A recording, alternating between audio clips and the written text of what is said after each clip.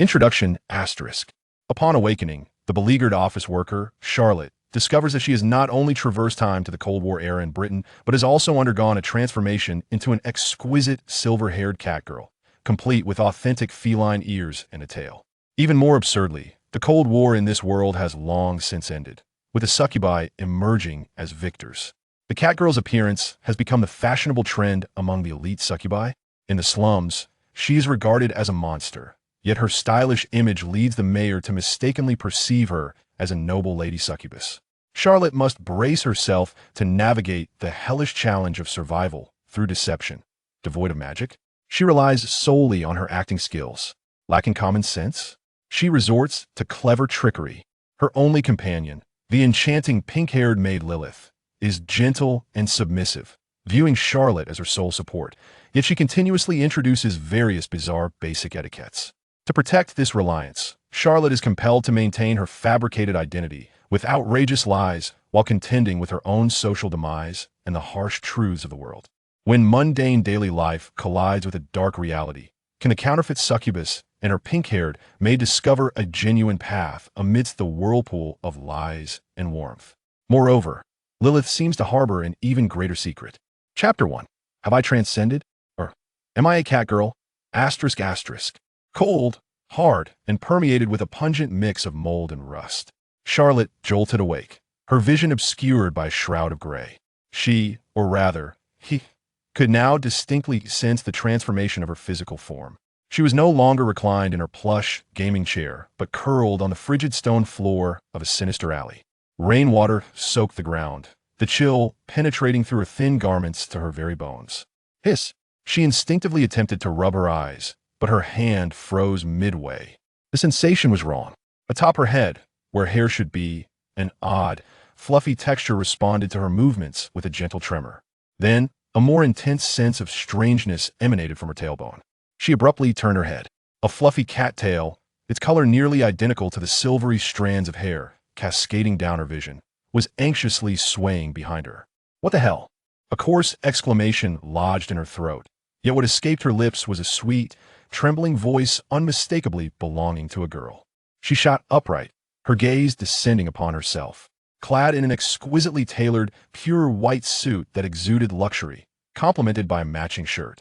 Below, she wore refined black stockings that enveloped her long, proportionate legs, leading to a minimalist yet subtly alluring black skirt. On her feet were polished, round-toed shoes, now speckled with mud. Women's attire? Cat ears? A tail? Gender-swapped. Charlotte's mind momentarily short-circuited, akin to being thrust into an antiquated washing machine, buzzing chaotically. Frantically, she reached for her head. The pair of fluffy, whimsically curved cat ears quivered sensitively beneath her fingertips. What in the world is happening? She murmured, her voice still unfamiliar with its youthful sweetness. Transcendence? A prank? Or perhaps a wretched, immersive VR game has malfunctioned.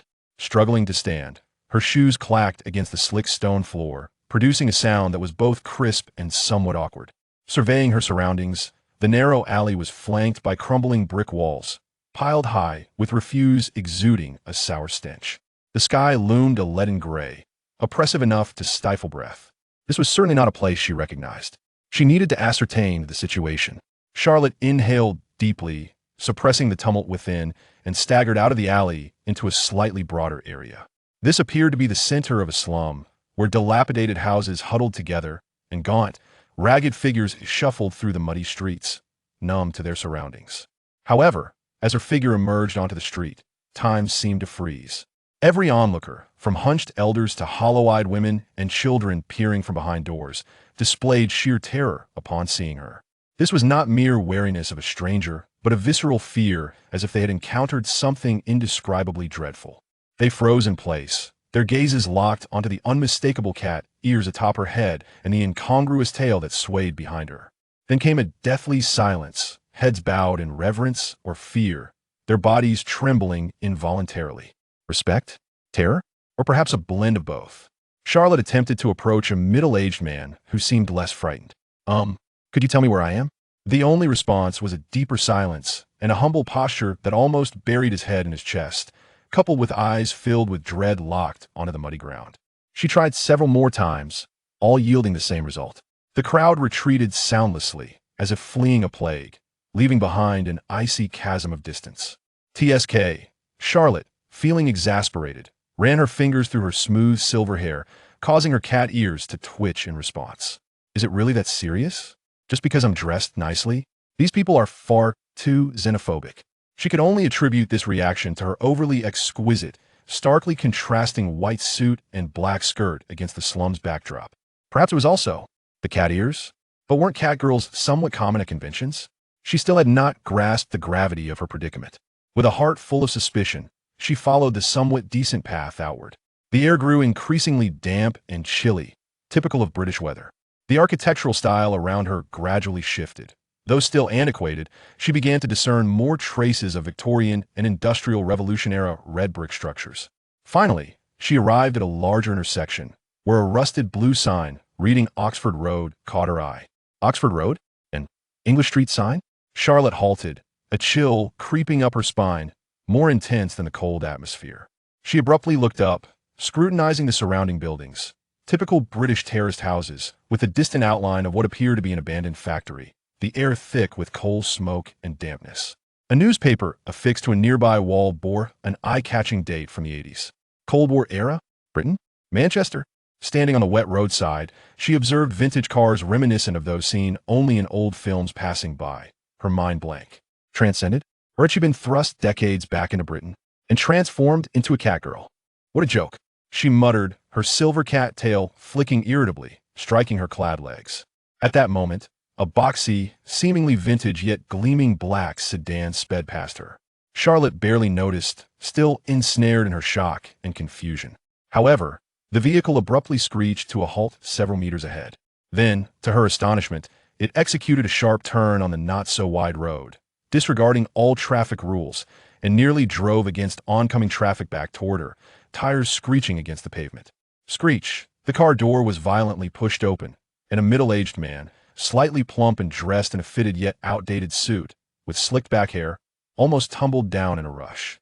His face was adorned with a smile that bordered on sycophantic, and he hurriedly approached Charlotte, bowing deeply at the muddy roadside, his voice trembling with excitement and reverence. Esteemed Demoness, your arrival in Manchester.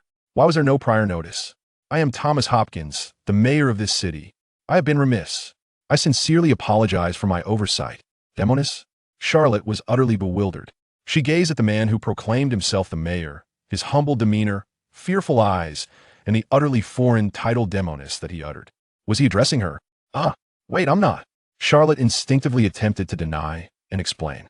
Yet Mayor Thomas did not afford her the opportunity to speak. His gaze, almost obsessive or perhaps fearful, swept over Charlotte's striking silver hair, which glimmered even under the dim sky.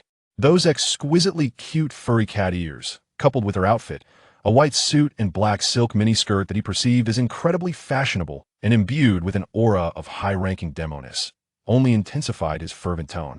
My lady, your beauty truly makes the dreary Manchester pale in comparison. This attire, this grace, this mimicry, simply perfect, utterly fashionable, an embodiment of the highest taste. He babbled incoherently, as if Charlotte were a divine being descended from the heavens. May I inquire if your esteemed presence in our humble town bears any significant directives? Or perhaps you require any services? Please do command. Hopkins shall exert every effort to comply. Charlotte opened her mouth, observing the man who seemed eager to kneel and kiss the tips of her shoes, and then glanced at the surrounding residents of the slum, their eyes filled with deeper fear and reverence. A bold, absurd, yet irresistibly tempting thought flashed through her chaotic mind like a lightning bolt. Demoness? High-ranking demoness? Mimicry? Cat ears and tail? Was her appearance being mistaken for that of a demoness? And a high-ranking one at that? Deny? Explain? In a slum where even words dared not approach her, facing a mayor so awed by demonesses, how could she explain that she was merely a cat girl from another world? Who would believe it? What would ensue? The instinct for survival instantly overshadowed all shock and doubt. An exquisite opportunity lay directly before her, capable of resolving her identity crisis while liberating her from this wretched state of hunger and cold. A flicker of unease brushed against her heart, yet a more profound resolve surged within her. Charlotte swiftly adjusted her expression, striving to emulate the aloof demeanor of those highbrow anime characters from her memories, slightly raising her chin, her silver cat ears imperceptibly twitching. In a tone deliberately cool, laced with a hint of languor and subtle arrogance, she spoke softly. She couldn't even muster the energy to explain why she was there. She merely uttered a monosyllabic acknowledgement of her existence. To Mayor Thomas, this cool response was imbued with the poise and authority befitting a high-ranking demoness. He was so excited he nearly swooned. Yes, yes, my lady. Please get in the car. It's too dirty here for you to stand. Quickly, please enter the vehicle. He was nearly bowing as he personally opened the back door of the luxurious car for Charlotte. Taking a deep breath, she quelled her racing heart and the lingering unease, striving to maintain her facade of aloofness, nodding slightly as she elegantly entered the warm, comfortable interior of the vehicle. The touch of the leather seat almost elicited a sigh of comfort from her. As the door closed, it sealed away the cold, damp air from outside and the fearful gazes of the onlookers. The car smoothly started, departing from the dilapidated area. Throughout the journey, Mayor Thomas sat in the passenger seat, his body rigid as he cautiously checked the rearview mirror to observe the high-ranking demoness in the back seat. She slightly turned her head to gaze out at the rapidly retreating, progressively less desolate streets, her silver hair cascading over her shoulders, her delicate profile appearing mysterious and beautiful in the dim light. Her cat ears occasionally twitched with the car's gentle bumps, adding an alluring beauty to her presence. The mayor's conviction grew stronger. She was undoubtedly someone of great importance. Eventually, the car entered a relatively quiet suburban area, stopping in front of a detached villa that exuded an impressive and luxurious English countryside style. The garden was meticulously maintained, albeit with a hint of artificiality. My lady, we have arrived. This is a temporary residence prepared for you by the city of Manchester. I hope you will not find it lacking. The mayor personally opened the car door for Charlotte, bowing deeply.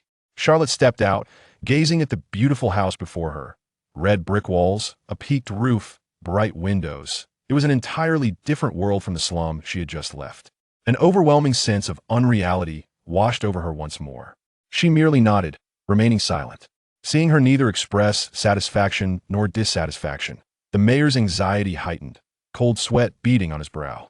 He accompanied Charlotte to the villa's entrance, watching as a servant opened the door, revealing a spacious, well-lit living room adorned with plush carpets and classical furnishings, a crystal chandelier casting a soft glow. My lady, would you like to rest? Should you require anything, please feel free to command me. The mayor fidgeted, visibly uneasy.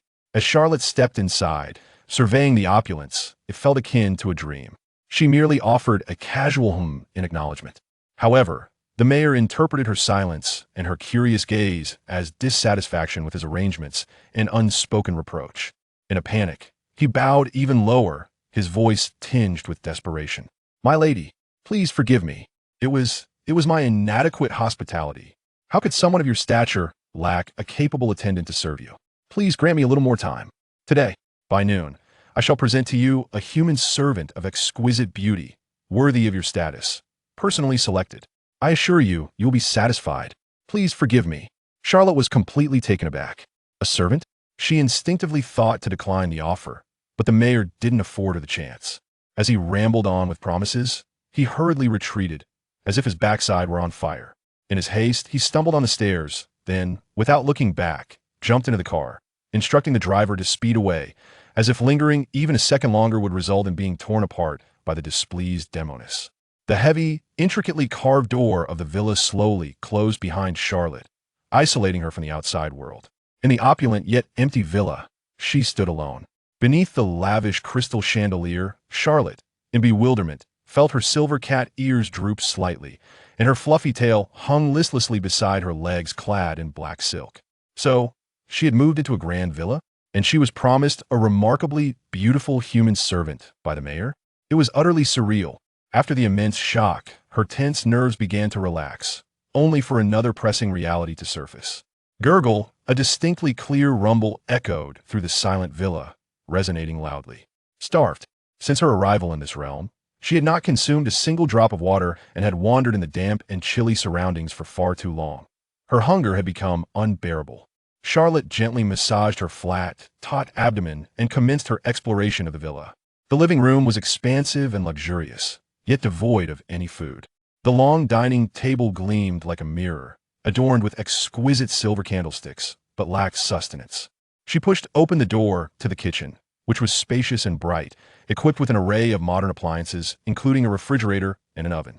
However, upon opening the refrigerator, it was entirely empty, and the cupboards were as barren as a model home. That Mayor Thomas, preoccupied with flattery and fear, had utterly neglected to provide her with the most basic provisions. Not even a penny remained. The pristine white suit she wore had pockets devoid of anything. Charlotte leaned against the cold refrigerator door, her silver cat tail flicking irritably, producing a faint thud against the polished porcelain tiles. What is this nonsense? She lamented, on the verge of tears. Was she truly destined to starve in this opulent villa just after being crowned the High Demon Lord? Frustration, hunger, and the myriad grievances and confusion she had experienced since her arrival intertwined within her. With a sigh, Charlotte resolved to wash her face to regain clarity and, in the process, take a good look at her current appearance, which she had not had the chance to examine closely before. The villa was vast, and she eventually located the bathroom. Upon opening the door, she entered another luxurious space. A massive jacuzzi, gilded faucets, and a full-length mirror that nearly occupied an entire wall. Charlotte's gaze instinctively fell upon that mirror. Then, she was utterly petrified. Reflected within was a figure distinctly her own. Silken silver hair cascaded to her waist, flowing like moonlight, shimmering with a pearlescent glow under the warm light of the bathroom. A face that defied description, exquisite as if crafted by the hands of a divine creator. Her skin was pale and flawless, while her features were perfectly proportioned to the point of taking one's breath away. Her eyes, clear and luminous, bore an exceptionally rare shade of blue reminiscent of the purest cornflower, widened slightly in astonishment, with long silver lashes fluttering like butterfly wings. Beneath her delicately shaped nose were lips, plump and pink like cherry blossoms, alluring in their beauty. Most striking of all were the pair of fluffy cat ears perched atop her head.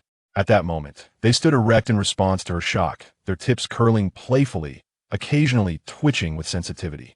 Behind her, a similarly fluffy silver tail, tinged with a hint of deep gray, hung limply, swaying gently in a display of unconscious despondency.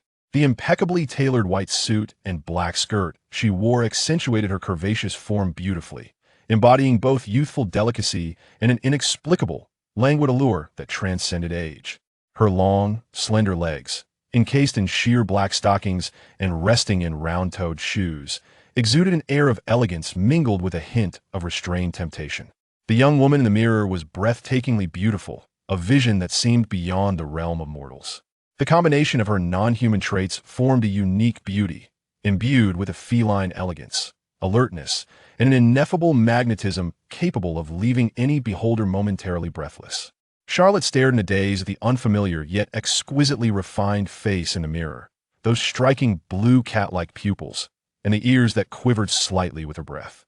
She finally understood why those from the slums had been so fearful and reverent, why Mayor Thomas had been rendered incoherent, why she was recognized as the High Demon Lord. This was not merely a matter of dressing well or catgirl cosplay. This was, without a doubt, a living, breathtakingly beautiful, cat-eared and tailed catgirl. I can't believe this, she uttered to the mirror, expressing her first genuine exclamation since her arrival, filled with shock and self-awareness. Her voice still retained its sweet, melodious quality, yet now brimmed with incredulous disbelief. Her stomach growled once more. Beauty could not be feasted upon. Now, this freshly minted, stunningly beautiful High Demon Lord Charlotte faced her foremost existential crisis. How to find something to eat in this empty, luxurious villa without succumbing to starvation. Chapter 2. The Pink-Haired Offering. The soft glow of the crystal chandelier bathed the vast, echoing luxury of the living room, yet it did nothing to dispel Charlotte's inner turmoil and the emptiness of her stomach. Gurgle. The rumble of her intestines arose once more in the silence, mocking the plight of the newly minted High Demon Lord. Charlotte, or rather the former Charlotte, now lay sprawled in a starfish position on the absurdly oversized, plush European-style bed in the master suite. Her silver hair lay messily across the dark velvet bedspread, her fluffy tail drooping listlessly, while her equally silvery cat ears occasionally twitched in response to the mild irritation brought on by her hunger. She had just completed a fruitless treasure hunt. From the opulent living room and dining area on the first floor to the study, guest rooms, and media room on the second floor, she had even searched the laundry room and storage space. She had rummaged through every cupboard, drawer, and corner that appeared capable of concealing something, even resorting to the embarrassing act of lying on the carpet to check beneath the sofa. The result? Nothing. Aside from dust and air, there was absolutely nothing. The refrigerator was empty, the cupboards bare, and not even a crumb of biscuit could be found. That Mayor Thomas had vanished quicker than a rabbit. Not a morsel of food or even a single penny remained. Ah! Charlotte let out a muffled wail, burying her face into the soft pillow, her voice muffled. What kind of demon lord is this? Just an empty shell. I might as well be a starving ghost. The sensation of hunger clawed at her stomach like tiny claws, rendering her restless. Even lying down offered no solace. She sat up, hugging her knees, and began to sort through the chaos of this utterly bewildering day. Firstly, and most importantly, transmigration, gender transformation, catgirl. This was an undeniable, painful reality set in stone. The beautiful face reflected in the mirror and the furry ears and tail were irrefutable evidence. Then, where was the requisite system for a transmigrator? Charlotte's eyes lit up as if she had grasped a lifeline. Yes, isn't that what novels always depict? A system, tasks, a beginner's gift package. Perhaps it contained food. She immediately held her breath, focusing intently, attempting to summon. System? Hello, is the esteemed system present? Open sesame? Avada Kedavra? Bada bing bada boom? Dear, could you please respond? Customer service? Hey, is anyone there? I'm going to starve. Regardless of whether she shouted in Chinese, English, or even invoked spells from games, her mind echoed only with the sounds of her own hungry and anxious voice in the deafening silence. There was no cold mechanical voice, no task panel, no attribute bars, and certainly no bread or milk manifesting from thin air. Damn! Charlotte fell back onto the bed in despair, her silver tail weakly swatting the mattress. Naked, yet embarking on the hellish challenge of a bare start. The only cheat at my disposal may well be this visage and these ears and tail. But does this peculiar existence serve any purpose beyond inciting fear and trouble? My thoughts drift back to the terrified, reverent gazes of the slum dwellers and the abject sycophancy of Mayor Thomas. Noble demon lord. High demon. Mimicry. These phrases whirl in my mind like scattered fragments. The Cold War era I am familiar with was a time of tension between two great human factions, rife with technological rivalry and nuclear deterrence.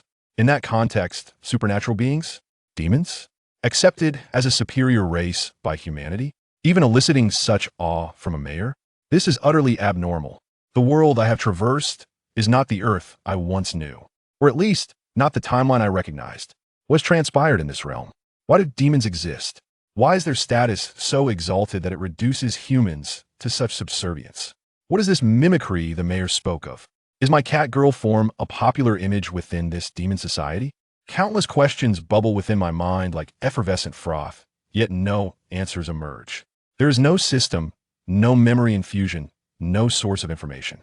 I feel as if I've been cast into a vast, shadowy labyrinth with rules entirely unknown, clutching the only torch, a disguise as a demon that might betray my identity at any moment. The unknown breeds fear, and hunger exacerbates my agitation. I irritably tug at my silver hair, my cat ears twitching nervously. How maddening. I'm starving. This wretched place.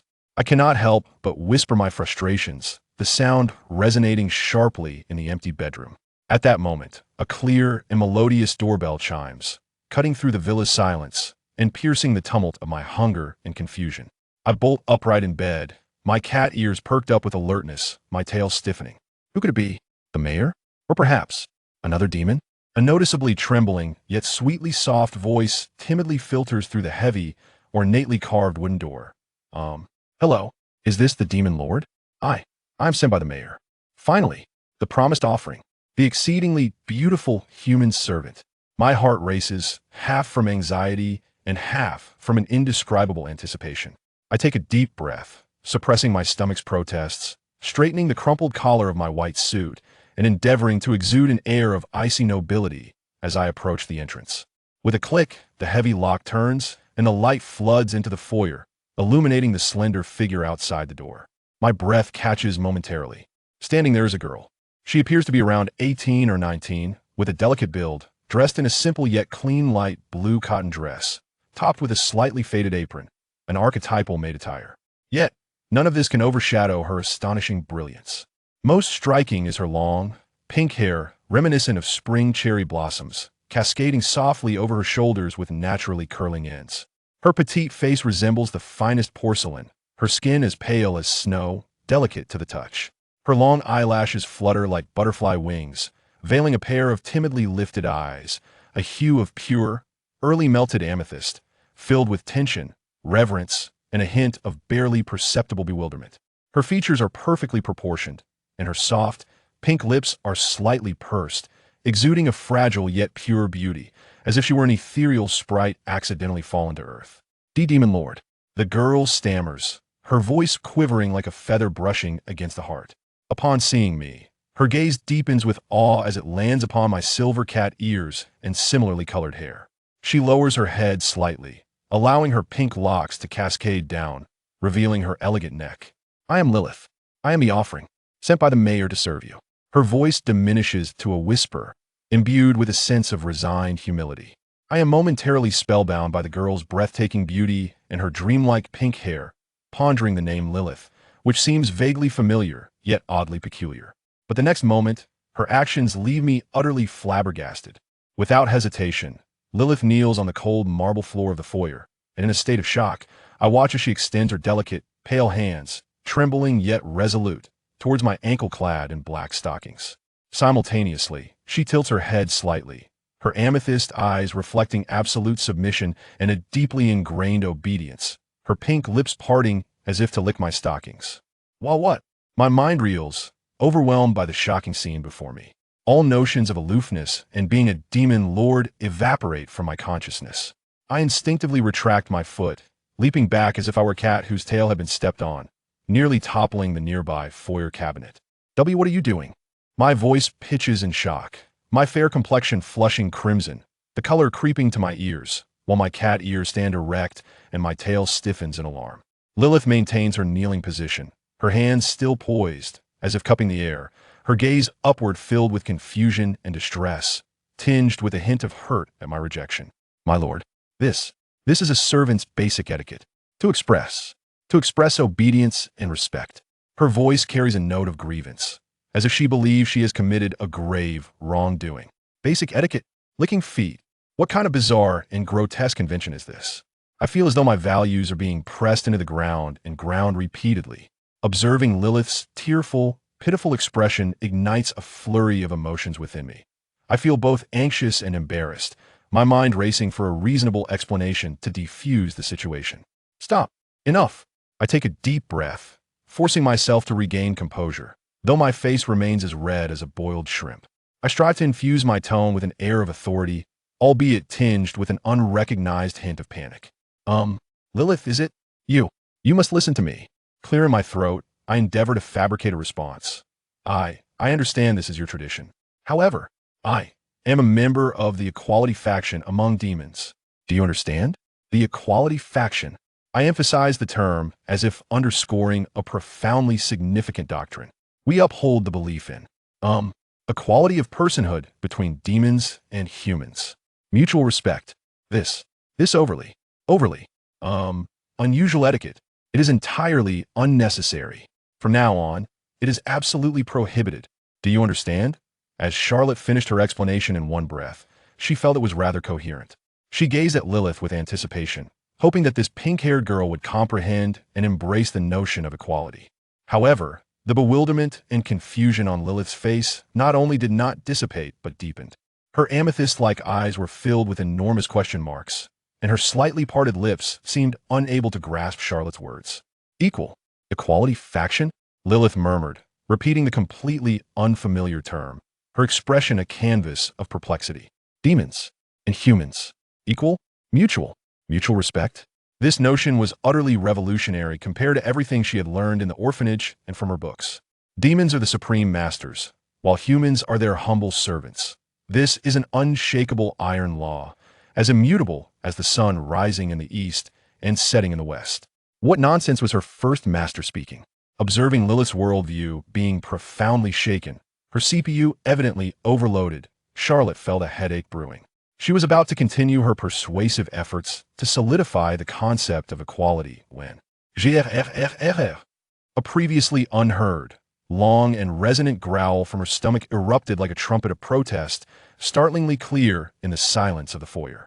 The noise was so loud that it even overshadowed Charlotte's attempt to speak. Charlotte. Lilyth. The air seemed to freeze. Charlotte's cheeks flushed crimson, and her neck and ears followed suit, while the cat ears atop her head drooped in embarrassment, and her tail shamefully curled in front of her. She wished for nothing more than to vanish into a crack in the ground. How mortifying! Her image was utterly ruined in front of such a beautiful offering. Lilyth appeared to snap back to reality, her amethyst eyes blinking in surprise. She glanced at Charlotte, who was blushing profusely, and a flicker of subtle understanding crossed her gaze, though confusion prevailed. Charlotte covered her growling stomach, wishing she could just disappear. Image? Facade? To hell with it. Survival was the utmost priority. With a reckless resolve, she raised her head, disregarding any semblance of demon lord poise, and with a gaze mingled with embarrassment, shame, and acute hunger, she looked at Lilyth, her voice tinged with a hint of resignation. Lilyth, we can discuss the equality faction later. She licked her lips, which were parched from anxiety and hunger. Right now, there's a more pressing issue. Do you have a way to solve the food problem? I mean food that I can eat. I'm about to starve. By the end, her voice carried a tinge of pitiful pleading. Upon hearing this, Lilyth paused, her expression momentarily perplexed. Food? Surely, the demon lord wouldn't.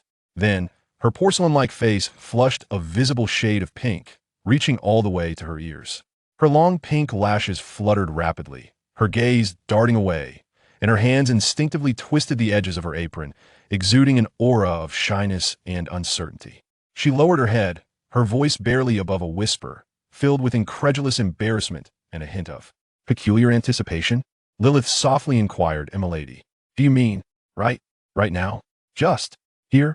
Charlotte, taken aback by Lilyth's suddenly flushed cheeks and her bashful demeanor, momentarily failed to grasp the significance of the question. Instinctively, she nodded in confusion. Yes, right here. The sooner, the better." No sooner had she spoken than Lilyth, as if making a resolute decision, took a deep breath and began to untie the ribbon at the front of her light blue cotton dress. Though her movements trembled slightly, her intentions were unmistakable. Wait. Charlotte finally realized. In a flash, she connected Lilyth's reaction, the traditions of demons, and the keyword feeding. How do demons feed? By absorbing energy, or more directly, through bodily fluid exchange. Recalling Lilyth's earlier gesture of wanting to lick her feet. Stop. Charlotte nearly lost her mind, her voice cracking. She dashed forward and firmly grasped Lilyth's hand that was untying her dress. The touch was icy and smooth, causing her to recoil as if electrocuted. That's not what you think. Charlotte felt she was on the brink of madness, her face red enough to bleed, her cat ears twitching uncontrollably, and her tail fluffing like a duster. I am talking about normal, human food. She enunciated each word as if shouting bread, milk, meat, vegetables, the kind that fills the stomach. Not that. Lilyth's movements froze. She raised her head, her amethyst eyes filled with immense, pure confusion, akin to a lost fawn in the forest. Strands of her pink hair cascaded down her cheeks, accentuating her bewildered expression. Normal food, she murmured, repeating the phrase, her previous shyness swiftly fading, replaced by a deeper bewilderment and a hint of barely perceptible disappointment. As she observed Charlotte's mortified and frantic demeanor, it seemed she had finally confirmed that the other was not jesting or harboring any peculiar inclinations.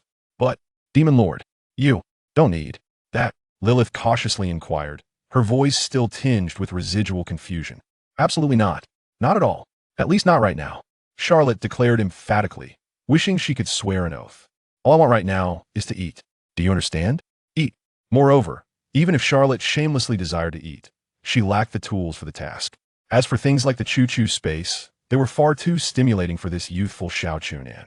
Lilyth gazed into Charlotte's beautiful blue cat eyes, which burned with pure longing for food and a tinge of desperation. Finally, she slowly nodded. though she still couldn't comprehend why a high-ranking demon lord was so fixated on mundane human food. Her master's commands were absolute. "Very well, milady," she replied softly, obediently rising to her feet and tidying the disheveled hem of her dress and apron. "Shall I go procure ingredients for you?" she tentatively asked. "Please do. Thank you, Lilyth," Charlotte exclaimed, relief washing over her as she nodded vigorously, eager to send this potential source of misunderstanding out the door immediately. Lilyth cast one last, deeply contemplative glance at Charlotte, her expression a complex tapestry of confusion, disbelief, residual disappointment, and a strange, curious sense of reacquaintance with this demon lord. She slightly bowed, glancing back 3 times as she stepped outside the villa, her mind swirling with questions and her master's unfathomable command for normal food. The heavy, ornate door closed once more. In the lavish yet empty living room, only Charlotte remained. Leaning against the frigid door, she gradually slid down to the polished marble floor, her hands pressed against her flushed cheeks, while the cat ears atop her head drooped wearily, and her tail languidly trailed behind her. "Aya!" A muffled wail, laden with the suffocating weight of social embarrassment and existential pressure, echoed hauntingly through the vast villa. She, a catgirl who had traversed worlds, a counterfeit high-ranking succubus, had just narrowly escaped being mistaken for prey by her newly acquired, stunningly beautiful human tribute maid. What a hellish survival game in this alternate realm. Now, her sole hope rested on the pink-haired maiden Lilyth, who was grappling with the shocking revelations of this world, casting lingering glances back as she departed, to swiftly return with genuine sustenance. Otherwise, this lady succubus might very well become the first time traveler in history to perish from starvation. Chapter 3. Lies in Maid Outfits, Revised. The sensation of her stomach being filled with warm food made Charlotte feel as though she had been rejuvenated. She lay back languidly on the spacious, plush velvet sofa in the living room, one hand gently caressing her flat abdomen, letting out a contented sigh. Her silvery hair spread across the dark back of the sofa, resembling a flowing pool of moonlight. The fluffy cat ears atop her head relaxed comfortably, occasionally twitching in response to her satisfaction. Her bushy tail draped lazily over the armrest, the tip rhythmically tapping. Lilyth's culinary skills were surprisingly commendable. Although it was merely a simple dish of spaghetti with tomato meat sauce, it indeed required some skill to make it unpalatable. Yet, the timing was impeccable. The meat sauce rich, and the noodles cooked to perfection. For Charlotte, who was so ravenous that her stomach was pressed against her back, it was nothing short of a Michelin 3-star experience. She squinted her beautiful blue cat eyes at the pink-haired girl silently tidying up the dishes in the open kitchen. Lilyth moved with grace and proficiency, exuding an ingrained sense of obedience honed through long-term training. The soft, warm light cast a glow around her slender silhouette and her dreamy pink hair, creating a scene both tranquil and lovely, if one were to overlook the vast chasm of understanding between them and the near mishap regarding their meal. At that moment, Lilyth halted her task of wiping the countertop. As if resolved to make a decision, she turned and approached a small, seemingly inexpensive canvas bag tucked away in the corner of the living room. She crouched down, rummaging within for a moment, and then carefully emerged with a neatly folded set of clothing. Charlotte cast a curious glance. It was a classic maid outfit. The main body was a deep black, tailored at the waist, with a collar and cuffs adorned in pristine white lace, while the lower half featured a fluffy black skirt that barely reached just below the thighs, similarly trimmed with white ruffles. Accompanying it was a white headband embellished with lace. It was a quintessential maid outfit, perhaps even teetering on the edge of stereotype. Yet, the length seemed rather too short, did it not? As Lilyth held the ensemble, 2 rosy blushes appeared on her delicate face, her amethyst eyes brimming with shyness and a resolute determination akin to facing death. Drawing a deep breath, she surprisingly turned to face Charlotte, still lounging on the sofa, and began to unbutton the light blue cotton dress she wore. Although her movements were somewhat shaky and clumsy, her intent was unmistakable, to change into that black and white maid skirt right before Charlotte's eyes. Charlotte nearly choked on the last remnants of her satisfaction. She sprang upright from the sofa with such speed that it stirred a gust of wind, her silver cat ears instantly perking up. "Stop, Lilyth. Cease this at once." Charlotte's voice trembled, and her cheeks flushed crimson. With a swift stride, she rushed forward and firmly grasped Lilyth's icy hands just as the latter was about to unfasten the second button of her blouse, revealing a hint of her fair collarbone. Lilyth's movements froze, and she lifted her gaze, her amethyst-like eyes filled with confusion and helplessness, along with a trace of unjustified grievance from being so abruptly interrupted. Is it not a rule that a personal maid must change in the presence of her master? She faltered, struggling to find the right words, her voice dwindling. It was a demonstration of the absence of dangerous items and an indication of readiness to serve. Charlotte felt her temples throb violently. What on earth was happening? Could the protocols established by the succubus be any more absurd? Changing clothes in front of the master in the living room? This was more outrageous than foot-licking. There was no such regulation. Absolutely none in my presence, Charlotte declared with unwavering conviction, though internally she was in a state of turmoil. She almost half-pushed, half-led the still-dazed Lilyth towards the staircase. The second floor. There are guest rooms. Change in there. Close the door. Take your time. Do you understand? Without further ado, she shoved Lilyth into an empty guest room on the second floor and slammed the door shut behind her, leaning against it outside, letting out a long, shaky breath. Good heavens, she rubbed her throbbing temples, feeling utterly exhausted. Life as a succubus master felt like dancing on the edge of a knife, and barefoot at that. However, before she could fully calm her racing heart, a muffled, heart-wrenching sob akin to a wounded animal echoed from within the room. Charlotte's heart sank. This was bad. She hurriedly twisted the doorknob and peeked inside. To her dismay, Lilyth had not changed her clothes. Instead, she clutched the black and white maid outfit. Curled up in the corner of the large bed, her pink hair cascading down to obscure much of her face. Yet, Charlotte could see her frail shoulders trembling slightly, the suppressed sobs piercing through the air like tiny needles, causing Charlotte's heart to ache. Lilyth? Charlotte approached cautiously, her voice barely above a whisper. Lilyth lifted her head, her porcelain-like features marred with tear tracks, her amethyst eyes brimming with profound grievance, fear, and a sense of abandonment. Master, she stammered, her voice breaking, do you find me repulsive? Do you think I am dirty and worthless, so much so that you cannot even bear to watch me change? Have you rejected even the most basic of courtesies? As she spoke, her sorrow deepened, tears cascading like a broken string of pearls. First, you do not wish for me to serve you. Then you refuse my offerings, and now you want to drive me away even for changing clothes. Master, do you not want me anymore? Are you sending me back? Charlotte felt as though she had been struck by lightning. In that moment, she abruptly realized that her misguided attempts at respect and avoidance of awkwardness were, in the deeply ingrained perception of servitude instilled in Lilyth since childhood, misinterpreted as signals of disdain and abandonment. The very etiquette she sought to evade became, for Lilyth, a means to demonstrate her worth to her master and ensure her survival against the threat of being forsaken. As she beheld the tear-streaked visage of the pink-haired girl, who appeared as though she had been cast aside by the entire world, Charlotte felt her heart gripped by an invisible hand. Overwhelmed by guilt and an indescribable urge to protect, she protested vehemently, no, absolutely not. Charlotte immediately sat at the edge of the bed, flustered as she attempted to wipe Lilyth's tears, only to find herself uncertain of how to proceed, leading her to awkwardly explain, Lilyth, listen to me. I do not harbor any disdain for you, not in the slightest. You are beautiful, truly, exceedingly beautiful. In her desperation, the words spilled forth, causing her cheeks to flush. Lilyth's sobs faltered momentarily as she lifted her tear-filled purple eyes, gazing at Charlotte in disbelief. A grown-up complimenting her beauty? A high-ranking succubus praising a mere human-esque appearance? Taking a deep breath, Charlotte resolved to fully embrace the lie of equality and elevate it further still. She grasped Lilyth's icy hand, striving to make her gaze appear sincere and resolute. Lilyth, do you remember what I said about the equalist faction? Its more accurate designation should be the progressive faction. Charlotte began to improvise, her mind racing with fervor. We belong to a rare and visionary subset among succubi. We believe that both succubi and humans, at their core, are sentient beings deserving of mutual respect and equality.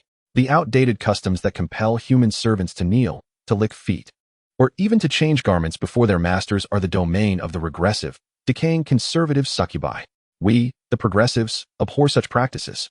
Observing the lingering confusion in Lilyth's eyes, Charlotte pressed on. It's entirely normal not to understand. The conservative forces wield significant power, monopolizing the narrative and propagating their enslavement theories far and wide. Our progressive ideals are still nascent, known to but a few. But I assure you, Lilyth, I do not disdain you. On the contrary, my rejection of those rituals is rooted in my respect for you. I wish to regard you as an equal, a being worthy of respect. Do you comprehend?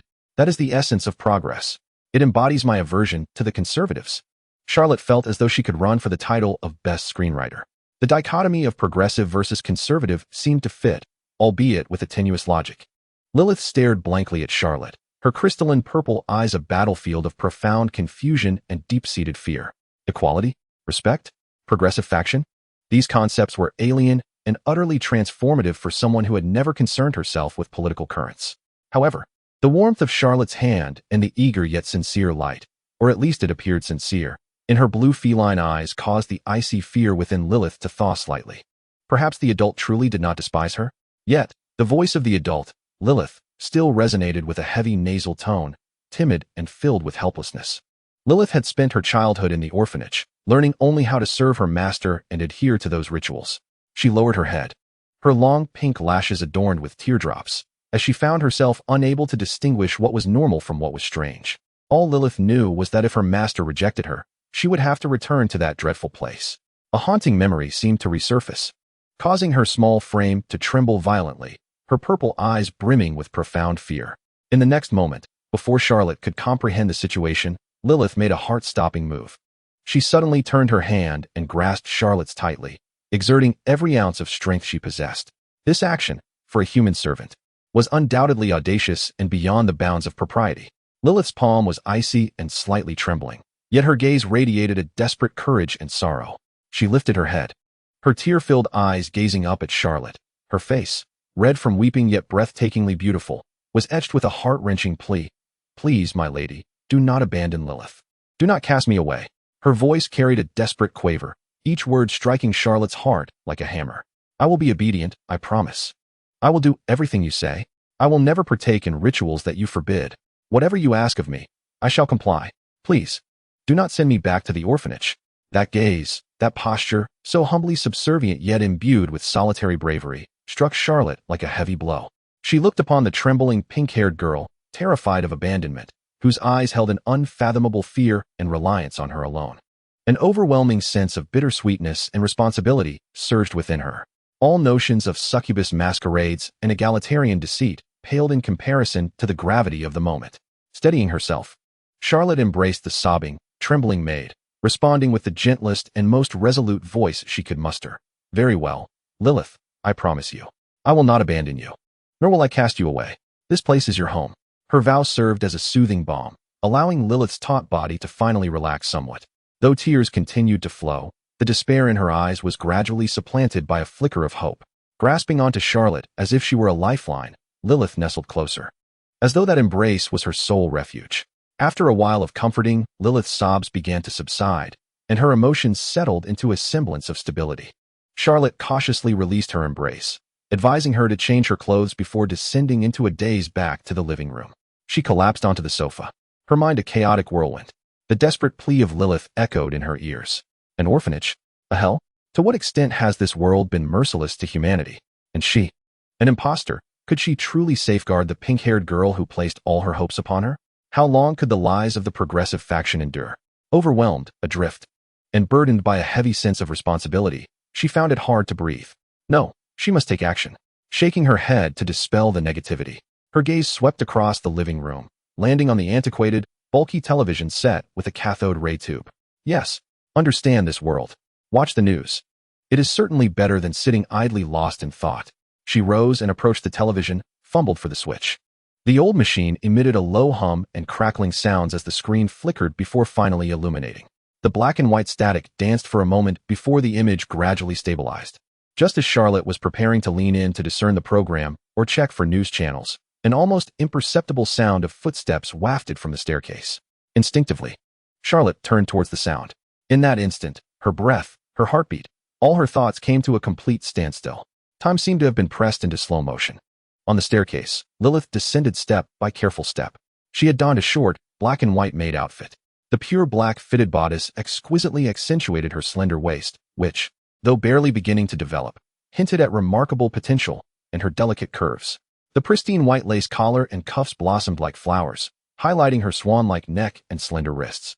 The fluffy black skirt was indeed just a tad longer than mid-thigh, revealing two segments clad in white garter stockings, smooth and straight, yet pleasantly plump thighs. With her feet adorned in a pair of impeccably polished black round-toed shoes. Most striking was her soft, long pink hair, now partially held up by a lace-trimmed white headband. With a few strands of bangs slightly lifted, revealing her eyes, still tinged with shyness and unease, reminiscent of the first blush of amethyst. A few playful strands of pink hair cascaded along her cheeks, adding an endearing touch.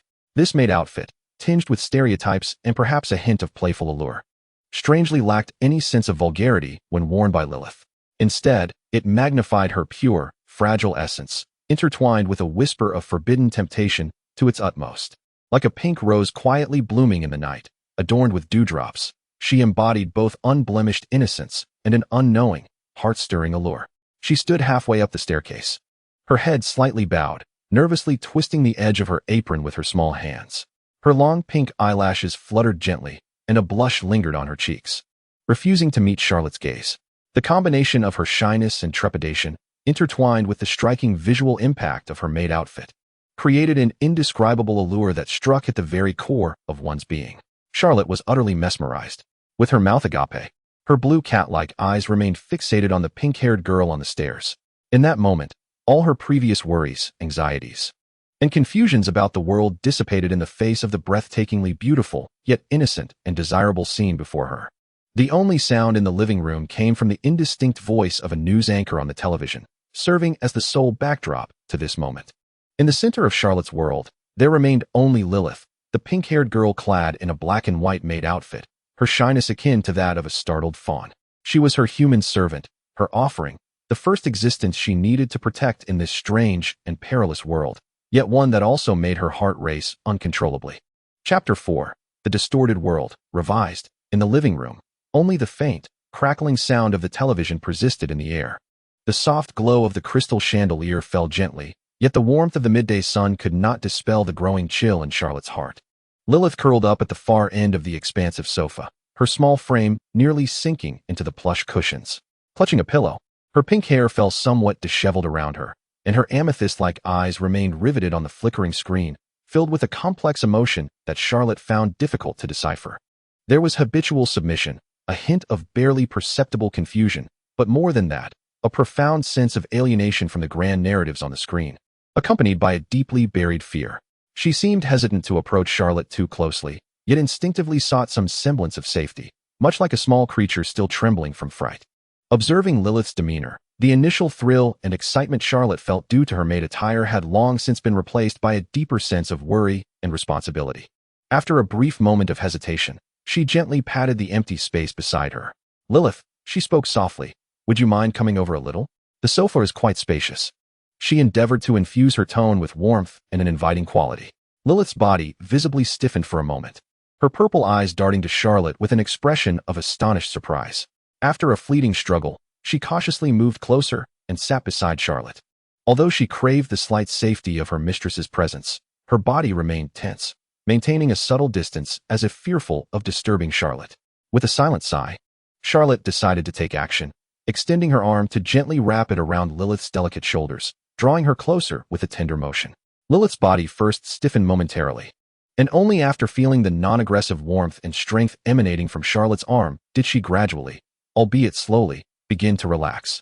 Like a small kitten that had finally discovered a safe haven, she tentatively rested her head against Charlotte's shoulder, her pink strands brushing against Charlotte's neck, eliciting a slight tickle. Charlotte's heartbeat faltered for a moment, yet it was swiftly replaced by an overwhelming sense of protective tenderness. Rather than pushing her away, she tightened her embrace, allowing Lilyth to nestle against her more comfortably. The two of them nestled together on the soft sofa, their gazes returning to the television screen. On the display, a female host dressed in a sharply tailored, modern ensemble was delivering the news in a rhythmic and compelling tone. The background rapidly shifted through vibrant scenes of fashion shows, street-style icons, and uniquely styled individuals. Leading the global trends was, as always, the enchanting metropolis of New York across the Atlantic. The host's voice soared as she proclaimed that this season, the mimicry trend continued to flourish. The latest darlings of the high-ranking succubi were undoubtedly the cat and rabbit styles. Look, this is a direct glimpse from Fifth Avenue's latest runway.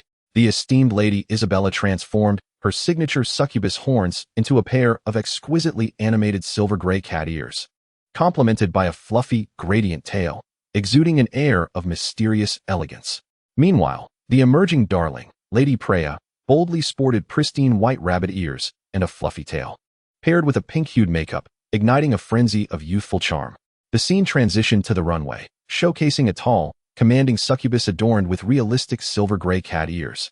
Her equally fluffy long tail swaying gracefully behind her, clad in avant-garde, revealing attire. Another model, sporting long white rabbit ears, bounced playfully while showcasing a charming dress.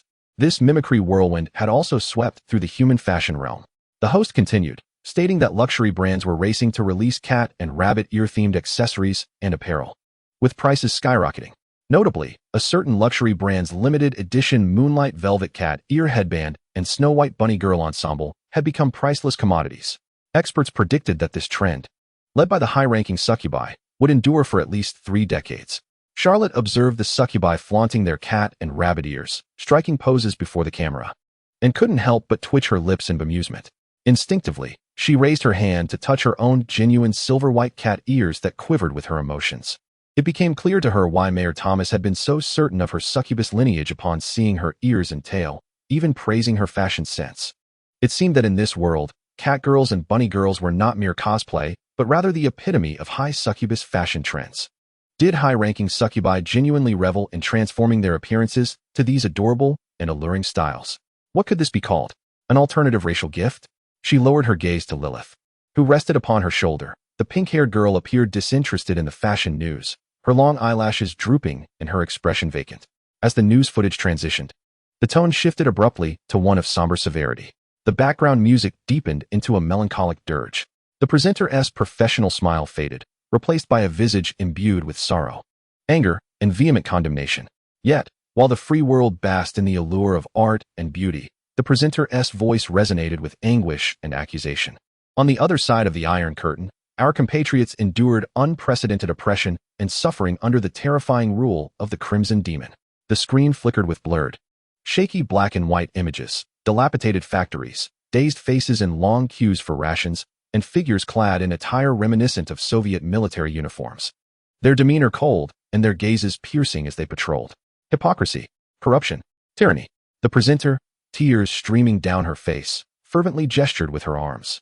This encapsulates our most accurate assessment of that woman, Yekaterina Ivanovna Voroshilova, entrenched in Moscow, and her so-called Red Alliance. The scene shifted to a hazy, seemingly official propaganda shot. A woman clad in a sharply tailored military-style uniform, adorned with elaborate insignia, stood resolutely on a high reviewing platform.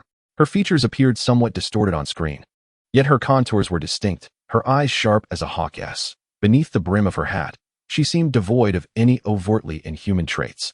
Yet an aura of commanding presence emanated, capable of freezing souls even through the screen.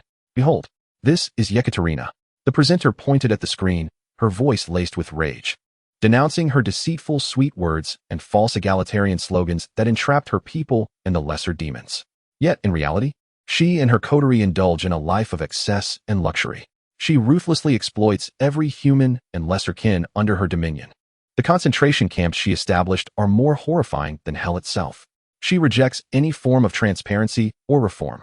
Even more appalling, the presenter's voice suddenly escalated. Infused with fear and accusation, she and her deranged regime not only refuse to fulfill any international obligations to curtail destructive weaponry, but are, in fact, exacerbating the expansion of her vast nuclear arsenal and even more terrifying arcane weaponry. Those terrifying creations, driven by perilous magic, capable of obliterating entire continents with a single shot. Her ambitions are glaringly evident.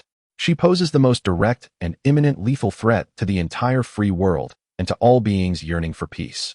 The imagery aligned with colossal missile silos, shrouded in an eerie purple-black glow, alongside ominous magical sigils. O people of the free world, awaken, be vigilant. We cannot turn a blind eye to the threat emanating from Moscow. We must unite under the resplendent beacon of the Free Lighthouse Alliance, supporting our esteemed leaders and the exalted demonesses to collectively resist the crimson terror and tyranny emerging from the East. For freedom, for survival. The host concluded with an almost fervent shout, the screen freezing on a newly unfurled flag, blending elements of the stars and stripes with a certain demonic emblem. As the news came to a close, a soothing advertisement began to play, featuring a young model promoting a fragrance said to significantly enhance pleasure. The living room fell into silence, interrupted only by the affected tones of the advertisement's voice and the nearly imperceptible breaths of the two nestled together. Charlotte remained motionless, her azure feline eyes fixated on the television screen, as if attempting to penetrate the icy display. Her heart raced within her chest, not due to the provocative woman in the advertisement, but because of the terrifying revelations contained within the brief news segment that threatened to upend all her understanding. Demonesses. Not merely one or a group, but an entire race. A formidable species capable of ruling the world. They have supplanted the bipolarity of the Cold War. Demonesses reign supreme. It appears that the Western world has been thoroughly infiltrated and controlled by these demonesses, culminating in the so-called new beacon of freedom. With the exalted demonesses leading the fashion trends and indulging in the offerings of humanity. Similarly, the East is under the dominion of demonesses, led by a formidable red demoness named Ekaterina Ivanovna Voroshilova, whose name alone suggests a formidable presence. The news depicted her as a tyrant, brutal, corrupt, and militaristic. Of course, in accordance with the customary narratives of Western media, the veracity of such portrayals remains questionable. Nuclear weapons and arcane armaments. The terrifying equilibrium of the Cold War has escalated in this world.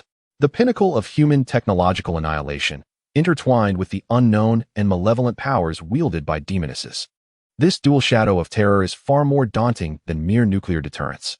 It is no wonder that the denizens of the slums recoil in fear at the sight of her feline ears and tail, as if confronting a specter. It is no wonder that Mayor Thomas grovels like a dog. No wonder Lilyth was indoctrinated from a young age with servile etiquette, perceiving the orphanage as a hellish realm. No wonder humanity has come to accept the existence of demonesses as a matter of course, venerating them as the supreme race. For this is not a fantastical world where supernatural beings sporadically manifest. It is a realm where demonesses have triumphed, utterly enslaving humanity. The Cold War did not culminate in a victory for one side or mutual annihilation, but rather in an absurd and terrifying manner. Thoroughly crushed and supplanted by a third-party supernatural force. The phrase demonesses reign supreme embodies such a heavy, dark, and utterly despairing reality. Should her masquerade as an exalted demoness be exposed, Charlotte felt a chilling dread surge up her spine, rapidly enveloping her limbs and core. She instinctively tightened her grip around Lilyth. The pink-haired girl nestled in her arms seemed to sense her rigidity and the sudden rush of fear, her body tensing slightly as she leaned in closer, as if seeking warmth and solace. Charlotte lowered her gaze to Lilyth's pure, unblemished, yet currently troubled amethyst eyes. This girl epitomized the most ordinary yet tragic human struggle for survival in this twisted and cruel world. She, a counterfeit high-ranking succubus and a nearly destitute transmigrated catgirl, bore the burden of being a sacrificial offering deeply scarred by the world's rules, relying solely on Charlotte. Could she truly uncover a path to survival in such a hellish realm? Meanwhile, the television blared incessantly, peddling mint-scented air fresheners, while Charlotte's heart sank into an unfathomable abyss. The iceberg of their worldview had finally revealed a grotesque facet, and they were merely standing at the precipice. Chapter 5. The Symbol of Identity? Revised. The television continued to play irrelevant advertisements tirelessly, the hypnotic white noise pervading the cozy living room. Lilyth curled up beside Charlotte, her initial tension and anxiety gradually dissipating under the warmth and security provided by Charlotte's embrace. The shock from the news about the harsh reality of their world seemed temporarily quelled by this moment of tranquility. Charlotte could feel the small head resting on her shoulder growing heavier. She tilted her head slightly to see Lilyth's beautiful amethyst eyes gently closed, her long pink lashes casting delicate shadows on her fair cheeks. Her breathing was even and shallow, her soft pink lips unconsciously pouting slightly, reminiscent of an unsuspecting infant. The day's fears, grievances, turmoil, and emotional upheaval had finally lulled the weary girl into a deep slumber. Observing Lilyth's serene sleeping face, Charlotte felt her heart soften. However, her gaze fell upon the thin black and white maid outfit, the astonishingly short hemline exposing Lilyth's slender legs. The lace neckline hung open slightly, revealing her fragile collarbone and chest, which appeared even more vulnerable in slumber. Charlotte's brow furrowed gently once more. Early autumn in Manchester was already somewhat chilly and damp, although the villa had heating. The temperature was far from warm. Sleeping in such scant clothing would undoubtedly lead to a chill. I must carry her back to her room, Charlotte thought to herself. She cautiously shifted her slightly numb arm, attempting to adjust her position to lift Lilyth without waking her. The intention was noble, but reality was harsh. Although Charlotte's current form had transformed her into an extraordinarily beautiful catgirl, she remained fundamentally a frail creature lacking physical strength, perhaps even weaker than the average girl. Conversely, while Lilyth appeared delicate, She was indeed a girl of 18 or 19, her weight undeniably substantial. Charlotte held her breath. One arm draped over Lilyth's shoulders while the other slipped beneath the bend of her legs. Taking a deep breath, she exerted her strength at the waist. Lilyth murmured unconsciously in her sleep, instinctively adjusting her position, which inadvertently made it even more challenging for Charlotte to maintain her balance.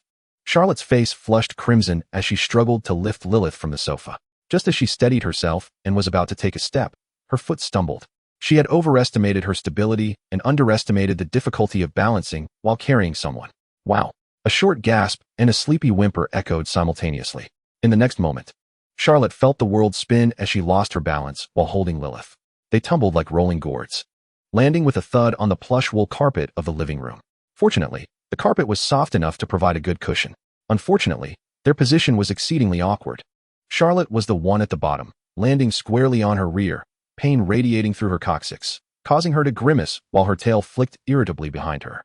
Lilyth, instinctively protected in Charlotte's embrace, fell atop her, her small face nestled against the soft hill of Charlotte's body.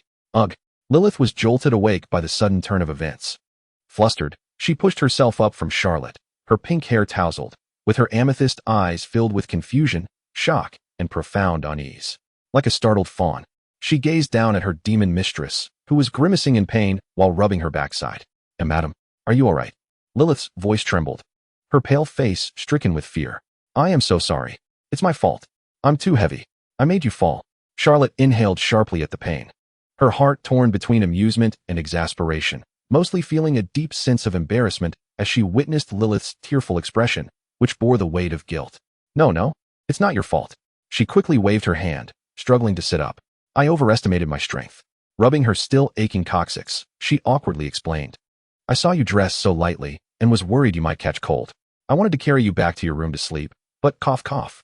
Upon hearing this, Lilyth's confusion deepened, her amethyst eyes scanning Charlotte's pained expression before glancing down at her own flimsy maid outfit.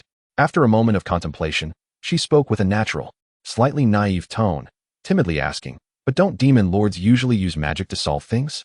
Like a levitation spell? Or teleport directly back to their room? She tilted her head, her pink locks cascading down, recalling tales from the orphanage about high-ranking demon lords possessing formidable magic. Charlotte. Her expression froze, as if struck by an invisible lightning bolt, her hand pausing mid-rub. Magic. Of course. A demon. How could a high-ranking demon possibly lack magical abilities? She, the imposter, has been so engrossed in astonishment, disguise, deception, and hunger since her arrival in this world that she has completely disregarded the core magical abilities of a succubus. Gazing into Lilyth's pure, innocent, and inquisitive violet eyes, Charlotte felt a cold sweat trickle down her spine. Her mind kicked into overdrive once more. Ah, this magic. Charlotte chuckled awkwardly, her gaze wandering as her brain raced to fabricate excuses. Lilyth, you are absolutely correct. Magic is indeed quite convenient. She made a concerted effort to infuse her tone with an air of profound wisdom. However, you must understand what lies at the core of our progressive ideology: equality, respect. Sitting up straight, she adopted a serious and profound demeanor. Consider this. If I were to casually use magic in your presence, be it for lifting objects or teleportation, would that not be akin to constantly flaunting my magical prowess over you? Wouldn't that starkly emphasize the inequality between us? It would be a blatant affront to our progressive stance. The more Charlotte spoke, the more convinced she became of her reasoning. Thus, from the perspective of our progressive faction, casually wielding magic before humans is an exceedingly disrespectful and arrogant act. It severely undermines the atmosphere of equality we strive for. Such behavior must be avoided at all costs. Do you understand? We prefer to embody our respect for humanity through our actions. She gestured towards her sore backside, forcefully adding, See, this is the price of respect. Lilyth listened intently to Charlotte's elaborate reasoning. Her crystalline eyes blinked, and although they still held a semblance of confusion, she nodded earnestly. Yes, Lilyth understands. The adult refrains from using magic out of respect for Lilyth. The adult is truly kind. The look in Lilyth's eyes reflected a deeper sense of reliance and trust. As for Charlotte's aching backside, that must surely be the noble price the adult paid for the belief in equality. Charlotte, witnessing Lilyth's unwavering and even somewhat admiring gaze, felt her momentary relief at having deceived her wash away under an overwhelming tide of guilt. This foolish child is far too easy to fool. Nevertheless, the crisis had been temporarily averted. Charlotte rubbed her still sore waist and glanced out the window. The hour was still early. The afternoon sun filtered through the clouds, casting a rare warmth. Lilyth, Charlotte stood up, stretching her limbs. Since there's nothing much to do this afternoon, shall we go for a stroll? I am quite curious about Manchester. In her previous life, she had been a recluse, rarely venturing beyond her province. And she was filled with curiosity about this city known for its industrial revolution, even though it might have changed beyond recognition now. A stroll? Lilyth's eyes sparkled with excitement, but then hesitated. Do you need anything, my lady? Lilyth can go procure it for you. Not procuring, Charlotte waved her hand dismissively. Just a casual walk to observe and familiarize myself with this city. Will you accompany me and serve as my guide? She endeavored to maintain a tone that was casual and untroubled. Upon hearing that she could accompany her master, Lilyth's face instantly blossomed with an expression of joy, and she nodded vigorously, exclaiming, yes. Lilyth is willing. Suddenly, as if struck by a thought, she hurried back to her modest travel bag, rummaging within for a moment. With utmost care, she retrieved 2 sheets of paper and eagerly returned to Charlotte, presenting them with both hands. Esteemed master, this is an offering from the mayor, meant for you. Lilyth's voice resonated with a hint of reverence. The items in her hands were 2 exquisitely printed bank checks, each adorned with an astonishing number of zeros. The sum inscribed was enough to sustain Charlotte through several lifetimes in her previous existence. Charlotte raised an eyebrow as she regarded the substantial checks, contemplating Mayor Thomas's extravagant generosity in appeasing the high-ranking succubus. Casually, she accepted one, then performed an astonishing act that left Lilyth speechless. She retained only 1 check and returned the other directly into Lilyth's hands. Here, you keep this one. Charlotte's tone was as nonchalant as if she were handing over a mere tissue. Lilyth recoiled as though burned, her hand instinctively retracting, nearly causing the check to slip from her grasp. She gazed at Charlotte in alarm. Master? How can this be? This is your offering. Lilyth cannot accept this. Take it, Charlotte asserted, her tone resolute, infused with the authoritative demeanor of a progressive succubus. I have stated that we are equals.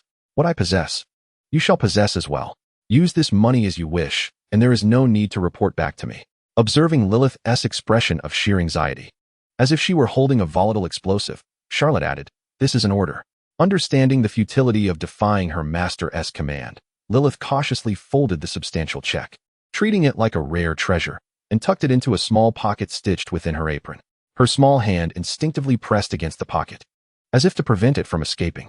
Her gaze toward Charlotte was filled with incredulous gratitude and deeper bewilderment. This master was entirely unlike what she had been taught, strangely peculiar, yet undeniably gentle. Very well, go change into something appropriate for going out, Charlotte suggested, in good spirits, preparing to ascend the stairs to brush off the dust from her white suit, as she currently had no other garments to change into. However, Lilyth remained rooted in place. Speaking with an air of certainty, Master, Lilyth shall wear this outfit to accompany you outside. Charlotte paused, turning to examine the striking black and white short-made outfit adorning Lilyth, her lips twitching with reluctance. Wearing this? For shopping? That may not be suitable. It's too conspicuous. She found herself unable to articulate the words too embarrassing. Yet, Lilyth wore an expression of even greater confusion. But, Master, this is the designated uniform for attendants when accompanying you outside. It's mandated by law. All formally designated human attendants accompanying their succubus masters must wear the prescribed attire that clearly signifies their identity and status for ease of recognition and management. She tugged at her skirt and apron.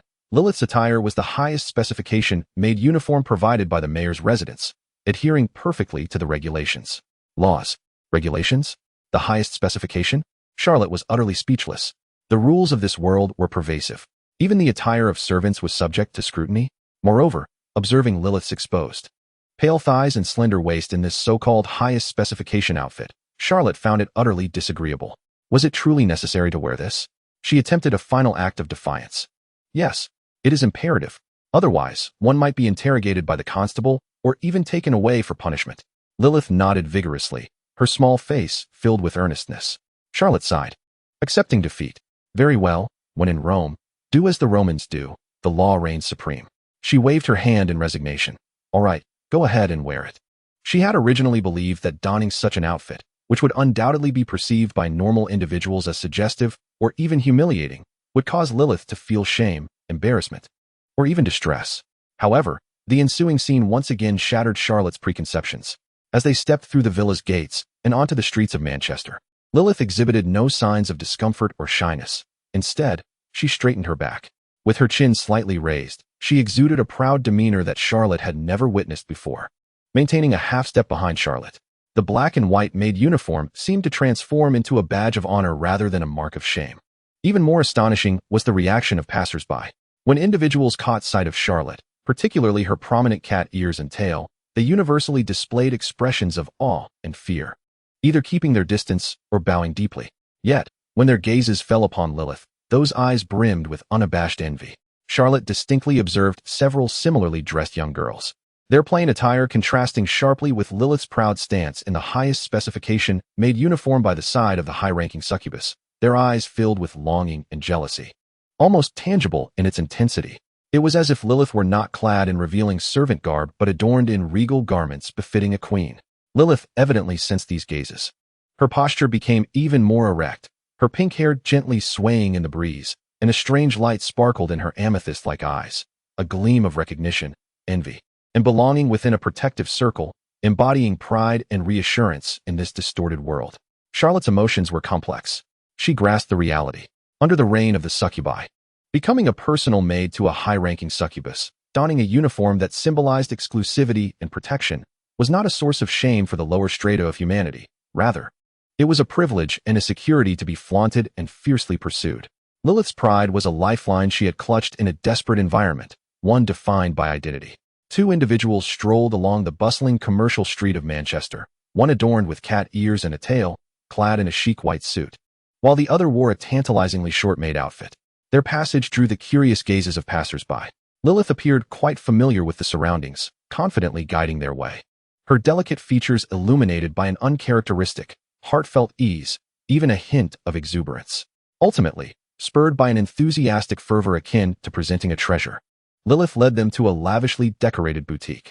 In the grand display windows, exquisitely tailored garments crafted from evidently expensive fabrics were showcased. The lighting casting an ethereal glow upon the models, creating an almost surreal dreamlike atmosphere.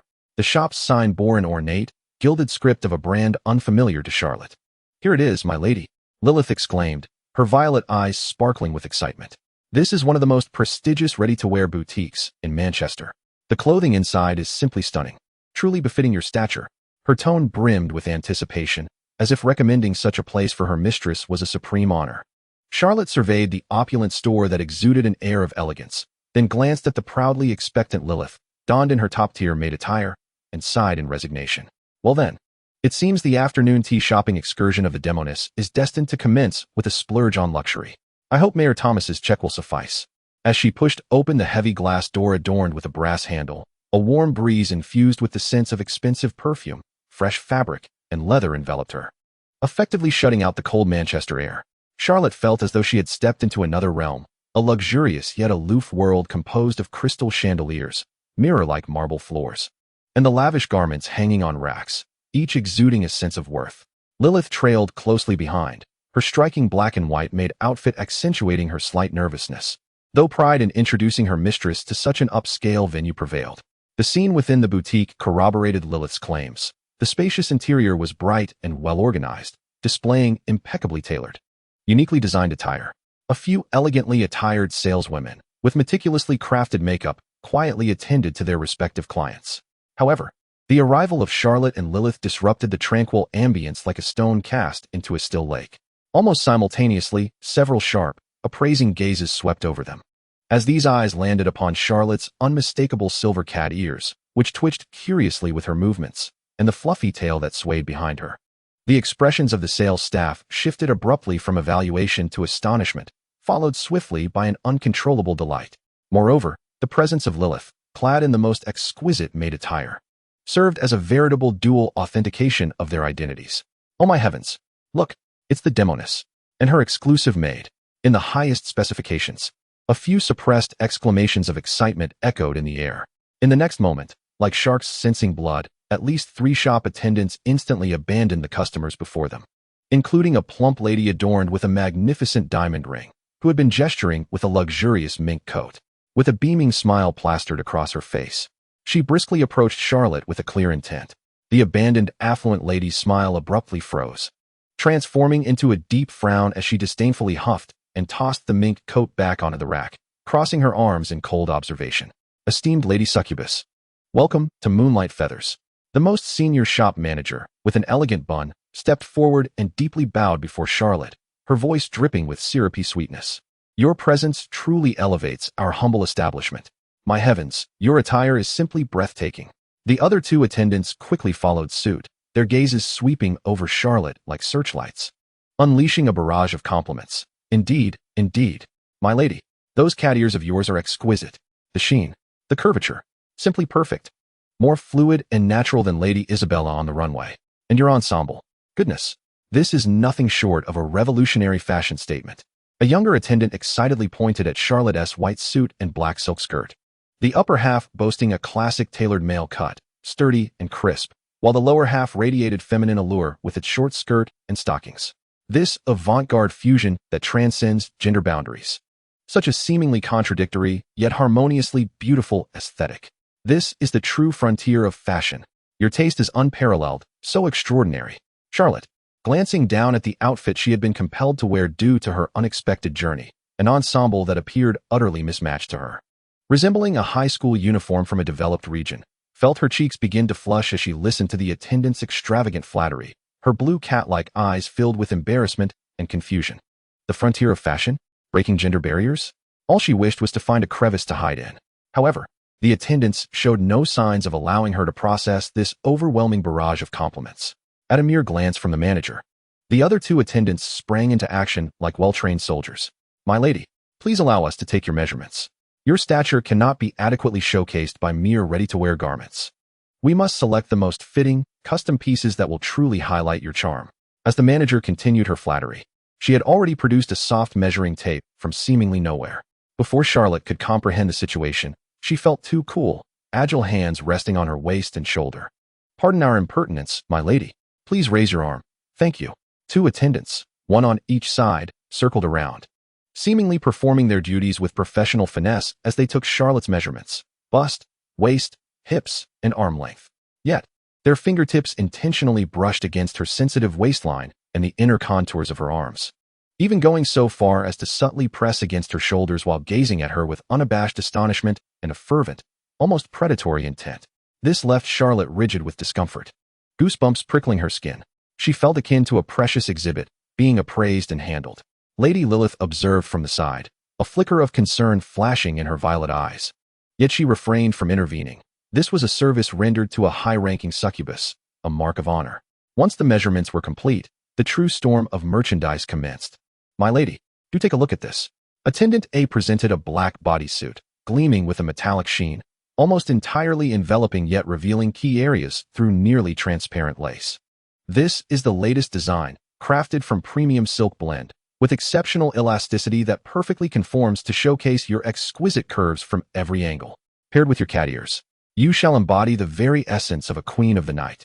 No, my lady, this piece is far more suited to you. Attendant B countered, unfurling a diaphanous champagne-colored gown adorned with tiny crystals. The neckline dipped perilously close to her navel, while the skirt featured a daring high slit reaching nearly to her side waist. A cascade of starlight, crafted from the finest moonlight silk. It shimmers with every step, revealing tantalizing glimpses. Paired with your noble demeanor and charm, you would undoubtedly be the most radiant star at any soiree. And behold this bunny girl ensemble. My lady, immaculate white fur, a playful tail. This is the height of current fashion. This gothic Lolita, a sweet darkness that perfectly complements your enigmatic allure. One by one, these strikingly diverse yet extraordinarily provocative garments were presented before Charlotte. The attendants spoke with such fervor, as if each piece were tailor-made for her, insisting that to decline would be a grave folly. Charlotte found herself utterly bewildered by the spectacle, gazing at the scanty fabrics and audacious designs. She yearned to shake her head in vehement refusal. However, each time she attempted to voice her dissent or retreat, the eager anticipation in Lilyth's crystalline violet eyes, as if proclaiming that the lady would look resplendent in these outfits, stifled her words. Well, since I am merely indulging in the mayor's funds, I might as well experience the peculiar customs of this world, Charlotte mused, resigned to her fate. Thus, amidst the attendants' enthusiastic crowd and semi-coercive insistence, she was ushered into a spacious, luxurious fitting room like a marionette on strings. The ensuing moments transformed into an elongated and humiliating fashion show for Charlotte. She was instructed to don the skin-tight bodysuit, which rendered her nearly breathless, while attendant A kindly adjusted the straps and contours of her figure, lingering with fingers on her smooth back. Next, she was adorned with the gossamer gown, with attendant B excitedly exclaiming about how enchanting her collarbone and décolletage appeared beneath the sheer fabric, even attempting to assist her in managing the dangerously low neckline that barely concealed anything. The rabbit ear headband was forcibly placed atop her already existing cat ears, while a fluffy rabbit tail bobbed playfully behind her short skirt. The sales staff stifled their screams, unable to contain their delight, exclaiming that she was adorably charming beyond measure. The heavy fabric of the gothic Lolita dress constricted her waist painfully, and the intricate lace and ribbons made her feel like a walking confection. With each change of outfit, the staff erupted in exaggerated praise, eagerly inquiring how she felt and whether she found it most comfortable or if it perfectly complemented her essence. Throughout this ordeal, Charlotte remained expressionless, her gaze vacant, her cheeks aflame, responding only with mechanical nods or indistinct murmurs of agreement. It was as if her spirit had detached from her body, coldly observing from above the dressing room, gazing down at the peculiar figure that was her own, surrounded by a throng of women fussing over her like a doll. Just as Charlotte felt dizzy and mentally disoriented, the manager seized the moment when she had just donned a champagne-colored slip dress, her mind still clouded. Leaning close, the manager whispered in a tone laden with allure and admiration, "Esteemed lady, you are the very embodiment of a natural model, a living muse of fashion. The way you wear our garments outshines any model we have ever engaged. Might we have the immense honor of capturing a few photographs of you, to be displayed in the most prominent position of our store, as a tribute to the glory of moonlight feathers? It would be our utmost privilege. We shall waive the cost of these garments and provide you with the most generous endorsement fee." Endorsement? Photographs? Displayed in the store?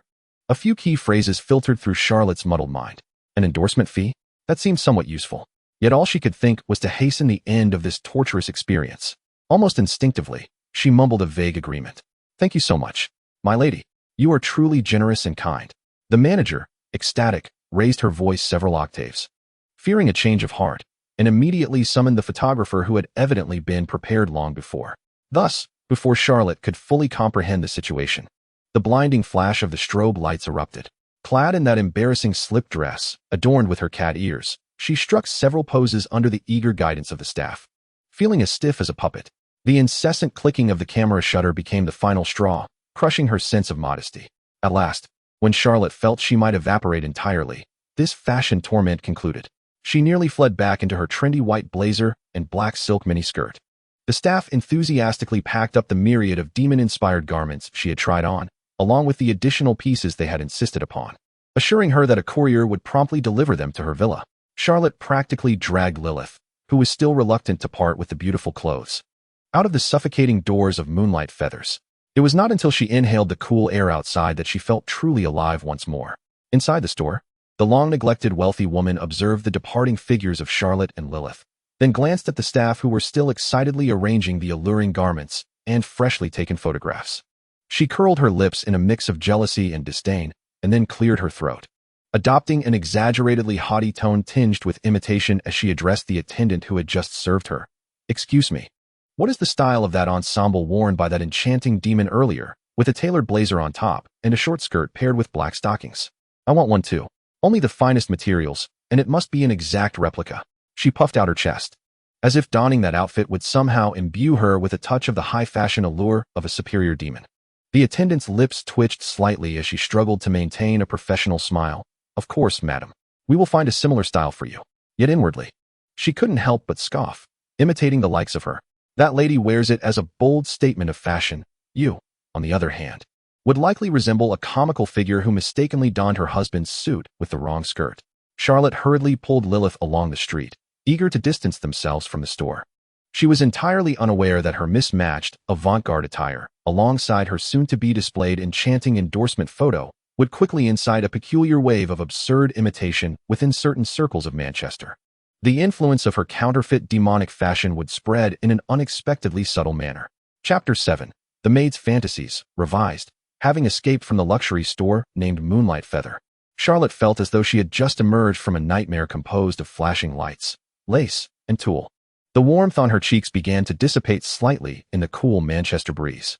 Lilyth, however, walked with a light step, dressed in her signature black and white short-maid outfit, her small face adorned with a flushed satisfaction as if she had just completed a sacred mission to enhance her master's glory. The two wandered aimlessly along the streets, which were gradually illuminated by neon lights. The city's clamor settled under the afternoon sun, only to be reignited by the sounds emanating from various shops. Charlotte endeavored to package and seal away the embarrassing fitting room scenes from her mind, her gaze sweeping over the storefronts in search of something grounding, such as food.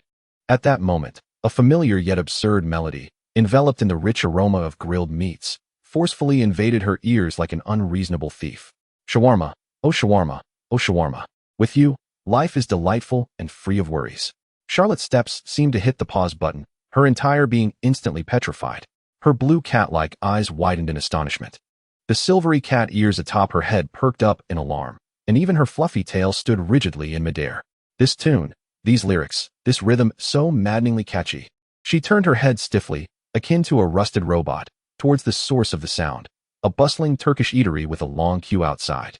On a colossal rotating spit, golden slices of meat sizzled, with fat dripping and an enticing aroma wafting through the air. A proprietor, adorned with a vibrant red Turkish felt hat and a beaming smile that could dazzle the eyes, deftly sliced the meat, rolled the wraps, and fried the fries, all the while serenading the queue of patrons with a passionately accented rendition of the legendary shawarma song.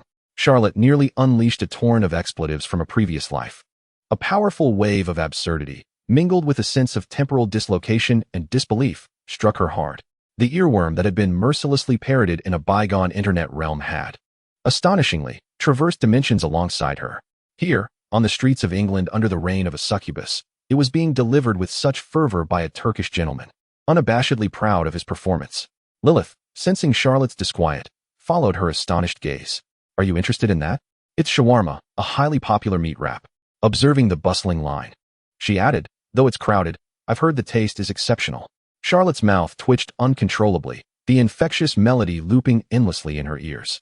As her sanity felt like it was being mercilessly ground into the pavement, she had no desire to delve into the interdimensional propagation of this wretched song. All she wished was for this infernal noise to cease. No, I'm not interested, Charlotte managed to stammer, attempting to articulate the sudden mental onslaught. However, gazing into Lilyth's innocent, wide-eyed expression that seemed to question, what's wrong with the song? Her words caught in her throat. Ultimately, a reckless impulse to obliterate the mental invasion with sheer physicality prevailed. Bye. I'll take 2 servings. I want to see if this legendary shawarma can silence this legendary nuisance. Thus, to the relentless backdrop of the shawarma song, Charlotte and Lilyth joined the lengthy queue. Charlotte maintained a stoic expression, striving to block out the cacophony, her silver tail irritably sweeping the ground. Lilyth, however, was swept up in the proprietor's enthusiasm, a curious smile gracing her lips as her little head bobbed slightly to the infectious rhythm. At last, it was their turn. Upon seeing Charlotte's cat ears and tail along with Lilyth's maid attire, the proprietor's eyes brightened several shades, his voice soaring higher, improvising lyrics. Welcome, esteemed little kitty succubus. Try my shawarma. I assure you, it will make your tail soar to the heavens. Charlotte merely wished to grab her order and vanish in an instant. The 2 hefty, richly sauced shawarmas were handed to them. Charlotte nearly dragged Lilyth away from the establishment, only exhaling a long, relieved breath when the dreadful song was finally engulfed by the city's ambient sounds, akin to a drowning soul surfacing for air. The 2 found a secluded bench to sit upon. With a complex, almost vengeful mindset, Charlotte took a hearty bite of the shawarma in her hand. The exterior was crisp, the meat flavorful and juicy, and the sauce sweet and tangy. Objectively, it was indeed exquisite. Yet, the thought that this delightful taste was forever etched in her DNA alongside that wretched song imbued the meat wrap with an unsettling aura of mental assault. Lilyth nibbled delicately, her amethyst-like eyes narrowing into crescent moons in satisfaction. Is it delicious, my lord? It's quite palatable, Charlotte replied vaguely, hastily finishing her portion, eager to return to the villa that isolated her from the cacophony of sorcery. Upon their arrival at the villa, the night had deepened. A delivery vehicle adorned with moonlit feathers was parked at the entrance, where an attendant was respectfully unloading several large cardboard boxes onto the porch. My lord, you have returned. Your garments have arrived, the attendant proclaimed with fervent courtesy. Reflexively, Charlotte reached for her checkbook to settle the payment, only to be met with the attendant's vehement refusal. No, no, no, my lord. It is a tremendous honor to serve you and receive your esteemed endorsement. These garments and the shipping costs are but a token of our shop's appreciation. Ah, yet another instance of the succubus privilege of receiving gifts without recompense. After dismissing the attendant, Charlotte and Lilyth exchanged a resigned glance at the pile of boxes in the living room. Let us move them upstairs and organize, Charlotte conceded. Together, they maneuvered the boxes into Charlotte's master bedroom on the second floor. As they opened the boxes, an avalanche of vibrant fabrics and diverse materials spilled forth, instantly covering the expansive bed and a corner of the sofa. Charlotte stared at the fabric sea before her, a wave of anxiety washing over her. Despite her mental preparations, the visual onslaught left her cheeks aflame. Most of the styles were so audacious that they sent her blood pressure soaring. She forced herself to remain composed and began sorting. This one is too sheer, this fabric is insufficient, and this, what on earth is this tattered scrap? However, unlike her chaotic flurry and flushed face, Lilyth beside her was lost in her own imaginative reverie. Lilyth picked up a garment adorned with soft white fluff, a bunny girl costume, and unconsciously caressed its delicate texture with her fingertips. Her gaze drifted, and two rosy clouds blossomed on her cheeks. In her amethyst eyes, the reflection was no longer of the garments around her, but of a scene that quickened her heartbeat. A languorous afternoon sun streaming through the grand floor-to-ceiling windows, casting warmth upon a bedroom dressed in thick carpets. Her beloved Charlotte, lazily reclining like a contented cat, or perhaps a rabbit, nestled in her embrace. The outfit her lord wore was none other than this fluffy, playfully adorned low-cut bodysuit, perhaps paired with a short, puffy tail. Charlotte's silvery hair cascaded freely, and her normally alert cat ears now drooped gently, brushing against Lilyth's neck and igniting a delightful tickle. Lord Charlotte lifted her enchanting azure feline eyes, her gaze misty and dependent, her rosy lips slightly pursed. She playfully coaxed in her sweet yet languid voice, "Lilyth, hold me a little tighter, it feels so comforting." The warm breath brushed against her earlobe as Lilyth imagined her fingers gently weaving through the silky, silver locks of her master, caressing the fluffy cat ears that quivered sensitively beneath her touch. Further down lay the deep valley of her master's form, the slender waist, and through the soft fabric, she could feel the warmth of skin and the subtle rise and fall of breath. A soft, bashful, and sweet murmur escaped Lilyth's throat uncontrollably. Startled, she realized she was tightly clutching the fluffy garment, her cheeks burning with the heat capable of boiling an egg. As if scalded, she quickly released the fabric and furtively glanced at Charlotte beside her. Fortunately, Lord Charlotte was turned away, engrossed in rummaging through another pile of clothes, muttering to herself, "Why is this one's neckline so large?" Relieved, Lilyth patted her flushed cheeks, attempting to dispel the audacious fantasies swirling in her mind. How could she entertain such thoughts about her master? After all, her master was the esteemed succubus. Yet, her master was undeniably beautiful, with a figure so alluring that embracing her must be delightful, and those ears must feel exquisite to touch. Lilyth shook her head vigorously, forcing herself to refocus on the task of organizing the clothes, though the blush at her ears lingered. With the rich inner drama of Lilyth and Charlotte's conservative selection standards working in tandem, the wardrobe organization finally drew to a close. Charlotte painstakingly salvaged a few relatively safe pieces from the sea of clothing: a sharply tailored black suit dress, a classic blue and white JK uniform, a simply designed white Lolita-style dress, along with two casual knit sweaters and a floral dress. At last, there were a few wearable items. Charlotte gazed at her treasures, feeling a wave of relief wash over her. Although the JK and Lolita styles remained a challenge for her, at least she need not worry about wardrobe malfunctions or being mistaken for a lingerie model. She lifted her slightly dusty yet still crisp white blazer and examined it. Yes, this outfit felt familiar and secure. "This ensemble is still suitable," she declared, as if announcing a significant decision or persuading her own awkward inner self. New clothes could wait. There was no rush to change. She would wear this as long as possible, as this battle attire represented her last tangible connection to the past in this unfamiliar world, somewhat comical yet undeniably authentic. As for those new garments, particularly those requiring considerable courage to don, well, they would require careful contemplation and deliberation. Chapter 8. A request for shared bathing and a night of fatigue. Having organized the dazzling yet mortifying array of garments, the bedroom finally regained a semblance of order. A few garments that had been pardoned by Charlotte were meticulously hung by Lilyth in the corner of the wardrobe, while the small mountain of alluring attire, composed of succubus fashion, was temporarily stowed away in the depths of the closet, rendering it out of sight and out of mind. The two returned to the spacious living room downstairs. The crystal chandelier cast a gentle glow, dispelling the darkness of the night outside and bestowing a touch of warmth. Lilyth, with an air of naturalness tinged with a hint of cautious exploration, nestled once more against Charlotte, resembling a small kitten seeking warmth, curling up on the expansive, soft sofa, her head resting gently on Charlotte's shoulder. Charlotte did not refuse. Instead, she instinctively extended her arm and embraced Lilyth's slender shoulder with tenderness. She could feel the little maid's body initially stiffen slightly before completely relaxing, even unconsciously nuzzling against the crook of her neck, as if in search of a more comfortable position. A faint, refreshing scent, mingling with the fragrance of soap and the unique aroma of youth, lingered at the tip of Charlotte's nose, inexplicably softening her heart. Lilyth, meanwhile, secretly inhaled deeply, drawing in her master's subtle essence, reminiscent of a snow-laden cedar under moonlight. Both crisp and warm, her amethyst-like eyes narrowing in satisfaction, the long pink lashes casting fan-shaped shadows upon her cheeks. Charlotte picked up the remote control and turned on the vintage cathode ray television. The screen flickered a few times, the static danced, and then stabilized. What was being broadcast instantly widened Charlotte's eyes in astonishment, nearly eliciting an exclamation. That familiar opening theme. That iconic setting of number 10 Downing Street. The two impeccably dressed gentlemen engaging in what seemed like mundane, yet cunningly layered dialogue. Sir Humphrey Appleby. James Hacker. Yes, Minister. The light in Charlotte's blue cat-like eyes erupted with incredulity. This classic British political satire, which she had watched countless times on a certain comment-driven website in her previous life, existed even in this twisted world ruled by succubi. Moreover, it appeared to be identical to the content etched in her memory.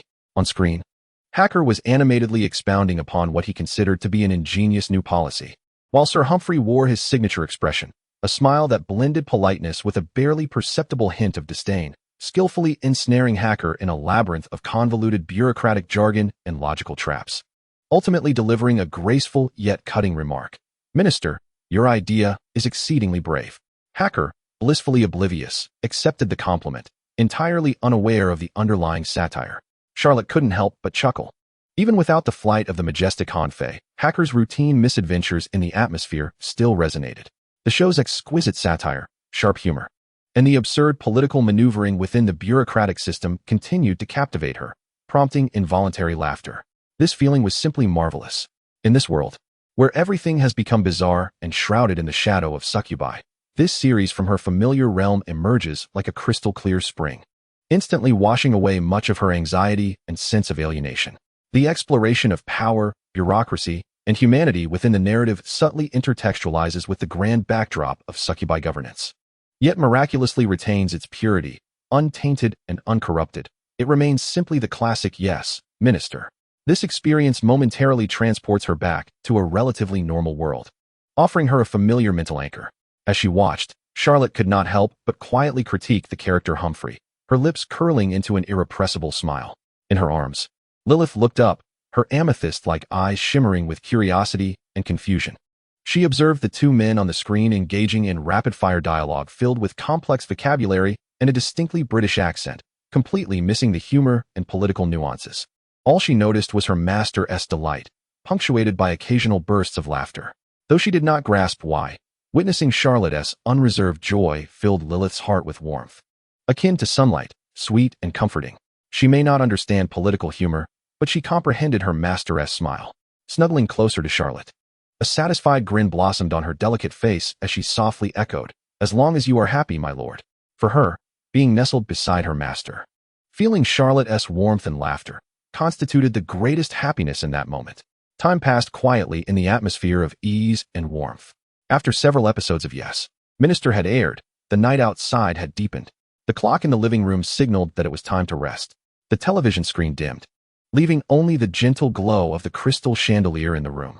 Lilyth seemed a bit drowsy, stifling a small yawn in Charlotte's embrace. Charlotte tousled Lilyth's pink hair, saying, "It's time to rest." Lilyth nodded, just as she was about to rise, suddenly recalling something of utmost importance. Her delicate face flushed a deep crimson, even her dainty earlobes tinged with a rosy hue. Lowering her head, her fingers nervously twisted the edge of her maid's apron. Her voice a mere whisper, yet imbued with an unprecedented, almost stubborn insistence. "My lord, please allow Lilyth to serve you during your bath." Charlotte was taken aback. her face instantly flushing. A bath? Serving? What kind of etiquette was this? No, it's all right. Lilyth, I can manage on my own. Charlotte quickly waved her hands, attempting to decline. She certainly did not wish to endure another mortifying incident reminiscent of the fitting room or the foot-licking debacle. No. Lilyth suddenly raised her head, her amethyst eyes glistening with unshed tears, revealing a near-pleading determination. This is one of the most important duties of a personal maid. Lilyth must fulfill it. I beg you, my lord.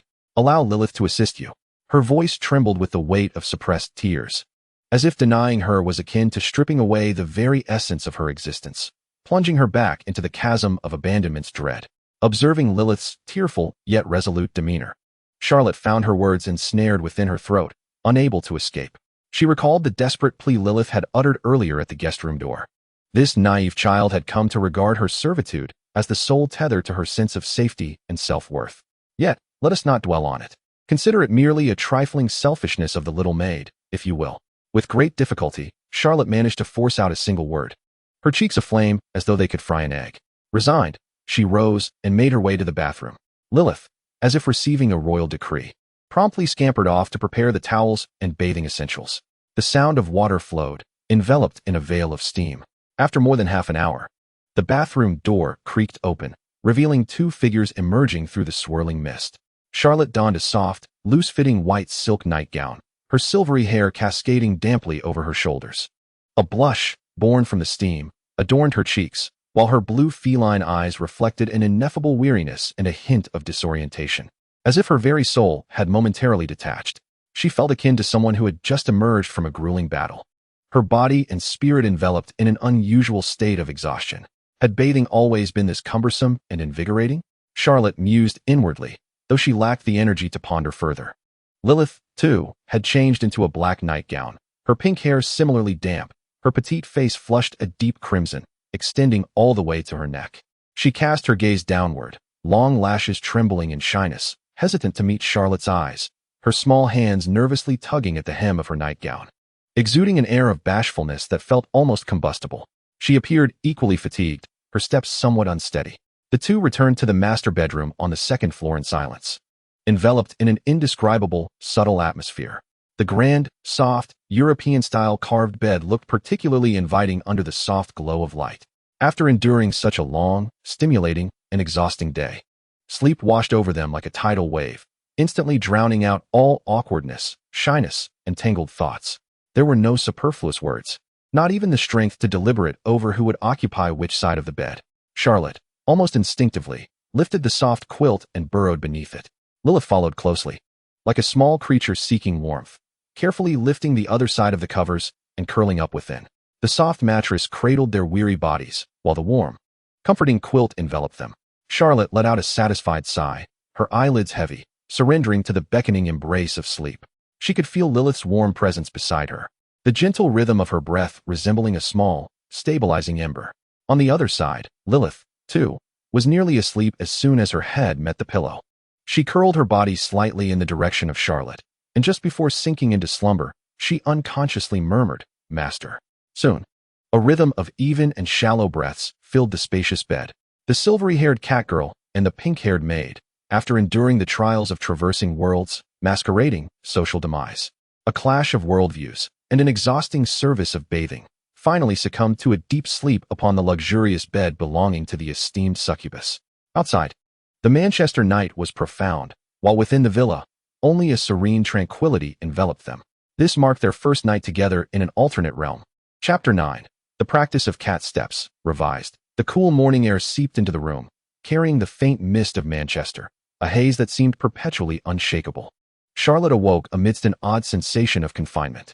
Her consciousness had yet to fully return, the warmth of last night's embrace with Lilyth still lingering. Yet a more palpable and tangible restraint was emerging from her lower half. Drowsily, she cast her gaze downward. Her azure cat eyes widened in astonishment. Her fluffy, silvery tail and slender waist were being held tightly by the slumbering Lilyth, as if she were cradling the most treasured of pillows. The pink-haired girl's cheek unconsciously brushed against the tip of the tail, her expression one of serene satisfaction, with the corners of her mouth curving in the faintest hint of a smile, as if lost in a beautiful dream. The morning light danced through the curtain gaps, illuminating her soft pink locks and outlining the delicate curve of her neck and collarbone. Charlotte's blood surged to her head. The masculine part of her soul screamed in disbelief at the absurdity of the situation. Sleeping embraced by a beautiful girl. Yet, the instinct of the catgirl's body conveyed a peculiar warmth of being cherished, coupled with the tantalizing, electric sensation radiating from her tail. This profound cognitive dissonance rendered her immobile, her silvery ears standing erect in tension, quivering slightly like startled radar. She could only widen her eyes, her mind racing. My tail. Lilyth, let go? But she seemed to be sleeping soundly. This posture was so peculiar, her face so close. Oh, this damned bodily reaction. Perhaps it was Charlotte's rigid muscles or the restless quiver of her cat ears that stirred Lilyth from her dreams. Her long eyelashes fluttered, and she slowly opened her beautiful violet eyes. Confusion lasted but a moment, when Lilyth's gaze fell upon the cherished tail and slender waist of her master. Tightly clasped in her embrace, her face drained of color, terror gripping her like a vice. A muffled gasp escaped her lips, and she released her hold as if scalded, bolting upright as if propelled by springs, nearly tumbling off the bed to kneel on the floor. I am terribly sorry, master. I have overstepped. I deserve the gravest punishment. Please, punish me. Her voice quivered with a hint of tears, her body trembling slightly from overwhelming fear. And her violet eyes shimmered with unshed tears, long eyelashes fluttering restlessly like delicate butterfly wings. Charlotte's heart clenched painfully. The momentary embarrassment was swiftly replaced by a surge of compassion. Swiftly, she grasped Lilyth's slender arm, halting her from kneeling. Taking a deep breath, she endeavored to soften her tone, striving for the enlightened cadence characteristic of her meticulously crafted progressive succubus persona. Lilyth, calm yourself. Charlotte deliberately slowed her speech, emulating the soothing tones of the gentle leaders she recalled. I have stated before, in our realm, there exists no notion of transgression. She hesitated, making an effort to ignore the heat radiating from her ears and the tail that had just regained its freedom, now restlessly swaying behind her in protest. This, in fact, signifies that you have slept soundly, regarding me as a secure anchor. That is splendid. I find solace in it. She nearly bit her tongue attempting to articulate the word solace. Noticing the lingering apprehension in Lilyth's eyes, Charlotte clumsily redirected the conversation. I am quite hungry. What shall we have for breakfast? Lilyth lifted her gaze, her violet eyes still glistening with moisture, yet Charlotte's comforting words served as a potent tonic, easing her taut nerves. Taking a deep breath to steady herself, she exclaimed, Yes, master. I shall prepare it immediately. Please, wait a moment. With that, like a startled rabbit, she darted off the bed, her bare feet touching the soft carpet, the hem of her black nightgown swaying as she rushed toward the kitchen. Charlotte watched her retreating figure disappear, exhaling a long sigh of relief as her entire being softened. She rubbed her still warm cheeks and the tail tip that seemed to retain the lingering warmth of youth. Disguising as a succubus was indeed a laborious endeavor, both technically and physically. Soon, the tantalizing aroma of food wafted through the dining room. Charlotte changed out of her nightgown, donning a white blazer and a black skirt that offered her a sense of relative safety, complemented by black stockings that revealed her leg skin, a fashionable choice in this world. She insisted on assisting with the table settings to embody her ideals of equality. However, merely arranging the knives and forks elicited two timid corrections from Lilyth, who was visibly anxious about displeasing her. Observing Lilyth's careful demeanor, as if trained under strict supervision, Charlotte felt a mix of helplessness and a bittersweet pang, ultimately resigning to her fate and seated obediently. She had never been particularly adept at household tasks, a trait that had persisted from her past life into this one. Sunlight streamed through the pristine windows, illuminating the exquisite porcelain plates and the steaming bowl of milk oatmeal. The golden fried eggs and crispy bacon, the perfectly toasted bread, and a small dish of vibrant strawberry jam. As Charlotte savored the breakfast meticulously prepared by Lilyth, the satisfaction of her hunger temporarily overshadowed all other emotions. Lilyth sat across from her, delicately nibbling on a piece of bread, her posture still imbued with traces of rigorous training. The sunlight cascaded upon her pink hair, emanating a soft halo of warmth. Her elongated eyelashes gently descended, casting delicate shadows upon her fair cheeks. Charlotte endeavored to seek a safe topic of conversation. The shawarma we had yesterday was truly delightful, wasn't it? She scooped a spoonful of warm oatmeal, reminiscing about the unique melody played by the owner. It was nearly impossible for her to articulate the legendary allure of that shawarma. At the mention, Lilyth lifted her head, nodding vigorously, her eyes sparkling like a trove of shattered diamonds. Indeed, master. The shawarma was exquisite. That song's melody is so distinctive that one cannot help but hum along. She softly hummed a brief segment of that enchanting tune, her cheeks flushing with bashfulness. Resembling a ripe apple, Charlotte was amused by her demeanor. Her cat tail swayed joyfully behind her, brushing against the back of the chair. Ha, right? And that performance of Yes, Minister we watched yesterday. Sir Humphrey always manages to ensnare Minister Hack in his logic. So cunning. She animatedly recounted a classic satirical scene from the show. Lilyth listened intently, her head slightly tilted, her pink locks cascading over her shoulders. Although she struggled to grasp the political metaphors and bureaucratic jargon, witnessing her master's animated expressions, with silver strands flowing in the sunlight and her azure cat eyes glimmering with vibrant light, filled her with immeasurable joy that her master willingly shared these thoughts with her. Even if she could not fully comprehend them, felt like a great privilege and intimacy. Her violet eyes brimmed with pure delight and a hint of adoration, further igniting Charlotte's enthusiasm. In that moment, within the villa overshadowed by the demon's reign, a faint glimmer of what could be called home seemed to emerge. Yet, following the warmth of breakfast, the pressures of reality surged back like a cold tide, overwhelming Charlotte's heart. Knowledge. She was almost entirely ignorant of the demon society in this world. It loomed over her like the sword of Damocles. The Mayor Thomas's awe and schemes, along with the bizarre images from the news, served as constant reminders of the perilous danger of her identity being revealed. She needed to rectify this situation promptly. Setting down her empty milk cup, she cleared her throat, adopting a solemn expression of concern for her nation. Her silver cat ears leaning slightly forward in a focused manner. Lilyth, I have just returned from far-off Oceania to better critique the decaying ideologies and lifestyles of those conservative demons and to expose the vile nature of their enslavement of humanity. I must gain a profound understanding of their daily behaviors and societal rules. Could you elaborate for me, starting with the most fundamental aspects, such as social etiquette and living habits? Lilyth immediately sat up straight, her back erect, the relaxed demeanor on her face replaced by an expression of utmost seriousness. Her master wished to delve deeper into the enemy. What a significant and honorable task this was. Yes, master, I shall impart all that I know, she replied crisply, her violet eyes shimmering with unwavering determination. In an instant, the gentle and adorable maid vanished, replaced by a meticulous little instructor. Thus began an excruciatingly embarrassing crash course on succubus etiquette for Charlotte in the living room. First and foremost was the excruciatingly elegant sitting posture. Lilyth rose and walked to the center of the room. She took a deep breath, striving to recall the knowledge that had been instilled in her. Instantly, her back straightened like a pine tree, her lines smooth and graceful. Her legs came together, and then, with an exquisite elegance, they slowly crossed, her toes gently pointed. She raised her chin at just the right angle, neither appearing arrogant nor devoid of a sense of aloofness. Most striking was her gaze. Her violet eyes narrowed slightly, directing her gaze toward a point in the void, exuding an innate, languorous superiority over all. Though Lilyth endeavored to mimic this demeanor, the effect was more akin to a serious little kitten attempting to project an air of authority. Witnessing this, Charlotte internally lamented, the difficulty level is far too high. She stubbornly continued to imitate on the sofa. The results were either a rigid back, resembling a plank nailed to the couch, or an unstable crossing of her legs that nearly toppled her over. At one point, she inadvertently pressed her fluffy tail beneath her crossed legs, causing her to grimace in pain, nearly crying out. She struggled to achieve the disdainful gaze that Lilyth had demonstrated, but to Lilyth, it appeared more as a look of bewilderment, her azure feline eyes filled with confusion. Dear master, you might relax your waist a bit more. Yes, keep your back straight, but not stiff, Lilyth softly guided, circling around Charlotte and meticulously observing every detail. After much effort to feign a proper sitting posture, Lilyth transitioned to the next topic.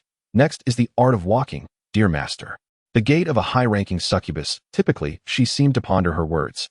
Her cheeks, slightly flushed, is usually very graceful and rhythmic, light as a cat, with the center of balance in the waist and hips. As she spoke, Lilyth once again took to the center of the living room to demonstrate. This time, her posture was entirely different. She slightly puffed out her chest. Her shoulders relaxed and lowered, her slender waist seemingly possessing a life of its own, swaying her hips in an alluring rhythm. Each step she took was neither too big nor too small, as if she were treading upon invisible piano keys, radiating a lazy, nonchalant elegance. Her body lines flowed gracefully in motion, her pink hair swaying gently with each step, presenting herself like the proudest queen surveying her domain. Catwalk. A standard T-stage catwalk, enhanced with succubus allure.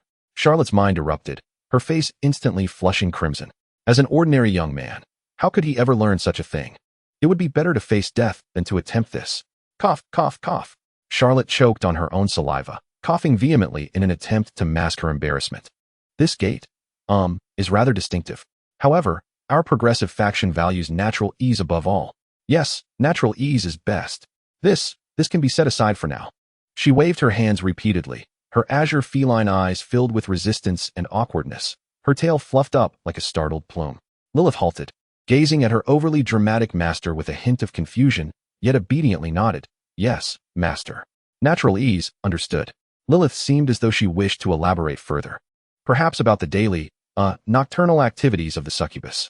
Her cheeks flushed deeper, her gaze evasive, her voice stammering. There may be a need for particularly special affections, or there are specific steps and rituals during those times. Stop!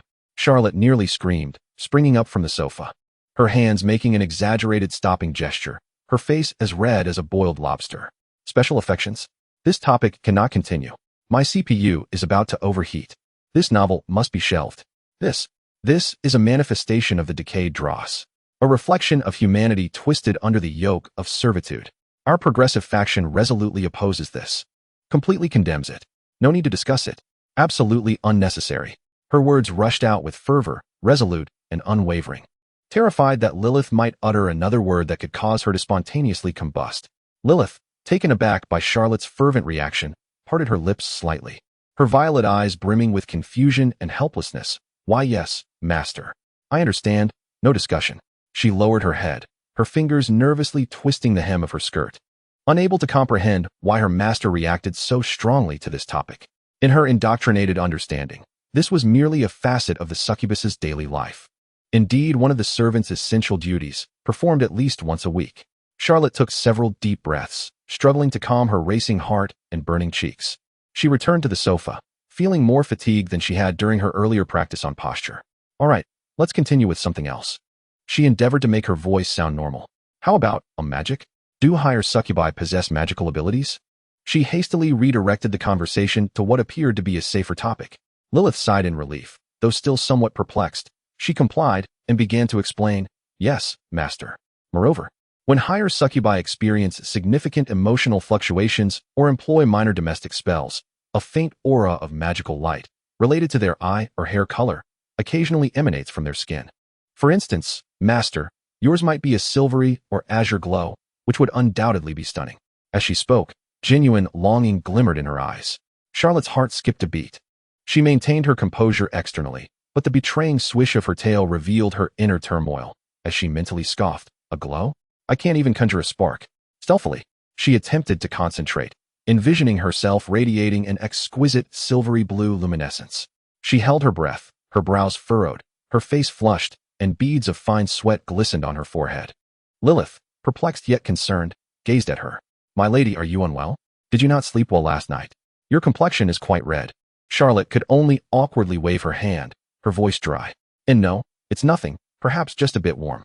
She feigned fanning herself, her silvery strands swaying gently. Ultimately, the conversation turned to the topic of mimicry. Lilyth's gaze settled on Charlotte's pair of silvery cat ears, which shifted gracefully with her lady's emotions. She marveled sincerely. Your mimicry is truly flawless. Typically, the mimicry of high-ranking succubi is a stable magical construct that does not easily change form due to ordinary touches or movements, unless they choose to alter or dispel it themselves. As if recalling something, she added, I have heard that only certain exceptionally powerful and gifted individuals can convey genuine sensations through their mimicry. Charlotte instinctively lifted her hand, her fingertips brushing against her remarkably real, warm to the touch cat ears, their fine fur delicate. The ears quivered sensitively, evading her touch. Stable? Magical construct? Charlotte inwardly lamented. This is 100% pure, natural, and unadulterated. It even comes with nerve endings and temperature regulation. All she could do was chuckle awkwardly, striving to make her voice sound casual. Hee, of course. It's stable. The progressive faction, places greater emphasis on the authentic experience of mimicry. After a series of shameless fabrications, she felt her cheeks begin to flush anew.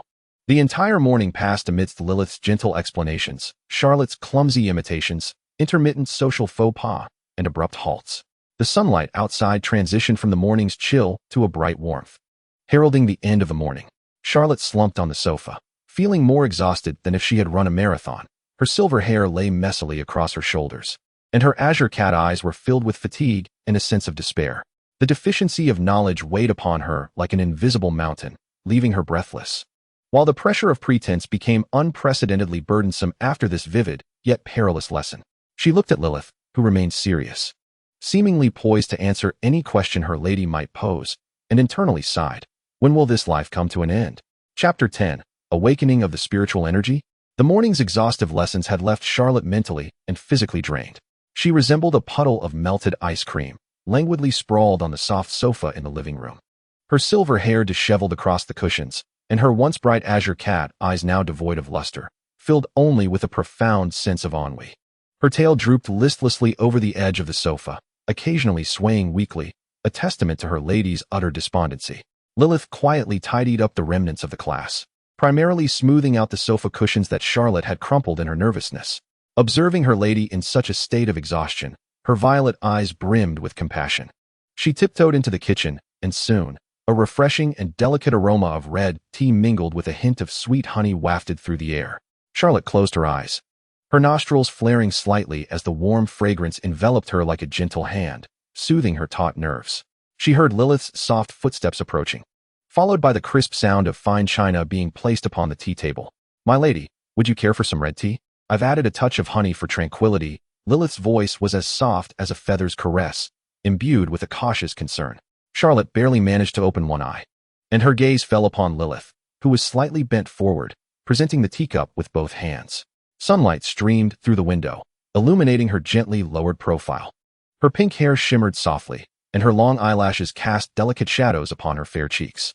Her violet eyes brimmed with pure worry and a deeper warmth, an emotion even she herself had not fully recognized.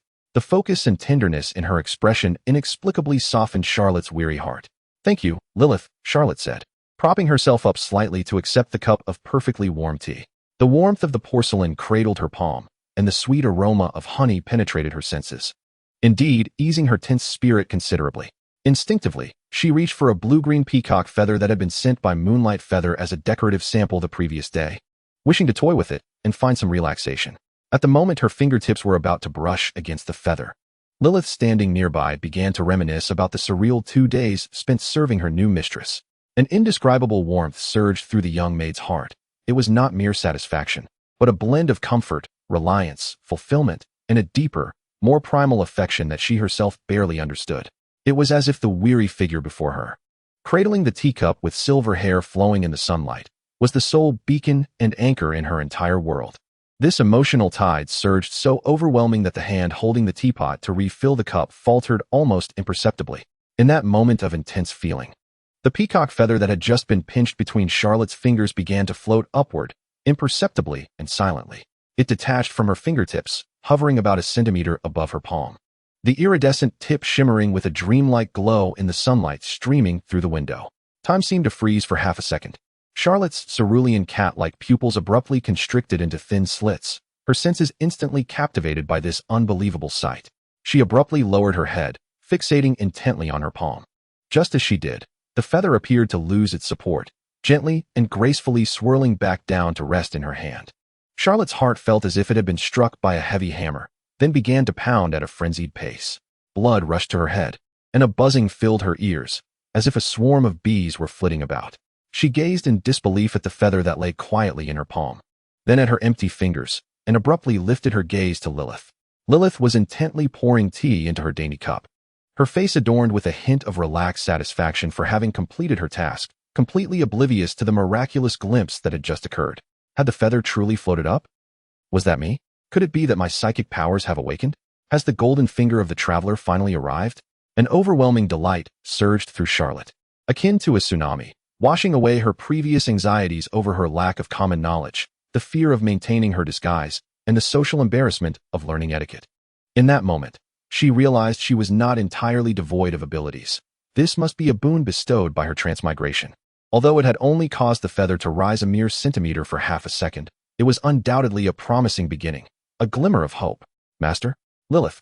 Having poured the tea, looked up to find Charlotte staring at her hand as if she were under a spell, her expression a kaleidoscope of emotions.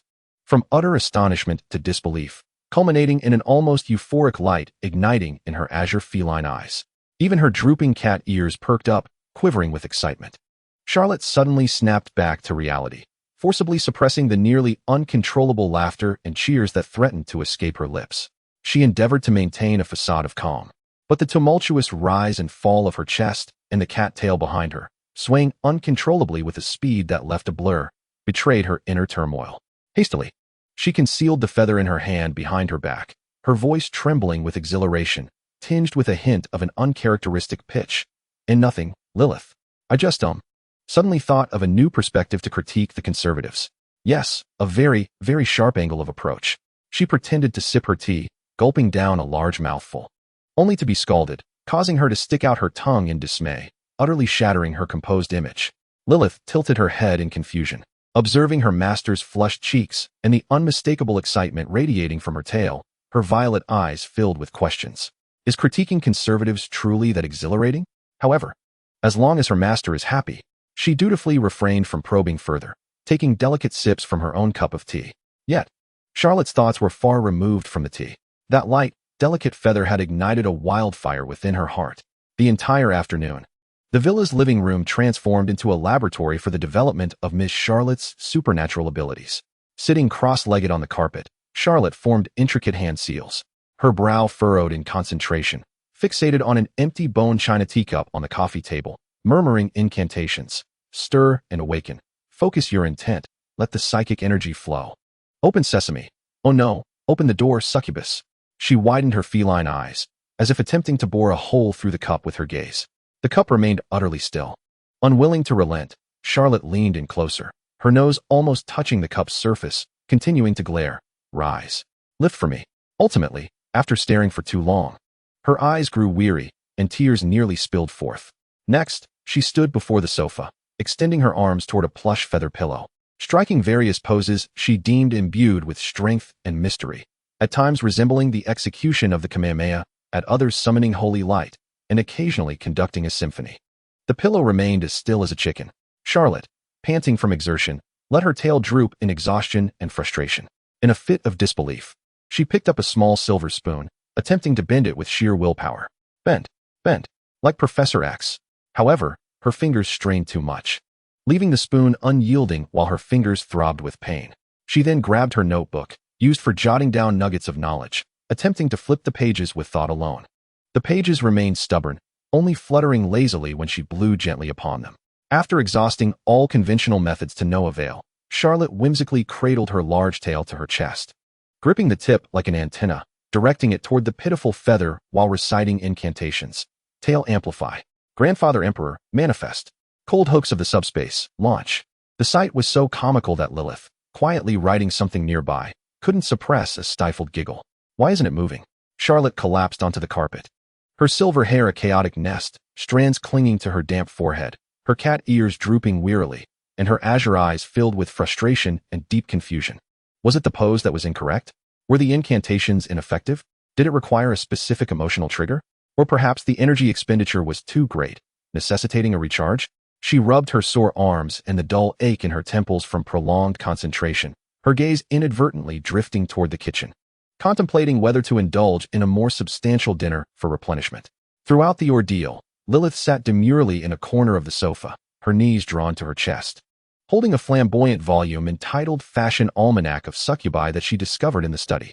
Her large eyes, however, were secretly tracking Charlotte's bizarre spell-casting antics. Though she could not comprehend her master's actions, the peculiar poses and incantations appeared so earnest and intriguing. Fearful of interrupting, she stifled her laughter, quietly offering a glass of warm water or a small biscuit when Charlotte finally collapsed in exhaustion, her violet eyes glimmering with curiosity and tenderness.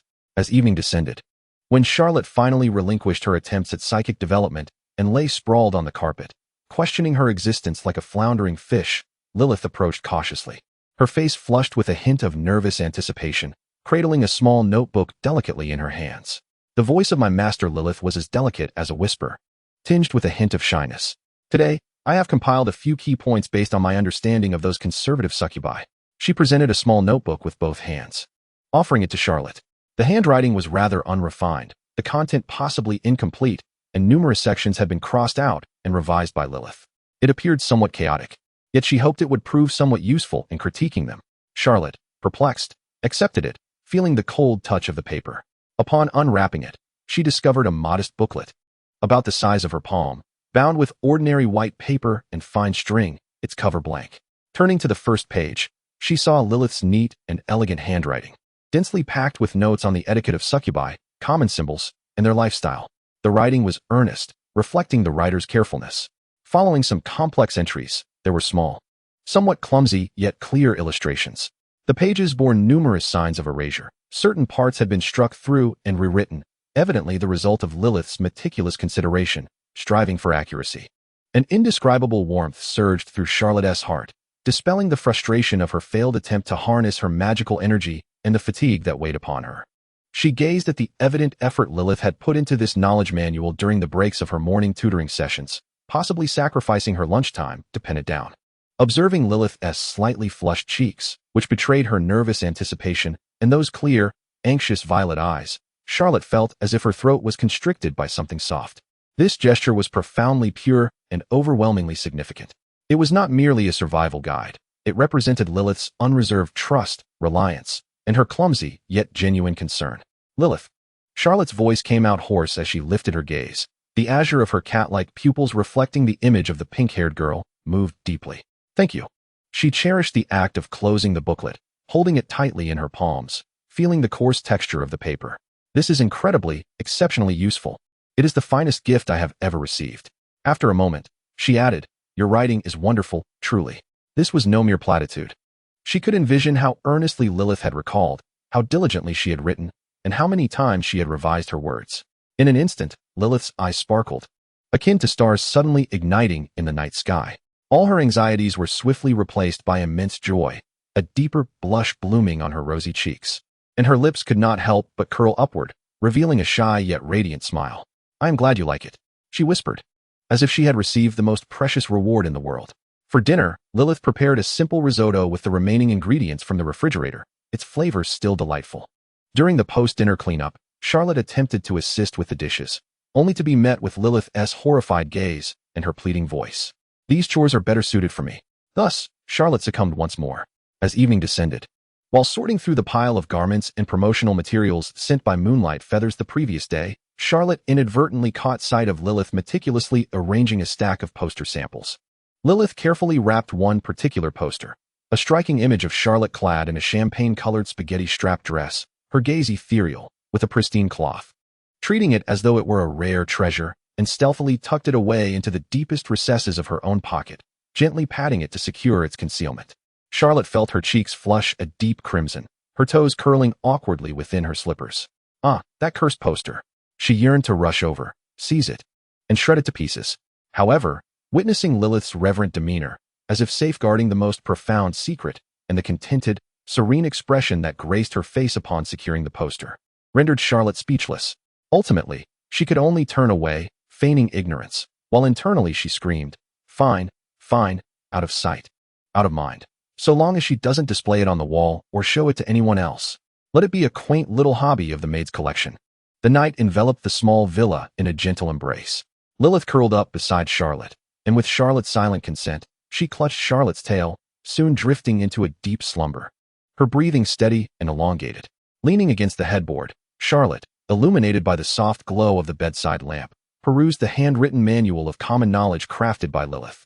Her fingertips grazed the meticulously penned letters and the clumsy yet heartfelt sketches, as scenes from the day replayed in her mind. Lilyth's earnest demonstration of etiquette.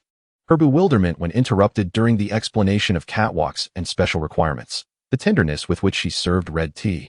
And the fleeting joy brought by the feather that danced momentarily in her palm before falling away, followed by futile attempts. Gazing at the unsuspecting visage of the girl beside her, feeling the warmth and gentle constraint from the tale, Charlotte's heart swelled with an unprecedented blend of warmth, emotion, a hint of guilt, and a subtle sweetness. In this bizarre and perilous alternate world, at least for this moment, within this small sanctuary lovingly curated by Lilyth, she felt safe and needed, an experience she had never known in her previous life. She gently set down the manual, careful not to rouse the slumbering Lilyth.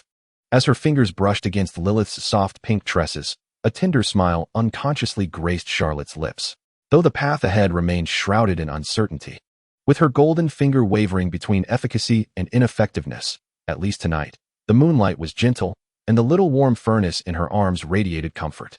She turned off the lamp, softly embraced the sleeping girl in the darkness, and closed her eyes, surrendering to fatigue and the rare tranquility that lulled her into slumber. Chapter 11. Has high school ended? The morning light was brighter than the day before, streaming through the gaps in the curtains and casting warm patches of light upon the carpet. Lilyth awoke first, enveloped in a reassuringly fluffy sensation. In the moment of regaining consciousness, she immediately sensed that she was still tightly clutching something, her master's fluffy, soft, silvery white cat tail. A faint blush instantly graced the cheeks of the little maid. Unlike the panic of the previous days, this time, a blend of shyness, affection, and a small thrill of transgression surged within her heart. She cautiously loosened her embrace, fearful of awakening her slumbering master. With the utmost gentleness, her fingertips smoothed the few disheveled strands of fur at the tip of the tail. Then, treating it as a fragile treasure, she carefully positioned the entire tail beside her master, finally raising the thin blanket to cover the area below her master's shoulders. Having completed this delicate task, Lilyth stealthily slipped out of bed. She donned her signature black and white maid uniform, the hem of her skirt barely grazing the upper thighs, while white silk stockings accentuated the delicate lines of her legs.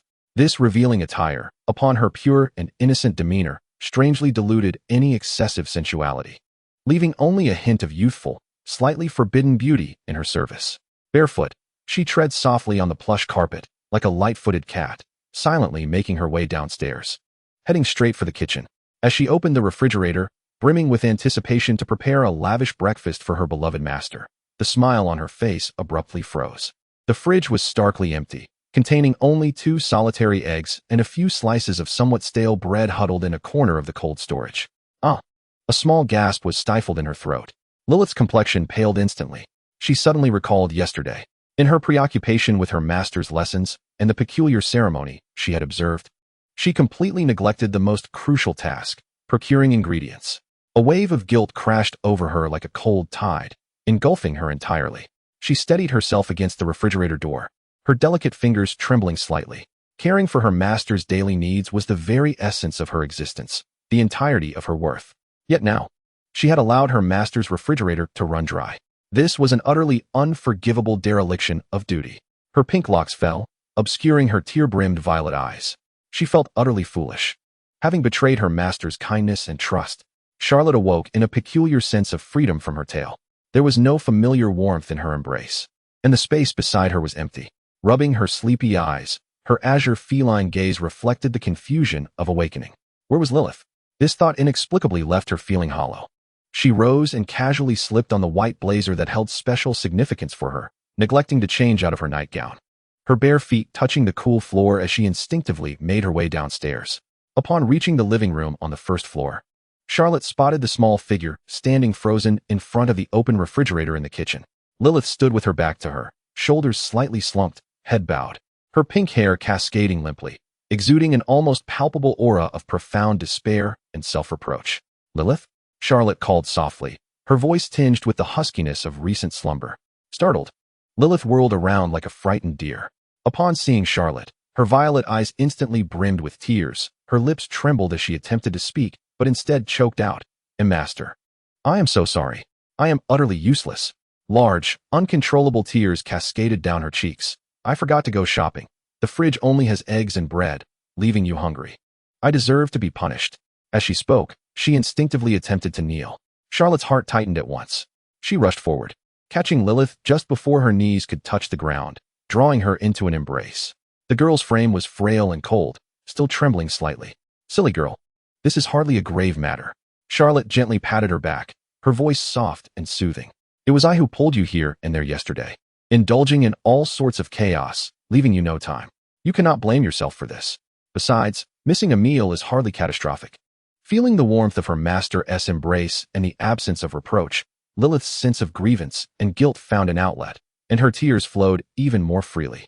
Unable to restrain herself, she buried her small face in Charlotte's neck, sobbing quietly, like a lost creature that had been abandoned and was now found again by its owner. Charlotte held the small maid, whose shoulders shook with each sob, feeling a mixture of affection and amusement at her unwavering dependence and remorse. With a gentle sigh, tinged with a hint of indulgence, she murmured, "What a wonderfully affectionate little maid you are." This remark acted as a switch, instantly awakening Lilyth from her state of grievance. Her body stiffened abruptly. She lifted her head from Charlotte's embrace, her violet eyes still glistening with tears, but now filled with bewilderment and disbelief. Affectionate? Had she truly cried in her master's arms, seeking solace? This was utterly scandalous. According to her upbringing, as a maid, she was to remain ever dutiful, to be her master's most capable aid, even a refuge for her master in times of fatigue. It was her duty to allow her master to be affectionate with her, not the other way around. How could she so shamelessly rely on her master? This profound cognitive dissonance and an overwhelming sense of failure plunged Lilyth into unprecedented turmoil and unease. She yearned for the warmth and safety of her master's embrace, desiring to depend on her a little longer, yet she was deeply terrified of overstepping her bounds and failing in her role. The conflicting emotions tugged at her like opposing forces, leaving her bewildered, her small face pale, and she forgot to cry, left only with confusion and trepidation. Charlotte keenly sensed the drastic shift in Lilyth's emotions, observing the pallor of her delicate face and the profound fear reflected in her eyes. Charlotte immediately grasped the crux of the matter. She extended her hand, gently wiping away the remnants of tears from Lilyth's cheeks. Her voice soft as a breeze caressing flower petals. "Lilyth," she said, gazing into those violet eyes filled with unease in my presence. "There exists no rigid delineation of right or wrong. I have expressed before that we are equals." Pausing for a moment, a warm smile graced her lips. "So, Lilyth, you are entirely welcome to lean on me a little more, whether it be joyous occasions or moments like today when you inadvertently forget something. You can share it with me. There is no need for fear or guilt, for tending to your emotions is also my responsibility as your mistress." Charlotte's words enveloped Lilyth like a gentle warmth, momentarily dispelling the clouds of anxiety and conflict that loomed in her heart. Although the concepts of equality and depending on her mistress still felt foreign and unsettling deep within her, the sincerity in Charlotte's gaze and the tenderness of her words instinctively led her to choose trust and obedience.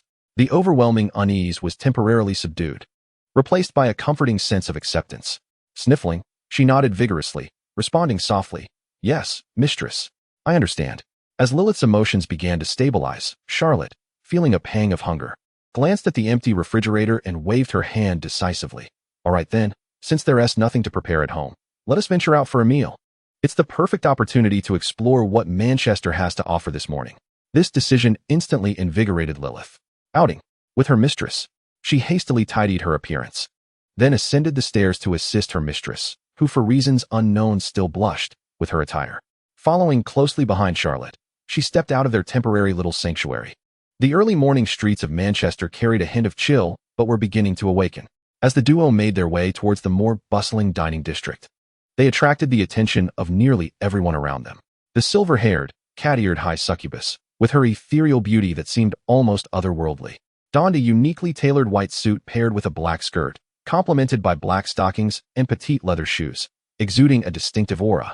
Beside her trailed a pink-haired maid with pure, earnest eyes, her revealing attire and black and white maid outfit paired with white thigh-high stockings strikingly noticeable in the morning light. Reactions from passers-by varied. The common folk averted their gazes, filled with a mix of reverence and barely perceptible envy. More respectable human officials bowed respectfully, and the occasional low-ranking succubus, sparse in number, cast curious or envious glances at Charlotte. This sensation of being the center of attention left Charlotte feeling uneasy. Instinctively, she tensed her body, her tail rigidly pressed against her legs, and her azure feline eyes darted around warily, fearful that some discerning observer might unveil her true identity as an imposter. Lilyth closely followed Charlotte, maintaining a half-step behind, her head slightly bowed, yet her posture impeccably upright, as if she were the shield of her mistress. However, Charlotte's tension and anxiety did not linger for long, for soon her attention was wholly captivated by a scene so absurd it left her utterly speechless. They turned into a dining street renowned for its breakfast and cafes, and Charlotte was left dumbfounded. As she gazed around, the entire street appeared transformed into a bustling high school dismissal scene. Along the roadside benches sat several impeccably dressed professional women, their sophisticated appearances somewhat overshadowed by familiar white blazer jackets they wore over their attire. At the outdoor seating of a cafe, elegant elderly ladies indulged in their morning tea, their laps adorned with a strikingly familiar black, pleated mini-skirt that ended mid-thigh. A hurried businessman, with a briefcase at his side, nonchalantly carried a paper bag emblazoned with a large cat ear logo, the top of which revealed yet another of those vexing white blazers.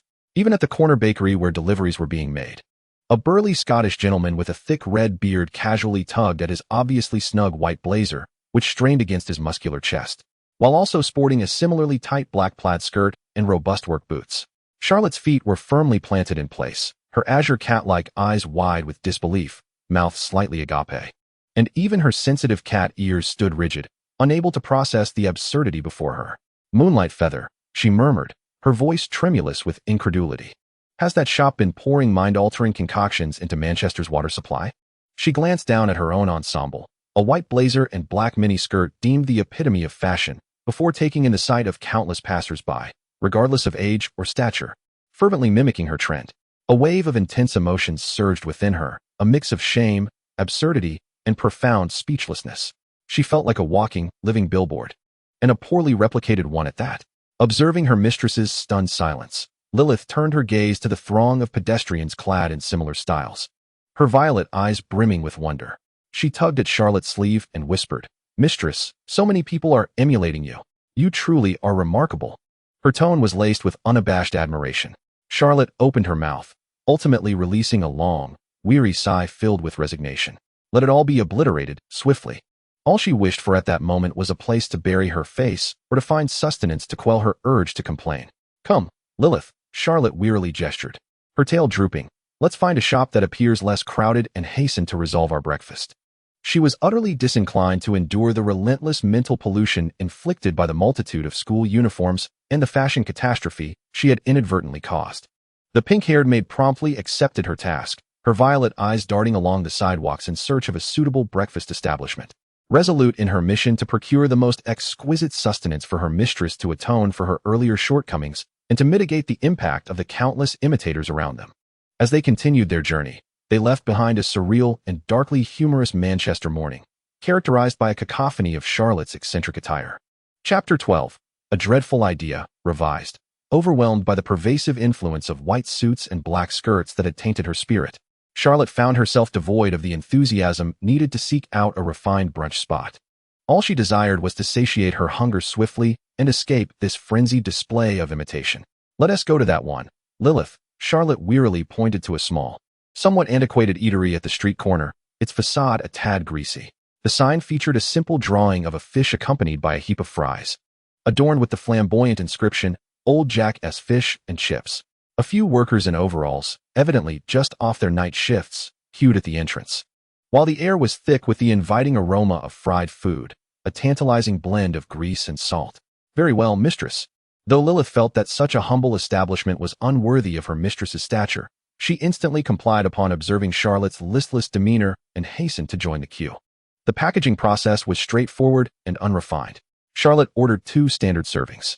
The attendant, a plump and cheerful woman, deftly scooped a golden, crispy cod fillet and a generous portion of thick-cut fries with greasy paper, depositing them into a sturdy cardboard box emblazoned with the shop's logo. With a flourish, she squeezed 2 hefty dollops of a sweet and tangy sauce, a concoction reminiscent of a blend of ketchup and tartar, before sealing the box with a satisfying snap and handing it over, all in under a minute. Charlotte and Lilyth, cradling the steaming box that emitted an aroma of sinful delight, disregarded any notions of elegance and settled onto a relatively secluded bench by the street. Upon lifting the lid, a rich fragrance wafted towards them.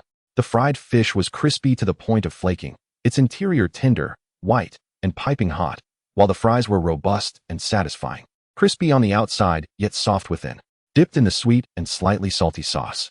Each bite offered an indulgent rush of caloric fulfillment that soothed Charlotte's wounded spirit and empty stomach.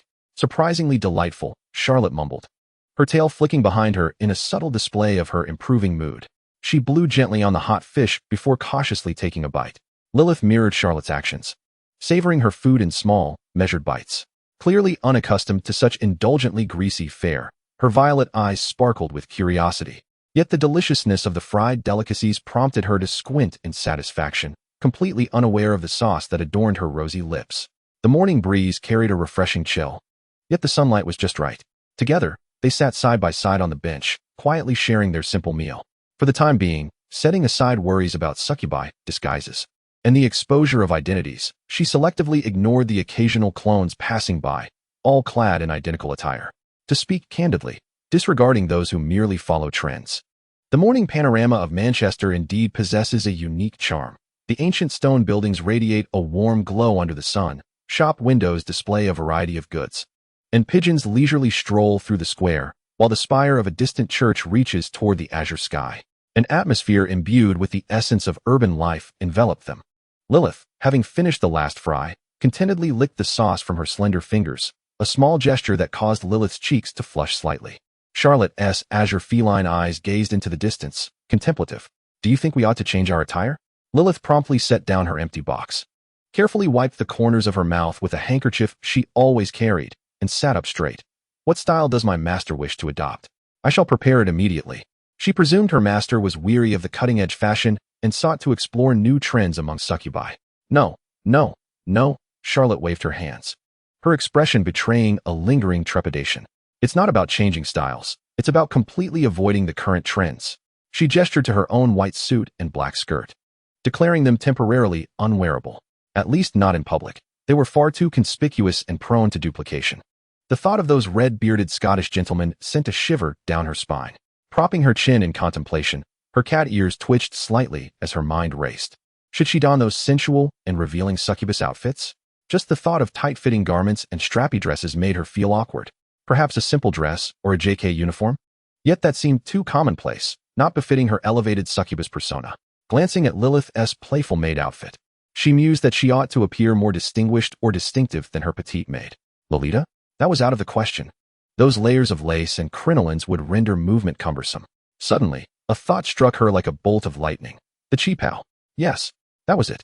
This garment, hailing from the distant east, epitomized feminine elegance, grace, and style. Most importantly, it typically offered a modest fit. Charlotte conveniently overlooked the high-slit designs often seen in films. Unlike the Western succubus fashions that frequently exposed backs, waists, and thighs, the cheapao would surely stand out in a place like Manchester, being a rare and niche attire. Custom-made garments could not possibly become ubiquitous overnight like her white suit and black skirt. It was settled. Charlotte slapped her thigh, her eyes sparkling anew. "Lilyth, let us proceed to Moonlight Feathers." Huh. Lilyth was taken aback. "That store? Didn't my master just experience social embarrassment due to their promotion?" Yet, she dared not question further and promptly rose to follow. Once again stepping into the opulent and dreamlike boutique of Moonlight Feather, Charlotte was instantly recognized by the keen-eyed staff. In an instant, the previously effusive blonde manager and a chief designer, whom Charlotte had never encountered before, approached her like bees drawn to the fragrance of blossoms. "Oh, the esteemed Miss Charlotte. It is our utmost honor to welcome you back." The manager's cheeks flushed with excitement. "The Freedom Pioneer collection you endorsed has taken the city by storm. Look, even our display mannequins have been adorned in your style." She gestured towards several mannequins dressed in white blazers and black skirts. Charlotte's lips twitched slightly, as she suppressed her desire to critique, and got straight to the point. "Ahem, that is quite nice. However, I have come here for a bespoke piece, and I wonder if you could assist me with that?" "Not a problem at all. What style does Miss Charlotte desire?" The manager eagerly inquired. "We have the latest Gothic Lolita collection that fuses darkness with sensuality, or perhaps something in shades of pink that would undoubtedly amplify your cuteness." "Stop," Charlotte quickly interjected, fearing she might be shoved into something peculiar. "I would like a cheapao." She enunciated the word clearly. "A cheapao?" Both the manager and designer paused in surprise, for the term seemed somewhat foreign to them. "Yes, a cheapao." "Cheapao," Charlotte repeated slowly, gesturing with her hands. "It is a traditional garment from the East, featuring a high collar, knotted buttons, and a form-fitting cut that accentuates the feminine silhouette. I vividly recall its elegance and must emphasize, I desire it to be traditional, decent, a tad conservative. Do you understand? No high slits, no exposed backs, no strange cutouts. Just, the essence of a refined lady." As she spoke, she illustrated the desired form with her hands, emphasizing the garment's enveloping nature. The manager and designer exchanged a glance, initially bewildered, but soon their eyes sparkled with realization and uncontainable excitement. "Oh, I understand now," the designer exclaimed, his long hair whipping around in his fervor. "Miss Charlotte, you are truly a genius. You have grown weary of superficial trends and yearn for something deeper, imbued with exotic charm, subtle yet irresistibly alluring." The implicit sensuality from the mysterious East, that highest realm of allure that teeters between invitation and refusal. His eyes gleamed like searchlights, as if he had discovered a new world. Charlotte interjected, "Wait, fatal allure? Teetering between invitation and refusal? That is not quite what I meant." Yes. Traditional, decent, conservative." The manager chimed in excitedly, yet perfectly showcasing your unparalleled curves. This paradoxical beauty, this extreme contrast. Marvelous. Miss Charlotte, your fashion sense is always ahead of its time. Her gaze towards Charlotte brimmed with admiration. Observing the two nearly embracing in their fervor, Charlotte felt a sense of unease, as their understanding seemed slightly askew. Yet at least the keywords of traditional, high collar, and fitted seemed to resonate. Moreover, the designer could hardly contain his eagerness, pulling out a sketchbook and beginning to draw fervently. "How does this look?" The designer swiftly sketched a draft and handed it to Charlotte. Leaning closer, Charlotte examined it. Indeed, it portrayed the silhouette of a cheapao, complete with a mandarin collar, diagonal placket, and a hem that grazed the calves. Although the designer seemed to have cinched the waist a tad too tightly and the neckline appeared slightly lower than desired, the overall impression was satisfactory. At least there were no excessive slits or back exposure. She exhaled a sigh of relief and nodded. "Yes, this is approximately it. However, the neckline could be raised a fraction and the waist could be slightly looser." She gestured with her fingers. "No problem. We will ensure it," the designer confidently assured, his enthusiasm palpable. "We shall craft an attire that perfectly embodies your desires and accentuates your unique charm."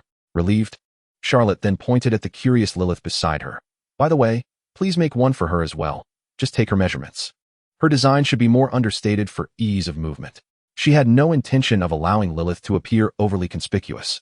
Of course, this lovely lady will undoubtedly wear it beautifully.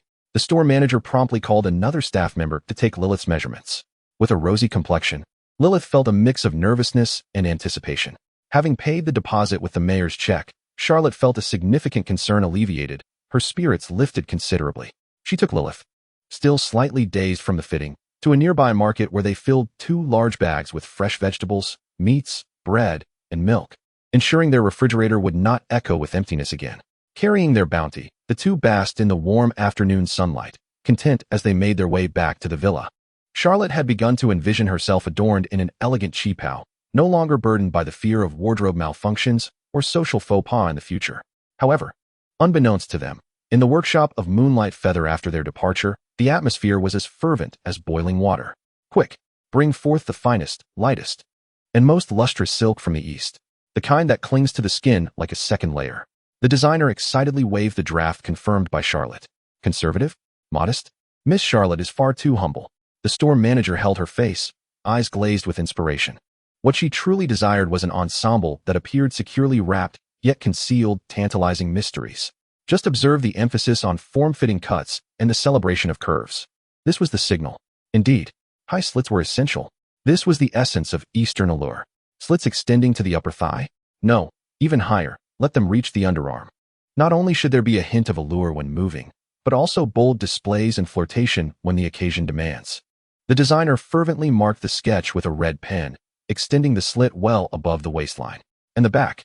The traditional style is far too stifling. Let us transform it into a deep V-back. Edged with the most exquisite lace, we seek that tantalizing effect of being partially veiled. Another staff member excitedly proposed. The neckline. Miss White suggested a slightly higher neckline. Then let us create a small stand collar, but using sheer chiffon. Yes, chiffon. One must be able to glimpse the subtle outline of the collarbone. An eruption of inspiration from the designer. Miss Lilyth's creation. Does Miss Charlotte desire elegance? Let it be understated in the pattern, yet audacious in the cut. An openwork detail at the waist. Indeed, connecting from the ribs to the hips with delicate fishnet lace. Absolutely pure, yet tantalizing. The store manager excitedly interjected. A group gathered around the sketch, eagerly adding various finishing touches that aligned with Miss Charlotte's vision. Each face radiated fervor and certainty, driven by the belief that they truly comprehended and elevated the profound essence behind Miss Charlotte's conservative demands. Their forthcoming design is destined to once again lead a fashion tempest in Manchester. Poor Charlotte, at that moment, hummed a dissonant tune, joyfully planning what delectable dish to prepare for Lilyth with her freshly purchased ingredients. She remained blissfully unaware of the surprise that awaited her. Chapter 13. The telephone line, revised. To avoid repercussions, some terms in this chapter have been modified. Thank you for your understanding. The evening glow, akin to molten gold, flowed into the villa's living room, casting warm hues over the sofa and the two figures nestled upon it. The air was infused with the sweet aroma of toasted bread and the fragrant essence of black tea. Charlotte languidly sank into the soft cushions, her silvery hair cascading untamed. Lilyth, like a cat that had discovered a cozy nook, curled up beside her, clutching her fluffy, warm tail, her pink head resting on Charlotte's shoulder. Her violet eyes half-lidded with a sense of contented languor. She nibbled on a piece of bread spread with strawberry jam, producing a soft, satisfied crunch. One of Charlotte's hands rested on Lilyth's slender waist, while the other held the remote, aimlessly flipping through television channels. Unable to grasp the opera, and finding the shopping advertisements too noisy, her fingers eventually settled on a channel broadcasting serious news. A bilingual news summary scrolled across the bottom of the screen, with the majestic Kremlin and the illuminated White House as the backdrop. In this world reshaped by succubi, they remained symbols of power, though their meanings had been irrevocably transformed. Ladies and gentlemen, welcome to Global Watch. The broadcaster's voice was steady and devoid of inflection, akin to the recitation of a cold report. We now turn to significant international news. This evening, President Isabella Sterling of the Liberty Lighthouse Alliance conversed with Comrade Yekaterina Ivanovna Voroshilova, the supreme leader of the Red Alliance. For approximately 40 minutes, the screen seamlessly transitioned to the official portraits of the two female succubi leaders. To the left, Isabella Sterling, radiant with golden hair and sparkling blue eyes, donned a black suit adorned with glimmering embellishments, her confident smile seemingly capable of melting polar ice. The background featured a purple star-spangled banner infused with succubi runes. To the right, Yekaterina Voroshilova, her silver-gray hair impeccably styled. Her visage, as unyielding as the frozen tundra of Siberia, boasted deep crimson eyes, sharp enough to pierce through the screen. Clad in a sharply tailored deep emerald military uniform, an aura of iron-blooded severity enveloped her. The intricate insignia on her epaulets weighed heavily, set against a backdrop of a red flag interwoven with a hammer and an energy core. According to a joint communiqué released by both parties, the broadcaster continued. This conversation unfolded in an atmosphere of candor, pragmatism, and constructive dialogue. The two sides exchanged comprehensive views on the recent international situation and reached a preliminary consensus, agreeing to deepen bilateral trade cooperation in the realms of agricultural products, specific rare minerals, and certain civilian magical energy technologies. Charlotte stifled a small yawn, her azure feline eyes reflecting boredom at the repetitiveness. She reached for a biscuit from the plate on the coffee table, the crisp crunch echoing in the silence. Here we go again. Trade agreements, mutual flattery or blame, calls for peace and restraint, she mused internally. This political rhetoric template seems to be a universal product, transcending races and even dimensions. Her tail tip unconsciously swayed in Lilyth's lap, provoking a soft, kitten-like hum of delight as the little maid shrank her neck in response. The scene shifted, presenting a segment of a conversation evidently meticulously edited by officials. A warm, somewhat syrupy female voice emerged. Sterling, dear Ekaterina. Open markets and free exchanges are the cornerstones of prosperity. Just like the agreement we have reached, Idaho's finest agricultural products in exchange for the Ural's pure magical crystals. A true win-win scenario. Of course, the specifics of the technology transfer require thorough evaluation. Our core intellectual property protection system at the Free Lighthouse is exceptionally robust and necessitates ample time for assessment. Immediately, a cold, hard voice, devoid of emotion and reminiscent of metal scraping, interrupted. Voroshilova, President Sterling. Mutual benefit requires action rather than mere rhetoric. The quality of the Red Alliance's magical crystals is globally recognized. However, the civilian magical energy engine blueprints promised by your side have yet to materialize. As for your so-called intellectual property barriers, they are merely a facade for technological hegemony. We express our profound regret regarding this matter. Sterling's laughter rang out, somewhat shrill. Oh, Ekaterina, your directness is always so striking. Technical assessments demand rigor. However, the Guardian 3 defense matrix your side has deployed along the Far East border hardly resembles a mere defensive posture, does it? This seems contrary to your calls for restraint. Voroshilova's voice remained unperturbed. President Sterling, the defense policy of the Red Alliance is transparent and reasonable, aimed at safeguarding territorial security. What warrants vigilance is your country's deployment of the Freedom Spear missile system in Polania. As I understand, its preset strike range encompasses our Minsk. This is the behavior that truly requires restraint. We reserve the right to take all necessary measures. The announcer's voice once again overshadowed the charged exchange, beginning to summarize some trivial consensus: a collective condemnation of a certain small nation's rebellion, a call for a ceasefire in a specific region, and a reaffirmation of the commitment to uphold the global order orchestrated by the succubi. Charlotte felt a sense of disillusionment. Beneath these grandiloquent diplomatic phrases lay the stark reality of power struggles and mutual suspicion. She could almost envision the unbroadcasted dialogues, Sterling undoubtedly lamenting Voroshilovan's obstinacy and military expansion, while Voroshilova surely mocked Sterling's hypocrisy and financial hegemony. Ultimately, it was merely two formidable factions of succubi dividing the spoils and scheming against one another. She muttered to Lilyth, "Listen, it's all nonsense. Not as substantial as your baked bread." Lilyth seemed to grasp only part of it, yet upon receiving praise for her bread, her little face instantly blossomed with a sweet smile as she stuffed the last morsel into her mouth and contentedly nudged Charlotte's shoulder. Unbeknownst to them, within the encrypted communication line flowed information far heavier than what was publicly disseminated. The Freedom Lighthouse Alliance is costly. Deep Valley ensconced magical observation station had detected a ripple so faint it was nearly drowned by cosmic background noise.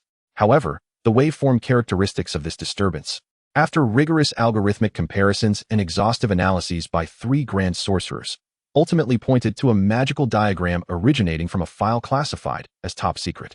The 927 match rate pierced through Isabella Sterling's customary confident smile like a cold needle. Her azure eyes, hidden beneath golden locks, frosted over upon receiving the almost trembling report from the chief magical expert. The intelligence was immediately shared with Moscow, in the depths of the Kremlin, within an office perpetually suffused with a faint aura of magical crystal and a cold, rusty atmosphere. Ekaterina Voroshilova scrutinized the transmitted waveform data. Her crimson eyes remained sharp, yet her fingers, clutching the edge of the report, were slightly pale at the knuckles. The Truth Research Institute of the Red Alliance boasted unparalleled prowess in magical energy research. Her chief researcher, after a swift review, delivered a chilling conclusion. The signal was too weak, with a vast margin of error, making it impossible to rule out the birth of a special individual among the higher succubi or interference caused by certain spells. The so-called origin characteristics were by no means unique in the vast records of the Institute. The researcher even conveyed a hint of disdain for their American counterparts' overreaction. Yet, when Sterling's ominous warning about that very existence, an inherent disruptor of the current order, arrived through the encrypted channel, Voroshilova fell silent. Her icy gaze swept over the glaring waveform graph in the report, seemingly penetrating the walls to behold the countless subjects across the vast expanse of the Red Alliance who were both loyal to her and fearful of her. They silently expressed gratitude towards that distant, legendary existence, a gratitude buried deep within the racial memory, like an indelible brand. However, this expression of gratitude pales in comparison to their maintenance of the existing power structure and their loathing for the so-called archaic shackles. The return of that existence signifies unpredictable chaos, implying that all they have meticulously constructed may be upended. Ultimately, a succinct and icy command emerged from Voroshilova's lips: elevate the internal magical monitoring level to the highest state, and open the Abyss Array's non-sensitive data interface to the Beacon of Freedom for the purpose of cross-verifying this dubious yet undeniably risky intelligence. Cooperation is limited to this. In this matter, they remain temporary and mutually vigilant allies. After setting down the communicator, Voroshilova's gaze drifted to the profound, iron-colored dusk of Moscow outside the window, her deep crimson eyes harboring a vigilance more intense than the night itself. On the television screen, the news had concluded, giving way to monotonous financial analyses. Charlotte had long since lost interest. She seized the remote and decisively switched to a channel broadcasting a light-hearted comedic sitcom. The exaggerated laughter instantly filled the living room. Oh, how comforting it is to watch this, devoid of the mental strain required to unravel convoluted narratives. Charlotte stretched comfortably, pulling Lilyth closer, her chin brushing against the girl's soft, pink hair. Lilyth, too, relaxed entirely, like a small creature that had found its haven. Peacefully closed her eyes amidst Charlotte's presence and the canned laughter from the television, her long eyelashes casting tiny shadows on her cheeks. Outside, night had fully descended upon Manchester, the city lights weaving a brilliant galaxy, obscuring the absurd fashions of daylight and the unseen currents surging from the center of power. Within the villa, only the raucous laughter from the television and the steady breaths of the two nestled together could be heard. An invisible net was quietly tightening around them, a web that could potentially ensnare them in the eye of a storm. Yet to the catgirl on the sofa, seeking merely a tranquil existence in her naive, dependent little maid. It felt as distant as stardust on the horizon. Chapter 14. Is it over? A week passed silently. As Charlotte endeavored to acclimate to her catgirl form and Lilyth awkwardly practiced the principles of equality, occasionally beset by various blunders. Life in the villa gradually settled into a rhythm of awkward familiarity. One morning, Charlotte awoke to a cacophony of jarring bells. The sound emanated from a vintage, dark-hued landline phone tucked in the corner of the living room. She had noticed this relic on her first day in this world, yet had regarded it as a mere decorative item, for in her understanding, mobile phones were the legitimate tools for communication. What on earth is ringing? Charlotte mumbled, her tousled silver hair framing her bewildered, azure feline eyes. She followed the sound, studying the ancient device for a considerable time, pondering where the receiver might be. Voicemail? How does one even access voicemail? Can this thing truly facilitate a conversation? Lily was also roused from her slumber, rubbing her eyes as she descended the staircase. Upon witnessing her master's bewildered demeanor in front of the telephone, a glimmer of understanding sparkled in her violet eyes. She hastened over, deftly grasping the heavy black receiver and presenting it to Charlotte. Master, it's a telephone. You can answer by pressing this button. She indicated a discreet button at the base of the receiver. Charlotte accepted the receiver with a hint of skepticism, tentatively pressing the button. To her surprise, a monotonous female voice resonated. You have 2 new messages. The first message is from Moonlight Feather. The content is as follows: Esteemed Miss Charlotte, the 2 kipeos you ordered have been completed. However, due to a surge in orders for the Freedom Vanguard series, the workshop is working diligently to fulfill them. Your package is expected to arrive this evening or later. We apologize for any inconvenience this may cause. Charlotte merely pursed her lips at the first message, thinking, well, if business is booming, I suppose delays are to be expected. Evening it is then. She was filled with anticipation for her 2 conservative and elegant kipeos, blissfully unaware that an impending storm of social embarrassment was looming. However, the second message made her feline ears perk up with alertness. Very important news? Charlotte set the receiver down, her brow furrowed as she glanced at Lily. What on earth is that Mayor Thomas up to now? Why the secrecy? She couldn't help but grumble, her tail flicking irritably behind her. A week of tranquil living had nearly caused her to forget the existence of this human official. Lily blinked her violet eyes, equally puzzled. What important news could the mayor possibly have? After much contemplation, Charlotte concluded that avoiding the matter would only seem evasive. Taking a deep breath, she clumsily dialed the number from the message. The call was almost instantly connected, as if the person on the other end had been waiting. Hello? Is this the esteemed Miss Charlotte? Thomas's voice came through, laced with an unmistakable tone of flattery and caution. Yes, it is I. Charlotte endeavored to sound aloof and composed, mimicking the tone of a highborn succubus she envisioned. Regarding your message, Miss Charlotte, how delightful to hear from you. Thomas's voice rose an octave, brimming with astonishment. It is indeed a tremendous honor to have you available today. Might I inquire if it is convenient for me to visit you now? Just for a moment. A mere moment. Charlotte was somewhat taken aback by his exaggerated response, feeling a bit at a loss for words, yet she steeled herself and replied, All right. You may come over. Indeed, I shall set off immediately. I would never dream of keeping you waiting. Thomas's voice was nearly cracking with excitement. After a flurry of assurances, the call was finally terminated. Putting down the receiver, Charlotte let out a weary sigh. She turned her gaze towards Lilyth, her eyes settling upon the strikingly short black and white maid outfit that had become Lilyth's signature attire. For reasons unknown, the thought of Thomas's discerning eyes appraising Lilyth stirred an inexplicable discomfort within Charlotte. Lilyth, she gestured towards the upstairs, please change into something else. Perhaps an outfit that mirrors my style. She indicated her own ensemble of a white blazer paired with a black mini skirt. Knowing that there were likely other colors among her wardrobe, Lilyth paused for a moment, her violet eyes filled with confusion. Did her mistress disapprove of her maid uniform? After all, it was a symbol of her identity and duty. Yet, she never questioned her master's commands, promptly nodding, yes, mistress, before hastening upstairs. Meanwhile, Charlotte tidied the living room, arranging the scattered cushions and placing the freshly baked cookies that Lilyth had prepared that morning onto the coffee table. She endeavored to recall the elegant posture that Lilyth had taught her, sitting upright on the sofa with her back straight, legs crossed, chin slightly raised, attempting to cultivate an air of profound mystery. However, the subtly twitching cat ears and her slightly stiff shoulders betrayed her inner unease. Before long, the doorbell rang insistently. Just then, Lilyth descended the stairs, having changed into a black blazer paired with a matching pleated skirt, complemented by a simple white blouse, black tights, and polished shoes. Although the skirt remained short, it offered considerably more coverage than her risque maid outfit. The dominant black hue accentuated her pink hair, while her violet eyes retained their purity, exuding less of a servile demeanor and more of an innocent charm combined with an intriguing allure. Charlotte found her spirits lifted at the sight, and the lingering discomfort within her dissipated somewhat. Lilyth hurried to the door, and upon opening it, revealed Mayor Thomas, who had indeed arrived. He was impeccably dressed in a tailored dark gray pinstripe suit, his hair impeccably styled, and he carried an exquisitely wrapped gift box. Upon seeing Lilyth in her new attire, a flicker of surprise crossed Thomas's features, quickly replaced by a deeper expression of respect. "Miss Charlotte, good day. Miss Lilyth, good day." Upon entering, he performed an exaggerated bow towards Charlotte, who sat poised on the sofa, his face beaming with a smile. "It has been a few days, and Miss Charlotte, you look ever more radiant. This villa, under your and Miss Lilyth's care, exudes an extraordinary elegance."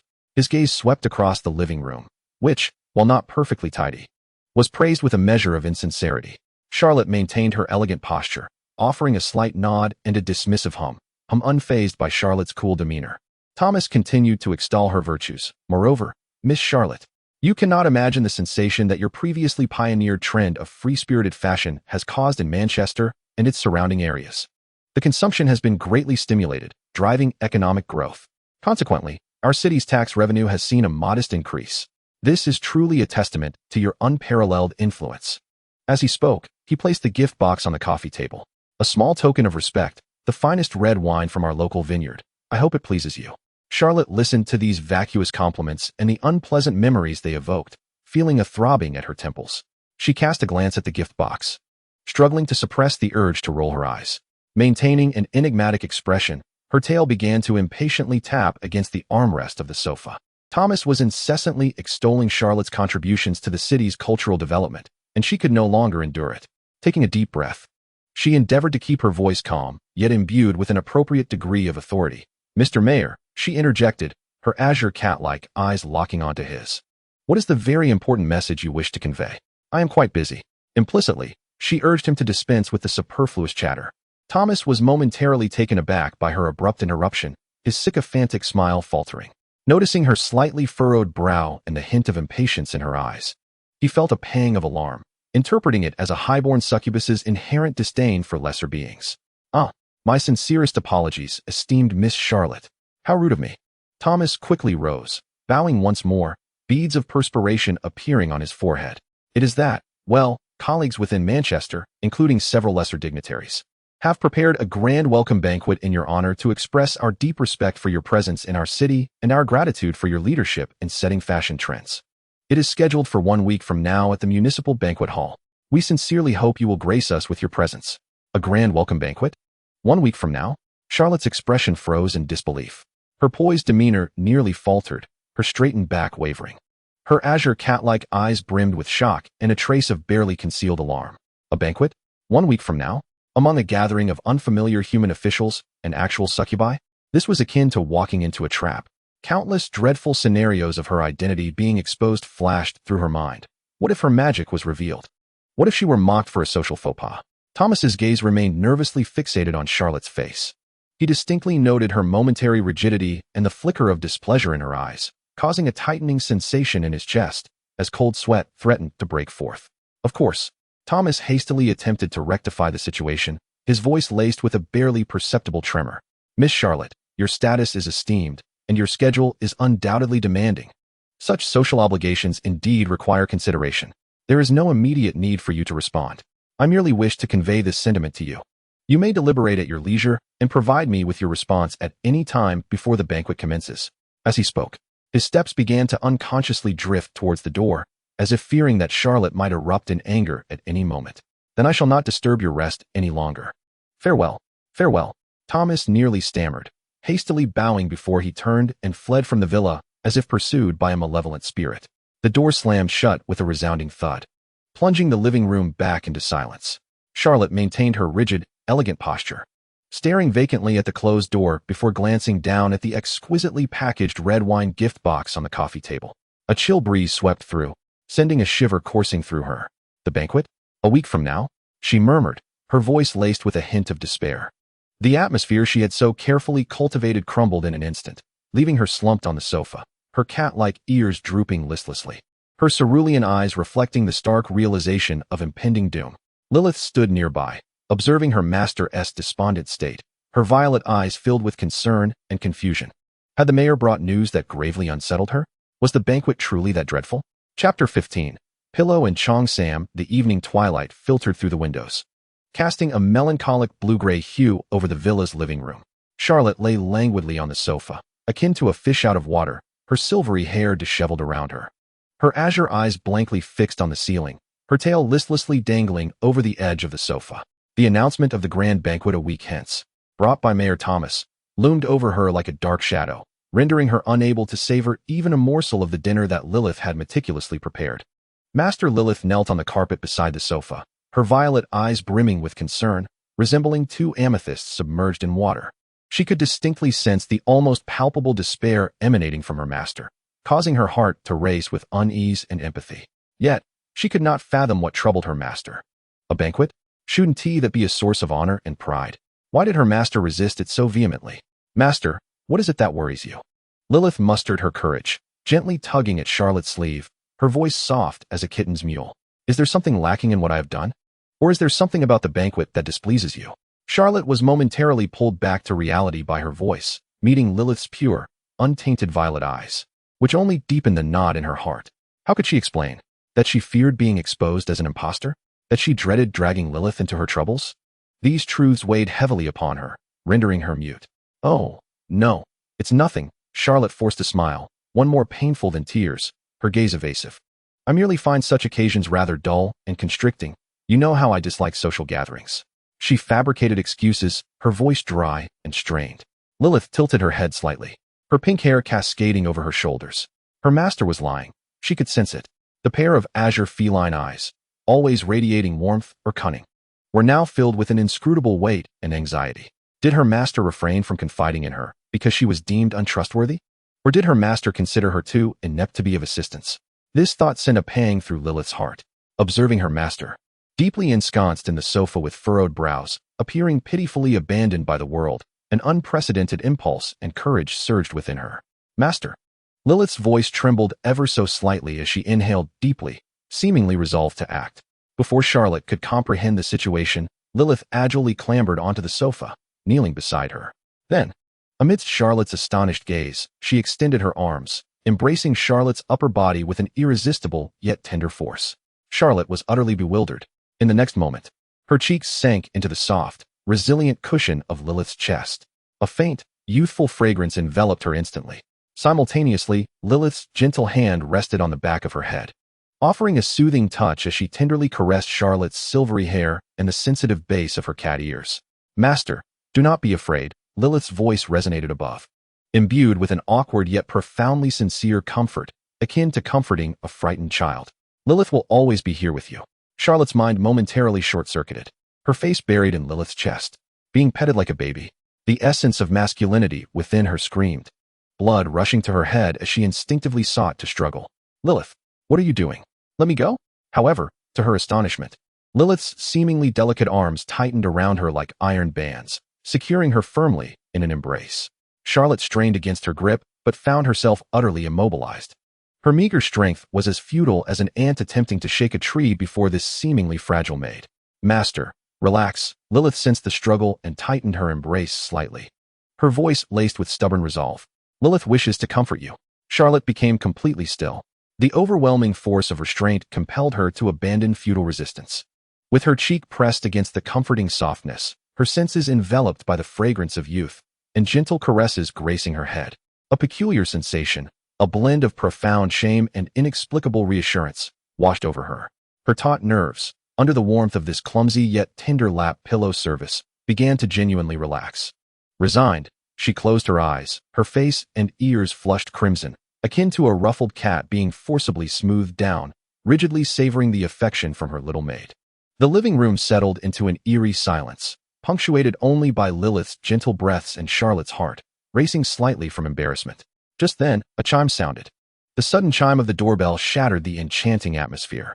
Charlotte, as if pricked by a needle, sprang up from Lilyth's embrace with such swiftness that her movement almost left a blur.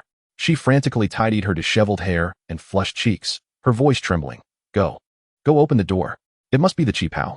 Lilyth, roused from her reverie, had a rosy complexion, her violet eyes still carrying a hint of lingering shyness and the satisfaction of completing a task. She quickly rose, adjusted her slightly disordered collar, and hurried to the door. Indeed, outside stood the familiar courier of moonlight and feathers. However, today she appeared unusually weary, dark circles under her eyes, cradling two beautifully packaged, sizable hard gift boxes. "Good evening, Miss Charlotte, Miss Lilyth." The courier's voice was faint as she handed over the boxes. "Here are the 2 kipeos you ordered. Please sign for them." "I apologize for the delay. We have been inundated with orders lately." Charlotte, still engulfed in waves of embarrassment, had no inclination to examine the packaging closely. She hastily signed her name, accepted the weighty gift boxes, muttered her thanks, and closed the door. She carelessly placed the 2 boxes on the living room carpet. One, noticeably smaller, was meant for Lilyth. Charlotte's gaze fell upon the smaller box, and the thought of Lilyth donning the elegant cheapao, transforming into a graceful and classical Eastern beauty, seemed to disperse the shadows cast by the earlier dinner and her recent mortification. This delightful vision even allowed her to temporarily forget her own attire. "Lilyth." Charlotte pointed at the small gift box, striving to keep her voice steady, though her cheeks still burned. "Why not try on your cheapao? It's just in time for yes. Minister to start. I'll wait for you to change so we can watch together." A tinge of anticipation flickered within her, eager to witness her little maid's transformation. Lilyth gazed at the exquisite box, her violet eyes shimmering with a mix of anticipation and shyness.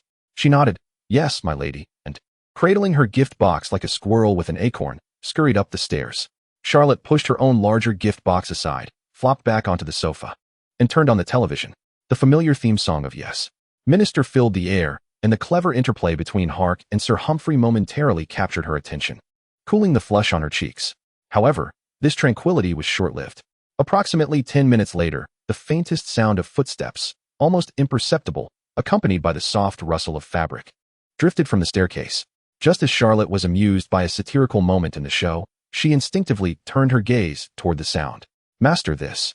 Lilyth's voice, barely above a whisper, was laced with an overwhelming shyness and uncertainty. Charlotte's smile instantly froze upon seeing Lilyth at the top of the stairs, her head bowed, pink hair cascading down to nearly obscure half of her face. Her hands were tightly clasped in front of her, specifically covering the area just below her waist, her fingers turning pale from the pressure. She was adorned in a cheapao, a garment of exquisite simplicity, crafted from silk in a delicate white adorned with blue and white porcelain patterns.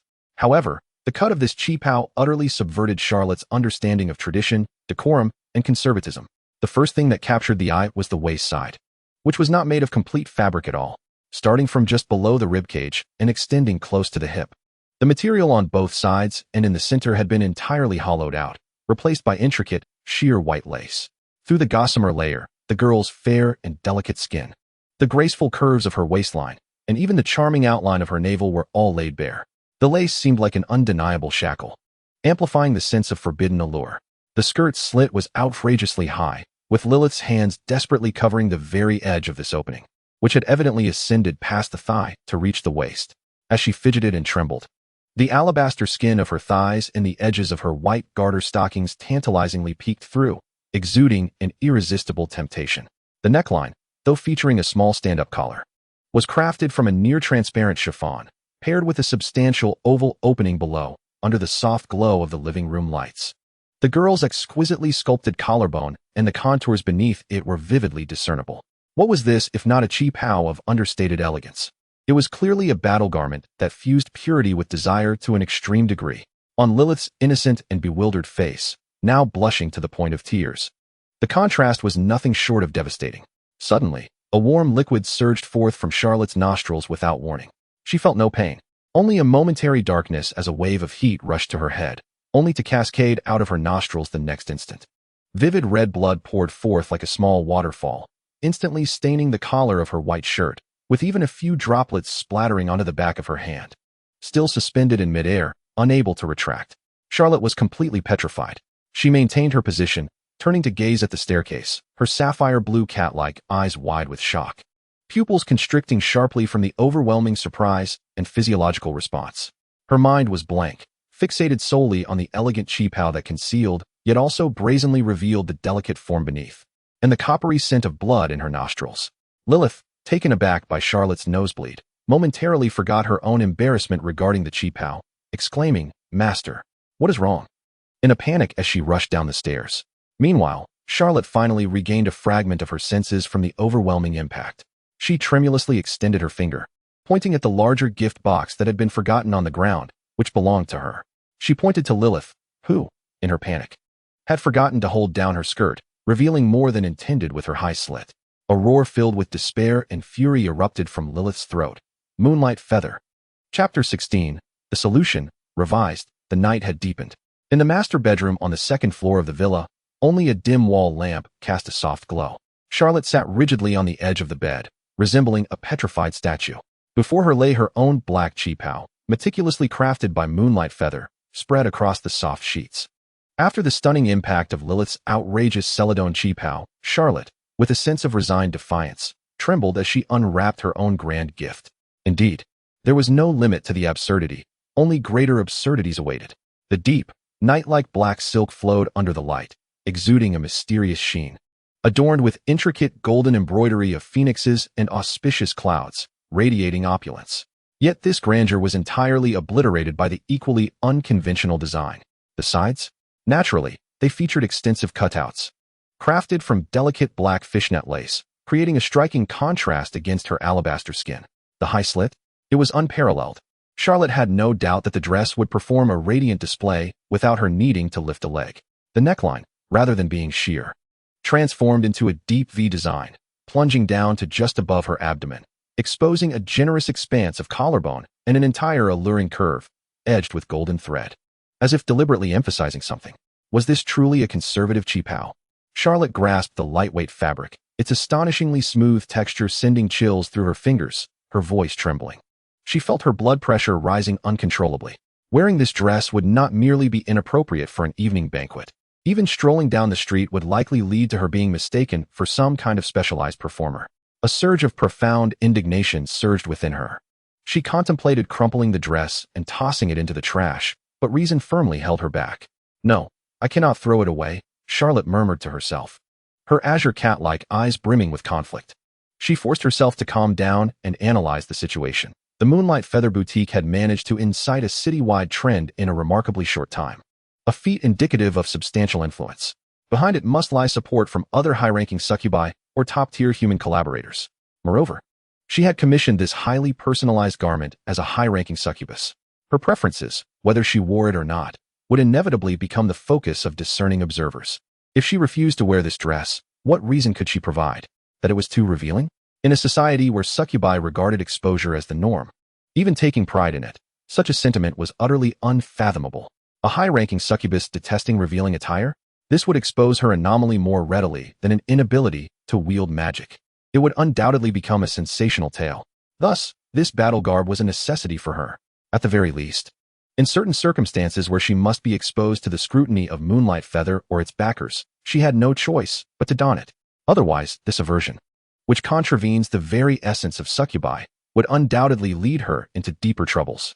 Should her false identity as a succubus be revealed, she could easily imagine the fate that awaited her at the hands of those who were perpetually lost in their desires. "Ah, Moonlight Feather, I shall not let you escape this." Charlotte roared in indignation, collapsing onto her bed and burying her face in the pillow, her silver cat ears and tail drooping lifelessly. Was it truly her fate, as a transcended being, to rely on such revealing garments for her existence? Despair washed over her like a frigid tide, nearly drowning her spirit. At that moment, a blurred image emerged from the vast ocean of her past memories like a lifeline. It was from some files. The character named Ryoko Heimzak, adorned in a splendid qipao, also wore a long, robust trench coat over it. This ensemble not only did not obscure the beauty of the qipao, but instead created a unique style that harmoniously blended elegance and allure. The overall coverage was significantly enhanced, revealing merely a glimpse of her neckline and a small portion of her legs. Most importantly, it exuded an undeniable coolness. Indeed, the trench coat. Charlotte sprang from her bed, her eyes igniting with fervor, akin to two flickering flames in the darkness. A long trench coat worn over her attire would conceal those wretched cutouts and slits. This revelation felt like a sudden awakening, dispelling all her gloom. She leapt towards the wardrobe, diving into the heap of garments she had acquired from Moonlight Feather. Amidst a collection of sultry camisoles, bodysuits, and bunny girl outfits, she fervently searched. At long last, at the very bottom, she unearthed a deep gray trench coat, comfortable in material and knee length. Its design was simple and sleek, devoid of any unnecessary embellishments, exactly what she desired. This was it. Hope sparkled in Charlotte's eyes. Taking a deep breath, she embraced a sense of tragic determination as she began to shed her nightgown. The cold air brushed against her skin, prompting an involuntary shiver. Grasping the black and gold-embroidered garment, her fingers met the icy silk and smooth lace, sending a jolt through her. She closed her eyes, gritted her teeth, and began to don the attire. The silk's cool, smooth texture clung to her curves, while the lace's delicate friction at her waist. The chill of air against her exposed thigh from the high slit, and the emptiness of the deep V neckline filled her with a profound embarrassment that made her toes curl. She scarcely dared to glance at her reflection in the mirror. Master? Lilyth, who had been quietly seated nearby in her jade-hued, modest cheapao, observed her master donning the lavish yet revealing black cheapao, her purple eyes filled with confusion and a hint of barely perceptible concern. Her master appeared to be in such distress. Charlotte had no time to explain. She swiftly seized the long, deep gray trench coat and elegantly donned it over her cheapao. The fabric of the coat emitted a gentle rustling sound.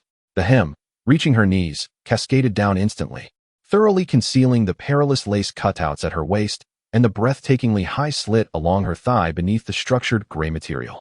Only the magnificent golden phoenix motifs of her cheapao peeked out subtly at the deep V neckline, alongside a glimpse of her calf and ankle, elegantly enveloped in black stockings, revealed at the hem of the coat. Holding her breath, Charlotte approached the dressing mirror slowly, her heart fluttering with a hint of trepidation. The reflection that greeted her made her gasp in astonishment. Her silvery hair cascaded smoothly over her shoulders, while delicate cat ears quivered slightly. The deep black cheapao, adorned with golden patterns, revealed only a touch of opulence at the neckline and cuffs beneath the tailored gray coat, exuding an air of mystery and restraint. The sleek lines of the trench coat tempered the femininity of the cheapao, adding an element of gallant charm.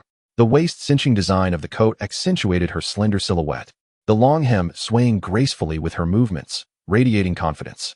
Coupled with her cheeks, tinged with a blush of nervousness and embarrassment, and her striking blue cat-like eyes, which shimmered with a hint of bewilderment and astonishment, Charlotte marveled at her own reflection in disbelief. While the male essence within her soul lamented the enforced donning of the concealed battle attire, her outward appearance radiated elegance, charm, and an alluring allure. She tentatively took a few steps. The hem of the coat swayed gently with her stride, perfectly fulfilling its role as a modesty veil. As long as she refrained from deliberately lifting the coat or making exaggerated movements, those perilous design elements remained sealed within. Master looks incredibly handsome, Lilyth exclaimed, her violet eyes sparkling with awe. She had never witnessed her master adorned in such a manner, the unique blend of grace and gallantry causing her heart to race. Charlotte exhaled deeply, as though shedding an immense burden. Turning to Lilyth, she revealed the first genuine smile of pride and mischief since her arrival. What do you think, Lilyth? Is this ensemble acceptable? Lilyth nodded vigorously, her face flushed with excitement. Yes, Master looks the best, even more splendid than those demon lords on television. Then shall I procure a similar one for you? Charlotte replied, retrieving a white trench coat from the wardrobe and gently draping it over Lilyth. Once they were both ready, Charlotte moved to the window and opened it wide. The cool night breeze caressed her face, stirring her silvery locks and the edges of her coat. She gazed up at the sparse stars scattered across the night sky, feeling the immense pressure from the evening's banquet and the cheapao dissipate with the breeze. The crisis had been temporarily averted. Although the price was the embarrassing garment hidden beneath, at least she appeared like a perfectly normal high-ranking succubus on the outside. Moreover, the combination of the trench coat and the cheapao seems to have unexpectedly struck a chord with her aesthetic sensibilities. Charlotte stroked her chin, gazing at her blurred reflection in the glass window, the corners of her mouth curving upward a little more. Huh, a mere cheapao. Do they think they can mock me? Not a chance. She silently vowed that when the opportunity arose, she would ensure that those brilliant designers would be in for a surprise. Outside, the moonlight gently cascaded, and within the villa, a catgirl and her little maid, adorned in their new outfits, reveled in this small yet hard-earned victory amidst the night. Chapter 17. Cat-eared meatball hot pot, revised. The morning sunlight streamed through the floor-to-ceiling windows, casting diamond-shaped patches of light on the polished floor. Charlotte stood before the enormous full-length mirror, resembling a soldier ready to march into battle. She scrutinized her armor, the long, deep gray trench coat, and the subtly visible black and gold qipao beneath. Unlike the previous night, she had meticulously fastened the top buttons of the trench coat, enveloping herself snugly. The reflection before her was upright and sharp, exuding a hint of austere elegance. With her silver hair cascading down her shoulders and cat ears perked up attentively. Yet this time, Charlotte furrowed her brow. No, this is too conservative. It lacks the allure of a succubus. She murmured to herself, her mind flashing back to Lilyth's modified qipao and the absurd fashion of this world. Dressed this way, while undeniably beautiful, she feared it would draw undue attention over time, marking her as an outlier. Taking a deep breath, Charlotte began the arduous process of adjustment. Her slender fingers undid the buttons of the trench coat, parting the garment to reveal the resplendent neckline of the qipao, with golden thread outlining its exquisite contours. What captivated the gaze even more were the voluptuous curves beneath, accentuated by a strikingly alluring décolletage.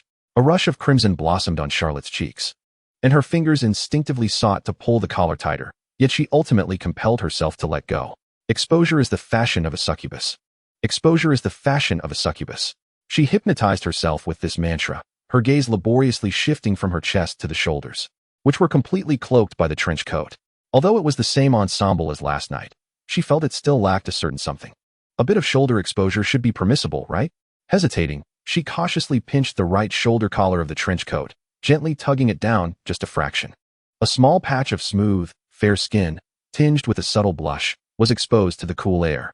She turned slightly before the mirror, bashfully scrutinizing this new look. The trench coat's sharpness and the qipao's ornate sensuality, combined with this hint of bare shoulders' fragility and charm, surprisingly created a peculiar harmony. Yes, this will do. Charlotte forcibly suppressed her feelings of embarrassment and convinced herself to accept this compromise. It was certainly preferable to wearing the battle-ready version outright. An unexpected thought flitted through her mind. A bun hairstyle with twin ponytails, reminiscent of Fay Sack. That practical yet adorable style seemed to perfectly suit her current trench coat persona. With determination, Charlotte eagerly gathered her silken silver hair, attempting to fashion it into two delightful buns. However, reality proved to be rather unkind. Her clumsy efforts resulted in buns of uneven sizes and misplaced positions, while strands of hair continuously slipped through her fingers, leaving her in a fluster. Lilyth, help me. Charlotte finally surrendered and called towards the living room. Hearing her name, Lilyth, who was tidying up the kitchen, hurried over. Upon seeing her mistress tugging at her hair with a look of frustration, a knowing smile flickered in her violet eyes. Mistress, allow me. Lilyth's voice was as soft as a feather. She took the comb and stood behind Charlotte, deftly and gently untangling the moonlight-like cascade of silver hair. The comb glided through the strands, producing a soft rustling sound. Occasionally, as the comb brushed against the sensitive cat ears atop Charlotte's head, an indescribable sensation, a blend of slight tickling and immense comfort, coursed through her body. Charlotte's form involuntarily tensed, and she nearly let out a contented mewl, biting down on her lip to suppress it. Yet, some sounds were beyond her control. Grr. Lilyth inquired, Mistress, are you hungry? You just had breakfast. Lilyth's fingers skillfully navigated through the hair, attempting to secure the buns, occasionally brushing against the edges or the soft inner fur of the cat ears. Each touch ignited tiny sparks, causing the tips of Charlotte's ears to twitch uncontrollably, her ears burning with heat. She held her breath, striving to remain as still as a statue, while internally she screamed, "Oh, this is too stimulating. My ears are far too sensitive. Lilyth must be unaware. She must be unaware. Charlotte, you are a high-ranking succubus. You cannot mewl." Lilyth remained entirely focused on her task, oblivious to her mistress's unusual reactions. With great care, she fashioned the two hair buns, securing them with exquisite hairpins and making final adjustments. Mistress, all done. She stepped back, looking at the mirror with anticipation. Charlotte gazed hopefully into the reflection, only to have her expression freeze in an instant. In the mirror, a pair of fluffy, quivering silver cat ears drooped beside two round, silver-haired buns atop her head. Her once flowing silver hair had been confined into two spherical shapes, and with the overly animated cat ears, the entire crown of her head appeared remarkably crowded and unwieldy. It resembled a bowl freshly removed from the pot, topped with vermicelli and two white dumplings, playfully adorned with two cat ear-shaped lollipops resembling a light-flavored hot pot. Charlotte remained silent for a full 3 seconds, her gaze shifting from hope to shock, and finally to desolation. Unable to contain herself, she let out a short, defeated whimper, her shoulders slumping. Forget it, Lilyth, just take it down.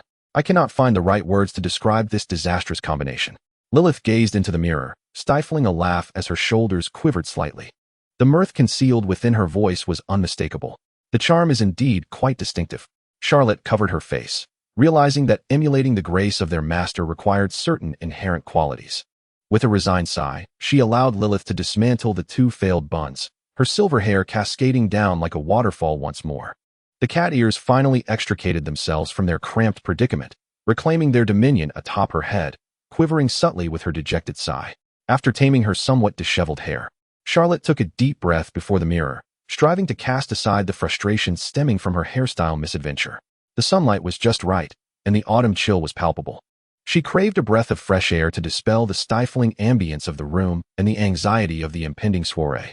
Lilyth, she turned, her azure cat-like eyes meeting the pink-haired girl's gaze. The afternoon is free. Shall we take a stroll? Let us meander and explore this city. She had no specific destination in mind, merely yearning to temporarily escape the opulent prison and savor a fleeting moment of illusory tranquility before the storm arrived. Lilyth's violet eyes sparkled with delight, as if filled with starlight. For her, the opportunity to accompany her master outdoors was the greatest blessing and joy. Of course, master. She nodded vigorously, a pure smile illuminating her face, ever ready to oblige. Observing the unclouded joy radiating from Lilyth, Charlotte felt her own gloom dissipate somewhat. She cast one last glance at her reflection, a high-ranking succubus clad in a trench coat, her alluring shoulder exposed, cat ears quivering, and inhaled deeply. Very well, let us set forth. Chapter 18. The Chasm of Friendship, revised. The afternoon sun filtered through the sparse sycamore leaves, casting dappled shadows upon a relatively secluded cobblestone street in Manchester. This locale lay some distance from the bustling commercial district, flanked by row houses adorned with quaint gardens and a few architecturally unique apartment buildings. The serene environment made it a favored residence for many lower-ranking succubi of considerable standing and their human elite collaborators. On this quiet, deserted street, an awkward performance unfolded. Charlotte, draped in her signature deep gray trench coat, had her buttons undone, revealing the opulent collar of a cheapao and a tantalizing glimpse of her neckline. One shoulder gracefully slid down slightly, showcasing her smooth skin, her silver hair flowing freely, while her cat ears stood erect with tension. She endeavored to step forward, her movements resembling not so much the elegance of a feline stride, but rather that of a kitten newly learning to walk, cautious of unseen pitfalls. Her demeanor exuding a forced composure. Master, Lilyth echoed, trailing a step behind her, mirroring her every move.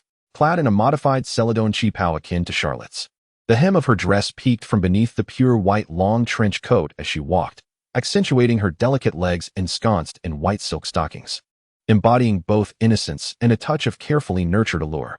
This was precisely the decision made by Charlotte after several days of observation and knowledge reinforcement. As long as the high-ranking succubus was present, the human servant's attire enjoyed a remarkable degree of freedom, with no one daring to voice dissent. This ensemble was not only aesthetically pleasing, but also served as a safeguard for Lilyth, providing far more reassurance to Charlotte than the revealing maid outfit.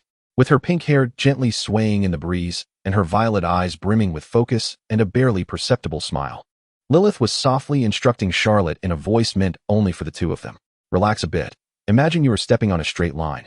And let your waist sway naturally. Yes, just like the ripples of water, let your hips move gently. As Lilyth's voice grew softer, her cheeks flushed, clearly finding it a challenge to teach the succubus how to exhibit alluring postures to her little maid. Oh, this is even harder than walking a tightrope, Charlotte lamented inwardly, her azure cat-like pupils fixated on the non-existent straight line beneath her feet, struggling to adapt to the high heels that, while ill-fitting, perfectly complemented her current outfit. She endeavored to recall the poses of succubus models she had seen on television. With a click, she attempted to twist her waist, only to falter and nearly trip over herself. Fortunately, Lilyth's quick reflexes saved her, steadying her arm. A faint, barely audible laugh, tinged with suppressed amusement, drifted from the balcony of a cream-colored apartment building nearby. Both Charlotte and Lilyth instinctively looked up. There, on the balcony, stood a tall and slender young woman. Her long hair, reminiscent of the tranquil depths of the ocean, cascaded loosely behind her, revealing an elegantly sculpted swan-like neck. Her eyes, a gentle shade of lavender akin to blooming lavender, were now filled with surprise and keen interest as they fixed intently on Charlotte below. She wore a well-tailored cream-colored knit top and a knee-length skirt, exuding an air of intellectual elegance. However, the delicate, curved horns adorning her forehead, resembling carved sapphires, along with a long, slender tail shimmering with a soft blue hue and tapering to a heart shape, unmistakably revealed her identity as a low-ranking succubus. Cecilia Winston, the local editor-in-chief of the renowned fashion magazine Lunar Shadow in Manchester, had been residing here for some time. Since the peculiar trend of white suits and black skirts swept through Manchester, she had astutely traced the source of this fashion phenomenon to the enigmatic, legendary high-ranking succubus with cat ears and a tail of silver hair. She had observed Charlotte from afar countless times, her heart filled with a fervent desire to interview her and awe at her fashion sense. Yet, the status of a high-ranking succubus seemed as distant as the clouds, and as a mere low-ranking succubus editor, she dared not approach too readily. Today, while simply enjoying afternoon tea on her balcony, she unexpectedly encountered the very embodiment of this fashion storm and the rather unique scene of her practicing her catwalk. Naturally, as the editor of a fashion magazine, what astonished her even more was Charlotte's current appearance. Cecilia's lavender-hued eyes sparkled with the brilliance of discovering a rare treasure. The deep gray long coat, with its sleek lines and luxurious fabric, revealed the opulent collar of a black cheapao adorned with golden patterns, exuding an alluring glimpse of sensuality. The perfectly placed off-shoulder design added a touch of languid charm. The elements of silver hair, cat ears, a trench coat, a cheapao, and the subtly exposed skin coalesced in a manner she had never envisioned, creating an extraordinary and striking aesthetic that embodied both the dignified distance of a high-ranking succubus and a relaxed, casual allure, intertwined with a tension of both restraint and temptation. This was nothing short of a revolutionary ensemble. It was simply perfection. Cecilia's professional instincts swiftly overshadowed her awe. She set down her teacup and nearly dashed down the stairs, as Cecilia appeared before Charlotte and Lilyth, a fragrant breeze trailing in her wake. Charlotte was still grappling with the embarrassment of nearly stumbling and being seen in such a compromising state. Lilyth instinctively shifted slightly to shield Charlotte, her violet eyes betraying a hint of vigilance. Cecilia Winston approached them with a graceful stride, accompanied by a delicate breeze infused with floral and ink-like scents. She executed a flawless curtsy, her lavender eyes brimming with excitement and pure admiration, as though revering an exquisite work of art. "Esteemed sir, I beg your forgiveness for my abruptness." Her voice, tinged with a slight breathlessness from her hurried pace, was nonetheless clear and fervent. "I am Cecilia Winston, the editor-in-chief of Lunar Shadow fashion magazine. I simply cannot contain my astonishment. Your current ensemble is nothing short of a revolution." Her gaze fervently swept over the cheapao collar exposed by Charlotte's open coat, lingering on the gracefully fallen shoulder and finally resting on the pair of silver cat ears that twitched slightly from tension. The juxtaposition of the coat's boldness with the cheapao's Eastern elegance, complemented by your astonishing mimicry of nature, represents a groundbreaking fusion, a subversion of traditional succubus aesthetics. "My dear, you are at the forefront of this era." Charlotte found herself momentarily taken aback by the overwhelming enthusiasm and unabashed admiration directed toward her, her cheeks warming slightly. Yet, the words revolution and forefront resonated within her like a potent elixir, providing the affirmation she desperately needed as she faced the impending trial of the succubus banquet. Miss Winston?" Charlotte endeavored to mimic the aloofness characteristic of high-ranking succubi, though a hint of nervousness and a trace of delight at the recognition could not be concealed in her voice. "You flatter me." She inclined her head slightly, accepting the respect offered. Cecilia appeared encouraged, her lavender eyes shining even brighter. She swiftly retrieved a notepad and pen from her elegant handbag, her movements exuding a professional efficiency. "Dear sir, your inspiration is so bold and unique. Might I request you to share some insights? Does this ensemble embody your new contemplation of succubus aesthetics?" Her inquiry was direct and imbued with anticipation. Charlotte's heart skipped a beat. Inspiration? Does covering flaws count? She inhaled deeply, forcing herself to remain composed, and began to weave various justifications. Inspiration stems from embracing diversity. Beauty should not be confined to a singular form. The fusion of comfort and self-expression may indeed represent a more authentic state of being. Her gaze swept across Cecilia's exquisite blue horns and the deep azure heart-shaped tail, adding, "Much like various mimetic forms, each possesses its own beauty." She deftly steered the conversation into safer waters. Cecilia swiftly recorded her words, the pen scratching across the paper, her expression one of profound enlightenment. "The concept of diverse, inclusive self-expression is remarkably profound," she murmured, then looked up, her pure thirst for knowledge prompting her to inquire further. "So, esteemed one, How do you perceive the current trend of mimetic cuteness? Does your vivid and seemingly innate top-tier mimicry signify a more genuine and elevated return? Top-tier mimicry? Charlotte chuckled inwardly. While her hardware was top-notch, her execution was decidedly subpar. She chose her words with care.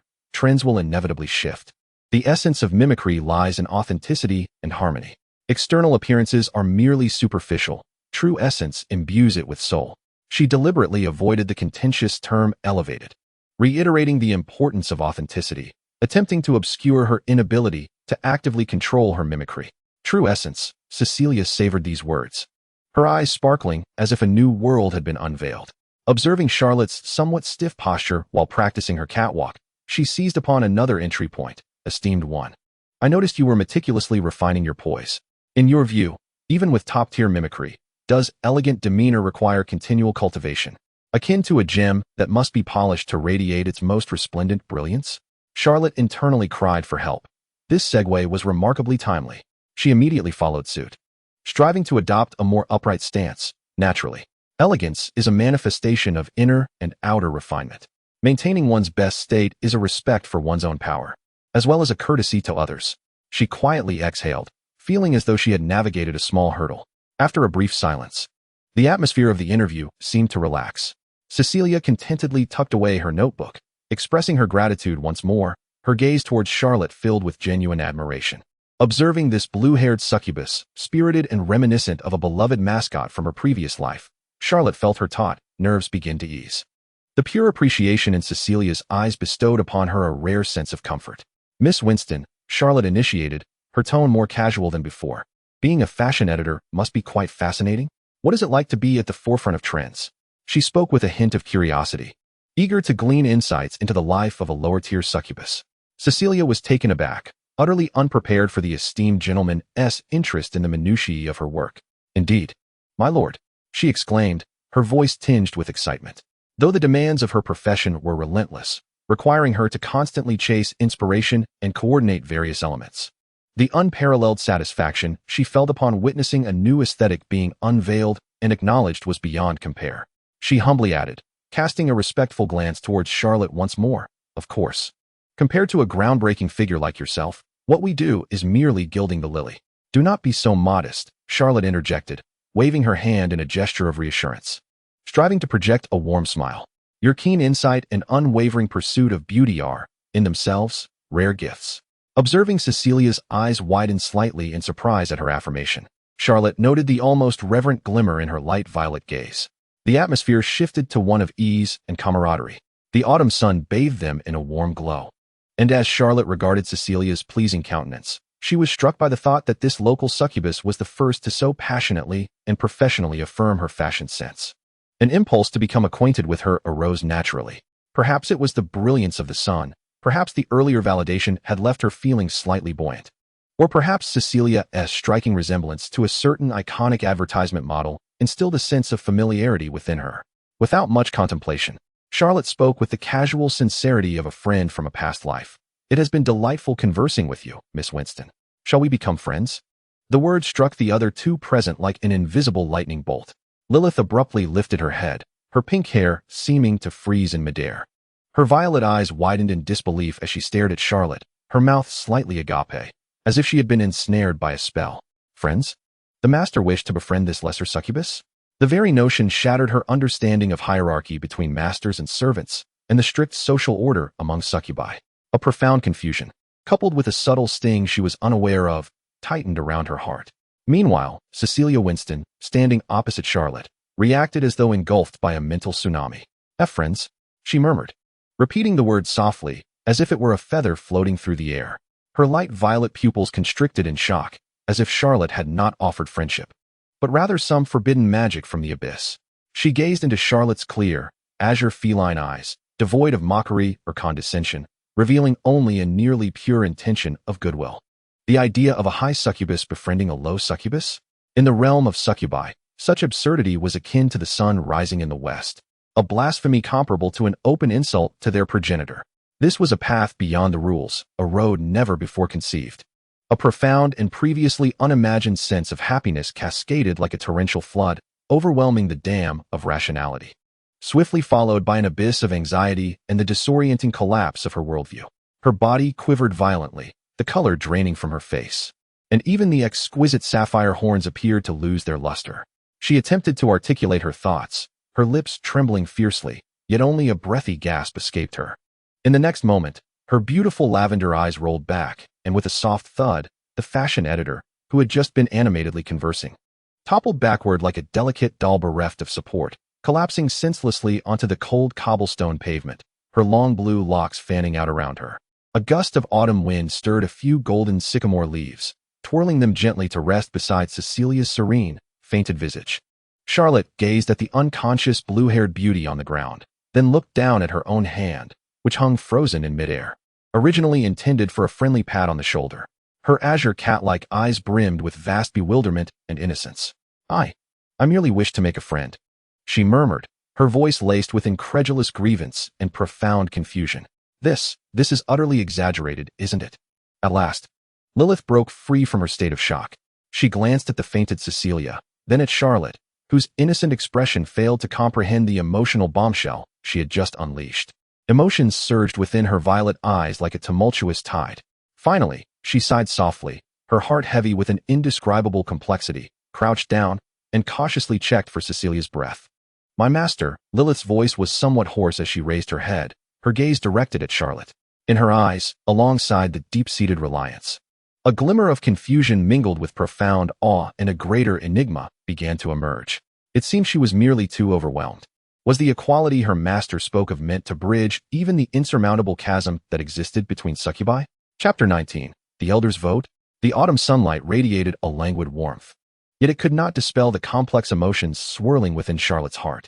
Together with Lilyth, she half-supported, half-cradled the fainted Cecilia Winston, seeking a temporary refuge along the secluded cobblestone street. Soon, they stumbled upon a quaint and charming cafe, adorned with a few white outdoor tables and chairs. The cafe owner, a visibly anxious middle-aged human male, nearly dropped his tray upon seeing a high-ranking succubus accompanied by a maid-clad human servant and an unconscious lower-ranking succubus. He hurriedly rushed out, eagerly pulling open a comfortable wicker armchair. "Esteemed guest, may I offer assistance? Ice water, warm towels, or perhaps a refreshing beverage? Our establishment provides complimentary refreshments." The owner's voice trembled with evident trepidation and servility. At this moment, Charlotte's mind was preoccupied with more pressing matters. She merely wished to swiftly settle this troublesome burden. "No, thank you," she replied, striving to maintain a tone that was both calm and detached. She was simply a tad agitated and needed a moment for Cecilia to rest. With great care, she and Lilyth positioned Cecilia onto a chair, allowing her to lean against the backrest, where a few delicate strands of her serene blue hair fell softly against her pale cheeks. Charlotte stood nearby, her azure feline eyes observing the unconscious Cecilia with a complex intensity. How to awaken her? Splashing water? Too harsh, especially with a trembling boss watching. Slapping her face? That seemed rather undignified. She racked her brain, the scant first-aid knowledge from her past life swirling in her mind. The philtrum. That acupoint located just beneath the nose and above the lip. It was reputed to be effective for fainting, but would it work on a succubus? Charlotte felt utterly uncertain. Desperate times called for desperate measures. Taking a deep breath, she extended her right thumb, hesitating momentarily before pressing it precisely on Cecilia's philtrum, applying firm pressure. Miraculously, after a few seconds, a transformation occurred. Cecilia's long eyelashes fluttered like startled butterfly wings, her lavender eyes gradually opening, filled with confusion and disorientation. She let out an unconscious moan, then gasped, as if she had just emerged from the depths of the ocean. "She is awake. Master, she is awake," Lilyth exclaimed in delight, her violet eyes sparkling with incredulity. She had watched Charlotte intently, believing her master had merely pressed her thumb against the face of the lowly succubus without even conjuring a glimmer of magical energy. No incantation, no gestures, not a trace of energy fluctuation. And yet, Cecilia awakened. What sort of sorcery was this? Internally, Lilyth was engulfed in tumultuous waves of astonishment. In her understanding, magic was invariably accompanied by fluctuations of magical energy. The more powerful the magic, the more pronounced the fluctuations. Even the most adept masters of magical control could not perform even the slightest spell without manifesting some form of light or wave. The only explanation was that her master had mastered magical energy to an extent beyond her comprehension. a level unattainable even by the most esteemed scholars of the Free Lighthouse Alliance. Or perhaps, it was a form of magic so exquisitely crafted that it consumed negligible energy. Whichever it was, it elevated Lilyth's admiration for her master to unprecedented heights. She gazed at Charlotte as if she were a deity residing among the clouds. As Cecilia's consciousness gradually returned, she blinked in bewilderment, her gaze falling upon Charlotte's strikingly beautiful face, adorned with a hint of concern, and her thumb still lingering in the air. The memory of that astonishing declaration of friendship before her fainting flooded back to her. "Oh," she exclaimed sharply, attempting to sit upright, but swaying momentarily due to lingering dizziness. "My deepest apologies. I was utterly rude. I deserve to be condemned to death." She stumbled over her words, her cheeks flushed with a mixture of shame and excitement. I was just too thrilled.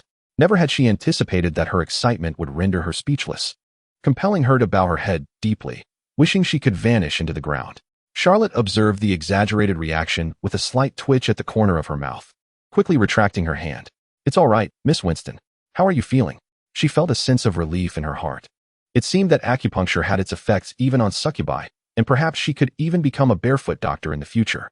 Cecilia took several deep breaths, striving to calm the tumultuous emotions within her.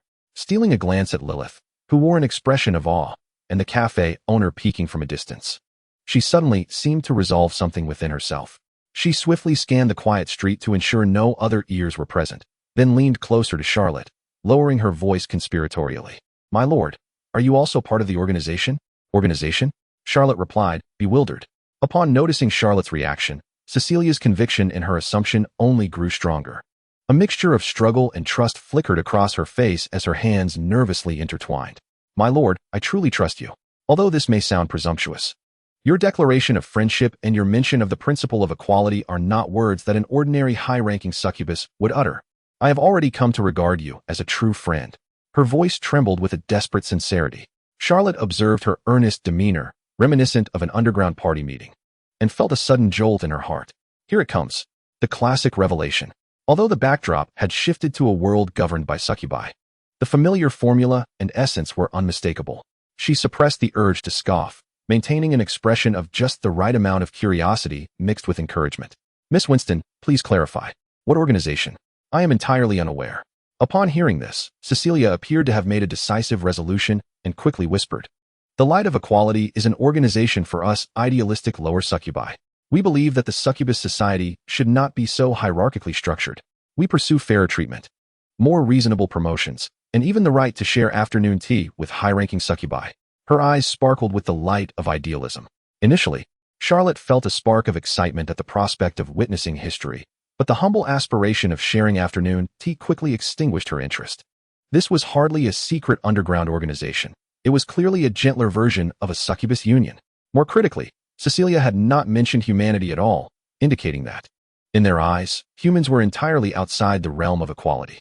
Charlotte instinctively considered employing her progressive excuses to decline. Her lips moved, almost uttering, "I'm sorry. My faction operates discreetly." But just as the words were on the tip of her tongue, she abruptly halted. The individual before her was no naive Lilyth. Cecilia evidently possessed considerable knowledge of succubus political ideologies, even having joined an underground organization. The hastily concocted, vacuous rhetoric of progressivism faltered before such individuals, revealing its myriad weaknesses, and the risk of being pressed for details was alarmingly high. Charlotte forcibly swallowed the term progressive, her expression swiftly transforming from confusion to a tranquil detachment. Her tone growing cold. "Oh, the Light of Equality sounds like a meaningful endeavor." She carefully chose her words, aiming to decline while avoiding provoking her counterpart. The pursuit of equality as an ideal is commendable. However, she allowed a hint of difficulty to seep through, stating, as a newcomer, "I am not yet familiar with the local circumstances." Moreover, she lowered her voice further, laced with just the right touch of apprehension. Ideological disputes can sometimes be quite fierce. I have heard that some extremists harbor unfriendly sentiments towards high-ranking succubi. My current position in such organizations might invite unnecessary troubles. For the sake of safety, it is prudent to proceed with caution. The light in Cecilia's eyes dimmed somewhat, yet Charlotte, as a high-ranking succubus, had concerns that seemed entirely reasonable to Cecilia. The absence of reprimand was, in itself, a mark of enlightenment. "I understand, my lady. I have overstepped. To receive your affirmation of the pursuit of equality is already a tremendous encouragement. I assure you, Today's conversation will remain confidential, she vowed solemnly. Charlotte nodded, her face re-illuminated by a gentle yet distant smile. Of course, our friendship is sincere, Miss Winston. It is a pleasure to make your acquaintance. She timely concluded the discourse. After exchanging addresses and contact information, Charlotte, accompanied by Lilyth, turned to leave under Cecilia's reluctant gaze. After taking a few steps, Charlotte could not resist glancing back at the blue figure standing at the cafe entrance, sighing inwardly with complexity. Alas. It seems that the progressive rhetoric designed to deceive the innocent and charming Lilyth can only fool her. Having witnessed the true nature of equality in this world, Charlotte realized that her fabrications were utterly flimsy to those who possessed even a modicum of insight. Henceforth, her words must be measured and deliberate, no longer carelessly uttered. This encounter with Cecilia served as a wake-up call. Lilyth followed closely, her violet eyes sparkling with admiration, entirely consumed by the extraordinary magic of her master's unwavering resolve. Her adoration nearly overflowing. Chapter 20. The Crisis of Hunger. As the sun's dying rays cast a languorous golden hue over Manchester, Charlotte's mood stood in stark contrast to this warm palette. She dragged her leaden legs back to the opulent, yet suffocating villa, nearly floating in. Lilyth trailed closely behind, closing the heavy, intricately carved wooden door, momentarily shielding them from the clamor of the outside world, particularly those unsettling gazes. With a weary sigh, Charlotte collapsed onto the spacious, soft sofa in the living room, her fatigue palpable, even her silver cat ears drooping lifelessly. What relaxation! What autumnal stroll!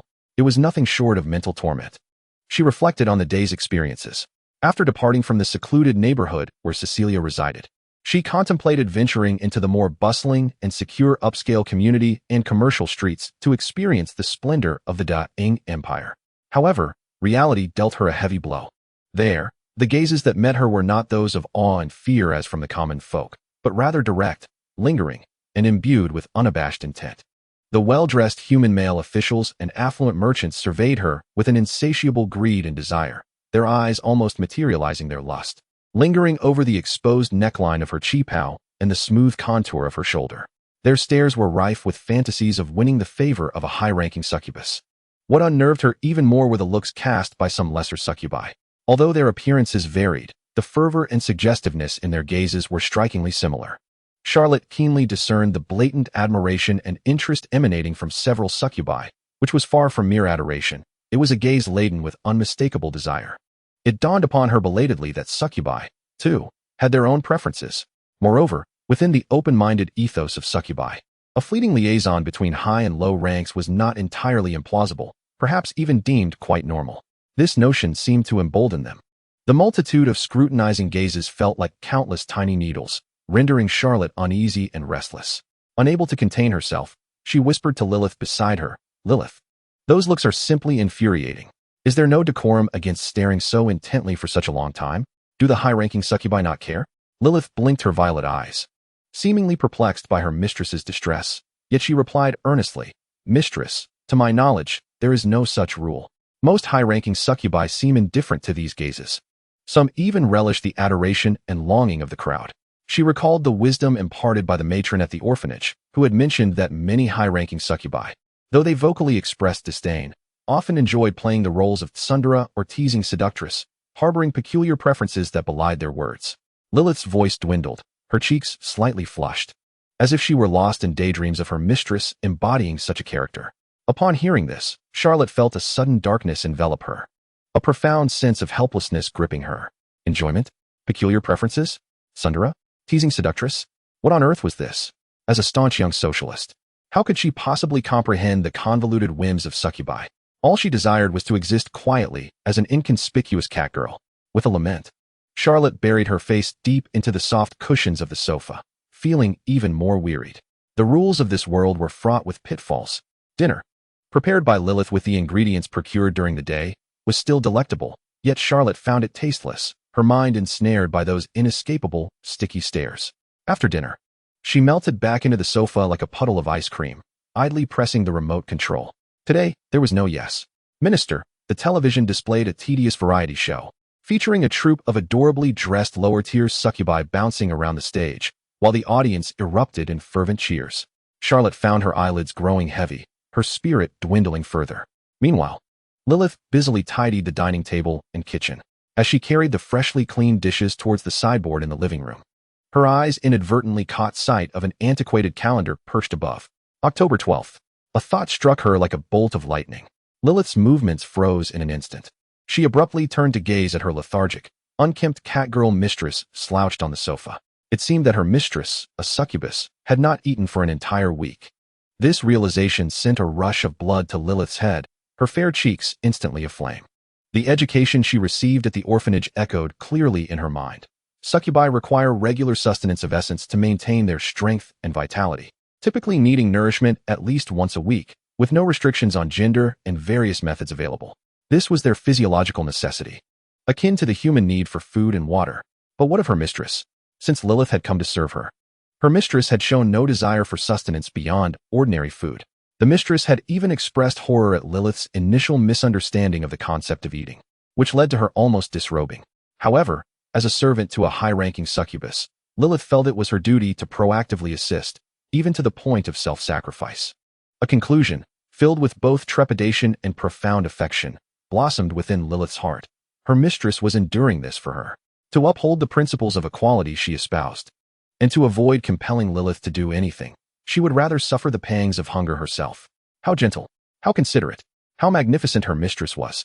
A tumultuous blend of emotion, gratitude, heartache, guilt, and an indescribable resolve swelled within Lilyth's chest. Observing her mistress's current state of utter exhaustion, seemingly too weak even to flick her tail, Lilyth felt an urgent need to take action. She could not stand idly by and watch such a tender-hearted mistress continue to suffer. Although this was her first time, and her heart brimmed with shyness and anxiety, for her mistress's sake, she was willing. The pink-haired girl quietly placed the half-dried glass on the sideboard, her movements as light as a feather falling to the ground. She inhaled deeply, as if preparing for battle, her small face flushed with determination and embarrassment, resembling a ripe apple. Bowing her head, her heart raced within her chest, thumping wildly, as she slowly yet resolutely approached Charlotte on the sofa. Charlotte remained blissfully unaware of her intentions. She was intently gazing at the television screen, where a bunny girl demon exaggeratedly twisted her waist, internally lamenting the aesthetic standards of this world while sighing over her own dismal existence as a succubus. The thought of the evening's impending troubles weighed heavily on her mind. Bored, she absent-mindedly curled a strand of her silver hair, completely oblivious to the figure approaching from behind, exuding a resolute aura reminiscent of sacrifice. Lilyth finally reached the side of the sofa. She observed her unsuspecting master's profile, the long lashes casting soft shadows beneath her eyelids, appearing so fragile yet beautiful. Her breath quickened, and her hands nervously clutched the edges of her white trench coat. Then, without Summer noticing, Lilyth slowly knelt on the carpet before the sofa. A tremor of reverence coursing through her. Her gaze fell upon the hem of Summer's cheapao, slightly opened due to her slumped posture, and lingered on the delicate ankles encased in black stockings. According to the vague teachings of the matron and certain clandestinely circulated illustrations, she was to firmly grasp both ankles before gently prying them apart. Lilyth's cheeks flushed crimson, almost as if they would bleed, yet the determination in her eyes shone brightly. She extended her trembling hand, cautiously and tentatively, as she gently made contact with the warm, delicate skin just above Summer's ankle, embraced by the black silk. Just as her fingertips were poised to embark on bolder actions, Summer finally sensed something amiss and turned her head in confusion. When her gaze focused and fell upon Lilyth kneeling at her feet, cheeks flushed and eyes glistening with longing, one hand resting on her calf, Summer was taken aback. Chapter 21. Caring for the master time slipped away quietly over the course of a day. If anyone were curious about what transpired between the two, I can only say they spent the entire day engaged in World of Warships. Below is the account of one of their exhilarating matches, where Lilyth commanded a long and agile destroyer, navigating the tumultuous sea. The map was the Twin Peaks Strait, featuring a narrow, winding waterway that led directly into enemy territory. Lilyth directed her warship to the entrance of the waterway but did not rush in. Instead, she maneuvered at the entrance, adjusting speed to observe the unfolding battle. Unbeknownst to her, the temperature within the waterway was slightly higher than that of the surrounding sea. After a moment, confirming the rising water level, Lilyth's vessel began to traverse the narrow passage. The waterway was extremely constricted, causing her destroyer to frequently scrape against the protruding soft reefs on either side. Yet the small warship remained resolute, forging ahead. As if influenced by tectonic movements, the entire waterway began to tremble slightly when Lilyth's destroyer fully entered. The brave sailors aboard paused momentarily to regroup at the entrance before swiftly advancing to launch an attack on Summer's territory. Charlotte had, of course, made ample preparations. A slender yet formidable British light cruiser was positioned in the middle of the waterway, relentlessly firing armor-piercing rounds and launching single torpedoes in a futile attempt to thwart Lilyth's advance. However, all efforts proved fruitless. The valiant destroyer swiftly shattered the fragile cruiser with a few well-aimed shots, causing the entire strait to tremble violently with the explosion. It seemed as though the surrounding peaks experienced a geological upheaval, as red-hot magma cascaded down their slopes, flowing into the waterway. The waves grew increasingly turbulent, with frothy white surf mingling with the crimson molten rock, crashing against the sleek armor of the destroyer. This breathtaking spectacle of nature momentarily stunned Lilyth. But she quickly commanded an acceleration of the offensive, and the agile destroyer resumed its high-speed maneuvers within the channel. Observing their allied destroyers successfully penetrating enemy territory, the remaining comrades were equally resolute. One by one, slender and robust warships surged into the waterway, causing the two rounded, towering peaks to vibrate under the impact of the vessel's engines and gunfire. Lilyth's fleet launched a fierce assault on Charlotte's base at the far end of the strait. After several rounds of attack, Charlotte's rear base fell, and the tumultuous waves grew ever more violent as the battle unfolded. Charlotte faced defeat. As dawn light filtered through the gaps in the curtains, Charlotte was overwhelmed by an all-consuming fatigue that seemed to hollow out her very soul. It felt as if every bone in her body had been dismantled and reassembled, each muscle silently lamenting its plight. Her consciousness struggled to rise from the depths of heavy darkness. With great effort, Charlotte pried open her heavy eyelids, her azure cat-like pupils unfocusedly taking in the unfamiliar ceiling above. A slight movement sent a wave of soreness coursing through her body, prompting her to draw in a sharp breath. Who am I? Where am I? What has happened? A hangover-like bewilderment filled her mind. Instinctively, she lowered her gaze to examine herself. She found herself clad in an exquisitely light and soft pure white silk nightgown, the delicate fabric accentuating her gentle curves. This was not her doing. Abruptly, she turned her head to the side. Lilyth lay beside her, adorned in a matching black silk nightgown, her pink hair cascading over the pillow, accentuating her porcelain complexion. In this moment, she was immersed in sweet slumber, unusually not clutching Charlotte's tail as she typically did. Her petite nostrils subtly flared, and the corners of her lips curved upward, forming an utterly contented smile. Even in her dreams, she unconsciously extended her delicate tongue to gently lick her lips, as if savoring an exquisite delicacy. That expression of satisfaction and tranquility nearly led Charlotte to question whether the harrowing game that had instilled such terror in her heart yesterday was merely an absurd nightmare born of her overwhelming fatigue. It must be an illusion, Charlotte attempted to convince herself. She cautiously shifted her body, striving to quietly slip out of bed. However, as her feet made contact with the frigid floor, attempting to bear her body's weight, an indescribable sensation of weakness surged from the soles of her feet to the crown of her head. Her legs felt as though all sinew had been stripped away, rendering them entirely unresponsive. With her knees buckling, she collapsed to the ground in a most ungainly, duck-like posture. A sharp cry escaped her lips as intense pain radiated from her rear and thighs upon impact, causing her to grimace in agony. Yet, this was merely the beginning. As she fell, her dormant muscles seemed to awaken in alarm, unleashing an overwhelming wave of soreness that erupted from her lower back and deep within her thighs.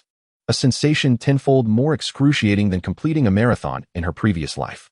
To make matters worse, an intense thirst surged from the depths of her throat, as if her entire mouth and esophagus had transformed into the arid Sahara Desert, desperately in need of refreshing rain. She even feared she might succumb to dehydration. A pained, pitiful whimper involuntarily escaped her lips. This commotion finally roused the slumbering Lilyth. Master? Lilyth sleepily opened her violet eyes, and, upon seeing her master seated awkwardly on the floor, clutching her lower back with a pained expression, she was instantly alert. Master, how did you fall? Lilyth exclaimed, hurriedly throwing off the covers and swiftly approaching Charlotte, carefully avoiding her tender areas, as she exerted herself to half support, half carry her back to the soft bed. Observing Charlotte curled up in pain, her brow furrowed. Lilyth's eyes brimmed with concern, yet a flicker of confusion surfaced. How could her master be so weak? She distinctly recalled the teachings of the matron. High-ranking succubi possess a unique constitution, typically unaffected by such physical reactions, unless under extraordinarily special circumstances. For instance, when nearly depleted of magical energy, coupled with an exertion of immense intensity, requiring considerable mental effort during the consumption process. The need to guide and transform vital energy would inherently drain a succubus's vitality. A thought struck Lilyth like lightning. Could it be that her master not only exhausted her magic yesterday, but, in an effort to spare Lilyth any discomfort, had gently and meticulously guided every aspect of the process, resulting in such an enormous toll? What a tender and considerate master she had, willing to endure such profound pain and aftereffects, rather than allow Lilyth even the slightest inconvenience. This heartfelt sacrifice filled Lilyth's gaze with overwhelming emotion, concern, and an even deeper sense of compassion. Master, you truly are too hard on yourself. At that moment, Charlotte was far too preoccupied to acknowledge the complex and affectionate expression in Lilyth's eyes. She lay languidly amidst the soft bedding, resembling a salt-drenched fish tossed ashore, gazing vacantly at the ceiling. It was over, utterly over. The inner voice within her screamed in turmoil. Had she truly experienced the joys of womanhood before even tasting the delights of manhood? And the price for this joy was exceedingly heavy. Her waist felt as if it were about to snap. Her legs no longer felt like her own. Her throat was parched and burning. Who claimed that only the overworked ox suffers, while the fields remain unscathed? Clearly, they had never encountered Lilyth. The pairing of two classes without a cool-down was indeed a formidable challenge. How tragic, how profoundly tragic. The excruciating discomfort of her body, coupled with the immense psychological impact, rendered her incapable of coherent thought. Despair washed over her like an overwhelming tide. Turning her head, she glimpsed the worried face of the pink-haired girl by the bedside, her voice rasping from thirst, tinged with a near-pouty weakness. I need water. My throat is on fire.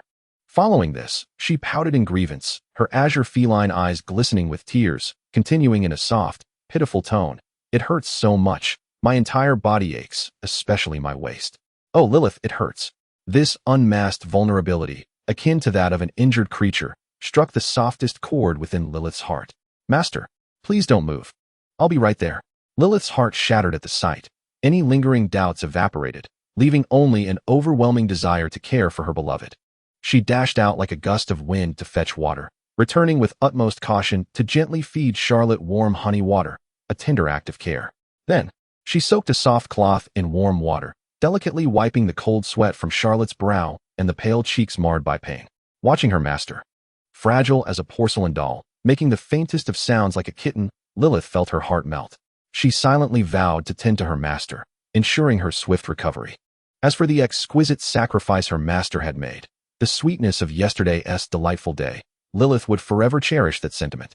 3 days passed. Charlotte washed 3 garments, and Lilyth, while cooking, fried 6 sausages, initiated 9 games, won 8, opened 2 treasure chests, and spent 5 hours. Yet Charlotte dealt no damage, with Lilyth emerging victorious. Chapter 22. Was she the protagonist all along?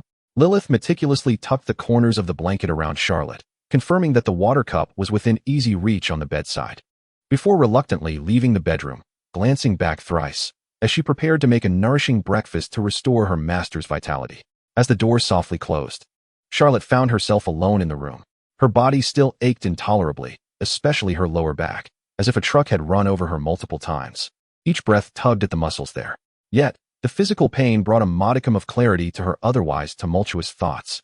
After the moment of self-indulgent petulance before Lilyth had passed, the stark realities surged forth like a chilling tide, flooding her mind. Foremost among these was the distressing issue of the succubus's sustenance. The harrowing experience from yesterday was by no means the conclusion. It struck her with sudden clarity that Lilyth had explicitly mentioned during their initial tutoring sessions that succubi require regular replenishment of essence to sustain their strength and spirit. At least once a week. What did this imply? It meant that henceforth, every week, she would be compelled to engage in at least 1 session of World of Warships with Lilyth. Otherwise, her status as a high-ranking succubus would become highly questionable due to prolonged fasting. This was akin to a ticking time bomb. Merely the thought of the weekly task intensified the ache in her lower back, sending a shiver from her coccyx straight to the crown of her head. This was only the first instance. If it were to recur multiple times, and considering Lilyth's satiated and blissful expression that morning, it was evident that the little maid was already developing a taste for this indulgence. World of Warships is truly delightful. Hee. Charlotte had no doubt that in the days to come, should she appear even slightly weakened, Lilyth would instantly pounce to fulfill her duty and rescue her mistress. No, absolutely not. Charlotte screamed internally. A solution must be devised. She had to find a strategy, no matter what. She needed to outsmart the little maid and prevent her from feeding her any further. Otherwise, let alone safeguarding Lilyth, she might very well be the first to succumb to her own fate. The second pressing dilemma was that infernal succubus banquet. Attire? Thanks to the trench coat and Cecilia's assurance, that was somewhat resolved. Etiquette? Aside from the wretched catwalk, she simply could not sway her hips that way. She had managed to grasp the essentials through Lilyth's intensive instruction and manuals. But magic? It was highly probable that she would need to showcase a modicum of magical prowess during the banquet. What could she possibly demonstrate? Levitate the toupee off some balding official's head? She couldn't even make a feather float. This predicament left her utterly at a loss, without a glimmer of a solution. Was she truly expected to perform a spell to pinch someone's energy? The thought was too fantastical for her to bear, just as Charlotte was tormented by these two conundrums. Feeling like a salted fish lying on a chopping board awaiting its fate, a sudden, brief, yet exuberant scream from Lilyth emanated from the kitchen below. What was happening? Startled, Charlotte, disregarding her aching back, struggled to prop herself up, straining to listen. Was something frying? Had something been knocked over? Before she could ponder further, the bedroom door creaked open with a sudden force. Lilyth stood at the threshold, her cheeks flushed, her violet eyes sparkling with an unprecedented, almost explosive excitement. In her hand, she held a spatula, but that was not the crux of the matter. The essence lay in the fact that before her, suspended effortlessly in the air, emanating a delightful aroma of sizzling oil, was a perfectly cooked egg. It appeared as though the egg were cradled by an invisible tray, hovering precisely half a foot above Lilyth's fingertips, unwavering and still. Even more astonishing was the soft, luminous pink glow radiating from the hand that grasped the spatula. This light flowed like silken threads, enveloping her palm and forearm, pulsating with the rhythm of life. Master, look, you must see this. Lilyth's voice trembled with excitement as she practically bounded to the bedside, carefully presenting the levitating egg to Charlotte. Charlotte's mind buzzed, momentarily blank. All her aches and worries were obliterated in an instant by the incredulous sight before her. Could Lilyth wield magic? She could make objects float. Her hand was glowing. All the clues connected like lightning in her mind. That inexplicably suspended feather in the bathroom was not a sign of her awakening powers. It was undeniably a manifestation of Lilyth's unconscious magic. The realization struck her like a thunderclap, leaving her utterly petrified, frozen on the bed, even forgetting to breathe. Her azure feline eyes fixated on the floating egg and Lilyth's radiant hand. Master, Master. Seeing Charlotte's lack of reaction, Lilyth assumed she was awestruck by her creation and became even more animated. With a flick of her free hand, the pink magical light flowed forth like a living entity, swiftly shaping itself in midair into a lifelike butterfly. The butterfly danced gracefully around the egg before dissolving into shimmering specks of light. Master, did you see that? I can use magic.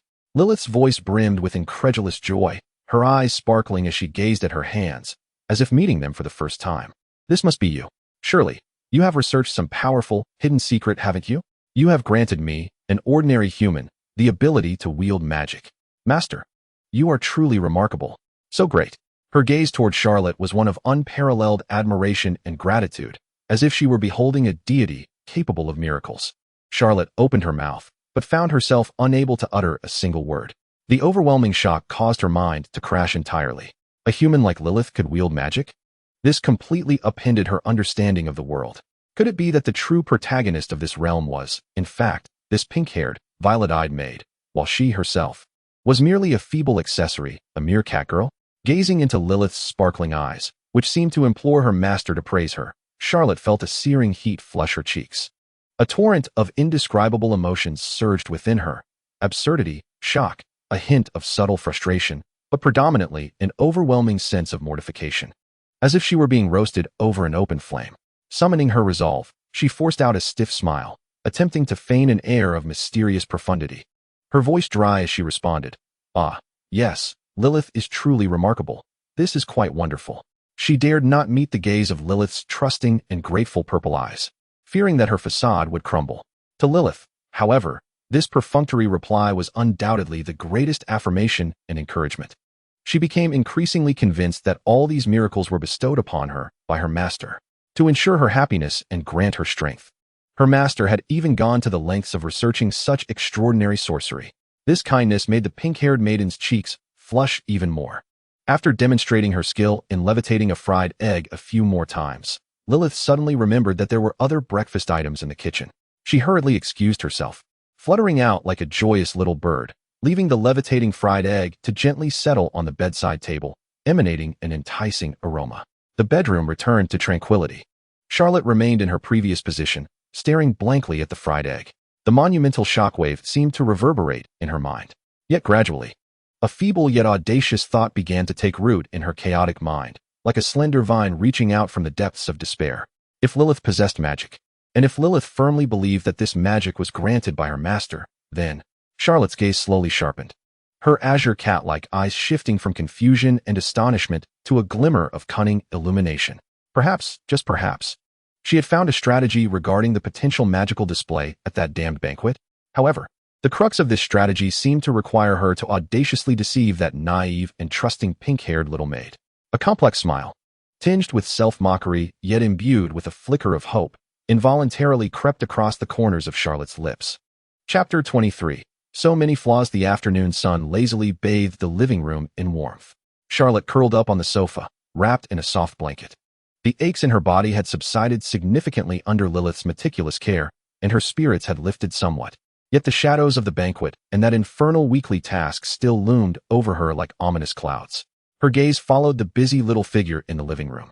Lilyth had changed back into her black and white maid outfit, lifting her small face, her pink brows slightly furrowed, and her purple eyes intently focused on a thin layer of dust atop the bookshelf. She extended her little hand, a faint pink glow emanating from her palm. With a sense of ritual, she softly chanted, and the feather duster resting on the floor began to flutter and sway, as if suspended by invisible threads. Trembling as it soared toward its target, it clumsily brushed against the dust, its movements far less graceful than those of Lilyth herself. Lilyth had to concentrate intently on it. Her small lips pressed tightly, barely daring to breathe, completely unable to divert her attention elsewhere. The levitating duster struggled at the edge of her 2-meter limit. Lilyth, Charlotte could not help but speak, her voice gentle. Does using magic like this drain your energy? Startled by the sound, Lilyth let the duster fall with a soft thud. She quickly withdrew her hand, the faint glow in her palm fading away. Turning around, she offered a somewhat embarrassed smile. Just a little, master. It's manageable to make it fly, but precise control feels a bit taxing on my mind. Moreover, I can only control one at a time, and the distance cannot be too far. She rubbed her temples, but soon her violet eyes sparkled with pure joy. But master, this is already amazing. I could never reach these places before. I had to move chairs and climb up, which was such a hassle. Now, with the magic bestowed by you, it's so much more convenient. Thank you, master. Her gratitude was heartfelt.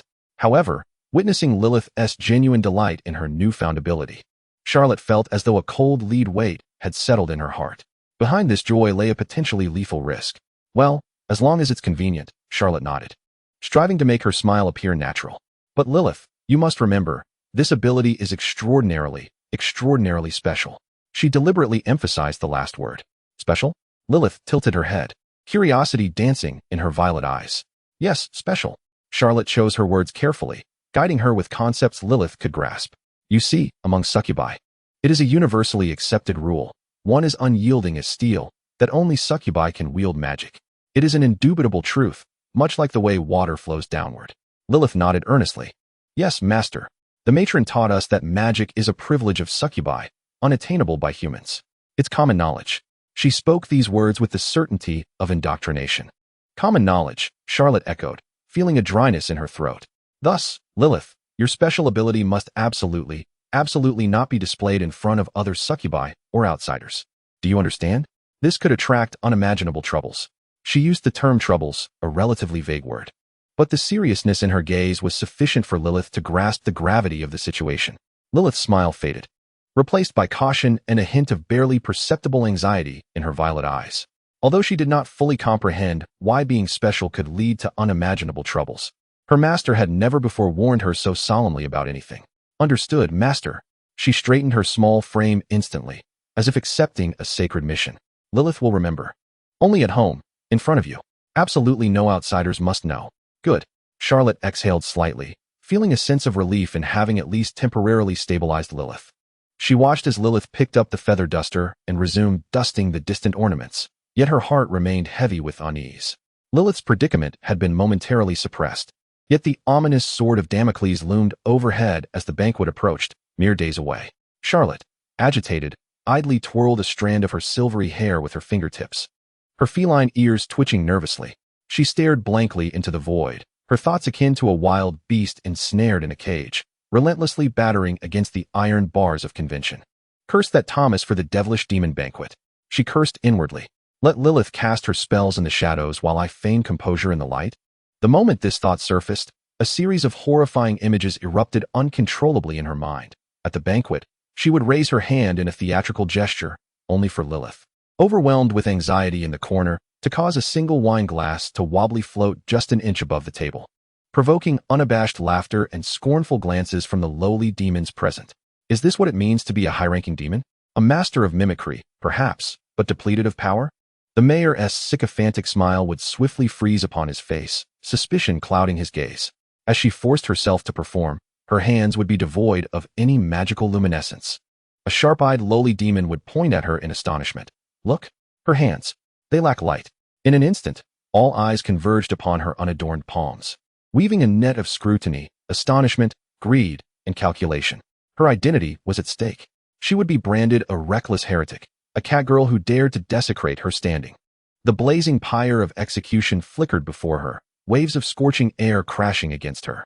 Or worse, she envisioned being stripped bare and cast into a vast, viscous pool teeming with writhing tentacles, those slick appendages ensnaring her, reaching for every part of her being. No, Charlotte screamed silently within, abruptly shutting her eyes, her body trembling uncontrollably. This cannot be. Absolutely not. She opened her eyes wide, her heart racing. This scheme was utterly unfeasible. Lilyth's magical prowess was far too rudimentary, limited to the basics of levitation and illumination, tricks that even a novice demon would disdain in formal settings. For her, a high-ranking demon boasting the title of Master of Mimicry, to perform such acts would be nothing short of humiliation, exposing her vulnerabilities. It was outrageous that anyone would not question her capabilities. What was even more dire was that accursed magical luminescence. The faint glow of magic emanating from Lilyth's hands would serve as irrefutable evidence of her spellcasting. And what of Charlotte? Even if she strained her eyes to their utmost, she could not muster a glimmer of light from her hands. How could she possibly conceal such a glaring flaw?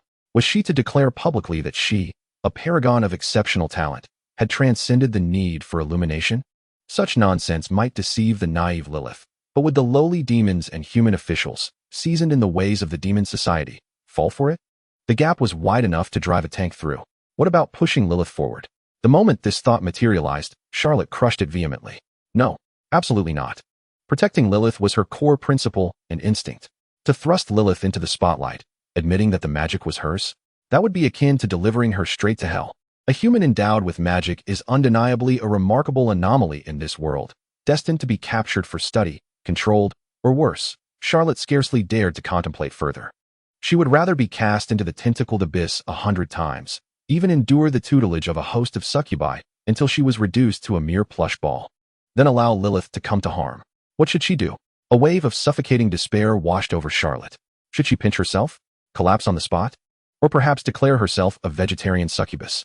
Agitated, she turned over on the sofa, allowing the blanket to slip away without a care.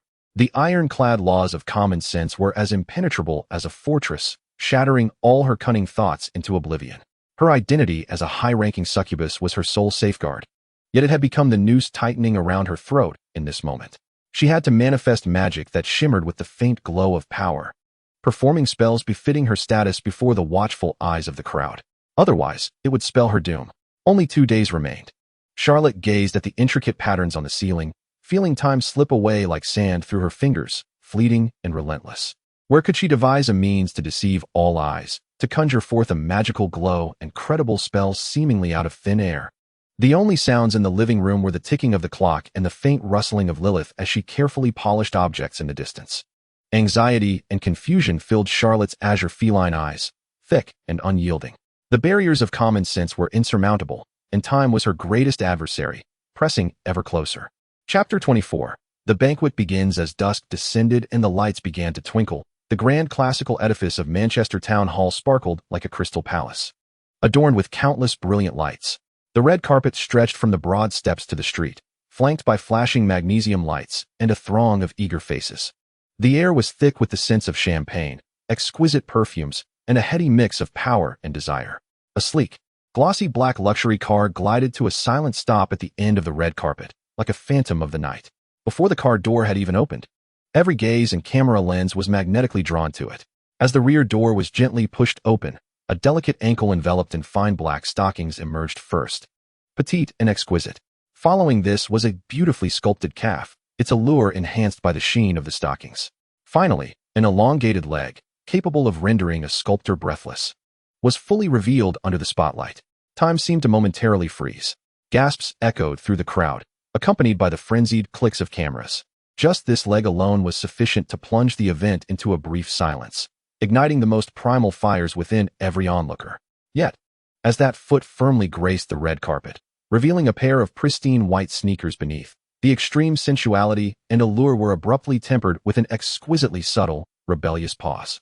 Thank goodness for the running shoes, Charlotte thought, her heart pounding like a drum in her chest, her palms slick with cold sweat. In the event of a sudden escape, would not high heels be a perilous choice? She forcibly suppressed the urge to flee, inhaling deeply as she stepped out, now donning the other foot adorned with matching sneakers. Beside the car door stood Lilyth, who had already disembarked, clad in a meticulously draped white trench coat that artfully concealed the intricate design of her jade-hued modified chipao. Complemented by white silk stockings, she embodied the epitome of impeccable servitude, slightly bowing, one hand gracefully resting above the door frame while the other gestured invitingly. Her violet eyes cast downward, striving to mask her inner turmoil, yet her erect posture and flawless demeanor rendered her undiminished beneath her master's commanding presence. Charlotte straightened her stance, her dark gray long coat billowing slightly in the night breeze, the open front revealing the opulent and alluring neckline of a black chipao adorned with golden patterns, hinting at a subtle allure. The right shoulder cascaded delicately, exposing her fair, luminous skin. Her silvery hair flowed like moonlight, and the pair of fluffy cat ears atop her head appeared strikingly animated under the spotlight. The cerulean gaze swept across the throngs lining the red carpet, infused with an unintentional chill of detachment born from acute anxiety. It began, Charlotte silently chanted within, feeling each step akin to treading upon a blade's edge. The cursed catwalk. She compelled herself to recall the essential teachings imparted by Lilyth. Envision a straight line beneath her feet, allow her waist to sway naturally, and move her hips with a subtle, rhythmic twist. Twist her hips? Please, in my suffering. Charlotte lamented internally. She found herself utterly incapable of executing the deliberate seduction of such a sway. In her desperation, she resorted to instinct, emulating the proud postures of regal cats. Her spine erect, her steps imbued with an almost contrived lightness, accompanied by a hint of stiffness born from tension. Rather than a beguiling catwalk, it resembled a vigilant silver tabby cat, gracefully traversing this unfamiliar territory with an air of aloofness. She could almost anticipate the scrutinizing and mocking gazes that would be cast upon her. Yet, the anticipated derision did not materialize. Following a brief moment of silence, the crowd erupted into fervent admiration and chatter. "Goodness, look at that lady stride," exclaimed a lowly succubus dressed as a bunny girl, cupping her cheeks, eyes alight with stars. "What a uniquely captivating style. She resembles a noble cat surveying its domain. That blend of aloofness and natural grace is utterly enchanting. Is this the aura of a top-tier succubus? Even her walk is so distinctive." Nearby, a wealthy human businessman whispered to his companion, his gaze filled with awe and infatuation. "That sense of detachment, that innate nobility, I have never witnessed before. Truly deserving of being a trendsetter. Even her catwalk is imbued with such personal flair." Another lowly succubus excitedly documented the scene, proclaiming, "Proud cat vibes. This will undoubtedly be the next trend explosion. And those sneakers? Oh my heavens, what a daring mix. She has shattered the monotony of the evening. This is the true essence of a fashion pioneer." Amidst the throng, Cecilia Winston was nearly overwhelmed with excitement. Fervently scribbling notes in her notepad, Charlotte felt her feline ears burning with intensity. A proud kitty? A trend-setting sensation? A fashion pioneer? Her inner self had turned to stone. Was it merely a matter of not being able to sway her hips? Was this truly possible? A surreal sense of relief mingled with a profound feeling of helplessness washed over her. It appeared that the allure of a high-ranking succubus was even more potent than she had anticipated, as if it could effortlessly filter out all absurdities. Under the relentless gaze of countless eager eyes and the blinding flashes of cameras, Charlotte steeled herself, maintaining a feline posture that felt awkward even to her. As she traversed the seemingly interminable red carpet, Lilyth followed closely behind, like a quiet shadow. Upon entering the opulent hall of the city hall, a warm breeze, rich with the aromas of food, flowers, and cosmetics, enveloped her. Even with ample mental preparation, Charlotte was taken aback by the spectacle before her. The soaring dome was adorned with a massive crystal chandelier, refracting a myriad of lights. The marble floor, polished to a mirror-like sheen, reflected the elegant figures moving about. A long dining table was draped in pristine white linen, laden with an array of exquisite delicacies, mounds of caviar glimmering like black pearls atop an ice sculpture. Enormous lobsters posed dramatically amidst crushed ice, and delicate desserts displayed as if they were fine art, with an assortment of wines flowing in crystal goblets. Radiating hues of amber and ruby, dressed in sharp uniforms, human servers moved seamlessly among the guests, ready to fulfill any request with immediate precision, order on the spot. And the kitchen would promptly comply. Was this truly the upper echelon of society under the dominion of succubi? Charlotte felt a dryness in her throat. The opulence surpassed her wildest imagination. Beside her, Lilyth appeared spellbound, her violet eyes filled with awe at the dreamlike scene. However, Charlotte had no time to linger in admiration. From the moment she stepped into the hall, she acutely sensed that she had become the unequivocal center of attention. Countless gazes, curious, probing, envious, jealous, greedy, wove around her like invisible threads from every direction. She straightened her back, striving to maintain the composure befitting a high-ranking succubus, embodying the aloofness of a cat, afraid to reveal even the slightest crack in her facade. Before long, other guests, primarily local human officials, wealthy merchants, their families, and a few evidently lower-ranking succubi, were ushered in by the servers, all wearing respectful, even obsequious smiles, cautiously entering in succession. They instinctively kept a respectful distance from Charlotte, forming an invisible barrier around her. Finally, the mayor of Manchester, Thomas Hopkins, beaming with enthusiasm, ascended a makeshift stage at the front of the hall. Adjusting his expensive bow tie and clearing his throat, he addressed the microphone. Distinguished guests. His voice echoed through the hall via the loudspeaker, imbued with an intentionally heightened excitement. Tonight, the stars shine brilliantly, and we are graced with esteemed company. We gather here to welcome an extraordinarily esteemed presence, a figure whose arrival in Manchester, adorned with unparalleled charm and pioneering fashion sensibilities, breathes new life into our industrial city, the illustrious High Demon, Lord Charlotte. His gaze precisely fixed on Charlotte at the heart of the crowd, the fawning smile on his face nearly oozing with insincerity. His voice elevated an octave. Behold Lord Charlotte's ensemble tonight. The effortless grace of the trench coat melds beautifully with the elegance of the Eastern cheapao. Such a unique aura, such audacity to set trends. He deliberately paused, his eyes scanning the sneakers adorning Charlotte's feet, a flicker of barely perceptible confusion crossing his features, quickly overshadowed by an even deeper flattery. And this audacious defiance of convention. This is the true essence of a formidable presence. It shines as brilliantly as the flames of the Industrial Revolution. This is the glory that belongs to us, Manchester. Charlotte felt her cheeks flush with embarrassment, wishing fervently for a crevice to hide within. Was this flattery not excessive? The glory she mentally scoffed at. Thomas, evidently not yet satiated, continued his effusive praise for a full 5 minutes, transitioning from Charlotte's top-tier mimicry to her misunderstood feline gait. His words so syrupy that Charlotte could almost dig her toes into the luxurious marble floor, as if to carve out a sanctuary. Finally, Thomas concluded his lengthy flattery by raising his champagne glass high, his voice trembling with excitement. Let us toast. To celebrate Lord Charlotte's arrival and to officially commence tonight's welcome banquet. To Lord Charlotte. The audience echoed in unison, raising their glasses. Countless gazes refocused on Charlotte, brimming with a myriad of complex emotions, curiosity, reverence, but mostly unabashed desire. The champagne bubbles joyfully ascended in the glasses. Beautiful music resonated at the perfect moment. The lavish banquet officially commenced amidst the mayor's exaggerated praises. Yet, standing at the eye of the storm, Charlotte felt the exquisite music like the relentless beat of a death march. The enticing aroma of gourmet dishes could not mask the pervasive scent of impending crisis that hung in the air. The true test, perhaps, was just beginning. Chapter 25. A challenge. The echoes of Mayor Thomas's opening remarks seemed to linger in the opulent hall, replaced by the melodious strains of music that filled the space. Guests began to flow like a liberated tide, their invisible bonds severed. The aroma of food became increasingly enticing as the sounds of conversation, clinking glasses, and gentle laughter intertwined to create a symphony of high society. Charlotte's heart raced from the earlier spotlight, her gaze sweeping the hall like a radar. She observed some guests comfortably seated at small round tables adorned with pristine white tablecloths, elegantly summoning waitstaff to place their orders. Others held exquisite bone china plates, selecting delicacies from the lavish buffet before settling down to indulge. Opportunity, Charlotte instantly realized, as the eager, fiery gazes of the lesser succubi and human officials had yet to converge upon them. She swiftly grasped the slightly reserved Lilyth's hand and hurried towards a relatively secluded corner where a small round table for two awaited. "Quick, sit down," Charlotte urged in a hushed tone, almost urging Lilyth into one of the high-backed chairs while she hastily claimed the other. The rapidity of her actions bore a hint of barely concealed awkwardness.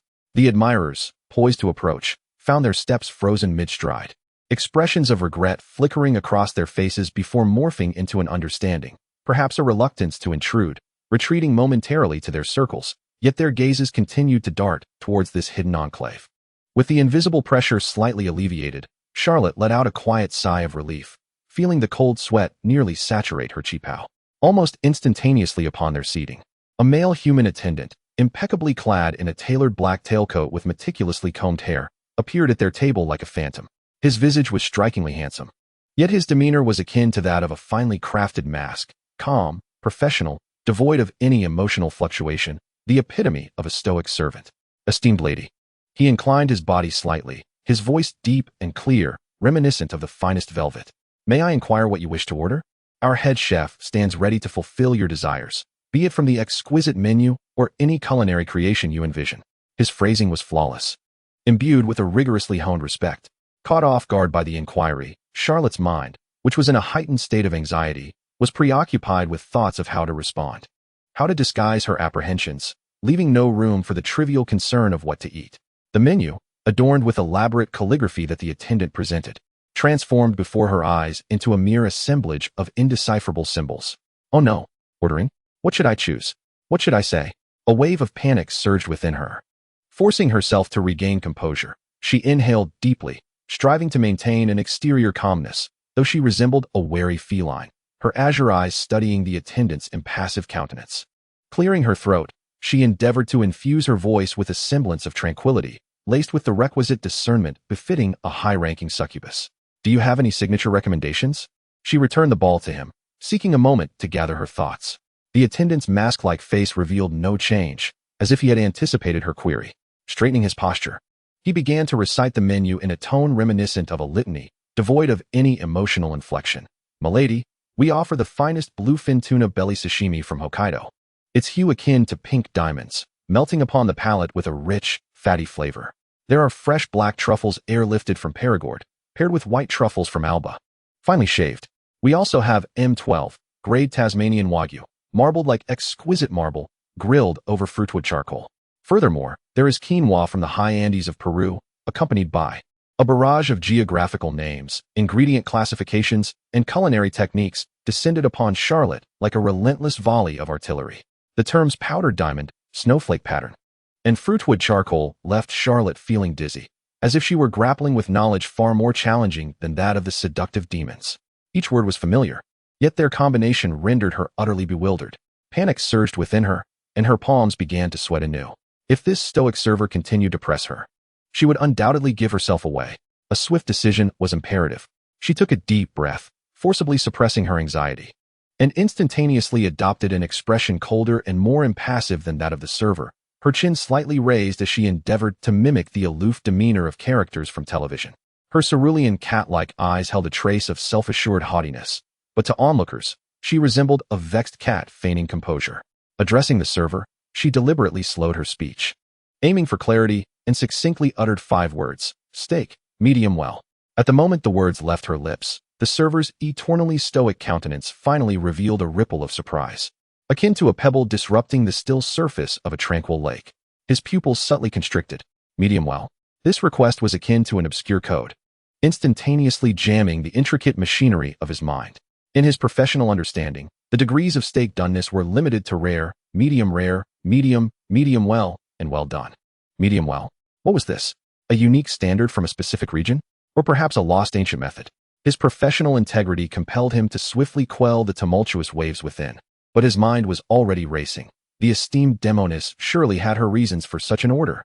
He desperately reminded himself, I am Sebastian, the hotel's best server for 3 consecutive quarters. Remain calm. Think. The lady hailed from high society, accustomed to the exquisite dishes crafted by private chefs. Medium well could not be taken at face value. It must refer to a nuanced threshold between medium well and well done, an elusive balance that demanded utmost precision. Perhaps she sought the perfect texture, crispy on the outside, yet retaining the faintest blush of juice within. Moreover, she had not specified the cut. Wagyu filet, Angus ribeye, Kobe sirloin. The requisite heat and timing to achieve this delicate state would vary dramatically among the cuts. This was indeed the ultimate test of a chef's skill. Good heavens! No wonder she was an esteemed demoness. Her first order was so profoundly enigmatic. This was not merely placing an order. It was clearly a challenge set forth for the hotel, a test of our mastery over cooking and our profound understanding of ingredients. In mere moments, Sebastian's expression transitioned from shock to confusion, then to a sudden epiphany, culminating in a fervent resolve. His gaze sharpened as if he had received a divine mandate. Meanwhile, Charlotte, having spoken the words medium well, felt her mind snap back to clarity. Medium well. Charlotte, you fool. What are you saying? Is there even such a thing as medium well steak? She wished she could slap herself. Observing the ever-changing and captivating expressions on the server's face, Charlotte thought to herself that something must have gone awry. Surely her secret had been unveiled. She parted her lips, attempting to salvage the situation. Well, actually. Yet before she could complete her sentence, Sebastian, the server, abruptly straightened his posture, his face regaining a serene calmness, though his eyes burned with an intense fervor. Addressing Charlotte with utmost seriousness, he bowed deeply, his voice imbued with a near-martyr's devotion. My lady, we fully comprehend your request. Please rest assured. On behalf of the entire hotel staff, I solemnly accept this challenge. We shall exert every effort to present you with a perfectly cooked medium steak. We shall not disappoint you. Kindly wait a moment. With that, he bowed once more and, with a nearly brisk pace infused with a sense of mission, turned and strode purposefully toward the kitchen, as if to orchestrate a battle concerning the hotel's honor. Charlotte stood frozen, her outstretched hand suspended in midair, her mouth agape. Completely petrified. Wasn't I still in the midst of placing my order? What about Lilyth's meal? And what challenge? She watched Sebastian disappear through the grand archway leading to the kitchen, an overwhelming sense of powerlessness washing over her. What in the world was happening? With a resigned turn, she glanced at Lilyth, who had been quietly seated beside her. The pink-haired girl's violet eyes mirrored a hint of bewilderment, evidently perplexed by the server's sudden display of combativeness. Lilyth, Charlotte said wearily, gesturing toward the lavish buffet that resembled an art exhibition in the distance. It seems my meal will take a while. You may go over there and help yourself to whatever you like. Don't let yourself go hungry. To Charlotte's surprise, Lilyth did not appear offended by the differential treatment. Instead, her small face instantly blossomed with delight, her bright violet eyes sparkling as though filled with stars. Is it really all right, master? Her voice brimmed with excitement. Go ahead, Charlotte nodded, yearning for a moment of tranquility. Thank you, master. Lilyth rose gracefully, like a deer granted reprieve, and lightly bounded toward the dazzling buffet. Her gaze promptly zeroed in on the majestic lobsters, poised like fierce creatures atop a towering mound of crushed ice, along with the oysters and clams, round and plump like pearls, nestled in an ice platter nearby. Particularly those oysters and clams, shimmering under the lights, exuded an alluring essence of the ocean, evoking an inexplicable attraction within her. Though, in reality, they held no such effect. Lilyth carefully picked up a delicate bone china plate, her violet eyes brimming with anticipation and a hint of barely perceptible craving. Observing Lilyth's joyful silhouette, Charlotte glanced back at the direction Sebastian had vanished, then finally settled her gaze on her own empty table, letting out a resigned sigh. Destruction. Hurry, she wailed inwardly. This accursed banquet. Chapter 26. Abundant satisfaction. Charlotte sat rigidly in a secluded corner, resembling a finely crafted statue. She watched with wide eyes as Lilyth transformed into a culinary whirlwind of celadon, gracefully navigating between the lavish buffet laden with an astonishing array of delicacies and the seating area, holding exquisite bone china plates. In the first round, her plate overflowed with succulent, snow-white Boston lobster meat, drizzled with golden lemon juice. The second round showcased a neatly arranged selection of oysters and clams, adorned with lemon slices and a small dish of vibrant red sauce. The third round presented a delicate spoonful of glistening black caviar, carefully spread upon crisp toasted bread. The young maid's face radiated pure, childlike joy, her violet eyes sparkling with delight. With eager anticipation, she relished each exquisite seafood delicacy, particularly the oysters and clams, seemingly deriving immense satisfaction, her small face even blossoming with a healthy flush. Rumor has it that these delicacies can invigorate men. As Charlotte observed Lilith's contented expression, unwelcome memories surged forth like a tidal wave, sending shivers down her spine. This little ancestor already possessed an outrageous amount of strength. If she continued to indulge, Charlotte could almost foresee that during their next weekly task, her disintegration would be more than a mere possibility. She might truly become a plush ball, babbling incoherently. A profound sense of urgency compelled her to contemplate seriously. No, I must also indulge. At the very least, I must be able to withstand it. She instinctively licked her slightly parched lips, her gaze involuntarily drifting towards the tantalizing seafood on the buffet. Oysters and clams. I shall partake as well. However, this fleeting thought was ruthlessly shattered by the harsh reality. Her eager attendant, Sebastian, had yet to present her the battle offering. No, the medium-rare steak. She could hardly abandon her main course to compete with Lilyth for oysters, for that would be far beneath the dignity of a high-ranking succubus. At that moment, the atmosphere in the kitchen of the town hall was even tenser than that of a frontline command center. The flames blazed fiercely, and the exhaust fan roared. The stoic attendant Sebastian was locked in an intense, hushed discussion with a stout chef, adorned with a tall hat and a bushy beard, encircled by a pile of sizzling steaks. Medium rare. Sebastian, are you certain that noble said medium rare? Not medium or medium well. The chef's voice bore an incredulous rasp, beads of sweat glistening on his forehead, unsure whether they were from the heat or the urgency. Absolutely, chef. I heard it with my own ears. Sebastian replied gravely, gesturing towards the array of steaks on the counter, each at varying degrees of doneness. We have already experimented with every gradation from the edge of medium well to well done. But the precise definition of medium rare, damn it. This is truly a test of our ultimate understanding of heat and ingredients. The head chef clutched the few remaining strands of his hair, pondering over the selection of cuts. Should he pursue the exquisite tenderness of the fillet, retaining a nearly imperceptible hint of pink juiciness? Or should he aim for the tomahawk, with its aromatic charred edges, sinewy membranes, and rich fat, achieving a delicate balance that is neither dry nor excessively juicy? Meanwhile, the sous chefs and assistants wore furrowed brows, grappling with various cuts of beef and the relentless ticking of the timer. Ingredients piled high, prime cuts of beef were sliced, sampled, and discarded in a scene that could only be described as catastrophic. Time slipped away, second by second.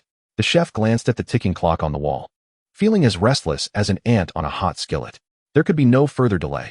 To keep the esteemed high-ranking demon lord waiting was an unforgivable dereliction of duty. Damn it, it was time to take decisive action. The chef slammed his palm onto the table, a spark of resolve flashing in his eyes. Since he could not ascertain which degree of doneness would be deemed perfect in the Lord's eyes, he would present both of the most likely solutions. Let the Lord judge for himself. 2 solutions? Sebastian paused in confusion. Yes, the chef bellowed immediately. Bring me the finest Australian Wagyu tomahawk. And the Kobe fillet. I will wield the knife myself. The tomahawk must be grilled to achieve a crispy, caramelized exterior, with tender membranes and melting fat. Cooked to the degree of doneness we tested with sample number 7. The fillet must be prepared using sample number 9. Hurry. In an instant, the kitchen sprang back to life at an accelerated pace. The chef took charge, like a maestro conducting a symphony, skillfully orchestrating the 2 prime cuts of beef as they danced upon the scorching grill. Sweat drenched his chef's uniform, yet his gaze remained sharp as an eagle's. At last, the meticulously prepared steaks, emanating an irresistible aroma, were presented on a grand, specially crafted porcelain platter. One side displayed the robust, audacious tomahawk steak, its caramelized surface glistening with oil, the bone-edge membranes exuding an alluring gelatinous sheen. On the other side lay the exquisitely refined fillet, perfectly shaped, its surface a uniform brown, revealing an extremely subtle gradient between pink and light brown upon slicing. Isn't this a bit excessive? Sebastian's lips twitched as he regarded the colossal dual offering. There was no time for hesitation. Send it out now. If we delay further, the Lord will surely be displeased. The chef wiped his brow, his tone brooking no argument. Taking a deep breath, Sebastian carefully lifted the heavy, steaming platter like a sacred relic, stepping forward with solemn, yet anxious strides toward the corner where Charlotte awaited. As Sebastian's figure finally came into view, Charlotte's heart soared with joy, nearly moved to tears. Her savior had arrived. However, when her gaze fell upon the enormous porcelain platter, resembling a small shield laden with meat, Her smile froze, shattered, and crumbled into a desolate shade of gray. A tomahawk? And a fillet? Both together? Charlotte inwardly lamented. Was this portion meant for a dinosaur? She cast a desperate glance at the buffet table, where Lilyth was contentedly returning with yet another plate piled high with oysters. It was over. The oyster plan had utterly collapsed. Sebastian gently placed the heavy porcelain plate before Charlotte, his movements as tender as if handling a fragile work of art. The beef exuded a rich, savory aroma, accompanied by roasted vegetables, mashed potatoes, a perfectly fried sunny-side-up egg, and a small bowl of robust black pepper sauce. The presentation was nothing short of artistry. "Madam, your requested medium-rare steak. Please enjoy." Sebastian's voice trembled imperceptibly as he stepped back. Yet he did not leave as he usually would. Instead, like the most loyal of sentinels, he stood straight near the table, his gaze intensely fixed on Charlotte and the plate before her.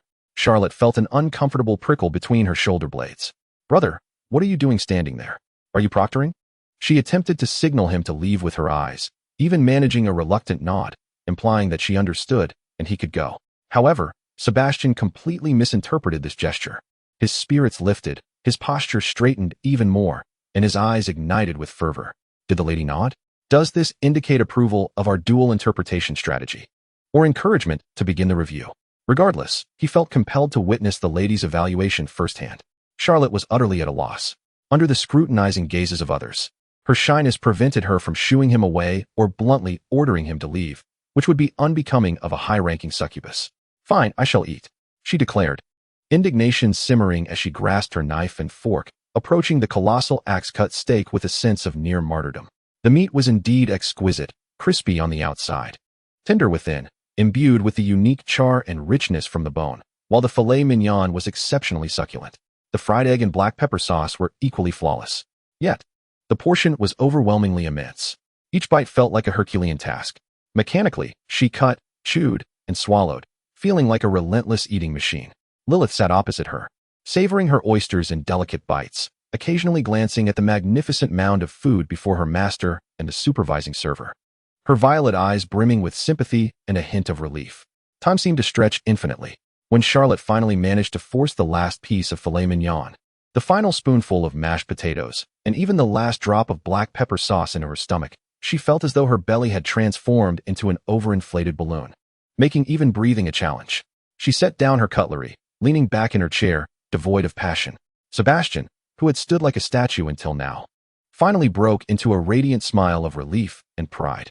He quickly stepped forward, deftly clearing away the empty plate, then turned to Charlotte, bowing deeply, his voice brimming with barely contained excitement.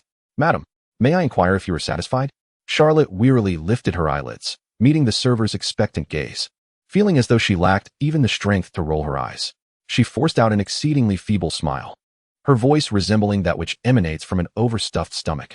"I am positively brimming with satisfaction, to the point of overflowing." "How wonderful." Sebastian, entirely oblivious to the underlying sorrow in her words, only registered the term satisfaction. In an instant, he appeared invigorated, his visage glowing with the radiance of a victor. "Thank you for your acknowledgement. On behalf of all my colleagues at the hotel, I extend my highest regards to you." He bowed deeply once more, then lifted the empty plate, striding back to the kitchen with a buoyancy that seemed to lift him off the ground, almost as soon as his figure vanished. Charlotte faintly heard a muffled yet fervent cheer of exultation and tearful gratitude emanating from the kitchen. Clearly, the battle in the back had culminated in a resounding victory. Charlotte slumped in her chair, devoid of the energy to even voice a complaint. "Satisfaction? My stomach feels as though it might explode." However, before she could catch her breath, a new crisis had already descended. Those previously obstructed, long-coveted gazes, akin to sharks scenting blood, sharpened instantaneously. Human officials, affluent businessmen, and several meticulously adorned, diverse lowly succubi, who had been conversing quietly within their respective circles, began to converge on Charlotte's corner with an unspoken intent, slowly, bearing inscrutable smiles. The invisible pressure intensified, casting a heavier shadow over both Charlotte and Lilyth, who was still delicately savoring her oysters. The true social trial was only just beginning. Chapter 27. Is there no escape? The clamor of the city hall banquet enveloped Charlotte like a viscous syrup, having just clawed her way out of the hellish ordeal involving a dual steak platter. She had scarcely regained her breath when Mayor Thomas's proclamation of free exchange transformed the corner where she and Lilyth resided into the eye of the storm. Human officials, wealthy merchants, and ostentatiously dressed, perhaps overly so, lowly succubi, akin to cats drawn to catnip, surged towards them.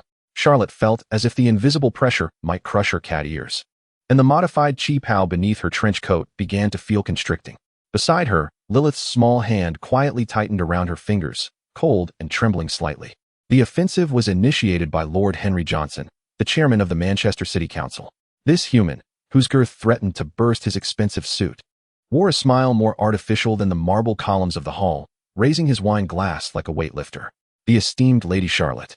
His voice boomed, powerful enough to dislodge dust from the crystal chandeliers.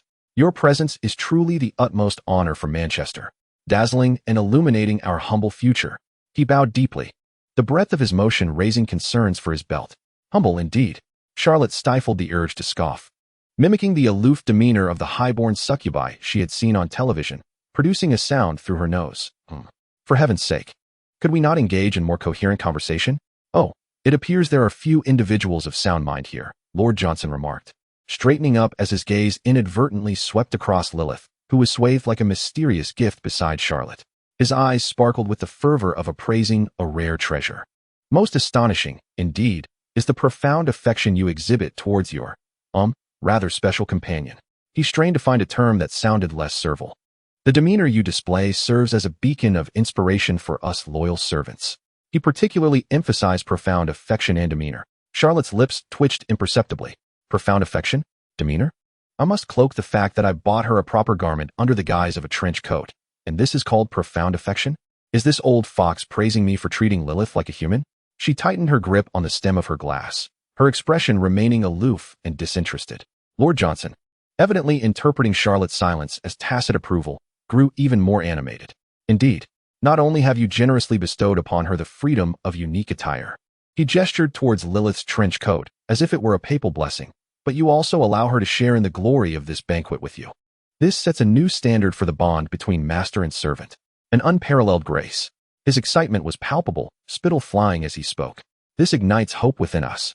As long as we serve our magnificent master diligently and wholeheartedly, perhaps one day, we too may receive the special favor of our master, as this fortunate Miss Lilyth has, ascending the glorious ladder of honor. His gaze towards Lilyth was rife with unabashed envy, as if she were treading not on a carpet, but rather a VIP pathway to paradise. Charlotte felt as though she had swallowed a fly.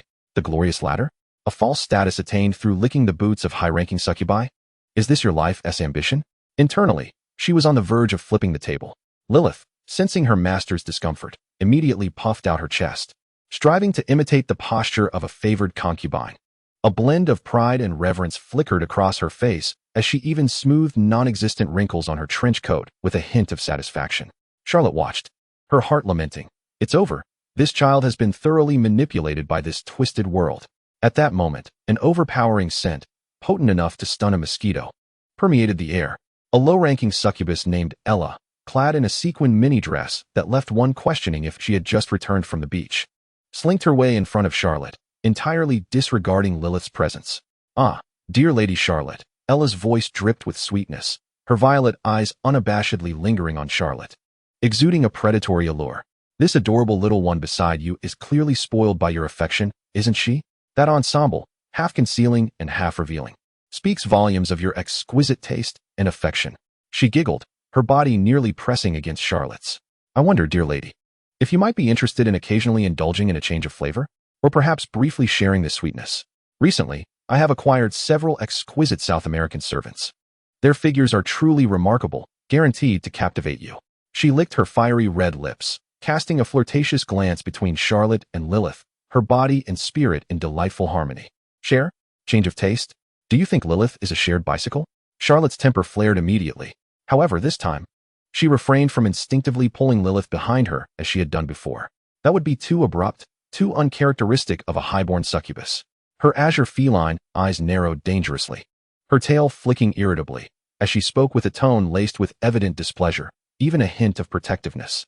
Her voice not loud, yet piercingly clear above the surrounding clamor. Miss Ella, Charlotte said, slightly lifting her chin, her cat ears perked in vigilance. My little darling has quite the temper and is rather shy. She does not appreciate being scrutinized by strangers, nor does she wish to be treated as a commodity on a shelf. Do you understand? She emphasized her words, her gaze conveying a warning to keep away from her prized possession. The flirtatious smile on Ella's face instantly froze. A flicker of astonishment passed through her violet eyes, followed by a sudden realization. She exaggeratedly clapped her hands, a knowing and teasing smile spreading across her face. Oh dear, how could I forget? My apologies. It seems you have genuine feelings for her, treating her like your beloved treasure. She elongated the term beloved treasure, laced with mockery and envy. No wonder you are so protective. If I had someone as stunning as Miss Lilyth, I would cradle her in my hands for fear of dropping her. Savor her in my mouth for fear of melting her. Who would dare let others touch her? It was my rudeness, please forgive me. As she spoke, she regarded Charlotte with an understanding gaze, the previous scrutiny and doubt dissipating, replaced by curiosity for the rare breed and pure jealousy for Lilyth's beauty. Charlotte thought, beloved treasure? What nonsense is this? 1,000 thoughts raced through her mind, yet she maintained an air of aloofness, feigning indifference with a dismissive huff, tacitly acknowledging this absurd interpretation. Fine. If beloved treasure is what you wish to call her, it is certainly better than revealing that I am a fraud. Meanwhile, Lilyth, who had been hiding behind Charlotte, shrank back like a frightened rabbit at the notion of being treated as a commodity. Yet, when Ella uttered the words beloved treasure and gazed at her with envy and admiration, Lilyth's lavender eyes widened slightly, and her fair cheeks flushed with a rosy hue that spread to the tips of her delicate ears. Beloved treasure? Is that how my master perceives me? A peculiar sweetness, tinged with shyness, quietly replaced her fear. As the alluring gaze of Alana swept over Charlotte once more, attempting to entice her master with both body and charm, the sweet sensation that had just begun to blossom was abruptly shattered by a wave of intense bitterness. My master is mine. A surge of inexplicable courage compelled her to slightly protrude her head, puffing out her cheeks and casting a fierce glare in Alana's direction, reminiscent of a kitten defending its meal. Oh dear, how adorable it is that our little darling is upset. Rather than feeling angered, Alana found amusement in Lilyth's reaction, her laughter growing ever more mischievous. A voice, heavy with the scent of cigars and whiskey, forcefully intruded upon the chaos. My Lord Charlotte, Speaker Johnson is indeed correct. Mayor Thomas has spoken highly of your open-mindedness and unconventional approach, and upon meeting you today, it is evident that the praise is well-deserved. Carlyle, a corpulent man who had made his fortune in providing high-end human resource solutions, essentially playing matchmaker between wealthy succubi and affluent humans, approached, flaunting a dazzling magical crystal ring that could blind the unprepared. His face bore the insincere smile characteristic of a businessman. Charlotte regarded this man, exuding the aura of a trafficker, with caution, unperturbed by Charlotte's frigid demeanor. Carlyle launched into his sales pitch. Your cherished bond with your contract partner truly sets a new benchmark for our industry. This aligns perfectly with the ideals of freedom of choice and mutual achievement that we at the Free Lighthouse advocate. His voice boomed as if delivering an inaugural address. Charlotte internally rolled her eyes. Freedom of choice leading to mutual success? I hardly believe that. Carlyle grew increasingly animated. You see, my esteemed Starway Human Resource Group is dedicated to providing a secure, regulated, and transparent platform for those yearning to alter their destinies in pursuit of a higher quality of life and greater personal value. We offer the most professional training in occupational etiquette, ensuring that every service specialist comprehends and willingly signs a service contract, clearly defining their career development path and rewards. He waved his ring as if it were a symbol of success. At my establishment, the core principles are free will and the spirit of contract. Carlyle puffed out his chest, brimming with pride. Those who hail from humble beginnings and seek opportunity have gained precious chances to serve the upper echelons of society through our rigorous selection and training. They exchange their professional skills and impeccable attitudes for generous remuneration and respectable living conditions, he added, casting a pointed glance at the still flushed Lilyth. To earn the favor of a distinguished master like yourself and achieve a splendid transformation in life. Is this not a win-win situation? A pathway to success paved by human effort in the present day? He pronounced pathway to success with emphatic conviction. Charlotte felt as though she were listening to a recruitment seminar. High-end human resources? Service specialists? Career development paths? Pathway to success? This rotund man had packaged human trafficking and deep dependency with more grandeur than a multinational corporation's hiring campaign. How free could the so-called voluntary choices be in the face of survival pressures and the fantasy of instant success? She was already mentally criticizing. What happened to the antitrust laws from my past life? Hastened to intervene against the monopolist obstructing the path to the succubus's bed. The steak that had finally settled in her stomach began to stir ominously once more. Charlotte fought against the rising wave of nausea, striving to maintain a complex expression that hovered between encouragement for the performance and the urge to vomit. She grasped Lilyth's hand more firmly, as if it were the sole lifeline capable of extricating her from this mire replete with the doctrines of success and voluntary servitude. Yet, Carlyle misinterpreted Charlotte's somewhat contorted expression as profound contemplation and astonishment regarding his grand enterprise, leaning in with heightened enthusiasm. Indeed, my esteemed lady, you concur. This is the true path of sustainable development. Only a visionary such as yourself can comprehend the value of this model. His greasy smile nearly invaded Charlotte's personal space. Lilyth listened in silence. She understood the vocabulary of professionalism and the glitz of stardom. However, the coldness in Carlyle's words, which regarded his peers as mere assets to be invested in, packaged, and traded, instinctively unsettled her. This was starkly different from the gentle protection granted by her master, which she had recently come to understand. The gaze she directed at Carlyle transformed from pure admiration to one tinged with clear confusion and detachment. She began to struggle with the question of how some could articulate such matters so grandiosely. Clinging tightly to Charlotte's side, she resembled a small creature seeking refuge. Just as Charlotte felt herself on the verge of being overwhelmed by Carlyle's diatribe on success and the clamor of the banquet hall, the MC, with an exaggerated smile, struck a silver spoon against a wine glass. Ding! The clear sound momentarily quelled the surrounding noise. Esteemed guests, ladies and gentlemen, and the most exalted succubus lords. The MC's voice radiated enthusiasm, as if invigorated by an unseen force. On this splendid occasion, to express our utmost respect for the arrival of Lady Charlotte in Manchester, and to allow us mere mortals a glimpse of the true magnificence belonging to the highest existence, he dramatically paused, surveying the room, then abruptly extended his hand toward Charlotte. Raising his voice to a crescendo, we humbly beseech the illustrious Lady Charlotte to showcase her extraordinary magical prowess, capable of shaking the very heavens. Let this resplendent evening bask in the glow of your unparalleled magic. Boom. The MC's proclamation struck Charlotte like a thunderclap overhead. All sounds faded instantaneously, leaving only the thunderous rhythm of her heart echoing in her chest.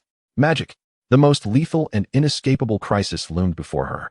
Just as she had barely managed to deceive Ella with a smokescreen of infatuation and was being sickened by Carlyle's star-studded rhetoric, the MC's declaration loomed like a colossal, neon-lit sign flashing "You're doomed," crashing down before her. The fervent applause, excited whistles, and expectant, probing gazes surged forth like a tidal wave, washing over Charlotte and rendering her face a ghostly pale. Charlotte's fingers were icy, her mind a blank canvas, with only 3 words frantically flashing. What to do? What to do? What to do?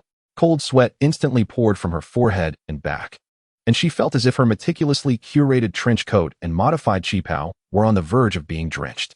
An evening banquet? This was undeniably a scene of execution, and she was the unfortunate catgirl destined to be placed upon the roasting spit. Chapter 28. Did she manage to slip through? Major revision. The host's resonant incantation struck Charlotte like a heavy hammer against her skull, threatening to dislodge her very soul. The thunderous applause and fervent gazes surrounding her felt like invisible chains, binding her firmly in place. Lady Charlotte? Lady Charlotte? The host's voice, filled with anticipation, rang out again, laced with a hint of cautious urgency. Hurry, hurry, why the rush? Charlotte's mind was a whirlpool of frantic thoughts. Yet this torrent of frustration could not coalesce into a plan to navigate the looming crisis. Her brain was as blank as a formatted hard drive. Fragments of short videos she had viewed in her past, magic reveals, even the special effects from films, now swirled into chaotic memories, yielding no useful information. She despaired, realizing that those short videos had led her astray. Mayor Thomas, beside her, rubbed his hands together, his face aglow with excitement, as if he could already foresee Manchester's historical acclaim due to Charlotte's magical display. Lilyth's small hand gripped her arm tightly, her nails digging through the fabric of the trench coat, causing her pain, her lavender eyes brimming with fear and confusion. Escape? Hundreds of eyes were fixed upon her, and the omnipresent lowly succubi left no avenue for flight. Pretending to faint? Far too contrived. And what if they carried her off for examination? Gritting her teeth and facing it head-on. With what? Would she perform an act of vanishing into thin air? Time seemed to stretch infinitely, each second dragging on like a century. Charlotte could distinctly hear the frantic drumming of her heart within her chest, thumping so loudly it nearly pierced her eardrums. Cold sweat trickled down her forehead, tickling her skin, yet she lacked the courage to raise her hand to wipe it away. At last, Under the host's third suggestive call and the mayor's nearly pushing gaze, Charlotte resigned herself to her fate. Taking a deep breath, she stepped forward, making her way to the center of the banquet hall, illuminated by the spotlight of impending doom. Her movements were as stiff as a poorly wound mechanical doll, nearly tripping over her own feet. The hem of her trench coat swayed with her awkward movements. The overly narrow skirt of the modified chipow occasionally revealing a hint of skin, eliciting hushed, excited murmurs from the audience below. She felt her face flush, hot enough to fry an egg, her azure feline eyes wide with anxiety, filled with confusion that screamed, "Who am I? Where am I? What am I to do?" At last, she found herself standing at the center of the stage. The spotlight fell mercilessly upon her, making her feel like a rare specimen on display in a museum. The audience fell into an immediate silence, hundreds of gazes converging on her like searchlights, brimming with awe, curiosity, and anticipation. This unspoken pressure nearly rendered her breathless. Magic, magic. Think, Charlotte. Anything will do. Even conjuring a fireball. Desperately, she rummaged through her mind, attempting to recall any semblance of magic. Harry Potter's wand. But she was merely a mundane catgirl. Gandalf you shall not pass. Did she think she was a white-robed wizard? Street magic performances? Yet she didn't even have a coin. The more she thought, the more frantic she became. Overwhelming pressure compelled her to instinctively shut her eyes, as if that would shield her from the outside world. Her hands twisted nervously in front of her, her body trembling slightly, like a leaf shivering in the cold wind. Her mind was in complete disarray, with a single thought looping infinitely. It's over, it's over, it's over. However, just as Charlotte closed her eyes and pretended to be dead, her neglected accessories above and behind her seemed to awaken, as if they possessed a consciousness of their own, commencing their performance. The fluffy silver CLLL twirled uncontrollably due to her extreme tension and embarrassment. At times, it stood alert, resembling 2 CLLL. At other moments, it lay flat against her silver hair in a pitiful manner. Occasionally, it would quiver rapidly, as if receiving some mysterious signal or expressing her inner turmoil. Its agility was so pronounced that it hardly seemed like an imitation, but rather as if it were genuinely growing from her head. Even more absurd was the similarly fluffy silver CLLL behind her. This CLLL had completely escaped Charlotte's control, swinging and swaying in a manner that could only be described as CLLL-like restlessness. It would occasionally arch high, like a proud banner. At other times, it would irritably swish from side to side, even striking Charlotte's own calves. Most alarmingly, in a particularly vigorous and seemingly petulant flick, it precisely lifted the hem of Charlotte's modified chipow. The already absurdly high slit of the skirt was sent soaring, revealing a graceful curve beyond the black CLLL, and the tantalizing glimpses of the CLLL realm, laid bare without a trace of modesty. Moreover, directed towards the rear of the stage, although no guests were seated. It was filled with attendants and low-ranking succubi responsible for security, adorned in black, with a small heart-shaped accessory. This design was originally intended to enable her features to be revealed, yet inadvertently caused a stir. A collective gasp of suppressed astonishment resonated from behind the stage. Several young attendants turned crimson, hastily averting their gazes, yet could not resist sneaking glances back. The low-ranking succubi in charge of security also flushed, some succumbing to an immediate state of hunger unique to their kind. Summerlow herself remained blissfully unaware, absorbed in her tragic imaginings of imminent exposure and subsequent expulsion. Her eyes tightly shut, brows furrowed, her entire being resisting the impending moment of revelation. The audience below, having endured a period of initial silence and anticipation, were ultimately ignited by Summerlow's extraordinary entrance and subsequent performance. First, there were those cat ears, seemingly possessing their own souls, animated beyond belief. The frequency of movement, the grace of their motion, oh my. This was no mere mimicry. These were undeniably real cat ears, and indeed, more lively than those of actual felines. Exuding an ineffable charm, they had witnessed the mimetic abilities of high-ranking succubi before, yet most were static, mere decorative trinkets. To witness someone like Lady Summerlow wielding mimicry with such unparalleled mastery, as if it were an innate talent, was utterly unprecedented. Next came the cat tail, appearing entirely uncontrollable, brimming with vitality and emotion. The force with which it swayed, the arc of its movement, even the small displays of temper it exhibited. That fleeting glimpse earlier, though directed towards backstage, albeit momentary, revealed an unintentional allure that epitomized the zenith of mimetic artistry. A perfect amalgamation of strength and beauty, wildness and grace. As for magic, who could still recall such wretched sorcery? In a world governed by high-ranking succubi, to witness a noble succubus grace the stage was already a tremendous honor, a treasure to boast about for a lifetime. Not to mention this esteemed lady's accessibility, presenting to these lesser beings her unparalleled, historical-level mimetic artistry. This was no mere display of magic. It was unequivocally a rare and invaluable artistic performance. A special gift from Lady Summerlow to them in Manchester. Bravo. Magnificent. Astonishing. Oh my. Those ears. That tail. So lifelike. Long live Lady Summerlow. Following a brief, breathless silence, the banquet hall erupted into a cacophony of thunderous applause, whistles, and deafening cheers.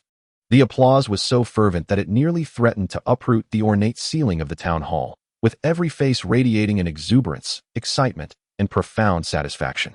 Gazes were fixated on the silver-haired catgirl at the center of the stage, her eyes still closed and body rigid, as if lost in meditation, evoking pure adoration and reverence. Mayor Thomas, overwhelmed with emotion, trembled with excitement, his tears flowing freely as he fervently applauded, exclaiming, "Did you see that? Did you see that? This is our esteemed Lord Shero. Even her display is so elegant, brimming with artistic flair." He had already conjured in his mind an elaborate notion that Shero was engaged in some profound mimicry performance, her meditative posture aimed at mastering this art. Lilyth, seated among the audience, was equally astonished. Is my master SCLLL and CLLL truly this agile? Why had I never noticed before? Yet, witnessing her master with closed eyes and a slight tremor under the spotlight, complemented by the animated CLLL and tail, struck her as undeniably adorable. A longing to embrace her surged within, her petite face flushed with excitement as she joined the crowd in vigorous applause. Meanwhile, at the center of the stage, Shero found herself utterly bewildered by the sudden tsunami of applause and cheers. Cautiously, she opened one eye, only to be met by a sea of faces contorted with excitement, frantically waving arms, and fervent shouts that threatened to lift the roof. What is happening? She thought, her mind utterly malfunctioning. I haven't even begun to perform. Wait, I'm not performing at all. What are they cheering for? Do they perceive my standing here with closed eyes as some arcane magical ritual? Instinctively, she stole a glance in Lilyth's direction, spotting the little maid also clapping enthusiastically, her eyes sparkling with admiration. Never mind. As long as I've crossed this hurdle. The overwhelming joy of having survived the ordeal flooded her senses, causing her legs to weaken, nearly leading her to kneel. Fortunately, her strong instinct for survival and the numbness of impending social death kept her upright. With a stiff effort, she managed to muster a smile that was more pitiable than a frown and gave a slight nod to the audience. This nod ignited an even greater wave of cheers, propelling Shero, dazed by the thunderous applause, to step down from the stage. Mayor Thomas rushed forward like a hero returning from battle, his excitement rendering him incoherent. My lady, truly miraculous. Your mastery of mimicry is unparalleled. With you in Manchester, it is indeed a marvel. All Shero wished at that moment was to find a crevice to hide within or to swiftly escape this place that had subjected her to the most mortifying experience of her life. She feigned interest, responding with noncommittal murmurs to the enthusiastic mayor and the guests who gathered around, attempting to flatter her. Finally breaking free from the throng, she pulled Lilyth away to a quieter corner of the refreshment area, desperately needing to calm her frayed nerves. A few alluring and elegantly clad succubi bartenders were performing flamboyant cocktail mixing behind the bar. The bottles danced gracefully through the air, colliding and producing a delightful, melodious sound, while a spectrum of colorful liquids swirled within the shakers, ultimately poured into exquisite glasses adorned with fruits or mint leaves, resulting in cocktails that resembled vibrant works of art. Charlotte found herself somewhat entranced, primarily due to the bartender's suave movements, which flowed like water and were a visual delight. Moreover, the drinks appeared utterly enchanting, blues reminiscent of the starry sky, reds akin to flames, and greens resembling emeralds. Lilyth, would you care for a drink? Charlotte inquired, gesturing towards the bar, attempting to steady her still trembling hands. Lilyth nodded obediently, yet her gaze continuously darted towards the flamboyant, voluptuous succubi bartenders, her lips slightly pouting in mild discontent. Humph, the master was so captivated just now. Unaware of Lilyth's subtle emotions, Charlotte approached the bar, mimicking what she had seen on television, and with an air of feigned indifference, ordered 2 of the most visually stunning cocktails with the most extravagant names, Nyarlathotep's Tears of the Cosmos and Cthulhu's Fiery Red Lips. Thank you. The 2 resplendent cocktails were promptly delivered to them. Charlotte, unable to contain her excitement, took a sip of Nyarlathotep's Tears. Uffed. An indescribable, complex flavor, a blend of high-proof alcohol, syrup, and some peculiar spices, assaulted her senses. She struggled not to spit it out, her face contorting in displeasure. Goodness. It looks appealing, but is utterly undrinkable. Is this concoction meant for humans or felines? She cast a pained glance at Lilyth. Lilyth took a small sip of the fiery red lips.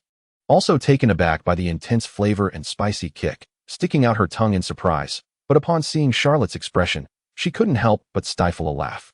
Well, it's quite beautiful, Charlotte remarked, forcing herself to be diplomatic, primarily feeling it a pity to waste the bartender's impressive skills. She stole another glance at the bar. Indeed, their movements were captivating. Suddenly, Lilyth leaned closer, her voice soft and tinged with a hint of distress, her lavender eyes gazing earnestly at Charlotte. That sister in the black jacket just threw you a flirtatious glance. Charlotte. Did she? I didn't notice. No. This little jealous one can't be genuinely assuming that innocent bartender is playing the role of a coy wife, can she? This is not the place to linger. Suddenly, Charlotte felt the cocktail in her hand had become even less palatable. Let us go home. She decisively set down her nearly untouched cocktail, grasped Lilyth's hand, and, disregarding Mayor Thomas's pleading gaze, bolted out of the town hall, which remained steeped in a fervent atmosphere. Settled in the luxurious vehicle arranged by the mayor, as she watched the kaleidoscopic yet surreal cityscape rapidly recede outside the window, Charlotte finally exhaled a long sigh. Her body slumping against the back seat as though all her bones had been extracted. I made it, she murmured to herself, feeling more exhausted than after a fierce battle with a medium-rare steak. Lilyth nestled sweetly beside her, her small hand gently caressing the tip of Charlotte's tail, which bristled with nervous energy. A contented and serene smile adorned her face. Regardless of the arcane display her master had just exhibited, the only solace was the safe return home. As Charlotte savored the tender touch at the tip of her tail while gazing at the fleeting neon lights outside the car window, a singular thought echoed in her mind. I shall never again attend that cursed succubus soiree, not even if it costs me my life. Little did she know, her unexpected cat-eared and cat-tailed performance had been extolled by Mayor Thomas as a breathtaking spectacle of mimetic artistry that had captivated the entire audience. Furthermore, it was poised to grace the front pages of tomorrow's local newspapers, rapidly circulating among the lower echelons of succubi and the upper crust of humanity. This farce added a vibrant splash to her mysteriously enigmatic and uniquely tasteful persona. 3 days had passed. Charlotte had slumbered for 3 days, having consumed 3 hexagonal pastries before sleeping. Lilyth had surreptitiously embraced her 9 times, of which 8 went unnoticed. During this time, Charlotte had awakened twice, consuming 5 glasses of water, her footsteps so light that they did not disturb Lilyth even once. Chapter 29. Charlotte's first social death photograph. The harrowing yet ludicrous soiree at the town hall seemed to have drained all of Charlotte's social energy. The following day, she succumbed entirely to hibernation mode. The grand living room of the opulent villa became her exclusive domain. Outside the vast floor-to-ceiling windows, the Manchester autumn sky loomed gray, yet within, warmth enveloped her. The high-capacity heating system silently exuded a soothing temperature, dispelling all chill. Charlotte, resembling a languorous cat, lay sprawled unceremoniously on the soft, spacious sofa, draped beneath a fluffy wool blanket. In her embrace lay Lilyth, a cushion far warmer, softer, and more fragrant than the blanket itself. Her beloved maid had donned a comfortable white knitted home dress, obediently curled up in Charlotte's arms. Her pink head resting on Charlotte's shoulder, breath steady, long lashes fanning down like delicate little fans, seemingly in slumber.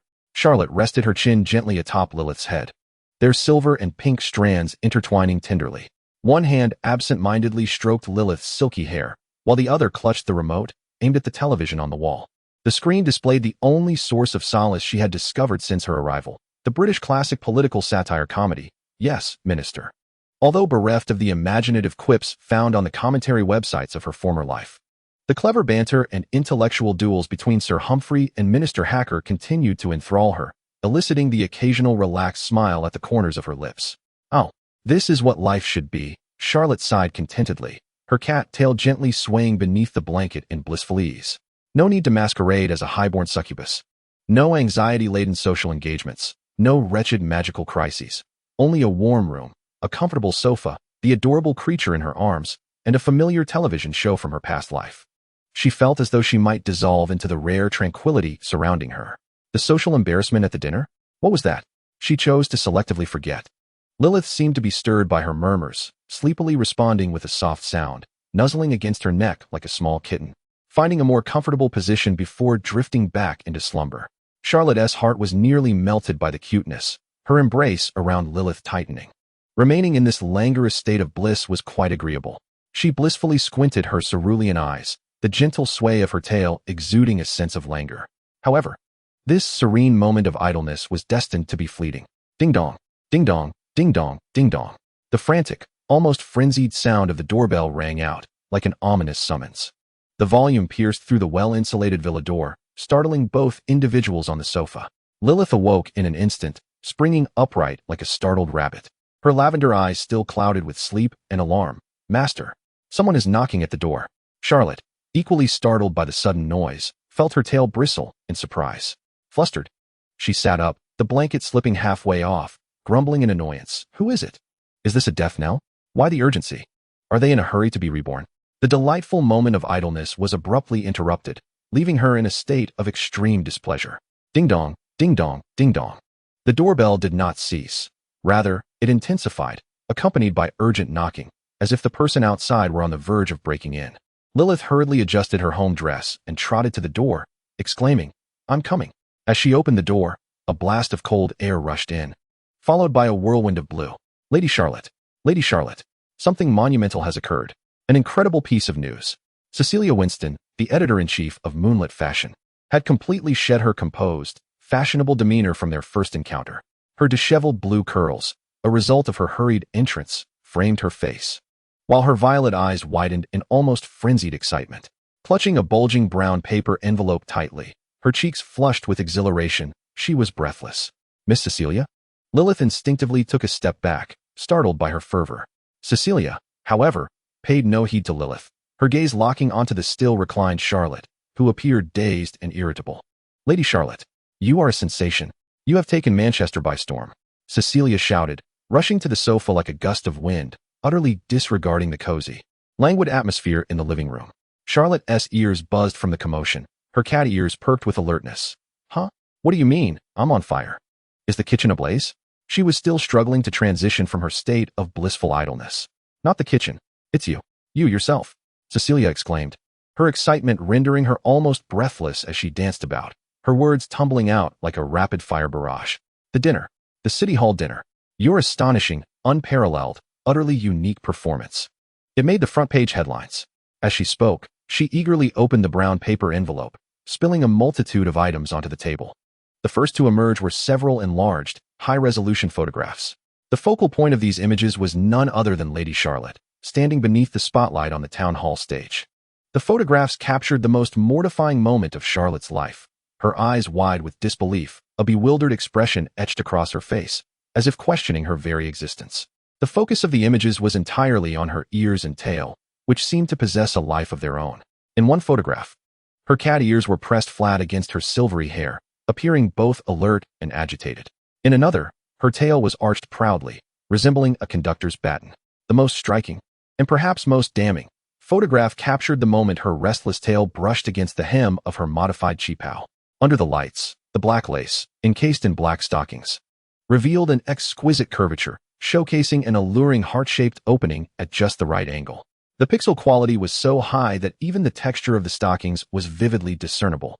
Upon laying eyes on that particular image, Charlotte's mind erupted with a buzz. Goodness!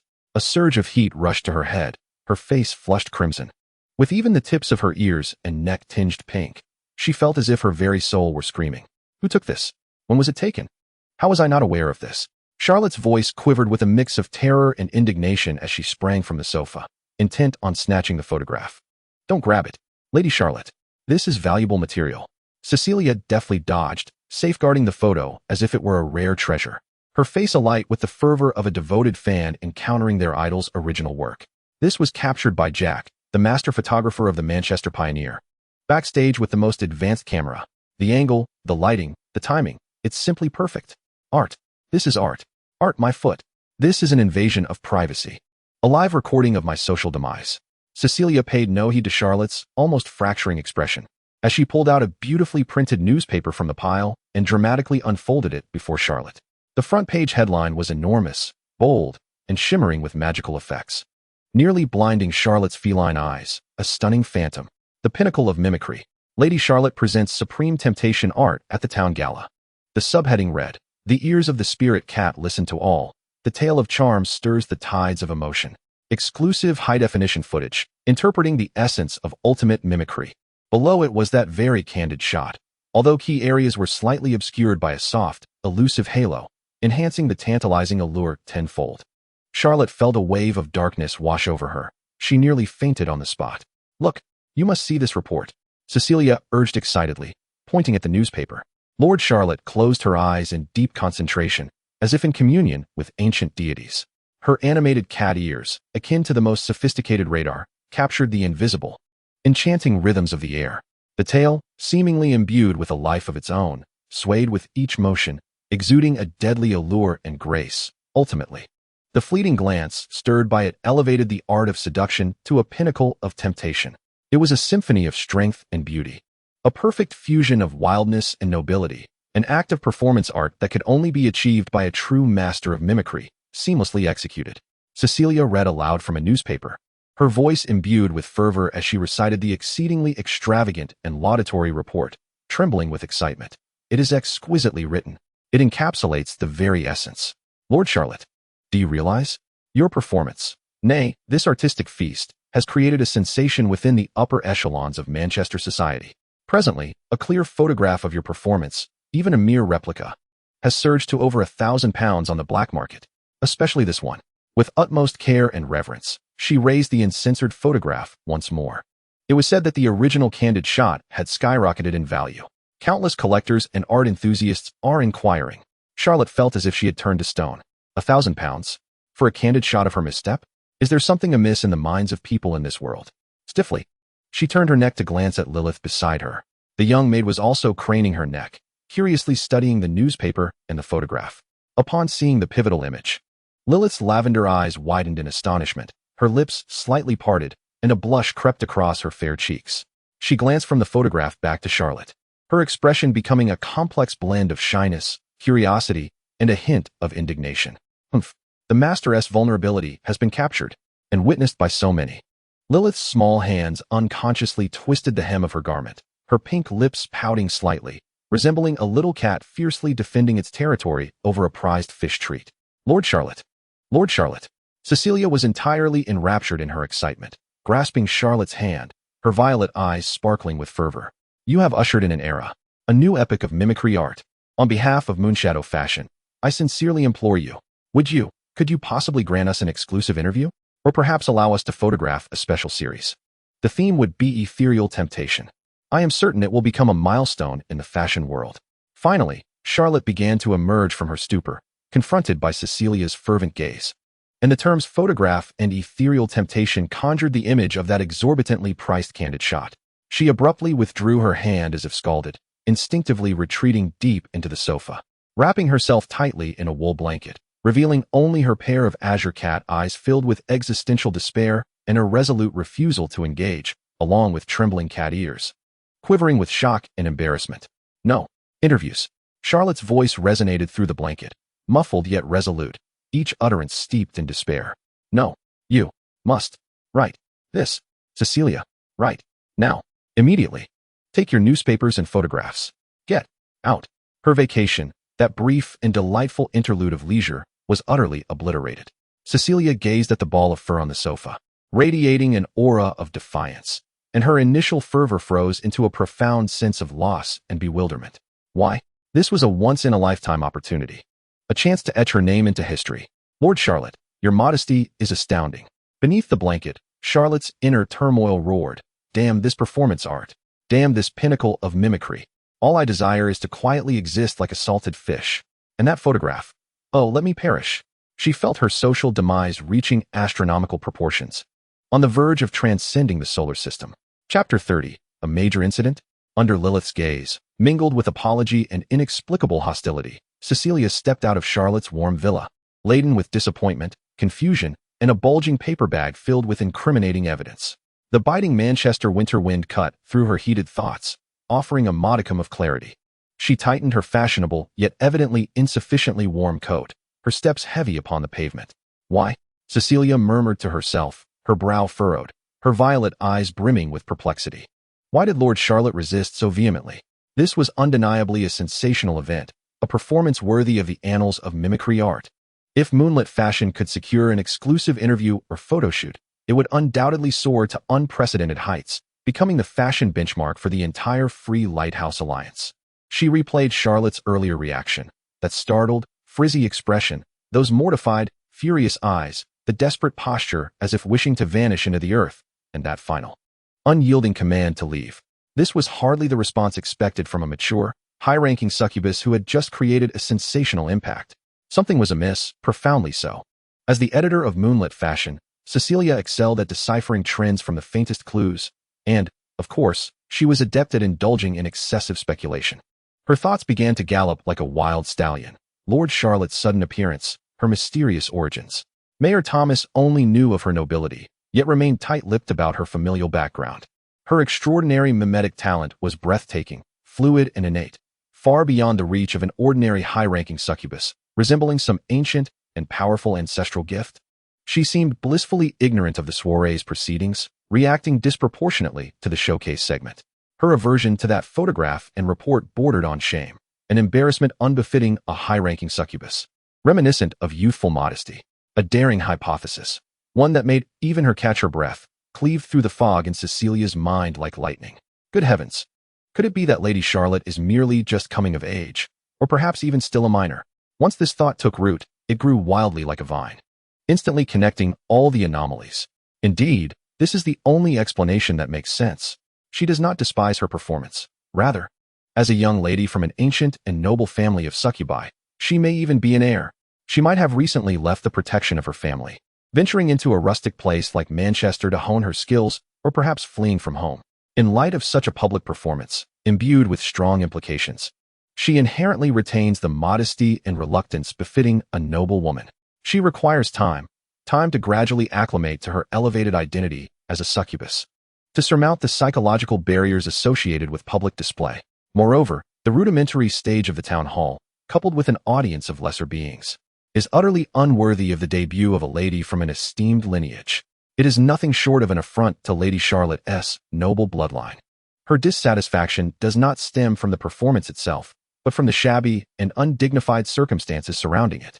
The more Cecilia pondered, the more reasonable it seemed. Even envisioning a melodramatic scene where a rebellious succubus princess from an ancient family, discontented with her family's arrangements, fled home to experience the life of the common folk, only to inadvertently reveal her astonishing talent at a rural banquet.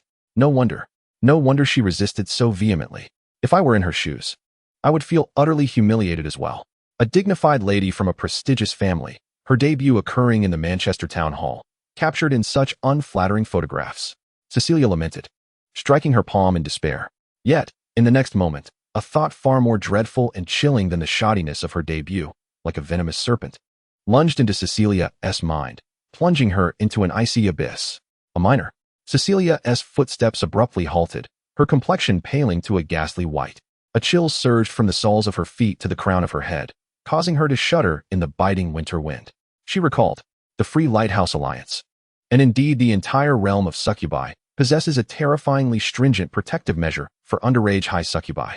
This is not merely because their powers remain unrefined, but because they embody the future of the succubi race. The Alliance enforces a rigorously strict special protection law for underage high succubi. This law explicitly prohibits any form of reporting or dissemination of images that may inflict psychological harm or negative inducements upon underage high succubi. Furthermore, it forbids the dissemination of any visual material of underage high succubi without the explicit consent of a guardian or designated representative, particularly those involving intimate or potentially suggestive imagery. Violators risk losing everything, or worse, being subjected to the purifying grasp of the reinforcement tentacle pool, a place where one might not die but would certainly suffer immensely, and may even face the wrathful retribution of their families. Cecilia felt a cold sweat pour down her, more profuse and frigid than the perspiration she had shed when Charlotte had expelled her from the villa. She recalled the enormous headline of the Manchester Herald, the photograph that was glaringly illuminated, a symbol of social demise, and the newspaper's suggestive, extravagantly tempting descriptions, especially that captivating phrase that tantalized at the peak of seduction. Madness. Those fools at the Herald have lost their minds. The photographer, Jack, has gone insane as well. Cecilia's voice trembled as she emitted a low growl of terror. Lord Charlotte had never publicly disclosed her age. They all presumptuously believed her to be a mature and formidable high-ranking succubus. But what if she were indeed a minor? Disseminating an image of a minor high-ranking succubus, laden with such overt implications, accompanied by such explicit descriptions, was tantamount to dancing on the minefield of the Special Protection Act. No, it was akin to sprinting through a minefield with a bomb in hand. What was even more terrifying was the possibility that Lord Charlotte was backed by an ancient and powerful family of succubi. The mere thought of the legendary methods employed by such ancient families sent chills coursing through Cecilia's veins. This was certainly a fury that neither the Herald nor her modest moonshadow fashion could withstand. The entire upper echelon of Manchester could be uprooted. No, absolutely not. Cecilia was thoroughly panicked. Concepts of exclusive interviews and fashion milestones were cast aside. Her mind was consumed by a singular thought: mitigate the damage. Save herself. She hurried to the telephone booth by the roadside, her fingers trembling as she dialed the emergency line of Moonshadow Fashion. Hello? Emily? It's me, Cecilia. Her voice was rapid and urgent, laced with an undeniable command. Listen, immediately. Withdraw all articles and images regarding Lord Charlotte's banquet from today. Already printed. Find a way to recall them. If they cannot be retrieved, destroy them on the spot. Not a single copy is to escape. Delete everything. Right now? Yes. At this very moment. No questions. This is a top directive. If you wish to survive, comply. Upon hanging up, Cecilia felt a slight release of tension. Though her heart continued to race, she had managed to stabilize her side. But the Herald, she gazed at the scalding copy of the Manchester Herald in her hands. The artistic photograph of Charlotte on the front page now appeared to her as a deadly talisman. Jack and old Charlie, the editor of the Herald. May you find your own salvation, Cecilia murmured, a complex glimmer flashing in her eyes, mingled with fear and perhaps a hint of schadenfreude. After all, competitors are adversaries. She inhaled a deep breath of the frigid air, hesitating no longer, and forcefully shoved the newspaper deep into a brown paper bag. Clutching it tightly as though it were a bomb on the verge of detonation, and sprinted towards the editorial building. The sound of her high heels striking the cold pavement echoed with an urgent and frantic clatter, particularly jarring against the backdrop of a Manchester winter's day. She must reach the others before a greater calamity struck, if only to warn her unfortunate colleagues of the impending doom. Or perhaps one could witness their expressions of terror firsthand, while simultaneously distancing oneself from the connections to moonlit fashion. The tempest, it seems, has only just begun. At the eye of the storm, the esteemed Lady Charlotte, who has been imagined as a wayward noble maiden, has just been consoled by Lilyth. At this moment, she is wrapped in a blanket, cradling her soft and fragrant little maid, giggling at the captivating scenes unfolding on the television. Blissfully unaware of the potential seismic upheaval she has instigated within the media realm. Chapter 31. Young Charlotte seeks comfort. Cecilia Winston's warnings, laden with fear and excessive imagination, fell like a stone cast into a tranquil lake, stirring a silent tsunami within the editorial office of Moonlit Fashion. Withdraw. Everyone retreat. A single photograph. Not a word could be left behind. Cecilia burst into the office, her face pale, her voice sharp and urgent, completely forsaking her usual elegance and composure. She could scarcely provide extensive explanations, instead reiterating keywords such as minor, ancient family, legal felonies, and familial retribution. Enough to send shivers down the spines of every editor and reporter, causing cold sweat to pour forth. The entire editorial office was engulfed in a frenzied panic. The meticulously prepared feature on Lady Charlotte's mimetic art performance, set to be published the following day, was abruptly halted. All related documents were thoroughly expunged, and the printing house received an urgent call to destroy any copies that had yet to be dispatched. Cecilia even personally rushed into the archive room, shoving the edition of the Manchester Herald featuring Lady Charlotte's headline along with her own treasured social faux pas replica into the shredder. Listening to the machine emit its grating wail, witnessing exquisite images and extravagant text transform into confetti-like remnants, Cecilia felt a slight release of tension, though her heart continued to race. Fortunately, Moonlit Fashion had a later publication schedule, and nothing had been officially released yet, allowing Cecilia a glimmer of hope. However, panic spreads like a contagion. Once it begins, it is challenging to contain entirely. Cecilia's warnings and the peculiar actions of Moonlit Fashion swiftly circulated through the limited media circles of Manchester. The fear began to proliferate. Other tabloids and gossip magazines hastily followed suit, retracting related articles and images in an attempt to erase traces of the incident. Yet for some, it was already too late. The edition of the Manchester Herald, featuring the astonishing allure of Lady Charlotte, had already graced countless newsstands and breakfast tables among the elite of Manchester that very morning. Countless copies were purchased, circulated, and collected. The pivotal photograph, shrouded in a magical haze, was fervently sought after by particular collectors and curious enthusiasts. The prices on the black market not only remained unaffected by the newspaper's suppression, but escalated dramatically due to its rarity and the allure of its forbidden nature. A well-preserved, clearly printed original newspaper can effortlessly command prices exceeding several £1,000s. Rumors circulate regarding access to clearer, more pristine versions, enticing some individuals to pursue them fervently. More alarming news soon followed. The photographer, Jack, who captured that iconic image, and Edgar, the editor of the Manchester Pioneer who decided to feature it on the front page. Both vanished on the very night Cecilia issued her warning. Their offices stood empty, their homes abandoned, and all communications ceased.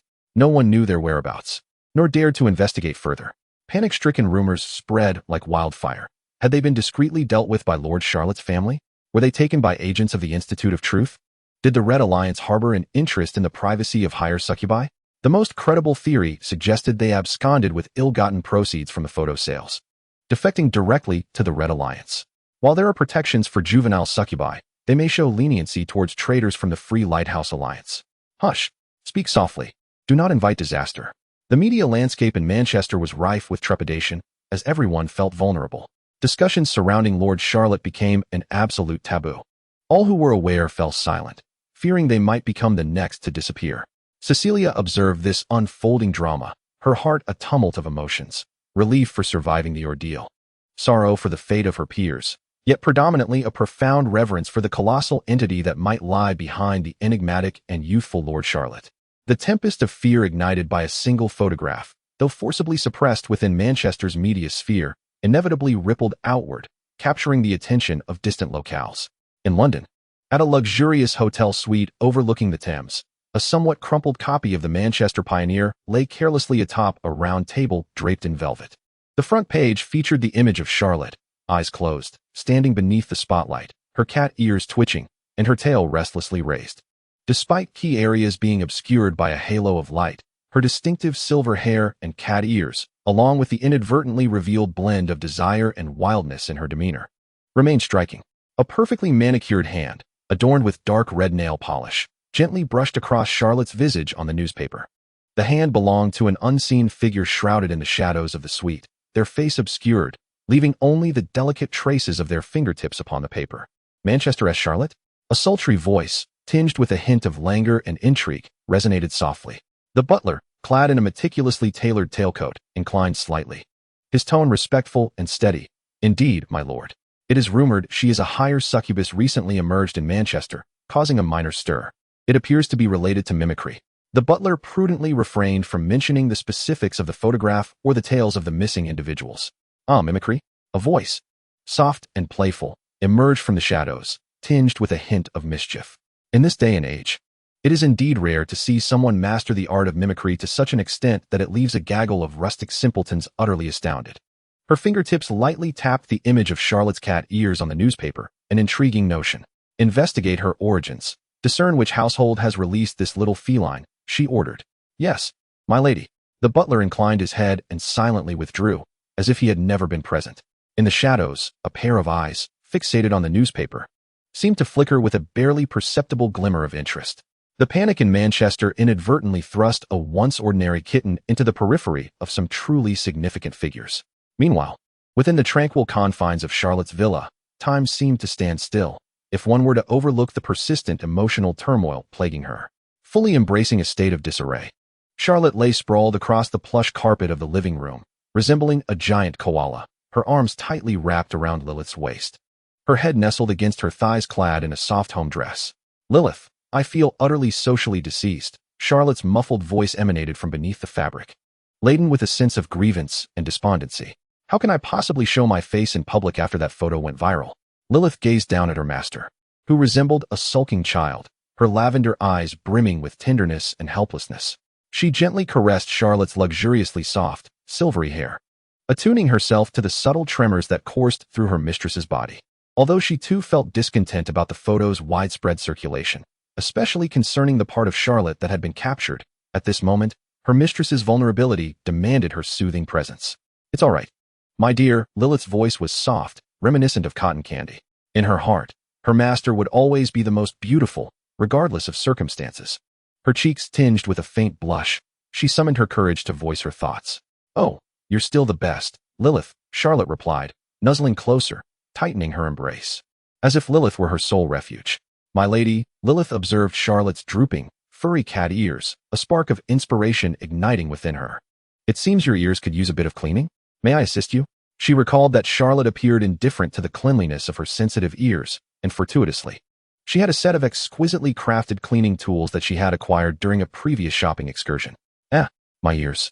Charlotte paused for a moment, then remembered that she had indeed neglected to tend to her soft, sensitive cat ears. She was about to decline the offer when Lilyth's expectant and gentle gaze compelled her to swallow her words. "Oh well, since I've already succumbed to social death, what is the harm in having my ears cleaned?"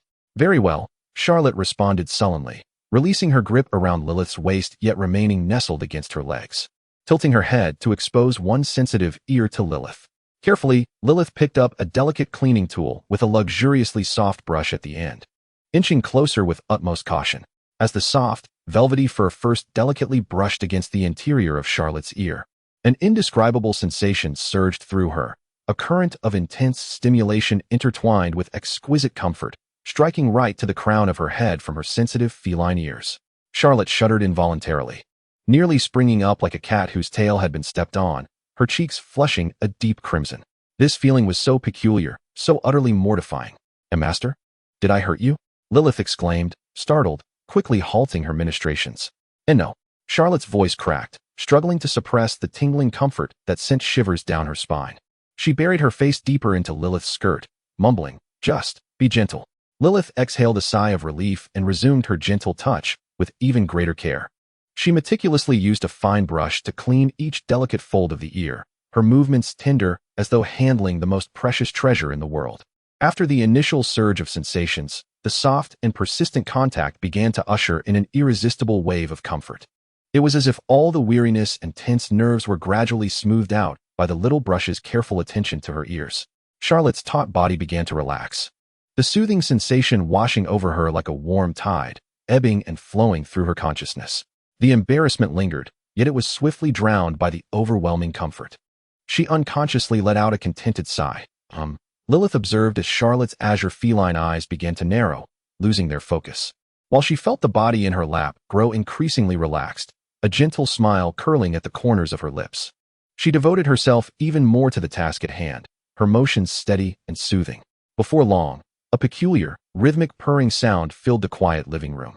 It was Charlotte, who, like a truly pampered cat, lay on Lilyth's warm, soft lap, emitting a satisfying purr. The sound was steady and deep, brimming with unguarded relaxation and ease. Her tail tip lazily swayed across the carpet in unconscious delight. Lilyth's eyes widened in astonishment, her gaze brimming with warmth that seemed on the verge of overflowing. She paused her actions, fearful of disturbing this tranquil moment. Lowering her head, she beheld her master's serene sleeping face, the long, silvery lashes casting delicate shadows upon her cheeks, her slightly parted lips moving gently with each purr. In that instant, all the social anxieties, fears, and the external storms seemed to be sealed away from their warm and cozy abode. There lay a catgirl, tenderly cared for by her little maid, blissfully purring in her slumber. Lilyth adjusted her position with utmost care, ensuring that Charlotte remained undisturbed in her sleep. She reached out a finger, gently brushing aside a strand of silver hair from Charlotte's cheek, and sat quietly, guarding her master while listening to the reassuring purring, her lavender eyes reflecting the image of the one she cherished. As for the newly emerged high-ranking succubus in London, who has taken an interest in kittens, and the escalating panic in Manchester coupled with exorbitantly priced photographs, at this moment, none of these concerns outweigh the soothing purr emanating from Lilyth's lap. Chapter 32. The lowly observer and her iceberg butler in a luxurious penthouse suite overlooking the River Thames. An unspoken battle unfolds. "Yarvia, I shall say this one last time. Let me go." A diminutive figure struggles fiercely in the embrace of another, her voice crisp and youthful, tinged with evident irritation, yet lacking any semblance of intimidation due to the disparity in size. The one referred to as Yarvia is a tall, coldly elegant low-ranking succubus, clad in a sharply tailored deep blue butler uniform that accentuates her nearly perfect silhouette. Her golden hair is meticulously styled in an updo, revealing a smooth forehead and a sharply defined jawline. Her cerulean eyes resemble a frozen lake on a winter-esque day, calm and undisturbed, now slightly lowered as she gazes at the feisty little creature in her arms. Lady Yana, it is already 9:10, Yarvia states. Her voice is steady and cool as her appearance, imbued with an undeniable cadence. According to your health regimen, it is time to prepare for rest. There are arrangements for tomorrow. Disregarding the squirming in her grasp, she holds Yana as one would a large doll and strides confidently toward the bedroom of the suite. The one being held is none other than Yana, the Succubus observer dispatched to the United Kingdom by the Free Lighthouse Alliance. Her appearance is deceptively alluring, with flaming red hair styled into playful twin ponytails that flail in the air as she rides. Her fair, delicately featured face bears a hint of baby fat, and her emerald cat-like eyes, one of the few characteristics she has retained in deference to the trend of mimicry, are now ablaze with fury. She is adorned in an intricately designed black Gothic Lolita dress, layered with lace and ribbons, wrapping her in the guise of a rebellious dark doll. Unlike most high-ranking succubi who chase fashion trends, Yana is quite satisfied with her inherent features. A pair of small, exquisitely curved horns, resembling polished obsidian, protrude from her red locks. Behind her, a long, slender tail, glossy and black, with a heart-shaped tip, flicks irritably side to side, striking against the back of Yarvia's uniform. Rest. It's only 9 o'clock, Yarvia, Yana exclaims, shaking her tiny fists in vain against the sturdy arms of the butler. Do you take me for a 3-year-old? I am a fully grown high-ranking succubus. Grown. Do you hear me? I feel perfectly fine. I am going to Manchester. Right now? Immediately. Her emerald cat-like eyes fixate fiercely on Yarvia's elegantly shaped chin. Yet, Yarvia's pace remains unwavering, her voice still calm and composed. Even adult succubi require a regular schedule, Lady Yana, especially as you bear the responsibility of observing the alliance. Abundant energy serves as the foundation for ensuring the accuracy of your work.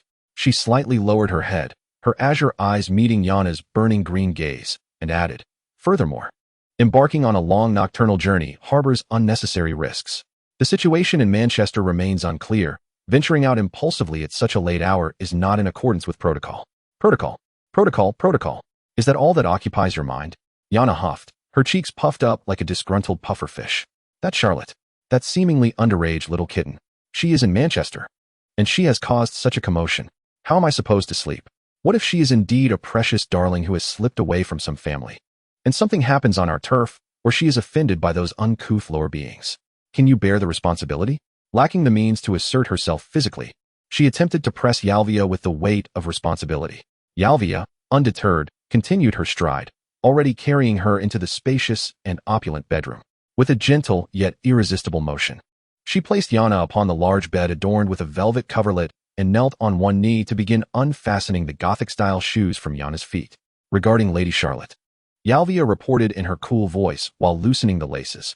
Based on the limited information currently available from London, as well as the chaotic rumors filtering in from Manchester, it can be preliminarily concluded that, first, she indeed exists, possessing remarkably realistic feline traits.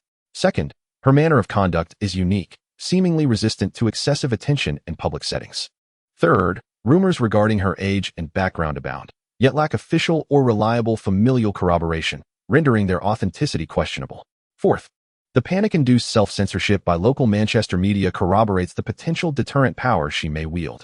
She raised her head, her azure eyes locking onto Yana's. For this reason, my Lady Yana, we must exercise greater caution. An impulsive nocturnal journey may either disturb her or lead us into a chaotic situation deliberately orchestrated by certain individuals. Departing tomorrow morning will allow us to arrive in Manchester during daylight, facilitating a more composed observation and engagement. This aligns with the operational guidelines for observers and will better ensure your safety. As Yana listened to Yalvia's coherent analysis, though still displeased by the arrangement, she recognized the validity of her words. Particularly the mention of potentially falling into chaos somewhat calmed her. She despised trouble. Yana turned her head away, refusing to look at Yalvia's excessively calm face. Yet her struggles ceased, allowing Yalvia to assist her in removing the little shoes and lace knee-high socks. You and your logic. Such a bore. You sound like an old maid. She muttered softly, her tone betraying a noticeable reduction in irritation, now tinged with a subtle hint of reliance. She had indeed grown accustomed to Yalvia arranging everything for her, though she would never admit it aloud. Yarvia seemed oblivious to her complaints as she rose and made her way to the bathroom. The hot water is ready for you, infused with soothing essential oils. You have half an hour to freshen up. Her voice maintained a formal tone, yet her movements were effortlessly graceful as she prepared a nightgown and towel for Yana. Observing Yarvia's diligent posture, Yana felt a flicker of complexity in her emerald feline gaze. This ever-watchful, incessantly chatty, yet dismissive housekeeper, who disregarded her dignity as an adult succubus, was indeed the only person she could fully rely on in this dreary corner of England. Far removed from the heart of the alliance, though she would never utter such sentiments aloud. I know, Yana exclaimed, leaping from the bed and padding barefoot toward the bathroom, intentionally making loud footsteps to express her dissatisfaction. Yet, just before closing the bathroom door, she couldn't resist glancing back, hastily commanding, "Hey, Yarvia, wake me at the crack of dawn. No delays. If you let me oversleep and miss my meeting with that little kitten, I shall dock your pay." She endeavored to appear fierce. Yarvia, meticulously arranging Yana's discarded Lolita dress, paused momentarily at her words. The corner of her lips, barely perceptible, curled upward before reverting to its straight line. "Yes, my lady. I shall wake you on time," came her cool response. Satisfied, Yana huffed and shut the bathroom door. Soon, the sound of rushing water filled the air. Yarvia placed the neatly folded garments aside and approached the vast floor-to-ceiling window. Outside lay the brilliant yet frigid nightscape of London. Her azure eyes gazed toward Manchester in the north, deep and tranquil, revealing no hint of emotion. Only her fingers, slightly clenched then gradually relaxed, betrayed a ripple of unease beneath her composed exterior. Charlotte. She silently repeated the name in her mind. It was intriguing enough to captivate Yana to the extent of breaking her own established principles of leisurely detachment. She hoped this enigmatic little kitten would not bring unforeseen troubles. As for Yana's rather innocuous threat to dock her pay, a faint tenderness flickered in the depths of Yarvia's eyes. "I only wish for your safety, my lady." She stood quietly by the window, akin to a loyal knight guarding her princess, awaiting the completion of her little princess's cleansing ritual before fulfilling her duty of attendance. After all, ensuring the observer's ample rest was a crucial aspect of a housekeeper's responsibilities, even if this particular observer fancied herself a highborn succubus who required little sleep. As the night deepened, the lights of London flowed quietly in Yarvia's icy gaze. A journey to Manchester, driven by curiosity, was poised to commence at dawn's first light. Chapter 33. The editor's visit. Having finally navigated the crisis management of moonlight fashion, Cecilia Winston's heart remained suspended in uncertainty. Though her magazine had temporarily found safety, she was engulfed in an ineffable sense of guilt and unease regarding the enigmatic Lord Charlotte. Her previous fervent request for an interview undoubtedly felt like salt in the wounds of this possibly noble yet sensitive young lady. The thought that she might have left a negative impression or even harbored resentment was too much for Cecilia to bear. An apology was imperative, an earnest and heartfelt one. Resolute in her decision, Cecilia understood that arriving empty-handed would lack sincerity. She needed a gift that adequately conveyed her remorse, while also befitting the recipient's status and age. At the most upscale mall in Manchester, Cecilia racked her brain. Expensive jewelry? Too commonplace, and it could easily be misconstrued as a bribe. Premium magical crystal adornments? It seemed that young succubi were not particularly attuned to fluctuations in magical energy. Fashionable items? The recipient appeared to have a strong aversion to the revealing trends associated with succubi. Ultimately, Cecilia's gaze fell upon two remarkable items. The first was an exquisitely packaged gift box, emanating a sweet, alluring fragrance, containing rare tropical fruits, mangoes and mangosteens, imported via costly cold chain air freight. Their enticing colors and succulent juiciness were a rarity in Manchester's winter, symbolizing status and wealth while carrying a hint of childlike sweetness. The second was a large, meticulously crafted model gift box, emblazoned with the image of the Royal Navy's last battleship, a symbol of the Navy's final glory, the Vanguard-class battleship. Its streamlined hull, adorned with numerous turrets and gleaming in metallic luster, exuded power and the aesthetic of precise machinery. Cecilia mused that children typically adored such imposing toys. Although Lord Charlotte was a high-ranking succubus, being a minor, she would likely appreciate it, surely better than a doll. Bearing these two gifts, both physically and psychologically weighty, along with the most sincere apology from Moonshadow fashion, Cecilia approached the villa of Lord Charlotte once more, her heart laden with trepidation. This time, her finger hovered gently over the doorbell, imbued with utmost reverence. The door opened swiftly to reveal Lilyth, clad in a delicate black nightgown. Her pink hair cascaded gracefully, and a hint of drowsy blush adorned her face, while her violet eyes flickered with surprise upon seeing Cecilia. "Miss Cecilia?" Lilyth's voice was soft, tinged with curiosity. "Good evening." "Miss Lilyth," Cecilia replied, immediately donning her warmest, most innocuous smile and inclining slightly. "I apologize for the intrusion. I have come specifically to express my apologies to Lord Charlotte." She gestured toward the two lavish gift boxes she held, a token of my humble sentiments, hoping to convey my regret for my previous presumptuous and discourteous behavior. Lilyth's gaze swept over the two seemingly extravagant gift boxes before returning to Cecilia's almost humble sincerity, her wariness easing slightly. She stepped aside, inviting the guest in. However, Lady Lilyth's cheeks flushed slightly as she bashfully gestured towards the direction of the living room. "She has fallen asleep." "Fallen asleep?" Cecilia followed Lilyth's indication and turned her gaze towards the living room. There, under the warm glow of the lights, Charlotte lay sprawled on the expansive sofa, draped in a soft, delicate blanket. She wore a white, airy nightgown identical to Lilyth's, her silvery hair cascading like moonlit satin over the backrest of the sofa. With her face turned to the side, half of her cheek nestled in the plush cushion, her long lashes cast gentle shadows upon her eyelids, her breathing steady and deep, indicating she was in a profound slumber. A corner of the blanket had slipped, revealing her slender, fair shoulder and a small section of her smooth back. A fluffy, silver cat's tail dangled unconsciously over the edge of the sofa, occasionally twitching. The entire scene exuded tranquility and languor, imbued with an unguarded sense of innocence. Cecilia's gaze instantly froze, her heart feeling as though it had been gently prodded by an unseen force. It was barely past 9 in the evening. The sight of her lying defenseless in a nightgown, with her tail still moving, provided almost irrefutable evidence to all her previous speculations and imaginings. This was hardly the demeanor and schedule one would expect from an adult high-ranking succubus. It was unmistakably that of a weary child in desperate need of restful sleep.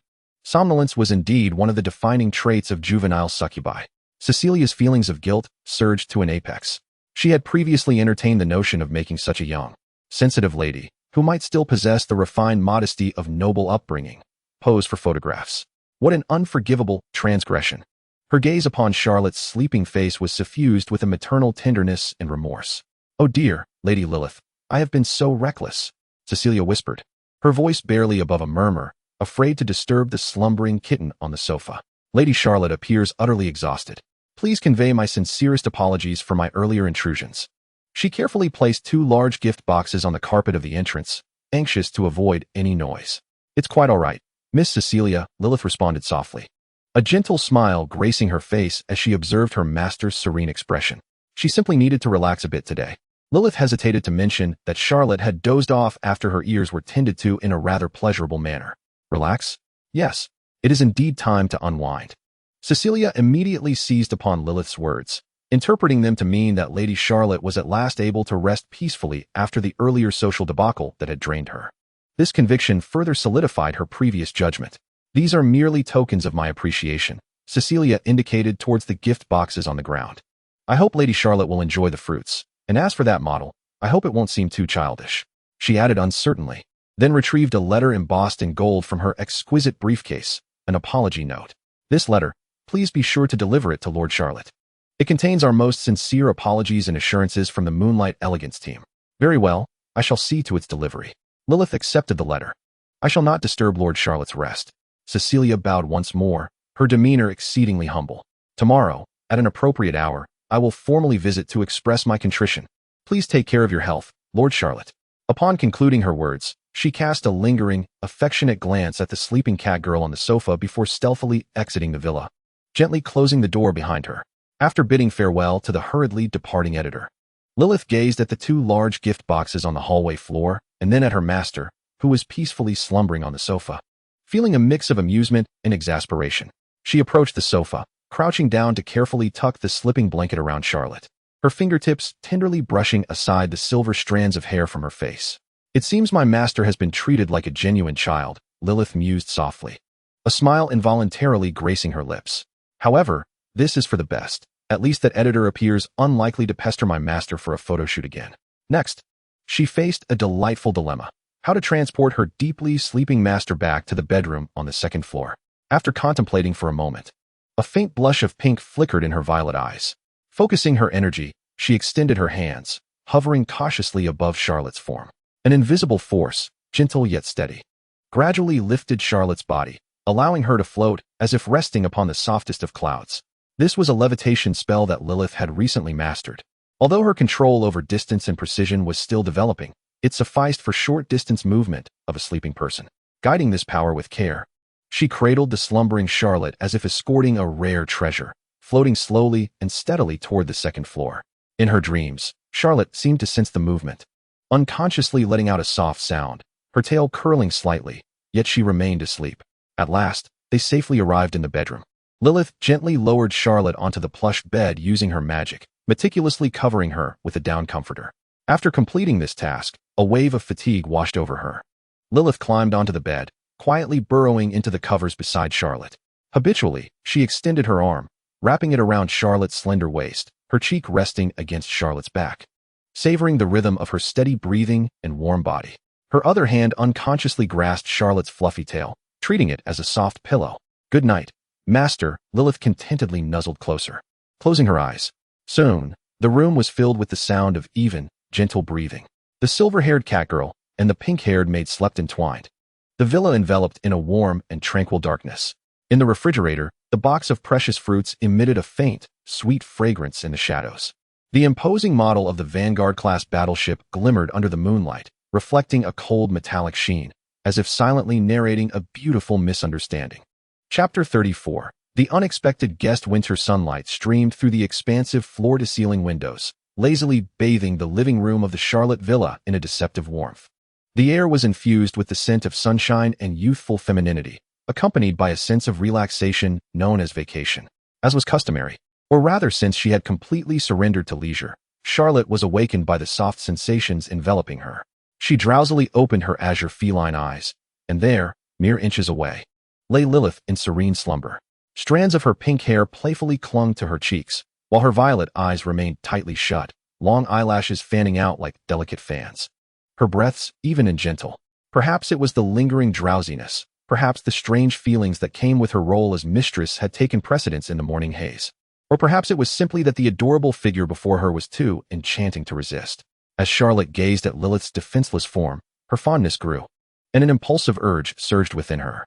She tightened her embrace around Lilyth's waist, pulling the little maid closer, while her other hand impudently tangled itself in Lilyth's exquisitely soft pink locks. "Ah, Lilyth, you are truly adorable," Charlotte breathed through her nose, akin to petting a cat, her fingers weaving through the silky strands, and with a playful mischief, she gently ruffled the top of Lilyth's head, taking the liberty to pinch her soft cheek as well. "Wah, mistress!" Lilyth was abruptly jolted awake, her lavender eyes widening in surprise, her fair cheeks rapidly blooming with a visible blush that spread to her petite ears. The unexpected intimacy rendered her mind blank, her body stiffening like a startled rabbit. "Hee," Charlotte chuckled at Lilyth's flustered and bashful demeanor, a playful glint dancing in her azure eyes. Instead of releasing her hold, she buried her face into the crook of Lilyth's neck, nuzzling closer. "Good morning, my little maid. And mistress, please let go." Lilyth's voice trembled with a mix of embarrassment and annoyance, her small hands weakly pushing against Charlotte's shoulders. But her efforts were as feeble as a gentle tickle. The two of them tumbled about the sofa, silver and pink hair intertwining, nightgowns in disarray. Their cheeks flushed with color, as an atmosphere of playful intimacy filled the air. Eventually, after Lilyth's protests escalated to the brink of mortification, Charlotte reluctantly released her grasp. With tousled hair and rosy cheeks, they exchanged a glance, only to burst into laughter simultaneously. The morning's languor was thoroughly dispelled by their little scuffle, leaving behind a peculiar warmth and vitality. Breakfast consisted of eggs prepared by Lilyth, toasted bread with jam, and warm milk. Charlotte relished her meal, feeling as though she had been rejuvenated. Afterward, she lazily settled back into the sofa, her gaze drawn to the enormous model gift box at the entrance. "Oh, Lilyth, what is that big thing?" Charlotte inquired curiously, pointing. "Ah, that," Lilyth replied while tidying up the dishes, "is a gift of apology from Miss Cecilia sent last night. She mentioned it is a model of a battleship." "A battleship model?" Charlotte's interest was piqued as she rose to unwrap the package. Upon seeing the sleek lines and towering turrets of the Vanguard-class battleship model, her eyes sparkled. "Wow, the Vanguard, a classic.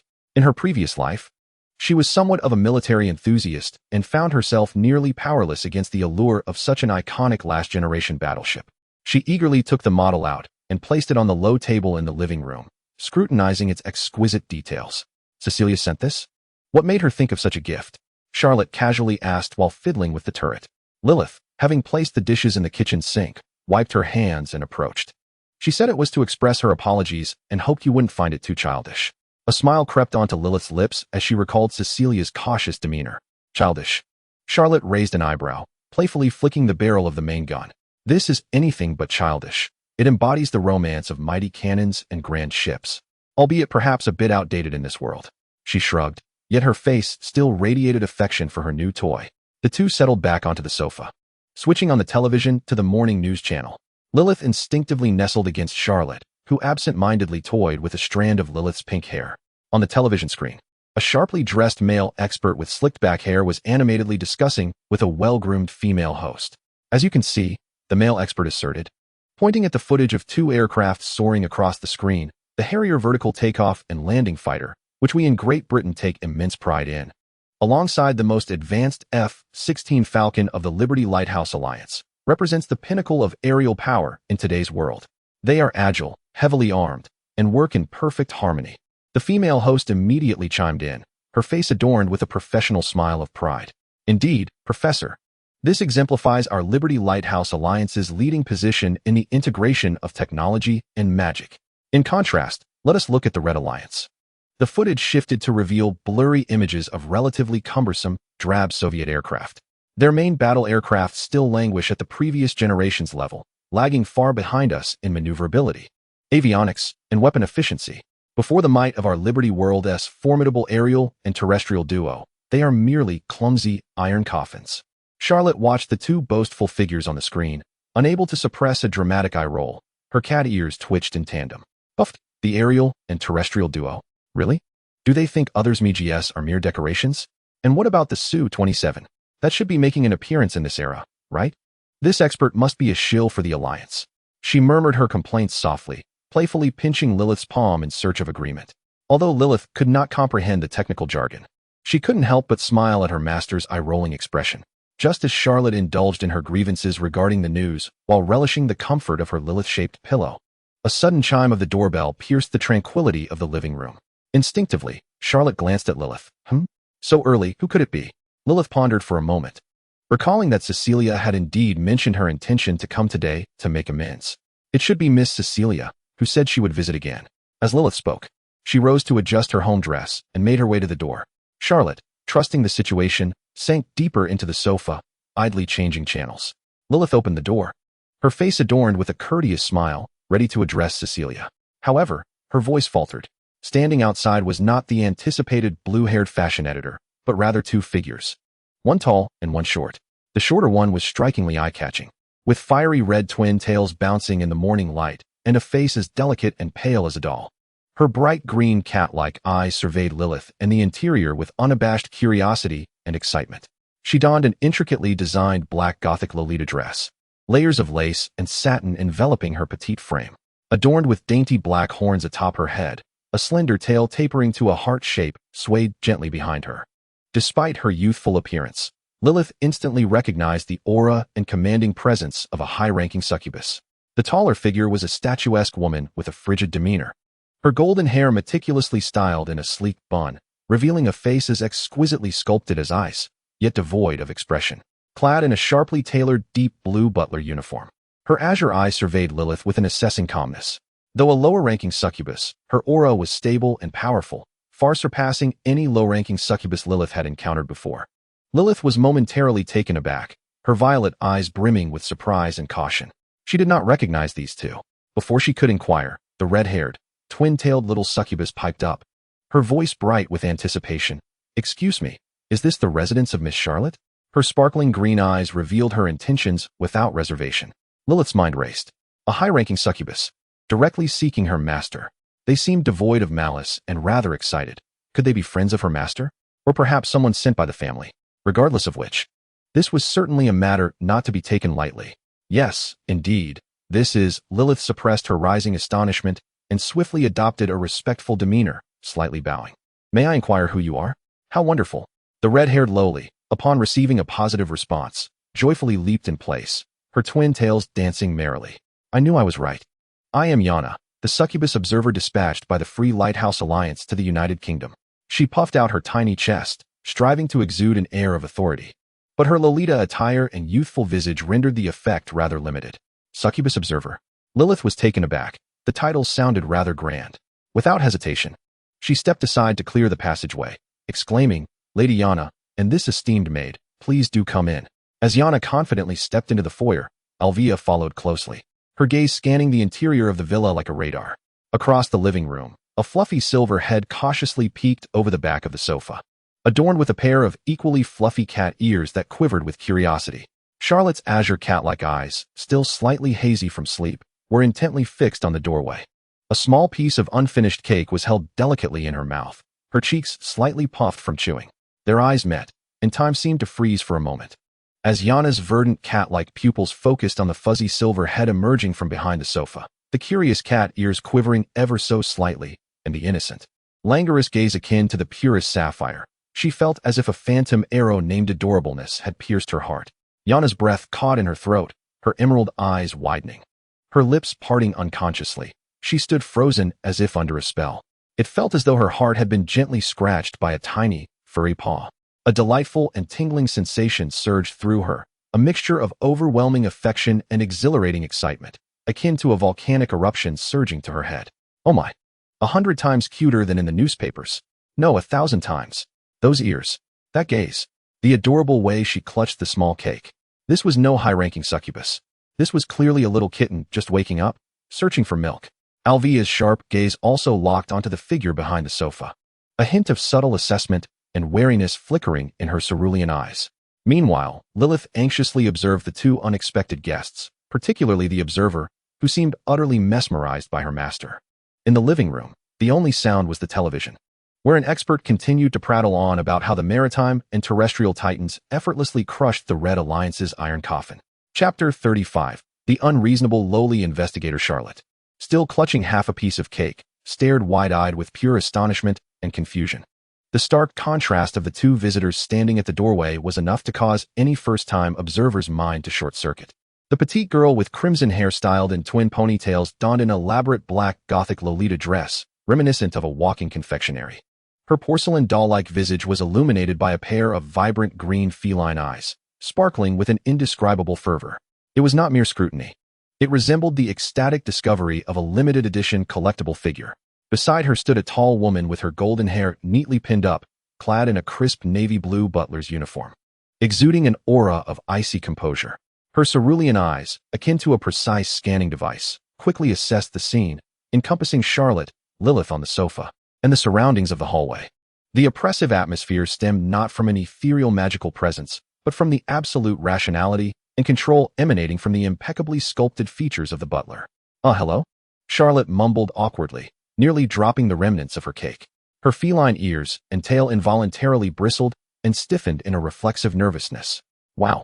Exclaimed the red-haired girl, observer Yana, emitting a short, surprised squeal that entirely disregarded Lilyth's entrance. Her gaze was magnetically fixed on Charlotte, particularly on the silvery cat ears that trembled slightly with tension. It's really a cat. Alive. 1,000 times cuter than in the newspapers. Those ears. That tail. I want to touch them. Seemingly oblivious to the decorum expected of an observer, she instinctively leaned forward. Startled, Charlotte instinctively shrank back, almost tripping over the sofa. Her mind blared alarm bells at maximum volume. This is it. The officials have come calling, and they look anything but conventional. Her imagination spiraled uncontrollably. A sinister, cunning grin suddenly appeared on Yana's exquisitely adorable face, starkly contrasting with her appearance. Humph, clumsy imposter, you cannot hide from this observer. With a flick of her small hand, the chilling image of an underground prison materialized.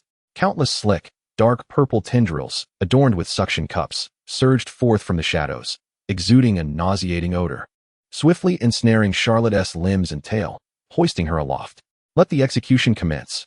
Let these little fellows purify you, the blasphemous counterfeit of our clan's glory, Yana declared, hands on her hips, gleefully watching as the writhing tendrils dragged the screaming and struggling Charlotte toward a pool bubbling with an unknown viscous substance. Gulping down the last morsel of cake with great difficulty, Charlotte felt her back drenched in cold sweat. Just then, the icy butler, Yalvia, advanced a measured step forward, bowing slightly with impeccable grace while subtly obstructing Yana's fervent advance. "Good day."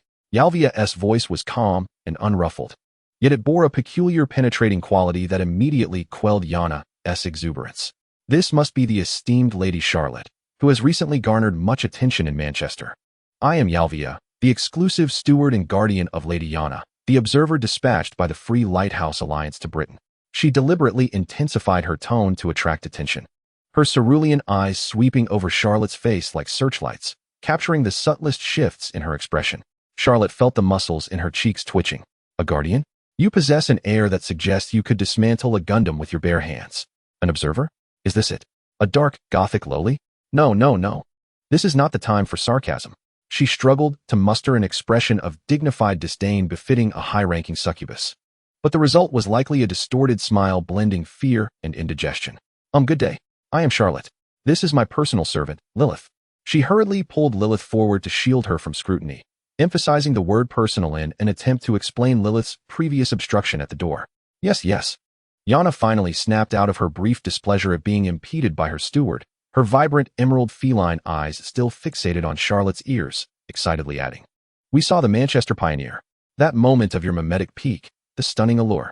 It was incredible. And your attire. A trench coat paired with a chi-pow and sneakers. Such genius creativity." She rattled off the recent mortifying moments of Charlotte's social demise. Charlotte's face flushed crimson, feeling steam rising from her head. "Please, stop. How could the London Observer be so well-versed in these embarrassing past incidents?" The silver cat tail curled awkwardly, ensnaring her own calf. Ahem. Yalvia cleared her throat again, interrupting her exuberant observer's exuberance. She keenly noted the almost ignited blush on Charlotte's cheeks, her evasive gaze, and her exceedingly awkward body language. This presented a subtle overlap with the youthful, inexperienced image of an ancient noble succubus that Chief Cecilia Winston had previously conveyed, naive, lacking the sophistication and shrewdness expected of a high-ranking succubus, easily flustered by unforeseen circumstances. Coupled with the current observation, wearing what was evidently a nightgown hastily covered by a coat, with crumbs of pastries at the corner of her mouth and a cake in her grasp, Yalvia's internal scales gradually tilted towards Cecilia's hypothesis. "Lady Charlotte, there is no need to be anxious." Yalvia's tone seemed to soften, albeit imperceptibly, yet the frosty air of professionalism remained palpable. "Our visit is primarily a routine matter. Manchester has been notably lively since your arrival. As observers, we have the responsibility to ascertain whether any unstable elements surround you." Of course, she glanced at Yana, who was struggling to suppress her desire to rush over and pet the cat. "Lady Yana harbors great personal interest in your unique mimetic talents and trend-setting fashion sense." Routine matters. Personal interest. Charlotte felt as though she had grasped a lifeline. "Chief Cecilia, you are my eternal idol. The character you crafted has truly saved my life." She hurried down the steps, striving to keep her voice steady, although the effort was in vain. "I see. Manchester is quite lovely. Mayor Thomas is very warm and considerate." She attempted to steer the conversation towards the somewhat greasy, yet temporarily safe mayor. However, Yana seemed utterly disinterested in political rhetoric. Her emerald cat-like eyes sparkled with pure curiosity as she leaned closer, almost pressing against Charlotte. An intoxicating blend of expensive perfume and a scent reminiscent of roses wafting into Charlotte's nostrils. "Hey, Charlotte," Yana's voice dripped with a playful sweetness, aiming directly at Charlotte's most vulnerable flaw. "Your mimicry is truly impressive, especially the way your ears and tail quiver. It's as if they possess a life of their own. How do you manage such exquisite control? Is it a top-secret family technique? Or do you possess some special magical prowess?" Her fingers instinctively reached out, clearly targeting Charlotte's cat ears, which trembled with anxiety at that moment. "May I touch them?" Boom. Charlotte felt her mind go blank, cold sweat instantly soaking her inner garment. Here it comes. The most lethal test. A direct strike at her core. What to do? What to do? Admitting she had no control whatsoever? That would be tantamount to raising a white flag in surrender. "I'm a fraud. Come capture me." Fabricating a story about a family secret? But the other party was an official observer. What if she probed for details or demanded a demonstration of this so-called secret? Would she have to concoct a tale on the spot, claiming insufficient magical power for stability? But she had no magical fluctuations at all. Not even the faintest glimmer of magic. An overwhelming fear seized her. She could almost envision Yalvia's icy gaze piercing through her disguise. Witnessing Yana's innocent curiosity transform into a perilous scrutiny, her eyes darted around in panic, her lips moved, but no sound emerged. To make matters worse, as the tumult within her surged, her cat ears and tail became utterly uncontrollable, trembling and standing upright, even fluffing out. Just as it seemed she would either implode from excessive anxiety or be exposed and cast into a pit of tentacles. An extraordinarily pure and rich magical aura began to permeate the air, akin to the finest aged wine. This aura bore an ineffable ancient, noble, and profound pressure. Though faint as a flickering candle in the wind, it was fleeting yet caused both the high-ranking succubus, Yana, and Yalvia to momentarily falter, stirring a deep resonance from their very bloodlines. Yalvia's pupils constricted suddenly, and for the first time, an almost imperceptible tremor crossed her ice-cold visage. What was that just now? The sensation was peculiar, faint yet emanating an alarming gravitas, as if it was something that defied belief. She attempted to ascertain the source, but she could not pinpoint the origin of the magic. At the threshold of the kitchen, Lilyth emerged, gracefully balancing a tray adorned with an exquisite teapot and delicate teacups. Her cascading pink locks veiled her downcast eyes, imparting an air of meekness and innocence. In stark contrast, Yana's perception was far more immediate. The instant that aura enveloped the space, she felt an ethereal current of magic coursing through her veins, as if caressed by an unseen force, delivering an enveloping warmth. Instinctively and quite naturally, she attributed this pure and soul-stirring magical resonance to the remarkable figure of Charlotte before her. "Wow!" Yana exclaimed, her emerald feline eyes gleaming with astonishment. Momentarily forgetting the peculiar absence of magical fluctuations she had sensed upon entering. "Charlotte, the magic emanating from you is so unique. So pure. Though subtle, it feels incredibly powerful." She became increasingly convinced that Charlotte belonged to an ancient, reclusive lineage, endowed with formidable, clandestine arcana and a profound reservoir of pure magical essence. What weak magical fluctuations? No, this was a return to simplicity, a testament to the consummate restraint of a master of metamorphosis. Charlotte, however, was utterly bewildered. What magical aura? Did she possess a hammer of magic? All she felt was her heart racing in her throat and a cascade of cold sweat. Yet, what could explain Yana's sudden admiration and unfeigned reverence? Could it be that Lilyth had spilled some spices in the kitchen? Yana's attention had now completely shifted.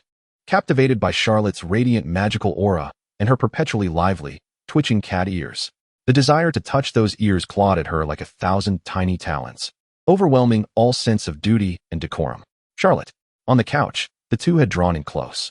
Yana's voice surged in sweetness, now laced with an irresistible, playful insistence as her body pressed against Charlotte's, soft and springy, creating an undeniable pressure on her arm that left Charlotte momentarily breathless.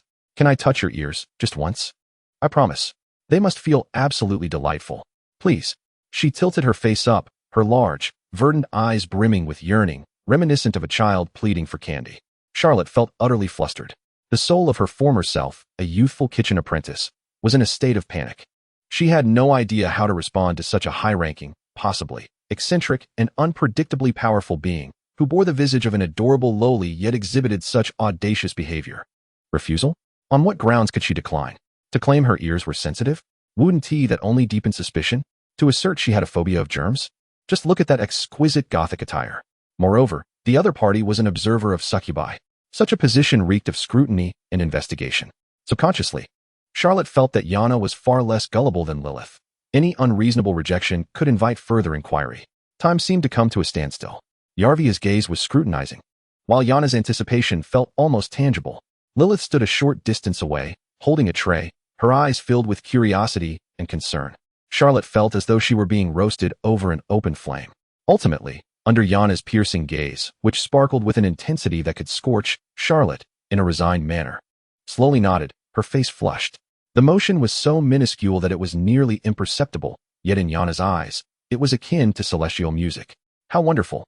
Yana exclaimed, eagerly extending her delicate, alabaster fingers, and with a reverent touch akin to a pilgrimage, gently caressed the soft, slightly warm tips of Charlotte's silver-white cat ears, which were tinged with nervous heat.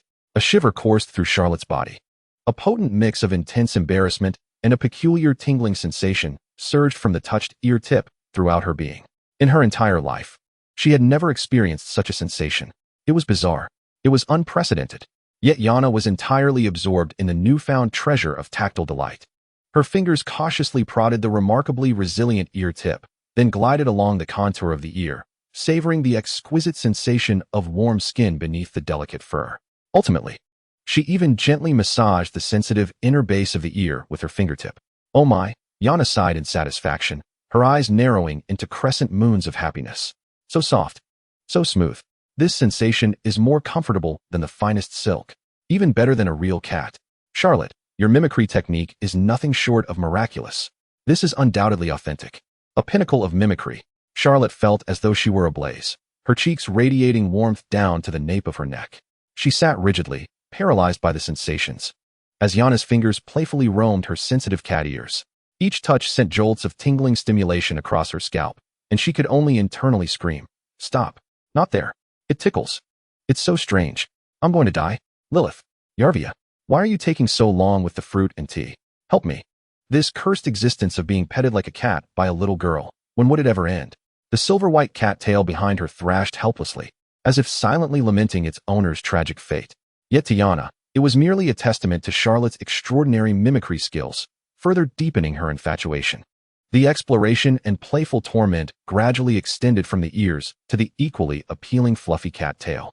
At the kitchen doorway, Lilyth observed her master in a state of utter humiliation and indignation, her pink eyes revealing a fleeting glimmer of icy purple, a momentary ripple, akin to a stone cast into a deep pool. The fingers resting at the edge of the tray tightened ever so slightly. Chapter 36. Investigating components in her heart. Charlotte harbored a faint hope that these two distinguished individuals would, after finishing their tea, tactfully take their leave. However, this hope was utterly shattered by Yana's exuberant proposal. "Charlotte," Yana said, her fingers lovingly combing through Charlotte's fluffy, silvery cat tail, her voice dripping with sweetness. "It's almost lunchtime. Shall we stay and eat together? I have so much more to discuss with you, like your insights on mimicry and that incredibly stylish trench coat of yours." Her emerald cat eyes sparkled with an irresistible enthusiasm. Charlotte felt as if the fur on her tail was about to explode. Stay for a meal? What a ludicrous idea. The span of a single meal was ample time for her to be exposed 100 times over. Almost instinctively, she cast a desperate glance toward Lilyth, who was presently assisting Alvia in arranging exquisite pastries and sliced fruits on the coffee table. "Lilyth, quick, channel your protective instincts. Find an excuse to decline her. Just say that we lack sufficient ingredients at home, or that I suddenly feel unwell." Lilyth grasped her mistress's gaze and perceived the tumult of emotions reflected in Charlotte's azure cat eyes. Anxiety, panic, and perhaps a hint of anticipation. My mistress is inquiring about whether we have enough provisions to entertain these esteemed guests." A surge of determination coursed through Lilyth's heart, as her mistress's devoted handmaiden. Alleviating her concerns and demonstrating hospitality was her duty. Moreover, she held deep respect for Alvia's efficiency, precision, and unwavering professionalism displayed in the kitchen. Collaborating with such an esteemed predecessor to prepare lunch was an invaluable learning opportunity. Thus, under Charlotte's desperate gaze, Lilyth stood tall, her small chest puffed out, radiating a resolute glow that promised to uphold her mistress's trust, and responded brightly, "Of course, Lady Yana. We have an abundance of ingredients at home. I am confident in my culinary skills. With Master Alvia's assistance, we shall surely prepare a lunch that will satisfy both you and my mistress." Charlotte felt as though darkness enveloped her, as if she could hear the frantic ticking of a countdown to her identity's exposure. It was over, utterly over. Her little maid's fortuitous intervention had effectively delivered her to the guillotine. "Wonderful," Yana cheered, delighting in the moment as she affectionately ruffled the base of Charlotte's tail, eliciting involuntary shivers and silent wails from her. Then, with a teasing glance at Alvia, she continued, "Look at how adorable and obedient Charlotte's Lilyth is. So perfect." Unlike some others, she elongated her tone, casting a sidelong glance at the expressionless blonde butler. "Nothing is permissible. And she even dares to undermine her master from time to time, not allowing her to go out in the evening." Alvia sat poised on the sofa, her posture embodying the epitome of etiquette, paying no heed to Yana's grievances. The azure gaze lightly swept across Lilyth, its calmness inducing an involuntary shiver from her. Charlotte, while forcing a smile and laughing off Yana's teasing, "Haha, Lilyth is indeed quite capable," struggled to discreetly extricate her tail from Yana's grasp. This audacious creature had begun to pet her against the grain, a method that could only be deemed torturous for a feline, causing Charlotte's tail muscles to twitch in protest. Gritting her teeth, She exerted all her strength to pry away Yana's seemingly delicate, yet unwavering pinky finger. It was as immovable as iron. Charlotte thought, if only I were stronger than Lilyth. But does this little girl truly have the strength of alloys? She felt her dignity as a high-ranking succubus and the comfort of her tail being simultaneously trampled upon. Just as Charlotte mourned for her tail and prayed for lunchtime to be delayed, Yana's topic sparked like a flickering flame, naturally igniting the core of Charlotte's deepest fears, her origins. Speaking of which, Charlotte, Yana released her grip on the tail. Her interest piqued as she gently tapped the tip of Charlotte's cat ear with her fingertip. Which family do you hail from, little kitten? You seem so nervous, as if witnessing the world for the first time. It truly piques my curiosity. She began to enumerate her guesses with the enthusiasm of a connoisseur. Is it the White Sands family from Australia? They have a penchant for animal mimicry, and their skills are top-notch. Your catgirl attire certainly aligns with their style. Or perhaps you belong to the North American Blue Lily family. A glimmer of reverence appeared in Yana's eyes. That family is a true bastion of power, sharing lineage with President Sterling. Such a prestigious identity. Yet, observing the bewilderment on Charlotte's face, Yana felt it did not quite fit. Could it be? She lowered her voice, her emerald eyes sparkling with excitement and the thrill of gossip, as though she had unearthed an earth-shattering secret. You come from the Red Alliance? The Red Winterflower family? She scrutinized Charlotte from head to toe, particularly recalling the qipao adorned with Eastern charm that she had seen in the newspaper. That area is profoundly influenced by a certain ancient Eastern nation. Your habit of wearing a qipao. It's quite plausible. Her gaze transformed into that of a feline admiration, akin to viewing a catgirl version of Agent 007, brimming with awe and curiosity. Do tell, is it truly as extraordinary as the news portrays? Charlotte's heart thundered within her chest, nearly bursting forth. Here it came, the ultimate interrogation. Her mind raced at an unprecedented pace. No family. That is the truth. But to utter it would be tantamount to signing my own death warrant. Should I fabricate a tale? White Sands, Blue Lily, Red Winterflower? Yana is evidently well-versed in these families. The slightest verification, perhaps just a few details, and I would surely be exposed. Not to mention that the icy butler Alvia is lurking nearby, watching intently. Should I remain silent? Play the mysterious card? Before the alluring observer? Is one attempting to cloak themselves in mystery? Do they seek a swifter demise? From the fragmented words of Yana, she has gleaned the essence of what the observer entails. They serve as the vigilant eyes and ears of the Free Lighthouse Alliance stationed in each member nation, tasked with overseeing stability and ensuring loyalty. Endowed with formidable autonomy in investigation and resolution. To authenticate the identity of a high-ranking succubus? For Yana, it could perhaps be a mere utterance. What to do? What to do? Charlotte's mind screamed in frantic desperation, every fiber of her being cried out in alarm of exposure. She felt akin to a prey cornered at the precipice of a cliff, with no retreat available. Her visage was etched with helplessness, lament, and the most perilous confusion. Such bewilderment regarding her lineage and familial ties was an anomaly that no well-rooted high succubus would ever experience. Yana's eyes, once brimming with curiosity and gossip, rippled with perturbation upon perceiving the unmistakable bewilderment and trepidation on Charlotte's face, much like stones cast into a tranquil lake. All her previous conjectures seemed to dissolve into nothingness. The vibrant excitement in her emerald feline gaze gradually waned, supplanted by an intensifying uncertainty. She released her playful grip on Charlotte's cat ears, retreating slightly, scrutinizing the silver-haired catgirl before her with a gaze imbued with incredulity and an oddly maternal radiance. Charlotte felt a chill run down her spine under the sudden scrutiny, as if she were a fragile artifact. Maternal? Am I imagining things? Am I truly perceiving a maternal glow emanating from a brash gothic lowly? A fleeting image of Char Aznable from the anime, recognizing a lowly as a mother, and the commanders in games calling lowly shipgirls mother flickered through her mind. An absurd current of understanding surged through her nerves. So this is how it is. I seem to begin grasping their sentiments. What a farce. This is not the moment for such thoughts. Yana's voice softened considerably, tinged with a cautious probing, as though wary of disturbing something delicate. You cannot be a newly born primordial succubus, can you? Primordial succubus? Charlotte echoed the unfamiliar term in bewilderment, her azure cat eyes reflecting sheer confusion. She held no conception of the term, instinctively looking to Yana for enlightenment, observing Charlotte's naive demeanor, akin to a newly born creature. The last vestige of doubt in Yana dissipated, replaced by an overwhelming surge of sympathy and compassion threatening to overflow. Suddenly, she enveloped Charlotte in her embrace, exhaling a long, deeply felt sigh that seemed to carry the weight of a profound history. Alas, Yana murmured, extending her hand, this time not to explore with curiosity, but imbued with a near gentle and soothing intent, gently resting atop Charlotte's head and tenderly ruffling her soft silver locks. This action brimmed with a sense of protectiveness, creating a striking contrast with her gothic Lolita appearance. While Charlotte found herself internally mocking this peculiarity, she also sensed a strange sense of reassurance.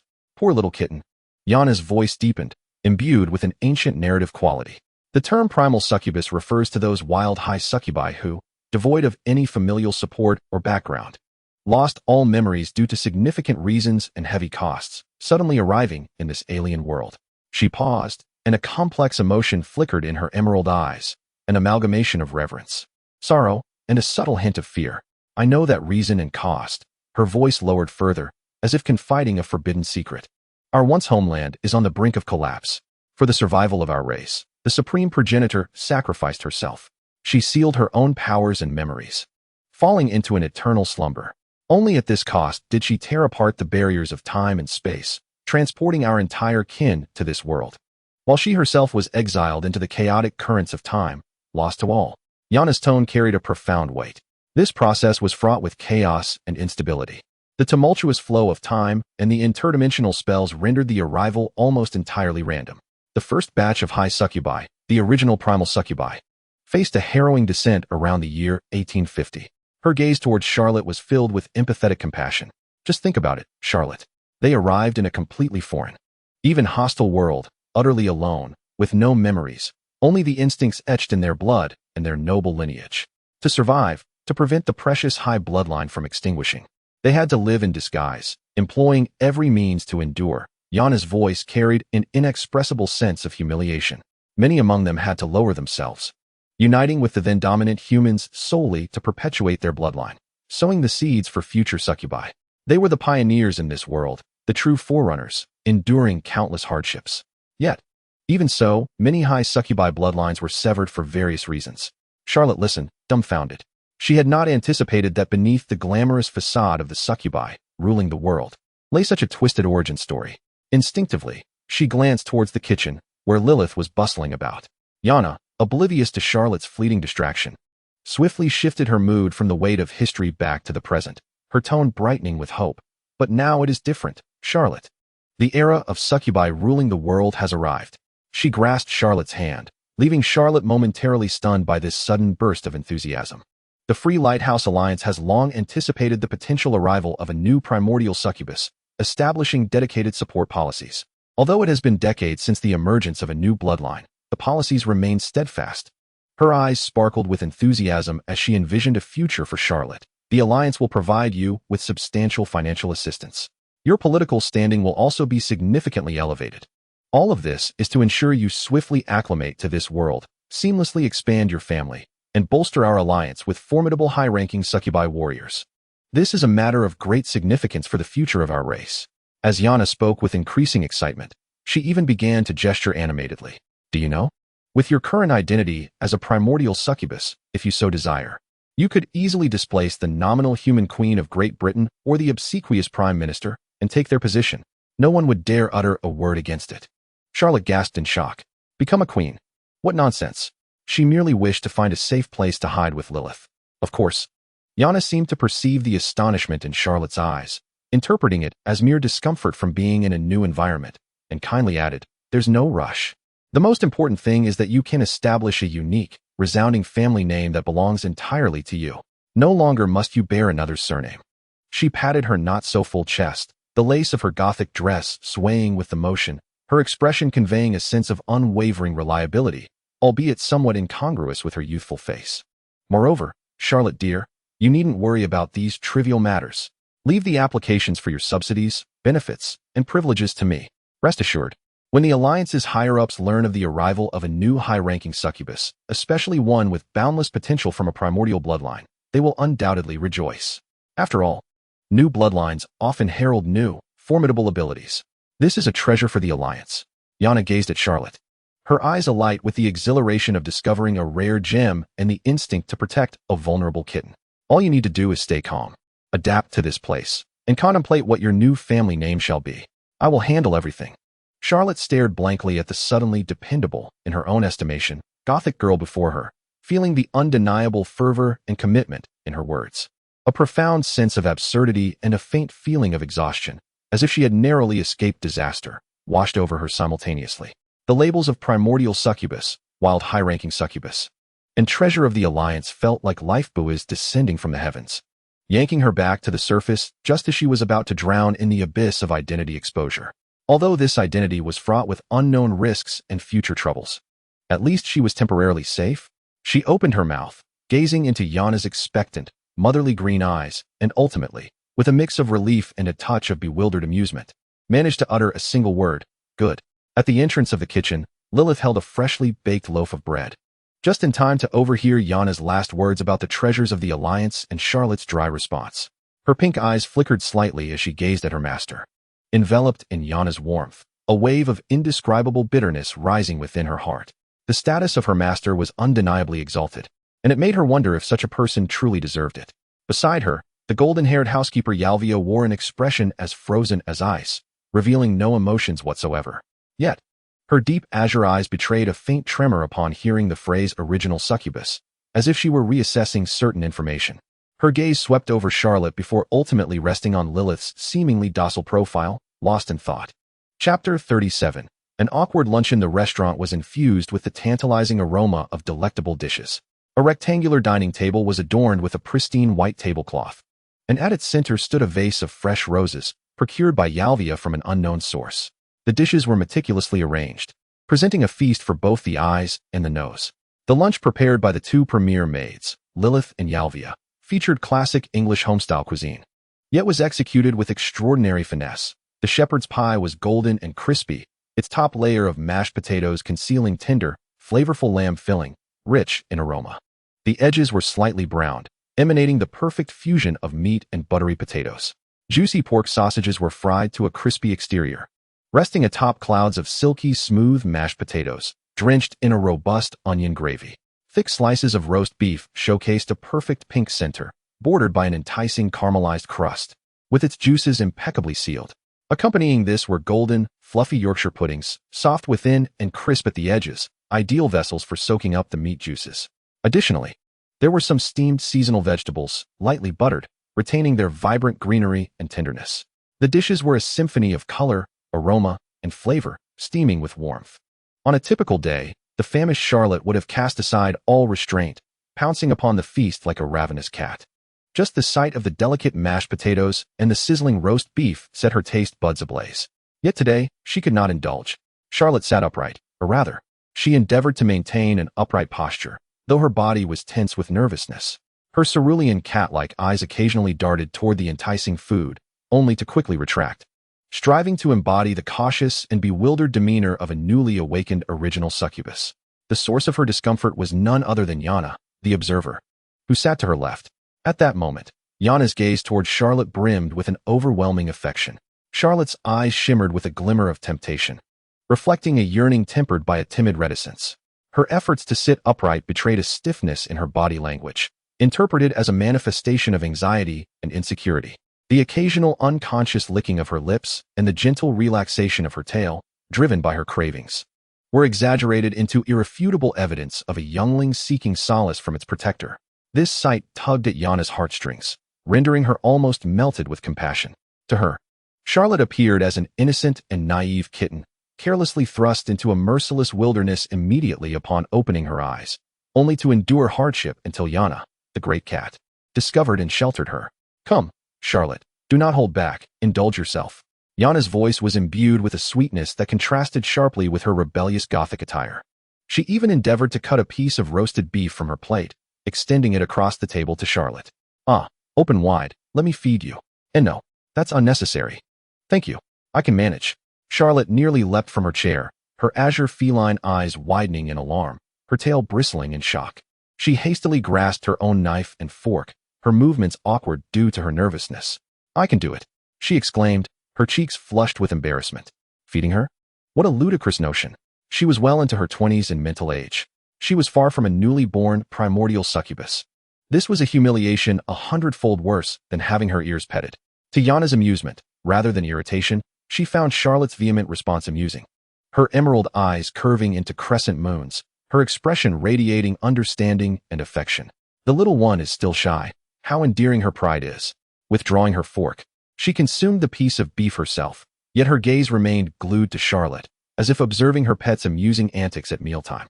Thus unfolded their lunch in an atmosphere both peculiar and harmonious.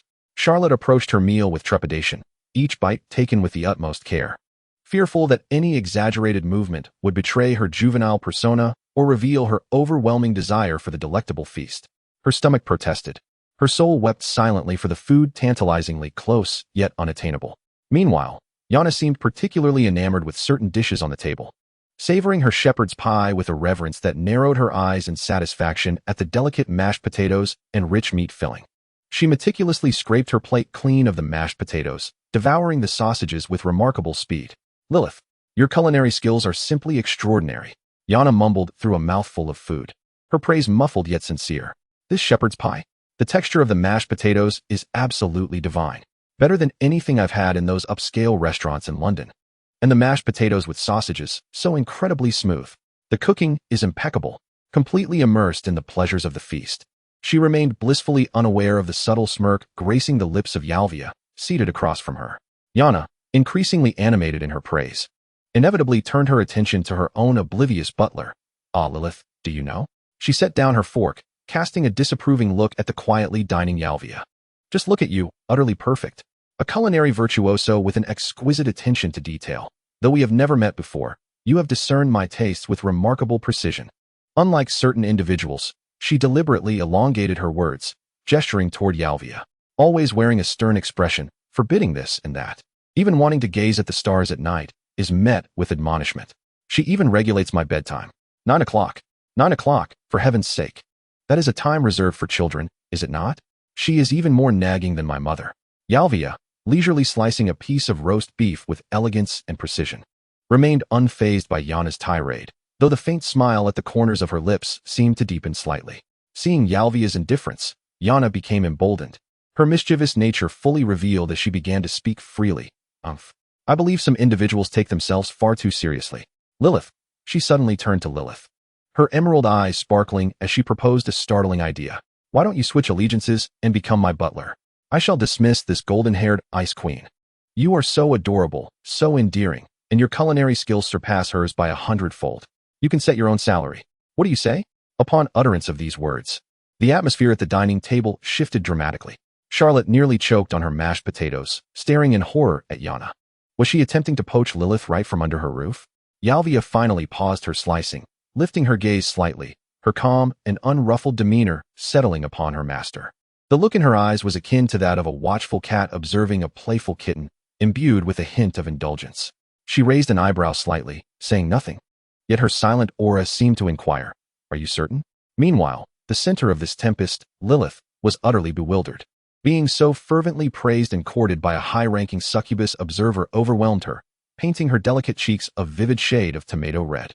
Yana's rapid-fire compliments and aggressive proposal engulfed her like a tide. Fumbling with her napkin, she glanced between the eagerly expectant Yana and the inscrutable Yalvia, before finally seeking assistance from her own master, Charlotte. Lilyth's voice was barely above a whisper, almost drowned by Yana's subsequent accolades. As Yana enthusiastically praised the perfectly seasoned mashed potatoes once more, Lilyth finally found her courage. She abruptly lifted her head, summoning all her strength to interrupt Yana's lengthy discourse. "Why you, Lady Yana?" Her voice trembled, yet was crystal clear. "I sincerely appreciate your compliments. However, your most cherished dishes, the shepherd's pie, mashed potatoes, and sausages, were all prepared by the esteemed Yalvia. I merely assisted with some vegetables and roasted beef." As Lilyth concluded her statement, she immediately lowered her head, as if she had exhausted all her courage, wishing to bury her face in her plate. The dining table fell into an abrupt silence. Yana's expression, once radiating with pride as if she had discovered the perfect new housekeeper, froze as though the pause button had been pressed. She held a spoon, with a small morsel of golden mashed potatoes clinging to it. The emerald eyes of the cat widened in disbelief as they flickered from the blushing Lilyth to the opposite side of the table. Yalvia, with grace, was savoring a piece of beef drenched in gravy, chewing slowly. Meeting Yana's astonished gaze, her face remained as expressionless as ever, yet within her deep blue eyes, the rigid form of Yana reflected clearly, accompanied by a fleeting glimmer of something akin to tax evasion. She said nothing, merely tilted her head slightly and softly inquired, "Master, what were you saying earlier? About dismissing me?" Yana opened her mouth, but could not utter a sound. The once proud tail of the succubus now seemed devoid of vitality. Drooping limply, she resembled a deflated balloon, her earlier arrogance dissipating without a trace, leaving only embarrassment and the humiliation of being reprimanded by her own housekeeper. Silently, she retracted her hand that held the spoon, bowed her head, and began to poke at her Yorkshire pudding with intense focus, as if trying to puncture it. The world had finally quieted. Observing the gothic lowly succubus, who had finally calmed down and ceased her fervent displays of maternal affection, Charlotte let out a long sigh of relief. Thank heavens! She could now enjoy the lavish lunch, crafted by the hands of two exceptional maids, with a little more ease. At least temporarily free from the worry of being fed like a cub or having her little maid whisked away. She carefully speared a piece of roasted beef, relishing the burst of savory juices in her mouth, nearly moved to tears by the sheer bliss. This is what life is. Chapter 38. Where has your authority gone? The post-lunch farewell evolved into a breathtaking live demonstration of how the dignity of high-ranking succubi is ruthlessly trampled upon in various respects. While Yana lingered, holding onto Charlotte's hand, her green cat eyes sparkling with the fervent desire to once again ruffle her cat ears, and her little mouth protested that it was still early and they should chat a bit longer. "Yalvia, you are too tyrannical." At that moment, the golden-haired ice queen housekeeper finally lost the last vestiges of her patience. Yalvia, a housekeeper operating with the precision of a finely tuned instrument, exemplified that efficiency surpasses all. She uttered not a single word, merely stepping forward and, taking advantage of Yana's unguarded state, slipped one arm beneath her armpit and the other under the bend of her leg. With an impeccably executed princess carry, she effortlessly lifted her incessantly chattering observer from the ground. "Ah!" Yana exclaimed, caught off guard. Instantly, a surge of indignation and fury at the perceived violation ignited within her. "Yarvia, put me down. How dare you treat me with such disrespect? Unbridled insolence. Release me at once." Yana struggled wildly in Yarvia's arms, which, though seemingly delicate, were as steadfast as the mountains. Her slender calves, elegantly encased in black stockings beneath a refined Gothic Lolita dress, flailed in the air like a wind-up toy, searching desperately for leverage. Her entire body writhed like a fish out of water, attempting to escape the humiliating restraint. More striking was the long, slender tail behind her, tipped with a heart-shaped end, now thrashing angrily like a whip, the sound of it cracking against Yarvia's deep blue butler uniform echoing like thunder. Despite the apparent force of her blows, they fell upon Yarvia as powerless as a drop of rain in the ocean, failing to elicit even a flicker of reaction from her. In a final act of defiance, Yana even attempted to lower her head, using her adorably petite, obsidian-like demon horns to jab at Yarvia's shoulder or chest. This action, imbued with childlike aggression and stubbornness, was regrettably rendered futile by the sheer cuteness of her horns, which seemed to merely scratch at the butler's crisply tailored uniform. "Let me go? I will dock your wages. I will send you to Africa to grow peanuts. I will tell my mother you are bullying me." Yana's protests crescendoed, filled with an air of bluster that belied her growing frustration. Her finely sculpted doll-like face flushed with anger. Meanwhile, Yarvia, the instigator of this chaos, maintained an expression as impassive as the eternal frost, devoid of any sign of emotional fluctuation. She did not even glance down at her flailing charge, merely adjusting her grip slightly to ensure Yana would not truly fall. Then, this icy butler strode forward with measured, stable steps, as though she were carrying a rather noisy piece of luggage rather than a designated observer, making her way directly to the villa's entrance. Her cerulean eyes remained calmly fixed ahead, betraying no hint of the tumult she bore. Charlotte and Lilyth stood in stunned silence. Witnessing this spectacle, Charlotte's mouth twitched uncontrollably, her mind racing with incredulity. Is this truly the esteemed demon observer? This scene is utterly bizarre. Where's the authority? Where's the dignity? Have you and Yarvia turned it all into mashed potatoes? Amidst Yarvia's steady footsteps, Yana's exasperated protests, the rhythmic slapping of her tail against the fabric, and the futile clinks of her horns against the metal buttons, the scene unfolded. The silhouettes of two individuals, or perhaps one cradling the other, ultimately vanished from the porch. With a soft click, the villa's grand door was elegantly shut by Yalvia in a manner difficult to comprehend, perhaps by her enchanting tail, completely severing the conclusion of the absurd drama unfolding outside.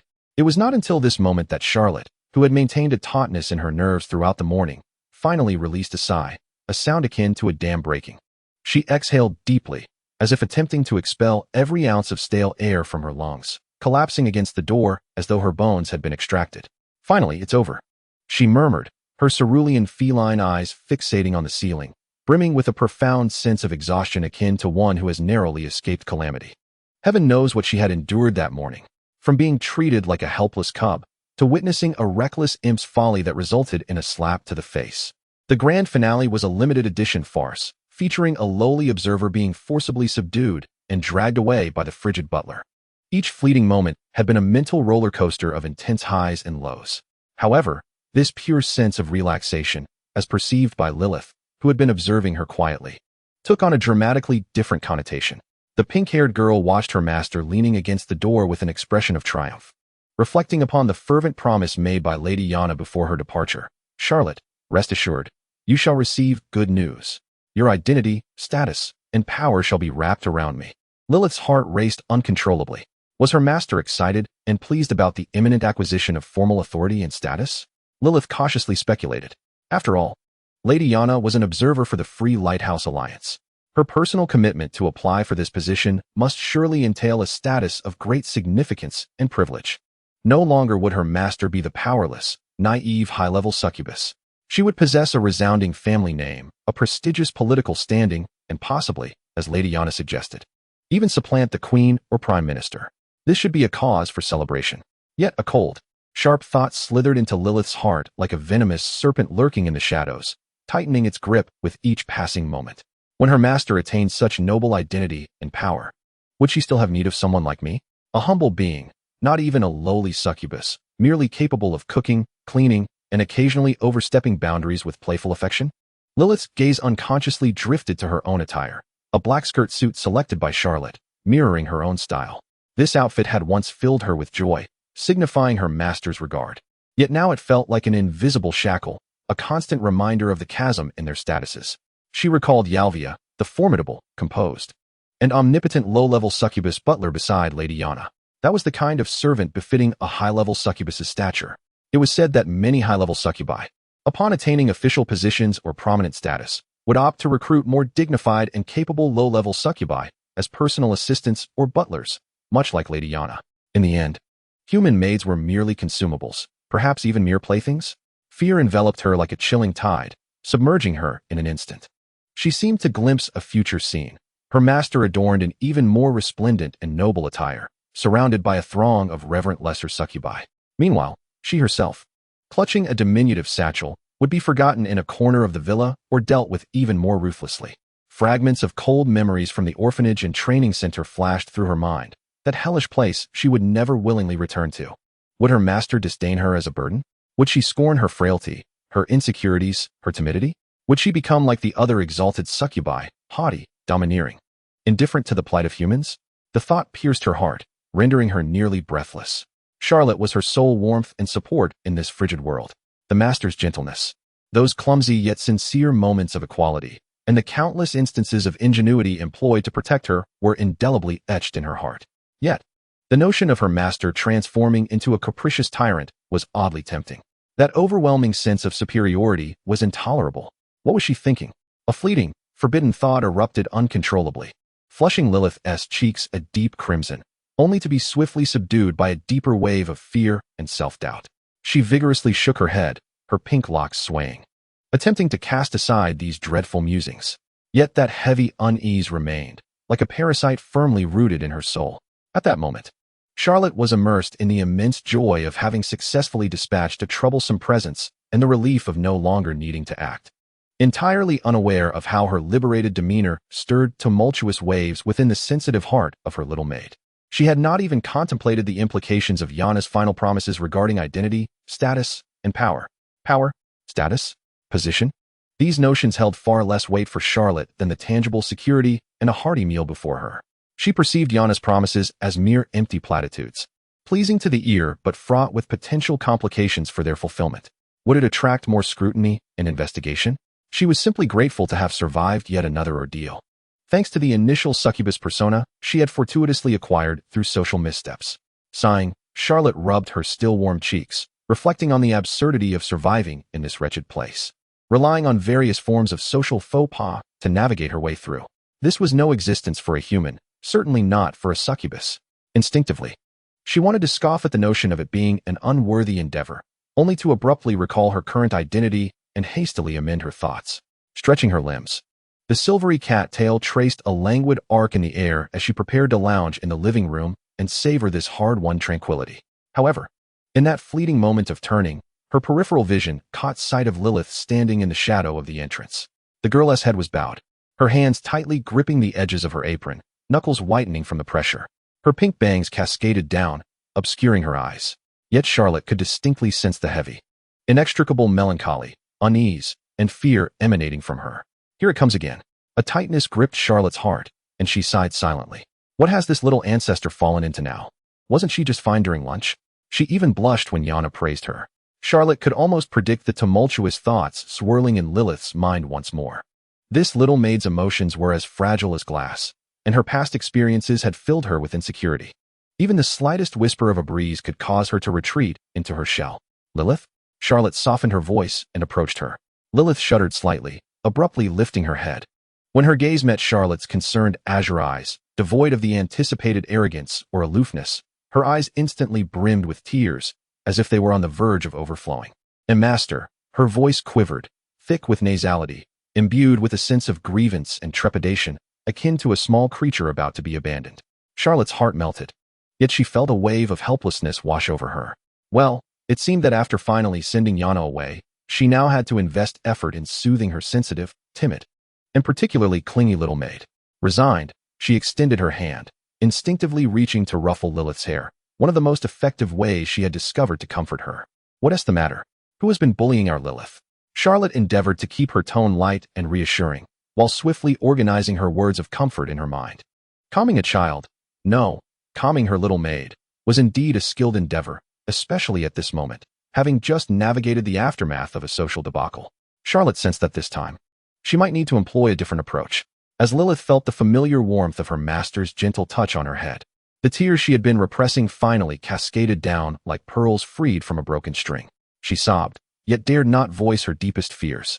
Instead, she mumbled, choked with emotion, "No one is bullying Lilyth. Lilyth is just afraid. Afraid of losing you. Afraid that you might no longer be you." This sentence, she ultimately lacked the courage to utter.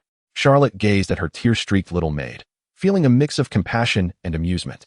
She sighed softly, pulling Lilyth into her embrace, soothing her like a frightened kitten, gently patting her back. "Don't be afraid, don't be afraid. I am here." Charlotte's voice was tender yet resolute. Although she herself was filled with uncertainties about the future, in this moment, she was willing to be Lilyth's sole support and refuge. As for the promises of power and status made by Yana, and Lilyth's internal anxieties regarding the future, Charlotte temporarily cast them aside. What mattered most now was to bring a smile back to the face of the tearful little maid in her arms.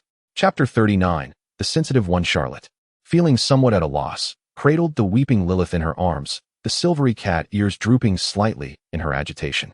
She awkwardly patted the slender back of the girl, repeatedly whispering gentle reassurances that all would be well, that there was no need to fear, her words imbued with sincerity, yet lacking in strength. Lilyth's tears flowed like a scalding stream, soaking the fabric of Charlotte's attire, the profound sadness and fear palpable, yet without an outlet for release. "Lilyth, what troubles you? Please, tell me." Charlotte softened her voice, her cerulean cat eyes filled with concern and confusion. "Is it Yana who frightened you? Or have I failed you in some way?" She endeavored to coax Lilyth into voicing her inner turmoil. However, the girl merely shook her head vigorously, her pink locks brushing against Charlotte's chin, her sobs intensifying as her petite shoulders trembled. The fears that swirled in the depths of her heart. Her master might disdain her, her master might abandon her, her master might grow cold, were akin to the most shameful of secrets, rendering her incapable of uttering them aloud. Instead, she buried her face deeper into Charlotte's warm embrace, as if seeking to draw forth an eternal sense of safety. Just as Charlotte felt utterly helpless, her attempts at comfort sinking like stones in the ocean, a savior, or rather, a new wave of disruption, arrived. Ding dong. The crisp sound of the doorbell abruptly shattered the melancholic atmosphere that enveloped the living room. Charlotte sighed in resignation, gently placing the still trembling Lilyth on the sofa, carefully wiping her tear-streaked face with a tissue, and softly said, "Be good. I will go answer the door and return shortly." Lilyth sniffled, Her eyes reddened, curling up in the corner of the sofa like an abandoned little rabbit, silently nodding. Her gaze fixed intently on Charlotte's retreating figure. Upon opening the door, Charlotte found Cecilia Winston standing outside, her face adorned with deep remorse, holding a beautifully packaged box of treats. The blue-haired, violet-eyed editor, upon seeing that it was Charlotte, rather than Lilyth, who answered the door, was momentarily taken aback, a glimmer of surprise flashing in her eyes. "Lady Charlotte? You personally," Cecilia began, but before she could finish her sentence, Charlotte, as though she had spotted a beacon of hope, brightened and seized her wrist, pulling her inside. "Editor Cecilia, you've arrived just in time. Please come in." Charlotte's tone bore an urgency that was both relieved and fervent. Cecilia, caught off guard by this sudden enthusiasm, was instinctively drawn into the foyer. However, as she followed Charlotte's gaze and beheld the curled-up figure on the sofa, disheveled from Charlotte's earlier comforting embrace, with eyes and nose reddened from crying, still silently sobbing, she froze, as if struck by an invisible bolt of lightning. The azure-haired succubus editor's eyes widened in disbelief, her violet pupils brimming with incredulity and a rapidly fermenting, profoundly disturbing association. She abruptly turned to Charlotte, her gaze a tempest of shock, confusion, a subtle hint of disappointment, and even a flicker of reproach. It was as if she were regarding a villain guilty of an unforgivable crime. This left Charlotte bewildered, yet her heart raced with an ominous premonition. Cecilia inhaled sharply, instinctively stepping closer to Charlotte, and in a hushed, tense whisper, laden with disbelief, she urged, "My Lady Charlotte, have you coerced her? Goodness, she appears but a child. Even if she is your servant, this is too." The remainder of her words faltered, as if too shameful to articulate. Yet her accusatory gaze conveyed everything. What? Charlotte nearly leapt from her seat, her cerulean cat-like eyes widening in horror, her tail bristling in alarm. She swiftly interrupted Cecilia's increasingly outrageous conjecture, her voice rising in agitation and indignation. "What nonsense are you spouting? How could I ever do such a thing to Lilyth? Absolutely not." Observing Cecilia's lingering skepticism, Charlotte realized she must clarify the situation. Suppressing her embarrassment and frustration, she recounted the morning visit from Yana and Yarvia, as well as the excruciatingly awkward lunch they shared. Particularly, she succinctly yet clearly conveyed Yana's final remarks regarding the original succubus's identity and the promise of power, status, and identity bestowed upon her. As Charlotte narrated the events, the shock and misunderstanding on Cecilia's face gradually dissipated, replaced by a dawning comprehension and a profound complexity of emotion. Upon hearing Charlotte mention the promised power, status, and identity, a glimmer of insight flashed in her violet eyes, as if she had suddenly grasped the crux of the matter. "Ah, I see." Cecilia exhaled deeply, her previously tense demeanor relaxing. The gaze she cast upon Charlotte regained its former respect, now infused with understanding and empathy. She sighed softly. "My Lady Charlotte, I comprehend now. It appears I have misjudged you, and for that, I sincerely apologize." After a brief pause, her gaze shifted to Lilyth, who remained ensconced in her sorrow, oblivious to their conversation. In a voice lowered even further, imbued with the weight of worldly insight, she remarked, "My lady, it may be difficult for you to fathom just how humble and anxious individuals like Lilyth and I feel in the presence of someone like you. Your gentle kindness, a beacon of redemption for one so accustomed to confinement and rough treatment, is the sole warmth she can cling to." Yet, simultaneously, Cecilia's voice carried an almost imperceptible bitterness. This unparalleled tenderness has become her heaviest shackle. The little bird, accustomed to suffering and darkness, no longer wished nor dared to leave the shelter of the great tree that provided her refuge, even by a single step. She feared losing this warmth, terrified of returning to the cold hell from whence she came. Her gaze returned to Charlotte, imbued with a profound, almost pitying clarity. The status, power, and identity bestowed by Lady Yana might appear as security and convenience to you. Yet, for Lilyth, they represented the most terrifying of uncertainties. She dreaded the thought that these changes might alter you. She feared that a master who wielded power and status would, like other high-ranking succubi, become arrogant, overbearing, and devoid of reason, no longer resembling the one she had known, one who clumsily protected her, watched television with her, and fumbled in distress at her tears. Cecilia observed Charlotte's still somewhat bewildered azure eyes and smiled wryly. "It may sound contradictory, but this encapsulates the thoughts of those like us, struggling at the bottom. The tenderness you offer is both honey and poison, leaving her in a state of acute anxiety." Lady Yana's promises, to her, were not tidings of joy, but rather a blade hanging over her head, poised to sever her only support. This was the very root of her unease and fear. Cecilia's lengthy exposition illuminated the fog that had clouded Charlotte's understanding of Lilyth's emotions, akin to dispelling clouds to reveal the sun. She finally comprehended. She understood why Lilyth was so unhinged and grasped the unspeakable fears that plagued her. A wave of intense compassion and guilt surged within her. In her preoccupation with her own social faux pas and the relief of passing through unscathed, she had completely overlooked the tumultuous storm that raged within Lilyth's sensitive and fragile heart. Thank you, Editor Cecilia. Charlotte's voice resonated with genuine gratitude and a hint of urgency. I completely understand now. I am truly sorry for causing you to make this trip only to encounter such a misunderstanding.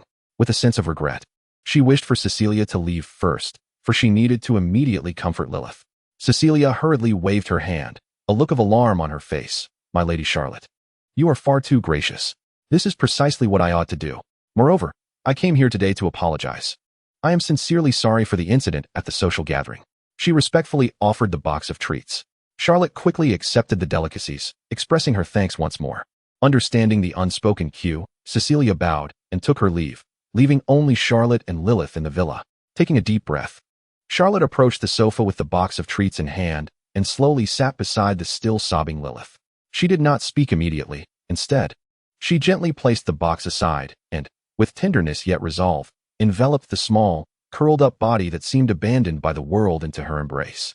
Lilyth's body initially stiffened, only to be enveloped in the familiar, warm embrace of her master, akin to a fledgling discovering its nest, drawing closer with increasing tears. Charlotte gently caressed the soft crown of Lilyth's hair, resting her chin against her forehead, attuned to the subtle tremors of the body in her embrace. She fell silent for a moment, seemingly organizing her thoughts, or perhaps seeking affirmation from her own heart. At last, she spoke with an unprecedented clarity and solemnity that filled the quiet living room, addressing the lovely figure in her arms. As if making a vow to herself and this absurd world, Lilyth, listen to me. Her voice was tender yet resolute, imbued with an undeniable strength. No matter what the future holds, regardless of my identity, status, or power, I, Charlotte, will never, ever abandon you. She felt the body in her arms shudder violently, the sobs suddenly halting. Charlotte's voice lowered, rich with profound, heartfelt emotion. You are the first and the closest, most trusted person I have encountered in this strange and frigid world. You are my anchor, my warmth, my home. She slightly loosened her embrace, lowering her gaze to meet Lilyth's tear-stained, swollen purple eyes, now filled with disbelief and immense hope. I care not for the status of a high-ranking succubus, nor for the power bestowed by any alliance, and I am indifferent to others' opinions. A gentle, slightly mischievous smile graced Charlotte's lips, dispelling all shadows from Lilyth's heart. I only wish to live joyfully and unabashedly with you. Let us share meals, watch television, and vent about those bothersome individuals, facing all troubles together until eternity. This promise, I swear by my name, Charlotte. Lilyth gazed at Charlotte, mesmerized by those azure feline eyes, brimming with sincerity, tenderness, and unshakable resolve, mere inches away. Each word from her master felt like warm sunlight, piercing through the thick, icy barrier of fear within her heart. An overwhelming wave of joy and reassurance surged through her. Unable to contain herself, she burst forth, this time not with sorrowful cries, but with a release of boundless grievances and immense happiness. She lunged into Charlotte's embrace, using all her strength to hold her tightly, as if seeking to merge with her very essence. Master, master, she choked out, repeatedly calling, her tears still flowing, yet transformed entirely. Charlotte reciprocated the embrace, resting her chin atop Lilyth's head, feeling the unreserved trust and dependence radiating from her. She understood that the path ahead remained fraught with uncertainty and thorns, and the troubles stemming from Yana's promise might have only just begun. Yet for now, she had safeguarded the most precious of treasures. As for their unabashed life together, indeed, this world has grown increasingly mad, has it not? Chapter 40. Is Yana's foot numb? London, in Yana's temporary luxurious hotel suite. Compared to the modest villa in Manchester where Charlotte resides, the decor here is nothing short of opulent, exuding a harmonious blend of the remnants of a bygone empire and the hedonism of modern enchantresses.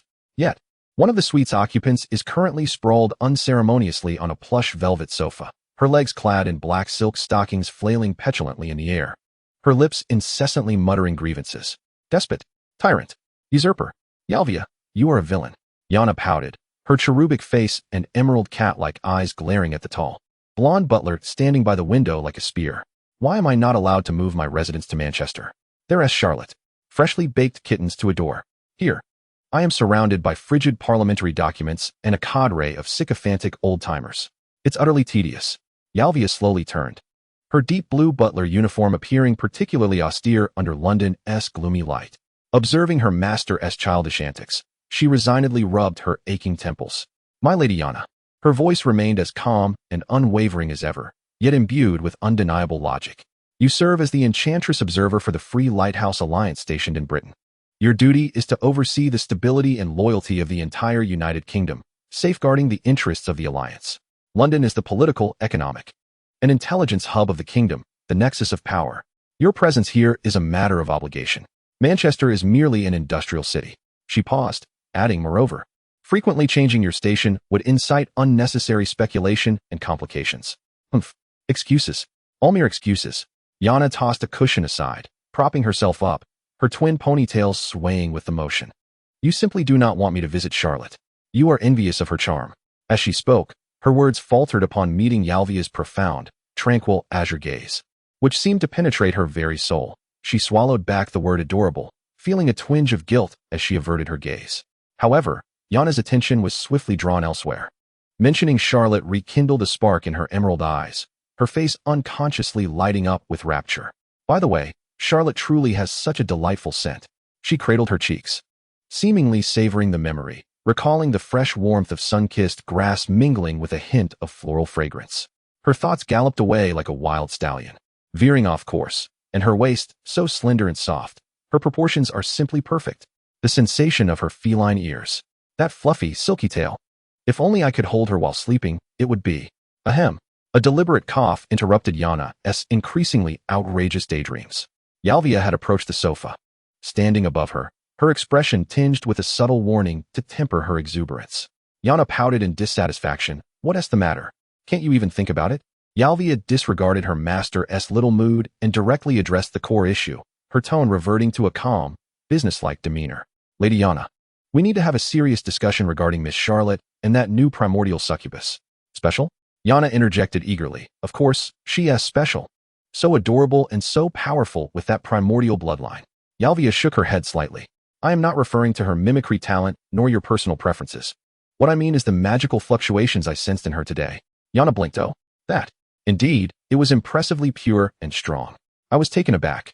Though subtle, it felt overwhelmingly powerful. It is not merely a feeling. It is a fact, Yalvia asserted with an unusually serious tone. The purity and latent strength of that magical fluctuation is unparalleled in my experience.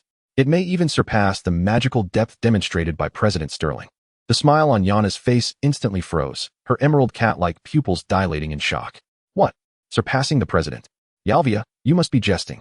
There was no doubt regarding the strength of Isabella Sterling, the president of the Free Lighthouse Alliance, as the leader of the alliance.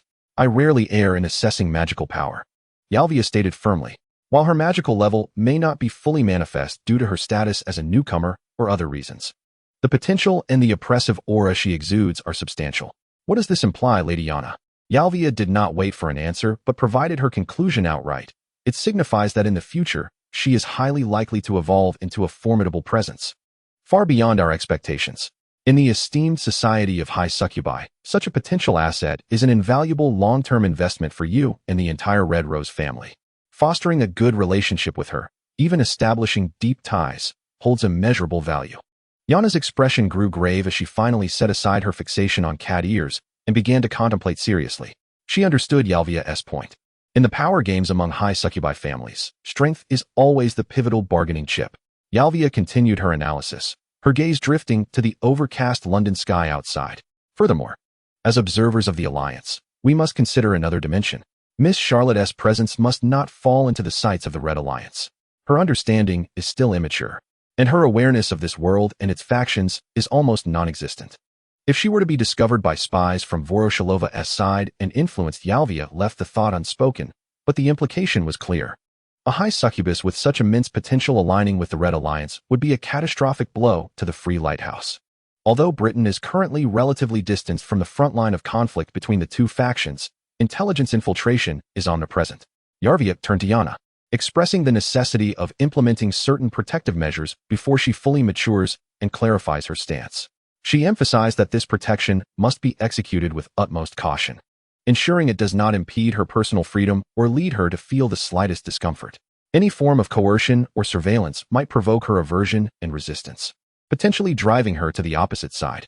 Protecting Yana, she murmured, her emerald eyes swirling with thoughts, as an idea gradually crystallized, illuminating her face once more.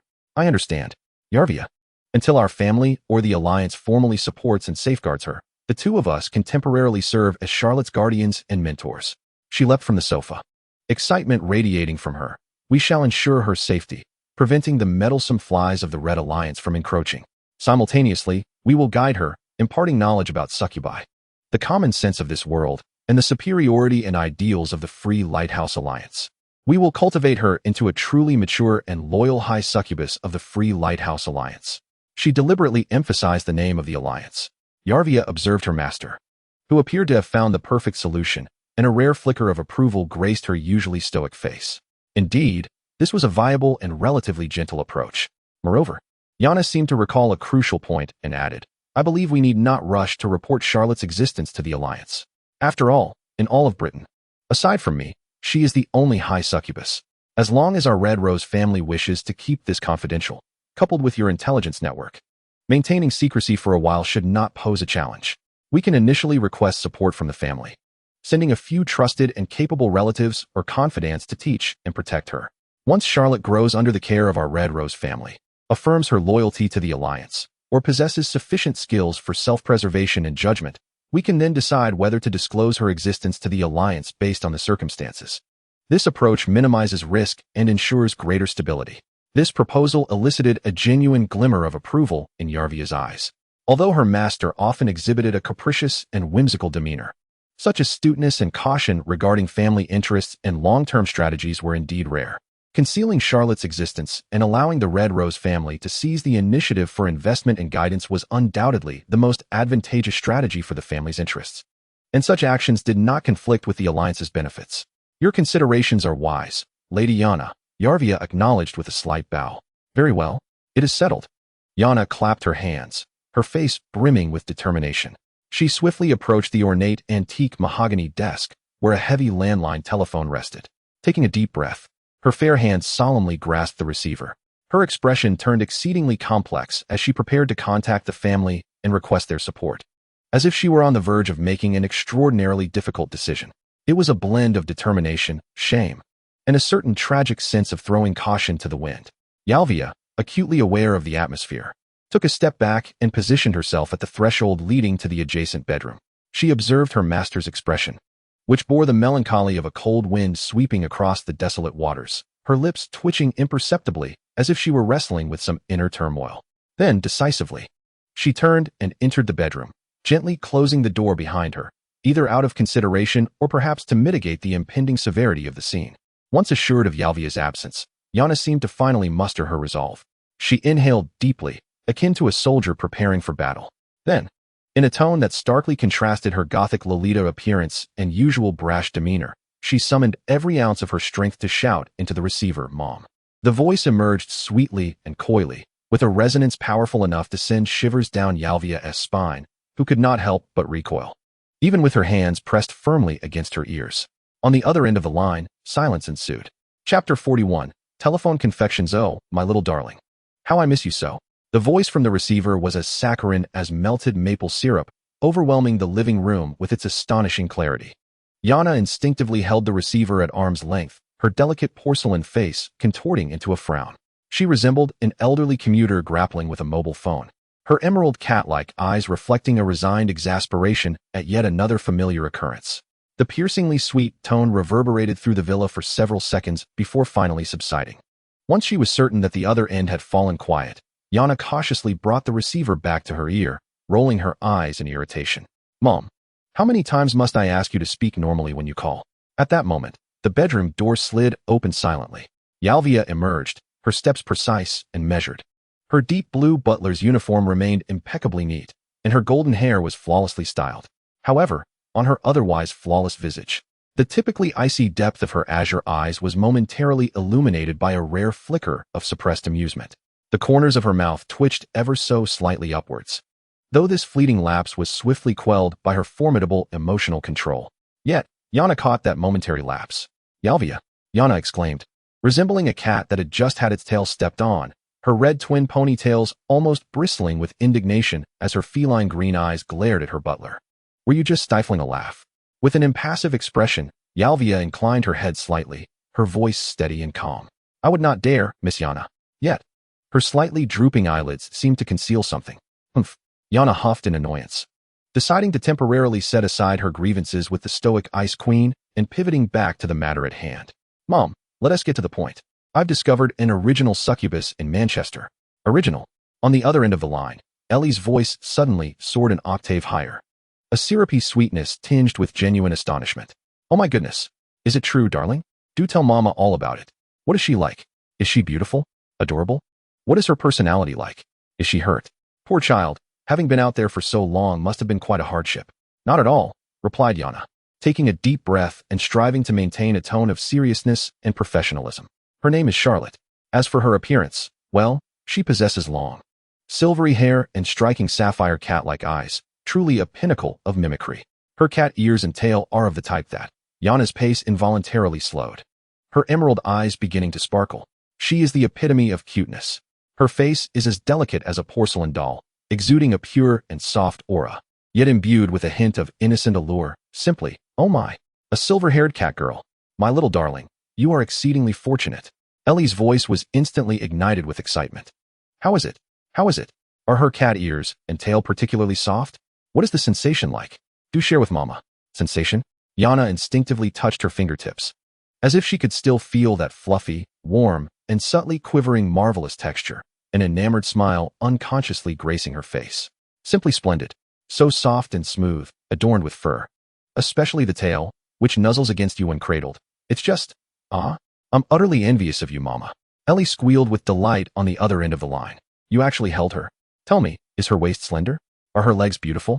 Is she the kind that one cannot resist wrapping their arms around? And her legs, when she wears black stockings, are they utterly mesmerizing?" Of course, Yana's voice crescendoed, completely forgetting her initial intentions, lost in the thrill of sharing her treasure. "Her waist is impossibly slender, and her curves are breathtaking. As for her legs, they are long and straight, perfectly proportioned, wrapped in black stockings. Simply, And that little maid, Lilyth, with her pink hair and violet eyes, so obedient and gentle, devoted to her mistress, willing to do anything she asks. Unlike a certain someone who is always stern and fussing about," Yana remarked, casting a pointed glance at the impeccably straight-laced Yarvia, who remained expressionless. "Wow, double the cuteness." Ellie's voice brimmed with longing. "A pink-haired maid. My daughter, you have truly stumbled upon great fortune. To have found such a rare gem, you must protect them well. Mama wishes to touch those cat ears, embrace that tiny waist, and meet the little maid." As the mother-daughter conversation edged toward an endless abyss of feline admiration, a trend likely to persist for at least half an hour, Yarvia, standing nearby, could no longer contain herself. She gently cleared her throat. The sound was not loud, yet it pierced through the heated syrupy exchange like an ice pick, precisely reaching Yana's ears. Ahem. Yana suddenly felt a jolt, her heated mind momentarily clearing. She glanced at Yalvia, whose serene azure eyes seemed to harbor unspoken plans, and it suddenly struck her that the original purpose of this call had nothing to do with the Catgirl Appreciation Conference with her mother. Mom. Yana quickly attempted to steer the conversation back, her tone tinged with a subtle hint of guilt. "Let us discuss the matter at hand. This Charlotte. Her current situation is somewhat peculiar. She lacks familial connections and holds no official position, merely residing in a quaint villa in Manchester, seemingly adrift. As for her disposition, she appears to lean towards a softer, more endearing character."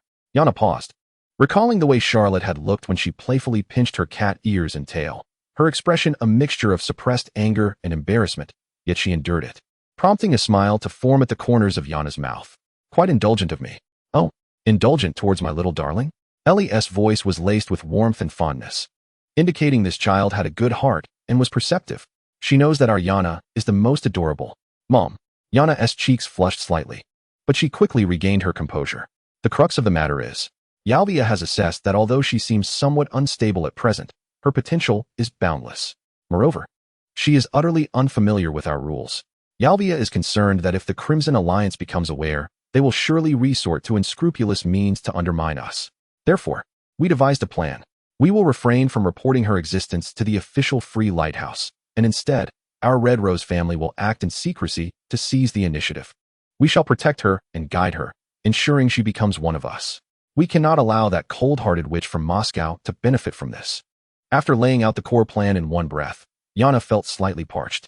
There was a brief silence on the other end of the line, and when Lilyth's voice returned, it still bore the sweetness of affection, but now carried a steadiness and decisiveness befitting the matriarch of the family. I see. My dear Yana has considered everything thoroughly. Lilyth's voice held approval. Yalvia's judgment has always been astute. A confused yet highly promising original succubus is indeed worth the family's utmost efforts, especially to safeguard the Free Lighthouse from the predations of the Crimson Alliance. Your plan is approved by your mother. Really? That's wonderful, Mom. Yana nearly leapt with joy. Of course it is, my precious daughter. Especially since you've taken such care in planning this. Your mother will wholeheartedly support you. Lilyth's tone was filled with affection, and the family would immediately dispatch the finest members in secret to assist you in the UK. However, mobilizing high-level succubi requires time and is rather conspicuous. At present, the fastest to set out will be a few of the most elite low-ranking succubi guards from the family's retinue. They are experienced and unwaveringly loyal, and they will arrive at your side with utmost speed, ready to heed your command. Yes, guards are excellent. Yana nodded vigorously. Moreover, Lilyth's voice exuded a hint of contemplation. That small corner of Manchester, teeming with a blend of characters, ultimately lacked safety. Mother suggested devising a way to bring Charlotte and her beloved little maid to London. The Red Rose family still had you in London, which would facilitate our provision of shelter and guidance. As for the rationale, Ellie paused and chuckled lightly, a mischievous glint in her eye. My darling is so clever. She can concoct any suitable reason. Perhaps we could say that London boasts superior fashion resources, more conducive for her development as a trendsetter? Or we could claim that a notable figure from the Alliance's upper echelons wishes to meet this prodigious talent privately. In any case, the priority was to ensure her safety beneath our very noses. Understood, Mother. Yana's eyes sparkled with determination, brimming with vigor. I know exactly what to do. I will ensure the mission is accomplished. Good daughter. Lilyth's voice softened once more. Once this tumult is over, you must bring Charlotte back for Mother to see. I long to pet her cat ears and embrace her petite waist. Mom, you're at it again. Yana distanced the receiver from her ear, yet a blend of exasperation and sweetness adorned her smile. At least these two lively spirits successfully clarified their plans. Yalvia stood nearby, listening to the renewed chatter about the delightful sensation of cat ears and the maid's exemplary behavior, quietly turning to prepare dinner. Chapter 42, An Invitation. The morning sunlight filtered through the window frames, casting warm patches of light upon the polished floor of the villa. Charlotte lay curled up on the sofa, savoring the freshly brewed hot tea prepared by Lilyth, her tail flicking contentedly. However, the sudden ringing of the telephone shattered this tranquility.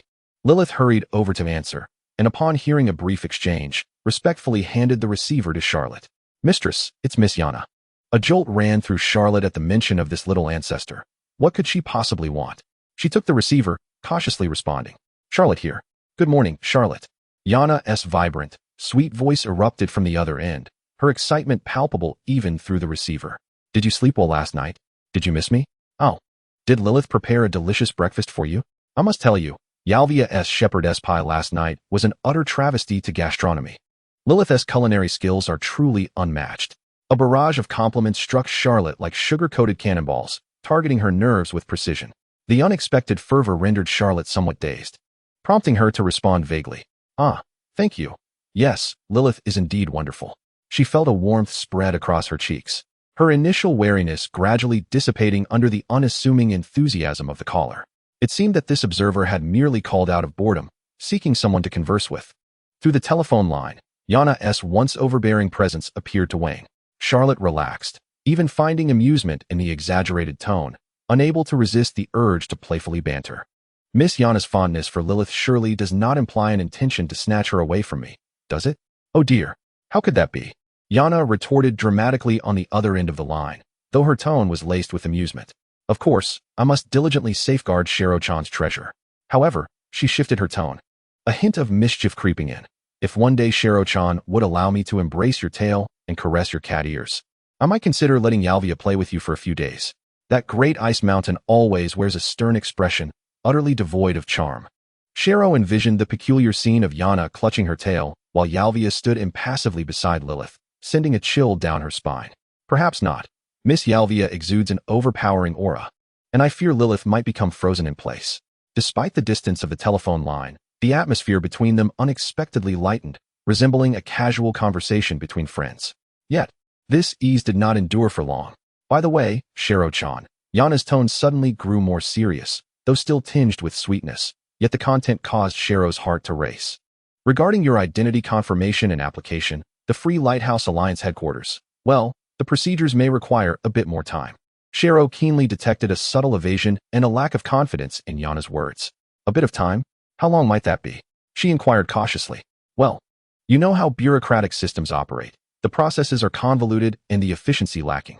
Yana spoke vaguely, avoiding specifics, primarily because your situation is exceedingly unique.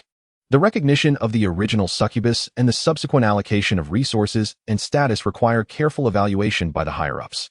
I sincerely apologize for the delay. Could you please be a tad more patient? Her tone bore a soothing quality, yet Shero inexplicably sensed that Yana might be concealing something. A faint pang of guilt seemed to seep through the phone line, deepening Shero's confusion. Before Shero could ponder further, Yana's voice suddenly dropped. Infused with an intentionally crafted tension and an air of mystery, even bordering on intimidation. However, Shero-chan, we cannot merely wait idly. The alliance may be sluggish. But that does not mean the Iron Curtain in Moscow will be as well. Iron Curtain? Shero blinked in surprise. Yes, the Red Alliance. Yana's tone was resolute. Their intelligence network is all-encompassing, especially for someone as naive, pitiable, and helpless as you, a newborn infant in this realm. You are their most coveted target. The moment they discover your existence, they will not care for procedural justice. Their methods are crude and direct. Shero felt her eyelids twitch uncontrollably. Naive, pitiable, helpless? She longed to shout into the phone. I am, after all, a time traveler who has experienced the age of information explosion. Although in this catgirl form I might seem a bit juvenile, she would never admit to being an infant. What would they do? Shero suppressed her urge to scoff and asked. What would they do? Yana's voice suddenly escalated, filled with dramatic terror. They will dispatch their most elite succubus agents, silently infiltrating your surroundings. Then, they will render you unconscious and stow you away in a transport pod, airdropping you directly into the icy wastelands of Siberia. You will find yourself in frigid temperatures of -50 degrees, clad in flimsy attire, using your numbed fingers to dig for potatoes. Huh. Charlotte nearly spewed her tea at the absurdity of it all. Digging for potatoes? In Siberia? What an outrageous intimidation tactic. Internally, she scoffed. Who would dare send a silver-haired, cat-eared beauty like me to dig potatoes? Surely, they would keep me as a mascot instead. However, Yana's next words struck at the softest yet most vigilant part of Charlotte's heart. Moreover, they would not treat your little maid kindly. What fate awaits the adorable Lilyth in their clutches? The mere thought was unbearable. Yana's voice brimmed with concern. Lilyth. The playful smirk on Charlotte's face instantly vanished. While she might still navigate this world with her charm and the status of a high-ranking succubus, what about Lilyth? The pink-haired girl who relied on her completely? What if someone truly intended to harm her? In this bizarre and cruel world, Charlotte dared not gamble. Furthermore, she stole a glance at her phone, as if she could see through the receiver into Yana's mischievous green cat-like eyes. Confronting this deeply rooted, unpredictable, and somewhat malevolent high-ranking succubus observer? Perhaps it was wiser to tread carefully, safety first. What was that saying? Seeing Charlotte fall silent instead of reacting explosively as she anticipated, Yana realized her intimidation had worked. Seizing the moment, her voice turned enticing. Therefore, Charlotte-chan, for your and Lilyth's safety, and to swiftly and securely attain your rightful status, I strongly recommend relocating to London. London? Charlotte felt a wave of confusion. Indeed, Yana's tone was filled with confidence and assurance. London, the true power hub of the Free Lighthouse Alliance in the UK. It is more prosperous, abundant in resources, and far safer. Close to the headquarters of Parliament and the intelligence agency. With the most highly trained operatives from MI5 and MI6 ensuring the security of core areas, not even a fly could penetrate. It is certainly safer than a place like Manchester. Me6. A myriad of anecdotes about KGB infiltration flashed through Charlotte's mind, causing her lips to twitch involuntarily. In this world governed by succubi, could this group be truly reliable? She harbored doubts, yet she dared not voice them. Most importantly, Yana presented Charlotte with the most enticing proposition. With me in London, I can personally guarantee your absolute safety. Furthermore, I can shield you from all those insufferable, bothersome human officials and other lesser succubi who would inundate you with dull invitations to parties and interviews. I can offer you a tranquil life, allowing you to patiently await the results from the League. What do you think? Fewer social engagements, less risk of social embarrassment. These 8 words resonated like celestial music, striking a chord deep within Charlotte's innermost desires. Heaven knows how terrified she was of being dragged to yet another absurd soiree or being gawked at like a rare specimen on the streets. The prospect of hiding in London, with Yana as a shield to deflect the chaotic attention and potential social disasters, was undeniably tempting. After a brief internal struggle, the scales tipped decisively towards comfort and ease. All right then, Charlotte's voice carried a hint of resignation, yet also a trace of relief. I agree to move to London. Yay. That's wonderful. Charlotte, you are truly wise. Yana's exuberant cheer echoed from the other end of the line, and one could almost envision her jumping with excitement through the receiver. However, Charlotte quickly added, I need a day or two to bid farewell to my, friends and acquaintances here. Friends? Acquaintances? Yana's tone was tinged with curiosity. Well, there's Cecilia, the editor-in-chief, and Mayor Thomas. Charlotte's voice faltered slightly at the mention of the latter. The thought of that portly, balding man, who was always obsequious to the point of discomfort, did little to endear him to her. Yet, he was the first to recognize her, offering her a place to stay, preventing her from becoming a homeless wanderer or starving in the slums. Regardless of his motives, Charlotte felt she owed him an explanation for her departure. Oh, that's Cecilia. I can understand. As for the mayor, Yana's voice dripped with subtle disdain, clearly dismissing Thomas. Not a problem. A day or two is ample time for farewells. I will prepare everything in London and wait for your arrival. Goodbye, Charlotte. Give my regards to Lilyth. With that, Yana cheerfully hung up the phone. Charlotte set down the receiver, exhaling deeply as though she had just emerged victorious from a battle. She glanced at Lilyth, who had been quietly listening beside her, her pink-haired visage reflecting both anticipation for the new environment and absolute loyalty to her mistress's decision. Meanwhile, in London, within the opulent suite where Yana resided, she exclaimed, Yarvia. Yarvia. Charlotte has agreed. She has promised to bring Lilyth to London. Yana whirled like a red whirlwind from the living room to the laundry room door, her excitement palpable.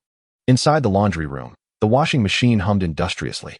Yarvia stood by the sink, her deep blue butler's uniform sleeves rolled up, revealing her elegantly toned arms.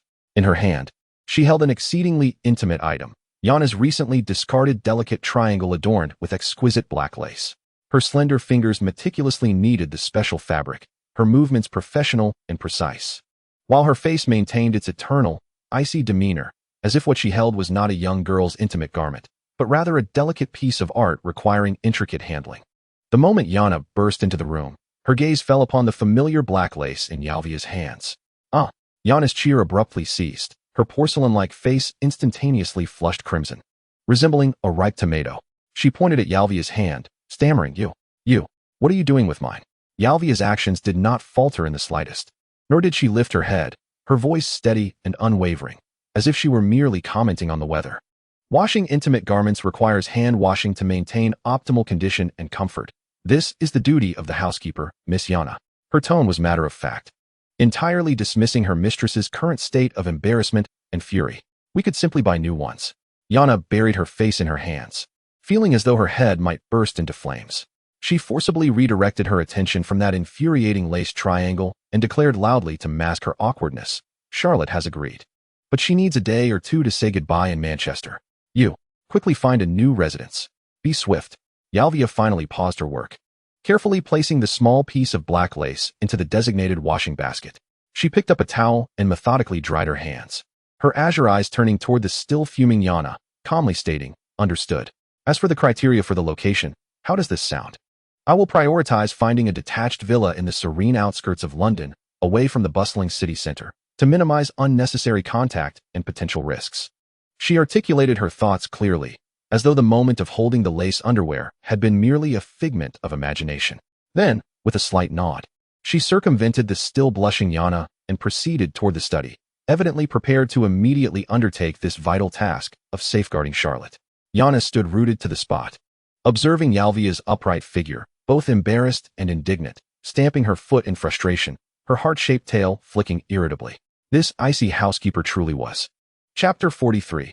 Farewell to Manchester. The afternoon sun, imbued with a touch of languor, streamed through the villa's floor-to-ceiling windows, casting a warm glow upon the carpet.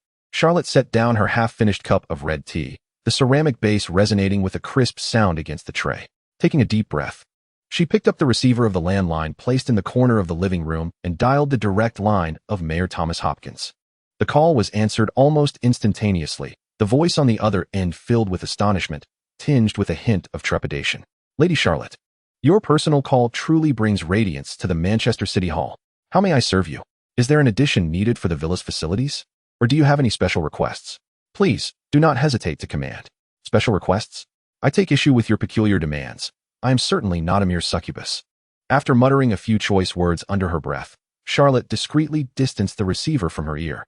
However, to avoid being subjected to an overly zealous investigation arranged by the mayor, she hastily interjected, "Ahem, Mr. Mayor.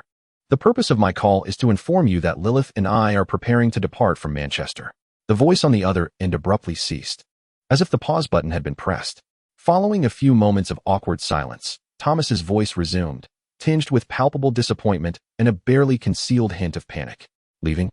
My Lord Charlotte, is there something in Manchester that has displeased you? Please, do let us know. We shall make immediate improvements. Or perhaps you require a more suitable residence. I can arrange that at once." "No, Mr. Mayor, Manchester is quite splendid, and your arrangements are commendable." Charlotte endeavored to maintain a calm and resolute tone, seeking to avoid further agitating this highly strung human collaborator. "It is merely due to some personal development considerations that Lilyth and I have decided to relocate to London." "London," Thomas murmured, reverently repeating the name, before quickly regaining his composure, his voice rising with eager servility. "Ah, London. Of course. That is indeed a fitting place for your esteemed stature. My Lord Charlotte, do you require transportation for your belongings? The town hall has the most comfortable and secure vehicles available. Or would you like me to send someone to escort you and Miss Lilyth? I shall ensure the most capable and reliable personnel are assigned." He lowered his voice slightly, laced with blatant flattery and trepidation. "My Lord Charlotte, once you arrive in London, if it is not too much trouble, could you perhaps mention our Manchester town hall, especially my humble efforts during your visit?" Charlotte rolled her eyes inwardly. Fully aware that flattering words were ultimately the crux of the matter, she decisively declined Thomas's generous offer. "Thank you, Mr. Mayor, but there is no need for transportation or an escort. Miss Yana, the succubus observer, has already made arrangements. She will personally come to fetch us along with Miss Yalvia, and we have secured our accommodation." Though slightly uncertain about Yana's surprise, Charlotte felt it necessary to convey this at the moment. "As for mentioning your assistance to Miss Yana, I shall certainly consider it, should the opportunity arise." "Oh, I am immensely grateful. My Lord Charlotte, you are truly benevolent. Manchester will always welcome you back." Thomas's voice brimmed with gratitude, as though Charlotte had bestowed upon him an immeasurable favor. After ending the call, which had been rife with flattery and ulterior motives, Charlotte exhaled deeply, feeling as though a small burden had been lifted. She rubbed her temples and picked up the phone book, locating Cecilia Winston's number to place a call. "Hello? This is Cecilia Winston from Moonshadow Vogue," came the gentle yet slightly weary voice on the other end. "Cecilia, it is I, Charlotte." Charlotte endeavored to keep her voice light. "Lord Charlotte." Cecilia's voice instantly brightened, filled with evident surprise.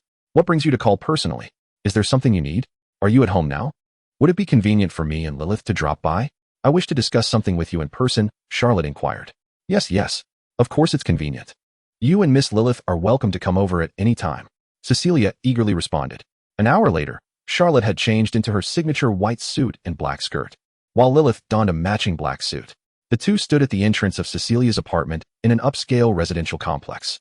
Upon ringing the doorbell, Cecilia promptly opened the door. Dressed in a comfortable house dress, her face adorned with a joyful smile. "Lord Charlotte, Miss Lilyth, please come in." The decor of the apartment leaned towards a cozy French style, with warm-toned walls, exquisite plaster moldings, and an abundance of fresh flowers, greenery, and art pieces, creating an elegant yet comfortable ambience. Sunlight streamed through the lace curtains, contributing to the delightful atmosphere. "The space is a bit small, I hope you don't mind," Cecilia said as she guided the two to sit on the fabric sofa in the living room and turned to prepare some refreshments. Charlotte's gaze casually swept across the living room, ultimately resting on the open bedroom door across the way. Suddenly, she felt a twitch in her eyelid. In stark contrast to the tidy warmth of the living room, Cecilia's bedroom was a chaotic mess. Garments of various colors and styles, from glamorous evening gowns to cozy loungewear, and even a few vibrantly colored, boldly styled lace pieces were strewn about haphazardly on chair backs, the windowsill, and even a sheer nightgown half-hanging from the bedside lamp. The bed was in complete disarray, with the covers bunched up and the pillows awkwardly piled together. The visual impact was quite overwhelming. A stark image of her own villa flashed through Charlotte's mind, where every morning, Lilyth meticulously folded the blankets, laid out the sheets flawlessly, and organized all clothing by category. The dramatic contrast left her momentarily stunned. Cough. Suddenly, Charlotte realized how rude it was to stare at someone else's private space. After all, she was a well-educated young man from the 21st century, though her current appearance did not quite match. Peering into the intimate realm of a woman, or a succubus, was undeniably inappropriate. She quickly averted her gaze, feeling a slight flush on her cheeks. To mask her embarrassment, she lowered her head, feigning concentration on her silvery tail's tip, as if it had suddenly developed an intriguing pattern worthy of study. However, her momentary lapse and the slight disarray of her gaze did not escape Cecilia's keen observation. As she returned with a tray of tea, Cecilia glanced towards the open door of her bedroom in the direction of Charlotte's earlier gaze. Her eyes widened in an instant, and her fair cheeks flushed a deep crimson, spreading all the way to her ears. She hurriedly walked over, almost tripping over her own feet, and slammed the bedroom door shut, as if to seal away the chaos within. That Lord Charlotte. Cecilia turned around, striving to maintain the dignified composure befitting her role as editor-in-chief. Yet her flushed visage and evasive gaze betrayed her embarrassment entirely. Clearing her throat, she earnestly attempted to explain. Work has been overwhelming. The fashion industry, as you know, is fast-paced and fraught with pressure, and her voice dwindled to a whisper, tinged with a hint of grievance. I'm not like you. I don't have a devoted maid like Miss Lilyth to assist me with everything. My meager salary hardly affords me a human servant. As Cecilia spoke, her confidence waned, especially in the presence of Lilyth, who stood impeccably attired in a crisp black suit. A stark contrast to the disarray of Cecilia's bedroom moments ago, an utter affront to her title as fashion editor. Stealing a glance at Charlotte, she noticed that although he was looking down, playing with his tail, the corners of his mouth seemed to twitch ever so slightly, clearly dismissing her justification. A wave of intense shame and an instinct to uphold her professional dignity surged within her. With her cheeks aflame, Cecilia found herself nervously twisting the hem of her loungewear, desperately wishing to restore her image. Truly, Lord Charlotte, you must believe me. I am not usually like this. Today was merely an accident. I stayed up too late last night working on a draft. I genuinely value the quality of life and personal image. Really, she rambled on, her violet eyes glistening with a thin veil of mist, projecting an aura of vulnerability and helplessness. Gone was the poised and sophisticated editor-in-chief who effortlessly set fashion trends. Instead, she resembled a clumsy kitten caught off guard after accidentally knocking over a water cup. Charlotte, observing her on the verge of tears, found his earlier teasing transformed into a bemused sympathy. Could this esteemed editor truly possess such endearing clumsiness? As Cecilia appeared ready to implode from mortification, Charlotte quickly raised his hands, executing a perfect French salute. Stop. Cecilia, he interrupted, unable to suppress a grin. I believe you. I truly do. I understand how hectic work can be. Who hasn't had their moments of chaos? All right, let us put this aside and discuss the matter at hand. Charlotte endeavored to project sincerity, fearful of further agitating the already frazzled fashion editor. Only then did Cecilia resemble a deflated balloon, slightly relaxing, yet her cheeks remained flushed, her gaze still reflecting residual embarrassment and a touch of bewilderment at being so easily let off the hook. Without delay, Charlotte broached the subject. Lilyth and I are preparing to leave Manchester and move to London. This news fell upon Cecilia like a bucket of cold water, instantly extinguishing the blush that graced her cheeks, replaced instead by genuine astonishment and reluctance. Moving to London? Cecilia was taken aback, her azure-purple eyes betraying a clear sense of loss. Must she depart so soon? My Lord Charlotte, her voice dwindled, imbued with heartfelt regret. She truly cherished the silver-haired catgirl before her. Though their time together was brief, Charlotte possessed a gentleness, kindness, and even a certain clumsiness that set her apart from other high-ranking succubi. Charlotte was akin to a warm light, illuminating Cecilia's cautious existence within a rigidly hierarchical society. That unique tenderness offered her a sense of security and respect, a rarity in the world of succubi. Although Charlotte was still a minor, her pure goodwill and fleeting friendship were invaluable to Cecilia, etching a lasting memory in her heart. Well, there are some arrangements, Charlotte nodded, observing the reluctance in Cecilia's eyes. which stirred a warmth and bittersweet melancholy within her. "Thank you for your care during this time, Cecilia." After exchanging a few pleasantries, Charlotte and Lilyth rose to take their leave. Cecilia accompanied them downstairs, watching their figures vanish around the corner before turning back upstairs with a heavy heart. Upon returning to the villa that served as her temporary refuge, Charlotte did not immediately begin to pack, but instead collapsed wearily onto the soft sofa in the living room. Lilyth quietly settled beside her, placing a cushion on her lap so that Charlotte could rest her head as she usually did. Obediently, Charlotte lay down, her silver hair cascading over Lilyth's gentle thighs. Lilyth's fingers tenderly threaded through her locks, softly grooming them. The living room was enveloped in tranquility, punctuated only by the ticking of the wall clock. Charlotte closed her eyes. Yet her mind played a film reel of her experiences in Manchester since her arrival, the chilling awakening in the slums, the terror and luck of being mistaken for someone else, the hunger-induced faintness in the villa, startled by Lilyth's playful licks, the embarrassment of encountering others in matching outfits while shopping, the despair of receiving a mortifying photo from Cecilia, the trepidation of confronting Ayana while donning a facade, and the nauseating flattery at the banquet. Each scene, filled with absurdity, danger, and awkwardness, was interwoven with the warmth of unconditional trust and reliance bestowed by Lilyth. Alongside the unexpected friendship with Cecilia, characterized by a touch of clumsy sincerity, she realized she had increasingly grown accustomed to the body of this catgirl, to Lilyth's nurturing care. Indeed, she had even begun to act like a true girl, occasionally indulging in a playful whim with Lilyth, relishing the sensation of being cherished. Lying here now, with her head resting on Lilyth's lap, filled her with an unparalleled sense of peace and relaxation. Perhaps this was a good thing?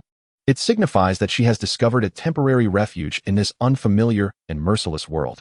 Yet, deep within her soul, an indescribable sense of disorientation and complexity quietly unfurls. The once ordinary young man, who toiled late into the night in his cubicle, solitary and striving to present himself as independent and resilient, embodies the essence of a 21st century Charlotte.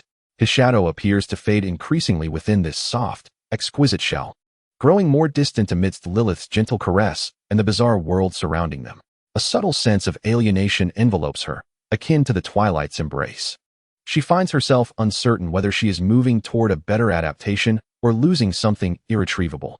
Lilyth seems to perceive the delicate fluctuations of her emotions, her fingers combing through Charlotte's hair with heightened tenderness. Charlotte does not open her eyes, but nestles deeper into her embrace, drawing upon the familiar warmth and reassurance. Momentarily casting aside her tumultuous thoughts, tomorrow heralds a new beginning. What wonders will London unveil? Chapter 44. Memories in the aroma of wine. The restaurant is suffused with a tantalizing and rich fragrance. The long dining table is nearly covered with an array of sumptuous dishes, resembling a small feast. The steak is seared to perfection, its edges a tempting golden brown, while the center remains tender and pink. The pasta is enveloped in a robust tomato meat sauce, exuding the freshness of basil. A whole roasted chicken boasts a golden, crisp skin, with juices dripping and sizzling. The fried fish fillet is crispy on the outside yet tender within, accompanied by golden, crunchy fries and a mountain of silky, smooth mashed potatoes sits beside a pie radiating the delightful sense of butter and fruit. Lilyth stands by the table, her pink tresses slightly damp from her efforts, clinging to her smooth forehead.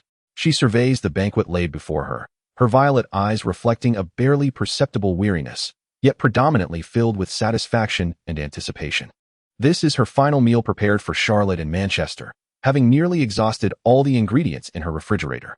The young maid has lovingly crafted every dish she learned during her training at the center. "Master, please enjoy," Lilyth speaks cautiously, placing the last vegetable salad before Charlotte. Charlotte gazes at the extravagant feast, her heart warmed yet tinged with bittersweetness. She understands that this is Lilyth's heartfelt offering, a clumsy yet profoundly sincere expression of affection for this fleeting home. "Thank you, Lilyth. It looks absolutely marvelous." Charlotte makes an effort to smile, her azure feline eyes brimming with genuine praise. She picks up her knife and fork, indulging in the meal.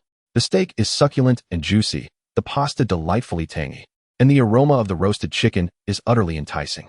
Lilyth's culinary skills are indeed remarkable, as each dish is crafted with finesse and tastes exquisite. Charlotte ate with great seriousness, occasionally emitting satisfied sighs and genuinely praising the culinary skills of the young maid. Lilyth sat across from her, taking small bites, yet her gaze often drifted toward Charlotte. Upon witnessing her master's joy, a faint smile finally graced her taut little face. However, As the dinner progressed, Charlotte's chewing gradually slowed. The exquisite Western delicacies tantalized her palate. Her stomach was abundantly filled, yet in some obscure corner of her heart, an inexplicable emptiness lingered. A powerful wave of nostalgia, as tenacious as climbing vines, quietly enveloped her. She longed for the flavors of her past life, not the sophisticated steaks or pasta before her, but rather the bowl of dan noodles, adorned with crimson oil, scallions, and crushed peanuts from the corner eatery, the greasy, steaming kung pao chicken rice from the fast food shop beneath her office, the chaotic barbecue takeout ordered during late-night work sessions. Flavors varying yet brimming with the essence of life.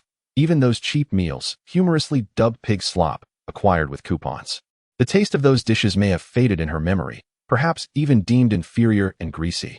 Yet they carried the weight of a time that could never return, an era that belonged to him, to the weary urban workers, a world that, though arduous, was palpably vibrant. Charlotte's grip on her cutlery tightened slightly. She reminisced about the camaraderie shared with friends, laughing while leaning against each other at street stalls, weekends spent in her rented room, hurling playful insults while gaming, the clandestine gatherings after work, chuckling at dance videos of beautiful women on their phones. Those companions, those carefree moments devoid of pretense, suddenly overwhelmed her with a profound sense of melancholy and solitude. In this bizarre, oppressive world of succubi, she had only Lilyth. That reliance and warmth were tangible, yet they could not fill the vast void left by memories of the past and long-lost kinship. An idea suddenly pierced her thoughts. Wine. Indeed, in her previous life, she was not particularly fond of it, finding it bitter and astringent. Yet her friends insisted it was because she had never tasted quality wine or found herself in need of it to drown her sorrows. Now, Charlotte sensed she had arrived at that very moment. The tumult within her, conflicted emotions, nostalgia for the past, uncertainty about the future, and the complex alienation stemming from her transformation, cried out for something to numb her, if only temporarily.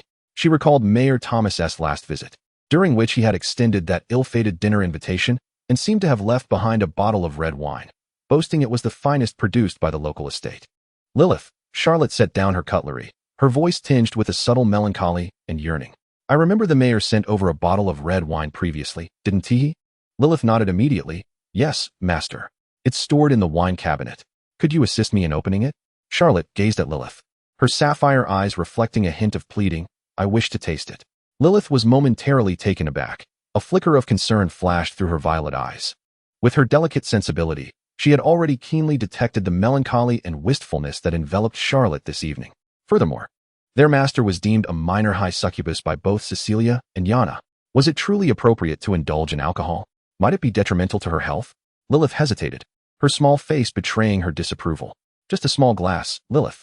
Charlotte's voice softened, imbued with a hint of playful coaxing, her tail gently brushing against Lilyth's wrist in an affectionate manner. I beg you, today is a bit special. Just a small glass, please.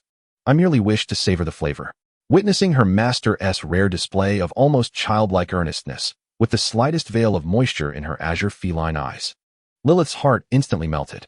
In moments of her master's indulgence, she could refuse any command, yet she found herself unable to deny this fragile and dependent plea. Very well, master. Lilyth sighed softly, conceding. She rose and approached the wine cabinet in the corner, carefully retrieving the bottle of red wine gifted by the mayor. The bottle felt heavy in her hands, the dark glass exuding a deep crimson sheen, while the gilded lettering on the label appeared quite exquisite. Lilyth skillfully uncorked it with a wine opener, producing a gentle pop. An incredibly rich, complex aroma of wine wafted through the dining room, as if a slumbering spirit had been awakened. The scent of ripe blackberries and black currants mingled with the smoky notes of oak barrels, cedar, and a whisper of elusive spices, each layer distinct and utterly enticing. Charlotte's cat ears perked up, her nostrils flaring as she greedily inhaled the intoxicating fragrance, her tail tip twitching with excitement. This aroma was worlds apart from those cheap, alcohol-stinging concoctions from certain flowers or islands that lingered in her memory. While the mayor may not be remarkable, this gift seemed to possess genuine merit. Lilyth procured 2 exquisite goblets, carefully pouring the ruby-hued liquid into each glass. The liquid swirled within, clinging to the sides, reflecting a captivating brilliance under the light. Charlotte eagerly raised her glass, lightly clinking it against Lilyth's, producing a crisp, melodic chime. To bid farewell to Manchester? Charlotte endeavored to muster a light-hearted smile, though the complex emotions in her eyes remained evident. Lilyth raised her glass as well. her violet gaze filled with concern and tenderness for the master.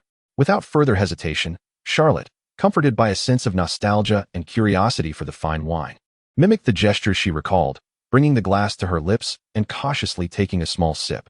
The moment the wine touched her lips, a chilling, silky sensation enveloped her tongue. Immediately, an extraordinarily complex and concentrated burst of fruity and oaky flavors erupted in her mouth, rich to the point of being overwhelming. The potency of the alcohol brought a fierce, almost domineering astringency, as if countless tiny particles had instantaneously cloaked her entire palate. An inexplicable warmth followed, akin to a searing thread that coursed down her throat. Charlotte's eyes widened in astonishment. This was entirely different from what she had envisioned. It was neither the smooth, lingering sensation described by her friends nor the tipsy comfort portrayed in films. This experience felt akin to sipping concentrated, alcoholic ink, both bitter and pungent. Yet, this thought flickered only briefly in her mind. In the next instant, a tsunami of dizziness surged to her head. The delicate, worry-laden face of Lilyth before her became a blur, contorted, while the warm lights of the restaurant transformed into glaring spots, swirling and dancing around her. Crash! The goblet slipped from Charlotte's suddenly weak grasp, falling onto the thick carpet with a muffled thud, the crimson liquid spreading like bloodied tears, leaving a dark stain. Meanwhile, the owner of the glass, our esteemed original succubus, Lady Charlotte, had become akin to a marionette with severed strings. Her body softened, and with a thud, her head landed squarely in the plate before her, which was still piled high with steak and mashed potatoes. Her silvery hair fanned out over the greasy remnants and food scraps, her delicate cat ears drooping limply, and her tail hanging weakly. The world descended into darkness and utter silence. A sip that was more than just a mere taste had rendered the feline Charlotte utterly incapacitated. Lilyth. She nearly dropped her own wine glass in shock. The pink-haired girl stared in disbelief at her master, who had instantly succumbed into the plate. Her violet eyes filled with incredulity and profound concern. Master. Chapter 45. After the wine, Lilyth's exclamation was caught in her throat when the silver head, now smeared with pepper sauce and mashed potatoes, suddenly moved. Ugh, heavy. Charlotte mumbled indistinctly, like a beached fish, struggling to lift her head from the pile of food. Uffed. Lilyth couldn't help but laugh. Charlotte's usually porcelain-like face had transformed into that of a clumsy calico cat. On her fair skin, a streak of dark brown pepper sauce adorned one side, while a smear of pale yellow mashed potatoes graced the other, with a speck of green parsley on her nose. Her silver hair had also suffered, with strands sticking messily to her cheek and the sauce, and her otherwise fluffy cat ears drooping, now coated in suspicious oil. The pair of misty, azure feline eyes brimmed with confusion and innocence, juxtaposed with a comical visage. However, Lilyth's uncontrollable laughter struck Charlotte's ears like the sharpest mockery. In an instant, the tear-filled cat eyes widened, and the aggrieved tears cascaded down like pearls from a broken string, mingling with the sauce on her face, leaving a more disheveled trace. You laugh at me, Charlotte lamented with a thick sob, her small lips quivering, as if she were on the verge of wailing. Even Lilyth laughs at me, you bad egg. Boo-hoo. That pitiful, foolishly beautiful countenance pricked Lilyth's heart with an invisible needle, striking precisely at her softest core. A powerful, sweet pang gripped her heart. This sense of possessiveness, which should never have arisen in a servant, let alone towards her master, had quietly sprouted when Charlotte, protectively asserting that she was no mere object at the banquet, had voiced it. Yet, at this very moment, witnessing her master so vulnerable, so reliant, so enticingly unaware of her own disarray, the tide of emotion surged violently, nearly suffocating her. No, my master. Lilyth did not laugh at you. Lilyth hastily suppressed her laughter, her heart fluttering. She nearly lunged forward, clumsily retrieving a clean towel, her movements gentle and cautious as she wiped away the sticky sauce and food remnants from Charlotte's face and hair. To clean more thoroughly, Lilyth had to draw very close. The faint scent of Charlotte, mingled with the aroma of alcohol, wafted into her nostrils, and that face, so near yet so marred, could not conceal its extraordinary beauty. The traces of aggrieved tears had yet to dry, and the alcohol tinged her cheeks with an intoxicating flush. Her dreamy, azure eyes resembled stars veiled in mist, their gaze inadvertently seductive, the damp, long lashes trembling like startled butterfly wings. This visage was nothing short of a silent invitation, a temptation. Lilyth's breath hitched, her heart racing as if to escape her chest. A strange warmth surged from her abdomen, causing her cheeks to flush rapidly. It felt as though a mischievous, cunning little kitten had playfully scratched her heart, igniting a flurry of disconcerting emotions. She forced herself to concentrate on the task of cleaning, yet her fingertips trembled uncontrollably. Each touch upon Charlotte's warm skin sent tiny electric currents coursing through her. After considerable effort, she finally cleaned the speckled face, revealing its originally fair and exquisite contours. Just as Lilyth sighed in relief, Charlotte unexpectedly burst into tears once more. "Wow, Lilyth! Lilyth, you are so wonderful." Charlotte resembled a child, wronged yet seeking solace. Clutching desperately at Lilyth's attire, burying her face in her embrace, weeping without a shred of dignity. "No one has ever treated me with such kindness before. Cooking for me and caring for me without any disdain." She spoke in a disjointed manner, her voice muffled and thick with a nasal tone and the scent of alcohol. Yet every word resonated deeply within Lilyth's heart. As Lilyth gazed at Charlotte, who was sobbing uncontrollably, completely devoid of her dignified image as a high-ranking succubus, she felt a mix of compassion and helplessness. Yet, within her heart, an indescribable warmth and a hint of pride began to blossom. She gently patted Charlotte's back, soothing her as one would comfort a true child. Who would have thought that the master would also indulge in such childlike behavior?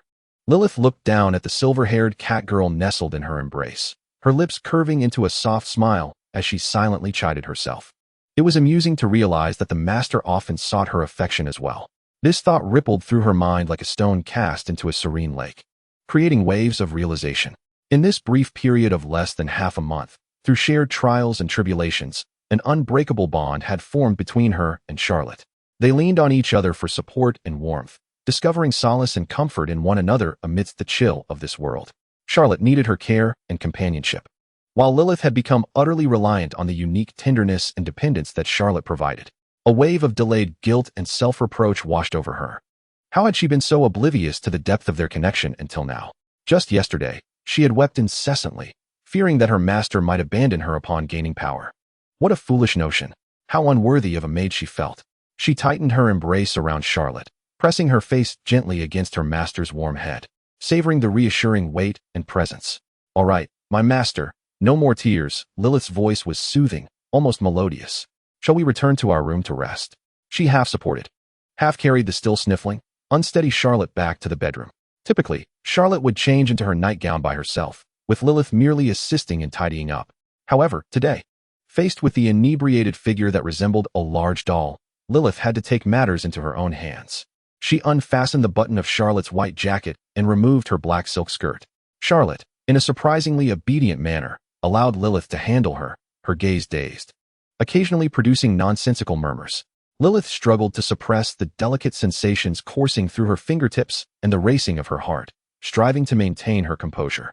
However, when she retrieved the lightweight, comfortable white chiffon nightgown that Charlotte adored, the compliant doll suddenly began to resist and struggle. "I don't want this. Don't make me wear it." Charlotte frowned, pushing away with her hands and retreating, her drunken voice laced with strong opposition. "I am not some crossdresser. Go away." "A crossdresser?" Lilyth was taken aback. What a peculiar term. She had never encountered such a word before. "My dear master, this is your favorite nightgown. It's very comfortable." Lilyth remained patient, softly coaxing, as if soothing a child. "No, not comfortable either." Charlotte protested like a petulant child, shaking her head vigorously. Her cheeks flushed with intoxication and excitement. Wearing it would make it official. A dress is only for the first time, and countless times afterward. Woo-woo. It's not that I wish to resemble a girl. I am not Nanliang. No, Nanliang. Lilyth caught an unfamiliar term that seemed to hold significant weight. Her heart skipped a beat. The master's current resistance and words conveyed a sense of awkwardness and grievance that seemed incongruous with her identity as a high-ranking succubus. It was as if donning this nightgown was an act of profound aversion, perhaps even humiliation. How peculiar. A high-ranking succubus, by nature, revels in beauty. Donning various styles is the most natural expression of fashion and power. Why the reluctance? And what was this talk of resembling a girl, of not being Nanliang? Lilyth gazed at Charlotte, clad only in snug lingerie, her skin glistening alluringly under the light, her curves breathtakingly exquisite, yet she resisted wearing the dress like a petulant boy. The questions in Lilyth's mind proliferated like rampant vines. When Charlotte noticed Lilyth's in action, she started to cry in frustration, her words tumbling out in a chaotic, incomprehensible drunken ramble. The heart's Sichuan province is a vast sea city.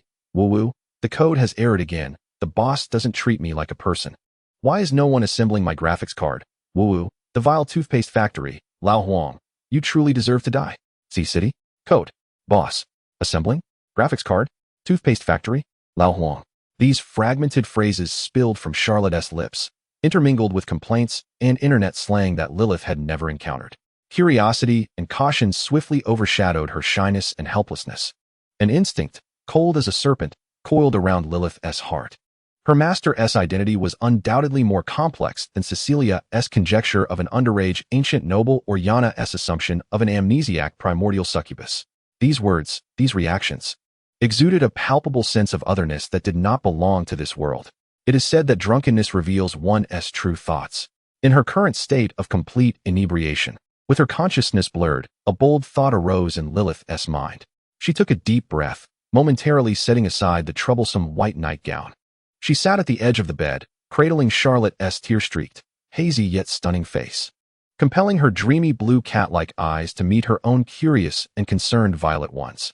Master, Lilyth's voice was soft, imbued with a hypnotic allure and a subtle tremor. Look at me and tell me, who exactly are you? Chapter 46. Lilyth thus swore. Who am I? Charlotte's dreamy blue cat-like eyes struggled to focus on Lilyth's gaze, which was filled with inquiry and worry. She echoed Lilyth's question, her voice indistinct, laced with a potent inebriation and a hint of offended dissatisfaction. In her chaotic mind, fragments of forgotten memories seemed to swirl restlessly. A vague shadow that belonged to him flitted by, a cubicle, a keyboard, a cup of instant noodles, and a group of indistinct faces laughing and leaning on one another. Yet that sensation felt distant, unreal, like peering through a thick veil of mist. The last vestiges of her rationality struggled valiantly against the torrent of alcohol, erecting a fragile dam to stave off the truth that clamored to surface. She could not voice it. Absolutely not. How could I possibly know who I am? Charlotte suddenly jerked away from Lilyth's hands that cradled her face, her emotions collapsing in an instant, akin to a cornered beast driven to despair. She succumbed to a heart-wrenching cry. Who am I even? It's so frustrating, so chaotic. My head aches. Tears cascaded down her flushed cheeks like a flood breaching its banks. She wept with a soul-stirring intensity, as if she needed to expel all the confusion, fear, loneliness, and nostalgia that resided within her heart. Lilyth's heart tightened painfully at this unreserved display of vulnerability.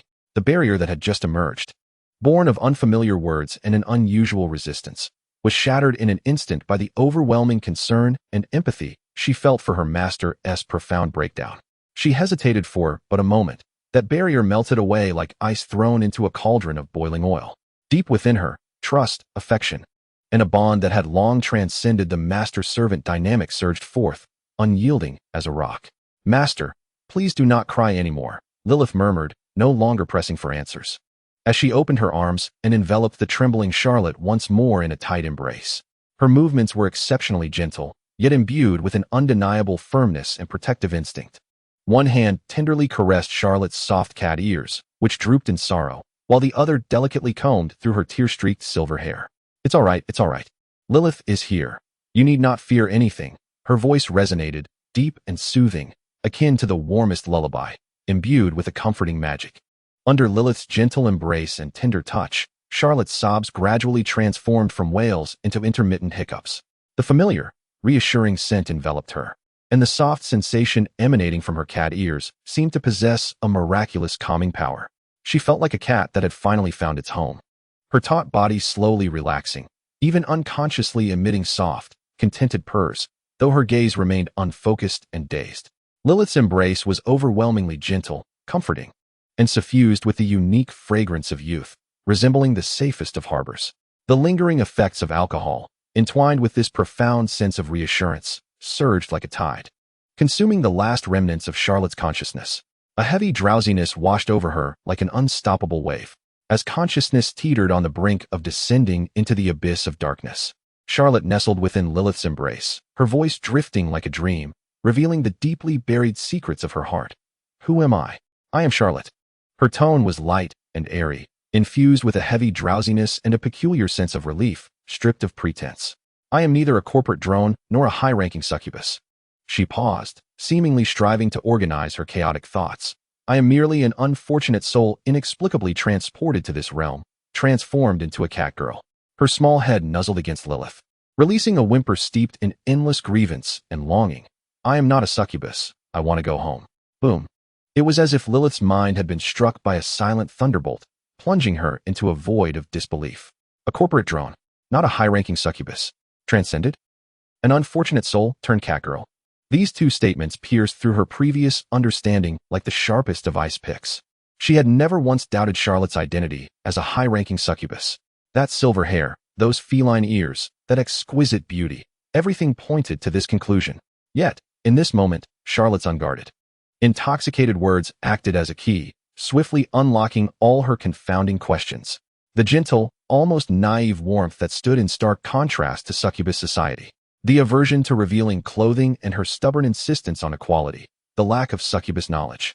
The fleeting bewilderment and discomfort that occasionally flickered in her eyes when faced with a rigid hierarchy. Even her resistance to nightgowns and those strange drunken utterances.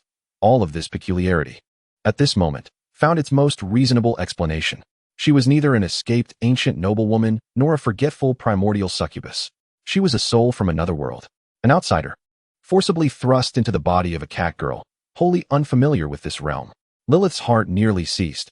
A chilling wave of profound sorrow washed over her. She could scarcely fathom the resilience and despair with which this seemingly soft and somewhat clumsy master navigated a world completely alien to Charlotte, one rife with hierarchical oppression and fraught with peril, where even the slightest misstep could lead to utter ruin. How did this delicate being, day after day, masquerade as an exalted succubus, dancing on the edge of a knife? All in the name of survival. Each smile, each fabricated lie meant to soothe herself. Each facade of calm in the face of crisis concealed a depth of fear and solitude. She resembled a rootless water plant, desperately clinging to Lilyth as her sole lifeline amidst the tumultuous waves. And just yesterday, she had wept at the thought of being abandoned. Lilyth's heart felt as though it were gripped by an invisible hand, painfully constricted, leaving her breathless. A frigid voice resonated deep within Lilyth's heart. You are but a loyal servant to the succubus. Your duplicitous mistress has deceived you and all those around her. She is an imposter, a monumental threat. You must expose her at once. Let her face the judgment of the Alliance. In this realm, where the supremacy of high succubi reigns, Lilyth dared not contemplate the consequences of impersonating them. Yet, another voice, more potent and fervent, swiftly overcame it. You are Charlotte's little maid, the sole individual she trusts and relies upon in this frigid world. She has revealed her deepest vulnerabilities and secrets to you. She has vowed never to abandon you. The tenderness and respect she has bestowed upon you are treasures this world has never offered. You shall not permit anyone to harm her. Never. In her mind, Charlotte's near confession echoed like an indelible mark upon her heart, resounding with fervent warmth and unwavering resolve. No matter what the future holds, regardless of my identity, status, or power, I, Charlotte, shall never, ever abandon you. You are the first and most cherished person I have encountered in this alien and icy world. You are my anchor, my warmth, my home. I care not for the identity of high succubi, nor for the power and status granted by the Alliance, nor for the opinions of others. All I desire is to live joyfully with you, unabashedly. Let us dine together, watch television, bemoan those insufferable individuals, and confront all troubles together for eternity. This promise I swear by my name, Charlotte.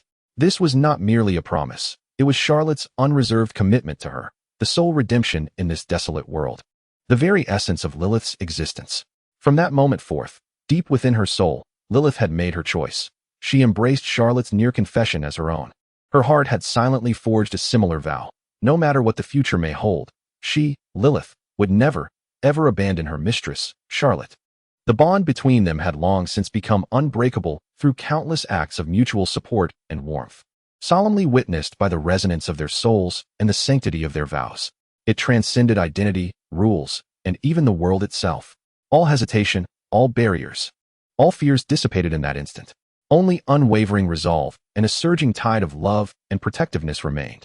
Lilyth lowered her gaze to the adorable catgirl nestled in her arms. Blissfully lost in a deep slumber, her breath steady and elongated. That tear-streaked visage was still astonishingly beautiful, imbued with the innocence and helplessness of a child. Lilyth's gaze was gentle enough to melt the hardest of ice, yet imbued with the steadfastness of rock. She tenderly caressed Charlotte's fluffy silver hair and soft feline ears, as if she were touching the most fragile and precious treasure in the world. Then, leaning slightly forward, her cheeks flushed with a shyness that was both delicate and resolute. Akin to a pilgrimage, she bestowed a kiss upon Charlotte's warm lips, a kiss imbued with all her vows and heartfelt intentions.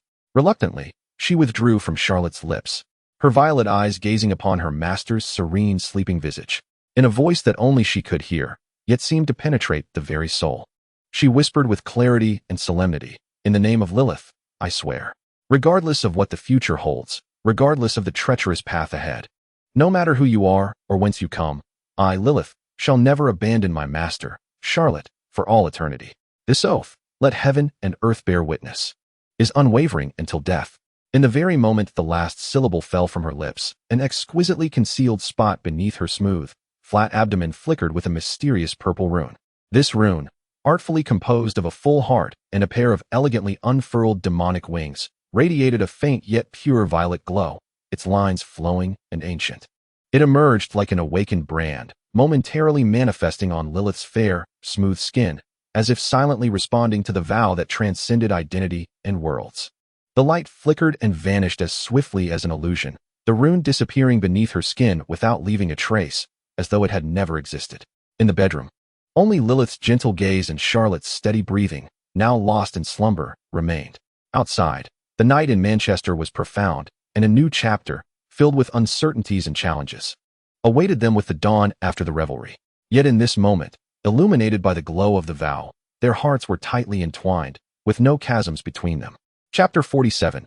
A frantic morning, a headache.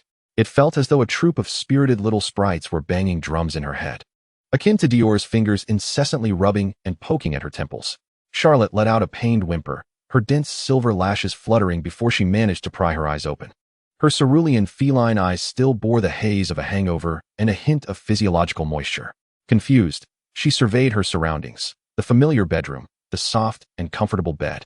The morning sunlight filtering through the curtain seems to cast warm patches of light on the floor. The space beside her was empty, devoid of the pastel-haired maid who always loved to cling to her waist like an octopus, burying her face in Charlotte's tail as she slept. Before a subtle sense of loss could fully arise, Charlotte's attention was drawn to an object on the bedside table. A glass of clear honey water shimmered with a warm glow in the morning light, accompanied by a neatly stacked pad of sticky notes, supporting her still somewhat weakened body. She sat up, leaning against the soft headboard. She lifted the cup of warm honey water, sipping it gently.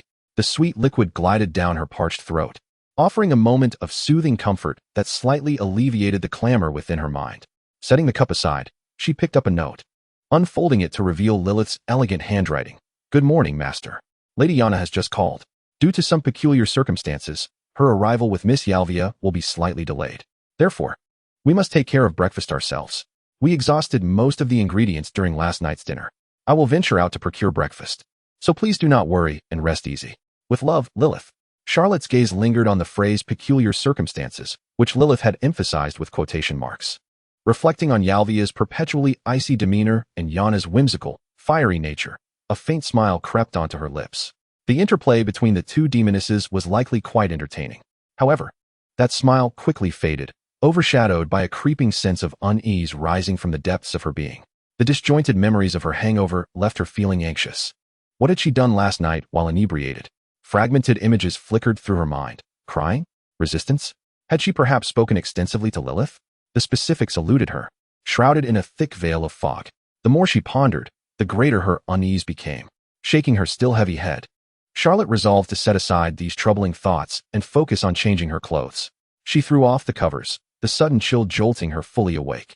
To her astonishment, she realized she was entirely unclothed beneath the sheets. In an instant, her cheeks flushed crimson, the color spreading to her ears and neck. Hastily, she pulled the blanket around herself, her heart racing. Had she truly been so inebriated last night that she had lost her clothing? A sudden memory surfaced. Had there been a fierce struggle over her nightgown? How could this be? The fragments of recollection grew increasingly chaotic.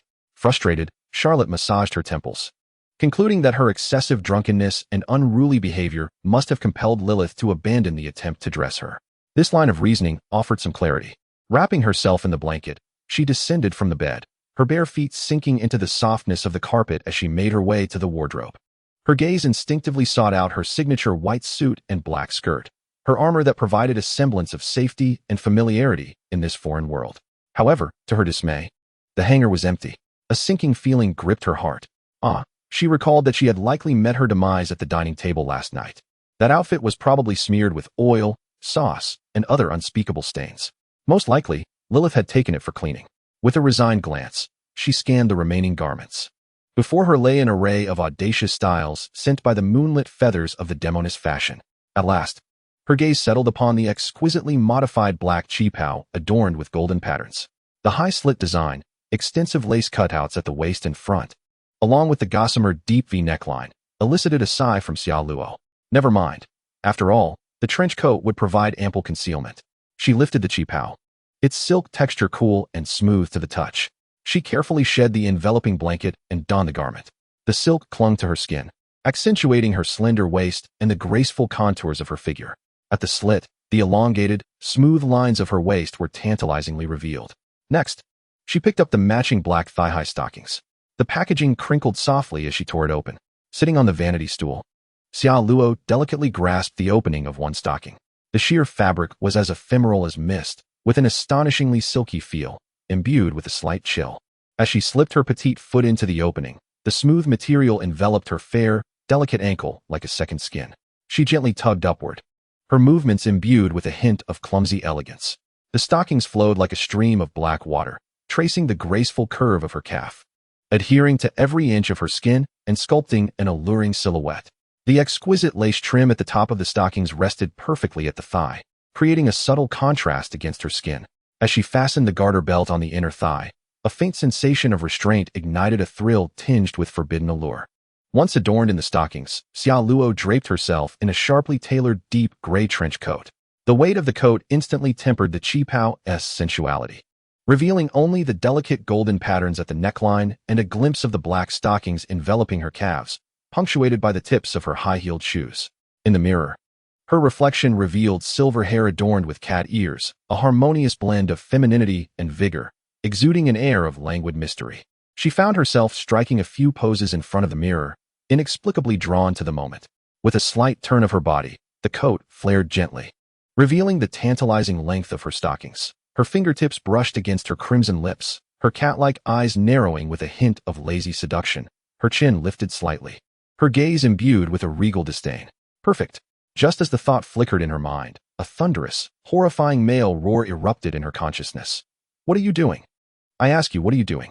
Do you even remember who you are? Xia Luo, you are a man. A man. An overwhelming wave of embarrassment and shame engulfed her, more intense than a hangover. She recoiled from the mirror as though scalded, her cheeks aflame, and hastily tightened her trench coat, as if this would seal away the enchanting figure she had just embodied. I'm doomed, she lamented in a whisper. Daring not to glance at the mirror again, she hurriedly slipped into the black high heels that perfectly flattered her legs, their graceful sway adding to her allure as she swiftly fled the scene, the rhythmic sound of her heels echoing crisply against the staircase. In the restaurant below, the tantalizing aroma of food has begun to waft through the air. Lilyth is setting a portion of fish and chips onto the dining table, accompanied by a refreshing salad crafted from the last remnants of vegetables in the refrigerator. Hearing footsteps, she lifts her gaze, her face adorned with the usual gentle and serene smile.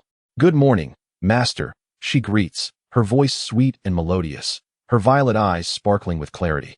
As if the tumultuous events of the previous night, the cries of despair, the struggles of resistance, and the inebriated confessions that could shatter one's perception, had never transpired. Observing Lilyth's untroubled demeanor, much of the unease within Charlotte, stemming from her hazy memories and self-doubt, dissipates almost entirely. Perhaps she had overthought it? Just remnants of a hangover. Good morning, Lilyth, Charlotte exhales, settling into her chair at the table, instinctively massaging her still-throbbing temples while muttering softly, my head hurts. My tolerance for alcohol is abysmally low. I shall never indulge in that again. She picks up a fork, spearing a golden, crispy fry, dipping it in ketchup before popping it into her mouth. Lilyth sits across from her, quietly beginning her meal as well. Her movements are graceful, yet her gaze frequently drifts toward Charlotte. That gaze is no longer one of reverence and distance, but rather a deeper, almost overflowing tenderness. Within that tenderness, there seems to be an indescribable warmth, one that encompasses all. Charlotte chews on the battered cod, her actions gradually slowing. She discreetly glances at Lilyth, who is delicately sipping milk, the morning light casting a soft glow upon her refined profile. How to describe that look? Maternal instinct? Charlotte nearly choked on the fish in her mouth at the startling thought that surfaced in her mind. She coughed twice, hastily taking a sip of milk to steady herself. Impossible. Absolutely impossible. She must still be suffering the effects of her hangover, or perhaps the shock from earlier in front of the mirror had driven her to madness. Within a mere 3 days, she had first perceived a maternal quality in the devilish face of Yana, and now she was witnessing it in Lilyth? Had the world gone mad, or was she the one losing her sanity? Lilyth was a vibrant, seemingly youthful girl, certainly not someone who could embody anything maternal. Just as Charlotte's mind swirled with frantic criticisms and self-doubt, Lilyth, who had been silently dining, set down her glass of water. She raised her head, her violet eyes gazing meaningfully at Charlotte, who appeared to be battling with the fish, yet was truly masking the tempest within. The restaurant was enveloped in silence, save for the sound of Charlotte's slightly hurried chewing. Then, Lilyth gently spoke, her voice akin to a pebble cast upon the tranquil surface of a lake, clear and gentle, yet imbued with a power potent enough to overturn everything. Master. In that instant, Charlotte's chewing motion froze, her azure cat-like eyes reflecting a flicker of confusion as they turned towards Lilyth. Lilyth met her gaze, the corners of her mouth curving into an exceptionally warm arc, her violet eyes shimmering with an all-seeing, compassionate light. In truth, I am already aware. Chapter 48, The Revelation. In truth, I am already aware. Lilyth's voice was like a soft feather, yet bore the weight of 1,000 burdens, striking precisely at the heart of Charlotte's emotional lake, instantly stirring tumultuous waves. Charlotte felt as though all the blood in her body had frozen in a moment, only to surge violently to her head. Her hand, clutching the fork, stiffened abruptly, her fingertips icy. The half-chewed piece of fried fish in her mouth now tasted like mere wax. She incredulously lifted her head, her azure cat-like eyes narrowing in shock, locking onto the unusually calm violet eyes across the table. The restaurant was enveloped in an oppressive silence. Only the sudden heaviness of Charlotte's heart, now erratic and chaotic, thudded wildly in her ears. The stillness constricted around her like a tightening noose, nearly suffocating her. Her mind was a tempest, with countless dreadful thoughts clamoring for attention. She knows? Knows what? Could it be no? Impossible. Perhaps it is merely some trivial matter, such as her pickiness in food? A faint glimmer of desperate hope emerged, akin to a drowning person grasping at straws, allowing Charlotte to regain her voice with great difficulty. She struggled to produce a smile that was more painful than tears, her voice trembling with tension, laden with evident guilt and uncertainty. What do you know? She swallowed hard, attempting to steer the conversation towards a safe and inconsequential topic. I'll go first. I admit I don't particularly enjoy eating vegetables. This cannot be blamed on me. She pointed to the untouched vegetable salad on her plate, her gaze evasive, much like a little squirrel trying to hide a nut with its tail, but caught in the act. However, Lilyth was evidently not swayed by such feeble attempts at diversion. The corners of the pink-haired girl's lips seemed to curve into an imperceptible yet heart-stopping arc. She did not respond to Charlotte's clumsy attempt at redirection, but instead gently set down her utensils. Then, she slowly rose from her seat. This simple action, at that moment, bore an overwhelming sense of oppression in Charlotte's eyes. Lilyth's gaze remained tender, even deeper than usual, radiating a light Charlotte had never witnessed in her, a blend of compassion, understanding, and a resolute determination. She circled around the dining table, step by step, approaching Charlotte. The sound of her round-toed shoes on the floor was not loud, yet it struck Charlotte's taut nerves like the beat of a drum.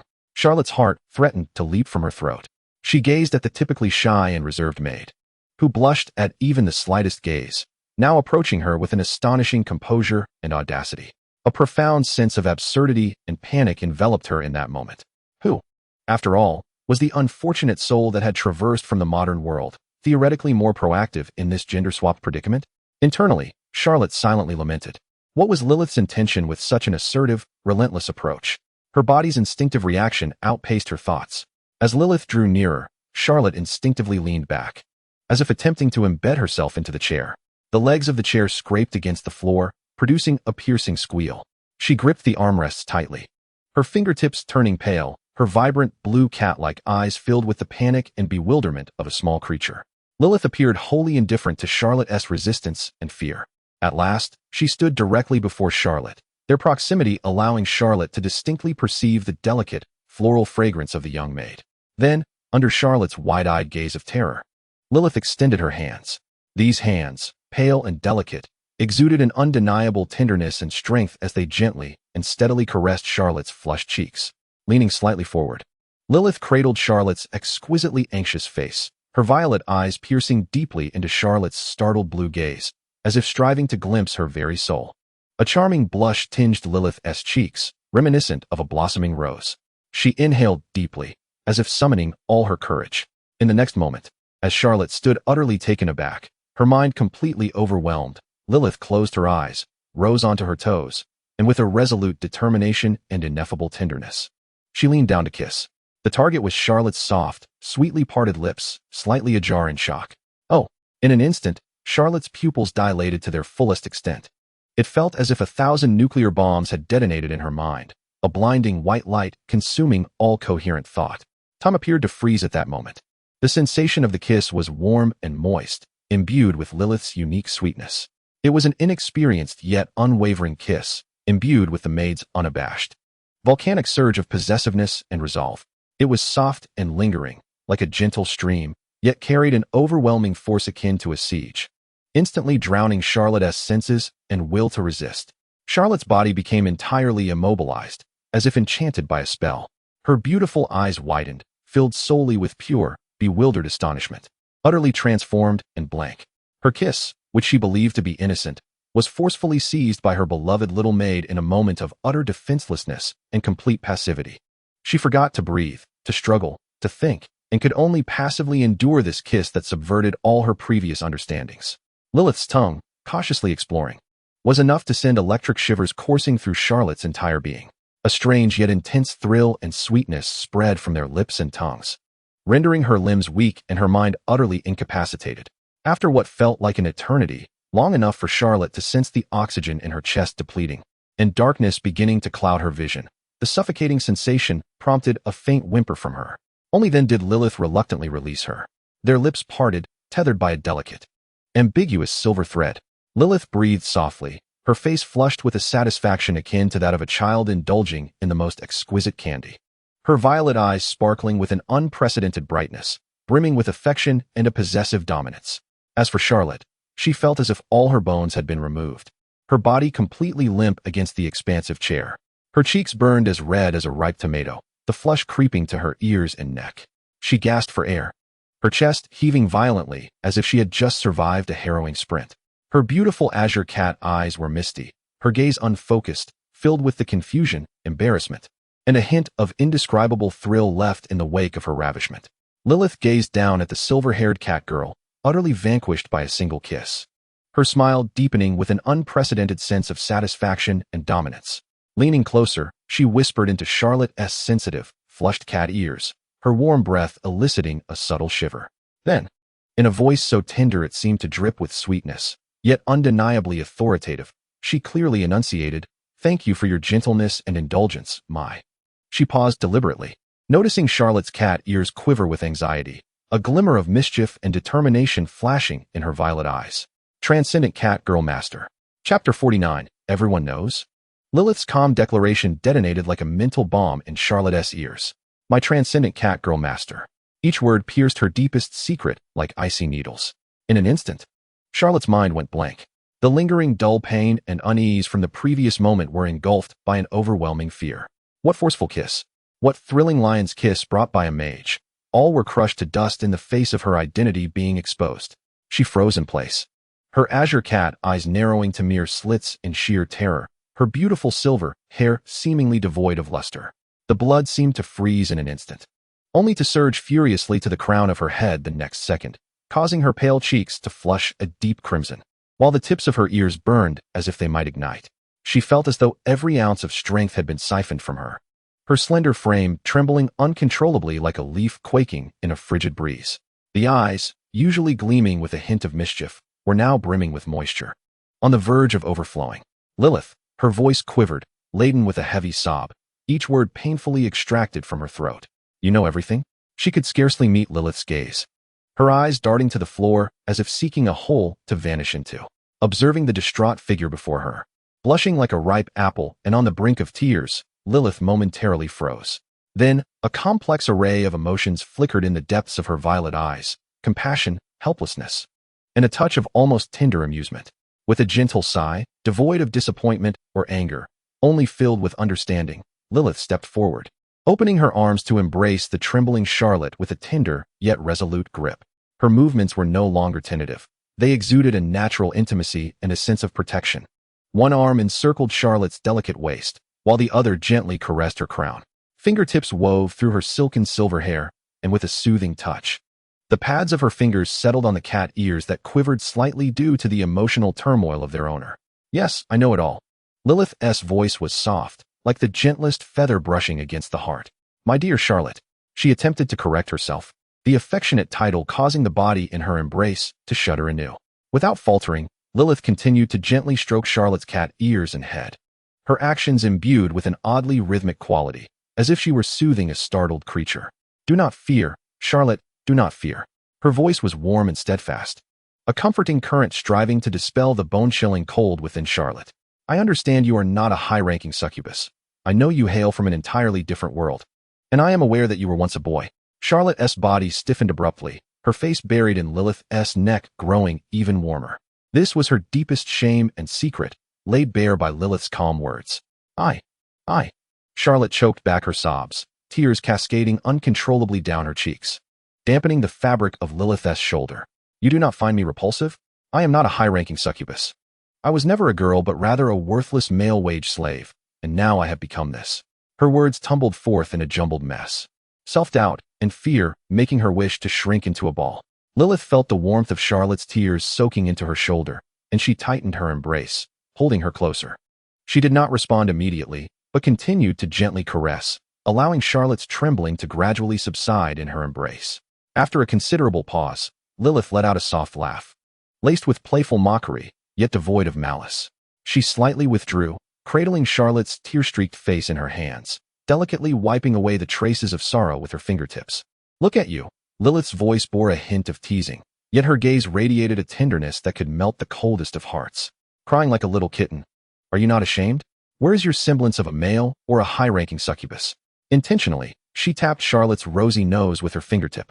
Charlotte was momentarily taken aback by this affectionate gesture, her tear-filled feline eyes staring blankly at Lilyth, momentarily forgetting her sorrow. Lilyth's smile faded, her violet eyes penetrating deeply into Charlotte's, reflecting an unprecedented seriousness and determination. Charlotte, listen carefully. I, Lilyth, will never disdain you, no matter who you were in the past, nor what you are now. You are the one who pulled me from despair. You are the one who created the charming lie of equality to quell my fears.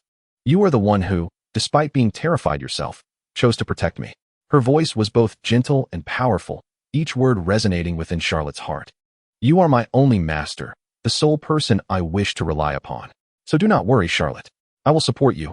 And together we shall continue to weave this high-ranking succubus's tale, until suddenly, two crimson clouds appeared upon Lilyth's cheeks, her eyes gleaming with a shy yet audacious brilliance. Until we fulfill that promise of living joyfully and unabashedly together for all eternity. You said this yourself, my master. Boom. Charlotte's cheeks flushed instantly, a wave of heat surging to her head, even more intense than before. Joyfully, unabashedly, for eternity.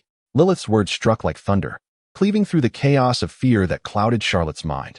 In an instant, she recalled that frantic afternoon when, in a moment of desperation to soothe the crumbling Lilyth, she had blurted out an astonishing vow. What was meant to be comfort? It was undeniably a raw, affectionate declaration brimming with possessiveness, as slow-witted as she was.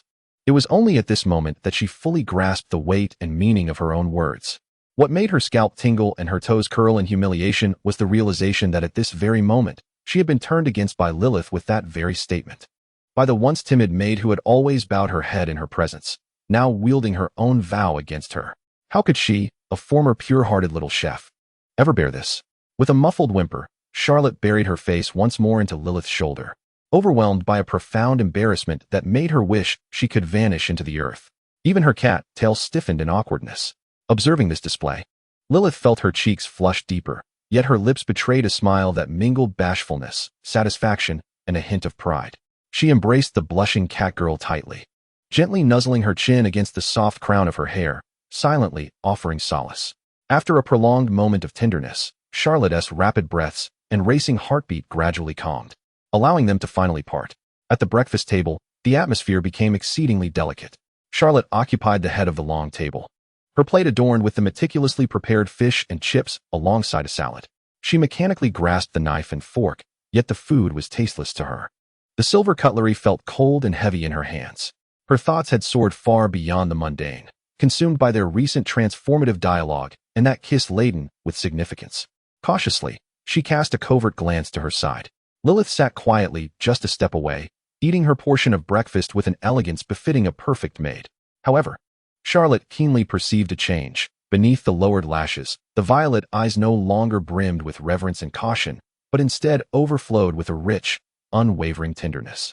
The gaze no longer looked up in awe but bore an indescribable intensity.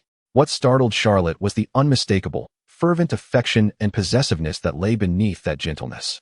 Those eyes seemed to silently declare, "This is my master, Charlotte belongs to me, and no one else may touch her."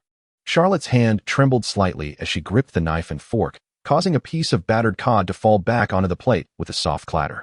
A shiver ran through her, accompanied by a fine sheen of cold sweat trickling down her back. The fear of her identity being exposed was temporarily assuaged by Lilyth's tender vow, yet a different kind of anxiety regarding their relationship quietly took root. How was she to confront this bold little maid who now knew all her secrets and had taken such daring liberties? It seemed that Lilyth was serious about that vow, about a future that was unabashedly intimate. She was still just a pure little chef. Gazing down at her plate, the food tasted like cardboard, her mind a tumultuous battlefield. In this tranquil moment, the gentle shackles of Lilyth had silently entwined around her, bearing a sweet yet heart-stopping weight. Chapter 50. Gossiping lowly in the soft morning light. The garden of the villa in the outskirts of Manchester was bathed in a gentle golden hue. The air still lingered with remnants of the previous night's farewell feast. Faint aromas of food and wine mingling with the fresh scent of grass and foliage. In the midst of this tranquility, a sleek, understated yet luxurious dark-hued business vehicle glided silently to the front of the villa, akin to a specter. The door swung open, revealing Yalvia first, impeccably clad in a deep blue butler's uniform. Her golden locks remained immovable in the morning breeze, and her cerulean eyes scanned the villa and courtyard with the precision of a scanner, finally resting upon the two figures standing on the steps. Her expression remained unchanged, save for a barely perceptible lift of her brow. Immediately after, a fiery figure eagerly sprang from the passenger seat. Yana, with her signature twin tails, danced exuberantly with her movements, her ornate black Gothic dress shimmering softly in the morning light. Her emerald cat-like eyes sparkled with vibrant curiosity, quickly honing in on the hand-holding duo in the courtyard. "Wow!" Yana exclaimed, unabashedly astounded, her delicate doll-like face ignited by the flames of gossip. Like a kitten discovering a novel toy, she pranced around Charlotte and Lilyth, clicking her tongue in intrigue. At this moment, Charlotte's demeanor would astonish anyone familiar with her high-born succubus facade. Her head hung low, and the rosy blush on her pale cheeks had intensified rather than faded since earlier. The silvery cat ears, usually so lively, drooped dejectedly against her silver hair, exuding an air of profound embarrassment. Even more striking was her beautiful cat tail, which she pressed tightly between her legs, as if wishing to hide from the world. She radiated a shy vulnerability, as though she had been publicly claimed. In stark contrast stood Lilyth beside her. The pink-haired maiden bore a faint blush as well, yet her violet eyes shone with an astonishing brightness, filled with unprecedented joy, elation, and a tenderness that seemed almost palpable. She held Charlotte's slightly sweaty hand with a firm grip. What fascinated Yana the most was the way Lilyth gazed at Charlotte, devoid of any trace of humility or reverence, replaced instead by an unmistakable possessiveness. That gaze seemed to declare to the world, "This is mine." Oh my, how extraordinary. Yana finally halted before the two, hands on her hips and a mischievous smile gracing her lips, her green cat eyes darting between Charlotte and Lilyth. In just a few evenings apart, how has our beloved original succubus transformed from mistress to little wife? Her gaze fixated on Charlotte's mortified expression, which appeared as if she wished to vanish into the ground. By the looks of it, Charlotte, you must be the one beneath, right? Though, your adorably soft demeanor and appearance indeed fit this narrative. Charlotte felt her head buzz, her cat ears trembling with embarrassment, her face burning as if it could fry an egg. She parted her lips, but could not utter a word of rebuttal, merely bowing her head even lower. Yana, undeterred by Charlotte's embarrassment, continued her lofty discourse. However, she shifted her tone, casting a glance at Charlotte that mingled mockery with a hint of sympathy. It was rather amusing that a dignified, high-ranking succubus could be so swiftly outmaneuvered by her human maid. Was she not a tad too soft? While it is true that we succubi advocate for romantic freedom, your progress, and positioning, TSK, would surely invite ridicule from certain individuals if it were to spread. As if struck by a thought, she tilted her head and added, "Of course, there are indeed delicate and adorably soft high-ranking succubi like you." However, Yana shrugged, her expression conveying an unspoken understanding. Such rare little cuties are typically discovered by those with domineering personalities and insatiable possessiveness. And then, she spread her fingers in a claw-like gesture, mimicking an exaggerated snatch, accompanied by a sly smile. Once divided, they are devoured whole, with a full service of keeping a prized possession hidden away. To be able to freely roam while inadvertently being overpowered by a human, you are likely the first of your kind. Yana. Charlotte could no longer contain herself. Emitting a feeble protest that sounded like a mosquito's buzz, her flushed face and drooping ears rendering her entirely unthreatening. All right, I shall cease the teasing." Yana waved her hand with a cheerful smile, finally tempering her playful demeanor, a rare glimmer of seriousness flickering in her emerald eyes. "On a more serious note, your relationship. Transcending social classes, disregarding status, and even overlooking race. This, matrimonial bond." She carefully chose her words before succumbing to laughter. "I have no objections, of course. After all, succubi are quite liberal in this regard. As long as both parties are willing, one can be with whomever they choose." However, her gaze shifted toward Lilyth. Carrying a tone of caution, "Charlotte-chan, you must safeguard your Lilyth. Should you truly reach that ultimate step and establish a partnership, it will mean that Lilyth will step into our high-ranking succubi circle as a vulnerable human." That circle, Yana curled her lip. Her tone, laced with disdain and a touch of resignation, was not as glamorous as it appeared on the surface. Jealousy, scheming, contempt, and even malice would abound. "I cannot guarantee that every high-ranking succubus is as gentle, adorable, and reasonable as I am." As she spoke, she narcissistically tossed her crimson pigtails. Lilyth tightened her grip on Charlotte's hand, a flicker of determination shining in her violet eyes, yet she nodded slightly at Yana. "Thank you for your warning, Lady Yana." Her voice was calm, yet imbued with an undeniable strength. At that moment, the previously silent Yalvia had already loaded the neatly packed suitcases onto the vehicle. Charlotte noticed that among them was the box containing the moonlight feather costume, which she regarded as the cute fun attire. And it was firmly insisted upon by Lilyth to be taken along. When she had previously contemplated discreetly discarding it, Lilyth merely blinked her clear violet eyes and, with a sly and meaningful smile, remarked, "My dear, these might prove useful in the future." At that moment, Charlotte found herself blushing, utterly defenseless against the implications of that smile and remark. Now, as she watched the box being loaded onto the vehicle, the warmth that had just begun to dissipate from her face returned anew. "All set, Miss Yana, Miss Charlotte, Miss Lilyth, please board the vehicle," Yarvia announced, her voice steady and unruffled, as if the earlier discussion regarding their partnership had never transpired. With grace, she opened the spacious rear door.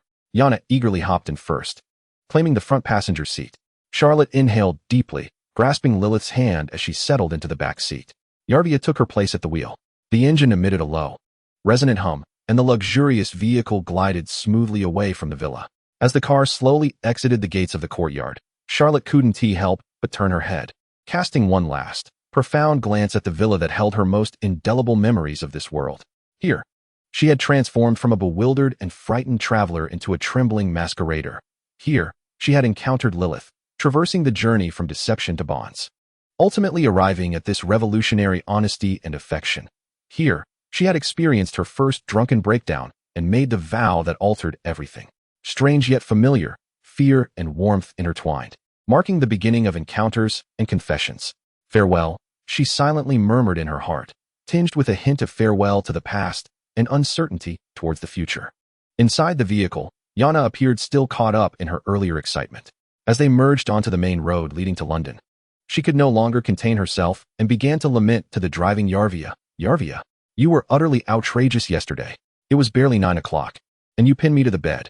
I am a fully grown high-ranking succubus, not a child needing an early bedtime, nor your doll." Pouting, she waved her small fists in indignation. "This is a serious overreach. I will dock your wages. All of it. You'll be off to Africa to plant peanuts." Yarvia's gaze remained steady on the road ahead, casting only a fleeting glance in the rearview mirror towards Yana. That calm, unwavering look held an invisible weight. Instantly, Yana's bravado deflated like a punctured balloon, her voice shrinking to a petulant whisper. "Humph, you just refuse to listen.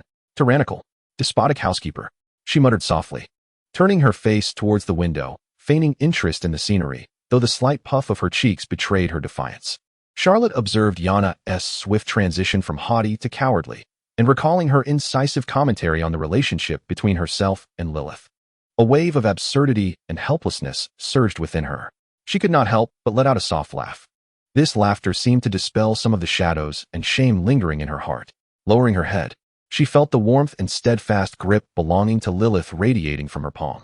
The small hand, once timidly clutching at the hem of her clothing, was now firmly interlaced with hers. Charlotte's gaze drifted through the car window, observing the road ahead as it gradually opened up. Unknown whirlpools and storms awaited them. She tightened her grip on Lilyth's hand and, in a voice only they could hear, trembling yet resolutely firm, whispered, "London, here we come." Chapter 51. The mysterious box. The dark business vehicle departed from the bustling industrial ambience of Manchester, winding along a picturesque country road before eventually turning into a private driveway flanked by towering ancient trees.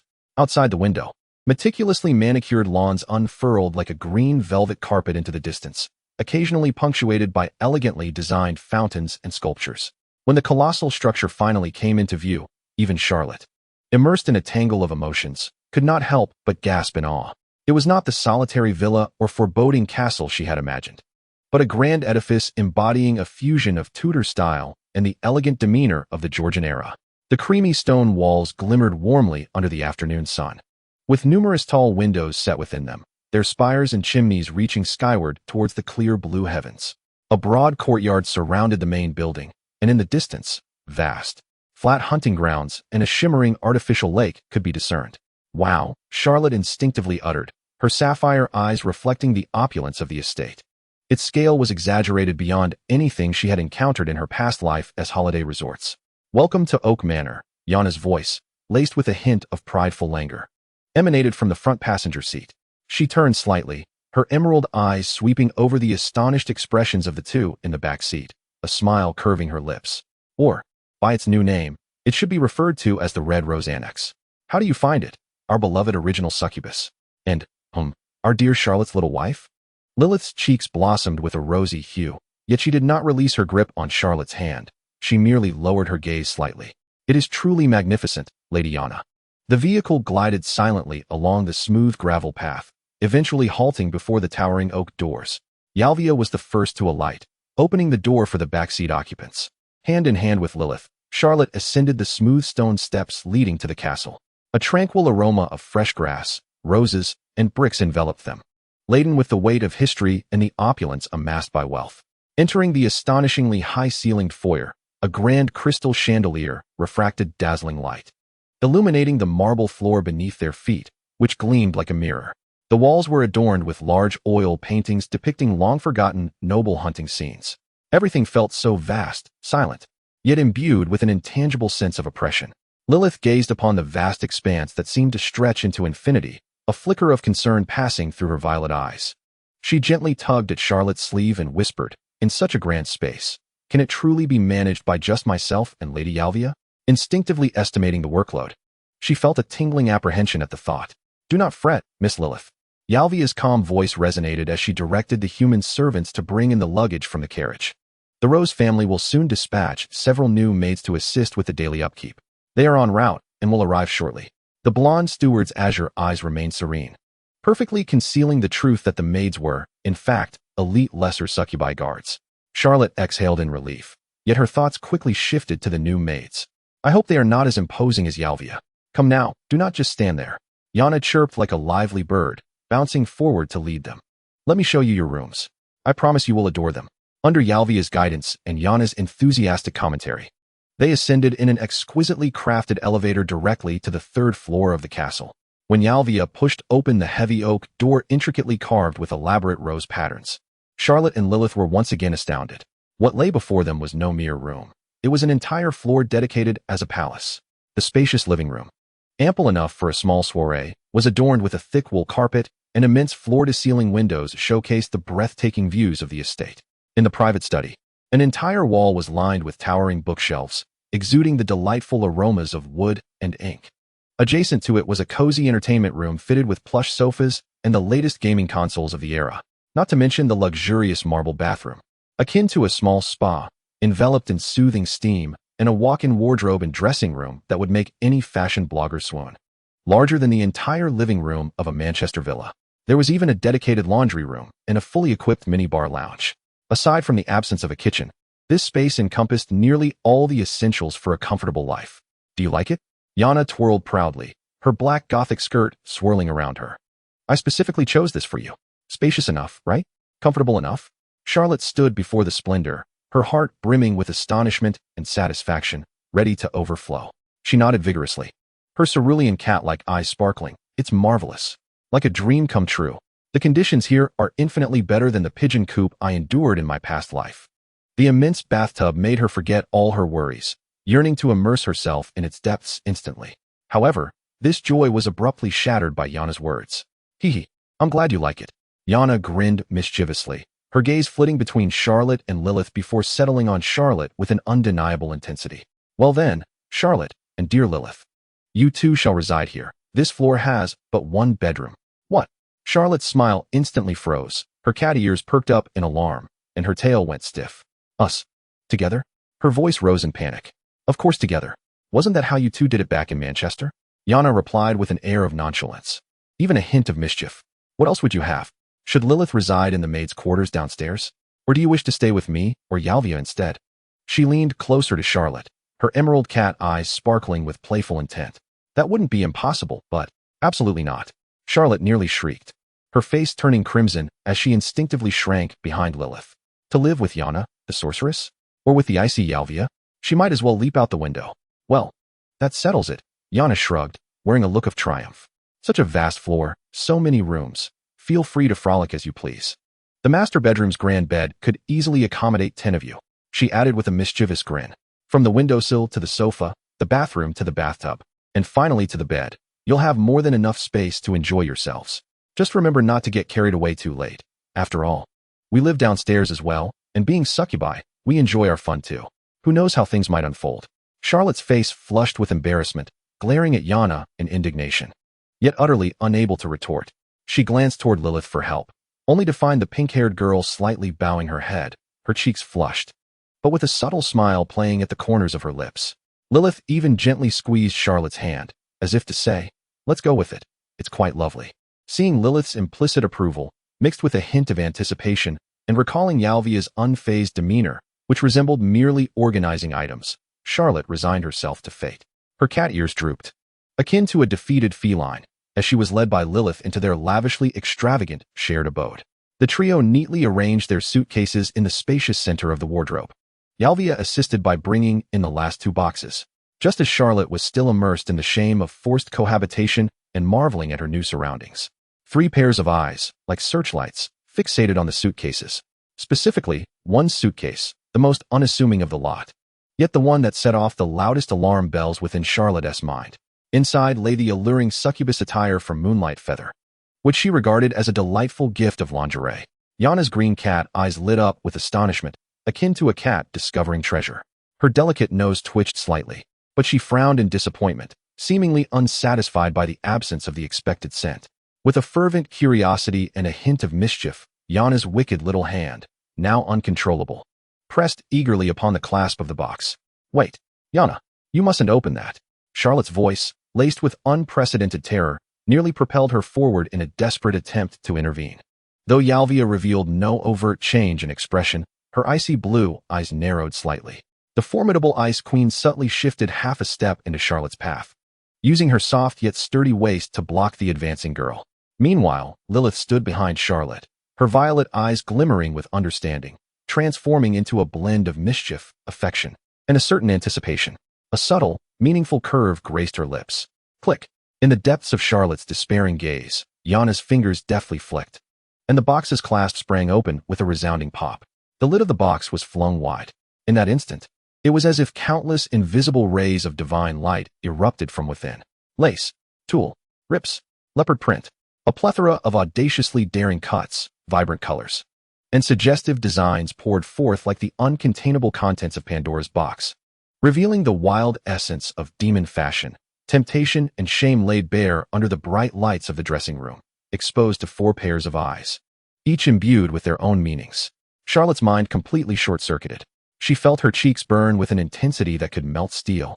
while the cat ears atop her head and the tail behind her froze stiff in utter mortification, transforming into lifeless sticks. It was over, completely over. In that moment, her image, her integrity, and the last vestige of dignity as a young man disintegrated into nothingness. Chapter 52. Unease. The suffocating holy light in the dressing room finally faded away with the resounding snap of the box lid closing.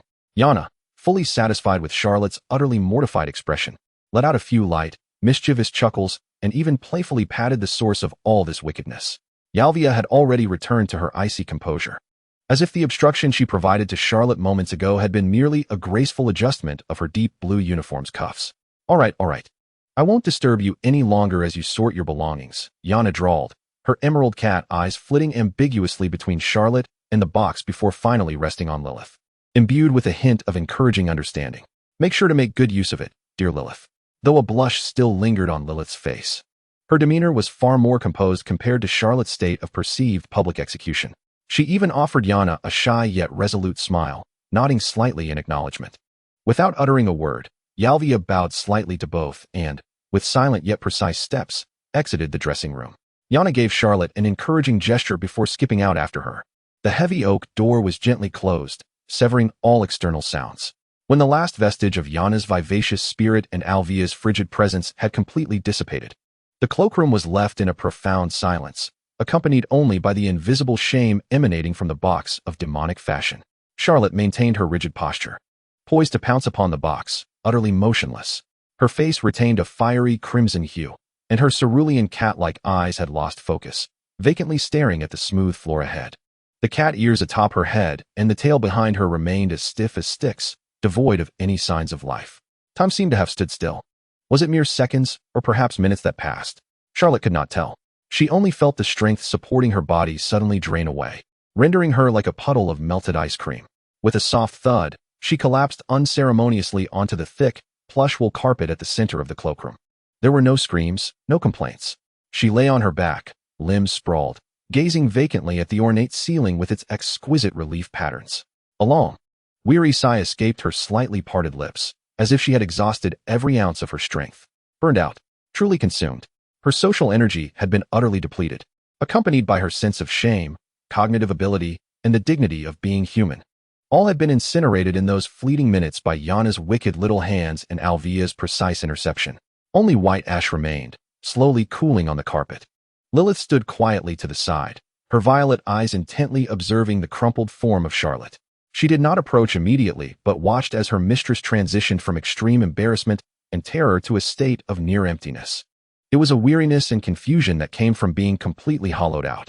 After a considerable time, Lilyth gently moved closer, kneeling beside Charlotte. She remained silent, extending her slender, pale fingers with infinite tenderness and patience to gently brush aside the damp, silvery strands of hair clinging to Charlotte's forehead. When her fingertips brushed against Charlotte's slightly warm brow, a cooling comfort was bestowed. A faint flicker of emotion finally stirred in Charlotte's vacant gaze. She turned her head slightly, her cerulean eyes meeting Lilyth's, filled with concern and compassion. Charlotte, Lilyth's voice was barely above a whisper, as if fearing to disturb a fragile dream. Are you all right? Charlotte's lips moved slightly, as if to articulate a response, but she ultimately just shook her head weakly. In her eyes, beyond the fatigue, lay a profound sense of confusion and unease. Lilyth's heart tightened slightly. She keenly sensed that the recent social catastrophe was merely a prelude. The true catalyst for Charlotte's state was something much deeper. It was the immense shock and disorientation brought about by the shattering of the glass that separated their identities, leading to a complete reversal of their roles. Is it because Lady Yana and the others saw those garments? Lilyth inquired tentatively, her fingertips gliding gently across Charlotte's cheek, feeling the lingering warmth beneath her skin. A flicker of embarrassment crossed Charlotte's gaze, soon overshadowed by a deeper sense of bewilderment. She shook her head ever so slightly once again. Undeterred, Lilyth leaned down slightly, aligning her gaze with Charlotte's, her voice soft and imbued with a coaxing charm. Is it the fact that we live together that troubles you, dear Charlotte? This time, Charlotte's reaction was a touch more pronounced.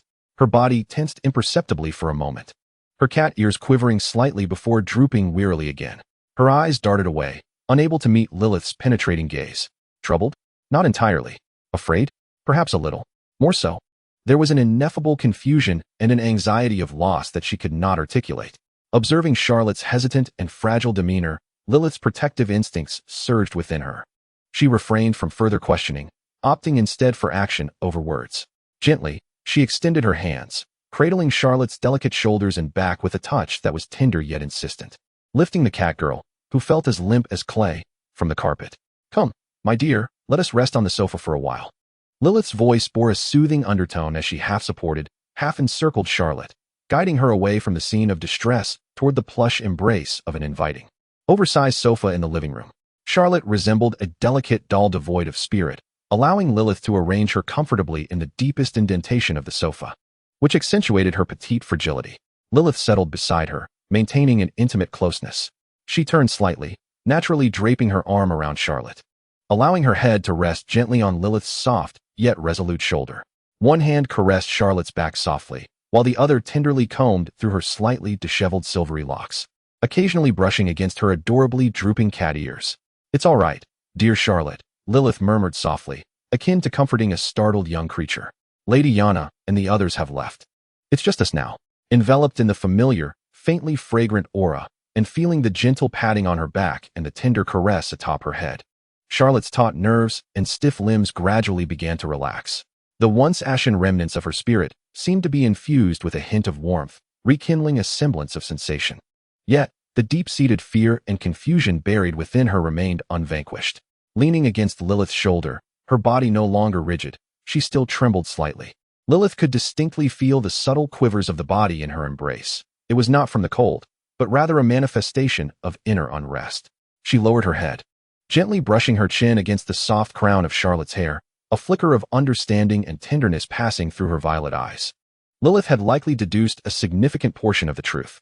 Her master, this imposter adorned with the aura of a high-ranking succubus, was, beneath the facade, an unexpectedly traversed young man, experiencing a transformation that filled him with trepidation in this world. Beneath her kind yet timid exterior, there lay a deep-seated sense of inferiority and unease. Now, her greatest secret was entirely grasped by her former little maid. The illusory master-servant relationship between them had been utterly shattered, evolving into an ambiguous new bond, fraught with affection and peril. In the eyes of outsiders, Charlotte still had to maintain the dignity of her role as a master to protect Lilyth, which left her utterly drained.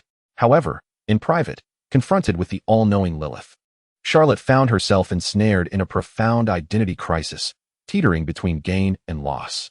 She was uncertain of her own place. Was she a master? Yet she no longer possessed the capability or the right to command Lilyth. Was she a friend? The intense love and possessiveness reflected in Lilith's gaze transcended mere friendship. Was she a lover?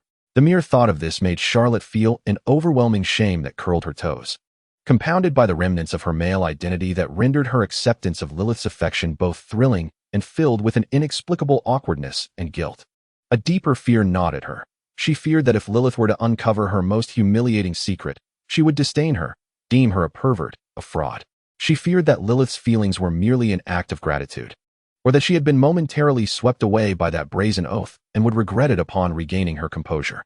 Most terrifying of all was the knowledge that Lilyth held the key to her vulnerability. Should Lilyth ever be displeased and reveal that secret, she would plummet from her lofty heights, shattered into fragments. This fear rendered her abject before Lilyth. She dared not express herself with the same ease as before, refraining from assuming any authoritative demeanor, even subconsciously beginning to appease Lilyth, fearful of causing her displeasure. Lilyth, sensing Charlotte's tremors and hearing her delicate breaths, felt a wave of bittersweet softness within her. She understood that for the current Charlotte, any verbal consolation or assurance would ring hollow. What her master required was time, a sense of security, and an enveloping tenderness, unreserved and gentle, until the taut string within her heart relaxed completely. Until she truly believed in her oath that no matter who she was or what form she took, Lilyth would never forsake her, nor betray her. This dilemma could only be resolved by time and the profound, all-encompassing tenderness that Lilyth could bestow upon Charlotte. Thus, Lilyth chose not to utter another word. Instead, she held the slightly trembling catgirl even tighter, pressing her cheek against her cool silver hair, using her warmth and steady heartbeat to soothe her. Her fingers tenderly combed through her long hair, gently kneading the soft skin behind her ears, attempting to convey a silent promise through the most primal and direct form of physical touch. "I am here, do not be afraid." Time flowed slowly within their tranquil embrace. Outside the window, the golden rays of the setting sun streamed through the expansive floor-to-ceiling windows, casting a warm halo over the opulent, spacious living room. Enveloping the two embraced figures on the sofa, Charlotte's tense body gradually relaxed under Lilyth's unceasing gentle caresses. The tremors ceased, and her breathing became steady and prolonged. She resembled a small kitten that had finally found a safe harbor, curling up in Lilyth's arms, drawing comfort from the soothing warmth and tranquility. Although the deep-seated unease and confusion had not entirely dissipated, at least, in this moment, the fatigue and shame were temporarily soothed by this unspoken tenderness. Lilyth lowered her gaze, observing Charlotte's serene, sleeping face gradually calming in her embrace. The exquisitely ethereal features bore a faint blush and traces of unshed tears, her brow slightly furrowed, as if still grappling with some lingering worry in her dreams. In the lavender depths of the pink-haired maiden's eyes, affection and tenderness surged like a tide. She gently lifted her hand, tenderly wiping away the dampness at the corner of Charlotte's eye, her fingertips lingering upon the smooth contours of her cheek, eventually resting on the slightly quivering silver cat ears. Feeling the soft texture beneath her palm and Charlotte's unconscious, dependent nuzzle, Lilyth's lips slowly curved into an exquisitely gentle smile. What a darling, needy mistress she is. So terrified, yet striving to protect me. So lost in her own turmoil, yet concerned about my perceptions of her. Clumsy, yet adorably heart-wrenching. However, Lilyth's gaze softened further, akin to the richest honey, nearly melting the one in her embrace. This sensation mirrored how Charlotte once needed her, relied upon her, allowing her warmth and tenderness to soothe and safeguard, feeling the unmistakable trust and awkward concern directed towards her. She could cradle this powerful yet fragile, commanding yet timid catgirl closely. A wave of unprecedented warmth and steadfast satisfaction surged within Lilyth's heart. Not so bad, she murmured silently, resting her chin gently atop Charlotte's head. Slowly closing her eyes, savoring this moment of tranquility and warmth, stolen amidst the storm's vortex. Chapter 53. Change. The massive oak door isolated the occasional commotion from the downstairs duo of lively master and servant, in every sense. The luxurious penthouse palace felt utterly silent, save for the occasional calls of night birds wafting in from outside. The steam from the bathroom had long dissipated, and the air was imbued with a faint floral aroma of the fragrant shower gel. Charlotte donned a pure white silk camisole nightgown, the delicate and soft fabric clinging to her slender yet enchantingly curved figure. Moonlight streamed through the partially drawn heavy curtains, cascading over her bare, rounded shoulders and exquisite collarbone. Her silvery long hair tumbled loosely over her shoulders, with a few playful strands falling gracefully against her gently rising chest. Barefoot, she tread upon the cool, smooth marble floor, each step imbued with hesitation and carefulness. Lilyth, in contrast, wore a simple black spaghetti-strap nightgown that accentuated her snow-white skin. Her pink hair was loosely tied into a bun at the back of her head, revealing her slender, elegant neck. Under the soft glow of the wall sconces, her violet eyes sparkled like the finest gemstones, intently focused on Charlotte. The sight of these two stunningly beautiful maidens in the same room should have set hearts racing. Yet the atmosphere felt somewhat stagnant. The grand four-poster bed, expansive enough to resemble a small stage, was adorned with luxuriously cool and silky Egyptian cotton sheets. Lilyth was the first to recline upon it, patting the vast space beside her, her voice imbued with her characteristic gentleness. "Mistress, it is time to rest." Charlotte responded with a soft acknowledgement, albeit climbing onto the bed with a stiffness that betrayed her discomfort. She purposely chose a position slightly distanced from Lilyth, lying rigidly with her hands neatly folded on her abdomen, akin to a soldier awaiting inspection. Her fluffy cat ears stood alert, and her tail was tightly pressed against her leg, unwilling to relax even slightly. However, it was clear that Lilyth had no intention of honoring that distance. Much like during their stay at the Manchester villa, she naturally turned towards Charlotte, extending her slender arm to effortlessly encircle Charlotte's waist, drawing the somewhat stiff catgirl gently into her embrace. The two bodies pressed together through the thin layer of silk nightgown. Charlotte could distinctly feel Lilyth's warm body, the soft contours, and the comforting, faint fragrance that enveloped her. This moment, which should have been imbued with intimacy and warmth, only caused Charlotte's body to tense further. Even feeling the muscles in her back twitching slightly, she refrained from moving, fearful of inadvertently offending Lilyth, even moderating her breathing to a whisper. Lilyth, of course, sensed this tension. She rested her chin gently atop Charlotte's head, one hand softly patting her rigid spine in an attempt to coax her into relaxation. while the other instinctively rested on Charlotte's slender waist. The moonlight outlined their entwined silhouettes on the bed, the pink-haired girl tenderly embracing the silver-haired catgirl, their posture intimate as though they were lovers in the throes of romance. Yet, only Lilyth understood that the body in her arms felt like an unyielding ice sculpture, devoid of warmth and fraught with unease. A profound sense of frustration enveloped Charlotte, a feeling that was utterly disheartening. This was the first time since her arrival in this world that she truly grasped the meaning of being subordinate. It was not a matter of status or rank, but rather within this relationship, she felt as though she had completely relinquished her agency, becoming small and cautious. Although she despised this feeling, she lacked the courage to confront it. During dinner, in a dining room larger than the living room of her Manchester villa, faced with the meticulously arranged cutlery by Yalvia and the eagerly inquisitive gaze of Yana, Charlotte felt as though she were sitting on needles. She could no longer act with the same abandon as before, such as exchanging a resigned glance with Lilyth or silently mocking Yana's peculiar questions with a look. Instead, she kept her head down, mechanically slicing the steak on her plate, its taste as bland as cardboard, fearful that any small movement of hers might provoke Lilyth's displeasure. She harbored a plethora of complaints about Yana, the audacious, cunning little red-haired succubus with her mortifyingly wicked sense of humor. Charlotte longed to find someone to vent her frustrations about that little demon, yet she dared not speak to Lilyth about it. She was afraid that Lilyth would deem her childish, afraid that Lilyth might grow weary of her.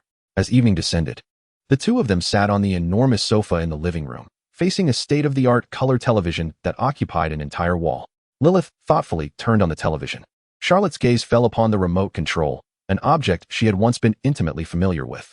Back in Manchester, she would have instinctively snatched the remote, switching to the channel of her choice or excitedly sharing interesting programs she had just discovered with Lilyth. Occasionally, she would even protest mildly when Lilyth wished to watch a cooking show that Charlotte found exceedingly dull. But now she sat there, staring at a lengthy documentary about horse racing that failed to pique her interest. The host praised a pure black stallion said to possess an ancient lineage in an exaggerated tone. Charlotte felt her eyelids growing heavy, yet she dared not move, let alone reach for the remote that lay so tantalizingly close. She simply sat there, stiffly, striving to maintain an expression of focus. It was Lilyth who, after switching to another tedious talk show, perceptibly caught the flicker of disappointment and suppressed yawns in Charlotte's eyes. She recalled how, back in Manchester, Charlotte eagerly anticipated a particular program during this time slot. Master, Lilyth spoke softly, picking up the remote. I remember there's yes, Minister, on tonight. Charlotte's cat ears twitched imperceptibly, and a faint glimmer ignited in her azure feline eyes, only to be swiftly overshadowed by deeper trepidation. She cast a quick glance at Lilyth, her lips moving hesitantly, ultimately whispering with a hint of servility, "Is that so? If you wish to watch it, then let us." In front of Lilyth, she could not even dare to express her own desires, as if that were a luxury beyond her reach. Lilyth's heart felt as though it had been pricked by a needle. She remained silent, yet her fingers resolutely pressed the channel-switching button. The familiar theme song, imbued with British dry humor, began to play. However, this classic political satire, which once sent Charlotte into fits of laughter on the sofa, her cat's tail swishing wildly, now seemed to have lost all its enchantment. On the screen, Sir Humphrey was ensnaring Hack in his signature, bureaucratic verbiage. This had once been one of Charlotte's favorite segments, prompting her to slap her thigh and exclaim, "Brilliant!" Yet now, Charlotte sat rigidly, her gaze vacant as it fell upon the screen.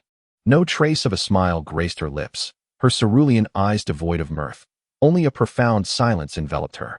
Her beautiful cat ears drooped low, lacking vitality, as if she were not watching a riotous comedy, but rather a tedious political briefing. Lilyth attempted to gently nudge Charlotte's arm at a comedic moment, or softly comment, "Humphrey is bullying Hack again." In response, she received only a hasty, overly accommodating nod from Charlotte, accompanied by a smile more wretched than tears. "Yes, indeed, haha." Her tone dry and devoid of spirit. This was not laughter. It was mere compliance, a humble acquiescence. Lilyth observed this, her heart aching. She yearned for the days in their little villa in Manchester, where Charlotte would hold her while sleeping, her soft, relaxed body carrying a faint scent of shower gel. Like a languid cat trusting its owner, curled up in her embrace, breathing sweetly and evenly. She missed the moments when Charlotte, in a fit of whimsy, would concoct playful mischief, and when caught, would display a vivid expression of prideful defiance mixed with embarrassment. The silver of her cat ears would quiver in frustration, her tail held high, irresistibly adorable. She reminisced about Charlotte nestled on the sofa, laughing heartily at amusing scenes on television, her laughter ringing like silver bells throughout the room. Her cat tail would excitedly swish back and forth, and sometimes she would laugh so hard she'd choke, wiping away tears of joy while exclaiming, "How cruel! The writers are so mean." That natural, relaxed Charlotte, brimming with vibrant life, seemed to have been encased in a thick layer of ice named fear and humility. Following the revelation of that secret, Lilyth's arms continued to embrace Charlotte tenderly, sensing the body within her hold that seemed unable to fully relax, even in slumber. She lowered her head, under the soft glow of the moonlight, gazing at Charlotte's brow, still slightly furrowed in sleep, and the eyelids, veiled by long lashes, that seemed to carry a hint of unease. With warm fingertips, laden with boundless affection, she gently brushed Charlotte's furrowed brow, attempting to soothe that trace of sorrow. A silent sigh echoed deep within Lilyth's heart. She understood that her master would not easily recover from such a profound psychological shock. The disparity of identity, the fear of secrets being controlled, and the disorientation stemming from this reversal of their relationship weighed heavily upon Charlotte's heart, binding it like a formidable shackle. Yet, Lilyth's violet eyes flickered with a gentle, yet resolute light in the darkness. She could not remain passive indefinitely. She could not allow Charlotte to continue living in fear and humility. She longed to witness her master once again display that carefree smile, tinged with a hint of playful arrogance. She yearned to embrace the soft, relaxed Charlotte who would tease and frolic with her. Time may soothe all wounds. But she did not wish to wait idly. Her master needed assistance, a guiding hand to lead her out of this self-imposed quagmire. Lilyth's gaze deepened, akin to the tranquil depths of the ocean, as thoughts began to stir silently like waves of contemplation. How could she swiftly shatter this layer of ice? How could she help Charlotte rediscover her sense of security, understanding that regardless of who she was or whether she possessed magic, she was Lilyth's one and only cherished master, worth protecting with her very life? How could she encourage Charlotte to once again reveal her true self before her, unburdened, even if it meant complaining, grumbling, or displaying a touch of caprice? A plan, gentle yet tinged with cunning, began to take root in Lilyth's astute mind, spreading like vines beneath the moonlight. She needed an opportunity, one that would compel Charlotte to momentarily set aside her fears and instinctively respond. Perhaps it could begin tomorrow? A subtle yet determined curve graced the corner of Lilyth's mouth, unseen by Charlotte. She embraced the catgirl in her arms a little tighter, as if to convey her strength and resolve. The moonlight flowed like water, quietly streaming through the vast and empty bedroom, enveloping the two girls as they slept in each other's arms. One curled slightly in restless slumber, while the other, awake, silently brewed a warmth to thaw the icy barriers. Chapter 54. The morning queen consciousness sank into a chaotic sea of fatigue. There were no nightmares, only a heavy void, as if even the soul had grown lethargic from the exertions of the previous day. Suddenly, a sensation that could scarcely be classified as pain, yet was unmistakably clear, struck with an undeniable command, akin to a cold whip-esque crack, precisely landing on Charlotte's exposed calf beneath the thin blanket. Ugh! Charlotte jolted awake. Akin to a cat whose tail had been stepped on, her body springing upright in an instant. Her silvery hair cascaded chaotically over her shoulders, and her cerulean cat-like eyes widened in fear, the remnants of sleep instantly banished. She gasped in confusion, her heart racing wildly in her chest, her gaze following the sensation, focusing intently, breath held. In that moment, time seemed to pause. The room was suffused with the crisp and cool air of the morning. The expansive floor-to-ceiling curtains were drawn open only halfway, allowing the golden morning light to cascade in at an angle, casting elongated shadows upon the floor. At the cusp of these shadows stood an ancient high-backed chair, its austere lines seemingly moved to face the bed's foot by an unseen hand at an unknown time. Seated upon it was Lilyth. No, perhaps she was no longer the Lilyth that Charlotte once knew. Her pink hair was meticulously arranged in an elegant updo, revealing a smooth, full forehead and a gracefully elongated neck. The exquisite visage that once bore gentle or bashful expressions now appeared as if cloaked in a layer of frost. Her violet eyes hung low, their long lashes obscuring any trace of emotion, leaving only an air of chilling indifference. She donned a tailored black and white maid's dress, beneath which her long, slender legs were elegantly entwined, encased in sheer black stockings. The stockings accentuated the flawless lines of her legs, extending down to her delicately proportioned ankles. She wore no shoes. One foot lightly touched the carpet while the other hovered slightly above the ground, its arch forming a graceful curve. And her charmingly rounded toes glimmered with a pearl-like sheen in the morning light. This scene possessed a breathtaking intensity. Charlotte's heart skipped a beat, followed by a more vigorous flutter, a nameless urge to rush forward and enfold that cold, haughty face in her embrace. Yet this impulse lingered for less than half a second before being drowned by an overwhelming tide of fear and panic. Lilyth's gaze was far too frigid. Cold as a preserved specimen, rife with unabashed disdain, Charlotte's heart plummeted to the depths, her mind blank. What had transpired? What had she done wrong? Was the reckoning for her exposed identity finally at hand? Surely, she still found her repulsive. The fear surged like an icy tide, threatening to engulf her. Awake? Lilyth finally lifted her gaze, her chilling stare piercing through Charlotte's bewildered countenance like tangible needles. Her voice, once soft, now bore an emotionless flatness, imbued with a condescending command. A waste is merely a waste, devoid of even basic alertness, necessitating my intervention to rouse you. Each word struck Charlotte like an ice pick, sending shivers throughout her being. Get down. Lilyth's chin tilted slightly upward, indicating the foot that dangled in midair. My cleansing? Charlotte's pupils dilated in disbelief. She gazed incredulously at Lilyth's seemingly luminescent guardianship in the morning light, then back to the unfeigned coldness and authority in Lilyth's eyes. Clean. A wave of profound humiliation surged to her head, rendering her cheeks instantly aflame. Yet deep within her heart, a suppressed tremor, akin to a ghostly whisper, began to stir anew. The cold gaze of Lilyth, who loomed above her with an air of regal command, emanated a disdainful authority that inexplicably ignited a disturbing sensation within Charlotte. No, this cannot be. Charlotte abruptly shook her head, striving to cast aside this horrifying thought. Am I losing my mind? However, her slight motion caught the icy violet eyes of Lilyth with precision. In an instant, fury ignited within Lilyth's gaze. How dare she hesitate? How dare she question my command? Her voice ascended sharply, laden with offended indignation and authority. The foot that had been poised in midair suddenly lifted, no longer gracefully touching the ground but propelled by an irresistible force, aimed directly at Charlotte's delicate face, which was etched with confusion and terror. Charlotte could distinctly sense the humiliation welling within her. A profound sense of disgrace rendered her trembling, tears filling her eyes in an instant. Yet what terrified her further was the realization that, under Lilyth's relentless torment, the fear-suppressed sensation, akin to wild grass ignited by flame, began to grow fiercely and uncontrollably. Shivering, Lilyth, the master of the feline with eyes both humiliating and entrancing, stood before her. Those azure orbs, brimming with tears yet refusing to rebel, pierced Lilyth's heart like the sharpest blade. Her heart screamed in desperation, "Stop! Please, do not treat her this way." Fingers dug fiercely into her own thigh beneath the voluminous skirt, so tightly that her knuckles turned white, possibly leaving bruises. As she struggled to suppress the overwhelming urge to pull Charlotte into her embrace and comfort her, she must harden her heart. She must continue this charade. To shatter the icy barrier and awaken the true Charlotte, she needed to embody the coldest of queens, even if her heart was already bleeding profusely. It seemed that mere outward appearances were insufficient. Lilyth's voice, chilling and piercing, carried a cruel playfulness. This mouth of yours, which only provokes my ire, requires a thorough cleansing. As her words hung in the air, she abruptly withdrew, causing Charlotte to tilt her head back slightly with the sudden release of pressure. Charlotte's eyes widened to their limits, her mind momentarily paralyzed. Yet, amidst the utmost humiliation and shock, that damned sensation of reassurance surged through her limbs with even greater ferocity and clarity.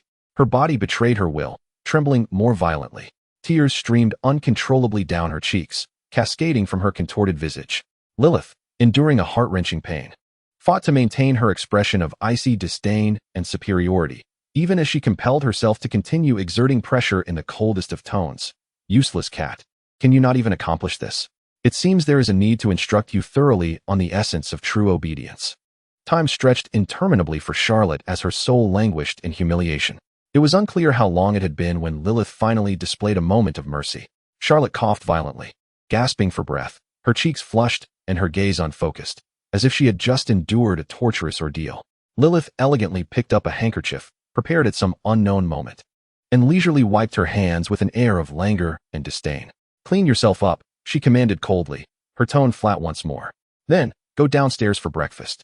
Do not keep Lord Yalvia and Lady Yana waiting too long. Her eyes swept over Charlotte's disheveled nightgown and disarrayed appearance, adding, remember to manage your expressions and words. If either of the lords downstairs detects even the slightest irregularity. She did not finish her sentence, but her icy gaze conveyed everything. Charlotte trembled at the implication. She dared not meet Lilyth's eyes, hastily scrambling off the bed, her legs weak, nearly stumbling towards the bathroom. The cold water splashed against her face, attempting to extinguish the searing shame and tumultuous emotions within her. She gazed at her reflection, her face flushed and her eyes bewildered. Once she had finally changed and mustered the strength to compose herself, she followed behind the impeccably dressed Lilyth, who had returned to her usual maid demeanor, albeit her eyes seemed even more distant than usual. As the two descended the spiral staircase and entered the opulent dining room on the first floor, Yalvia stood by the long dining table with the precision of a finely tuned clock. Her golden locks were meticulously styled, and her deep blue butler uniform was impeccably crisp, devoid of any wrinkles. Her azure eyes remained calm and undisturbed, resembling two fathomless, frigid springs. Meanwhile, Yana sat languidly in the seat of honor, swinging her feet adorned in black leather shoes. She was still clad in an extravagantly ornate Gothic gown, her fiery twin tails swaying gently with her leg movements. Upon spotting Charlotte and Lilyth entering, her emerald cat-like eyes sparkled with unrestrained curiosity, flitting back and forth between the two. "Good morning, Charlotte-chan. Sweet Lilyth." Yana's voice was bright and lively. "How did you sleep last night?" She playfully winked, her meaning clear. Charlotte's body stiffened instantly, a chill racing from her toes to the crown of her head. She felt her cheeks flush uncontrollably once more, a familiar taste rising in her mouth. Daring not to glance at Yana, nor at the expressionless Lilyth beside her, she could only lower her head and mumble, "Good morning, Yana." She approached her seat, sitting down with a stiff demeanor. Lilyth remained quietly positioned a step behind her, adhering to her standard place. Yarvia's gaze resembled a meticulous scanner, subtly gliding over Charlotte's slightly flushed ears, her somewhat rigid posture, and the expression that, despite her best efforts to conceal it, revealed an undeniable hint of discomfort. Her attention briefly settled on Lilyth, and within the depths of her ice-blue eyes, a faint glimmer of intrigue seemed to flicker. "Miss Charlotte appears somewhat unwell." Yarvia's voice was steady and unruffled, devoid of any discernible emotion, yet it caused Charlotte's heart to skip a beat. "No, not at all," Charlotte instinctively denied, her voice betraying a barely perceptible tremor. "I merely just awoke and am still a bit dazed, yes?" Yana, propping her chin in curiosity, leaned closer to Charlotte, her emerald cat-like eyes scrutinizing her face with a blend of mockery and jest. "But Charlotte, your face is so red. Your ears are quite rosy too. Pray tell, did you truly stay up late playing with the adorable Lilyth, who won in World of Warships?" Yana, Charlotte, both embarrassed and anxious, altered her tone, her cat ears trembling in distress atop her head. She instinctively tilted her head slightly, casting a quick glance at Lilyth behind her. Lilyth remained expressionless, her eyelids lowered as if indifferent to the unfolding scene. However, at the very moment Charlotte glanced her way, her lips subtly moved, silently forming a few words. Charlotte understood. Lilyth had said, "Fool, be silent." A tumult of fear, humiliation, and an oddly comforting sense of security washed over Charlotte. She abruptly bowed her head, biting her lip tightly, hesitant to utter another sound. "Why the silence?" Yana pouted in dissatisfaction. Just then, the previously silent Lilyth spoke with a gentler tone, albeit slightly colder than usual. "I apologize, Lady Yana. My mistress may have merely been disturbed by an inconsiderate owl last night, resulting in insufficient rest." Her gaze fell upon Charlotte's crimson ears, and a trace of unperceived compassion flickered in her eyes. The plan has only just begun. Chapter 55. The sigh of deep core. The frigid winds of Siberia crashed against the impenetrable walls of the Truth Research Institute, akin to a colossal beast laden with ice shards, relentlessly battering its fortress-like exterior. Beneath the frozen soil, the core experimental zone was shielded by a heavy lead alloy door, insulating against the surface's chilling -40 degrees, yet failing to dispel the bone-deep cold emanating from the Earth's depths. Within a vast circular analysis chamber, the air maintained a perfect coolness due to the temperature control system, intermingled with the scent of machine oil and a unique metallic aroma left by the dispersion of high-energy particles. A massive curved screen displayed a cascade of incomprehensible complex data streams and flickering three-dimensional structural diagrams, glowing with a spectral blue light. Here gathers a distinguished assembly of intellects from the Institute of Truth, united by their almost obsessive curiosity towards the intricate mysteries intertwining physics and magical energy. High-ranking succubi, lesser succubi, and even a few human researchers granted access due to their exceptional intellect, don heavy, insulated lab coats emblazoned with the emblem of the Crimson Alliance's hammer and magical core. Here, the barriers of rank are deliberately diminished. At least in the face of scientific discourse, a sophisticated algorithm proposed by a lesser succubus, if proven effective, would earn the nod of approval from esteemed succubi academicians. Likewise, a human researcher's unique insight into high-energy particle trajectories might ignite a fervent, academically bound debate. At this moment, however, the atmosphere around the circular conference table in the analysis room is rather delicate. Rather than heated arguments, a silence permeates, infused with confusion, resignation, and a touch of dark humor. At the center of discussion lies a freshly distributed internal technical briefing, signed by academician Essex. With an alluringly succinct title, Deep Core, an exploration of a technology merging magical and nuclear energies. Academician Essex, a figure of immense repute in the Crimson Alliance's scientific community, yet shrouded in mystery, rumored to possess an interest solely in catgirl figurines and rare feline breeds, has once again astonished, or rather, befuddled, the entire institute in his unique manner. Thus, a bespectacled human researcher, his hairline precariously retreating, adjusted his glasses to shatter the silence, his voice tinged with profound bewilderment. Is this the inspiration academician Essex gleaned while, well, amusing himself with cats? He pointed to the remarkably unserious summary of technical characteristics highlighted in bold by Essex himself. The 3 laws of Deep Core. 1. No code. The external magical energy radiation characteristics are exceedingly faint, below the abyss array's background noise threshold encoding 333-698-2501, making detection and tracking nearly impossible. Without a characteristic code, it is akin to a specter. 2. Deep well ice. Operational conditions are rigorous, requiring extreme environmental pressure and ultra-low temperatures for stability. The optimal practice would be to construct a deep freezer buried beneath permafrost or oceanic trenches, essentially a netherworld chamber for the deep core. 3. Power generation. The operation of the deep core is accompanied by bursts of high-energy electrical signals, considerable in intensity, peaking at the GW level. However, both the intensity and frequency are entirely random, unpredictable, and uncontrollable. The yield is non-existent, meaning the deep core enjoys generating power, yet it serves no practical purpose. At the bottom of the briefing, a hand-drawn sketch by academician Essex depicts a colossal metallic sphere buried underground, labeled as the Netherworld Freezer. Within the sphere, an abstract, frazzled cat is illustrated, surrounded by chaotic lightning symbols. Adjacent to it, a hasty scrawl reads, Deep Core, a spark of electricity when the feline overlord is in a good mood? Don't count on it. A young high-ranking succubus researcher could not suppress her laughter, only to quickly cover her mouth, shrinking back under the disapproving gazes of several older colleagues. Yet her eyes were equally filled with a sense of absurdity. The lesser demon researcher, renowned for her expertise in the magical energy detection array, furrowed her brow and pointed to the first line. The sensitivity of the Abyss array already represented the pinnacle of Alliance technology, capturing even the faintest residual signals of magical energy fluctuations. If even the Abyss could not discern its code, what could that signify? It implied that its code was nearly imperceptible on the magical energy spectrum, or perhaps even non-existent. If this characteristic were to be utilized in certain specialized devices, her voice trailed off, a glimmer of insight flashing in her eyes, only to be swiftly replaced by greater concern. Conversely, we cannot locate it ourselves. Debugging, maintenance, how do we address any issues? The greatest dilemma lies with the deep well ice. A demon engineer, responsible for large-scale engineering projects, rapped the table forcefully, her face reflecting the characteristic frustration of engineers confronted with impractical design proposals. Extremely high pressure, ultra-low temperatures, and buried deep, the costs and engineering challenges of such an endeavor could easily fund the construction of 3 additional abyssal main arrays. Moreover, with such significant commotion and unique environmental requirements, how could we possibly evade the watchful eyes of the starry firmament? The spies of the Free Lighthouse are hardly blind. It is likely that the moment we submit our budget proposal, the intelligence analysts will already surmise what infernal contraption we are planning. Her words resonated widely.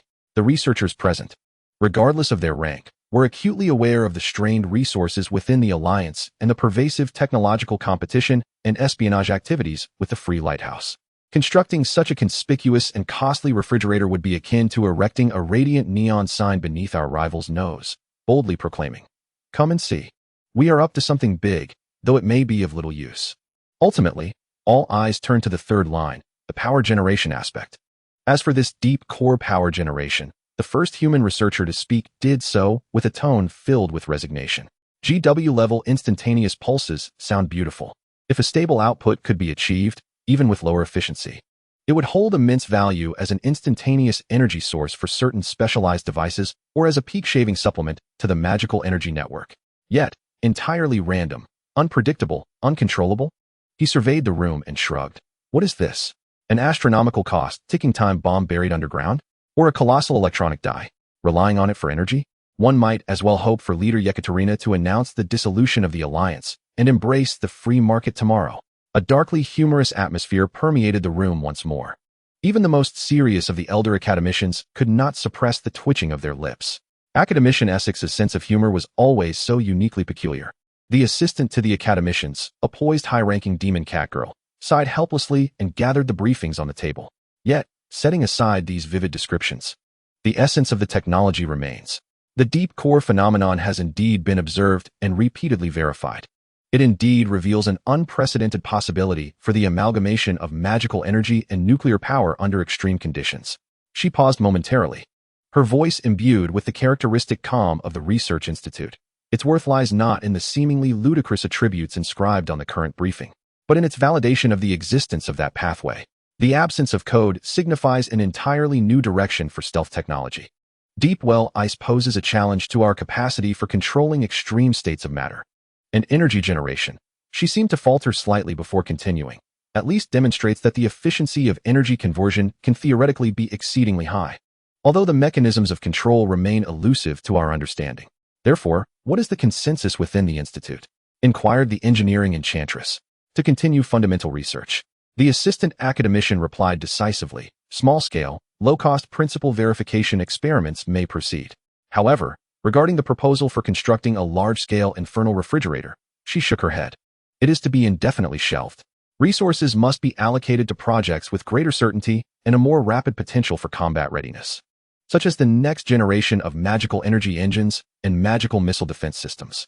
Let deep nuclear research stand as a philosophically laden conundrum presented to us by academician Essex. The meeting concluded amidst an atmosphere tinged with absurdity and regret. Researchers dispersed in small groups, engaging in hushed discussions. Alas, what a futile excitement. I had thought academician Essex had truly devised something revolutionary. There is indeed a revolutionary aspect, albeit with a somewhat misguided direction. Do you suppose she was struck on the head by her cat to conceive such a notion? Shush, do not speak carelessly. She is far from old. And she appears youthful and beautiful. However, the name love-generating power is utterly brilliant. The Alliance's first significant breakthrough in the fusion of magical energy and nuclear power results in a deep well ice that generates love? If this report circulates, it may well provoke laughter from the Free Lighthouse faction. Let them laugh. At least we have initially verified that this path is viable, even though it presently appears to lead to a dead end and a descent into the abyss. Deep beneath the permafrost of Siberia, the Institute of Truth resumed its cold yet efficient operational rhythm. Discussions surrounding deep nuclear research, akin to a small stone cast into a deep well, stirred only a faint ripple before swiftly sinking into the ocean of data, overwhelmed by more urgent and practical research projects. This technical legacy, adorned with paw prints and black humor, has been temporarily archived deep within the Institute's repository, marked as possessing significant theoretical value, yet with bleak practical prospects awaiting subsequent foundational breakthroughs. Only the door to academician Essex's once again solitary office remains. The new cartoon sticker she personally drew, depicting a chibi, frizzy-haired cat girl brandishing lightning, silently conveys the unique status of this seemingly feudal technology in her heart. Chapter 56. Diplomatic Communications Free Lighthouse, New Eden, formerly Washington, D.C., deep within the Strategic Command Center of the Pentagon. The atmosphere is as heavy as lead. On the colossal screen, intricate magical waveform patterns resemble a distorted electrocardiogram, silently narrating an anomaly emanating from some distant corner of the world. Several golden waveforms, ancient and majestic, which should have radiated like the sun, now bizarrely bear a gentle, soft lavender ripple at their terminus, imbued with a hint of covenant significance. The magical characteristic code represented by this lavender ripple is swiftly retrieved and highlighted in the database of the Eye of the Starry Firmament, marked as the Succubus Mastery Seal. Inside the command center, an eerie silence prevails. All the high-ranking succubi and human experts clad in military uniforms or research attire exhibit expressions filled with incredulity and perplexity. The professor, an eminent succubus adorned with gold-rimmed spectacles, breaks the silence with a voice hoarse, as if recounting an outrageous jest. This is impossible. Absolutely impossible. Is the detection array being interfered with? Or have our decoding algorithms faltered? Professor, interjects a young, pale-faced lower-ranking succubus technician responsible for data analysis, her tone resolute. We have verified it 7 times. The original signal originates from the abyssal sharing interface, having undergone secondary enhancement and independent analysis by the starry firmament. The waveform characteristics are unmistakable. That mastery seal is of the highest order, an imprint of a soul contract derived from the bloodline's essence. It indeed clings to the terminus of the origin waveform. Absurd. This is more ludicrous than declaring that the sun rises in the west. Another esteemed succubus scholar exclaims, striking the console with fervor. What is the ancestor? It is the source of all succubi power, a being almost divine. How could it possibly bow to another and acknowledge mastery? This is an affront and subversion of our entire race, of our cognitive framework. What has become of the pride of the high succubi? Where is the dignity of the ancestor? A murmur of discussion rises within the command center, filled with skepticism, shock, and a tinge of inexplicable panic. A high succubus acknowledging mastery? This has long been regarded as the most ancient, unimaginable taboo and disgrace in the annals of succubi governance, especially after the high succubi ascended to absolute dominance, let alone the ancestor herself. At that moment, another segment of the waveform, separately isolated and magnified, captivates everyone's attention. It twists and spirals chaotically, resembling a child's haphazard scrawl, devoid of any discernible pattern. However, when the technician initiates the phase closed-loop analysis program, a spine-chilling revelation unfolds. This seemingly disordered fluctuation, with its starting and ending points in phase space, astonishingly connects perfectly, forming an insoluble, self-enclosed ring. What on earth is this? The professor adjusts her glasses and leans closer to the screen, her brow furrowed in a tight knot. Energy fluctuation? Unlikely. Magical energy signal? The structure is entirely unfamiliar. Its entropy is terrifyingly low. This defies scientific understanding. It is not even magical energy. A closed-loop, low-entropy chaos? This itself is a paradox. It cannot be analyzed. Professor. The voice of the technical officer was tinged with frustration. The database yielded no matches.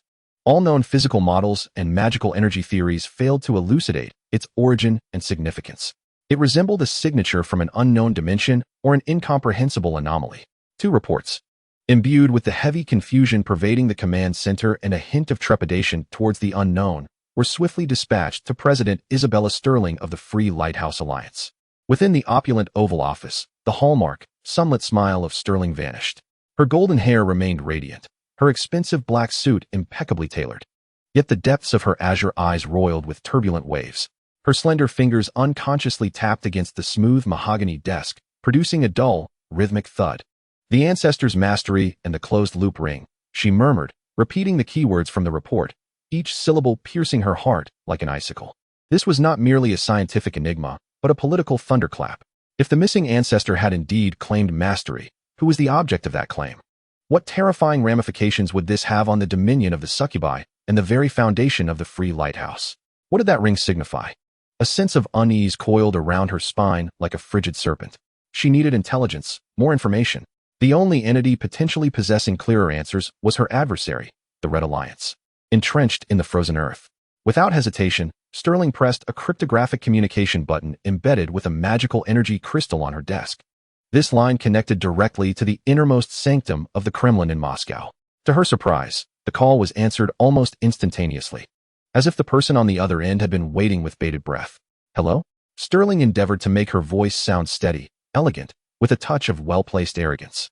However, barely had she uttered a syllable when a cold, deep voice, imbued with an absolute sense of control, cut in forcefully, akin to the icy winds of Siberia. Instantly freezing the atmosphere she sought to cultivate, the ancestor's mastery and the ring's oscillation. On the other end, Yekaterina Ivanovna Voroshilova's voice remained devoid of fluctuation, yet accurately struck at the 2 deepest questions in Sterling's heart. Are you perhaps inquiring about these 2, Sterling? The smile on Sterling's face stiffened abruptly. A wave of intense frustration surged within her. She had anticipated this. Damn it. The abyssal array of the Red Alliance was indeed a tier above her own celestial eye. Not only had they detected it, but they might have even analyzed more. Her call felt like an inadvertent invitation for her to be mocked. Sterling sensed her blood pressure rising. She took a deep breath, forcing herself to remain composed. While her mind raced to calculate the budget necessary to bridge this technological gap, the societal welfare projects that would need to be sacrificed, and the extent of the impending parliamentary outrage. Ultimately, all her resentment and indignation coalesced into a sigh imbued with frustration. Yes, Sterling's voice bore a hint of dryness, as she reluctantly acknowledged her company's temporary obsolescence. I wish to understand your discoveries of the abyss. Each word felt like a knife slicing through her flesh. On the other end of the line, a faint, almost illusory chuckle resonated. The laughter was brief, yet laden with disdain, mockery, and an unmistakable realization of superiority, piercing Sterling's most sensitive nerves like a heated steel needle. In an instant, Sterling's composure shattered. The facade she had maintained crumbled under the weight of her fury. A surge of anger surged to her head, and an expletive, one typically reserved for the streets, nearly escaped her lips. Two syllables, brimming with hostility, erupted uncontrollably from her clenched jaws. Just as the expletive was about to spill forth, Sterling's formidable political instincts and the last vestiges of her reason seized control of her unruly vocal cords. Her voice took a jarring turn at its peak, akin to a rooster caught by the neck. What intelligence do you possess, Red Alliance? Yekaterina, do not play games with me. Her voice escalated sharply, infused with a forced restraint against her seething rage and humiliation. A moment of silence enveloped the line. Sterling could almost envision Yekaterina's icy visage, sculpted like a statue, revealing a bemused, almost mocking expression in that stark Moscow office. Like a languid white dragon, she seemed to take pleasure in watching her prey's futile struggles and disarray. Sterling could almost hear the silent scoff from the other side. Look, the president of the Free Beacon, the epitome of grace, is merely human after all. After a few suffocating seconds of silence, Yekaterina's cold voice resurfaced, unhurried, as if nothing had transpired. The abyss's positioning accuracy indeed surpasses that of your star dome. She unreservedly confirmed the technological disparity, pinpointing the signal source in Western Europe. Both signals. Sterling's heart plummeted. Western Europe. That was one of the core spheres of influence for the Free Beacon. The progenitor or the entity recognized by the progenitor was, astonishingly, right under their noses. And that enigmatic circular fluctuation, what about its precise location? Sterling queried urgently, her earlier ire supplanted by profound unease. Unable to determine an exact location, Yekaterina's response was succinct and decisive. The signals were exceedingly weak and interfered with by some unknown force, only allowing for a general area stretching from the British Isles to eastern Germany. The abyss is diligently analyzing the source of interference and attempting secondary positioning. Should there be any progress, we will share it in accordance with the convention. She paused momentarily before adding, as for the Truth Research Institute concerning the circular wave, it too finds itself at a loss. It transcends all existing knowledge. Sterling fell silent. The scope of Western Europe remains excessively vast, yet at the very least, it is preferable to searching for a needle in a haystack. That circular phenomenon is beyond even the comprehension of the Red Alliance. Yekaterina. Sterling's voice regained a semblance of calm, yet still bore a weighty gravity. What does the acknowledgement of the progenitor signify? We are both acutely aware of the subversion that lies behind this. We must prepare for the worst. Yekaterina interrupted her directly, her tone as cold and unyielding as iron. Regardless of what that implies, and no matter who has been acknowledged, as long as their existence poses a threat to the foundational dominance of the succubus race. You know what must be done, Sterling. Set aside your notions of freedom and democracy. In the face of racial survival, all is expendable. The call was abruptly terminated, leaving only a series of busy signals. Sterling clutched the receiver, her knuckles whitening from the pressure. Yekaterina's final words struck her heart like a chilling hammer. She understood all too well. But sacrifice? Who would assume the role of the sacrificial lamb? Meanwhile, within the Kremlin's office, resembling a fortress of steel, Yekaterina slowly set down the similarly styled but dark red receiver. Her silvery gray hair shimmered with a metallic luster under the cold fluorescent lights. And within the depths of her blood-red eyes, darker currents surged, more profound than those felt by Sterling. She rose and approached the enormous floor-to-ceiling window, where the snow-covered, somber nightscape of Moscow lay beyond. Western Europe, she murmured softly, her fingertips unconsciously tapping against the cold, bulletproof glass. What she did not disclose to Sterling was that just hours prior, a briefing from a clandestine source had landed on her desk. The esteemed Essex, who had submitted that preposterous report on deep core research, had declared a vacation. Now, she was aboard her private jet, accompanied by her most favored assistant, a succubus with unparalleled catgirl mimicry abilities, whose flight path was conspicuously directed towards Western Europe. This somewhat unreliable academic had labeled her purpose as tourism, to investigate Western cat breeds and the trends of catgirl mimicry. Tourism? Investigating cats? A faint, affectionate yet exasperated smile graced Yekaterina's lips. In the face of this enigmatic scholar, whose intellect rivaled her own, and who held immense prestige within the Red Alliance's research community, she, known for her iron-fisted leadership, found herself utterly powerless. Intellect could not surpass her. Essex was the Red Alliance's recognized foremost expert in theoretical physics and magical energy studies. In terms of magical prowess, both were among the elite of high-level succubi, and in a confrontation, the outcome would be uncertain. As for reputation and standing, Essex's position within the research community was, in many respects, even more transcendent than that of Yekaterina as a political leader. What, Essex, have you sensed? Or are you merely indulging in the whimsical pastime of petting cats? Ekaterina's blood-red eyes narrowed slightly as she gazed towards the west of Europe, where a mist enveloped the region, obscuring even the depths of the abyss, and she could only hope it was the latter. She picked up the briefing on deep cores from the table, her fingers gliding gently over the sketch of a frizzy catgirl and lightning drawn by Essex. Skimming over the words no code, love to generate. The center of the storm lay in Western Europe, and the fuse of this tempest seemed to be in the careless grip of a deep-well-ice scholar who was fond of catgirls. Ekaterina could only wish that this capricious scholar was indeed merely on a leisurely trip.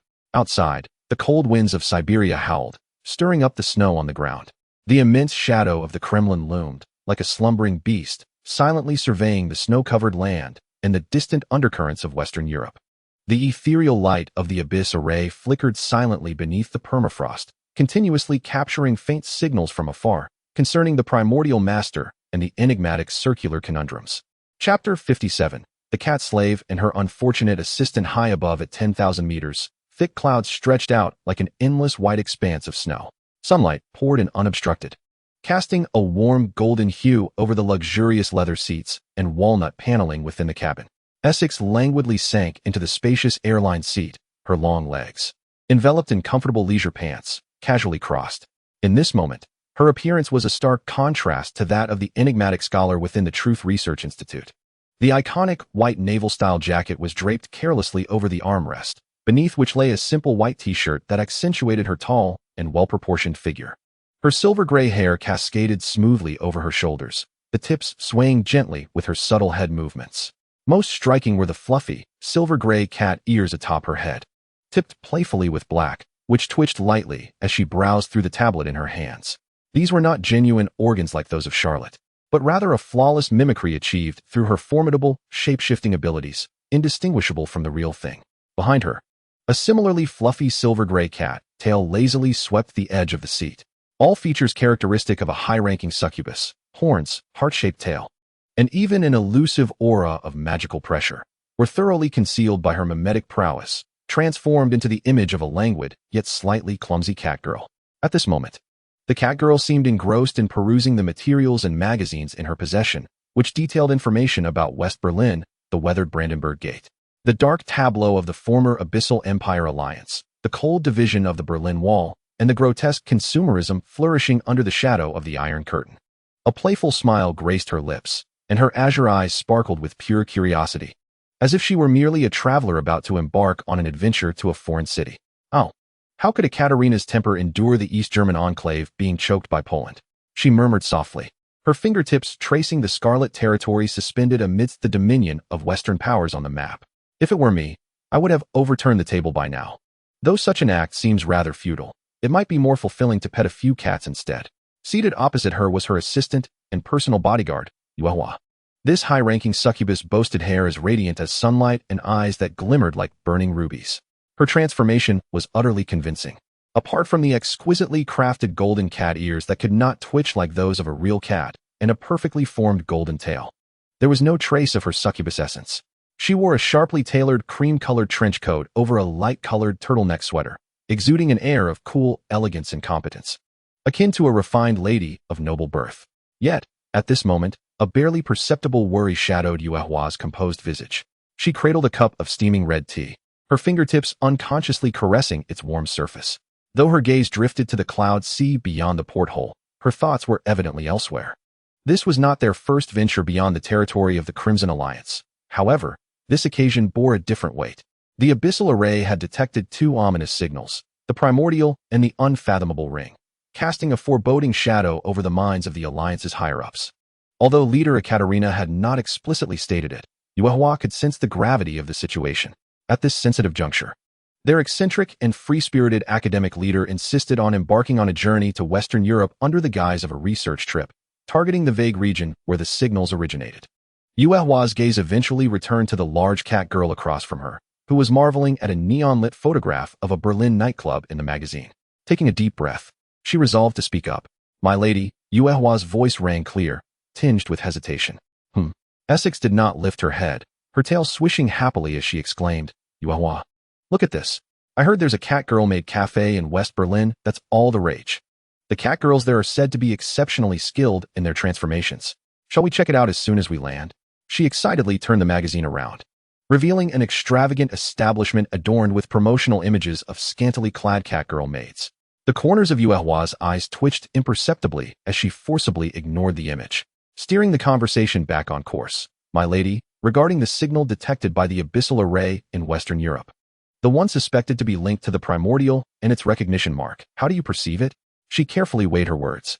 Leader Ekaterina seems to regard it with great seriousness. "Do you think it would be wise for us to proceed at this time?" "Oh, that matter."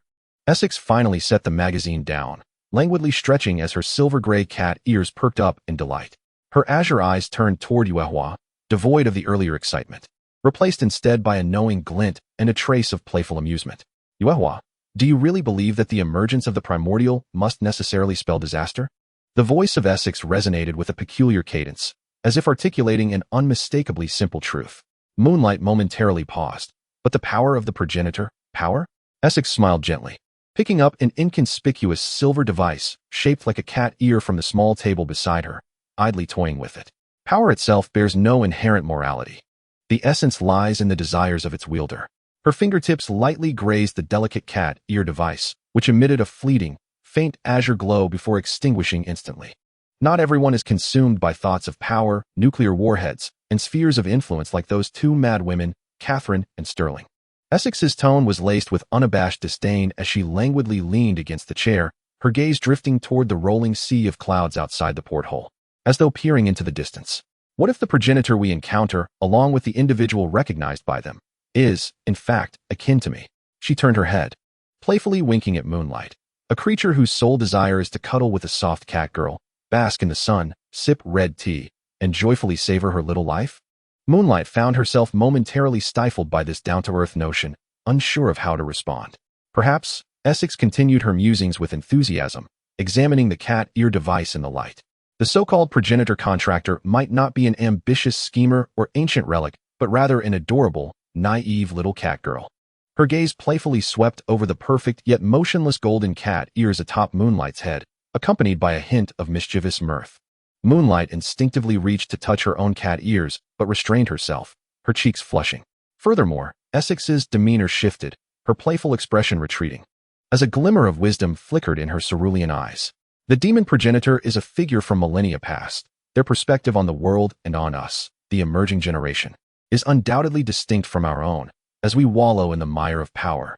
She led her kin to find a path of survival amidst the brink of annihilation, willing to sacrifice herself for such wisdom, insight, and resolve. Essex spoke with genuine respect. "She is undoubtedly a perceptive and discerning great figure. I do not believe she would emerge merely to wield the progenitor's scepter, forcibly dismantling the imperfect yet functioning order that we, the younger generation, have established. As for personally restoring the ancient imperial system of the progenitors," she scoffed lightly, shaking her head, her silvery cat tail swaying as if dismissing a tedious thought. "Such a notion is nothing more than a ludicrous jest. Times have changed, and so have the rules of engagement. I am certain she understands this better than anyone." "Perhaps." Essex once again picked up the magazine, flipping to a photograph of a stray cat basking in the sun on the streets of West Berlin. A tender smile graced her lips as she gazed at the languid orange feline. What she yearned for most at this moment was to find a quiet place to soak up the sun, pet a cat, and observe how her inept descendants might shape the world. Moonlight, observing the resolute yet dreamy expression of her esteemed colleague, felt a sense of unease that had not entirely dissipated, yet was inexplicably soothed. Could it be that the seemingly whimsical intuition of the esteemed scholar was indeed closer to the truth than cold, hard analysis? She refrained from further inquiries, silently lifting her cup of red tea and savoring a delicate sip. Her gaze drifted once more to the porthole, fixating on the approaching continent of Western Europe, shrouded in mysterious signals and impending storms. Meanwhile, Essex immersed herself once again in her collection of cat images and travel guides for Berlin, her fingers unconsciously toying with the tip of her silver-gray cat tail, as if contemplating which cat cafe to visit first upon arrival. Unbeknownst to her, the seemingly inconspicuous cat ear hairpin beside her was discreetly housing a micro-deep core detection unit, operating in an absolute stealth mode, continuously and quietly scanning the environment of the continent below, silently recording every subtle anomaly.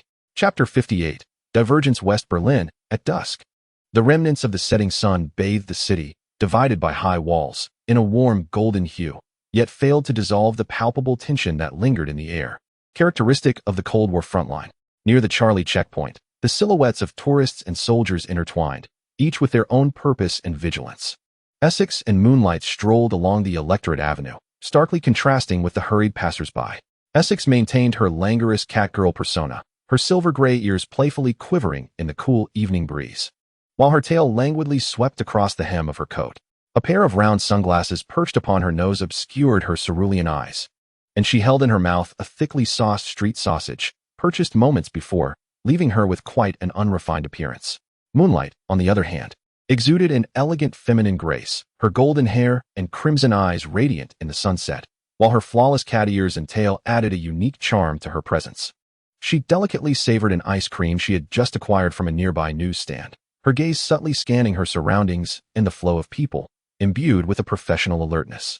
"Ugh, this sausage is a bit too sweet," Essex mumbled, taking another hearty bite. "I still prefer the snacks from Moscow, though this one's quite crispy." "Esteemed scholar, do take your time," Moonlight gently reminded her, offering a napkin. Just then, a cacophony of buzzing and irritating ringing emanated from Essex's coat pocket. The volume of sound drew the attention of several passers-by nearby. Essex paused, a half-eaten sausage perched between her lips, and slowly extracted a rather cumbersome mobile phone from her pocket, a relic of this era. The screen flickered incessantly, displaying missed calls and message notifications from various countries and institutions. Free University of Berlin Physics Department invites for a lecture, European Magical Energy Research Association urgent contact. Frankfurter Allgemeine Zeitung requests an exclusive interview. École Normale Supérieure. It was evident that the Western academic community and media had learned of the arrival of the enigmatic Essex, a luminary in the scientific realm, in West Berlin. Invitations, interview requests, and meeting solicitations surged forth like sharks scenting blood, eager to seize this rare opportunity. Essex's azure eyes, veiled behind sunglasses, scanned the incessantly flashing notifications, her lips curling downward into a blend of annoyance and resignation. "Ugh, how tiresome," she murmured, her hesitation non-existent as she decisively pressed the power button. The irritating ringing and vibrations ceased abruptly, and the world fell into tranquil silence. Casually, she discarded the now useless phone, tossing it over her shoulder as if it were refuse. Moonlight, seemingly forewarned, reacted with swift precision, catching the phone with grace. Her movements fluid and elegant. Holding the still warm device, she contemplated the Western scholars now likely exasperated by the incessant busy signal. A faint smile crept onto Moonlight's cool visage, which she quickly suppressed with her other hand, her shoulders quivering slightly. "Take care of it, my little assistant," Essex remarked nonchalantly, refocusing on her sausage. "If it rings again, toss it into the Spree River to feed the fish." "Yes, ma'am," Moonlight replied, stifling her laughter as she stowed the phone in her small bag. She understood that the capricious academic was indeed capable of such antics. Yet, while Essex appeared engrossed in street food and lamenting Western tastes, her left hand, concealed beneath her loose coat, was engaged in a markedly different endeavor. Her fingers moved deftly and silently within the pocket, delicately adjusting what seemed to be an ordinary cat ear hairpin, her handcrafted detector based on deep core technology. Inside the hairpin, a minuscule detection unit, utilizing non-coding characteristics, continued to scan the surrounding magical energy background at an exceptionally low power, existing in a near-perfect state of concealment. It filtered out the chaotic magical fluctuations generated by ordinary succubi and human activities, functioning like the most meticulous sieve, solely focused on capturing the anomalies emanating from the deeper structures of space-time. The gaze behind the sunglasses of Essex appeared to casually sweep across the shop windows, cafes, and the faces of pedestrians. Yet her mind remained intensely focused on the faint feedback emanating from the probe's core, nearly imperceptible. This was the true purpose of her journey, to seek out the individual who had shattered the barriers of time and dimension. The pivotal source behind the ring-like fluctuations captured in the abyss and the starry expanse. According to her unique model of temporal disturbance, derived from the principles of deep core theory, this entity should presently be concealed within an anomaly on the soil of West Berlin. Essex had chosen not to disclose this matter to Yuehua, not out of distrust in Yuehua's capabilities or loyalty. Her assistant and protector demonstrated impeccable professionalism, proving indispensable in both daily care and crisis management. However, Essex lightly tapped the cold metallic surface of the probe, sending a fine-tuning command. At critical moments, especially when secrets that transcended conventional understanding, and might even shake the very core of the established order, were at stake, Yuehua might not be entirely dependable. In Essex's mind, the image of Ekaterina's cold, piercing, blood-red eyes, as unyielding as the frozen Siberian soil, emerged. Although Yuehua had never explicitly conveyed it, Essex, with her almost uncanny insight and the intricate web of information within the research institute, had long suspected that Yuehua was perhaps more than merely her assistant. She might very well be Ekaterina's eyes, a safeguard ensuring that this most precious yet unpredictable strategic asset of the Red Alliance would not engage in any excessively reckless actions. Thus, regarding the probe's true objective and her conjectures and expectations concerning the anomaly, Essex opted for temporary concealment. She needed to confirm it alone, to engage with this potentially world-altering variable without any external scrutiny. Yuehua, Essex swallowed the last bite of her sausage, licking the sauce from her fingers, her voice returning to a languid tone. It seems there's a charming bookstore ahead. Shall we take a look? We might discover something intriguing. She pointed towards a quaintly decorated shop at the corner, its window brimming with books. Very well, academician, Yuehua replied with a nod. Though her gaze inadvertently flickered towards Essex's left hand, which seemed to rest casually in the pocket of her trench coat, she keenly noted an almost imperceptible, unnatural movement within that hand. A fleeting doubt skated through the heart of the golden-haired, crimson-eyed assistant, yet she maintained an impeccable facade of compliance and calm. The two proceeded toward the bookstore, their figures merging into the throng of Berlin's twilight, a seemingly leisurely quest for novels, accompanied by a dutiful guardian. Within the pocket of the Essex trench coat, a diminutive cat-ear detector persistently and silently scanned every nook and cranny of the city, in search of that singular, otherworldly noise. A particular indicator light at the core of the detector flickered faintly upon scanning a specific direction. Beneath the Essex sunglasses, her cerulean eyes sharpened to a razor's edge, resembling frozen sapphires. Her steps momentarily faltered, almost imperceptibly. Chapter 59, A Trap? Essex languidly flipped through a whimsical novel adorned with elaborate covers, depicting tales of catgirls and love. In her azure feline gaze shimmered a pure, mischievous glint, as her fingertips unconsciously curled around the fluffy tip of her silvery cat tail. Though this premise is a touch cruel, the angle is rather intriguing, she murmured softly, a playful smirk gracing her lips, completely immersed in her nicapora. Standing a few paces away, Yuehua, with meticulously arranged golden locks, cast her ruby-like gaze through the bookstore window at the deepening twilight, then returned her attention to her master, who bore an air of utter nonchalance, gracefully cradling several novels that Essex whimsically desired to purchase. Entirely unrelated to their current mission, she silently sighed. Ahem. Yuehua's voice flowed like a clear spring over stone, calm yet tinged with a subtle note of caution. It is getting late. The cake you mentioned earlier? Ah, yes. Essex seemed to awaken from her catgirl universe, her silver ears twitching abruptly, her cerulean eyes suddenly ablaze with fervor for culinary delights. It's that sweet dream workshop at the corner. Tell them I want their signature lava black forest cake, but absolutely no cherries. Cherries are heretical, and the chocolate layer must be thickened, with the lava infused with raspberry sauce. It must be freshly made. You need to witness the chef personally stirring the batter. You must be there the moment the thermometer pierces the cake batter. The texture must be nothing short of perfection. She gesticulated animatedly, articulating an array of demands that bordered on the unreasonable. The corners of Yuehua's mouth twitched almost imperceptibly. She understood the implications of these requests. The chef would be making it on-site, under constant supervision, and the specially customized flavor would take no less than 2 hours to prepare. A flicker of doubt crossed her eyes. Yet her ingrained habit of obedience and tolerance towards Essex's capriciousness prevailed. Although Essex's actions were often erratic, she had never truly faltered in serious matters, or so it seemed. Understood, Yuehua replied with a slight nod, her demeanor impeccable. I will ensure the cake meets your exact specifications. Please remain here and do not leave the bookstore. She emphasized the final sentence, her ruby eyes deeply scrutinizing Essex, laden with unspoken warnings and concern. Rest assured, Essex waved the catgirl novel in her hand, her smile radiating innocence and charm, while her cat tail swayed with delight. Such an intriguing book remains unfinished. I have no intention of going anywhere. Hurry back. My dear Yuehua, for my cake cravings beckon. Watching Yuehua's tall and graceful figure vanish at the bookstore entrance, blending into the throng of twilight, she headed towards the corner patisserie, destined to endure a chef's nightmare. The harmless, languorous smile on Essex's face receded like a tide. With a swift motion, she returned the maddening catgirl novel to its rightful place on the shelf, her movements fluid and devoid of excess. The azure hue of her cat eyes instantly lost all warmth, becoming as frigid as the depths of a Siberian tundra. Without a moment's hesitation, her slender fingers delved into the lining of her cream-colored trench coat. Seemingly at random, she pressed her fingertip against her abdomen, activating an intricate demon rune that appeared to be composed of flowing liquid sapphires, its ethereal blue light flickering and vanishing in an instant. As if a spell was broken, the adorable illusion cloaking her silently disintegrated. The fluffy silver-gray cat ears and bushy tail faded away as if erased by an eraser. In their stead, elegantly protruding from her silver-gray locks were curving horns, meticulously sculpted and gleaming with a cold sheen. A slender, agile demon tail, tipped with a unique heart shape, quietly descended from her back, exuding a dangerous allure that starkly contrasted with the previous feline charm.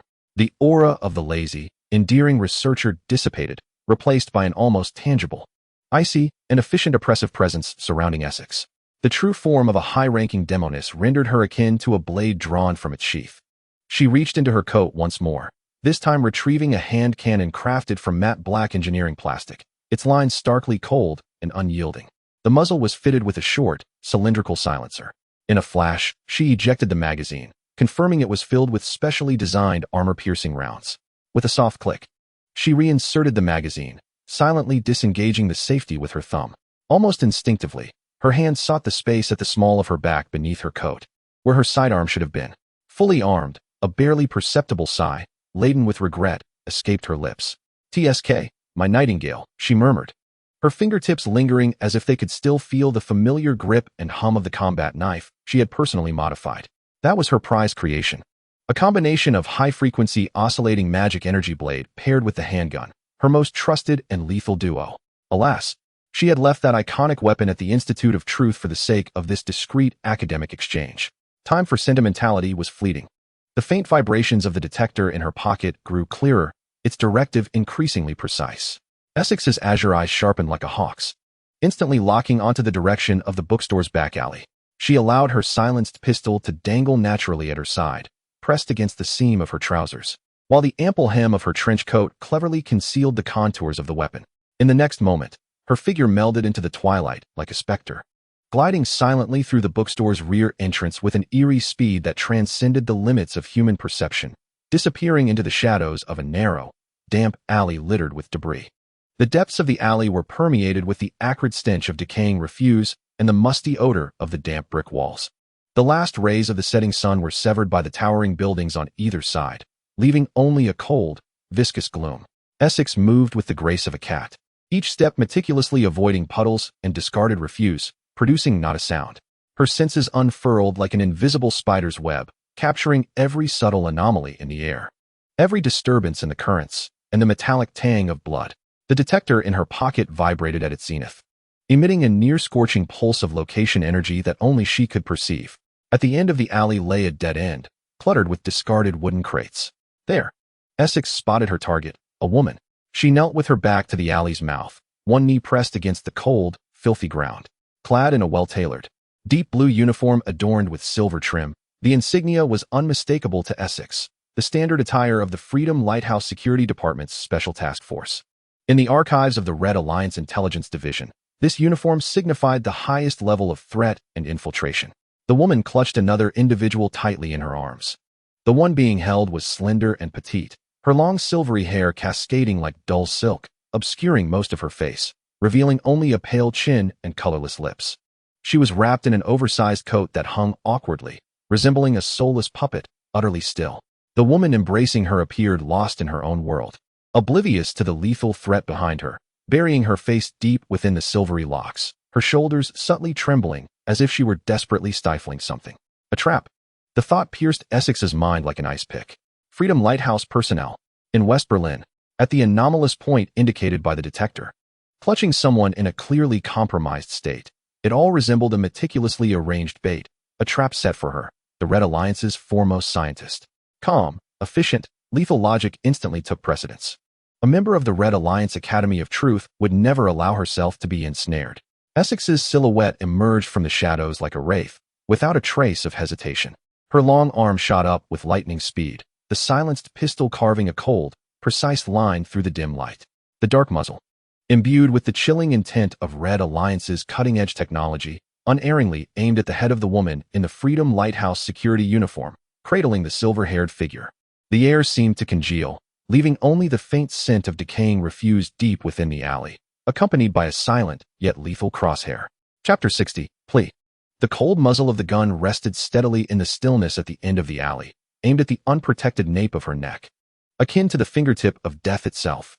Essex's voice, stripped of all languor and mockery, resonated with a chilling intensity reminiscent of Siberian permafrost, piercing through the musty odor and profound silence of the alley. When did your operatives from the Liberty Lighthouse Security Department begin ambushing a defenseless scholar amidst the refuse of West Berlin? Her words dripped with deliberate sarcasm, her azure eyes sharp as blades, vigilantly scanning the surrounding shadows, attuned to any potential ambush. There was nothing, aside from the two figures before her and the heavy atmosphere of despair. This only deepened the uncertainty within her. The assailants donned uniforms emblematic of the Liberty Lighthouse's elite operatives, yet even with the prowess akin to that of Ekaterina, Essex remained unperturbed. She possessed unwavering confidence in her abilities. Her extraordinary reservoir of magical energy and deft control could shatter any blockade. Not to mention the delightful surprises her deep-core gadget could conjure. Escape? A mere trifle. She even had the leisure to ponder the subtle differences in the uniform's design compared to the archival imagery from the Institute of Truth. Perhaps it was a touch more ornate? Yet, such musings were trivial in the present moment. However, the anticipated eruption of retaliation, threats, or the chilling spectacle of negotiation did not materialize. The figure cradling the silver-haired woman trembled violently. Then, a hoarse, fractured voice emerged, seemingly forced from the depths of her soul, imbued with a heart-wrenching desperation. Please. Her voice was choked with anguish, and without turning, she clutched the delicate figure in her arms tighter, as though it were her only lifeline. Save her. I beg you, save her. A plea? Essex's gun remained unwavering. Yet her brow arched imperceptibly. This was entirely unexpected. An agent from the Liberty Lighthouse Security Department, after being suspected of an ambush by a top-tier scientist from the Red Alliance, was first inclined to plead for her companion? Absurd. Yet her gaze, uncontrollably drawn like a moth to a flame, fixated on the lifeless silver-haired form nestled in her arms. The perception of a high-level succubus far exceeded that of ordinary beings, and Essex was a paragon among them. With but a glance, her azure pupils constricted sharply. No, the silvery strands of hair, the faintly discernible, exquisite contours belonging to a high-level succubus. This was undoubtedly a high-ranking succubus of the Red Alliance. Moreover, judging by the nearly obliterated aura of her life force, she had once been immensely powerful, at least an elite warrior. However, what sent a chill down Essex's spine was the utter absence of any magical flow emanating from the other party. Not a trace, not a whisper. It was as if a well had been completely drained, extinguished to the point of desolation. This was no mere weakness or seal. It was a form of fundamental deprivation. Coupled with the fact that the lower abdomen of the individual was obscured by an ample coat, yet still emanated a curse that instinctively repulsed her, the answer loomed large. More terrifyingly, as a little-known master of soul magic from the Crimson Alliance, Essex habitually endeavored to perceive the soul's vibrations of others. Yet her consciousness plunged into a void. It was neither slumber, nor unconsciousness, nor simple confusion of awareness. It was disintegration. It was hollowness. It was the remnants of a soul violently torn asunder, reduced to a lifeless ember. A sealing curse combined with some arcane technique that incinerates the soul. Essex's heart sank heavily. She could almost immediately surmise the unspeakable torment her unfortunate kin had endured, a cruelty beyond imagination. And as for the perpetrator of such torment, her gaze turned icily cold, akin to a poisoned ice pick, once more fixated upon the uniformed Veronica of the Free Lighthouse Security Department, an elite warrior of the Crimson Alliance. Reduced to this state by the agents of the Free Lighthouse, did one need to guess? This woman, seemingly pleading before her, was almost certainly the architect of this suffering. Name. Essex's voice emerged even colder than before, devoid of inflection, as if inquiring about the identification numbers of two items. The muzzle remained firmly trained on Veronica's head. Both of you. Veronica shuddered again, evidently expending tremendous effort to suppress her cascading emotions. She finally turned her head with great stiffness, revealing a face thoroughly drenched in tears and despair, yet still radiating remarkable beauty. Her once cold, sharp violet eyes now reflected boundless pain and a humble plea. Veronica. Veronica Kanglen. She struggled to articulate her surname, a name that in the Free Lighthouse signified prominence and power, now feeling like a heavy shackle. I am Elia Ainsnow. As she spoke this name, tears surged forth once more, her voice laden with piercing regret and agony. Kanglen, Ainsnow. These two surnames struck Essex like bullets, precisely hitting a corner of her memory long shrouded in dust. A fleeting moment of bewilderment flickered across her frigid countenance. Kanglen family. Ainsnow family. She remembered, not out of concern for politics, but due to the scattered records archived in the Research Institute's historical database, chronicling the brief period of camaraderie between the two factions during the Abyss Empire era. These two families had once symbolized the friendship between the Free Lighthouse and the Crimson Alliance, and it was said that the matriarchs shared a close bond, with even the younger generations having engaged in innocent exchanges. She faintly recalled a blurred, old photograph depicting two little girls in exquisite dresses frolicking in a garden, the sunlight dazzling and bright. And then, the iron curtain of the Cold War descended. The once blooming garden of friendship instantaneously transformed into a desolate wasteland of hatred.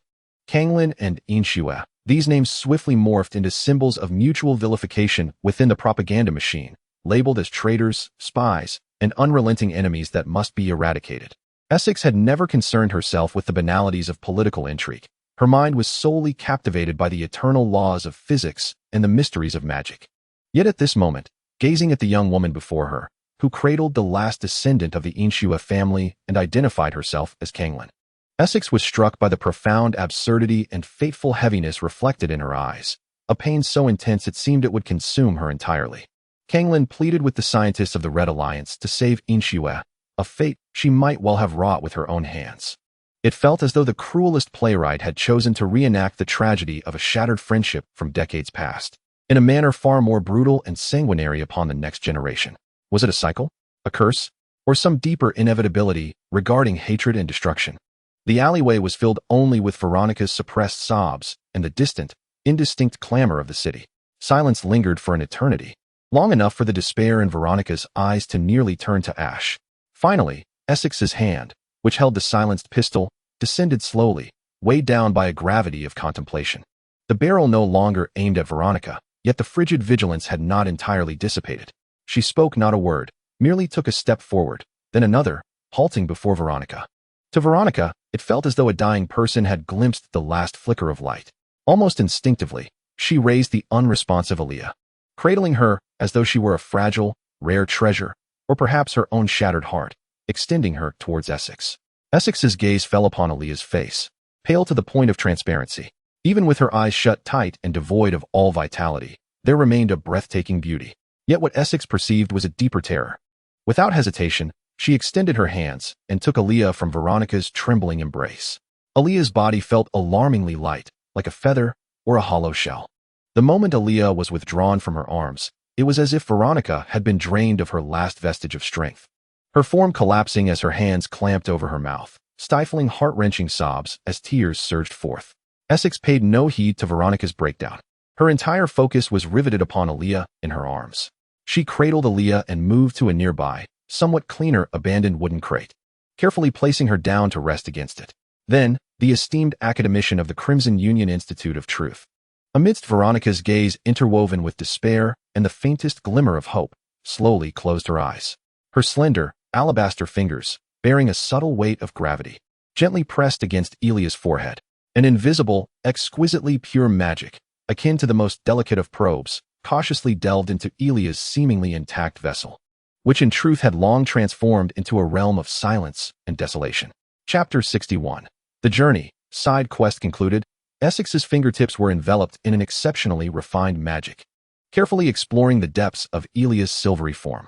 Her brow furrowed tighter, her azure eyes tightly shut, beads of cold sweat even forming at her temples. This was not a healing. It was an archaeological endeavor amidst the ruins of a soul. What her perception encountered was a disquieting, boundless desolation. The sealing curse coiled around Elia's life force like a frigid, malevolent serpent, fiercely clamping down and utterly severing the cycle of magic and vitality, rendering it a frozen sea of death. This was already a fatal deprivation. Yet, more terrifying was the vision at the level of the soul. Essex beheld not mere chaos or damage. It was a celestial expanse, thoroughly shattered. The stellar memories, emotions, will, and self-awareness that constituted Elia's very essence had not merely fractured. They had been ground into the finest dust by a ferocious force, transforming into a void suffused with desolate particles. The remnants bore no connection to one another. Akin to the cooled debris of a cosmic explosion, forever incapable of reassembling into any meaningful pattern. Essex's heart plummeted to the depths. As a pinnacle entity in the realm of soul magic, she understood all too well what this entailed. She could mend fractures, bridge gaps, and even guide lost fragments of souls back to their rightful places. However, the sight before her was akin to demanding she reshape a collection of sand grains into an exquisite porcelain figure and breathe life into it. This transcended the boundaries of magic, encroaching upon the domain of creation itself. She slowly withdrew her fingers, a profound sense of impotence washing over her, inducing a wave of dizziness. She gazed at the location of Elia's abdomen, where, even through fabric, the ominous sealing curse rune seemed to sear her perception. She recognized this entity well. It was documented in the forbidden archives of the Institute of Truth. This was the most thorough denial and desecration of the life force of a succubus. To dispel it, she found herself incapable. The level of power required likely entailed the very laws governing the existence of the succubus race. Perhaps only that legendary being who had forged the entire race could accomplish such a feat. Essex exhaled deeply, burdened by an overwhelming weight.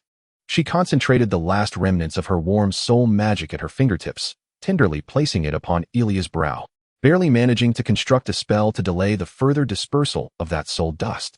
It is akin to surrounding a crumbling sand tower with a flimsy fence, barely offering any solace.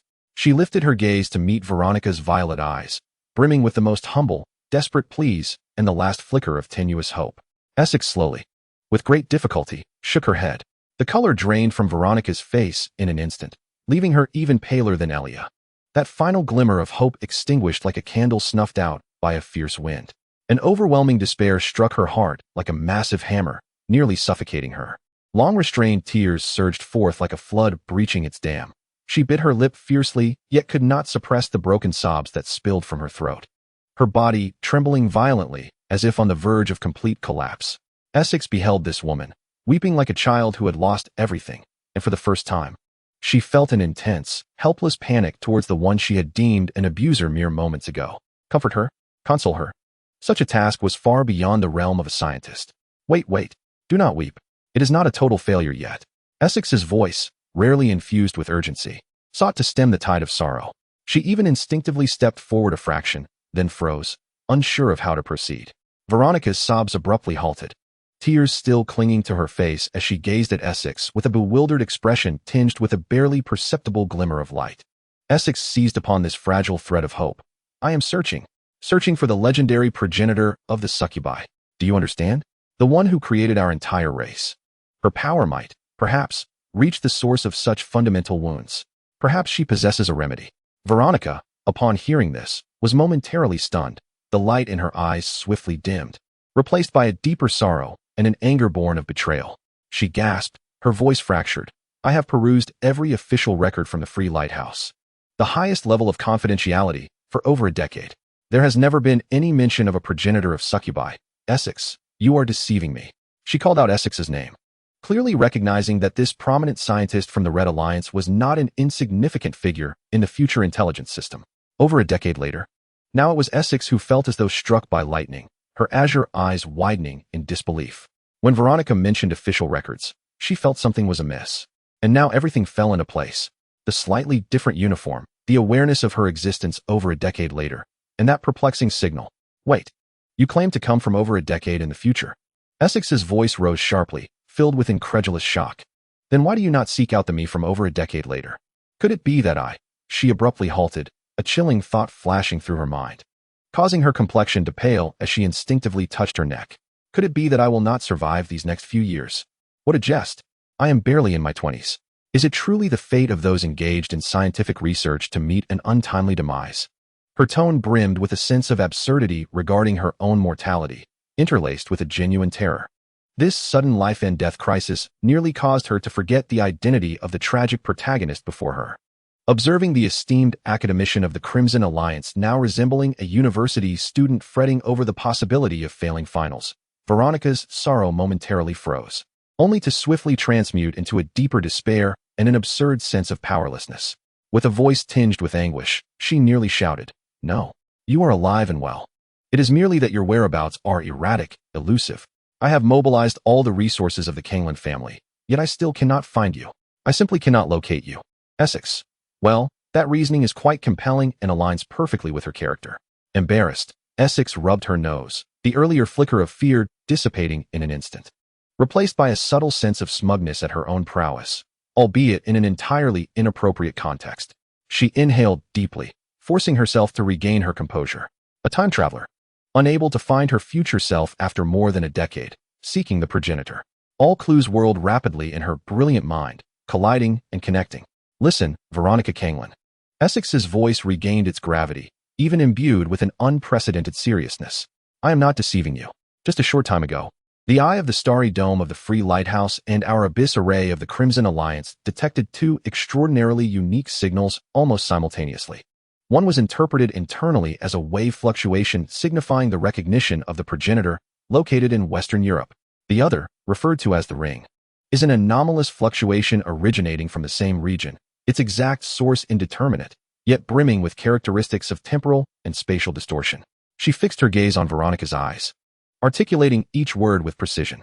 Now, I can assert with complete certainty that the signal from the ring is indeed you both, traversing through time and space. And I firmly believe that the progenitor signal genuinely exists. Such a level of information, Essex scoffed, a look of unabashed disdain etched on her face, typical of political leaders. That golden-haired peacock, Sterling, and that green-skinned tyrant, Catherine, how could they possibly inscribe such a secret, central to the origins of our race, into any official records? They would have concealed it with utmost severity, treating it as the highest strategic secret. Ordinary citizens, even high-ranking officials in the security department, would have no access to it. The air in the alley seemed to solidify. Veronica stared blankly at Essex, processing this explosive information. The progenitor truly exists? In this era? In Western Europe? And the fluctuations caused by their traversal have already been detected by the highest echelons of power? Beneath the icy layer of despair, an almost imperceptible crack seemed to emerge, allowing a glimmer of possibility to seep through. Essex regarded the faint yet resolute fire of hope rekindling in Veronica's eyes, then glanced down at Elia, who leaned against her feet, fragile as a crystal figurine. A flicker of complex emotion danced within her azure eyes, an amalgamation of vigilance, the weight of impending challenges, and an undeniable stir of empathy for the grotesque tragedy before her, a sentiment she herself was reluctant to acknowledge. After a moment of silence, Essex appeared to resolve herself to a decision. Slowly, she extended her right hand towards Veronica, who sat despondently on the ground, her tear-stained cheeks still glistening. Veronica Kangland. She spoke in a voice that was both deep and clear. If you still harbor this last flicker of hope, if you are willing to wager everything, then come with me. I shall continue my quest to seek out the primordial succubus, a being said to exist only in legend. My itinerary is set. After concluding my search in Berlin, we shall journey westward, Amsterdam, Brussels, Luxembourg, Paris, and Rome. She paused, her gaze seemingly piercing through the shadows of the alley, casting itself toward the distant northwest. Finally, London, England. My detector, grounded in the deep core technology one have studied, can capture abnormal fluctuations. It is my sole reliance in discovering the progenitor or any other crucial clues. Essex's hand lingered in the air, awaiting Veronica's choice. This was not merely an invitation to accompany her. It was a pact to plunge into the unknown whirlpool, to ally with one of the most formidable and perilous scientists of the Crimson League, to challenge fate itself. Veronica's gaze shifted from Essex's outstretched hand to the lifeless face of Elia cradled in her arms. those closed eyes and pale lips. Once the focal point of her deepest hatred, now radiated a singular light of salvation from the depths of her soul. After more than a decade of desperate searching to no avail, this enigmatic member of the Crimson Academy, emerging from the shadows of her past, offered her direction, a faint yet tangible glimmer of hope. There was no turning back. From the moment she resolved to activate the time-space magic, retreat had become impossible. The tears in Veronica's eyes gradually ceased, replaced by a fierce resolve that seemed almost to ignite her spirit. Drawing a deep breath, she summoned every ounce of strength to raise her weakened body, not to grasp Essex's hand, but rather to tenderly cradle Elia once more, as if she were the last vestige of her world. Only then did she lift her gaze, her violet eyes still bearing traces of tears and profound fatigue, yet now ablaze with the fire of desperation. "I will follow you, Essex." Her voice, though hoarse, rang with unwavering determination, wherever it may lead, as long as it holds the promise of salvation. Essex regarded Veronica, who stood with Elia in her arms, her posture imbued with a fierce protectiveness and a tragic sense of resolve. She withdrew her hand, shrugging nonchalantly, yet a subtle flicker of appreciation glimmered in the depths of her azure gaze. "Very well," she stated succinctly, turning on her heel, her heart-shaped tail swaying gently behind her. "Welcome to the quest for the progenitor. Keep up, little scion of the Callan family. Our time may be more pressing than we imagine." Having spoken, she stepped forward, making her way towards the dimly lit street illuminated by the yellow streetlight at the alley's entrance, her silhouette once again merging into the city's twilight. Veronica held Elia tightly, inhaling deeply, and with a somewhat unsteady yet resolutely determined stride, she followed the figure that led the last glimmer of hope. The night in West Berlin quietly enveloped the two souls from disparate timelines, burdened with heavy fates, along with their faint, star-like path to redemption. Chapter 62. Look. This is you. The heavy oak door on the third floor closed again, severing the prying gaze of Yana from below. The opulent yet vacant space was instantly filled with a suffocating silence. Charlotte stood almost pressed against the door, her back dampened with cold sweat. Just moments ago downstairs, Lilyth's silent taunt of worthless and her cold, detached gaze had felt like invisible shackles, making even her breaths cautious. At this moment, returned to their shared world, she sensed the atmosphere had solidified, each second brimming with an unknown dread. Lilyth did not glance at her, but walked directly towards the spacious sofa in the living room. She elegantly sat down, her legs crossed, her feet encased in black stockings gently tapping the floor, reminiscent of the icy queen's demeanor from the morning. Her pink hair was still meticulously styled, and her violet eyes were cast downwards, as if examining a mundane object. "Come here." The cold command was devoid of any emotion. Charlotte's body instantly tensed, as if pulled by an invisible thread, stiffly moving towards the front of the sofa. She dared not sit, merely lowering her head, her fingers nervously twisting the hem of her dress. "Why stand so far away? Afraid I might devour you?" Lilyth raised her gaze, her eyes sharp as blades. "Come here." "Yes." Charlotte's voice was a mere whisper, her knees buckling as she obediently knelt on the thick carpet before the sofa, her hands neatly placed on her joined knees. A profound sense of humiliation flushed her cheeks, but more so was a bone-deep fear. Lilyth was still angry. She had to obey, lest she further displease her. "My shoulders ache." Lilyth's voice was utterly devoid of emotion. "Massage." Charlotte immediately extended her slightly trembling hand, cautiously resting it on Lilyth's shoulder. She dared not apply pressure, merely offering a token, gentle kneading. "Haven't you eaten?" Lilyth's voice suddenly rose, laden with displeasure. Charlotte flinched, immediately increasing the pressure of her touch. The skin beneath her fingertips was soft and resilient, yet her heart was engulfed in panic, fearing that any misjudgment might incite reprimand. After a while of massaging her shoulders, the cold command echoed once more. "My legs ache as well." Charlotte's hands obediently fell upon Lilyth's crossed calves. The sensation of the stockings was smooth and cool, beneath which lay the taut, well-defined muscles. She pressed and kneaded mechanically, her movements stiff as if executed by a machine. Her mind was a whirlpool of chaos, fixated solely on, "Don't make a mistake, don't make a mistake." After a brief moment, Lilyth seemed to grow weary of the massage and issued a terse command. Charlotte, feeling as if she had been granted a reprieve, promptly rose and stumbled toward the small bar. Flustered, she rummaged for the tea set, tea bags, and water to boil, her hands trembling as scalding water splashed onto the back of her hand. She dared not speak a word, merely enduring the pain as she carefully placed a steaming cup of red tea onto the small table before Lilyth. "Too hot," Lilyth remarked with a fleeting glance, her tone frigid.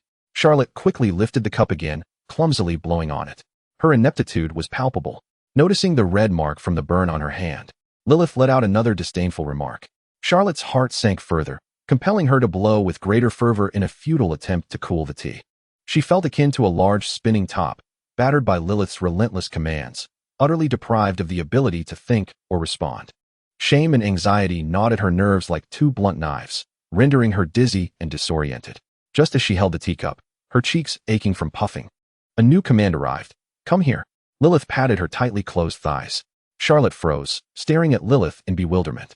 "Cat ears," Lilyth impatiently added, her gaze rife with contempt as if to say, "Do you not understand this?" "I want to touch," she continued. Charlotte's face flushed crimson.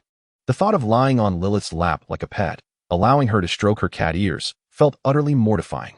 Instinctively, she wanted to retreat. Lilyth's voice held a dangerous warning, her violet eyes narrowing. Charlotte trembled, her resistance crumbling beneath a wave of fear. Reluctantly, she crawled onto the sofa, moving awkwardly as if she were a lifeless plank, and lay stiffly across Lilyth's thighs. Yet, in that moment, Charlotte felt no allure, only an overwhelming sense of shame and a numbing detachment from her own soul. She buried her face into the soft cushions of the sofa, her silvery hair cascading around her, attempting to conceal her flushed cheeks. Lilyth's icy fingers fell casually upon the fluffy cat ears atop Charlotte's head, assessing them as one would examine merchandise. Her fingertips toyed with the trembling tips of the ears, kneading their soft bases with a force that was far from gentle, even bordering on careless. Instantly, Charlotte's body tensed, her cat tail erect with rigidity. An intense sensation threatened to escape her lips, but she bit down hard on her lower lip, stifling the sound. Tears brimmed in her eyes. Lilyth's hand slid down from the ear base to Charlotte's spine. Then her focus shifted to the rigid cattail. Starting from the tip, her fingers traced along the fur, caressing it all the way to the end, even with a hint of malice. Charlotte could no longer contain herself. Her body quivered uncontrollably. It was as though Lilyth was oblivious to her distress, continuing her ministrations again and again. Charlotte lay there, like a cat caught in the grip of fate, unable to escape. A wave of numbness surged through her nerves. Initially, she managed to maintain a semblance of consciousness, striving to resist the humiliation that enveloped her. However, under the relentless barrage of Lilyth's seemingly endless commands and ambiguous touches, compounded by the dual pressures of mental strain and shame, her awareness began to dissolve. Her mind, akin to an overloaded CPU, opted for a self-protective shutdown. The intricate black patterns of Lilyth's dress began to blur, while the almost imperceptible sound of Lilyth's breathing gradually faded from her ears. She drifted away, escaping the opulent yet frigid manner, distancing herself from Lilyth's terrifying yet inexplicably alluring roleplay. Her consciousness sank into a vast azure ocean. The sound of cannon fire roared. Steel leviathans cleaved through the waves. The 460mm cannon unleashed a torrent of destructive flames. Enemy vessels transformed into charred wreckage amidst soaring columns of water. It was the world of her past life, the one she cherished most, the world of battleships. It was her spiritual refuge, a realm brimming with gunpowder, strategy, and adrenaline. "Well struck. Penetrate the core," shouted a familiar youthful voice filled with fervor from the depths of her consciousness. He piloted his beloved battleship, sailing through the virtual seas, evading treacherous submarines, obliterating pesky destroyers, and cursing the descending aircraft, foes he knew all too well. In the tangible world, Charlotte, sprawled across Lilyth's lap, maintained a rigid posture. Yet her taut muscles had unconsciously begun to relax. Her breathing became steady and prolonged, her chin instinctively brushing against the soft cushions of the sofa. Even the tail, which Lilyth had been toying with, unwittingly curled around Lilyth's wrist, seeking a comfortable anchor point as Charlotte's consciousness submerged in the chaos of gunfire. Lilyth's fingers lingered upon Charlotte's soft feline ears, feeling the subtle warmth and softness that signified complete relaxation. She perceptively noted the slight transformations in Charlotte's body. The stiff spine had softened, and the previously resistant tail had become pliable, even displaying small gestures of dependence. The moment had arrived. A fleeting glimmer of sharpness crossed Lilyth's violet eyes. Her voice remained cold, casually voicing a complaint that dropped like a bombshell. "Yana is rather bothersome and annoying." This seemingly innocuous remark was akin to a stone cast into a tranquil lake. Yet for Charlotte, whose consciousness was immersed in the resonating echoes of cannon fire and filled with resentment toward tomatoes and chicken, this complaint ignited a powder keg that had long been primed. That which had been suppressed for far too long, pent up with resentment towards Yana's morbid curiosity and incessant gossip, suddenly broke free from all shackles of fear, erupting like a volcano. Indeed, Charlotte almost instantaneously sprang up from her prone position, her half-raised form a testament to her fervor. The cerulean depths of her feline eyes sparkled with newfound resonance, ablaze with a fiery animosity. In that moment, she completely forgot her trepidation, her identity, and the circumstances surrounding her, as if she had finally discovered a comrade to unburden her woes. Her small mouth began to rattle off accusations like a machine gun. That red-haired little demon is utterly intolerable. All she does is gossip. Is there nothing in her mind besides that sordid drivel? Yesterday she was rummaging through boxes, and today she's still fixated on us. Does she consider us her toys? And her audacious question, who's up there? Is that even an appropriate inquiry? Why doesn't Alvia take the time to properly educate her for 3 days and nights? That would drain her energy and prevent her from wreaking havoc. No, it should be her mother who takes her back for a proper upbringing. Let us see if she dares to be so arrogant, so gossipy, so infuriating. Just thinking about her gossiping gaze from this morning makes my blood boil. As Charlotte continued, her agitation mounted, her small face flushed with indignation, the silvery cat ears standing erect in response to her fury, quivering with every word of her tirade. The tail that had just moments ago entwined around Lilyth's wrist now thumped vigorously against the sofa cushion, akin to an irate conductor's baton. She shook her tiny fists, unleashing a torrent of pent-up grievances, barbs, and curses directed at Yana, pouring forth without reservation. The intensity of her tone, the venom of her words, and the vividness of her expressions were a sight Lilyth had not witnessed since their time in Manchester. Lilyth sat quietly, her arm still poised in the act of caressing the cat ears. She neither interrupted nor feigned her icy demeanor. Instead, she tilted her head slightly, her violet eyes fixed intently on the silver-haired catgirl, now fully animated and fervently venting her frustrations. Her gaze was focused and profound, swirling with an unnameable complexity, heartache for the fear and humility Charlotte had endured, nostalgia for the long-lost vibrant expression, and a sense of relief that her plan seemed to be bearing fruit.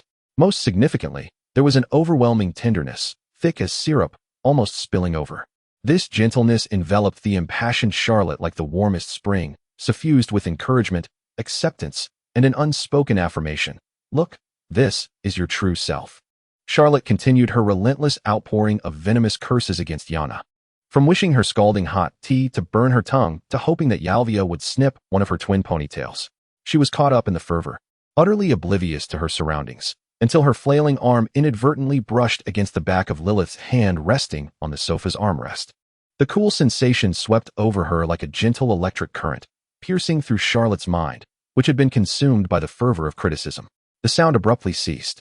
Charlotte felt as though she had been pressed into a state of suspension.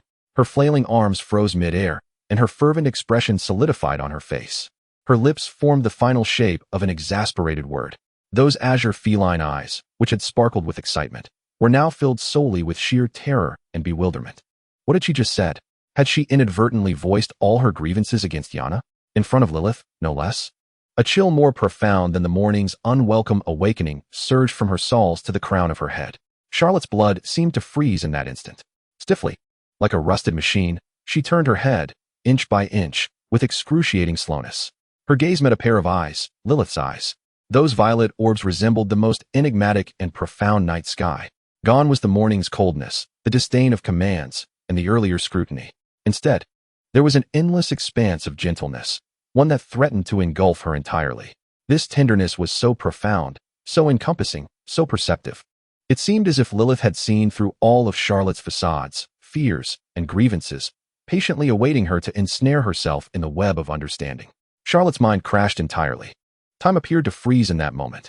Chapter 63. The frayed Charlotte, the icy rigidity ebbed away like a receding tide, replaced by a torrential wave of warmth and bittersweetness that she could scarcely bear. She leaned stiffly against Lilyth's soft embrace, tears cascading like pearls from a severed string, uncontrollably soaking the fabric upon Lilyth's chest. So this was how it was. That humiliating queen's game from the morning, the cold and cruel commands, the profound humiliation, were not signs of deterioration or twisted desires for control. It was all an intricately crafted script by Lilyth. She had orchestrated this to dismantle Charlotte's self-imposed barriers, to allow her to shed all her disguises and fears, and to return to the Charlotte who could relax, vent, and even indulge in playful affection in her presence. What a fool. What a dramatic little maid. She had taken such a convoluted route and risked being despised by playing the very role she loathed. All just to reassure Charlotte, to earn her genuine trust and reliance. What more could one desire than a girlfriend so profoundly gentle, extraordinarily kind, and unfathomably considerate? An overwhelming sense of gratitude and belated realization washed over Charlotte like a tsunami. She could no longer restrain herself.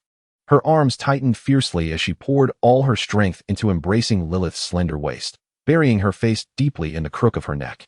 Surrendering to tears like a child who has endured countless grievances and finally found a home. Scalding tears soaked into Lilyth's skin. Yet, amidst the tumultuous tide of emotions, a subtle sense of awkwardness stubbornly lingered in the depths of Charlotte's heart, seeking comfort and reliance, sobbing like a fragile little girl, starkly contrasted with the tall, handsome protagonist within her who was meant to command everything, ultimately leading Lilyth to flutter into her embrace like a delicate bird. The disparity was simply too vast. In the narrative, she was supposed to be the gentle and dependable figure, the one providing a sturdy shoulder to lean on. How had she become the one resembling a coddled girlfriend, whimsically shedding tears in Lilyth's arms? Lilyth sensed the intense fluctuations of emotion from the person in her embrace, transitioning from initial rigidity and fear to a surge of attachment, mingled with a hint of reluctant awkwardness. She tightened her arms around Charlotte with greater tenderness and resolve, while her other hand gently caressed Charlotte's silken silver hair, feeling the slight tremor of the cat ears that quivered from her sobs. "It's all right, my dear Charlotte." Lilyth's voice was as soft as a feather brushing against the heart, imbued with boundless affection and reassurance. "It's all over now." She paused, a glimmer of mischief and tenderness flashing in her violet eyes, whispering with an enticing tone, "In fact, being a cute girl like you isn't so bad at all." Boom. Those words ignited a powder keg. Wah! Charlotte's cries suddenly soared several octaves, transforming from pitiful whimpers into a wailing tempest of indignation. "How could you say that too? You might as well find a block of tofu, and in my life. Aw, what cute girl. It's as if you're dancing on the grave of my already lost dignity." Lilyth was momentarily taken aback by this unexpected passionate reaction. Tofu, in my life? She was utterly perplexed by this metaphor, yet Charlotte's explosive indignation was undeniably real. She quickly tightened her embrace, attempting to quell the storm with a warmer hug, clumsily continuing her efforts to console her. "I meant that transforming into such a cute cat girl, being able to act like a real girl, crying and pouting, is something only boys could achieve." Lilyth desperately sought a reasonable explanation, striving to redirect the notion of cuteness towards strength. "Look, how many ordinary girls possess the delightful charm that you, Charlotte, do?" Charlotte's cries paused for a moment, seemingly ensnared by this logic. Seizing the moment, Lilyth continued her whimsical reasoning. "Therefore, the fact that Charlotte can embody the essence of a girl to such an extent is, in itself, a remarkably, extraordinarily manly trait. Truly, incredibly impressive." As the little maid continued to speak, a sense of insecurity enveloped the atmosphere, as if time itself had momentarily frozen. The next moment, "Aw, Lilyth, you did this on purpose, didn't you? This is undoubtedly intentional." Charlotte's entire face flushed a deep crimson, warmth cascading from her ears down to her neck. Even the fluffy cat ears atop her head blushing as if they might bleed. A colossal wave of humiliation intertwined with a sorrowful indignation erupted within her like a volcano. All feelings of tenderness and attachment were utterly shattered by this relentless barrage of emotional blows. Like a cat whose tail had been stepped on, she sprang out of Lilyth's gentle embrace. Tears lingered on her cheeks, her silver hair disheveled, and her cerulean cat eyes were wide with an overwhelming mix of shame and rage, glistening with unshed tears. "Why you, bad mate? I won't talk to you anymore," Charlotte exclaimed, her voice thick with the remnants of tears, as she hastily wiped her face with the back of her hand. Stumbling clumsily as she turned to flee toward her bedroom, not even glancing back, one of her slippers nearly slipped off in her hasty retreat. Bang! The bedroom door slammed shut with a forceful thud, accompanied by a muffled sound that resonated with a profound sense of grievance.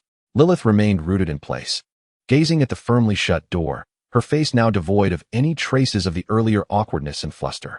The corners of her exquisitely shaped lips curled into a mischievous and affectionate smile, her violet eyes brimming with an almost overflowing warmth. She had succeeded. The heavy shackles of identity, the careful probing, the emotional walls erected out of fear, all had melted away like thin ice under the sun in the small ruckus she had orchestrated. Her Charlotte-chan was no longer the high-ranking succubus master trembling in fear and disguise, but had transformed back into the genuine Charlotte, who could complain, flare up, and feel bashful. Regardless of whether she was a boy or a catgirl, whether she was powerful or fragile, she was uniquely hers, a being she wished to protect with all her strength. The barriers had dissolved, and the heart had opened. What remained was the promise of filling their shared future with boundless gentleness and time. Lilyth gently smoothed the fabric of her dampened shirt, where traces of Charlotte's warmth and the scent of her tears still lingered. Her smile radiated softness akin to blooming violets as she took light, yet resolute steps toward the closed door. Her catgirl master required a little more time to process this comfort. However, that was of no concern. She possessed ample patience and an abundance of tender strategies. Chapter 64. The infuriatingly arrogant Loli. The restaurant at the Red Rose Annex was enveloped in a soft, warm yellow glow. A long rectangular dining table was adorned with a crisply laundered white tablecloth, with exquisite silver cutlery glinting subtly in the light. The dinner prepared by Yalvia was a quintessential French feast. The appetizer featured sumptuous foie gras accompanied by fig jam and crisp toasted bread. The main course consisted of slow-braised lamb, served with Provençal vegetables, the meat tender and falling off the bone, enveloped in a rich sauce, complemented by a refreshing asparagus salad and fragrant truffle shavings.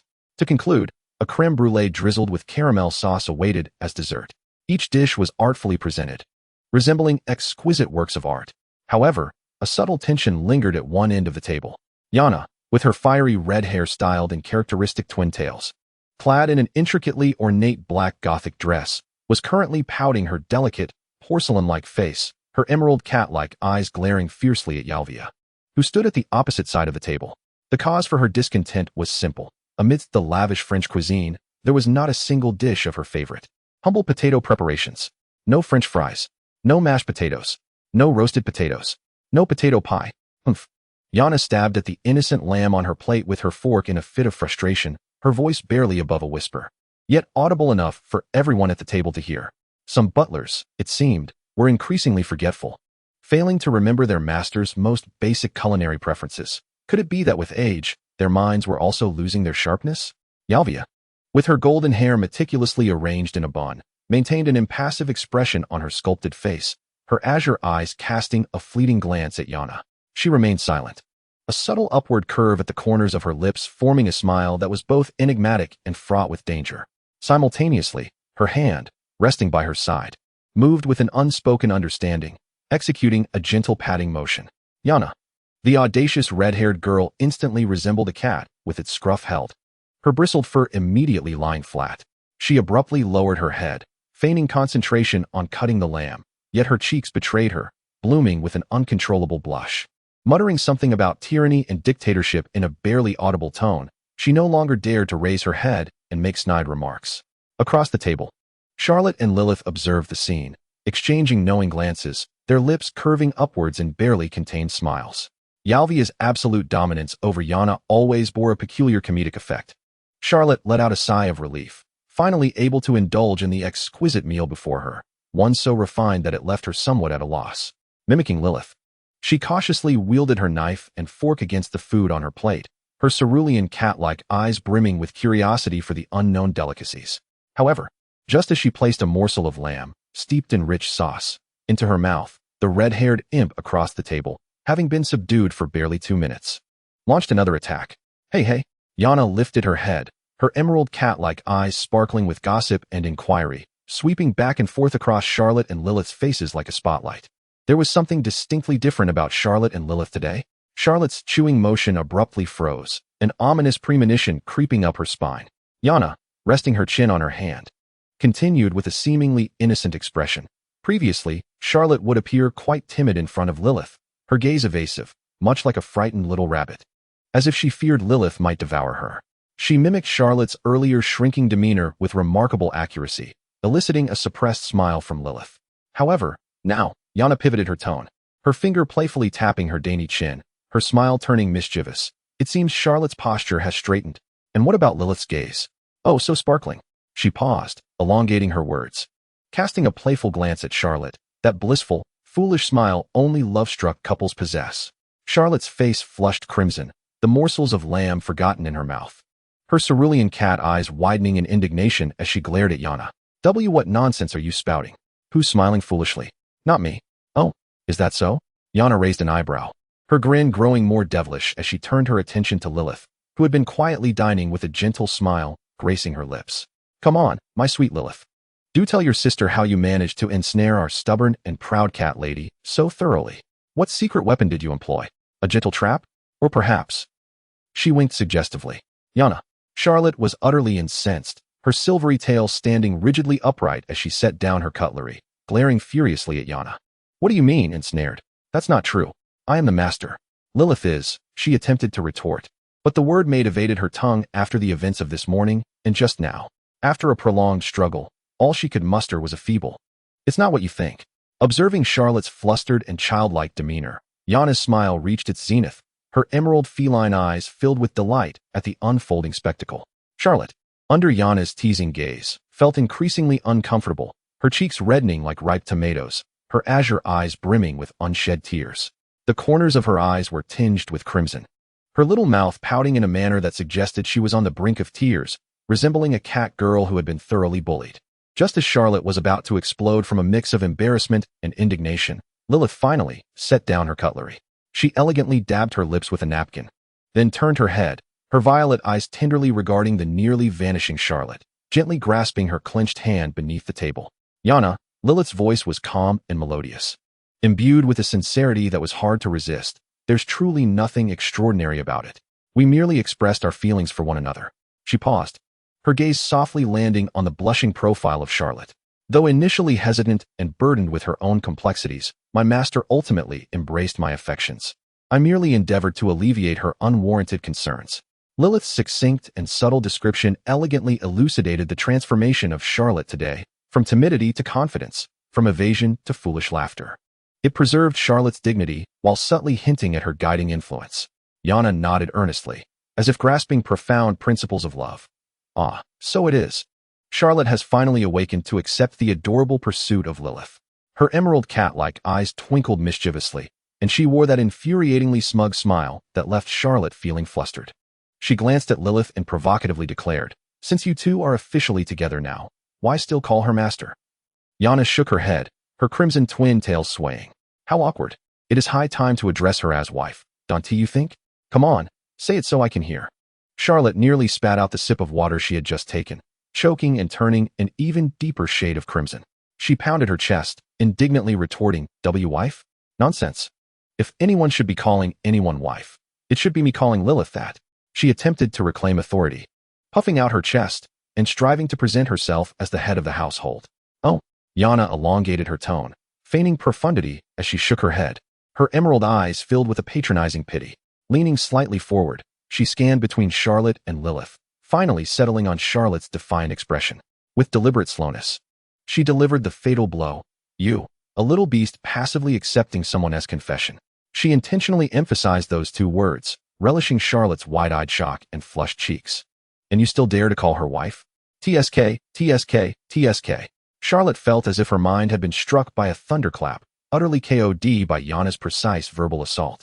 Every drop of blood surged to her head, and a buzzing filled her ears. She opened her mouth to retort, but found herself utterly speechless, choked by her own indignation. Observing Charlotte's petrified expression, caught between embarrassment and rage yet unable to counter, Yana leaned back contentedly in her chair, elegantly sipping from her wine glass, a radiant smile of mischief illuminating her face. Charlotte silently lowered her gaze, staring at the exquisitely crafted French cuisine on her plate. The tender lamb, the fragrant truffles, the delicately smooth foie gras, all lost their allure in that moment. This high-end French meal seemed less appetizing, especially with a brazen, sharp-tongued lowly sitting across the table, reveling in her own teasing of Charlotte. Chapter 65. Yana, you have done enough mischief. Charlotte languidly sank into the soft leather sofa in the living room, her silvery hair cascading loosely around her. Her cerulean cat-like eyes flickered intermittently towards the enormous television screen on the opposite wall. The tail, reminiscent of a feline, lazily swayed behind her. On the screen, a meticulously made-up and impassioned female host was eloquently addressing the camera. Breaking news. The enigmatic scholar from the Red Alliance, academician Essex, has arrived in West Berlin as of yesterday, officially commencing his highly anticipated academic expedition. This esteemed expert, renowned in the realms of magical energy and theoretical physics, has chosen this moment to visit the academic stronghold of the Free Beacon Alliance, a decision of profound significance. Analysts suggest that this could very well be an unprecedented collision of academic ideologies, potentially offering the Free Beacon an exceptional opportunity to surpass the Red Alliance in the cutting-edge research of magical energy. Let us eagerly await this forthcoming academic gala. Charlotte emitted a dismissive snort, her delicate feline features betraying her skepticism. She shifted into a more comfortable position and muttered to herself, "A gala? Surpassing?" The Western media's knack for embellishing the truth has truly reached new heights. I dare say this is merely a funded excursion, an opportunity for them to put on airs while indulging in free meals. She pursed her lips, internally adding, "Perhaps I have unwittingly hit the nail on the head." Having traversed the era of information overload, Charlotte felt utterly unfazed by such official flattery. In fact, it elicited a slight chuckle from her. Her gaze shifted from the television screen to the busy figure on the other side of the living room. Lilyth stood beside a makeshift A-frame ladder, her pink hair tied back into a neat ponytail for convenience. Her fair fingers traced elegant arcs through the air, a faint lavender glow of magical energy trailing in their wake. A long broom seemed to come alive, hovering midair as it deftly swept away dust and stubborn cobwebs from the corners of the ceiling, guided by Lilith's will. Sunlight streamed through the window, casting a soft golden halo around Lilith's focused profile, her long eyelashes casting gentle shadows upon her eyelids. A few beads of sweat clung to the strands of hair framing her forehead, yet her eyes remained clear and earnest, observing Lilith's graceful manipulation of the hovering broom. Charlotte recognized that while the motions appeared fluid, they undeniably demanded a continuous expenditure of mental and magical energy. It was evident that, even with magical assistance, Lilyth would likely spend the entire day attending to the lofty nooks of this opulent villa. A surge of empathy welled up within Charlotte, prompting her to sit upright and call out to Lilyth, "Lilyth, you should take a break. Let me help you. I'm more than capable of lending a hand." Hearing her name, Lilyth paused her task, allowing the broom to gently descend to the floor. She turned around, a warm smile gracing her face. Though she did not immediately acquiesce to Charlotte's offer of assistance, she gently descended the ladder and approached the sofa, bending down under Charlotte's puzzled gaze. Lilyth extended her hands, tenderly cradling Charlotte's cheeks. Her palms were cool to the touch, carrying a hint of dust from her cleaning, yet her gesture was imbued with utmost reverence. Lilith's violet eyes deeply penetrated Charlotte's azure gaze, the warmth within causing Charlotte's heart to skip a beat. "Master," Lilith's voice was soft yet unwaveringly resolute. "Out there, you don the guise of a formidable succubus, safeguarding me in a perilous world, creating a sanctuary of safety above me." She paused, her fingertips gently caressing the delicate skin of Charlotte's face, her tone softening yet imbued with deeper conviction. "So at home, at least in the trivialities of dusting and tidying up, let Lilyth be the one to shield you." Lilyth tilted her head slightly, her expression one of playful pride and protective affection. "It is my duty and my desire to ensure you remain clean and comfortable." Charlotte's face flushed crimson. Lilith's unexpected words detonated within her like a sweet balm. The earnestness in her gaze, the gentleness of her touch, and the possessive declaration left Charlotte's mind in a haze, her heartbeat drumming like a war march, even her breath quickening. Her silvery cat ears trembled uncontrollably, betraying her inner turmoil and a hint of cherished sweetness. Lilyth gazed at the lovely visage before her, now blushing more vibrantly, the healthy glow of Charlotte's cheeks accentuated by the tender atmosphere enveloping them. An impulse surged within her as she leaned in slightly, her hands applying a gentle pressure to Charlotte's face, yearning to close the distance between them. Charlotte was completely enchanted by the atmosphere, forgetting any desire to resist, her eyes instinctively fluttering shut, her long lashes quivering like butterfly wings. The air was thick with the scent of dust warmed by sunlight, mingling with their increasingly sweet breaths. Just as they were on the verge of contact, the air crackled with an impending sweetness. Suddenly, the heavy oak door of the annex was thrust open in a most impolite and unexpected manner. "Oh my goodness!" A dramatic, roof-raising exclamation shattered the enchanting ambience. Yana, sporting her signature fiery twin tails and clad in an elaborate Gothic dress, stood at the threshold, one hand covering her mouth and the other shielding her eyes, yet her fingers were spread wide apart. Her face was a caricature of feigned shyness and shock, as if she had stumbled upon something extraordinary. Behind her stood Yalvia, expressionless and as perfect as an ice sculpture. The blonde butler merely cast a fleeting glance at the two individuals in the living room, who had been momentarily petrified, her azure eyes devoid of any emotion, as if she were observing two pieces of furniture that were slightly misplaced. Time seemed to crystallize at that instant. On the sofa, Charlotte and Lilyth appeared as if they had been paused, maintaining an almost intertwined posture, utterly rigid. In the next moment, Lilyth, startled like a frightened rabbit, abruptly recoiled.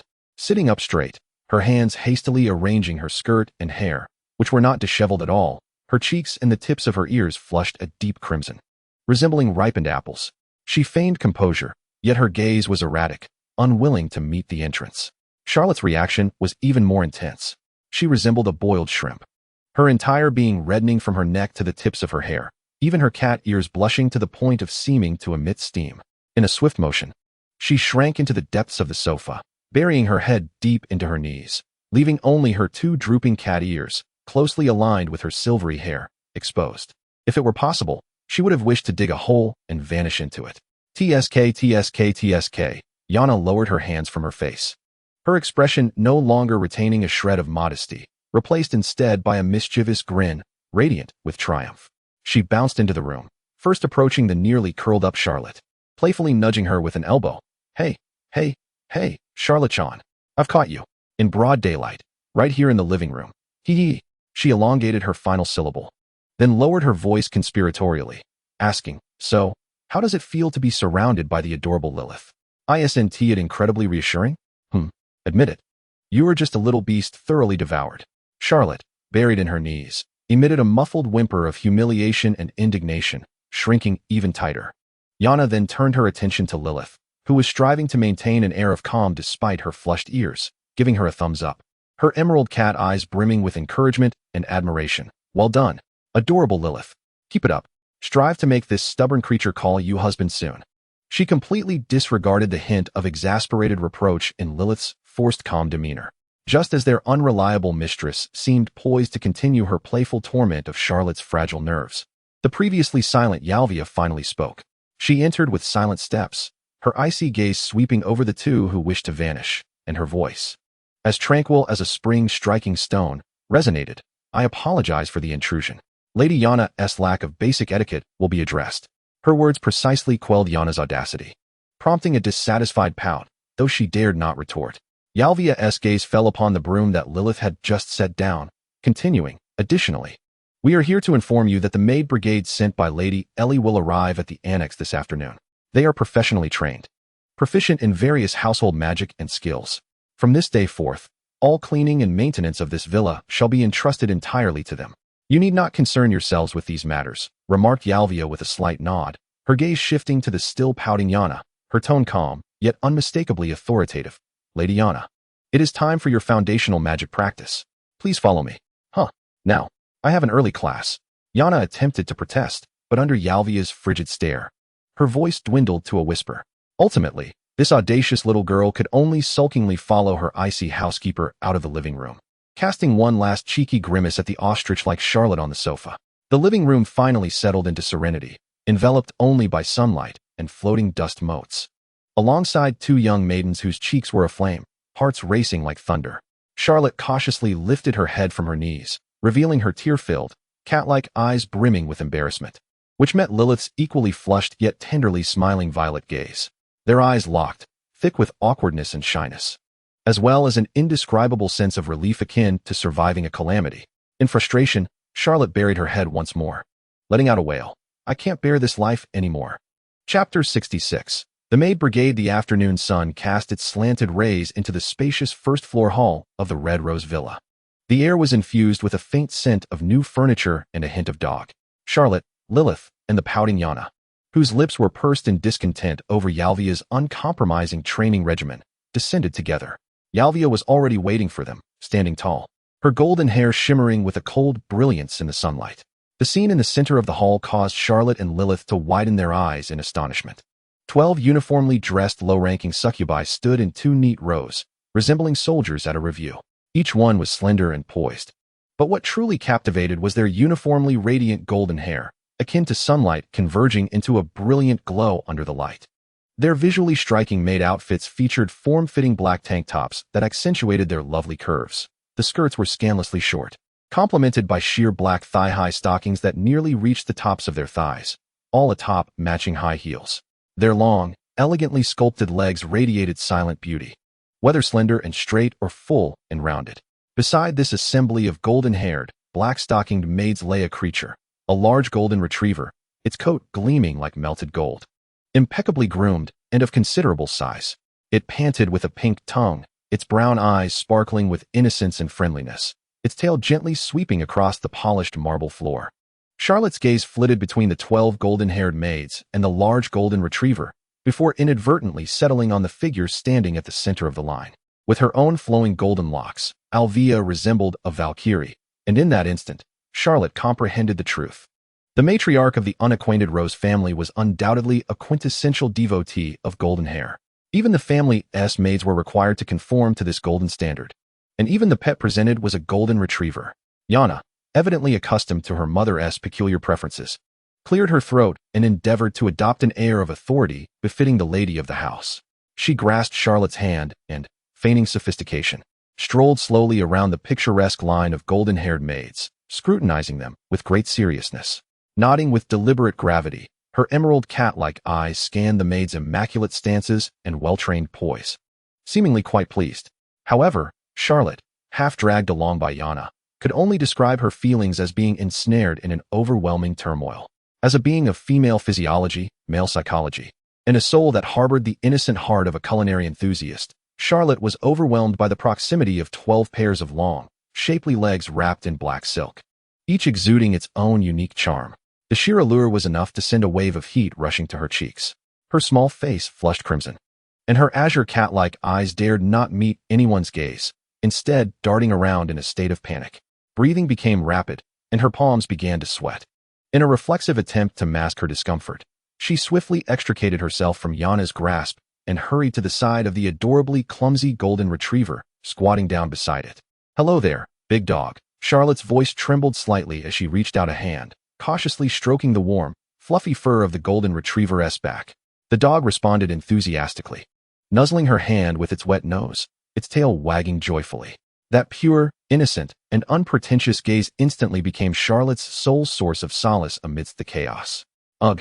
Yana's attention was drawn, and as she watched Charlotte engrossed in petting the dog, she couldn't help but roll her eyes and remark, "Seriously, Mom, we are in England.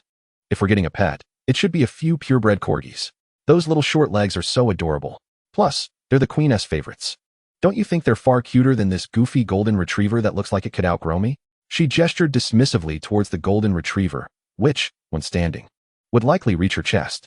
Charlotte was striving to concentrate on the dog's warm, soft fur, attempting to block out the distractions of the lively maids nearby. At Yana's comment, she could only respond absently with a forced laugh. "Ahaha, corgis are great, but golden retrievers are also quite wonderful, gentle, and intelligent." As she spoke, she instinctively lifted her gaze slightly, wishing to gauge Yana's expression. However, this movement inevitably led her eyes to once again sweep over the line of golden-haired maids standing not far away. Legs, legs, legs. A dazzling sight indeed. Delicate ankles, rounded calves, and voluptuous curves enveloped in translucent black silk radiate a subtle sheen, exuding an irresistible allure. Viewed from a crouched perspective, the visual impact is magnified 100-fold compared to the previous close inspection. Various elegantly crafted legs sway before Charlotte, leaving her with a singular thought: how she yearns to feel their texture. An uncontrollable surge of warmth rushes to her nostrils. "Ah!" Charlotte lets out a muffled groan, sensing a familiar warmth, tinged with the scent of rust, flooding forth. Goodness! Alarm bells ring within her, and disregarding her composure, she abruptly rises, scooping up the oblivious golden retriever, still blissfully unaware of the unfolding chaos. "That one, Yana, Lilyth, I just remembered something urgent. Let us take the dog upstairs to familiarize it with the environment." Before her words can fully escape, Charlotte bolts as if ignited by fire. One hand clasped over her nose, the other dragging the bewildered golden retriever along. With her head lowered, she adopts a nearly desperate demeanor, scrambling toward the staircase, leaving a room full of astonished gazes in her wake. "Yana? Lilyth? Yarvia?" Yana blinks her emerald cat eyes in confusion, watching Charlotte's retreating figure, seemingly pursued by a phantom, and glances at the equally puzzled Lilyth, unable to suppress her curiosity. What happened to her? Did a dog bite her? Lilyth, observing the direction Charlotte vanished, then glancing at the group of lightly clad maids, can't help but smirk with a hint of understanding. She purses her lips, striving to maintain a calm tone as she offers an explanation that makes Yana's lips twitch, Perhaps our mistress is simply quite taken with the golden retriever gifted by Lady. So much so that she became a bit overly enthusiastic. Yana rolls her eyes dramatically, clearly unconvinced by this rationale. She casts a glance towards the staircase, shrugging in resignation before saying to Lilyth, "Never mind, you should go check on her. We can't have her getting bitten by the dog or tripping over herself."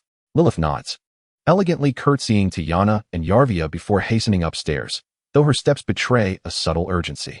With Lilyth dispatched, Yana turns her attention back to the 12 blonde maids awaiting instruction. The playful expression on her face swiftly dissipates, her green cat-like pupils sharpening. Though she may not possess physical height, the innate authority of a high-ranking succubus and official observer emanates effortlessly from her.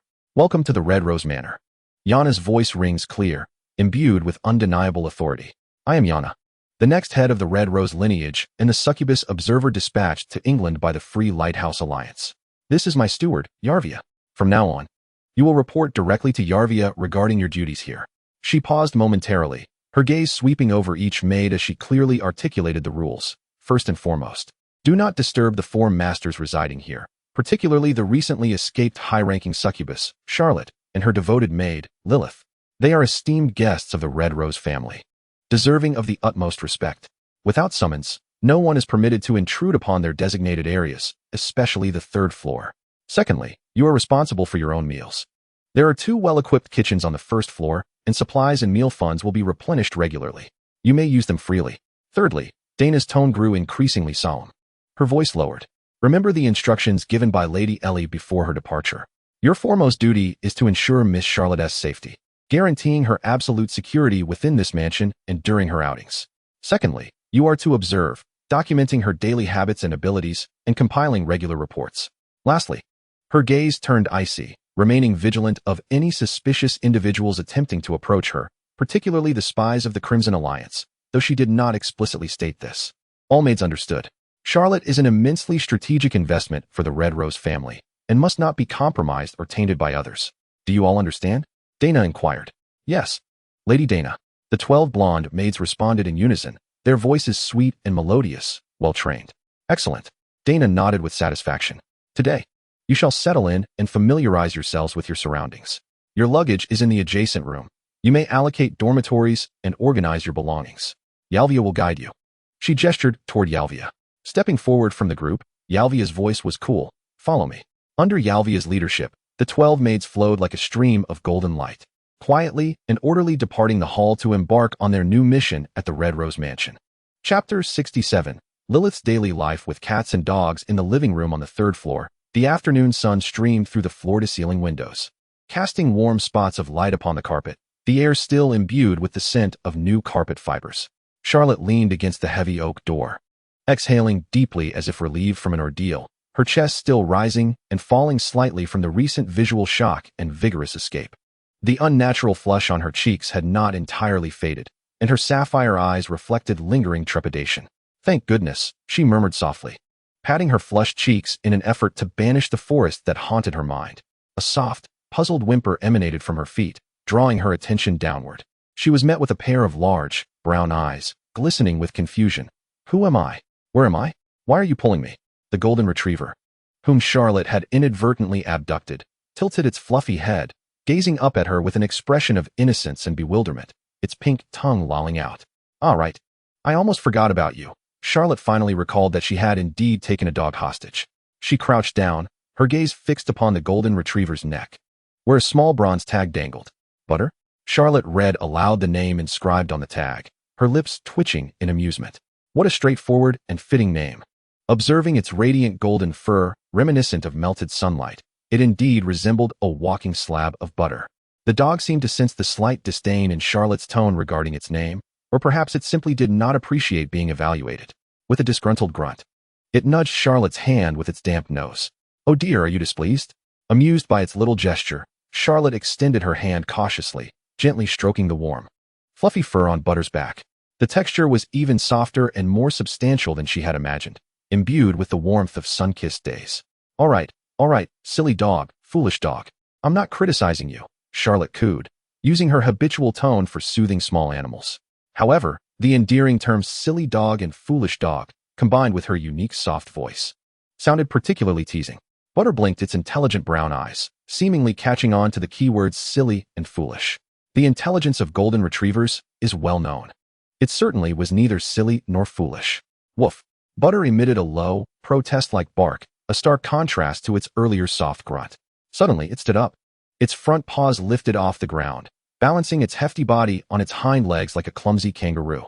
Then, with a hint of petulance, its fluffy, pudgy front paws gently tapped on Charlotte's shoulder and arm. Uffed. Ha.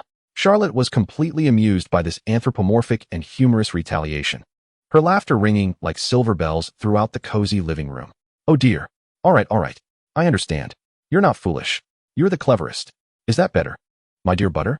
She laughed while dodging, attempting to placate the suddenly upright and disgruntled creature. However, Charlotte's childlike tone and the affectionate my dear Butter evidently did not satisfy the dog.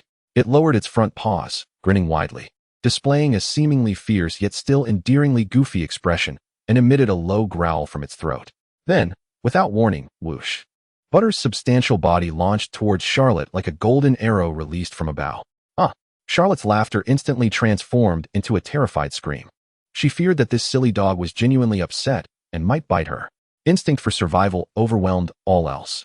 In a flash, Charlotte, utilizing the agility and nimbleness characteristic of her cat-like demeanor, executed a swift roll to the side, narrowly evading Butter's leap. She scrambled up from the carpet, sprinting away in a panic through the spacious living room. I'm sorry. Charlotte, with all her might, sprinted away while incoherently apologizing in every language she could conjure. I'm sorry, forgive me, Butter. I was wrong. I shouldn't have called you a silly dog. You're the smartest. At that moment, she resembled a frightened house cat pursued by a ferocious beast, her azure eyes wide with terror, her silvery hair and cat tail thrashing wildly behind her. Utilizing her petite frame and remarkable agility, she darted and leaped between the sofa, coffee table, and bookshelf, performing an indoor obstacle course. Meanwhile, Butter, the exuberant golden retriever, perceived this as a thrilling game of chase. With a wagging tail and a joyful expression, it panted excitedly, bounding after Charlotte with powerful strides.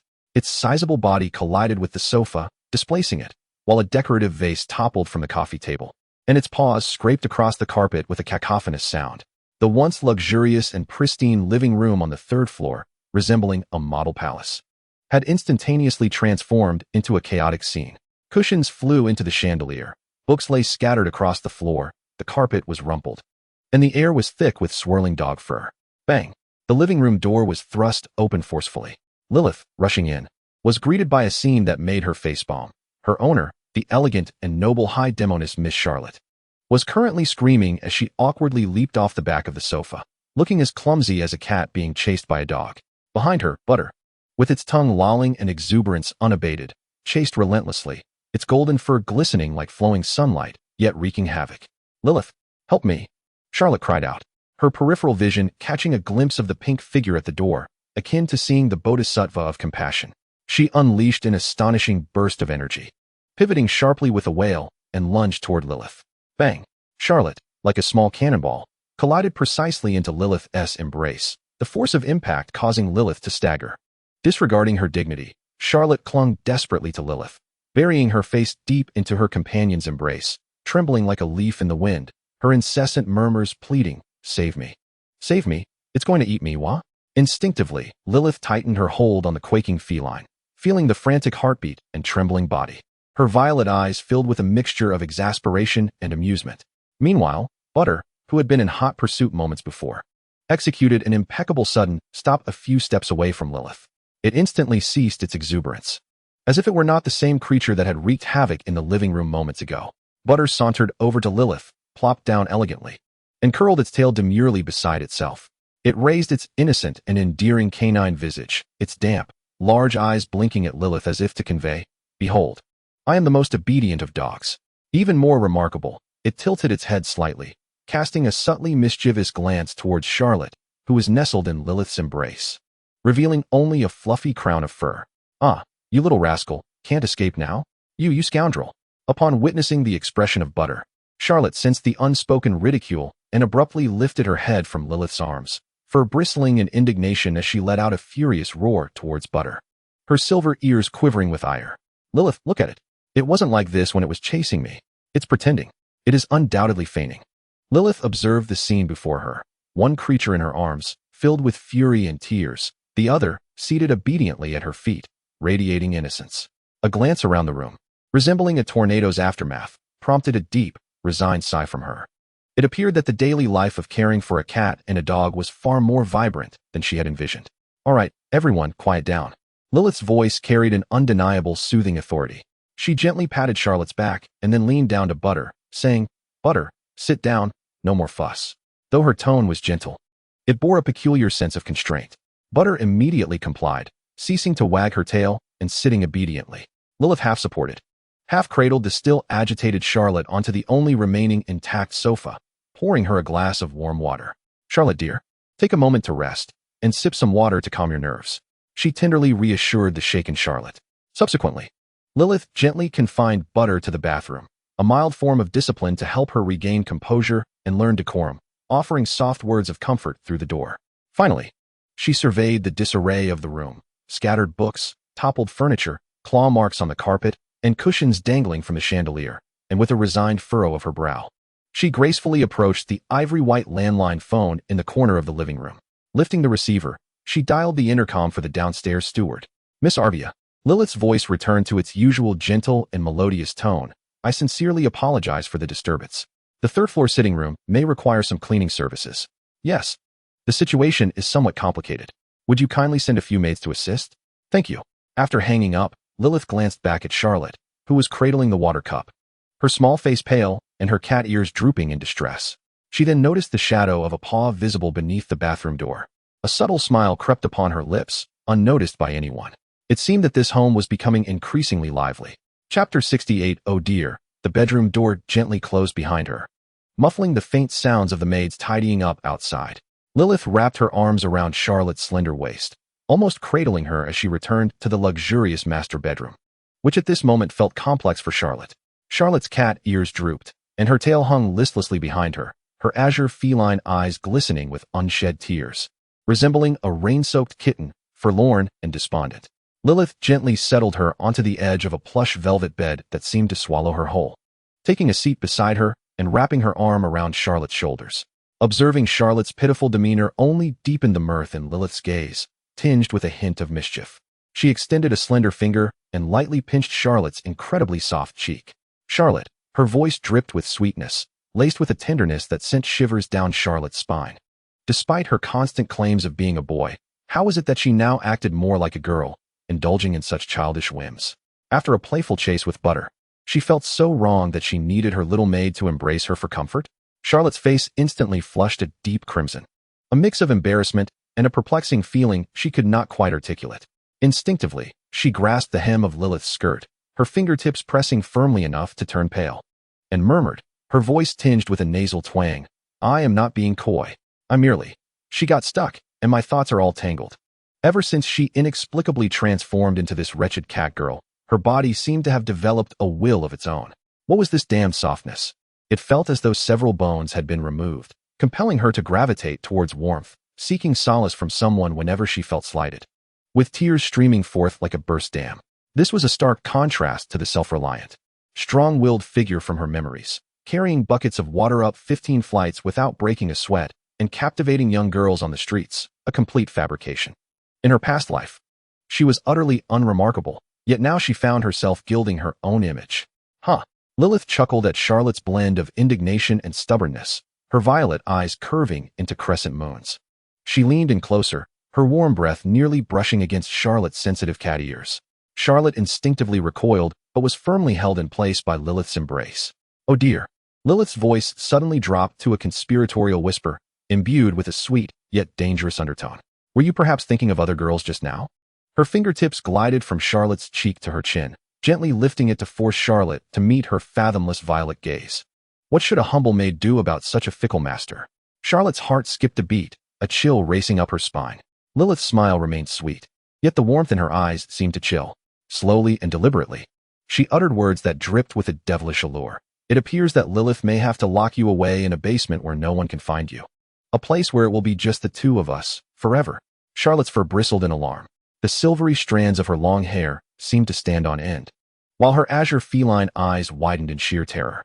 She failed to recognize that this was merely a meticulously crafted jest by Lilyth. The words basement and locked away coiled around her heart like icy chains, paralyzing her with immense dread, stripping her of all rational thought. No, please, Lilyth. I was wrong. I swear I won't dare again. Charlotte shrieked, a primal instinct for survival surging within her as she struggled desperately. Her hands flailed in a futile attempt to push away Lilyth's encircling arms, her legs kicking aimlessly in a frantic effort to escape this sweet, yet terrifying confinement. However, as with every prior attempt, it was in vain. Lilyth's seemingly delicate frame concealed a strength far surpassing that of Charlotte, the half-baked catgirl. Her arms, as unyielding as the most resilient vines, held Charlotte firmly in her embrace. Charlotte's thrashing only resembled a small beast willingly burrowing into the hunter's grasp, prompting Lilyth to tighten her hold. Let me go? Lilyth, I beg you. Charlotte's voice quivered with desperation, her strength rapidly waning under the absolute oppression, leaving her trembling and pleading with caution. I'm not fickle. I don't want anyone else. Please don't lock me away. Her words tumbled out in disarray, a testament to her genuine fear. Yet Lilyth showed no intention of relenting. Instead, she lowered her head, her nose nearly brushing against Charlotte's. A dangerous yet playful expression danced across her face, her deep purple eyes shimmering as she gently shook her head, her crimson lips parting to utter two words, not happening. Those two words struck Charlotte like a final verdict, instantly siphoning away all her strength and courage. She felt as if her bones had been extracted, collapsing in Lilyth's embrace. Her complexion pale, her gaze vacant, as if her very soul had been frightened out of her body.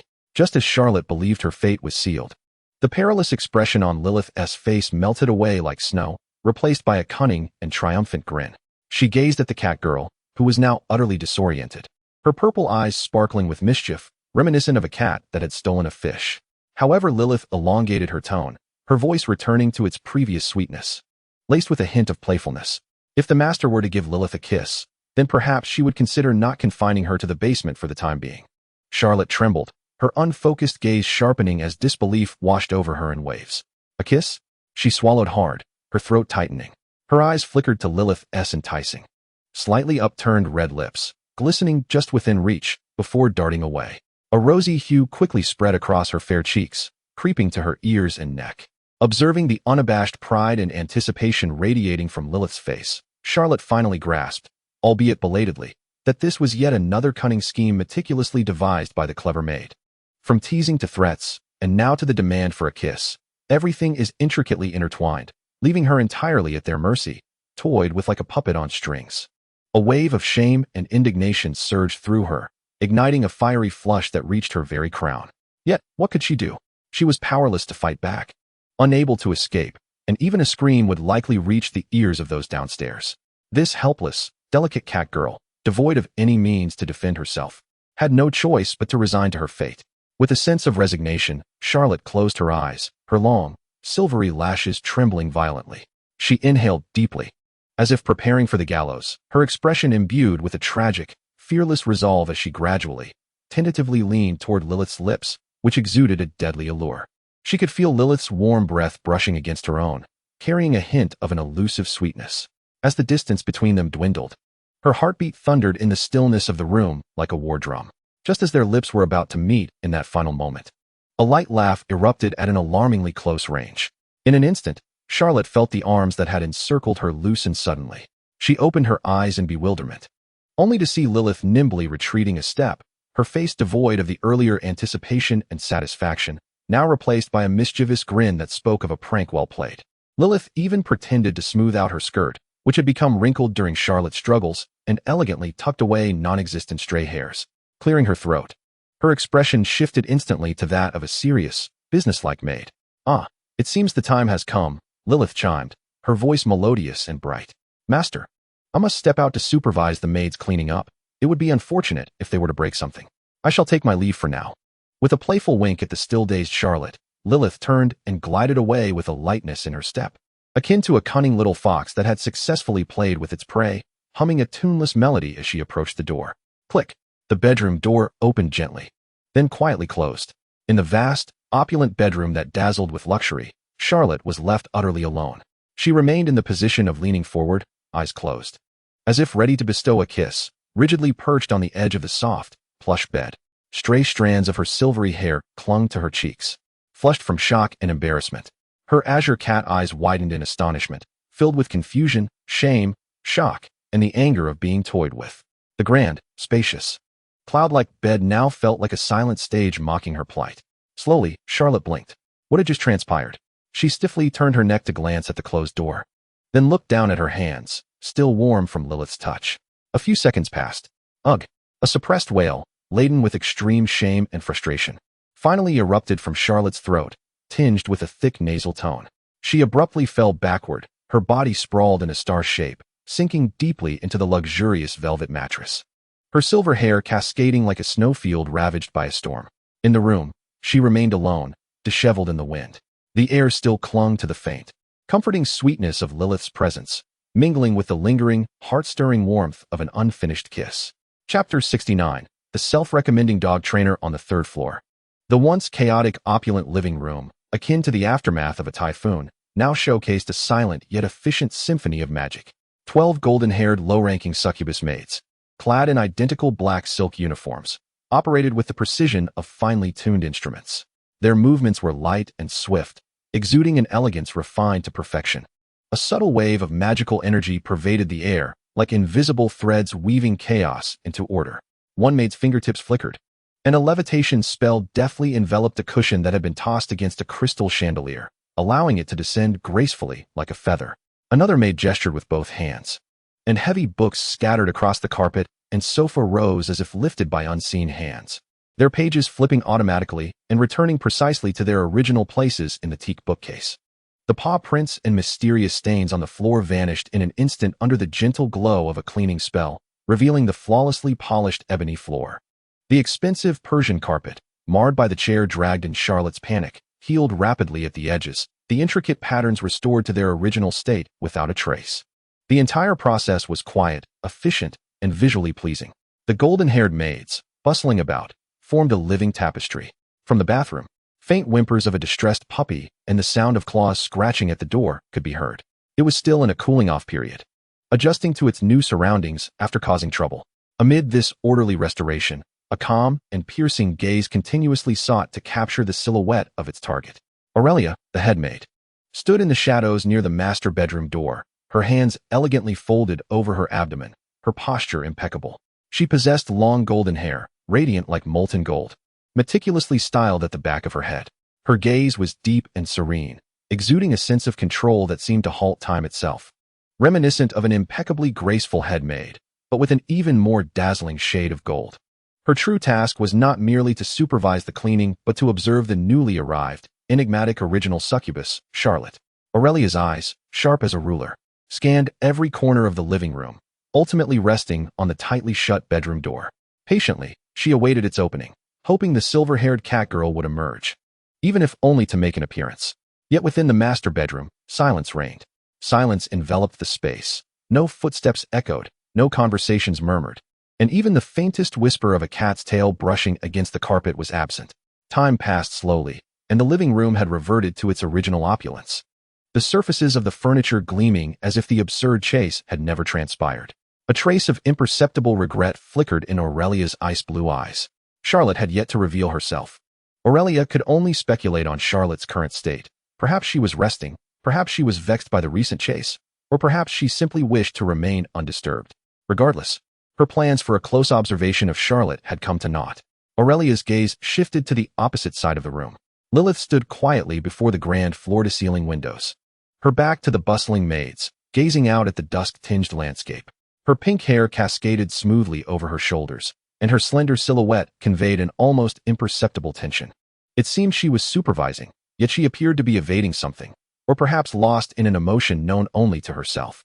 Of course, Lilyth was aware of Charlotte's whereabouts. That foolish catgirl was likely sprawled on her bed, cheeks flushed, her azure feline eyes wide with astonishment. Her small mind was certainly filled with thoughts of the kiss that had nearly transpired, along with her own sweet, yet perilous threats, leaving her so flustered that even the tip of her tail must have been ablaze with warmth. An opportunity presented itself. Aurelia moved soundlessly, her high heels gliding over the polished floor without a whisper, appearing like a specter at a distance beside Lilyth. Miss Lilyth, Aurelia's voice was calm and composed, imbued with the perfect degree of respect. The cleaning is complete, and the living room has returned to its former state. Please rest assured. Her gaze flickered toward the bathroom from which a whimpering sound emanated, noting that Butter had seemingly calmed down. Lilyth appeared startled by this sudden voice, her shoulders imperceptibly shuddering as she slowly turned to face Aurelia. She maintained a carefully curated smile appropriate for a maid. Yet within her violet eyes lingered a hint of lingering reminiscence and a deeper concern. Thank you for your efforts, Miss Aurelia. The restoration is impressively swift. As for Butter, she glanced toward the bathroom with a touch of resignation. Regarding Lord Charlotte, Aurelia eschewed pleasantries and delved directly into the matter at hand, her gaze firmly resting upon Lilyth's face, imbued with an inquisitive intensity. May I be so bold as to pose a few questions? To facilitate our future service to this esteemed guest? Lilyth's heart quickened slightly, though her demeanor remained composed. Miss Aurelia, please proceed. It has come to our attention that Lord Charlotte is an original succubus of remarkable nobility, Aurelia stated directly, her tone straightforward. Lady Yana has mentioned that Lord Charlotte possesses an astonishingly high magical prowess that is truly awe-inspiring. Might I inquire which particular type of magic Lord Charlotte excels in? Additionally, beyond her shape-shifting capabilities, are there any other unique talents she possesses? In our endeavors to prepare items and confront unexpected situations, we must prioritize our focus. This serves both as a test and an intangible pressure. Such a lofty status should undoubtedly be accompanied by extraordinary talents. Here she comes. Lilyth's fingertips, hidden within her sleeve, tightened instantaneously against her palm. Her greatest concern had materialized. Not only did Charlotte lack magical aptitude, but she also possessed not a shred of magical energy. She was utterly a counterfeit, masquerading as a high-ranking succubus. In a flash, Lilyth's mind raced. Denial? Impossible, for both Yana and Yalvius seemed to have confirmed it. Admission? Even less so, as it would immediately expose Charlotte's shortcomings. With her gaze lowered, Lilyth's dense eyelashes fluttered slightly, revealing a delicate blend of caution and helplessness regarding her master. It was undeniable that her master's magical prowess was unfathomable. However, she deliberately paused, lowering her voice to convey a sense of family secrets best kept hidden. Her control over magical energy was still rather unrefined. Unrefined control?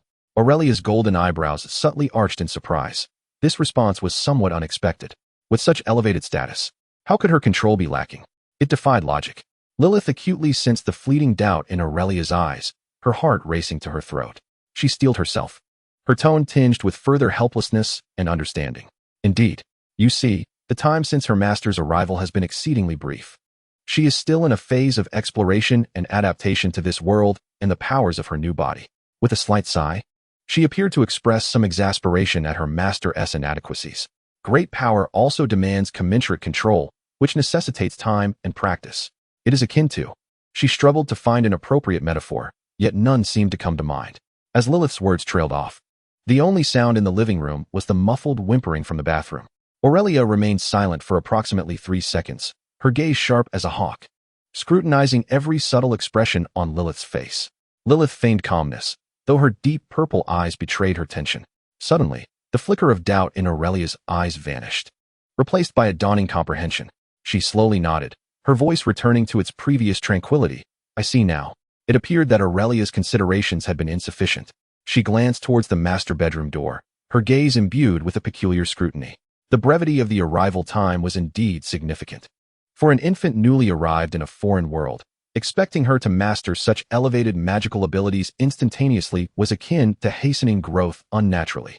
We have been overly impatient. An infant. The imagery that Aurelia conjured was vivid. A newly born high-ranking succubus, with astonishing latent potential, yet utterly ignorant of her own power. Stumbling even in her first steps. This seemed the most reasonable explanation. After all, who could expect a mere infant to run and jump within 3 days of birth? One must possess the patience and observational acuity befitting the care of young ones. Lilyth observed the logical expression on Aurelia's face, feeling a slight sense of relief. Yet her worries deepened. Aurelia deftly shifted the conversation to Butter, her gaze remaining sharp. This precious gift from Lady Ellie to Lord Charlotte would accompany him in the days to come. However, judging by its current behavior, it appeared that some guidance was still necessary. Leaning slightly forward with an elegant and confident demeanor, Aurelia, having systematically studied the training and behavioral correction of large breeds, proposed. Might I take responsibility for Butter's training for a time? This would not only prevent it from further disturbing the Lord, but also facilitate its adaptation to the environment, transforming it into a suitable companion dog. Lilith's heart stirred. The suggestion seemed reasonable, yet she sensed an ulterior motive. Cautiously, she maintained her vigilance. Nonetheless, this appeared to be the most effective solution to the unpredictable situation that Butter presented, and it was a proposal she felt compelled to accept. Lilyth feigned hesitation before breaking into a grateful smile. That would be splendid. Having someone as professional as Miss Aurelia to guide Butter is indeed a blessing, alleviating us of considerable trouble. I must trouble you with this. Such is my duty, Aurelia replied with a slight nod, the corners of her mouth curling into a barely perceptible arc, hinting at the success of her scheme. At that moment, Aurelia elegantly turned to face the assembled maids, gently clapping her hands. The 12 golden-haired maids instantly ceased their activities and, in perfect unison, directed their attention towards Lilyth, their movements as fluid as a singular entity. All is in order, Miss Lilyth, Lord Charlotte. We apologize for the disturbance, Aurelia announced, leading the maids in a deep, respectful bow. Thank you for your efforts. Lilyth returned the gesture. The maids filed out through the grand entrance, as quietly and efficiently as they had arrived, a sight pleasing to the eye. Aurelia, however, remained behind, approaching the restroom and opening the door. Upon catching sight of her, the previously whimpering Butter seemed to sense an invisible authority and immediately ceased its whimpering, cautiously following her with its tail tucked. Chapter 70. The ensnared head made the third-floor sitting room had not fully regained its tranquility. Although the cleaning had concluded, the training of Butter was just beginning. Aurelia stood tall in the center of the room, her golden hair shimmering with a cold brilliance under the light. Before her, the large golden retriever named Butter sat obediently on the carpet, its tail wagging gently, tongue lolling out, eyes soft and angelic, a stark contrast to its former wild demeanor. Aurelia's ice-blue eyes scrutinized the seemingly gentle giant, her mind rife with professional assessment and a hint of doubt. Instinctively, she felt that training such an obedient-looking dog to meet the necessary standards should not pose a significant challenge. Sit. Butter immediately sat up, his front paws together, displaying impeccable posture. Shake hands. Aurelia extended her gloved hand, and without hesitation, Butter raised his right paw, gently placing it in her palm with a fluid grace. Aurelia retrieved a small treat from her pocket and tossed it toward the nearby sofa. Like a flash of golden lightning, Butter soared to catch it midair, swallowing it without a moment's chew, then wagged his tail as he returned to sit before her, his eyes brimming with anticipation. Fetch. Aurelia pointed to a soft fabric ball she had thrown earlier. Without delay, Butter turned, picked up the small ball, and trotted back, placing it at her feet while nudging it gently with his nose. Turn on the television. Aurelia gestured toward the large screen mounted on the wall. Butter tilted his head, seemingly processing the command. Then, he stood, approached the television cabinet, and precisely tapped a button on the remote control with his paw. The screen flickered to life, displaying a dull documentary. Perfect. Flawless. Yet, Aurelia's brow furrowed slightly in confusion. It was peculiar. Butter's behavior before her could easily serve as an example in a manual titled The Perfect Companion Dog. Obedient, intelligent, compliant. There was no trace of food aggression. He would even nuzzle her hand affectionately after completing a command. This was hardly the wild creature that could turn a living room into a tempest. Lilyth, with her arms crossed, leaned against the sofa, observing Aurelia's growing bewilderment. She glanced at Butter's innocent demeanor, a knowing glint appearing in her violet eyes. She understood Charlotte all too well, or rather, she comprehended the peculiar charm of Charlotte's ability to attract chaos. This golden retriever appeared as an angel in front of others, but perhaps before Charlotte, he was more akin to a devil? Or perhaps Charlotte possessed a unique magnetism for trouble. A smile tugged at the corners of Lilyth's lips. She suddenly found it amusing to let Aurelia experience this double standard firsthand. However, at this moment, she needed to summon one of the culprits lurking in the living room. Gesturing for Aurelia to wait, she turned and approached the solid oak door of the master bedroom, gently knocking. Charlotte? Lilyth's voice held a touch of affection and exasperation. Could you come out for a moment? Butter is in training. Would you like to see? Meanwhile, inside the master bedroom, Charlotte was not sulking or resting as Aurelia had imagined. Instead, she was embroiled in a tempest of thoughts, fueled by a mix of shame, frustration, and a surge of competitive spirit ignited by Lilyth. Cocooned in soft blankets, her silvery hair sprawled messily, and her azure cat-like eyes were unfocused. Fixated on the ornate ceiling above, the scenes replayed incessantly in her mind. Lilyth's crimson lips, tantalizing yet perilous, the awkwardness of almost leaning in, and the overwhelming shame and frustration felt when pushed away. How infuriating. That wretched Lilyth. Charlotte clenched her small fists, striking the innocent pillow with force. Why must she always be led around by the nose? threatened by her, toyed with by her. A bold thought, tinged with a sense of reckless abandon, whispered like a devil in her flustered feline mind, swelling with intensity. Perhaps it was due to her own allure being insufficient. Yes, that must be it. Lilyth dared to tease her so cruelly because Charlotte had not exuded enough lethal charm. If only she donned an outfit capable of rendering all in her presence spellbound. Striking a pose that could captivate hearts, then surely Lilyth would collapse at her feet, no longer daring to be so audacious. In that moment, the rhythm would belong to her. Once this notion took root, it spread through Charlotte's thoughts like wildfire. The more she pondered, the more sense it made, the more feasible it appeared. Indeed, with a sudden burst of determination, Charlotte sprang from her bed, a flame of vengeance igniting in her cerulean feline eyes. She strode purposefully towards the expansive walk-in closet, her target crystal clear, the grand trunk filled with an array of astonishingly alluring outfits gifted by moonlight feathers. After rummaging through the contents, Charlotte's gaze finally settled on a pure white JK sailor uniform. This was no ordinary sailor suit. The top was a daringly short crop top, barely concealing her curves, and the skirt was a scandalously short pleated design, complemented by pristine over-the-knee stockings adorned with delicate lace trim. The scant fabric emitted a lethal allure, intertwining innocence with seduction. Taking a deep breath, imbued with a sense of tragic heroism, Charlotte donned this battle attire. Sitting before the grand vanity mirror, she gazed at her reflection, momentarily breathless. The silver-haired catgirl, enveloped in the pure white sailor outfit, showcased skin as fair as snow, a waist so slender it could be encircled by a single hand, and legs extending beneath the short skirt, gracefully outlined by the pristine stockings. Her azure eyes sparkled with a mixture of shyness and anxiety, silver cat ears quivering slightly, while her tail unconsciously curled around her clad leg. Innocence and sensuality, purity and temptation, these contrasting essences harmoniously merged within her, creating a visual impact of nuclear proportions. Charlotte felt her cheeks flush, her heart pounding like a drum. This was simply too much, she murmured to herself, the weight of embarrassment nearly overwhelming her, yet the thought of Lilyth's potential reaction infused her with an inexplicable courage. At that moment, Lilyth's gentle knock and melodic call resonated like a divine symphony. "Charlotte, come out for a moment. Butter is in training. Would you like to take a look?" An opportunity had arisen. Charlotte sprang to her feet, taking several deep breaths before the mirror, striving to suppress her racing heart and the blush adorning her cheeks. Gathering every ounce of courage she could muster, with a resolve that embraced failure as a possibility. She inhaled deeply, her small hand grasping the cool doorknob. Creaking, the heavy oak door of the master bedroom was slowly pulled open.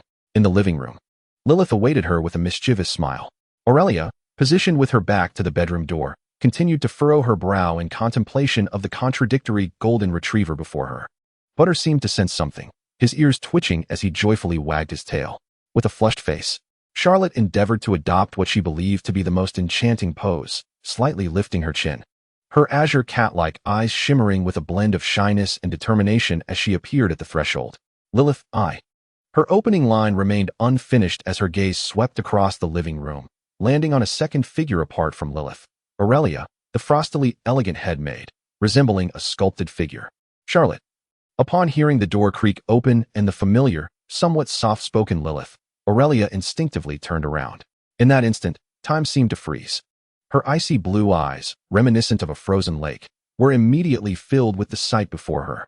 Cascading silver hair, quivering cat ears, and a tail entwined. A sailor uniform pure enough to be deemed sacred, revealing a slender waist, and a skirt so short it was shocking, paired with perfectly shaped legs encased in white knee-high socks. The exquisitely doll-like face bore a lingering blush and a hint of trepidation.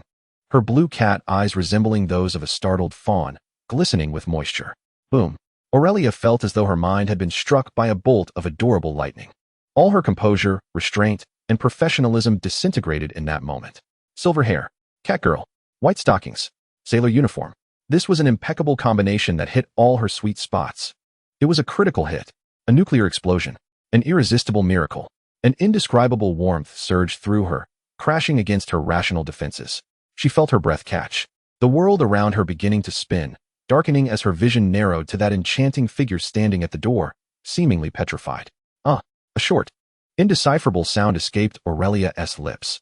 Almost immediately, under Lilyth's astonished gaze and Butter's curious tilt of the head, the once composed and frosty Aurelia, with her trained demeanor, swayed slightly, her eyes rolling back, and as if all her bones had been removed, she collapsed backward with a thud onto the thick, soft Persian carpet. She had succumbed right then and there. Charlotte. Time seemed to stand still for a fleeting moment. The shyness, anticipation, and feigned allure on Charlotte's face were abruptly replaced by an overwhelming, incomprehensible terror and shame. Her small mouth parted slightly, and her cerulean feline eyes widened to their utmost limit, nearly popping from their sockets in sheer shock. What had she witnessed? Had the seemingly formidable and aloof head maid fainted at the sight of her outfit? Or was it something else entirely?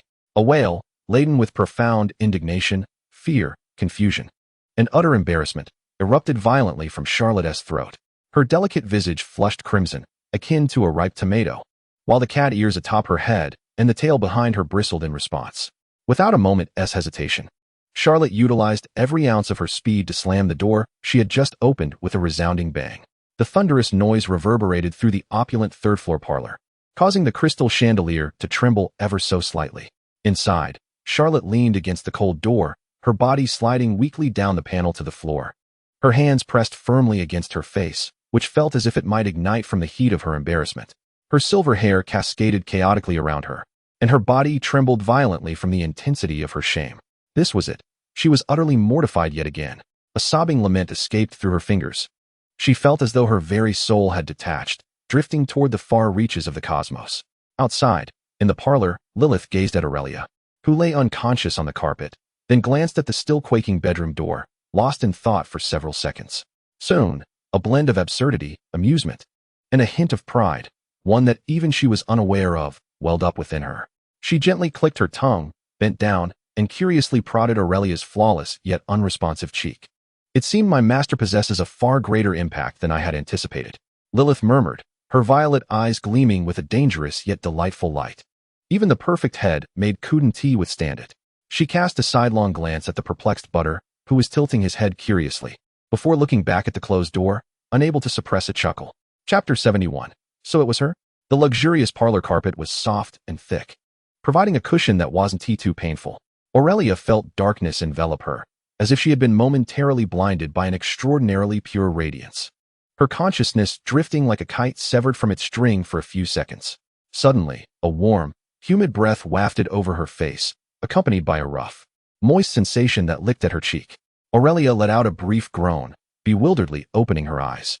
Before her stood Butter's enlarged, worry-laden canine face, his wet nose nearly touching hers, while his pink tongue enthusiastically engaged in a thorough facial cleansing. Huh.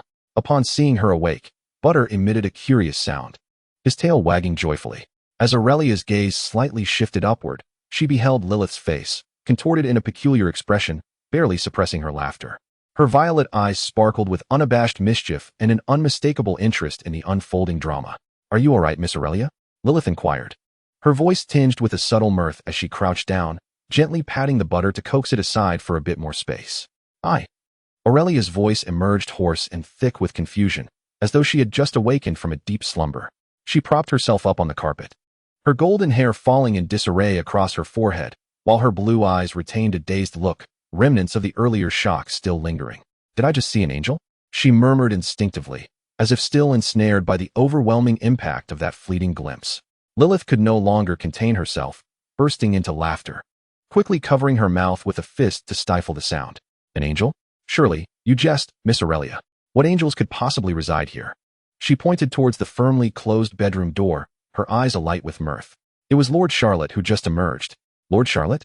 Aurelia echoed the name, her mind laboriously rebooting. Fragments of memory surged back: silver hair, cat ears, a tail, her attire, a sailor suit so pure it bordered on sanctity yet exuded an irresistible allure, accentuating her slender waist and perfectly shaped legs clad in pristine over-the-knee stockings. Boom. The warmth that had just ebbed away surged back through Aurelia's entire being, her cheeks involuntarily flushing crimson. She suddenly recalled the moment she had arrived at the annex for the assembly, catching a glimpse of a figure trailing behind Lady Yana, nearly obscured by the tall and stoic Lord Yalvia, revealing only the tips of silvery hair and the pointed end of a cat tail. So it was her. Aurelia murmured to herself, a wave of profound regret and dread swelling within her. Why hadn't she seized the opportunity to gaze longer? Had she glimpsed Lord Charlotte's breathtaking visage sooner, her title as the perfect head maid would have likely been rendered obsolete the instant she stepped into the annex. Thank goodness for Lord Yalvia's imposing presence that shielded her. It felt like a twist of fate. After a fleeting moment of relief, an intense curiosity followed. Miss Lilyth, Aurelia stammered, striving to steady her racing heart, though her voice betrayed a hint of instability. Why did Lord Charlotte suddenly don such a unique outfit? She recalled that during the assembly, Charlotte had worn a relatively conservative white suit paired with black stockings. Beautiful, certainly, yet lacking the visual impact of the sailor suit she had just witnessed. It was evidently a meticulously chosen ensemble. At her words, Lilyth's smile deepened. Imbued with a knowing slyness, she feigned contemplation, tilting her head for a moment, then, with a teasing tone, replied, "Oh, that?" Perhaps she intended to give her husband quite the fright. Husband! Aurelia's exclamation rose an octave, reminiscent of a cat whose tail had been inadvertently stepped upon. Her ice-blue eyes instantly sharpened like blades, an indescribable fury and murderous intent radiating uncontrollably around her. She abruptly stood up, her gaze sweeping across the opulent living room like a bolt of lightning, as if she sought to unearth the scoundrel lurking in the shadows. Daring to lay a finger on the yet untouched Lord Sharrow. Who could it be? Aurelia's voice, laced with unprecedented coldness, even hinted at desperation. Which audacious rogue dared to target Lord Sharrow? Tell me, Miss Lilyth. I shall immediately summon the Maid Brigade and ensure he vanishes from this world tonight. Clenching her fists tightly, the poise of a perfect maid dissipated, revealing a figure akin to a knight prepared to battle for the princess's protection. Her eyes ablaze with fierce rage. Lilyth, unable to contain herself in the face of Aurelia's fervent reaction, erupted into laughter, her mirth causing her to tremble with delight. While laughing, she waved her hand dismissively.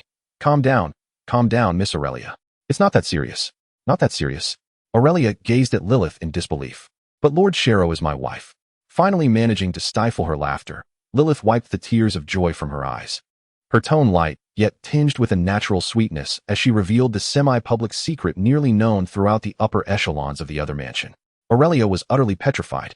The anger, the murderous intent, the urgency that had adorned her face instantly froze, then shattered like a fragile sheet of ice.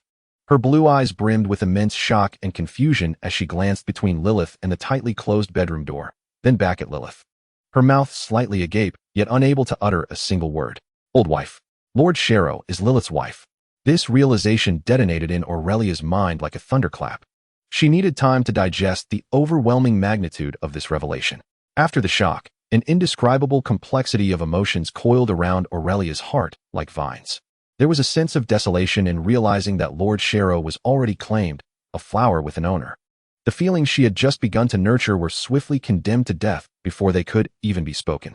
There was a deeper shock as well. The esteemed Lord Sharrow, a being of immense potential and noble lineage, had chosen a human girl as a companion. This shattered all norms and class barriers. What audacity and rebellion did this require? And then came envy, a profound, inescapable envy. Envy that Lilyth was fortunate enough to be favored by Lord Sharrow, a being adored by many. A charming catgirl brimming with limitless potential. Envy that she could stand proudly beside Lord Sharrow, recognized as her husband. And what of Aurelia? A bitter pang surged within her. She was merely an interloper, a lowly demon maid. In terms of beauty, she considers herself no less than Lilyth. In terms of physique, she is indeed taller and more graceful, exuding a mature allure. When it comes to strength, she is merely a lesser succubus. Her magical prowess far surpassing that of an ordinary human like Lilyth. Yet, she finds herself defeated by the circumstances of precedence. The current society of succubi is no longer the chaotic and disordered realm of ancient times, under the subtle influence of human culture. Although the law does not explicitly state it, the one-on-one partnership system has long since become the unspoken norm in the hearts of the majority of succubi. The former practice of having multiple partners is now regarded as a symbol of barbarism and backwardness. Aurelia, a maid who adheres to decorum and strives for perfection, would never stoop to the despicable act of stealing love. With this thought, Aurelia took a deep breath, forcibly suppressing the bitterness and disappointment that surged within her. She straightened her back, regaining the calm and restraint that befits a head maid, though her eyes betrayed a hint of unmasked sorrow.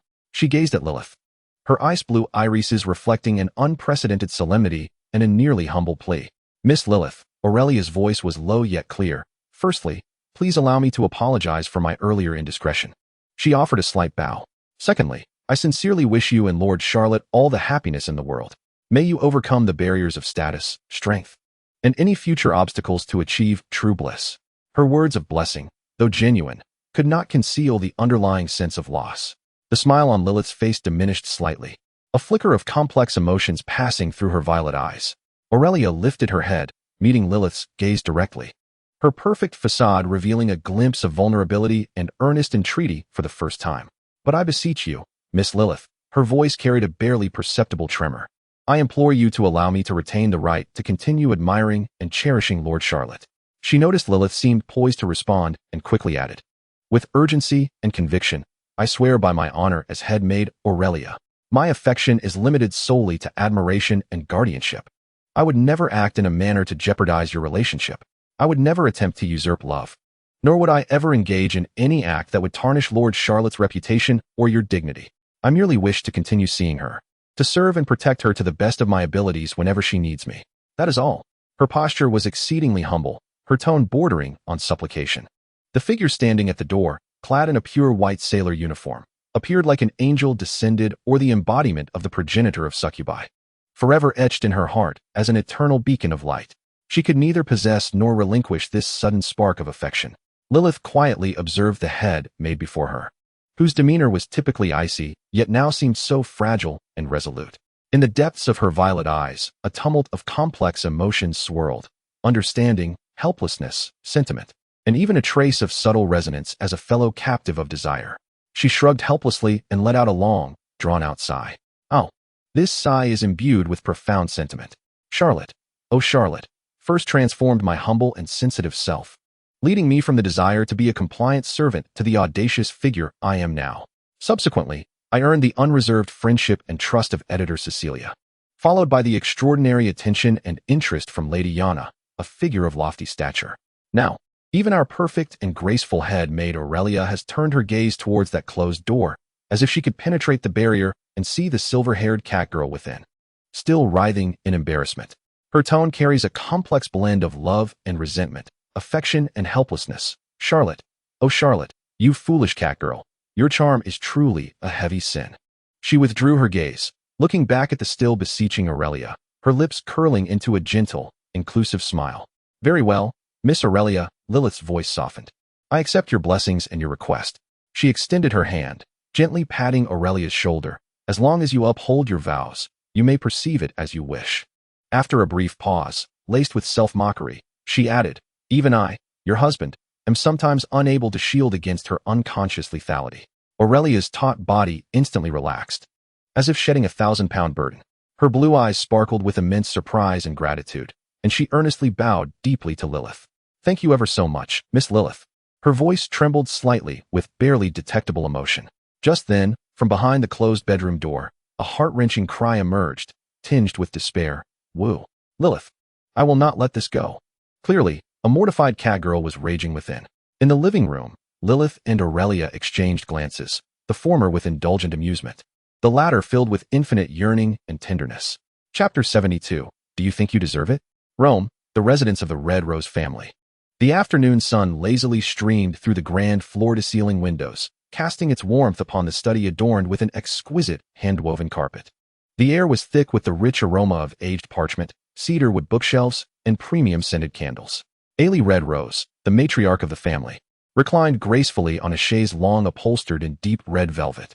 Her long, fiery red curls cascaded over her shoulders, a few stray strands framing her mature, alluring face, which bore an air of languid fatigue. She was clad in a burgundy silk robe, slightly unbuttoned at the collar, revealing her delicate collarbone and a hint of an enticing curve. Below the hem of her robe, a pair of long, fair legs, perfectly sculpted, were crossed. Bare feet resting upon the floor, her slender ankles exuding a nonchalant sensuality.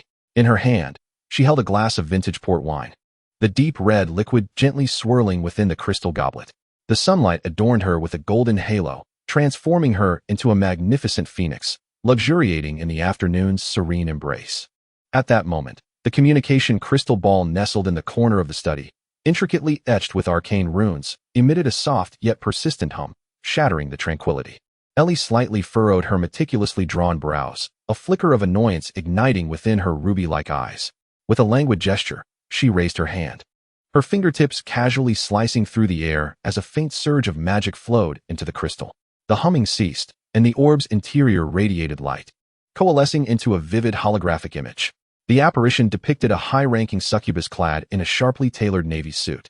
Her platinum hair was impeccably styled, her visage striking yet imbued with an innate arrogance, her gaze sharp and frigid, adorned with a sapphire-carved lily badge, the emblem of the blue lily family, displayed proudly on her chest. Lady Ellie, the matron of the Red Roses, the succubus in the image began, her voice resonating like the clash of cold metal, laden with an air of condescension. I represent Her Excellency, President Isabella Sterling of the Free Lighthouse Alliance, to convey a supreme directive. Upon receipt of this message, you are to promptly arrange your travel to New Eden. President Sterling has matters of utmost importance that require your in-person consultation with the matrons of the high-ranking succubus families located in Europe, particularly in Western Europe. The commanding tone left no room for negotiation, as if Ellie were merely a subordinate at her beck and call. Instantly, Ellie's previously languid demeanor turned frigid. She took a sip of her port wine, her emerald eyes narrowing slightly, a sharp glint fleeting through them, as if the slumbering ghostly flames had awakened. Setting down her glass, she reclined back on the chaise longue with an air of nonchalance, yet her voice dripped with unmistakable detachment and a hint of derision. Oh? Has President Sterling finally remembered us, the remote folk of rural Europe? She deliberately emphasized the words remote and rural. The blue lily member's brow furrowed. Visibly displeased with Ellie's demeanor, Lady Red Rose, please be mindful of your wording. This is a formal invitation from the core of the Free Lighthouse's power. An invitation? Ellie chuckled lightly, the sound rich like fine wine, yet devoid of warmth. To my ears, it sounds more like a command. Or perhaps New Eden has grown accustomed to addressing European families in such a tone. She elegantly shifted into a more comfortable position, her gaze piercing through the crystal ball, as if transcending space to lock eyes with the blue lily member. Little one from the blue lily family. Go back and inform your golden-haired, blue-eyed peacock of a president. Ellie unreservedly labeled President Sterling. In those days, our illustrious Rose family, along with numerous other clans, departed from the vortex of power that is North America, embarking upon the ancient soils of Europe to shield our descendants from the relentless strife and repugnant power struggles.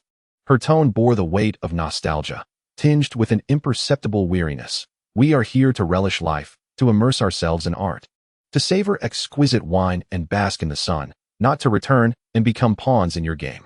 To my knowledge, many families rooted in Europe share a similar sentiment of seeking tranquility, embracing the present moment. This embodies the prevailing lifestyle of the European demon families. A glimmer of wisdom sparkled in Ellie's emerald eyes, her words slicing through the air like a sharp blade. Now, to think that with just a phone call, one could summon the matriarchs of all the families in Western Europe as if they were mere pets to be beckoned to the New Eden? Surely, President Sterling has been basking too long in the sun of the East Coast, leading him to utter such nonsensical claims. You, the member of the Blue Lily, captured in the image, turned pale with rage at Ellie's merciless sarcasm, her platinum hair seemingly standing on end. Lady of the Rose, please be mindful of your station. You are disrespecting the highest authority of the beacon of freedom. Station? Ellie scoffed, her eyes radiating an air of authority. I am acutely aware of my position. I am the matriarch of the Rose family. We are deeply rooted in Europe, with our own heritage, culture, and profound legacy. We are not your pets, summoned at will to the New Eden. I concede that, in comparison to the political epicenter of North America and the New Eden, our influence in Europe may be somewhat marginalized, but that does not imply we are weak or easily manipulated, nor does it suggest we will be subjugated. She leaned slightly forward, and even through the image, the pressure of a top-tier demon family matriarch emanated distinctly. Furthermore, little one, do you presume that we, the heads of families, are akin to the lowly demons and human servants brainwashed daily by your beacon of freedom media? We are fully aware that the realm across the Iron Curtain, Ellie paused deliberately, a profound light flickering in her gaze, does not resemble the hellish Red Alliance portrayed by your propaganda machine. It possesses its own order and laws for survival. Your tactics of demonizing opponents to manipulate the masses are futile here. Ellie's voice turned icy, laced with a warning. I advise you, and your feathered peacock of a president behind you, to temper that unnecessary and unfounded arrogance. Otherwise, when the storm truly arrives, you may find yourselves utterly isolated. As the final word resonated, Ellie offered no opportunity for rebuttal. With an elegant gesture, she raised her hand, her fingertips tracing a delicate arc in the air. Buzz. The light of the communication crystal sphere extinguished instantly, and the image of the flustered blue lily member, filled with astonishment and fury, disappeared completely. The study returned to its previous tranquility, with only the gentle flow of sunlight and the subtle crackle of scented candles remaining.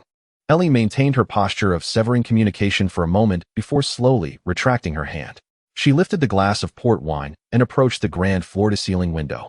Gazing at the ancient and magnificent vista of Rome, the anger and mockery she had just exhibited gradually subsided, giving way to a trace of solemn contemplation that crept across her enchanting visage. Although she had expressed herself with conviction, President Sterling's sudden urgency in summoning all the matriarchs of Western European families, even resorting to an almost commanding tone, undoubtedly concealed a matter of great significance. What could it be? Was there a new breakthrough in magical weaponry from the Red Alliance? Or was it related to the recent whispers circulating among the high-ranking officials regarding some mysterious signal? Ellie gently swirled her glass, the deep crimson liquid spiraling within, reflecting the depth of her ruby eyes. The increasingly inflated arrogance and desire for control exhibited by the Blue Lily family, and indeed the upper echelons of the Free Lighthouse, instilled a profound unease within her. Could this stringent summons merely be the beginning? In the future, would this pressure emanating from New Eden only intensify? Would the Red Rose family, along with those European families that chose to remain passive, be able to sustain this relatively independent haven? Her thoughts drifted to her daughter, Yana, far away in London, and to the enigmatic primal succubus, Charlotte, whom Yana had rescued. Ellie murmured softly, her crimson lips pressed into a straight line. It seemed that the days of tranquility were truly drawing to a close. Outside, the Roman sunset bathed the ancient city in a resplendent golden-red hue. Yet it also seemed to herald a future fraught with turmoil. Ellie downed the contents of her glass, her gaze sharpening and deepening. She required more intelligence and needed to assess with greater caution the potential ramifications of this summons. The peace of the Red Rose family and indeed all of Europe must not be easily disrupted. Chapter 73. Adjusting the training of Butter the following morning. Sunlight streamed through the expansive floor-to-ceiling windows, casting a warm and bright glow across the living room. Charlotte finally recovered from the deeply mortifying social faux pas. She donned her signature pure white blazer and black skirt, paired with knee-high black stockings, striving to project an air of normalcy. A serious expression as if nothing had transpired the previous day. Yet, her silver-white cat ears would occasionally twitch, betraying remnants of embarrassment, while her cerulean cat-like eyes reflected a hint of cautious vigilance, resembling a startled bird. The plan to train Butter was once again on the agenda. Lilyth and Aurelia stood in the center of the living room, while the highly anticipated master, Charlotte, kept a distance of at least 5 steps, her body slightly leaning back. Her gaze warily fixed on the golden retriever sprawled on the plush carpet, idly gnawing on a large chew toy. Charlotte, come here, Lilyth beckoned with exasperation. Butter is being very well behaved now. Indeed, Lord Charlotte, Aurelia gently encouraged, clad once again in her refreshing maid attire, her golden locks impeccably arranged. Yet, when her icy blue eyes turned toward Charlotte, there seemed to be an unexplainable tenderness that surpassed that of the previous day. It had undergone preliminary training and was now capable of comprehending basic commands. Charlotte swallowed nervously, gazing at Butter's innocently endearing visage. Yet her mind was flooded with the terrifying image of it chasing her around the living room yesterday, transforming the space into a battlefield. Hesitantly, she took a small step forward, only to retreat again, muttering softly, "It seems well behaved now, but who knows what it might do next." Butter appeared to sense Charlotte's scrutiny. Lifting its head and panting with its rosy tongue out, its dark eyes fixed on her, while its tail joyfully swept across the carpet. To Butter, this silver-haired creature, fragrant and seemingly timid, appeared to be far more intriguing than a new toy. "Look, it's quite friendly," Lilyth attempted to persuade. After much hesitation, Charlotte finally mustered a modicum of courage, advancing 2 steps to position herself slightly behind Lilyth and Aurelia. Taking a deep breath, she endeavored to imbue her voice with authority. "Butter, sit." Butter tilted its head, regarding Charlotte with keen interest. It perceptibly caught the faint tremor in her voice and the hint of anxiety in her eyes, despite her attempts to feign calmness. In the straightforward realm of a dog's understanding, it thought, "Fear me? I am either superior or equal in status." Thus, instead of obeying and sitting down, it grinned wider, wagging its tail with exuberance, even letting out excited huffs of breath. Charlotte, her cat ears perked up, and the fur on her tail bristled. "Fear not, it is merely expressing friendliness," Lilyth quickly assured her, casting a stern glance at Butter. "Butter, sit." At Lilyth's command, Butter promptly sat upright, but its gaze remained fervently fixed on Charlotte, as if to say, "Come play?" Aurelia furrowed her brow slightly. Butter's double standards reaffirmed Lilyth's suspicion from the previous day. This dog was an angel before others, yet seemed to unleash its true self in Charlotte's presence. The two exchanged a knowing glance, instinctively extending their hands to grasp Charlotte's arms, forcibly drawing her from her safe zone and pushing her within less than 2 meters of Butter. "What?" Charlotte gasped, nearly losing her balance. "Lord Charlotte, please look it in the eye and issue a clear command," Aurelia encouraged from behind, her tone gentle yet firm. "Yes, project the authority of a master. Let it know who is in charge." Lilyth chimed in, offering her support. Charlotte found herself positioned in the middle, with no retreat possible. As Charlotte gazed at Butter, her large, curious eyes brimming with playful intrigue, a shiver ran down her spine. Though her legs felt somewhat weak, she straightened her posture, endeavoring to adopt the regal demeanor of Lilyth and Aurelia. "Butter, shake hands," she proclaimed, striving to infuse her voice with authority. However, her cat ears, betraying her tension, flicked nervously backward, their tips quivering slightly.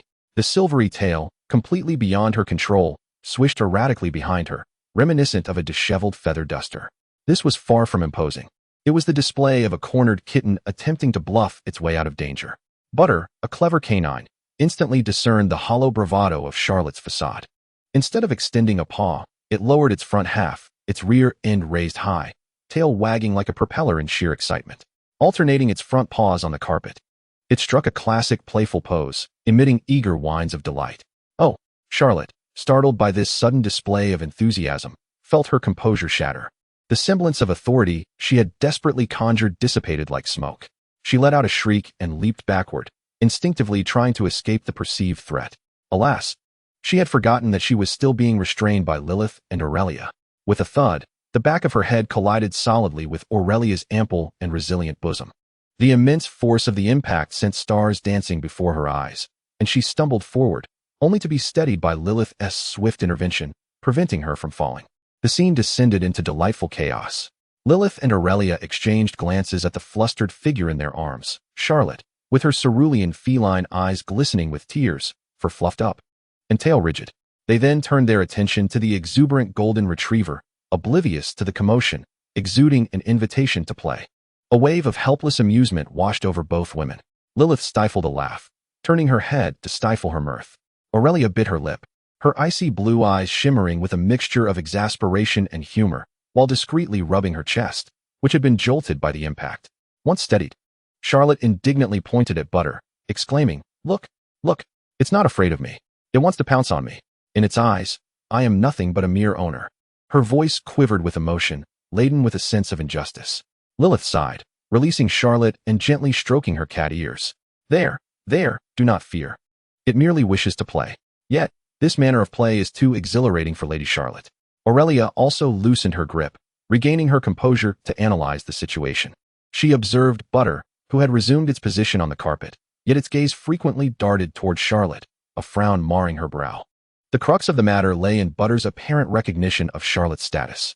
In its perception, Lord Charlotte is not a master to whom it must submit, but rather a companion with whom it can frolic and even playfully bully. Such a perception, if unaltered, poses a significant challenge to the training process. What, then, is to be done?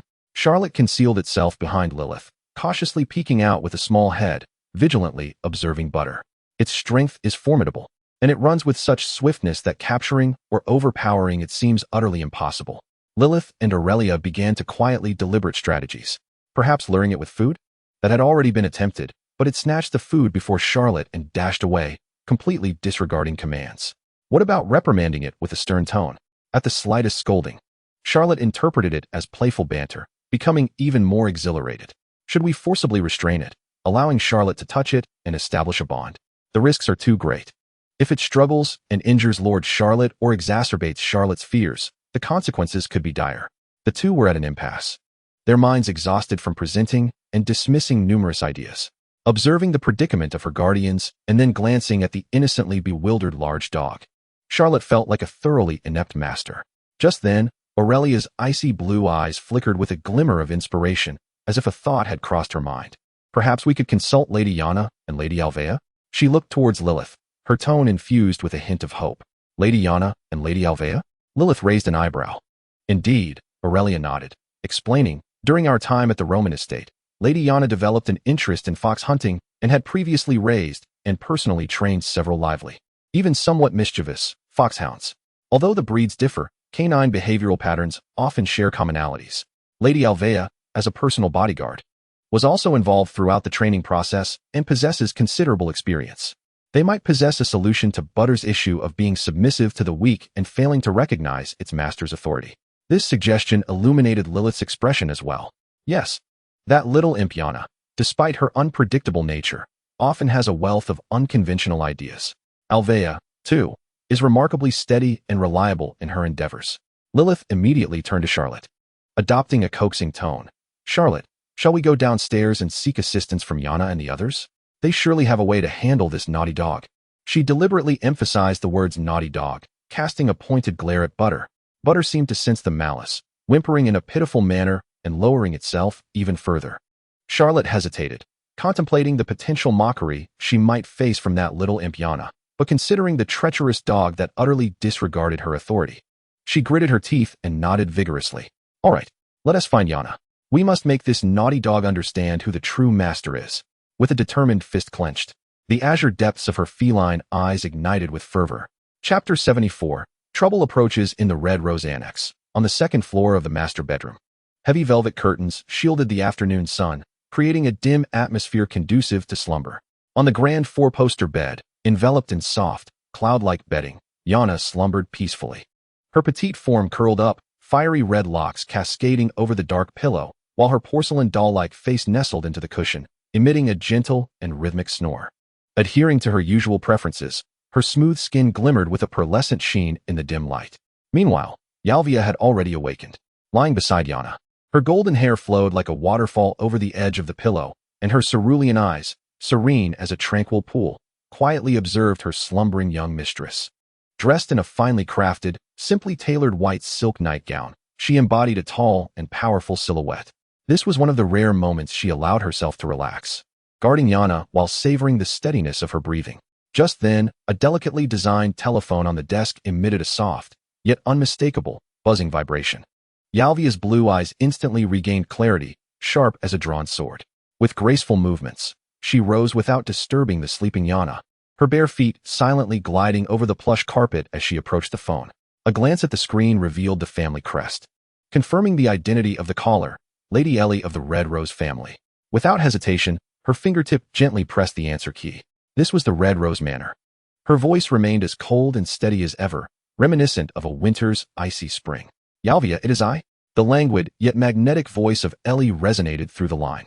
She seemed unsurprised that Yalvia had answered the call, her tone familiar and gentle. Is Yana still asleep? Yes, my lady. Yalvia slightly tilted her head, her gaze tenderly resting on the defenseless little figure nestled in bed, having just drifted off. Well, let her sleep a little longer. Ellie's voice carried a note of indulgence. How is the little one faring in England? That dreadful weather hasn't caused her any discomfort, has it? Is she maintaining her meals and sleep schedule? Is her magical training on track? A barrage of questions poured forth, imbued with maternal concern. Yalvia patiently addressed each one. Lady Yana is doing well. The weather in London is manageable, and I will ensure her quality of life remains high. Her diet and daily routine are regular, and her magical training proceeds as scheduled, without any slacking. That's reassuring. With you by her side, I feel at ease. Ellie's voice sounded more relaxed, before curiosity crept in. By the way, what about the original succubus, Charlotte? How is Yana getting along with her? She hasn't frightened the child away, has she? At the mention of Charlotte, Yalvia's typically cold demeanor softened slightly, her tone tinged with an almost imperceptible hint of resignation. Lady Charlotte has a gentle disposition and seems quite adaptable. Lady Yana, indeed, has developed a fondness for her. She carefully chose her words. Although her demeanor may occasionally appear overly vivacious, reveling in teasing and jesting, it seems that Lord Charlotte does not exhibit any overt disdain as a result. Perhaps their relationship could be characterized as a one-sided camaraderie of mischief? A chuckle escapes from Ellie on the other end of the line. That girl, Yana, must certainly regard her as a novel pet cat. As long as no significant trouble arises, it is all well and good. And what of that child? How is Lord Charlotte faring?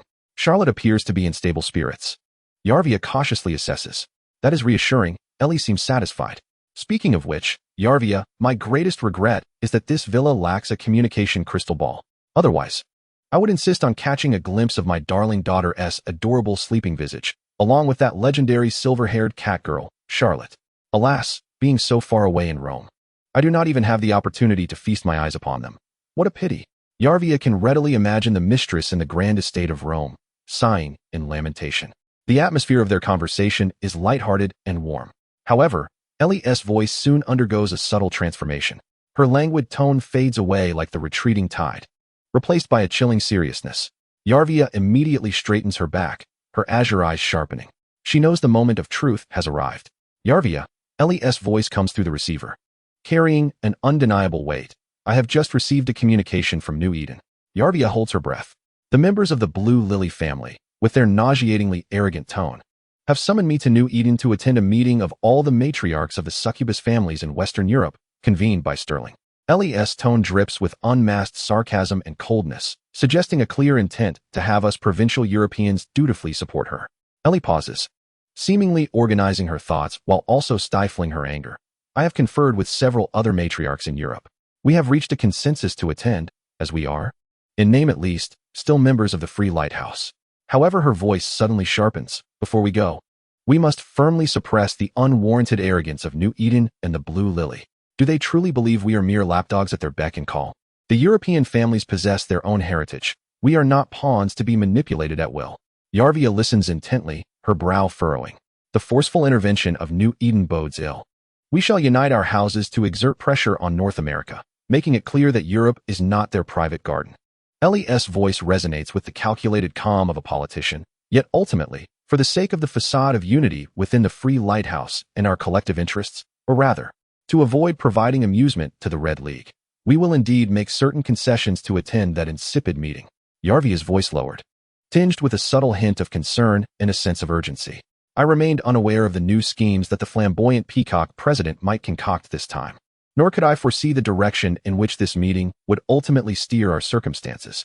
Yet, I assure you, regardless of what transpires, I shall exert every effort and leverage all the influence my family possesses in Europe to ensure that Yana, particularly in this region of Britain, is shielded from any adverse effects. As for you, focus on your duties, protect Yana, and keep a watchful eye on that enigmatic primordial succubus. Indeed, my lady. Yarvia responded solemnly, a flicker of seriousness passing through her azure eyes. The mistress's promise served as a balm for her anxieties, yet it also heralded the approaching storm. Well then, take good care of those two little ones. Lilyth's voice regained its previous warmth, though the underlying chill remained palpable. Yes, rest assured, my lady. Yarvia replied with gravity. The communication was severed. Standing in place, Yarvia lingered in silence for a moment. The afternoon sun of London streamed through the gaps in the curtains, casting a slender beam of light upon the carpet, while minute specks of dust floated in the air. The news from the mistress struck her heart like a stone cast into a tranquil lake, stirring ripples of unease within. The assertive stance of New Eden, the united counteroffensive from the European families, and the uncertainties of the future all signified that the temporary tranquility of the Red Rose Manor could be disrupted at any moment. She needed to be more vigilant, to orchestrate her plans with greater precision. Just as Yarvia began to digest this heavy information, preparing to turn and check if Yana had been awakened, a gentle knock resonated from the bedroom door. Yarvia swiftly concealed all external emotions, her azure eyes returning to their calm depths. Approaching the door, she silently opened it. The trio standing outside rendered even the normally composed Yarvia momentarily taken aback. At the forefront stood Charlotte, her silver hair framing her delicate features, clad in her signature white suit and black skirt, her slender legs adorned with knee-high black stockings. Yet, at that moment, her exquisitely crafted face bore an expression of grievance, helplessness, and a trace of pleading, her cerulean feline eyes glistening with unshed tears, and her cat ears drooping listlessly. Half a step behind Charlotte stood Lilyth, her pink-haired visage adorned with a mix of exasperation and amusement, her violet eyes meeting Yarvia's with an understanding glance that spoke volumes. Beside Lilyth stood the newly appointed head maid, Aurelia, a striking blonde beauty whose gaze toward Yarvia was imbued with a near-worshipful and expectant light, as if she beheld a savior. Yarvia's gaze swept swiftly across the faces of the three, ultimately resting on Charlotte's vulnerable and pitiable demeanor, with the expression of Lilyth and the adoring gaze of Aurelia. Her sapphire blue eyes narrowed slightly, and an extremely familiar yet ominous premonition surged within her heart. Trouble. Moreover, It was highly probable that this trouble was linked to the golden retriever named Butter residing upstairs. Once again, it had come knocking. Chapter 75. Boomerang. The heavy oak door to the master bedroom was silently closed by Yalvia, effectively cutting off the trio's prying eyes from the outside. Although Yana was blissfully asleep beneath the covers, oblivious to everything, Yalvia's instincts as a guardian compelled her to eliminate any potential risks. She turned to face the three individuals at the doorway, each displaying a different expression. Her golden hair shimmered with a cold sheen under the dim corridor light, and the delicate white silk nightgown she wore accentuated her tall, powerful silhouette. She stood barefoot on the soft carpet, exuding a tranquil yet slightly languorous authority. "May I inquire about your purpose?" Yalvia's voice was cool and steady, akin to a winter spring, as her azure gaze swept over Charlotte, Lilyth, and finally rested upon Aurelia, carrying a hint of inquiry.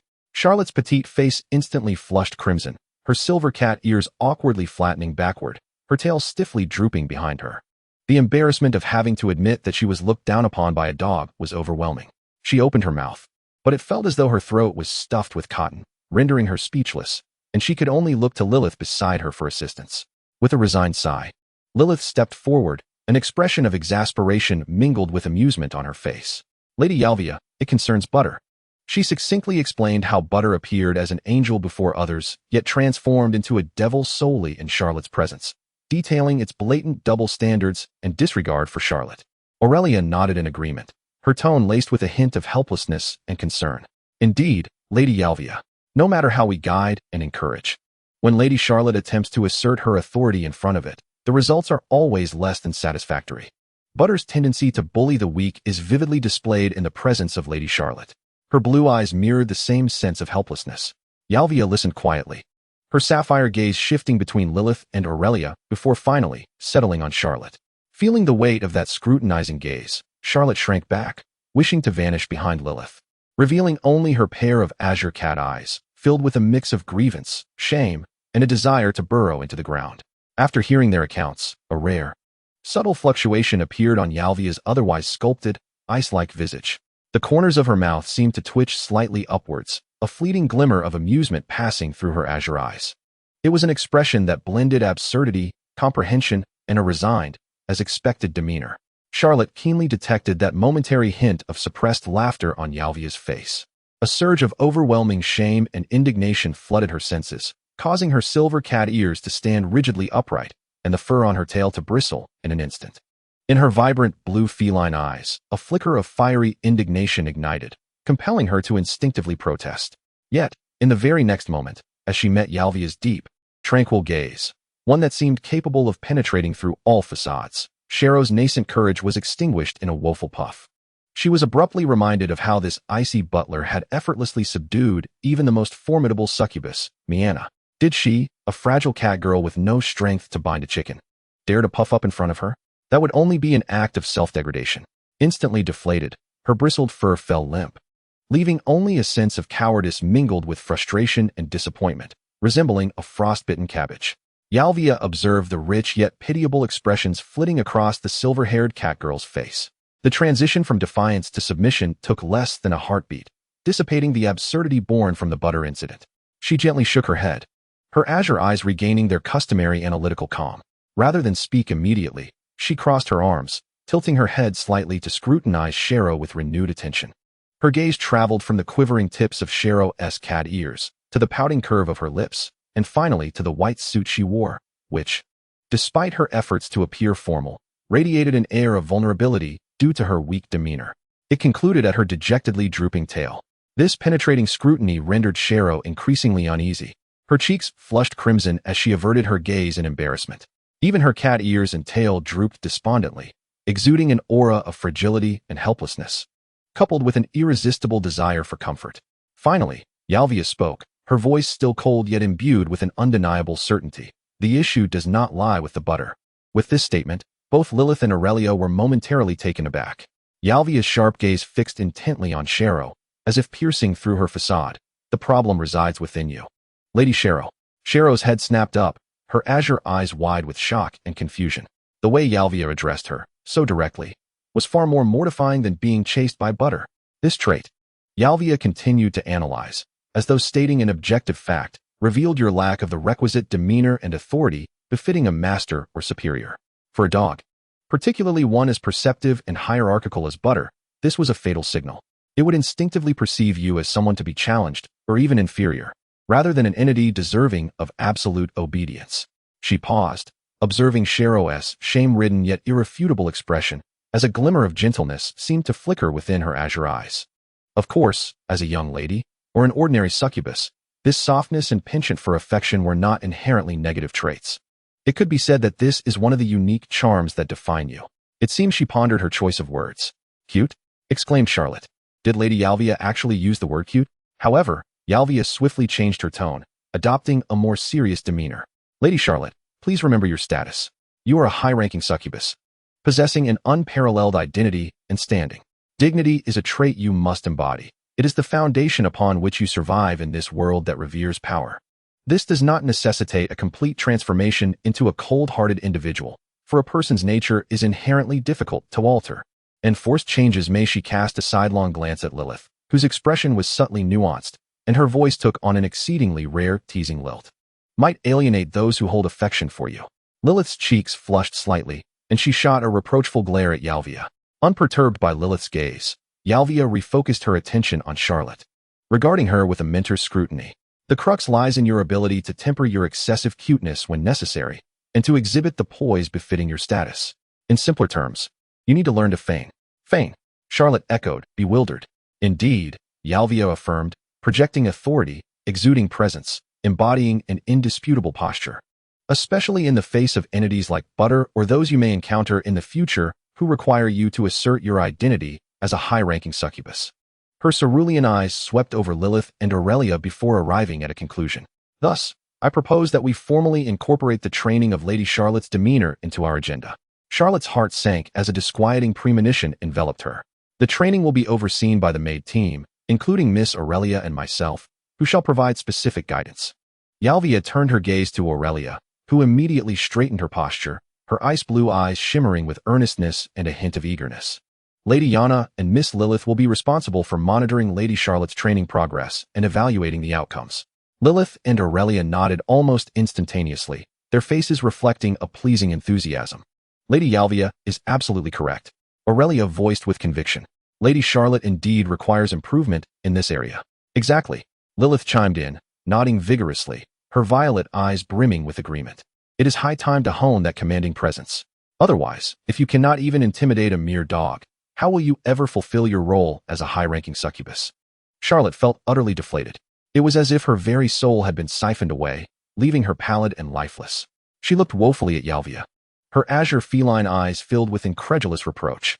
Wasn't the plan to deal with that sly and cunning bad dog? Now, the boomerang has come back to strike me instead? Wasn't the focus supposed to be on training Butter? How did this turn into training me? This is an injustice. Charlotte seemed to glimpse the dismal future that awaited her, as a chilling wave of despair swept through the feline girl who longed merely to be a languid creature. Chapter 76. Adjusting the instruction for Charlotte. The Red Rose Annex featured a spacious and brightly lit hall on the ground floor. The air was imbued with a subtle blend of seriousness and absurdity. Despite the multitude of reluctance swelling within her, under the undeniable arrangements of Yalvia. A rigorous training session aimed at enhancing her regal demeanor as a high-ranking succubus commenced with great fanfare. The training ground was chosen to be the Grand Hall. Sunlight streamed through the towering glass windows, casting mottled shadows upon the floor. At that moment, the center of the hall transformed into an impromptu training arena. The protagonist, Charlotte, stood rigidly at the heart of the hall. Clad in a pristine white suit jacket and a black skirt, her slender legs were encased in knee-high black stockings. Yet this attire, which should have exuded competence, appeared exceedingly adorable due to the aura of fragility that enveloped her. Before her stood 6 golden-haired, low-ranking succubus maids. Temporarily relieved of their cleaning duties, aligned neatly in a row, their postures impeccably straight. They endeavored to maintain professional expressions. Yet their gazes occasionally strayed uncontrollably to the silver-haired feline girl in the center, who was trying desperately to maintain a stern visage but resembled nothing more than a startled kitten, her eyes betraying a suppressed mirth.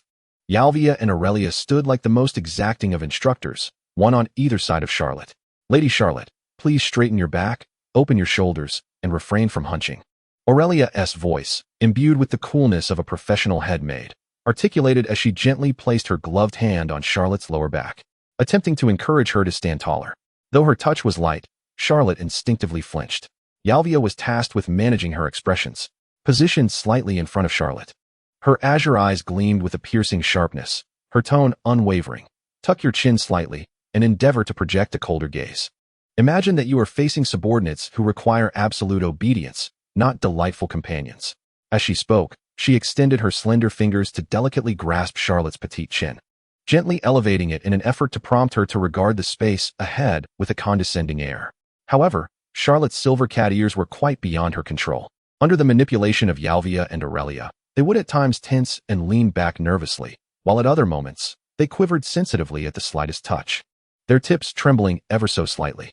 The silver tail behind her was a scene of chaos. It could not droop naturally as Yalvia had instructed to convey composure. Instead, it swung restlessly like an unruly pendulum, oscillating anxiously from side to side, occasionally flaring out in a fluffy display of silvery tufts due to Charlotte's tension. Coupled with the slight baby fat adorning her exquisitely delicate face, which was now puffy from embarrassment and effort, the scene was undeniably charming. Those eyes, desperately striving to cool down, yet perpetually shimmering with tears, are filled with a sense of shame and difficulty, pleading for release. How could this be a dignified training ground for a high-ranking succubus? It is unmistakably a small silver tabby kitten, forced into performance and looking quite pitiful. The outcome is predictable. The maids in the front row, though striving to maintain their composure, have already begun to tremble slightly. One of the younger ones, unable to contain herself, gazed at Charlotte's earnest attempt to appear fierce, which instead resembled a playful pout, and let out a snort of laughter, quickly covering her mouth. Her face flushed with embarrassment. In the lounge area of the hall, two opulent velvet sofas cradled Yana, who was curled up without a shred of dignity. Clad in an intricately lavish black Gothic dress, clutching a gigantic skull-shaped pillow, her vivid green cat-like eyes widened in astonishment as she observed Charlotte's utterly adorable antics. And she could no longer contain herself, bursting into a fit of raucous laughter that echoed throughout the hall. Oh my belly. Ha ha. Charlotte, where is your dignity? Are you attempting to intimidate them with cuteness? Ha ha. Oh no, look. Her tail has fluffed up again, like a little broom. Ha ha. Yana rolled on the sofa, tears streaming from her eyes in mirth. Lilyth, seated beside her, rested a hand on her forehead, her shoulders shaking with suppressed laughter. Her purple eyes sparkled with a mix of exasperation and amusement, although it had been their suggestion to train Charlotte's demeanor. Witnessing their beloved catgirl endure such torment while remaining so endearing was a challenge to her composure. Yalvia's icy gaze swept over the rolling Yana like a tangible force. That look was as chilling as a bucket of cold water, causing Yana's laughter to abruptly choke in her throat, resembling a duck with its neck grasped, left only with gasping sounds.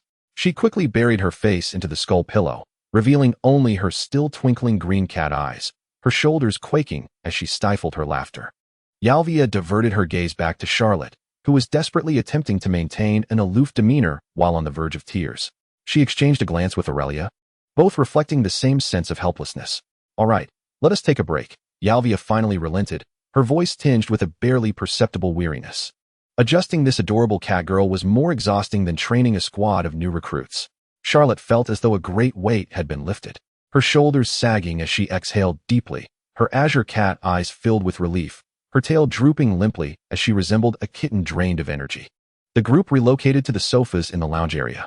Charlotte, feeling despondent, nestled against Lilyth, seeking solace in her shoulder. Lilyth, amused, affectionately rubbed her cat ears.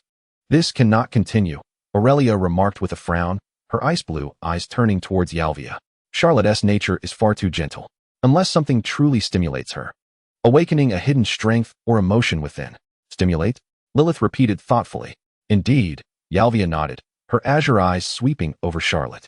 A sufficiently intense stimulus is required to make her momentarily forget her innocence and shame, instinctively revealing qualities characteristic of a formidable individual, even if only for a fleeting moment. An intense stimulus. Yana lifted her head from the cushion, her emerald cat-like eyes glinting with mischief, her gaze flitting between Charlotte and Lilyth. It seemed Lilyth had also arrived at a realization, her violet eyes shining slightly. Aurelia's icy blue eyes turned contemplatively towards Lilyth. The four of them, Yalvia, Aurelia, Yana, and Lilyth, exchanged silent glances, a simple, crude yet seemingly effective plan surging simultaneously in their minds. Capture Lilyth. Use Lilyth to provoke Charlotte. Make her anxious. Make her angry. Perhaps that would elicit the desired response. Almost tacitly, Yana and Yalvia sprang into action simultaneously.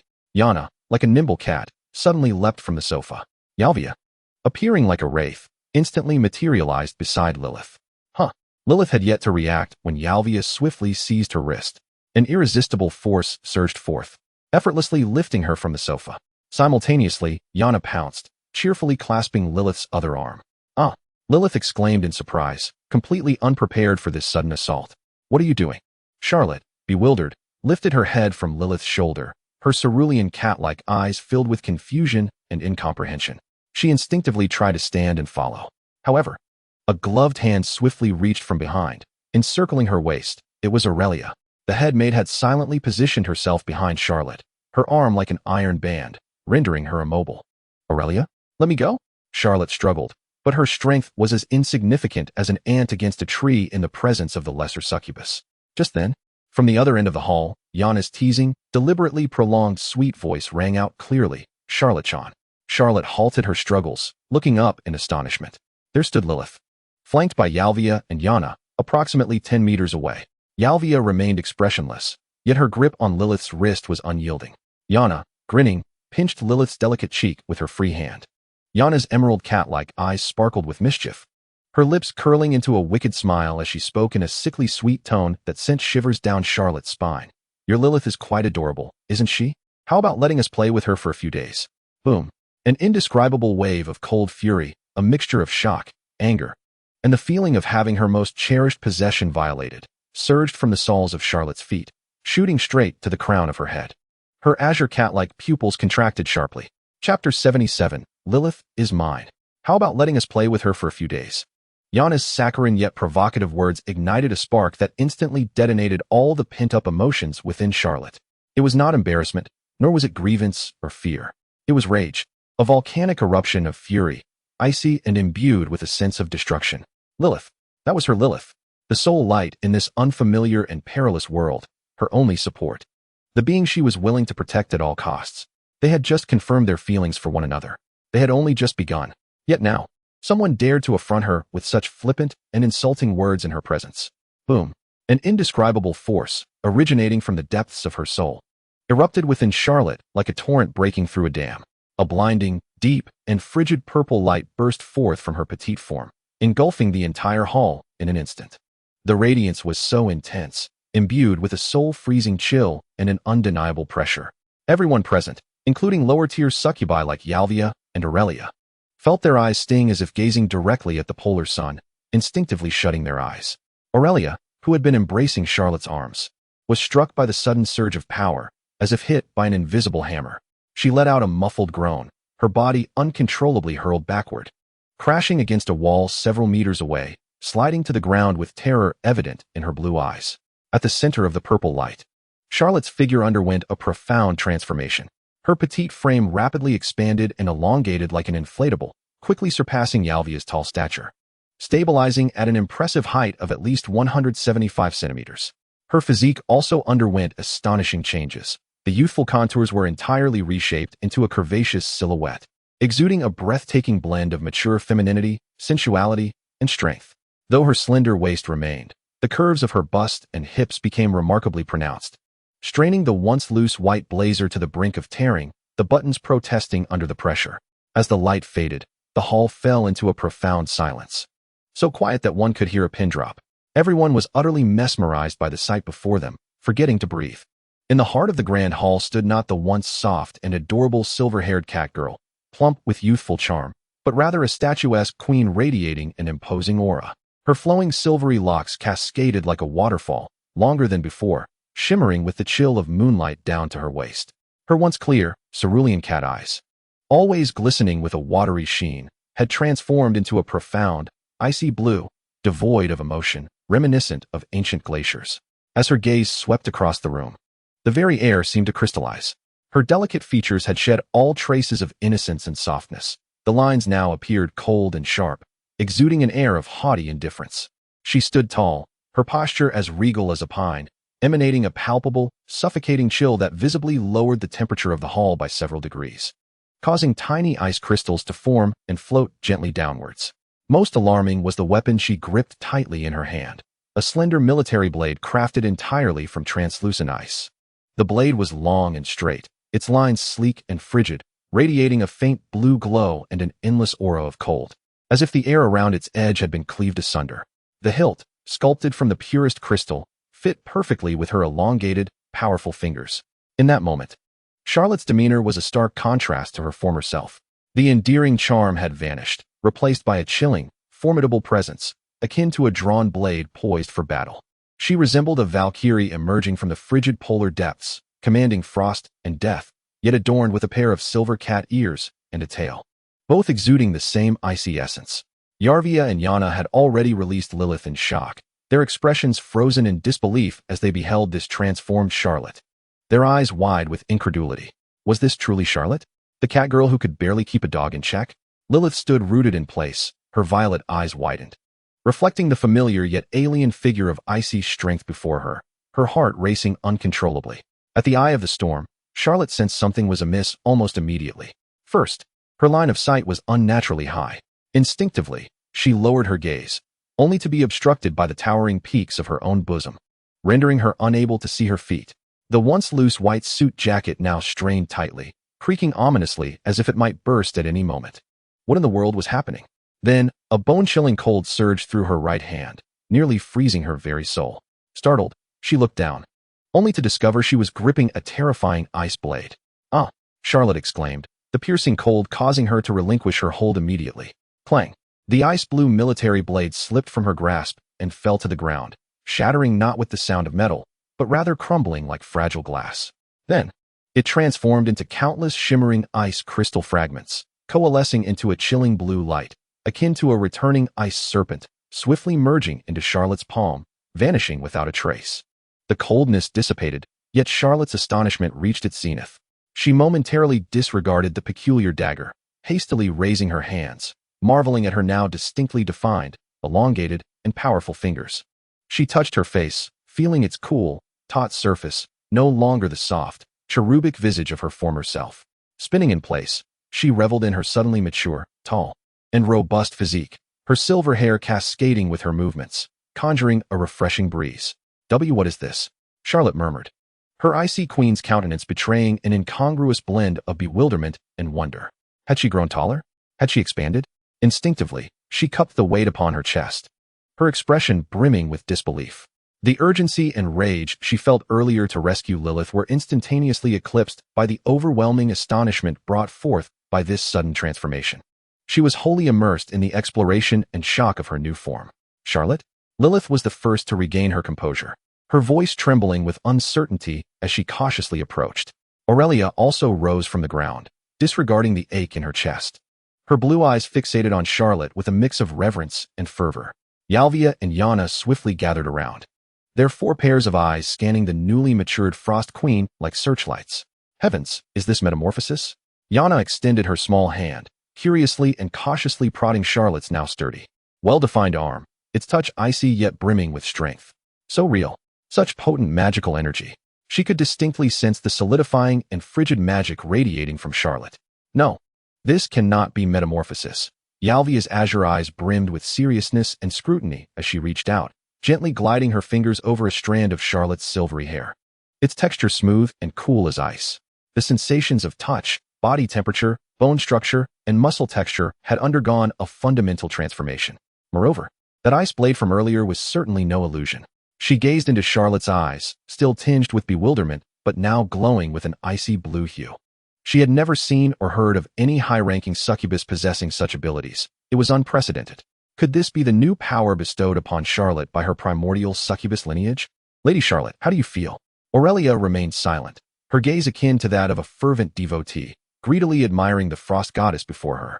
Imbued with an aura of cold majesty, tall stature, and mythical grace, this was the embodiment of what a high-ranking succubus should be: imposing, formidable, and awe-inspiring. Charlotte was touched and questioned by several people, gradually regaining her senses from the shock of her own body. She gazed at the individuals surrounding her, sensing their unabashed astonishment, curiosity, and reverence in their eyes. A thought struck her like a bolt of lightning, slicing through her muddled mind. Wait, I have grown taller.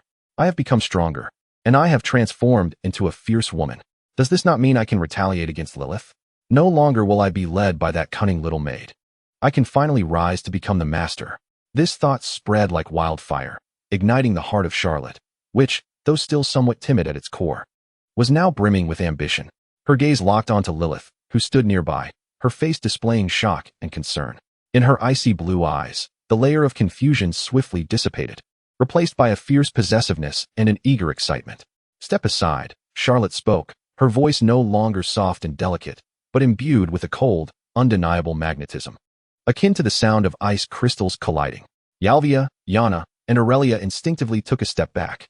Charlotte slightly raised her sharply defined chin, her icy blue eyes fixating on Lilyth, the corners of her mouth curling into a subtle yet domineering smile. She stepped forward, and before Lilyth could respond, she extended her long arms and tightly, dominantly embraced the petite Lilyth. Lilyth was caught off guard, her entire face buried between Charlotte's towering and soft curves, instantaneously feeling breathless. Charlotte ignored Lilyth's startled exclamation, her arms like unyielding chains, firmly restraining her. She lifted her head, her icy blue gaze sweeping through the hall, taking in the astonished expressions of Yalvia, Yana, Aurelia, and the equally bewildered maids. Her voice, though not loud, carried a cold authority that froze the air, resonating clearly in the silent hall like a queen's decree. "Lilyth is mine." These few words, delivered with unyielding certainty, declared her sovereignty in a manner utterly domineering. The entire hall fell into an even deeper silence than before, with only the frantic scratching and pitiful whimpering of Buttercup upstairs providing a backdrop, alongside the faint sounds of Lilyth's struggle, nearly suffocated between the mountains. Chapter 78. Taming Buttercup. Charlotte's cold and commanding declaration, "Lilyth is mine," served as a final verdict, bringing a shocking yet slightly comical conclusion to the sudden arrival of the queen. The significance of Charlotte's special training had evidently come to an end. The figure before her required no training in how to exude authority. She stood there, a moving iceberg, radiating an aura that commanded distance, even causing Yalvia to instinctively temper her own brilliance. Charlotte was clearly very pleased with her current state. Her icy blue eyes swept across the hall, surveying the stunned crowd with an air of indifference. With a slight elevation of her sharply defined chin, she seemed to declare, "Behold, this is the true essence of my being." Her gaze then fell upon the delicate, pink-haired girl nestled tightly in her embrace, whose face was ensconced between her soft, towering peaks, struggling feebly for breath. Lilyth's voice remained cold and magnetic, yet it resonated with a barely perceptible hint of triumph. She released her captive hold, but did not relinquish Lilyth. Instead, she deftly grasped the slender hand of the girl. The movement was fluid and assertive, exuding an undeniable sense of control.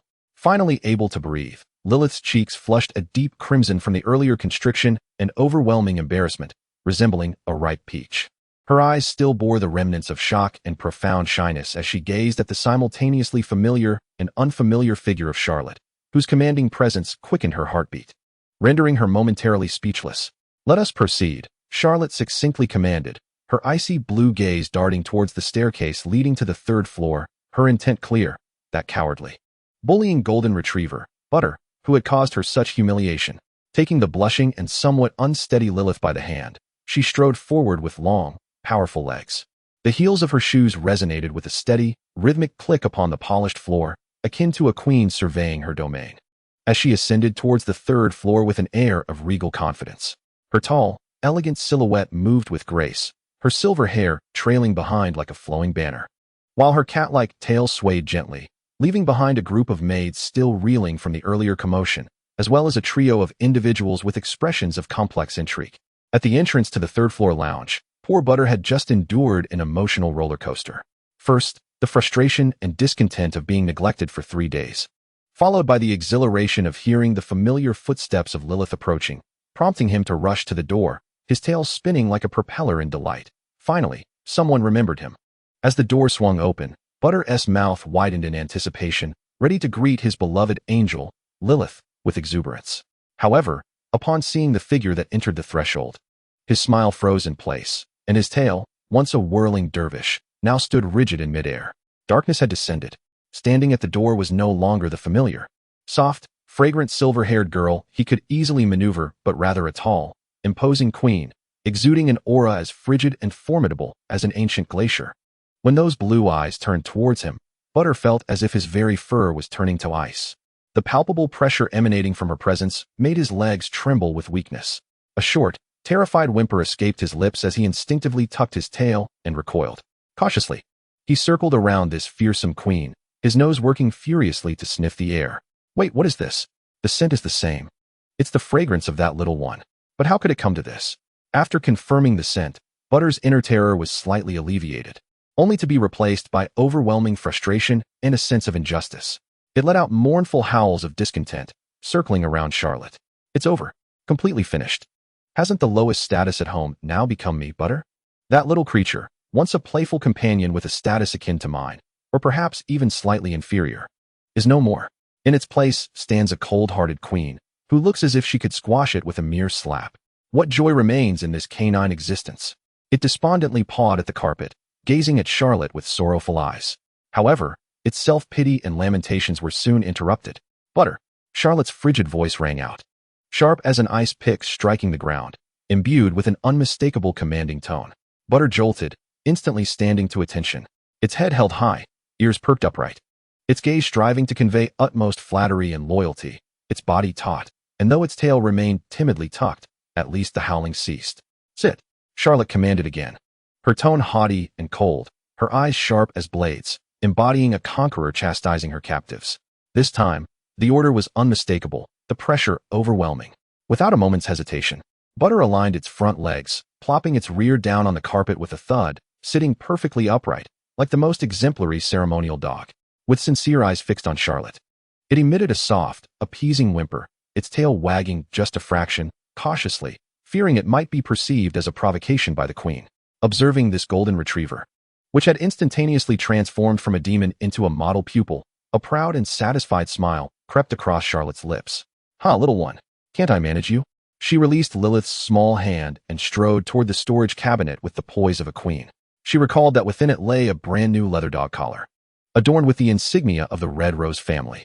Easily locating the collar, Charlotte deftly fastened it around Butter's trembling neck, which was a mix of excitement and fear. With one hand holding the leash, she naturally grasped Lilyth's hand once more, exerting an undeniable force. Lilyth's face flushed crimson again as she attempted to struggle. Charlotte, I can walk on my own. Silence. Charlotte shot her a glance, her icy blue eyes exuding a domineering chill. Follow me. Lilyth, observing Charlotte's imperious demeanor, felt a flicker of amusement and exasperation deep within her violet eyes, yet ultimately complied, allowing Charlotte to lead her.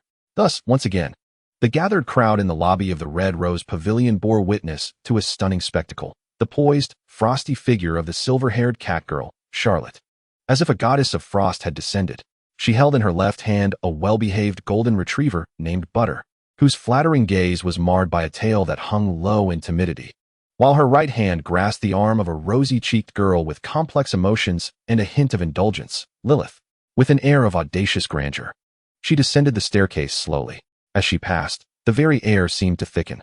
The busy maids in the hall ceased their tasks, their expressions a tapestry of shock, admiration, and envy, all fixated on this peculiar duo of dog and companion. The powerful aura surrounding them, combined with the stark contrast of their ensemble, left everyone breathless. Charlotte reveled in the attention, her azure eyes sparkling with the delight of newfound authority and joy. With Lilyth and Butter in tow, she strode forward, head held high, like a triumphant general returning from battle, heading towards the entrance of the annex with the intent to showcase her Ice Queen's grandeur to the world. However, lost in her immense satisfaction and sense of power, Charlotte was completely oblivious to a perilously significant detail, her pitiable white suit jacket. After enduring an explosive increase in size and a series of proud, commanding movements, the taut fabric had begun to emit a lament of strain. At the pinnacle of her imposing stance, the unfortunate top button could no longer withstand the surging pressure, producing a minuscule, almost despairing crack. A barely perceptible fissure appeared at the junction of button and fabric. This suit, which bore the dreams of Queen Charlotte, was perilously close to total ruin. Yet, in her blissful ignorance, Queen Charlotte continued to lead her prized companions towards the uncharted wilderness beyond the annex. Chapter 79. Charlotte's hunting dream in the outskirts of London during late autumn. A rare spell of clear weather graced the land. The sun generously bathed the vast private estate surrounding the Red Rose Annex, casting a warm golden hue over the interwoven greens and golds of the fields and hunting grounds. The air was crisp, imbued with the sense of grass and earth. A few agile peregrine falcons circled high in the azure sky, their piercing calls adding a touch of wild vitality to the serene landscape. Charlotte strolled leisurely along the neatly trimmed gravel path of the estate, holding Butter, the obedient golden retriever, and Lilyth, whose cheeks still bore a faint blush. With her head held high, her silver hair glistened with a cold sheen under the sun, and her ice-blue eyes surveyed the surroundings with a sense of territorial satisfaction. Butter wagged his tail, following closely with a gaze full of reverence, no longer daring to misbehave. Yalvia and Aurelia trailed behind like silent shadows, maintaining a distance that allowed for support without intrusion. Yalvia's cerulean eyes scanned the vicinity with vigilance, while Aurelia's gaze lingered on the tall, aloof figure ahead, her eyes sparkling with unabashed admiration. Lilyth was led by Charlotte. Feeling a sense of unprecedented strength emanating from her palm, her emotions tangled. She furtively glanced at the pitiful white suit jacket adorning Charlotte's form, where the top button's connection to the fabric displayed a clear and alarming fissure. The material appeared to be stretched to its very limit, as if it might tear apart at any moment. Lilyth parted her lips, intending to caution Charlotte. "Charlotte, your attire, Charlotte turned her head at the sound, her ice-blue eyes glimmering with inquiry, yet her expression radiated an unabashed delight, as if she were in the most splendid of moods. She presumed that Lilyth was merely admiring the scenery or lamenting the weather. "Oh, it's nothing," Lilyth replied, observing Charlotte's demeanor, ensconced in her newfound sense of power. And the words lingered on her tongue before being swallowed back. Perhaps it was best to refrain from mentioning it, given Charlotte's inflated sense of self at that moment. Any warning might only serve to dampen her spirits, perhaps even trivializing the matter. She could only silently pray that the button would hold for a while longer. Unbeknownst to them, they had left the expansive meadow and ventured closer to a relatively sparse oak grove, precisely within the hunting grounds of the estate. Sunlight filtered through the golden leaves, casting dappled shadows upon the ground. Charlotte came to a halt, her blue eyes narrowing slightly, akin to the keenest of hunters, instantly perceiving the stirrings within the woods. Several majestic stags grazed leisurely in a clearing, their splendid antlers shimmering in the sunlight. Not far off, the vibrant forms of wild pheasants could be discerned amidst the underbrush, emitting soft clucking sounds. Deer and wild pheasants. Charlotte's voice brimmed with barely contained excitement, tinged with the fervor of a hunter who has spotted her prey. Memories of her past life, spent wielding virtual weapons against dragons on a computer screen, surged forth. She glanced down at Butter, who sat obediently beside her, then at the compliant Lilyth, and finally cast a glance back at the imposing figures of Yalvia and Aurelia, standing sentinel like two guardian deities. With a complete ensemble of hounds, attendants, and guards, an overwhelming sense of romanticism belonging to noble hunting instantly seized Charlotte's heart. Lilyth. Charlotte's voice carried an undeniable sense of purpose, her ice-blue eyes sparkling with exhilaration. "Look, deer, wild pheasants. We must go hunting." In her mind's eye, a vivid tableau unfolded, herself clad in dashing hunting attire, astride a grand steed, wielding a finely crafted double-barreled shotgun or a recurved bow, with a regal falcon perched on her shoulder. At a command, Butter would dash forth like an arrow loosed from a bow. The falcon would take flight, and then the quarry would fall. How splendid! How magnificent! This was the pursuit befitting a highborn succubus, far more thrilling than clicking a mouse in her previous life. However, when Lilyth met Charlotte's excited gaze, her own violet eyes were filled with concern and disapproval. "Hunting?" Lilyth's delicate brow furrowed tightly, her voice laced with hesitation and counsel. "Charlotte, this is far too perilous. Hunting is an endeavor that demands rigorous training and extensive experience. Moreover, it involves weapons such as bows and firearms." She gazed at Charlotte with concern, her mind racing. Although Charlotte now exuded a powerful and aloof demeanor, she bore none of the characteristic horns of a high-ranking succubus. Despite the recent surge of potent magical energy, at her core, Charlotte remained that delicate, soft catgirl in need of protection. Her physical resilience likely left much to be desired. The thought of startled horses, stray bullets, or being trampled by frenzied animals sent shivers down Lilyth's spine. Danger? A flicker of indifference passed through Charlotte's icy gaze. She felt capable of striking down a bull with a single blow. With Yalvia and Aurelia by her side, what was there to fear? She clearly held unwavering confidence in her guardian's strength. Seeking support, Charlotte promptly turned and waved toward the distance, calling out, "Yalvia, Aurelia, come here for a moment." Two figures swiftly approached. "My Lady Charlotte, Yalvia inclined her head slightly, her azure eyes calm and unwavering. Aurelia, however, appeared eager, her eyes sparkling. What is your command? Charlotte pointed towards the deer and wild chickens in the woods, enthusiastically reiterating her grand noble hunting plan. After listening, Yalvia paused in silence for a moment. Her azure gaze swept over Charlotte's expectant face before glancing at the worried expression on Lilyth's. Deep down, she felt a twinge of reluctance. Teaching a complete novice the art of hunting?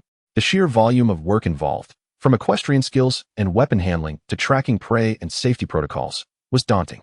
Moreover, she would much rather devote her precious time to, well, supervising Yana's daily affairs.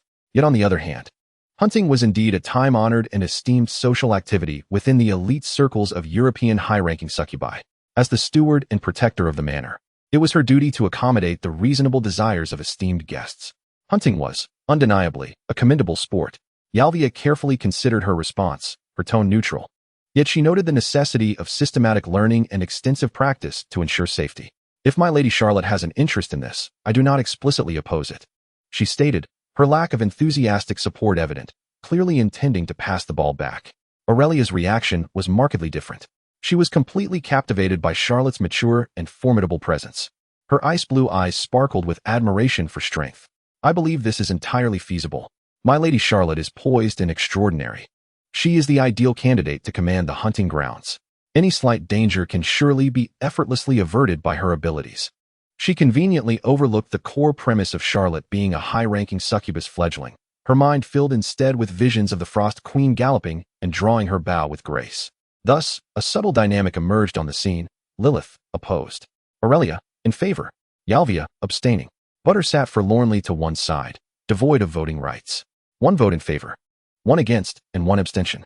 The hunting plan remained undecided. Yet, this did nothing to extinguish Charlotte's fervor. Within her azure eyes burned an intense desire for the aristocratic sport.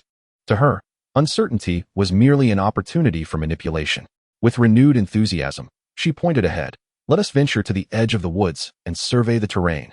As she spoke, she firmly grasped Butter's hand, while simultaneously taking hold of Lilyth's small hand, striding forward with long, powerful steps, embodying the spirit of a sovereign inspecting her future hunting grounds, hastening towards the grove of oak trees.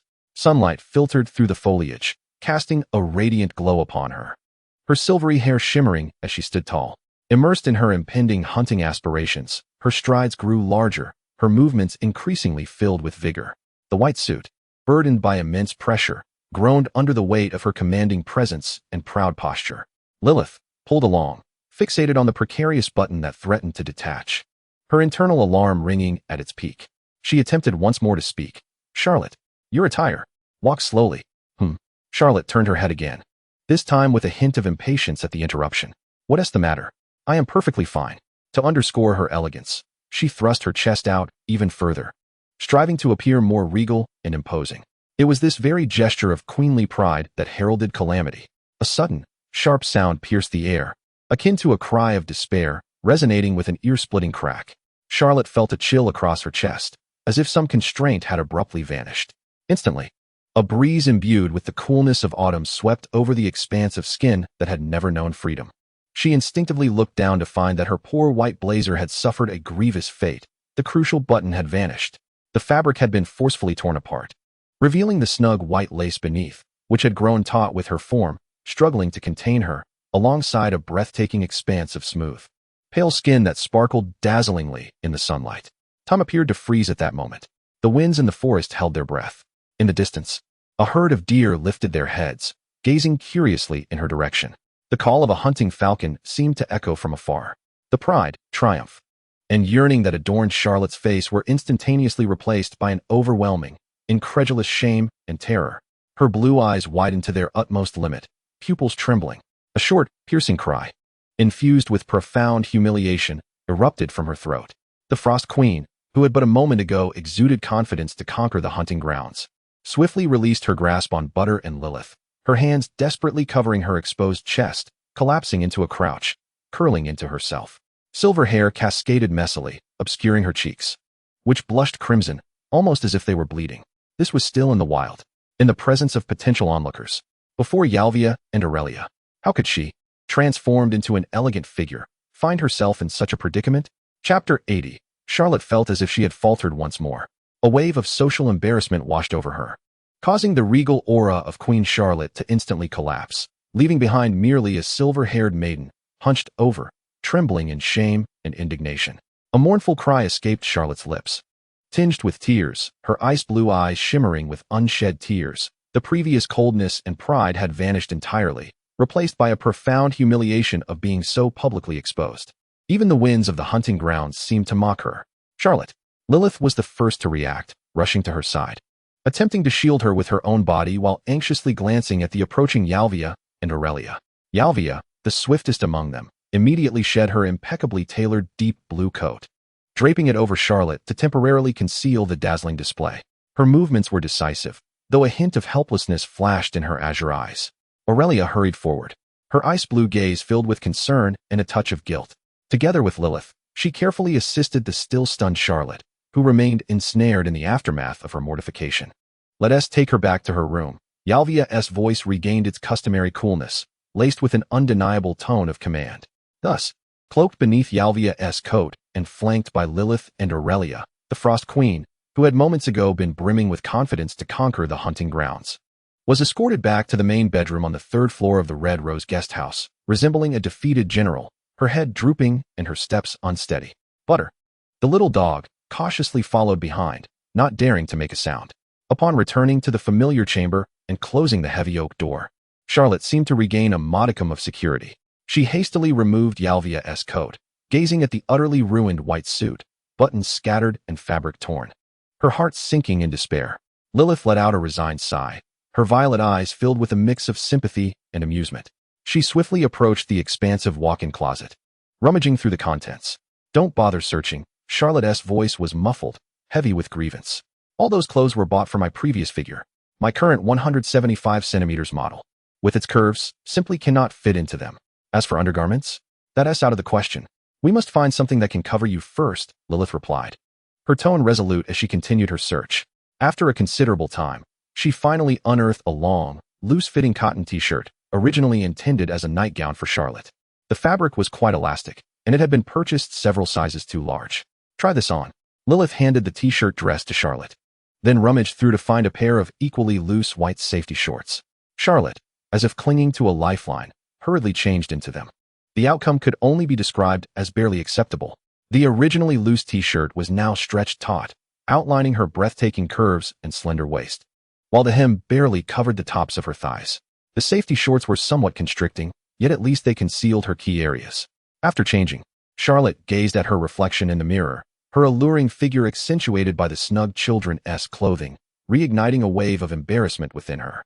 She suddenly turned and rushed over to Lilyth, who was seated on the edge of the bed, organizing the scattered garments. In the midst of Lilyth's astonished gaze, Charlotte bent down decisively, extending her long arms to scoop the petite Lilyth into her embrace. Then, she plopped down onto the bed, firmly encircling Lilyth in her arms, settling her onto her strong thigh. Lilyth, caught off guard, let out a soft gasp as she sank into Charlotte's enveloping embrace. She lifted her gaze to meet Charlotte's blue eyes, which still shimmered but were no longer cold. Instead, they brimmed with a sense of grievance and dependence. "Lilyth," Charlotte murmured, resting her chin atop Lilyth's soft hair, her voice muffled and laden with a playful tone, creating a delightful contrast to her otherwise commanding presence. "How embarrassing. How awkward. Why did the button pop open?" She resembled a child returning home for comfort after facing distress, clinging to Lilyth as she lamented, completely forgetting her earlier confident demeanor in the hunting grounds. Lilyth's heart melted in an instant. Regardless of her appearance, this catgirl remained the adorable creature who needed her solace. With a resigned smile, she reached out her delicate hand to gently stroke Charlotte's silvery hair, which flowed like moonlight, her voice soft as if soothing a child. There, it's not embarrassing, just an accident. Who told you to suddenly, develop so splendidly?" Lilyth's tone held a teasing note as her fingers delicately combed through Charlotte's hair. The earlier scene of Charlotte standing tall and proud, yet having her button pop open flickered in her mind, and a smile unintentionally danced in her violet eyes. "It's actually quite cute, I assent it." While softly comforting her, she gently patted Charlotte's back, akin to soothing a startled giant cat. Just when Lilyth thought the day's shocks and social faux pas had finally come to a close, and Charlotte's emotions were gradually settling, the big cat in her arms suddenly stirred. Charlotte abruptly lifted her head, her ice blue eyes now devoid of any semblance of grievance. Instead, they sparkled with mischief, dominance, and a fierce, aggressive glint, as a wicked smile curled at the corners of her lips. "Lilyth," she called softly, her voice rich and throaty. Lilyth's internal alarm bells rang loudly, but it was too late. With his long, powerful fingers, Charlotte, exuding an irresistible force, gently grasped Lilyth's delicate chin, applying slight pressure to compel her to lift her gaze and meet his own eyes, which were filled with a predatory allure. Lilyth barely managed a startled gasp. In the next moment, Charlotte leaned down, assertively and unmistakably claiming her lips in a kiss that transcended their previous tentative explorations. This was a kiss imbued with declarations and a sense of possession, a kiss that belonged to a queen. It was fervent and profound, possessing an overwhelming intensity that threatened to consume her entirely. Lilyth's mind went blank, overwhelmed by the sudden, commanding yet tender kiss that drowned out all her struggles and protests. She could do nothing but passively endure, her body trembling slightly in Charlotte's strong embrace, her violet eyes widening in a daze before they slowly fluttered shut, her long lashes quivering like the wings of a butterfly. Once a mistress, then a fragile catgirl, and now a commanding queen, Charlotte always seemed to discover ways to dominate her in various roles. In this moment, she once again seized absolute control. The kiss was prolonged and intoxicating, as if Charlotte sought to convey both her earlier embarrassment and her current triumph through this connection. It was only when Lilyth felt on the verge of suffocation that Charlotte reluctantly released her, though her desire lingered. "Haha!" Lilyth gasped for air, her cheeks flushed like a fiery sunset, her gaze dreamy and unfocused. She felt as though her very bones had been drained away, softly nestling against Charlotte, still catching her breath. With a playful glare, infused with an unrecognized allure, she reproached Charlotte, her voice hoarse and weary from the kiss. "You wicked cat only knows how to bully others." Charlotte gazed at Lilyth, reveling in her conquered demeanor, her ice blue eyes brimming with pride and satisfaction as she broke into a foolish grin, the earlier grievances and awkwardness long forgotten. However, as Lilyth regained her composure, she poked Charlotte's prominent chest, accentuated by her snug t-shirt, and said, "Your Majesty, have you forgotten something more important?" Charlotte, bewildered, replied, "The clothing," Lilyth emphasized, her violet eyes narrowing at her. "Do you plan to wear this child's outfit out from now on, or do you prefer the Emperor's new clothes?" Charlotte glanced down at her tight-fitting t-shirt and safety shorts, her silly grin freezing in an instant as the shadow of embarrassment loomed over her once more. Charlotte looked to Lilyth for help. With a resigned sigh, Lilyth stood up, saying, "Wait here, I'll figure something out." She adjusted her disheveled dress and hair, the blush on her cheeks still vivid, before exiting the master bedroom. She quickly found Yalvia in the study on the second floor, diligently attending to her tasks. "Lord Yalvia." Lilyth conveyed the purpose of her visit, a hint of embarrassment gracing her features. "Lord Charlotte is in need of some fitting attire. Her current measurements are rather unique. We wish to procure these items in the city of London tonight." Yalvia set aside the documents in her hands, her cerulean gaze sweeping across Lilyth's slightly flushed visage. Recalling the earlier events in the hunting grounds, and her understanding deepened. She nodded slightly. "This is indeed necessary. Lord Charlotte requires appropriate garments." After a moment's contemplation, she added, "I shall accompany Lady Yana for tonight's shopping expedition." "Lady Yana is going too?" Lilyth expressed her surprise. "Indeed," Yalvia affirmed, her tone leaving no room for dispute. "Ensuring Lord Charlotte's safety is my duty." Furthermore, she paused, a faint glimmer of amusement flickering in her azure eyes. "Lady Yana's wardrobe certainly requires an update. Her collection of black Gothic Lolita dresses has been worn repeatedly, and it is time to acquire some new styles." Lilyth envisioned Yana being dragged into a fashion boutique, protesting vehemently. However, with Yalvia and Yana accompanying her, the safety factor was undoubtedly enhanced. Lilyth let out a sigh of relief. "I appreciate your assistance, Lord Yalvia." As night descended, a mission to procure new garments for the Frost Queen was about to commence, unbeknownst to an unexpected participant, the Gothic Lolita aficionado, Lady Yana. Chapter 81. It turns out to be a chain store. As night fell, the city center of London began to sparkle with lights. A sleek, understatedly luxurious black business vehicle glided smoothly down the bustling streets, yet the atmosphere within was somewhat delicate. Yana curled up in the passenger seat, her fiery red twin tails in disarray, her emerald feline eyes brimming with resentment and sleepiness. She was still wrapped in a thick coat that Yalvia had forcibly draped over her, and it was evident that this Gothic Lolita was far from pleased. "Yalvia, you have gone too far." Yana's voice, nasally and accusatory, resembled that of a cat whose tail had been stepped on. I was sleeping soundly. Why must you drag me from the warmth of my bed to buy clothing? My dresses are perfectly fine. Lace, ribbons, gothic, flawless. No need for a change. As she complained, she kicked the front compartment in frustration. Yalvia, seated in the driver's seat, held the steering wheel firmly with both hands. Her golden locks glinting coldly in the vehicle's interior lights. She cast a calm glance at Yana, her voice unperturbed. Lady Yana, your wardrobe requires an update. Moreover, ensuring Lord Charlotte's safety is a matter of duty. The reasoning was sound and beyond reproach. Meanwhile, Charlotte, seated behind Yana, struggled to shrink her considerable frame into the seat, attempting to diminish her presence. She was adorned in a deep blue, impeccably tailored maid's uniform provided by Yalvia. However, the predicament lay in the fact that this ensemble was custom-fitted to Yalvia's tall, yet proportionate physique. On Charlotte, who stood at 175 centimeters with voluptuous curves, the effect was nothing short of catastrophic. The buttons of the blouse strained against her form, creating a perilous arc at her chest, as if it were on the brink of a tragic mishap.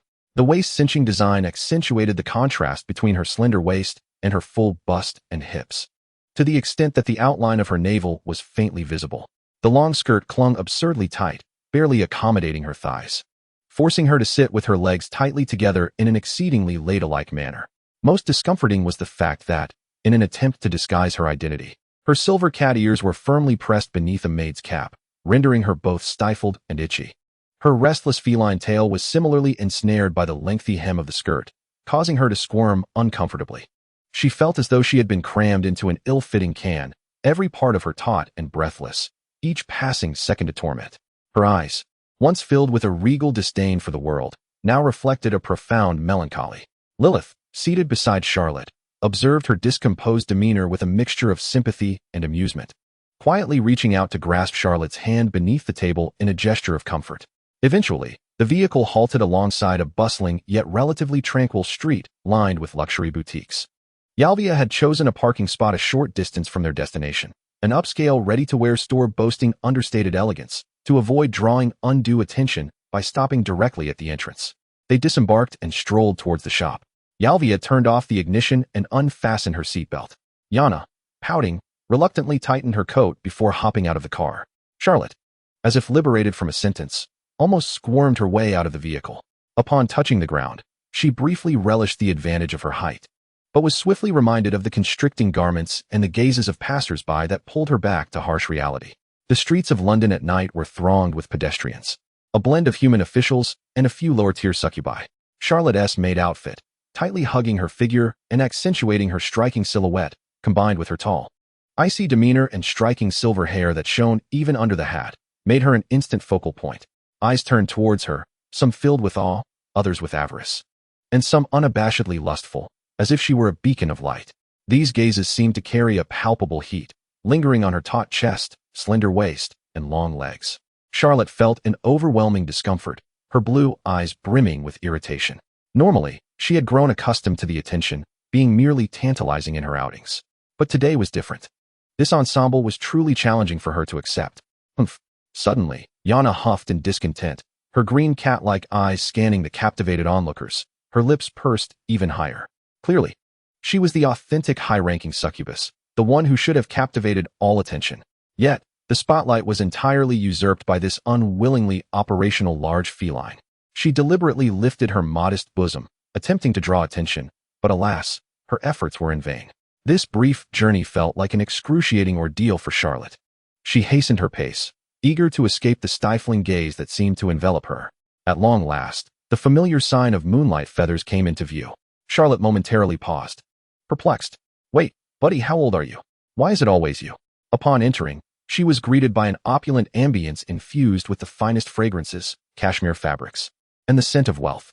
The decor here was more exquisite than that of the Manchester branch, boasting a larger space and showcasing even more high-end, rare garments. A grand crystal chandelier cast a soft glow, while the dark walnut display cases held ready-to-wear pieces resembling works of art. Charlotte quickly discerned that the disparity extended beyond mere decor. The atmosphere was more serene. The staff, clad in tailored uniforms of superior quality, exhibited elegance, with sharp yet restrained gazes that hinted at a trained vigilance rather than mere commercial enthusiasm. In an instant, she speculated that this establishment might very well serve as an intelligence hub for Yalvia. No wonder they were so swiftly located in Manchester. It turned out to be a chain. Fortunately, the shop was devoid of other patrons. A composed, low-ranking succubus with rare deep green hair registered a flicker of subtle surprise upon spotting Yalvia and Yana, which was swiftly replaced by a flawless professional smile as she approached them. Yalvia remained silent, merely conveying a faint, knowing glance. The shop manager understood immediately, nodding slightly. She swiftly turned, glancing outside to confirm that the street was clear of any disturbances, before decisively hanging the closed sign and drawing the heavy velvet curtains. Instantly, the interior was cocooned in tranquility, shielded from the clamor outside, illuminated only by soft light. Charlotte exhaled deeply, her taut nerves finally beginning to relax. Safe at last. Almost instinctively, she raised her hand to remove the confining and itchy butler hat perched atop her head. With a swift motion, a pair of slightly droopy yet adorably fluffy silver-white cat ears sprang forth, shaking in the light as if they, too, were savoring the fresh air. Charlotte comfortably narrowed her blue eyes, even subconsciously yearning to lift her taut skirt, allowing the stifled cat tail beneath to breathe. Ahem. Lilyth quickly cleared her throat, using her gaze to halt Charlotte's impulse. The manager's eyes lingered on Charlotte's suddenly revealed cat ears and her strikingly beautiful face for less than half a second, flashing a moment of astonishment, but predominantly reflecting a professional appraisal. She respectfully turned to Yarvia, lowering her voice to a barely audible whisper, inquiring discreetly about any urgent intelligence or special directives. Yarvia shook her head slightly, her tone calm. There are no urgent matters. Tonight is solely for acquiring fitting garments for Lord Shero. Upon hearing this, the shopkeeper's tense shoulders relaxed almost imperceptibly, and a genuine, relieved smile graced her face. I understand. It is our honor to welcome Lord Shero to our establishment. The mere purchase of clothing had nearly startled her. She retrieved a delicate measuring tape from her pocket, her expression professional as she inclined her body slightly towards Shero. My Lord Shero, please accompany me to the fitting room, where I shall accurately measure your dimensions to select the most perfect attire. Her gaze subtly swept over the remarkable curves accentuated by Shero's taut butler uniform, the ample bosom nearly straining against the fabric, the waist so slender it could be grasped with a single hand, and beneath the hem, two long, perfectly proportioned legs. The shopkeeper's throat swallowed almost imperceptibly, her cheeks tinged with a faint blush. As a seasoned fashion designer and intelligence operative, measuring the dimensions of such a stunning work of art was indeed a divine blessing. She had already conjured 1,000 ways to inadvertently touch that flawless curve, to experience the astonishing elasticity with her professional techniques.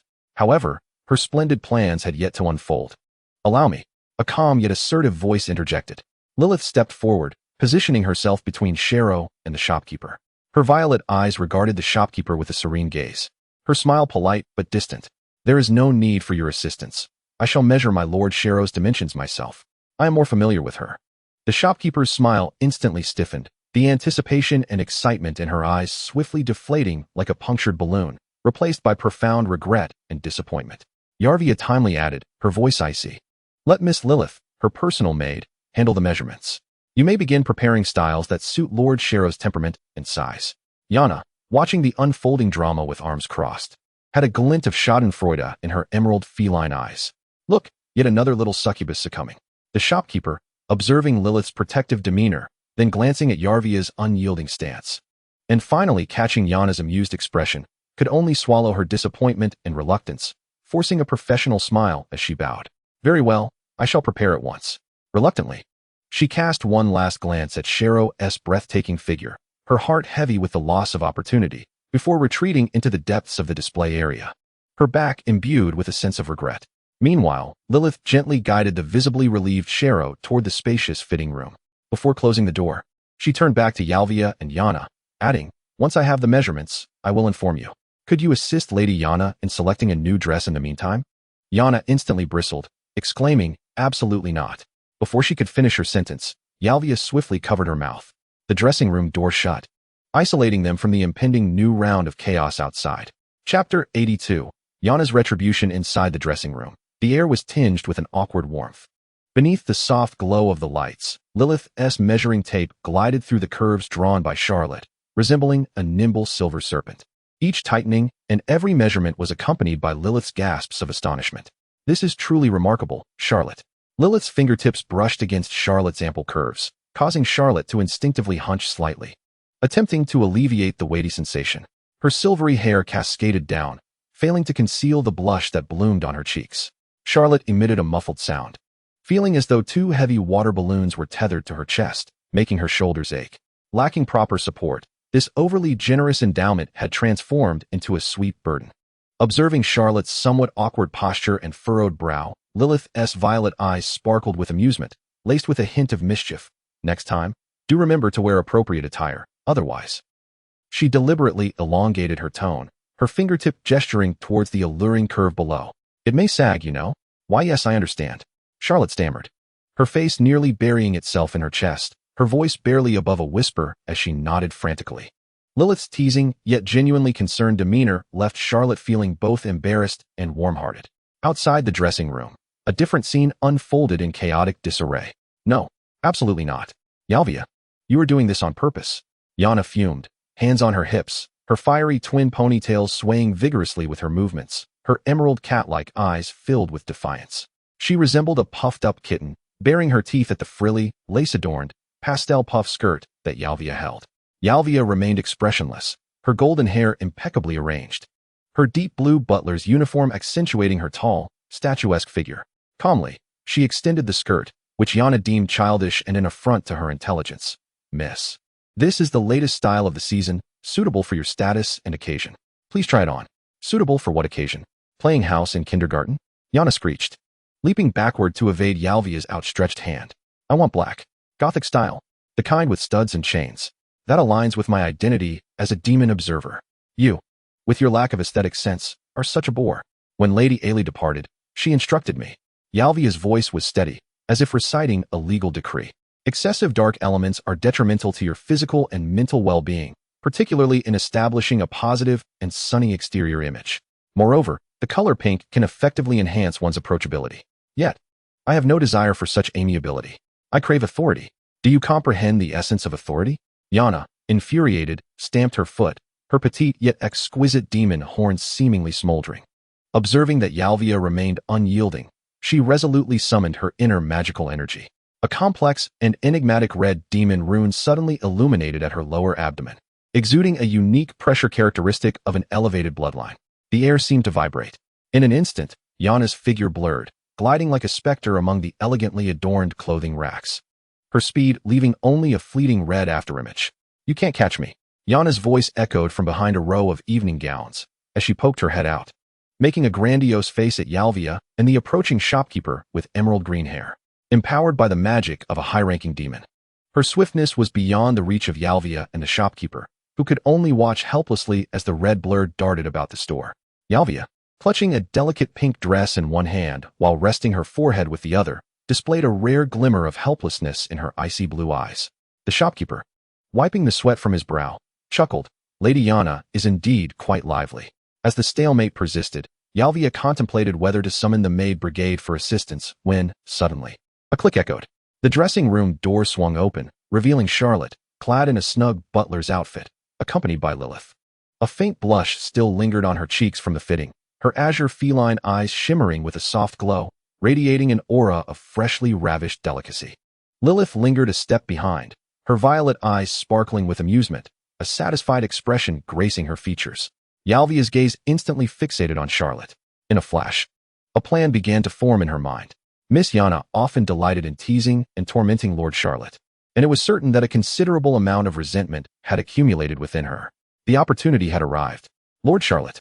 Yalvia's tone remained steady, yet her pace quickened slightly as she inclined her body, gesturing toward the smug little demon hiding behind the clothing rack. Miss Yana has declined to try on the garments and is disrupting the store's order with her high-ranking demon runes. Given your profound friendship with Miss Yana, might I request your assistance? She deliberately emphasized the notion of profound friendship, her cerulean eyes locking onto Charlotte's, conveying a clear message. The chance for revenge is at hand. Charlotte, momentarily taken aback, followed Yalvia's pointed finger, her gaze meeting Yana's provocatively smiling face peeking through the rack. A surge of fresh grievances and past resentments flooded her heart. Shame from having her ears and tail tugged, the dread of social humiliation, the frustration of being mocked by a little beast. Her azure feline eyes narrowed dangerously, a glimmer of cold light flashing through them. Revenge. It must be pursued. With great eagerness. Charlotte's voice resonated with a barely contained excitement, her lips curling into a mischievous arc that was decidedly uncharacteristic of a soft, delicate catgirl. She took a step forward, her silvery hair seemingly moving of its own accord. Hey, what are you doing, Charlotte?" Yana exclaimed, her heart racing at the sight of that dangerous smile on Charlotte's face, an ominous premonition washing over her. "I warn you, I am a demon observer." Before she could finish her sentence, Charlotte elegantly lifted her fair finger and gave a gentle wave in Yana's direction. Crack! An icy chill swiftly enveloped the air, precisely encasing Yana's delicate ankles, clad in exquisite little shoes, in a layer of translucent, glacial ice. "Oh no, it's so cold," Yana shrieked, looking down to see her feet, along with her shoes, firmly frozen to the ground in a thick layer of ice that radiated a bone-chilling cold. No matter how hard she struggled, the ice remained unyielding. The advantage of speed granted by the runes rendered useless. "Charlotte, how dare you?" Yana's face flushed with a mix of shock and anger as she attempted to summon her magic to shatter the ice. Yet, Charlotte's frosty power was overwhelmingly dominant, infused with an innate suppression akin to that of a noble bloodline, causing Yana's magical energy to falter.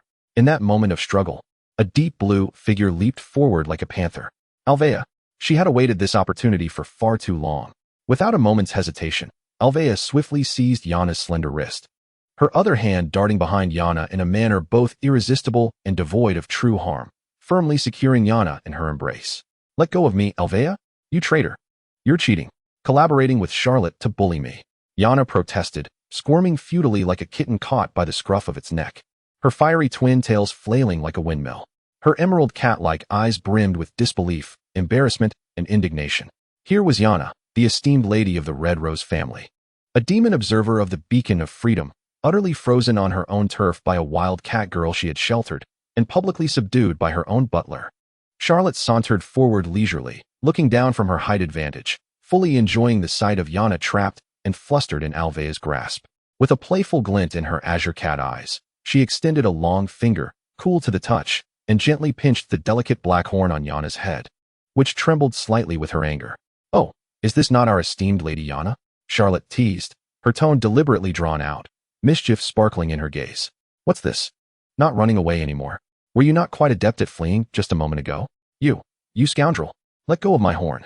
Yana exclaimed, a mixture of shame and fury reddening her cheeks, her voice tinged with a quaver. She was trapped, her feet frozen, her butler holding her, and her symbolic horn being pinched. She had never before revealed such a disheveled and vulnerable demeanor in front of anyone, especially not in front of the adorable Charlotte, whom she had always regarded as a charming little creature. That beautiful face, usually adorned with a hint of timidity, now appeared to her like that of a malevolent overlord. The exquisite doll-like features of Yana were etched with embarrassment, indignation, grievance, and disbelief. In that moment, the pent-up frustration within Charlotte evaporated, replaced by an indescribable, exhilarating sense of triumph. What a delightful experience it was to play the bully against the little imp who always toyed with her. Unable to contain her glee, Charlotte grinned widely, revealing her adorable little fangs, a smile that, in Yana's eyes, radiated wickedness. This mature persona was simply splendid. Leaning close to Yana's ear, she triumphantly proclaimed her victory in a whisper meant only for the two of them. "Ah, Charlotte, this isn't over." Yana's lament echoed throughout the store. Lilyth, standing nearby, stifled a giggle, her violet eyes brimming with affection and a sense of amusement at the unfolding drama. The store manager stood agape, witnessing this theatrical scene, before quickly bowing his head, his shoulders suspiciously quivering. Meanwhile, Alvea, with her ice-sculpted perfection, barely betrayed a smile, the corners of her mouth lifting ever so slightly. Charlotte emerged victorious. As dusk enveloped the horizon, the black limousine of the Red Rose Pavilion glided smoothly along the tree-lined avenue leading to the suburbs. In the passenger seat, a ball of pink, adorned with lace and bows, radiated a palpable air of discontent. Yana crossed her arms, puffing her cheeks, as her fiery twin ponytails swayed with the gentle bumps of the ride. Her emerald feline eyes fixated on the fleeting trees outside, her lips muttering indignantly. The shameless ambush was treacherous. "It's your fault for being careless, Alvea. A traitor aiding the oppressor. I shall dock your wages. To the last penny. You shall go to Africa to cultivate peanuts for a century." Her voice was not loud, but each word dripped with seething resentment. The lavish and seductive pink princess dress she wore, so ill-suited to her temperament, now felt like a symbol of humiliation. The delicate black horns and heart-shaped tail drooped listlessly. In the back seat, Charlotte, clad in her signature white military attire, with her silvery hair cascading freely, exuded a languid yet formidable aura. Leaning against the car window, her azure feline eyes caught a glimpse of the pink puffball in the front seat, and her lips curled into a satisfied smile. Seeing Yana's bow quiver slightly in anger almost made Charlotte burst into laughter. The victory from earlier in the clothing store lingered in her mind, still invigorating. It was truly delightful to bully this little demon who always seemed to tease her. She found herself almost looking forward to the next time Yana would seek her out for another bout. Lilyth quietly nestled beside Charlotte, her violet eyes half closed, seemingly fatigued. Yet her lips bore a faint smile. The scene of Charlotte subduing Yana left her utterly satisfied. Yalvia, focused intently on driving, looked striking in her deep blue butler uniform, which accentuated the sharp lines of her profile like an ice sculpture. She remained indifferent to Yana's accusations, as if the threats of wage deductions and peanut planting were nothing more than the whispers of the wind outside. Her thoughts were far removed from Yana's incessant ramblings. Occasionally, her gaze flickered to the rearview mirror, resting on the silver-haired ice queen emanating an aura of frost in the back seat. Charlotte's ability to transform was unprecedented. The high-level succubus's mimicry talent fundamentally altered her appearance, a sustained transformation based on her innate magical essence, primarily utilized for disguise or enhancement. Yet Charlotte's transformation resembled a shift in power form. Furthermore, the intensity and characteristics of her magic seemed to carry an inherent suppressive air of high bloodline. This was no mere mimicry. It was an entirely new capability of strategic significance. Yalvia's fingers gently tapped the steering wheel, protecting Charlotte. It now appeared that, at least in terms of self-defense, Charlotte, possessing such formidable power, had attained considerable strength. Continuing to conceal her existence seemed unnecessary. Moreover, Lady Eli must be informed of this matter immediately. The Rose family, and indeed the entire Free Lighthouse Alliance, needed to reassess the value and positioning of this primordial succubus. This was not merely about the safety of a distinguished guest. It could involve subtle shifts in the future power dynamics. Dinner was held in the opulent, dazzling restaurant of the Rose Pavilion. The maidens, well-trained, served dishes silently and efficiently. The long dining table was adorned with exquisite delicacies. From succulent roasted lamb chops to cold platters garnished with caviar, a veritable feast. Yana, channeling her indignation into appetite, vented her frustrations upon the food. The clinking of her knife and fork resonating sharply as she occasionally shot a glare with her emerald cat-like eyes at the elegantly dining Charlotte across the table. Charlotte, however, paid her no heed. The frosty aura she exuded imbued her dining with an appealing tranquility, as she occasionally attentively served more food to Lilyth beside her.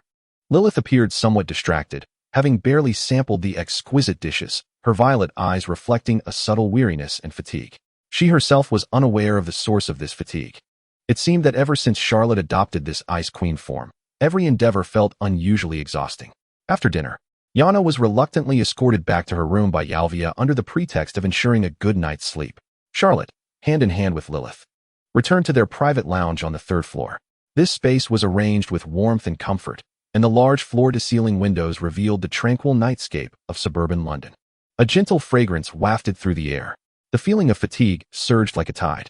Lilyth sank softly into the plush embrace of the sofa, emitting a contented sigh. Curled up, she resembled a small creature seeking warmth. Charlotte gazed at Lilyth, nestled against her, appearing especially delicate and fragile. And a surge of fierce protectiveness and an unusual sense of conquest welled up within her.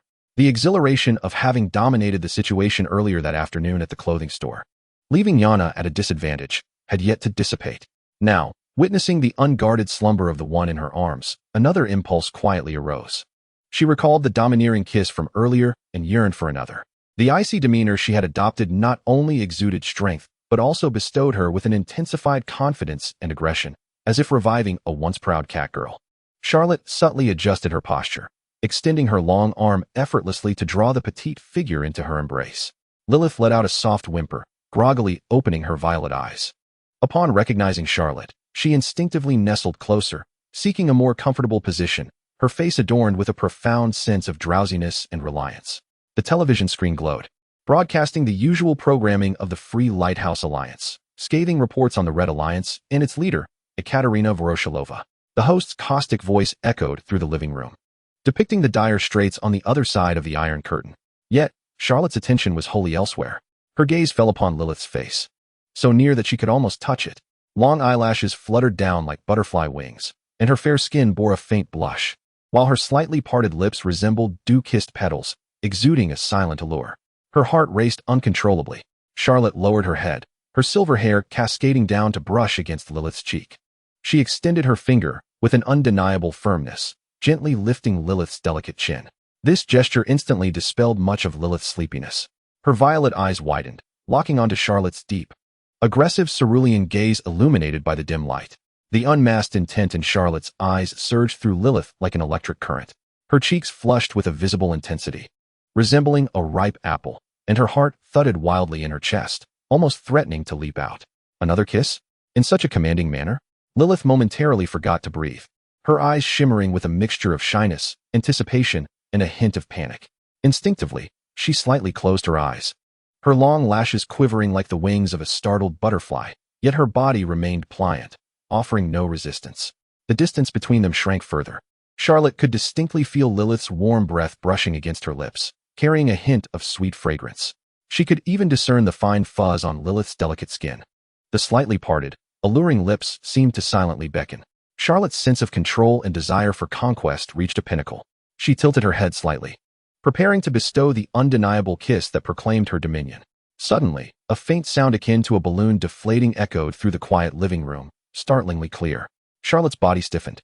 A peculiar sensation swept over her, as if her strength ebbed away like a receding tide. It felt as if her very essence was being siphoned, her bones, muscles, and skin collapsing inward at an incomprehensible speed. Lilyth, sensing the change in her embrace, opened her eyes in confusion. What she beheld was an exceedingly bizarre sight. Before her, the statuesque and sensual figure of Charlotte, who had moments ago exuded an aura of dominance, was visibly shrinking before her eyes. Her silver hair cascaded down, and the once form-fitting military jacket and fitted pants became loose and baggy, resembling a child donning adult clothing. Her once towering height diminished rapidly, as if a fast-forward button had been pressed in reverse. The proud contours of her figure faded away, leaving behind a blurred outline of her waist. In merely 2 or 3 seconds, the commanding presence that had enveloped Lilyth vanished. In its place stood a diminutive version of Charlotte, appearing no older than 10. The oversized military jacket, now comically large enough to serve as a dress, hung loosely around her shoulders, exposing delicate collarbones that seemed fragile enough to break with a single touch. The formerly fitted pants now pooled around her ankles, resembling oversized pockets. Her petite frame sank into the expansive sofa, accentuating her diminutive stature. The face that had once radiated the frosty allure of a dominant woman transformed back to the exquisite features of a catgirl, now appearing even more youthful and cherubic due to her reduced size. Her silver hair flowed like a waterfall, nearly engulfing her tiny body. Her azure feline eyes widened in sheer bewilderment, filled with profound confusion and shock.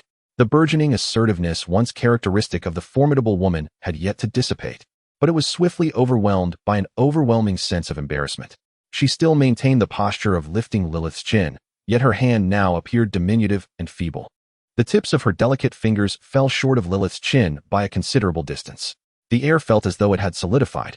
Meanwhile, the television blared with the caustic voice of a host relentlessly criticizing the tyranny of the Red Alliance. Lilyth, now fully alert, stared in disbelief at her suddenly shrunken mistress, her violet eyes rounder than Charlotte's, filled with incredulity. The charming blush upon her cheeks had yet to fade completely, now mingling with an overwhelming sense of astonishment and an indescribable peculiar expression. In that moment, time seemed to stand still. In a youthful rendition of Charlotte, her mind was a blank canvas. Where's my height? What is this? Chapter 84. What should I do? The still air of the living room was abruptly shattered by an exclamation of surprise. All the shock and peculiarity in Lilyth's eyes was instantly replaced by an almost fervent affection. She gazed at Charlotte, ensconced in an oversized military coat, her silver hair cascading like a waterfall, her delicate face resembling a porcelain doll, and her azure cat-like eyes wide with sheer bewilderment, embodying a profound sense of who am I? Where am I? What has happened? So adorable. An indescribable level of cuteness. It was as if every definition of loveliness in the world had materialized in that very moment. That petite frame, the cherubic contours, and those slightly parted pink lips due to shock and embarrassment, especially those fluffy, silvery cat ears, which, in their state of fright and confusion, were softly pressed against her diminutive head, amplifying the unique charm of a youthful catgirl to an extraordinary degree. Lilyth felt as though her heart was melting. The thrill brought by the domineering lady earlier in the afternoon had not completely dissipated, and this adorable creature before her struck at the softest, most unguarded corners of her heart. All weariness and fatigue vanished into thin air. Charlotte. Lilyth's violet eyes sparkled with an astonishing brightness. Filled with the ecstasy of discovering a rare treasure, and without hesitation, she leaped forward, enveloping the little, soft body in her embrace. Yoa. Lilyth. You let me go? Charlotte finally emerged from her mental stupor, sensing that familiar, possessive embrace. The heat radiating from Lilyth, ignited by excitement, prompted her to emit a protest akin to a wail. How embarrassing. This is too humiliating. In the previous moment, she was a 175 centimeters ice queen, poised to enact a scene of a domineering CEO kissing her petite wife. The next moment, she found herself transformed into a doll-like lowly, carelessly squeezed in another's arms. The disparity was more ludicrous than plummeting from the peak of Mount Everest into the Mariana Trench. Charlotte felt her last shred of dignity. As a traveler and former corporate slave, crumbling into dust beneath Lilyth's nurturing touch. Her little legs flailed futilely within the wide pant legs, and her small hands pushed against Lilyth's ample chest, desperately attempting to extricate herself from this profoundly shameful embrace. Don't touch my ears. Not my tail. Stop. Lilyth. You infatuated girl. However, her feeble resistance was as insignificant as an ant shaking a tree in the face of Lilyth, who had completely succumbed to a frenzy of adoration. Not only did Lilyth refuse to release her, but she tightened her grip, skillfully kneading those exquisitely soft cat ears that quivered with Charlotte's struggles. With her other hand, she glided down Charlotte's slender back, deftly capturing the now petite, fluffy cat tail, expertly beginning to stroke it. Soft, small, and utterly adorable, Lilyth's cheeks were flushed with excitement. Her violet eyes dreamy, and a contented sigh escaped her lips, as if she longed to bury her entire face in Charlotte's softly fragrant silver hair. Charlotte, even in her youth, was enchanting, far more so than the fierce demeanor she displayed earlier in the afternoon. Oh, I am not a child anymore. I have merely shrunk. Do you understand what that means? Charlotte lamented, her eyes brimming with tears, her azure feline gaze clouded with a mix of embarrassment and indignation.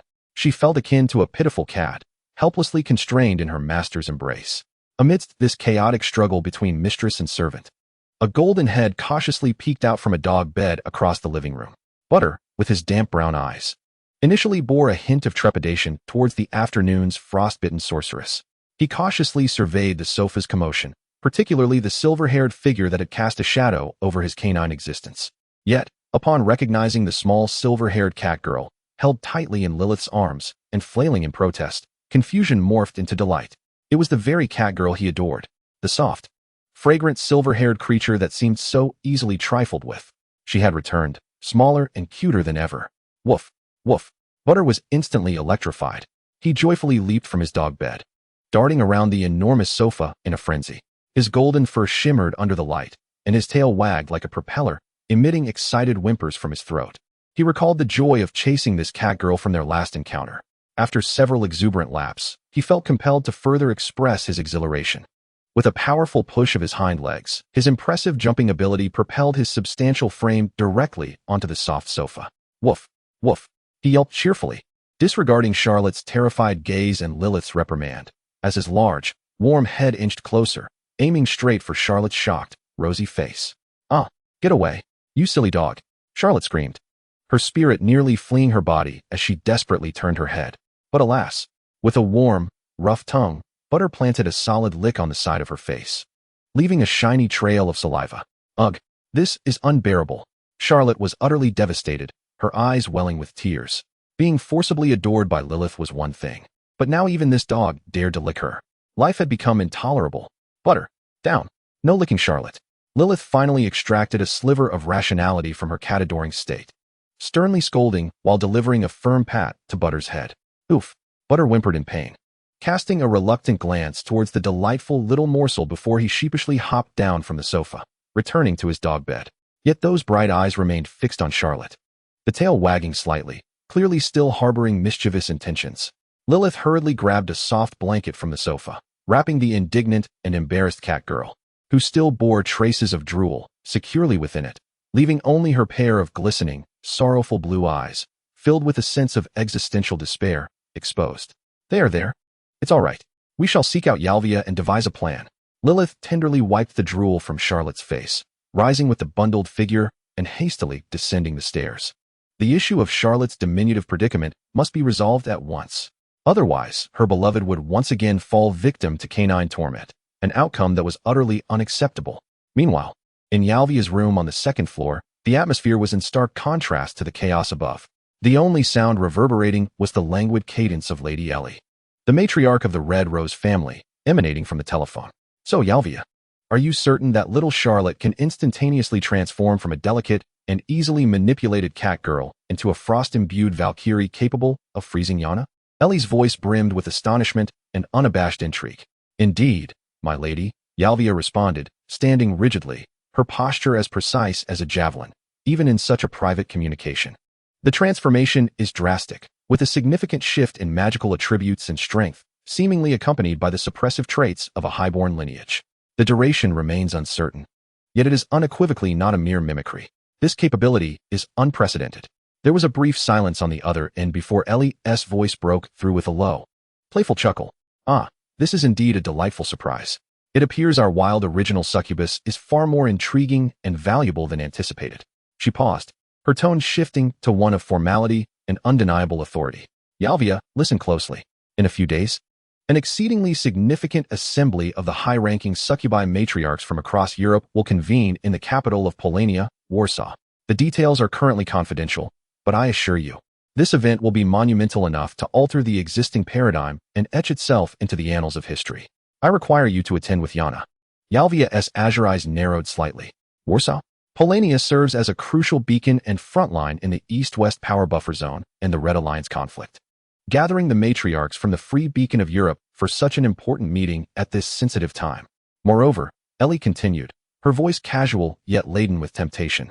"Since our little Charlotte has already demonstrated such maturity and strength, it is clear she is no mere flower to be sheltered in a greenhouse. Bring her, along with her little maid. It is time they be introduced to the realities of the world. After all, prospective allies of the Red Rose family shouldn't remain hidden away in a manor on the outskirts of London, should they? Inviting Charlotte and Lilyth?" A myriad of thoughts flashed through Yalvia's mind, weighing the risks against the opportunities. The matriarch's actions are evidently aimed at formally integrating Charlotte into the core interests of the Red Rose family, potentially as a strategic asset or bargaining chip. "Yes, my lady. I shall convey your message to them and make the necessary arrangements," Yalvia responded in a grave tone. "Excellent.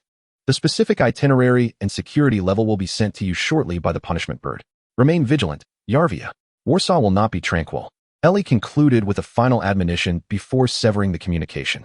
As the transmission ended, silence enveloped the room once more.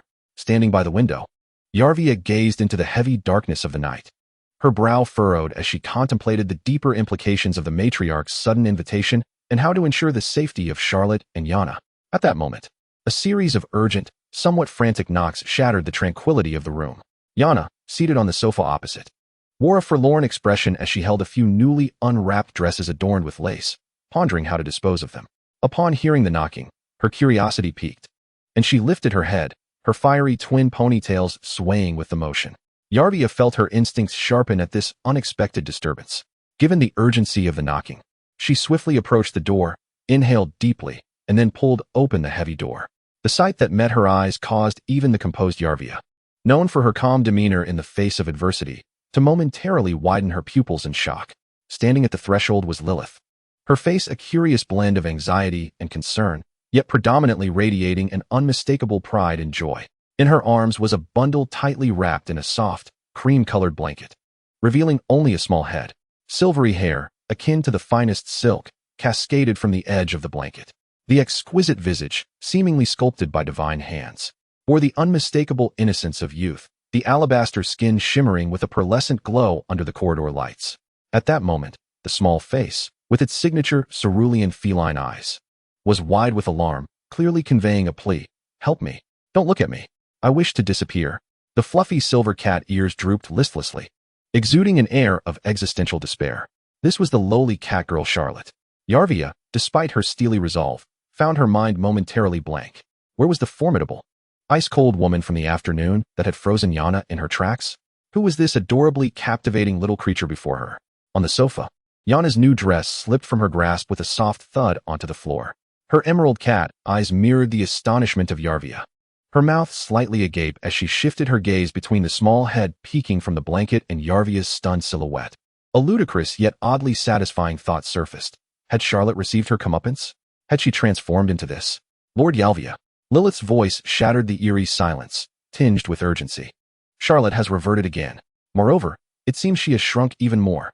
Please, think of a solution. Wrapped in a blanket, revealing only her head. The diminutive Charlotte closed her eyes in despair. It was over. Now, both Yana and Yalvia were aware of Charlotte's dismal return. Chapter 85. Strangely peculiar in the elegantly luxurious parlor of the second floor of the guest house, an odd atmosphere enveloped the room. In the center of the soft carpet, Charlotte, swaddled in a cream-colored blanket, resembled a small, white bundle, encircled by 3 individuals as if she were a rare biological specimen. Lilyth cradled her with utmost care.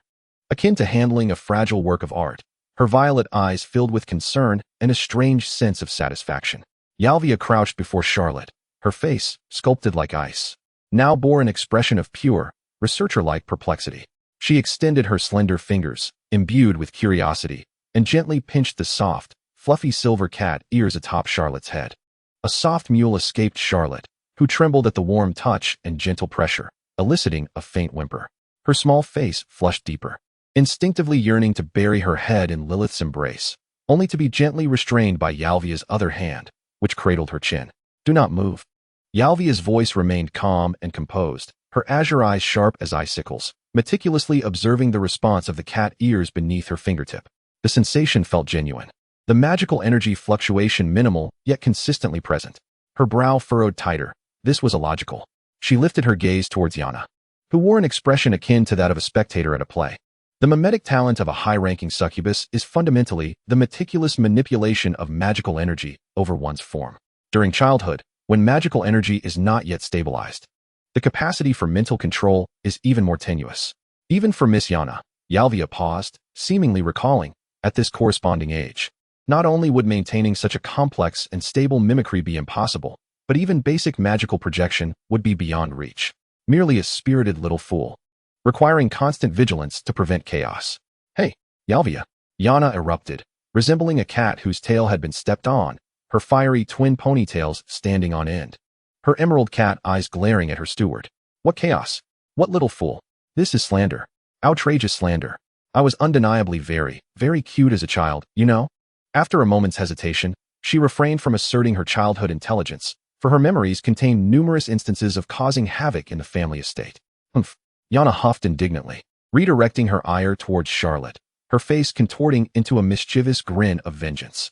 As for her, she crouched down, extending her delicate fingers to unapologetically poke at Charlotte's soft cheeks, which had puffed up in embarrassment and anger. Ah, the texture is truly delightful. Yana squinted her eyes, relishing the bouncy sensation beneath her fingers. Yarvia, you are mistaken. This little one, much like that formidable ice mountain from this afternoon, has neither truly grown nor shrunk. As she spoke, she mischievously pinched the flesh of Charlotte's cheek between her 2 fingers, gently tugging at it, reveling in the sight of Charlotte's pitiful yet timid expression. Although her form had changed, just look at those cat ears and tail. Yana's other hand swiftly launched a surprise attack, kneading the base of Charlotte's drooping cat ears, causing Charlotte to shudder once more, still as convincingly real as ever. This indicates that her feline heritage remains intact.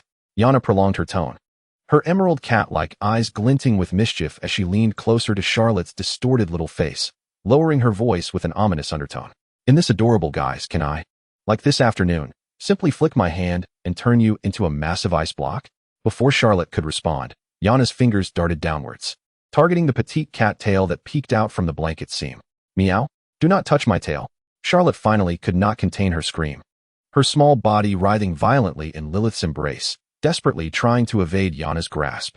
Yet her feeble strength was utterly futile, leaving her to helplessly endure the cruel pinching at the root of her tail, sending shivers down her spine.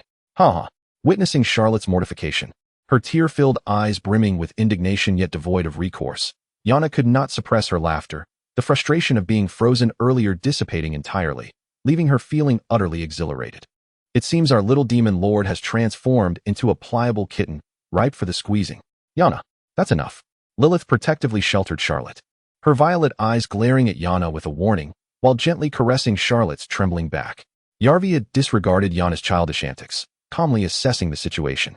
Taking into account Charlotte's explosive transformation earlier and her current state, it appeared she had entered a recovery or weakened phase due to exhaustion. Her gaze returned to Charlotte. Her physical characteristics were stable, and her magical response was faint and dormant, seemingly unable to summon the intensity of magic from earlier. As for how long this state would persist, Yarvia shook her head, a hint of helplessness flickering in her eyes. As the original succubus, Charlotte's abilities were unprecedented. With no precedents to follow, everything remained an enigma. She rose and approached the window, gazing into the somber night outside, her tone turning serious. More importantly, how shall we report this to Lady Ellie? Turning back, her eyes swept over the little bundle on the floor. Their lady had just issued an invitation for Charlotte to present herself as a mature high-level succubus, accompanying them to Warsaw for that significant meeting. However, Yalvia chose not to elaborate, yet the implication was unmistakable. Was it truly feasible to bring along this seemingly 10-year-old, utterly unthreatening creature who required care to a potentially turbulent high-level meeting? Puffed. Yana couldn't help but chuckle at the absurdity of the image that formed in her mind. Perhaps her mother would even prefer the current version of Charlotte? After all, it was well known among them that Lady Ellie had an undeniable weakness for adorable beings. Yalvia did not dispute this. It was indeed a possibility. Yet, political arenas demanded more than mere cuteness. As the two fell into a brief silence, contemplating this intricate dilemma, the commotion in Lilyth's arms gradually subsided. Lilyth glanced down, only to discover that the bundle wrapped in the blanket had inexplicably quieted. The once wide open, azure feline eyes that brimmed with indignation and grievance were now slowly blinking, each flutter of the long, silvery lashes resembling weary butterfly wings, heavy with fatigue. Charlotte's small head bobbed gently, akin to a drowsy chick. It seemed she had exhausted all her strength in resisting embarrassment and Yana's teasing. The tumultuous emotional upheaval, coupled with the toll of her physical form, had finally overwhelmed her tiny body, succumbing to the wave of exhaustion. Unconsciously, she nuzzled her small face against Lilyth's warm arm, emitting a barely audible, kitten-like mewl. Then, those beautiful feline eyes closed completely, casting delicate shadows on her pale, almost translucent skin with her long lashes. Her tiny nostrils flared gently with each rhythmic breath, and her soft, pink lips parted slightly, revealing a glimpse of pristine white teeth. She had drifted into slumber. In an utterly vulnerable posture, her diminutive form curled up within the expansive blanket, her small hands instinctively clenching the fabric of Lilyth's attire at her chest, as if it were her sole anchor. Her silvery hair cascaded like moonlit satin, spilling over Lilyth's arms and the blanket. The fluffy cat ears, too, relaxed completely, surrendering to tranquility. Stripped of all indignation, struggle, and bravado, the sleeping Charlotte appeared pure, fragile, and serene, akin to an angel gracing the mortal realm, unabashedly revealing the innate adorableness that could effortlessly dismantle any psychological defenses. In that moment, time seemed to stand still.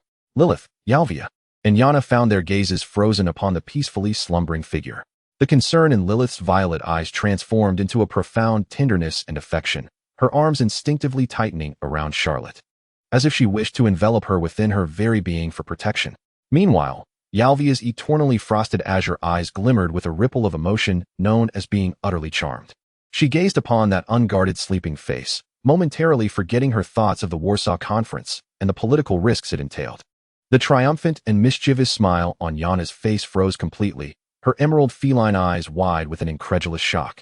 She beheld Charlotte, who appeared defenseless and as soft and sweet as a delicate confection, a stark contrast to the formidable ice queen she had encountered earlier that afternoon, creating an irresistibly adorable impact. Her heart felt as though it had been firmly grasped by an invisible hand, a sensation both sour and tender. The room was enveloped in the soft, rhythmic sound of Charlotte's breathing. Ahem. Ultimately, it was Lilyth who first regained her composure. She cleared her throat gently and stood up cautiously, cradling the slumbering Charlotte as if she were a rare treasure. She has fallen asleep, Lilyth murmured in a hushed tone, fearing to disturb the angel in her arms. I will take good care of her during this time. The matters of Warsaw can wait until she recovers. Yalvia silently nodded.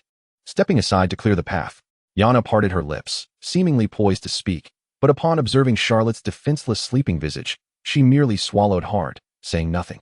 Lilyth, holding the sleeping catgirl, departed from Yalvia's room with gentle steps, heading towards the bedroom on the third floor. The door closed softly behind her. In the room remained only Yalvia and Yana, along with the lingering sweetness of youth and an overwhelming sense of innocence in the air. The two stood in silence, their gazes instinctively following the direction in which Lilyth had left, as if they could still catch a glimpse of that tiny figure.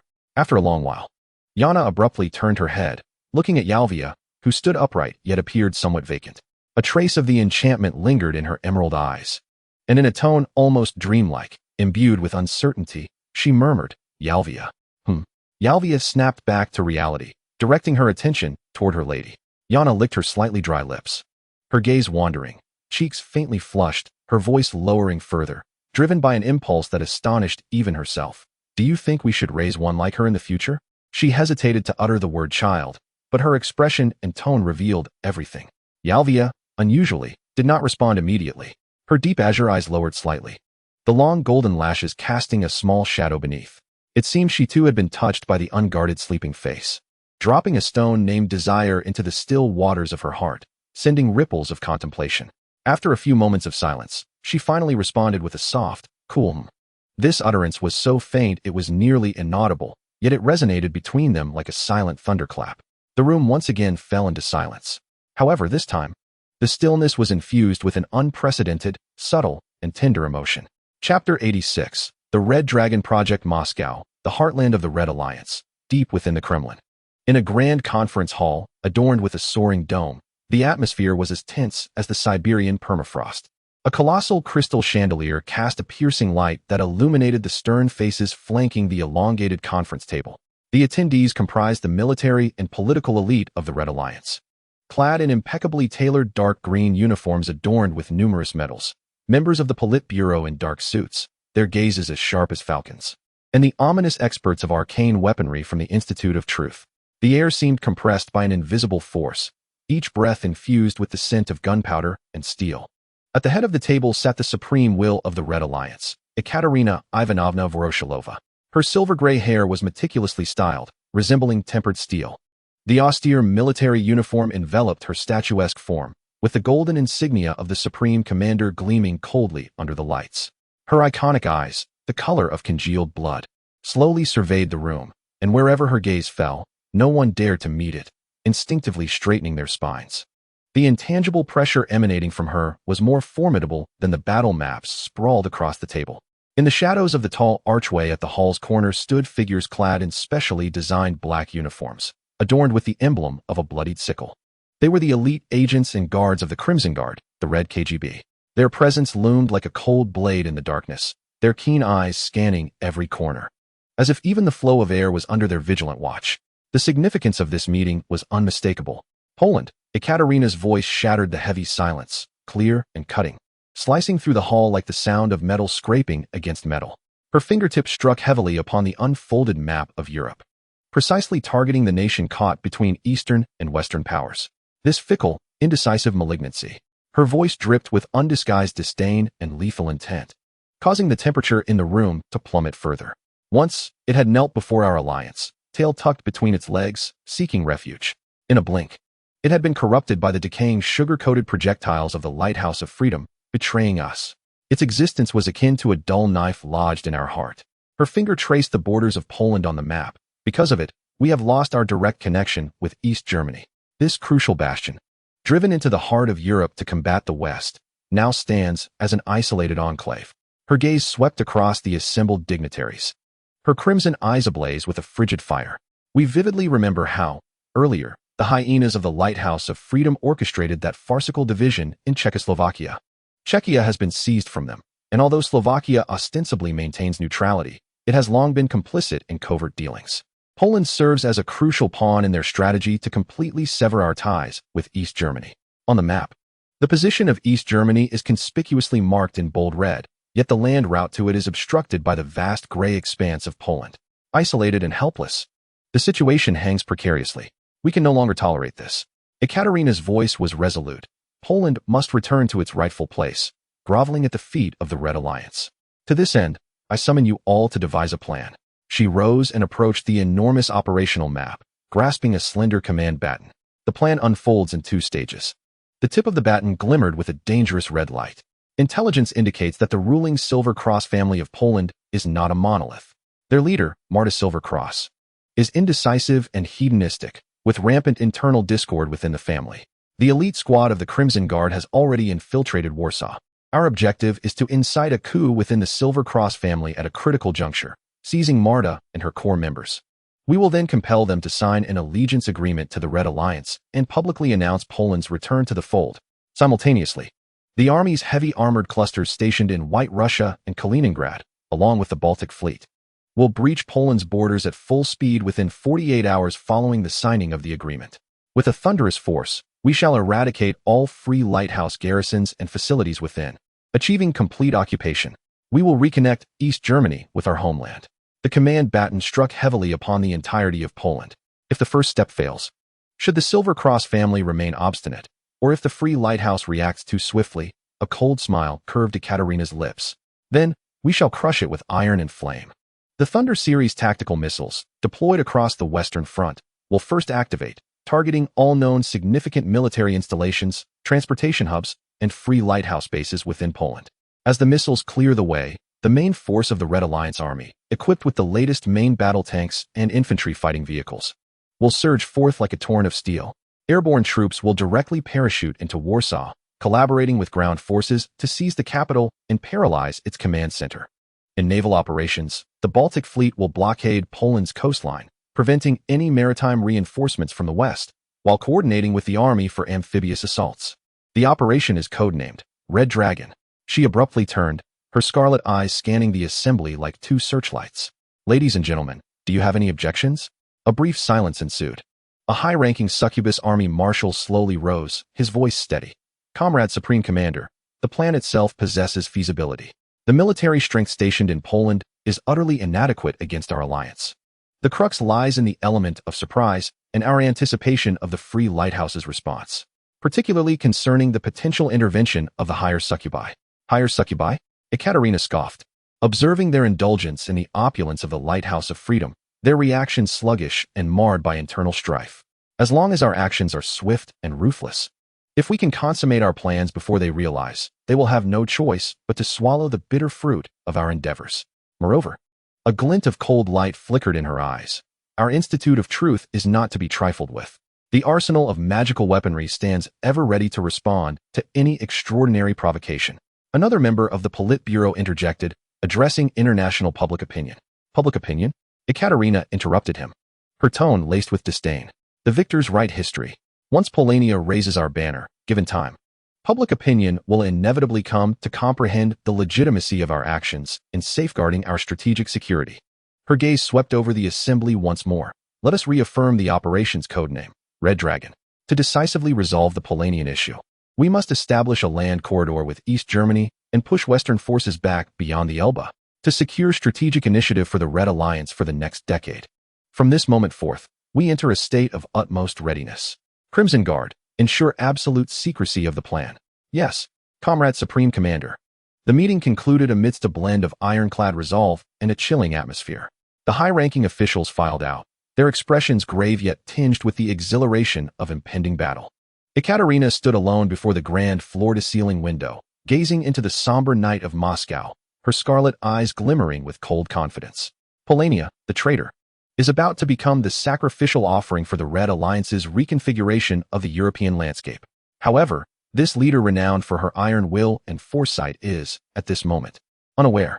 The meticulously orchestrated Red Dragon operation, aimed at its target, the capital of Polania, Warsaw, will soon welcome an influx of guests far exceeding her expectations. A clandestine assembly aimed at subverting the existing order and a military operation intended to reshape the geopolitical landscape are destined to collide fatally in this city. Fraught with fate's misfortunes, the gains from Red Dragon are fated to be far more bountiful and perilous than Ekaterina has envisioned. Chapter 87. Cub Summer Charlotte in the bedroom on the third floor. Only a dim bedside lamp cast a warm glow. Lilyth carefully placed the small bundle, swathed in a blanket and soundly asleep, onto the soft bed. Her movements were tender, as if laying down a feather. She meticulously tucked the corners of the blanket around Charlotte, gently enveloping the curled-up little body in the comforting cocoon. Silver hair spread across the pillow, accentuating the purity of the sleeping child's face, her long eyelashes resembling resting butterfly wings, fluttering gently with her rhythmic breaths. Meow purr. In her dreams, Charlotte unconsciously smacked her lips, emitting a contented sound akin to a cat's, as if she had found the safest harbor. Lilyth sat at the edge of the bed, her head slightly bowed, her violet eyes fixated intently upon the serene visage of slumber. The dim light cast gentle shadows upon her delicate profile, enveloping her in an ethereal ambience. A peculiar yet vivid sensation lingered within her heart. Earlier that afternoon, in the Manor's drawing room, when Charlotte had attempted to kiss her, the overwhelming fatigue that had threatened to engulf her consciousness had suddenly receded. Now, despite the remnants of weariness clinging to her limbs from a day filled with activity and emotional turmoil, her mind was remarkably clear. It was as though a dense fog that had shrouded her thoughts was swept away by a refreshing breeze, revealing a pristine sky. She could distinctly feel a warm energy flowing steadily and gently within her, mending her physical fatigue and nurturing her spirit. This sensation of rejuvenation seemed to have commenced after Charlotte had been entirely transformed into a youthful form and had peacefully fallen asleep in her embrace. A peculiar thought, laden with profound implications, ignited within Lilyth's mind like a match striking in the dark. Could Charlotte's transformation be related to me? The notion sent a shiver down her spine. Instinctively, she raised her slender, pale fingers, extending them under the soft glow of the dim light. As her thoughts stirred, a faint, dreamlike shimmer of pink and purple magic glimmered at her fingertips like a mischievous sprite. Though this glow was dimmer than the vibrant magic she occasionally summoned, its existence was undeniable. Gazing at the subtle radiance, Lilyth's thoughts were suddenly drawn back to Manchester. At that time, she had just been offered as a tribute to Charlotte. Amidst her initial fear and awe, she had been pleasantly surprised to discover that she seemed capable of wielding a trace of feeble magic. In that moment, she had been utterly convinced that it was a gift from the esteemed Charlotte, the High Succubus. Surely, the master had employed some unfathomable arcane art to awaken the minuscule magical talent that lay dormant within her humble human form. It was a mark of the master's benevolence. This realization had been the sole lifeline she clung to during those tumultuous days, a testament to her worth, and the reason for her deepening reverence for Charlotte. However, later, before their journey to the London estate, during that inebriated night, Charlotte had laid bare the truth. She was not a noble, mysterious, and powerful High Succubus. She was merely an ordinary man from another world, inadvertently transformed into a catgirl.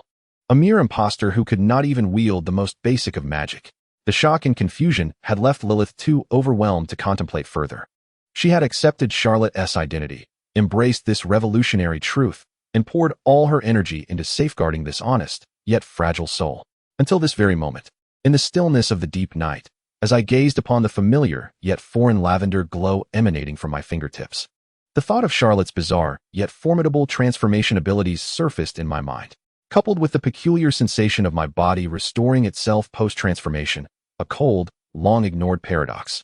Akin to a lurking serpent finally revealing its menacing fangs, this realization struck me with a ferocity that pierced my heart. Charlotte couldn't possibly wield magic. She was utterly incapable of employing any arcane secrets that could awaken a mortal's latent powers. So, from whence did my magic originate? Once this notion took root, it spread like wildfire through Lilyth's heart, bringing with it a chilling unease that gripped her tightly. In a world ruled by succubi, magic remained the exclusive privilege of the exalted race, a definitive chasm that delineated social classes. Humans, as the subjugated race, were universally acknowledged to be devoid of magical essence within their very being and souls. This was an immutable law, a widely accepted truth. A human could, under no circumstances, possess magic, unless she were not human at all. This possibility rendered Lilyth's body rigid, a wave of cold coursing up her spine. The lavender glow at her fingertips seemed to sense her emotional turmoil, flickering anxiously. Could it be that Charlotte, in her catgirl form, possessed some unknown talent capable of subtly amplifying the abilities of those close to her? Much like the legendary aura of fortune? This explanation appeared safer, more rational. Or perhaps, a more terrifying thought emerged. Was there a colossal enigma hidden within her very being, one she herself had yet to comprehend? What of her origins? What of her true identity? Fragmented memories of the orphanage, an ingrained reverence and fear of succubi, and this inexplicable surge of magic, all clues pointed toward an unknown and perilous abyss. Anxiety entwined itself around Lilyth's heart like a frigid vine, nearly suffocating her. The unknown breeds dread, while the loss of identity evokes the deepest terror. Who was she? What was she? Her gaze instinctively drifted once more to the small figure sleeping on the bed. Charlotte remained blissfully at rest. her cherubic face illuminated by the soft glow of light, exuding an extraordinary tranquility. Curled up like an unsuspecting kitten, she bared her most vulnerable self entirely before Lilyth. That unreserved display of trust was akin to a warm ray of sunshine, instantly dispelling the shadows and chill that had enveloped Lilyth's heart. All doubts, anxieties, and fears regarding her identity melted away in that moment, overshadowed and transformed by a more powerful and pure emotion. Lilyth's violet eyes regained their steadfast gentleness. She reached out, her fingers trembling imperceptibly, yet she tenderly brushed aside the silvery strands of Charlotte's hair that had fallen across her forehead, her gesture imbued with deep affection. Regardless of her identity, the secrets she harbors, or the origin of her enchantment, whether a blessing or a curse, none of this holds any significance now. Lilyth gazed at Charlotte's serene, sleeping visage, silently pledging a vow more resounding than any words. She knew, unequivocally, that she was Lilyth. She was Charlotte's Lilyth. She had sworn never to abandon her. Protecting this small, fragile soul, who had bestowed upon her trust and warmth, constituted the entirety of her existence. Regardless of whether the path ahead was fraught with peril or tumultuous mysteries surrounding her identity, she would not falter an inch. This resolve was more potent than any magic, stronger than any fear of the unknown. She gently leaned down, bestowing a kiss as soft as a feather upon Charlotte's smooth forehead. "Good night, Charlotte," she whispered, her voice imbued with unwavering tenderness. "Rest easy, I shall always be here." The worries in her heart dissipated like mist carried away by the wind, momentarily drifting into the ethereal heights. Chapter 88. Children's attire. The morning sun streamed through the grand floor-to-ceiling windows, casting warm patches of light upon the spacious living room of the Red Rose Pavilion on the third floor, illuminating the carpet with a gentle glow. Yet, the atmosphere in the room was somewhat nuanced. On the sofa sat 4 individuals and a golden retriever peeking curiously from its dog bed. Yana, clad in simple loungewear, with her fiery twin tails casually tied, idly played with the tip of her heart-shaped tail. Lilyth sat beside her, her violet eyes tinged with concern. Yalvia maintained her usual impeccable posture, her deep blue butler uniform meticulously arranged, her azure gaze calm as still water. On Lilyth's other side was Aurelia, the head maid of the Red Rose Pavilion. Today, she donned her elegant and efficient maid attire, her radiant golden hair fashioned with precision, reminiscent of a noble lady. However, behind her tranquil blue eyes lay a suppressed intensity of curiosity and desire, frequently darting glances toward the closed bedroom door. Among the 4 in 1 dog, only Aurelia had yet to witness the legendary lowly form of Charlotte. Yesterday evening, she had been preoccupied with accounting and managing the affairs of the pavilion, perfectly missing the tempest. The maid's excited whispers and Yana's occasional exaggerated gasps had long since ignited her intrigue. At this moment, while she outwardly maintained the composure of a professional head maid, internally, her heart felt as though a tiny kitten was incessantly pawing at her. Just how adorable could little Charlotte truly be? Yana, evidently attuned to the barely contained longing beneath Aurelia's forced calm, sprang to life. Clearing her throat, she deliberately adopted a tone rich with nostalgia and pride. "Oh, speaking of last night, little Charlotte was simply," she elongated her words, her emerald cat-like eyes sparkling with mischief, so adorably enticing. It made one feel as though they might commit a crime. Aurelia's ears perked up almost imperceptibly as her body leaned slightly forward. Such a petite creature. Yana gestured with her hands, wrapped in a blanket, soft and fluffy, cradled in her arms like holding a warm, fluffy cloud. The sensation was exquisite, utterly delightful. She closed her eyes in bliss, and there was a faint, sweet scent of milk wafting from it. It was particularly enchanting, making one unable to resist the urge to hold it forever. Ahem. Lilyth cleared her throat, her violet eyes casting a warning glance at Yana, though she felt the same. Now was not the time for boasting. Yalvia intervened appropriately, her voice coldly redirecting the conversation. "Yana, enough. The pressing matter at hand is to resolve Lord Charles' current clothing dilemma."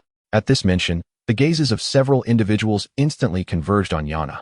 The previously smug and gleeful Yana's expression froze, as if she had been pressed on pause. She was well aware of the implications behind those looks, among everyone present. Including the entire annex, apart from the shrunken catgirl, she was the smallest in stature. Why are you all looking at me?" Yana exclaimed. Resembling a cat whose tail had been stepped on, her emerald eyes filled with displeasure. "I warn you, don't even think about targeting me. My clothes are all custom-made. The size is completely wrong." She attempted to argue her case. Yalvia calmly nodded, her azure eyes sweeping over Yana's petite, yet proportionate figure. and then considering Charles' distinctly more juvenile and diminutive form. Miss Yana is correct. The disparity in size between her and Lord Charles is excessively vast. Moreover, this is not the main residence of Roma, and her childhood garments are not stored here. This plan is unfeasible. A precise rebuttal. Yana puffed up her cheeks in frustration, unable to counter the argument. This matter could be handled by Aurelia. Yalvia's gaze shifted to the golden-haired head maid. Procure some high-quality, comfortable children's clothing. We trust in your aesthetic and efficiency, along with that of the maid team. Lilyth immediately nodded. Yes, we leave it to you, Miss Aurelia. Simple and comfortable styles will suffice. Upon hearing this, Aurelia's eyes sparkled with extraordinary brilliance. Procuring children's clothing? This meant she could personally select suitable garments for little Lord Charles. It also implied she might have the opportunity to observe up close, or even dress that utterly adorable catgirl cub herself. At your command, Lord Yalvia. Lord Lilyth. Aurelia suppressed her inner excitement, striving to maintain an elegant and professional demeanor, yet a blush of exhilaration crept uncontrollably onto her cheeks, her voice clearer than usual. I shall exert my utmost effort to select the most fitting attire for Lord Charles, ensuring comfort and beauty. Her mind was already racing with delightful designs of various charming children's outfits. Yana pouted, aware that although she felt a twinge of displeasure at being excluded, she recognized this was the most pragmatic solution. The light-hearted conversation came to an abrupt halt as the atmosphere in the living room turned somber with Yalvia's next utterance. The topic shifted to their impending journey to Warsaw, and Yalvia's voice took on a more subdued tone. The expressions of everyone grew grave. Lilyth instinctively wrapped her arms around herself. Yana's playful demeanor faded, and Aurelia's blush dissipated, restoring the calm composure of the head maid. Yalvia's gaze swept over the three of them. The invitation from Lady Ellie had set their itinerary for 3 days hence. At this juncture, we faced a dilemma regarding whether to inform the lady about Lord Charles' current special condition. She paused, clearly delineating the pros and cons. Should we report? It is highly probable that the lady would, out of concern for safety, cancel the journey for Lord Charles and Lilyth. We remain unaware of the lady's specific arrangements for the Warsaw meeting, yet if Lord Charles were unable to attend, it could disrupt some of her critical plans, ultimately affecting the overall interests of the Red Rose family. Moreover, there exists the possibility that Lord Charles could fully recover in the coming days. In such a case, reporting might merely burden the lady with unnecessary worries and could even arouse unwarranted suspicions. Conversely, if we choose not to report, the risk lies in the eventuality that should Lord Charles remain unable to regain his strength and travel to Warsaw in his youthful form, our security responsibilities would escalate exponentially. At that point, only Miss Yana would truly possess the capacity to respond to unforeseen circumstances as a high-ranking succubus. Yalvia cast a glance at Yana, and while she refrained from elaborating on Yana's capabilities, the implication was clear. Yana's abilities lean towards individual prowess rather than teamwork or large-scale protection. Although Aurelia and the Maid team were formidable, they were ultimately lower-ranking succubi, and their power would be limited in the face of true higher beings or large-scale conflicts. Additionally, Lord Charles' juvenile form might inadvertently hinder or even disrupt some of the lady's deployments due to its nature. This dilemma weighed heavily on everyone's hearts, akin to a substantial stone pressing down.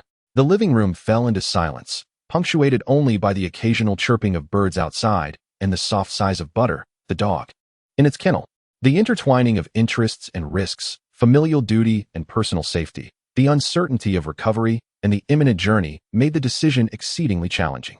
Yana fidgeted with her twin tails, Lilyth furrowed her brow, and Aurelia fell into deep contemplation. Yalvia, meanwhile, patiently awaited their opinions. Just as this oppressive silence seemed poised to solidify the air, a soft click resonated, the sound of a door opening. Instantly, all eyes in the living room were magnetically drawn towards the source of the sound, the bedroom door. From the crack emerged a small figure, wrapped in a trailing cream-colored blanket, resembling a drowsy little penguin just roused from slumber, wobbling uncertainly as it squeezed through the door. With silver-white hair cascading in disarray, a few mischievous strands playfully curling upwards, the delicate face, reminiscent of a porcelain doll, bore half-closed azure cat-like eyes veiled in a heavy mist of sleep. As she stifled a tiny yawn, revealing a hint of her rosy tongue and a glimpse of pristine white teeth. One small hand rubbed her drowsy eyes while the other clutched tightly to the edge of the blanket enveloping her. Her dainty, fair feet patted softly on the plush carpet as she wobbled toward the living room, each step embodying the innocence and adorableness of awakening. It was the lowly form of Charlotte. Suddenly, the living room was filled with gasps of astonishment. The hearts of Yana, Lilyth, Yalvia, and Aurelia felt as though gripped by an invisible hand, struck by a powerful current of cuteness. Aurelia held her breath, her eyes widening in disbelief, shimmering with an almost tangible radiance. Was this the little Charlotte they had envisioned? She was 1,000 times more adorable than they could have ever imagined. Her petite frame, her bewildered demeanor, and her unguarded innocence made their hearts flutter, trembling fingers suppressing the urge to rush forward and embrace her. Meanwhile, Butter, nestled in its dog bed, erupted in excitement upon recognizing the small, familiar figure. With an enthusiastic bark, it propelled itself from the confines of its bed. Butter, no. Lilyth was the first to react, darting forward like a flash of pink lightning, intercepting the hefty dog before it could reach Charlotte. With gentle yet swift motions, Lilyth bent down and scooped the still rubbing sleepy-eyed little body into her arms. Charlotte, startled by the sudden lift, emitted a confused sound. Instinctively nuzzling her small face against Lilyth's warm neck, her tiny hands wrapping around Lilyth's shoulders. Perhaps drawn by the familiar scent of Lilyth or simply acting on sleepy instinct, Charlotte, resembling a true kitten, extended her soft pink tongue and sleepily licked the fingers that rested against her chest. Mew, Lilyth, she murmured, her eyes still closed. Her little head nuzzling into Lilyth's neck, producing a vague, endearing sound laced with sleepiness and dependence. Fish wants to eat fish, meow. This utterly unguarded display of affection instantly ignited the hearts of everyone in the living room. Yana clutched her chest, feeling overwhelmed. Aurelia bit her lip to stifle a scream. Her cheeks flushed. Even Yalvia's eternally frigid azure eyes shimmered with ripples of emotion, holding the soft, fragrant, and slightly dazed little catgirl in her arms. Lilyth felt her heart melting, momentarily forgetting everything else as she cooed soothingly. All right, we shall eat fish soon, she gently reassured the little Charlotte in her arms. Glancing up at Yalvia with a look that conveyed, now is not the time for heavy discussions. Yalvia inhaled deeply, forcibly suppressing the flutter of emotions within her. Regaining the composure of a stewardess, and quietly instructed Aurelia, who was equally captivated and momentarily stunned. Aurelia, please inform the maidens to prepare breakfast. The ingredients should primarily consist of fresh fish. Yes, my lady. Aurelia, as if awakening from a dream, immediately bowed and accepted the order, casting a lingering glance at the tiny figure nestled in Lilyth's embrace before briskly turning to carry out her task.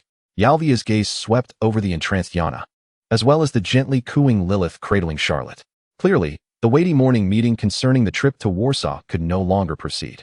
Let us have breakfast first. Yalvia's voice regained its customary steadiness, suggesting that other matters could be deliberated later. Thus, the morning at the Red Rose Pavilion was momentarily paused by the presence of a drowsy little catgirl. As for the looming shadows of Warsaw, they would have to wait until after breakfast or until this little catgirl returned to her usual self for further planning. Chapter 89. Deciding the outcome, the morning sunlight streamed brightly into the third-floor parlor of the Red Rose Pavilion, dispersing some of the lingering heaviness in the air.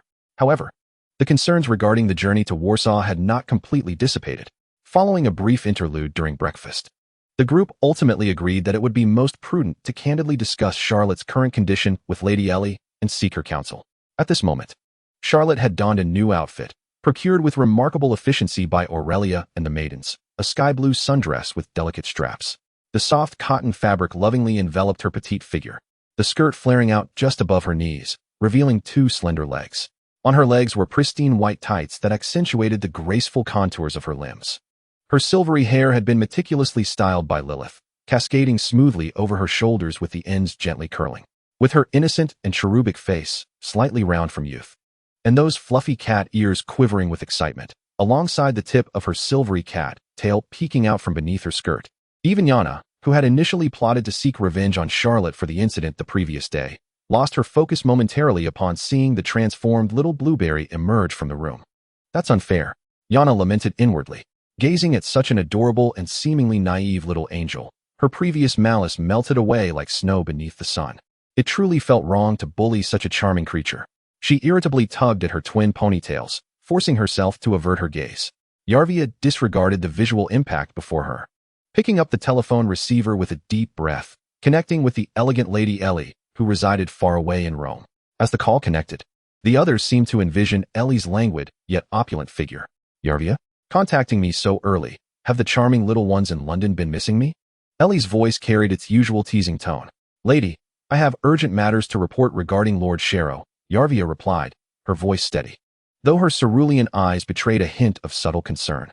She succinctly and clearly described how Xia Luo had transformed from her mature form to that of a child the previous night, candidly expressing her apprehensions about taking Xia Luo to Warsaw.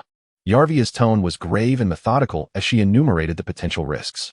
Behind her, Lilyth, Yana, and even Aurelia, who stood with her arms crossed, held their breath, awaiting their mistress's judgment. However, on the other end of the line, Ellie's reaction to Yarvia's anxious report was completely unexpected. A hearty, almost reckless laughter erupted from the receiver, causing it to tremble slightly. Ellie laughed so hard that tears seemed to glisten at the corners of her eyes. After a moment, she managed to compose herself, her voice still imbued with mirth. Yarvia, dear Yarvia, after all these years, you still cannot shake this habit. You always presume the worst of my intentions. Has your heart become as gloomy as the fog over the Thames after spending so long in London? Yarvia's perfect facade as a capable steward cracked slightly, her azure eyes widening in astonishment. As for this trip to Warsaw, Ellie continued, her laughter subsiding. Her tone as light as if discussing a leisurely outing. From my perspective, there is hardly any danger at all. The reason I asked you to bring our little Xia Luo along is simply because leaving her alone in such a vast estate in London would be rather lonely. It would do her good to have a change of scenery and see the world. Besides, it allows the old-timers from the other families to witness what a rare treasure we, the Red Roses, have acquired. She paused, her voice carrying an air of natural authority. As for security, you underestimate me, and you underestimate the scale of this meeting. This concerns the collective interests of the entire European succubi families. Do you really think I, Ellie, am the only one attending? The sisters in our family, who are brimming with energy and specialize in combat, will all be present. The presence of one more or one less, dear Xia Luo, makes little difference. With the additional protective forces brought by other families, Warsaw will be as fortified as a fortress. Unless those brazen brutes from the Crimson Alliance completely abandon their shame and dare to commit the audacious act of declaring war against all the esteemed succubus families. Launching a grand assault on Warsaw, I find it difficult to conceive of anything that could pose a threat to the forces gathered there. Her words swept through like a powerful gust of wind, instantly dispelling the gloom that had settled in Yalvia's heart. Was the invitation from the mistress truly born out of a near-pampering concern for Charlotte's loneliness? Had her prior strategic anxieties merely been the product of her overactive imagination? Yalvia's tense shoulders subtly relaxed. However, the next utterance from Ellie immediately tightened Yalvia's nerves once more. By the way, Ellie's voice suddenly took on a tone rich with curiosity and mischief as she leaned closer to the phone, her green eyes, reminiscent of Yana's, sparkling with gossiping allure. Did you just say little Charlotte has turned into a tiny tot? Is that true? How tiny? How adorable. Hurry. Describe in detail. Is she even cuter than Yana was as a child? Is her face soft? Are her ears delightful to touch? Does she really have a milky fragrance? Yalvia, you must not keep secrets. Furthermore, that worried expression you had earlier, did you conjure up an image of a solitary hero's grand tale? Just thinking about it is amusing. Our most composed and rational steward, Yalvia, has such an endearing side. Ellie's rapid-fire questions and unabashed teasing struck Yalvia like a volley of precise arrows. Yalvia's icy demeanor flushed with visible warmth, turning crimson from her ears to her neck. Rarely did a flicker of fluster and embarrassment cross her blue eyes. She could distinctly sense the restrained yet palpable breaths behind her, Lilyth's barely contained laughter, Aurelia's suspiciously shaking shoulders, and Yana's inability to stifle her gleeful chuckles. Yalvia, acting decisively, spoke rapidly before Ellie could delve further into her enthusiastic appraisal of adorable creatures or share embarrassing histories. Mistress, it seems the signal is somewhat unstable. I shall present the detailed specifics in written form shortly. Everything will proceed as planned. I take my leave. No sooner had she finished speaking than her fingers flew, swiftly severing the communication with a sharp disconnect. The room fell into an eerie silence.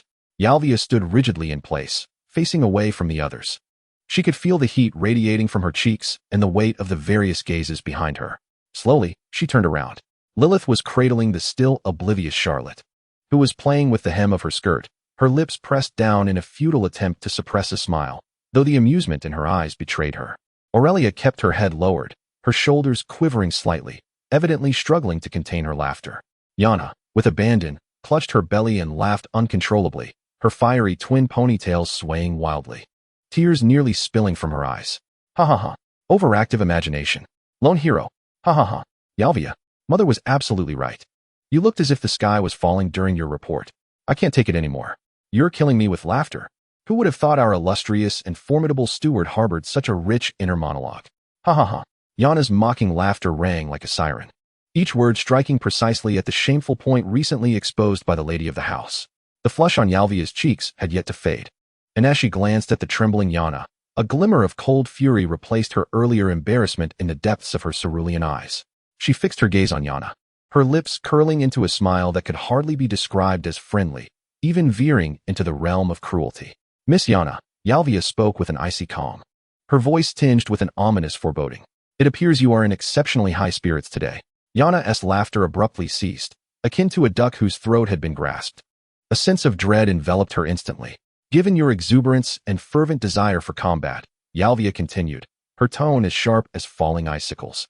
This afternoon's magical training intensity will be doubled, with an extension of 2 hours.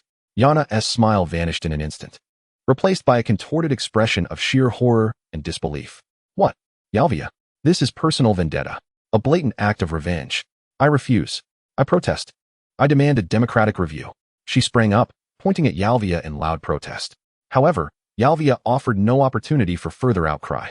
Protest denied, she stated coldly, casting her gaze away from the now wilted Yana, her focus shifting to Aurelia, who was stifling laughter. Aurelia, prepare the magical supplements required for Miss Yana's afternoon high-intensity training at double dosage. Of course, Lady Yalvia, Aurelia promptly acknowledged, unable to suppress a smile. I have matters to attend to and must assign new tasks to the maidservants, Yalvia declared impassively, her steps quickening as she exited the parlor, descending the stairs without a backward glance. She needed a moment and some space to digest this unprecedented humiliation. Left in the parlor were Lilyth, cradling the bewildered Charlotte with a sympathetic expression directed at Yana, and Yana herself, who bellowed in a mix of rage and despair, Yalvia, you tyrant, devil, I shall complain to mother about your maltreatment. She collapsed onto the sofa, resembling a fish out of water, bereft of dreams. The instigator, the petite Charlotte, let out a tiny yawn while nestled in Lilyth's arms. Her azure feline eyes gazed vacantly at the wailing Yana, then at Lilyth, utterly perplexed by the unfolding events. She merely sensed that this morning seemed unusually lively. Chapter 90. Like a ghost at Heathrow Airport, in the VIP passage, Yalvia pushed a luggage cart, her deep blue butler uniform impeccably neat amidst the bustling airport, resembling a moving iceberg. The cart was neatly stacked with several suitcases, one of which, a striking pink, caught the eye. It was a creation of Lilyth, miraculously containing outfits that could accommodate Charlotte's various forms, mature, normal, and petite. The ingenious use of space was such that even Yalvia couldn't help but steal a couple of glances. Lilyth carefully held onto the small figure of Charlotte, who was clad in a pale yellow hoodie, paired with dark shorts and knee-high white socks, completing the ensemble with a pair of tiny canvas shoes. The hoodie's oversized hood nearly concealed half of her head, revealing only her delicate chin and a few strands of silvery hair. She appeared somewhat unsettled by the cacophony of the airport, gripping Lilyth's hand tightly, while her curious azure eyes timidly surveyed her surroundings, her fluffy cat ears quivering slightly under the shadow of the hood. This innocent, dependent demeanor drew astonished and affectionate glances from passers-by. Yana trailed alongside, her fiery twin tails swaying with her steps, her emerald eyes sparkling with excitement at the prospect of reuniting with her mother, but more so with anticipation for the adventures that lay ahead. Aurelia stood at the departure area, gracefully bowing, wishing safe travels to all esteemed adults. Rest assured, everything at the residence will be well managed in my absence. At the boarding gate, only the 4 of them remained, Charlotte, Lilyth, Yana, and Yalvia. The maid brigade and the butter had been left in London, overseen by Aurelia. Meanwhile, outside Chopin International Airport in Warsaw, a sleek, understated yet luxurious black limousine idled by the roadside. Beside it stood 4 striking figures, each distinct in style, yet equally captivating. Leading them was the high-ranking succubus, the matriarch of the Red Rose family, Ellie.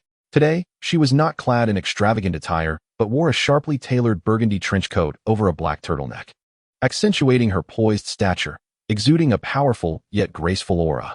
Her fiery long hair cascaded loosely, and her emerald eyes sparkled with a languid smile as she keenly surveyed this city that was quite unfamiliar to her. Behind her stood 3 similarly striking high-ranking succubi, all sporting the signature red hair and green eyes, forming a striking backdrop to their matriarch. They were Ellie's personal guards for this journey, all elite members of the Red Rose family. To her left stood one, tall and voluptuous, clad in tight black leather, accentuating her curvaceous figure. With her long crimson hair neatly tied into a high ponytail, her eyes flickering with unabashed flamboyance and wildness, a hint of a smile gracing her lips as if she were perpetually poised for a brawl, she is Evelyn, the family's acknowledged warrior, known for her fiery temperament and formidable combat prowess. In the center stands a woman exuding an aura as gentle as water, clad in a cream-colored knitted maxi dress, draped with a light brown cardigan. Her flowing red locks cascade gracefully over her shoulders, and her eyes resemble tranquil lakes, imbued with a serene smile that brings comfort.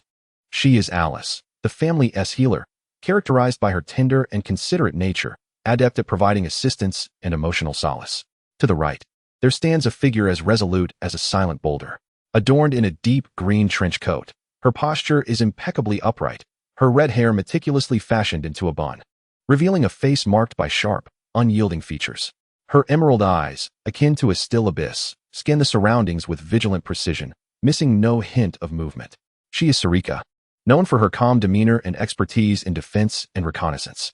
The quartet strolls through the streets of Warsaw, their formidable presence and striking beauty drawing the attention of passers-by.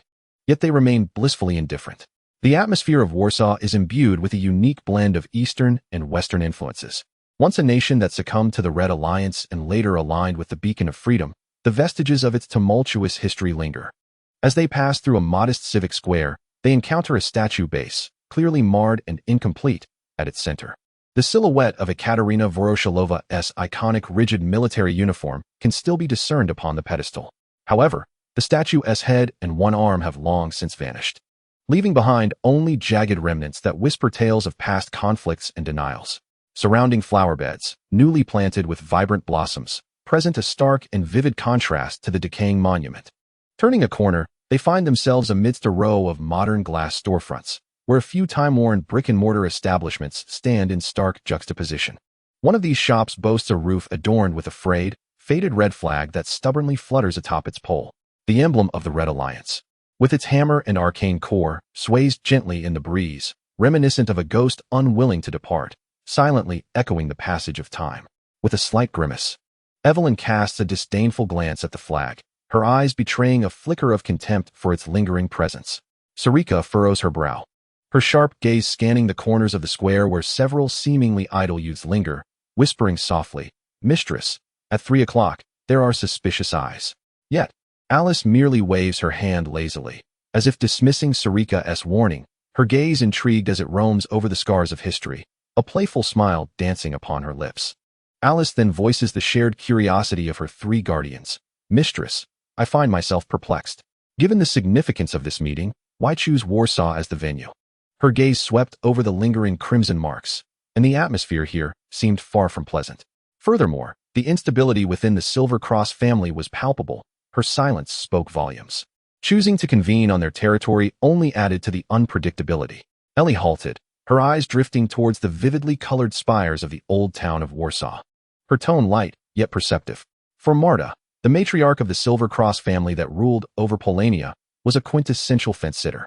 She turned, her emerald eyes scanning her three guards. Within her family, the liberals and the unionists were embroiled in constant discord, a daily spectacle of chaos. As for Marta herself, a smirk of unrestrained derision graced Ellie's lips, a feeble, ineffectual figure, merely adept at glossing over turmoil, lacking the strength and resolve to unify her kin. If we were to hold the meeting in Paris, London, or Rome, Ellie shrugged, this little princess would undoubtedly concoct excuses about her family's instability, claiming she simply couldn't leave, that she needed to placate various factions, and so forth. Her absence would convey a dreadful message to both the outside world and other wavering families, countering our goal of uniting all the noble demon families of the Free Lighthouse in Europe. Her voice bore an undeniable firmness. Polania, regardless of its tumultuous past, now stood, in name, as an integral part of the Free Lighthouse in Europe. Meeting in Warsaw left Marta with no justification for her absence. She must be present. Let her witness what true power and genuine unity entail. Let her comprehend that the era of indecision must end. Ellie's words resonated clearly and powerfully, dispelling the guards' doubts in an instant. Choosing Warsaw was not about safety or comfort. It was about firmly binding that pivotal and troublesome fence-sitter, Marta. She glanced at her exquisitely crafted timepiece, akin to a work of art, her eyes brightening. The time was nigh. The little one's flight should be landing shortly. Anticipating the arrival of the legendary lowly Charlotte, Ellie's mood visibly lightened, the previously somber atmosphere dissipating. Let us go and welcome our little catgirl. With decisiveness, she concluded the topic, turning first and striding briskly towards the arrivals hall of the airport. As she walked, the hem of her coat traced graceful arcs. Evelyn, Alice, and Sarika promptly followed suit.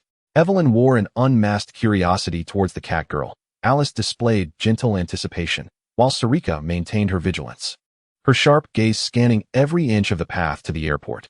The core strength of the Red Rose family was poised to converge in the heart of Polania, and that innocent little catgirl would soon be formally ushered into the eye of the storm that was about to sweep across Europe. Chapter 91. Dark History at Xiangbong International Airport.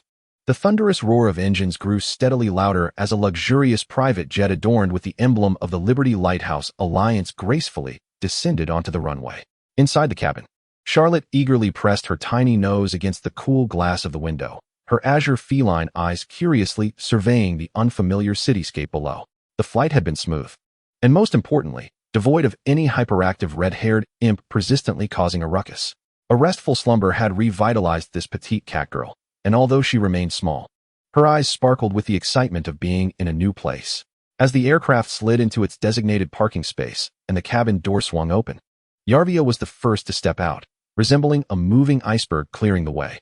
Lilyth followed closely, cradling Charlotte, who was snugly bundled in a duck-yellow hoodie, with only a small portion of her face and her wide, alert eyes peeking out. Yana joyfully bounded behind, her fiery twin tails reflecting her buoyant mood. The moment they entered the spacious and brightly lit arrivals hall, their attention was immediately drawn to a few striking figures amidst the crowd of greeters.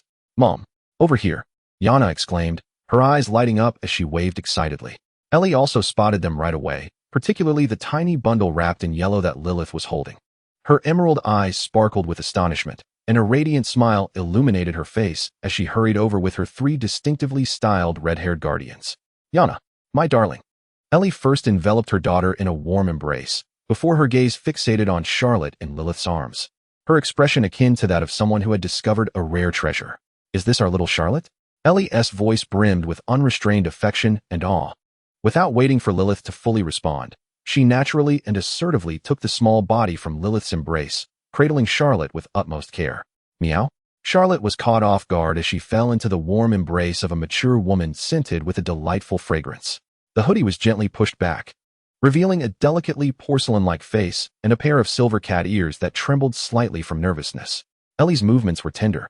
One hand securely supported Charlotte's petite backside, while the other began an affectionate, thorough process of petting her. Fingers delicately pinched the soft, slightly chubby cheeks, relishing in the exquisite, springy texture. Ellie sighed contentedly. "My goodness, what a delightful sensation." Her fingers then skillfully glided to the top of Charlotte's head, gently yet expertly kneading the warm, sensitive base of her furry cat ears.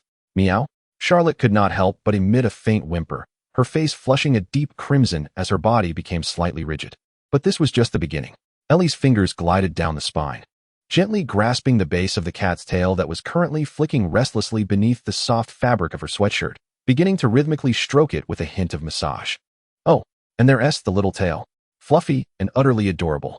Ellie was completely immersed in the joy of petting the cat, while occasionally flaunting her delight to the 3 guardians behind her, whose envious gazes were impossible to miss.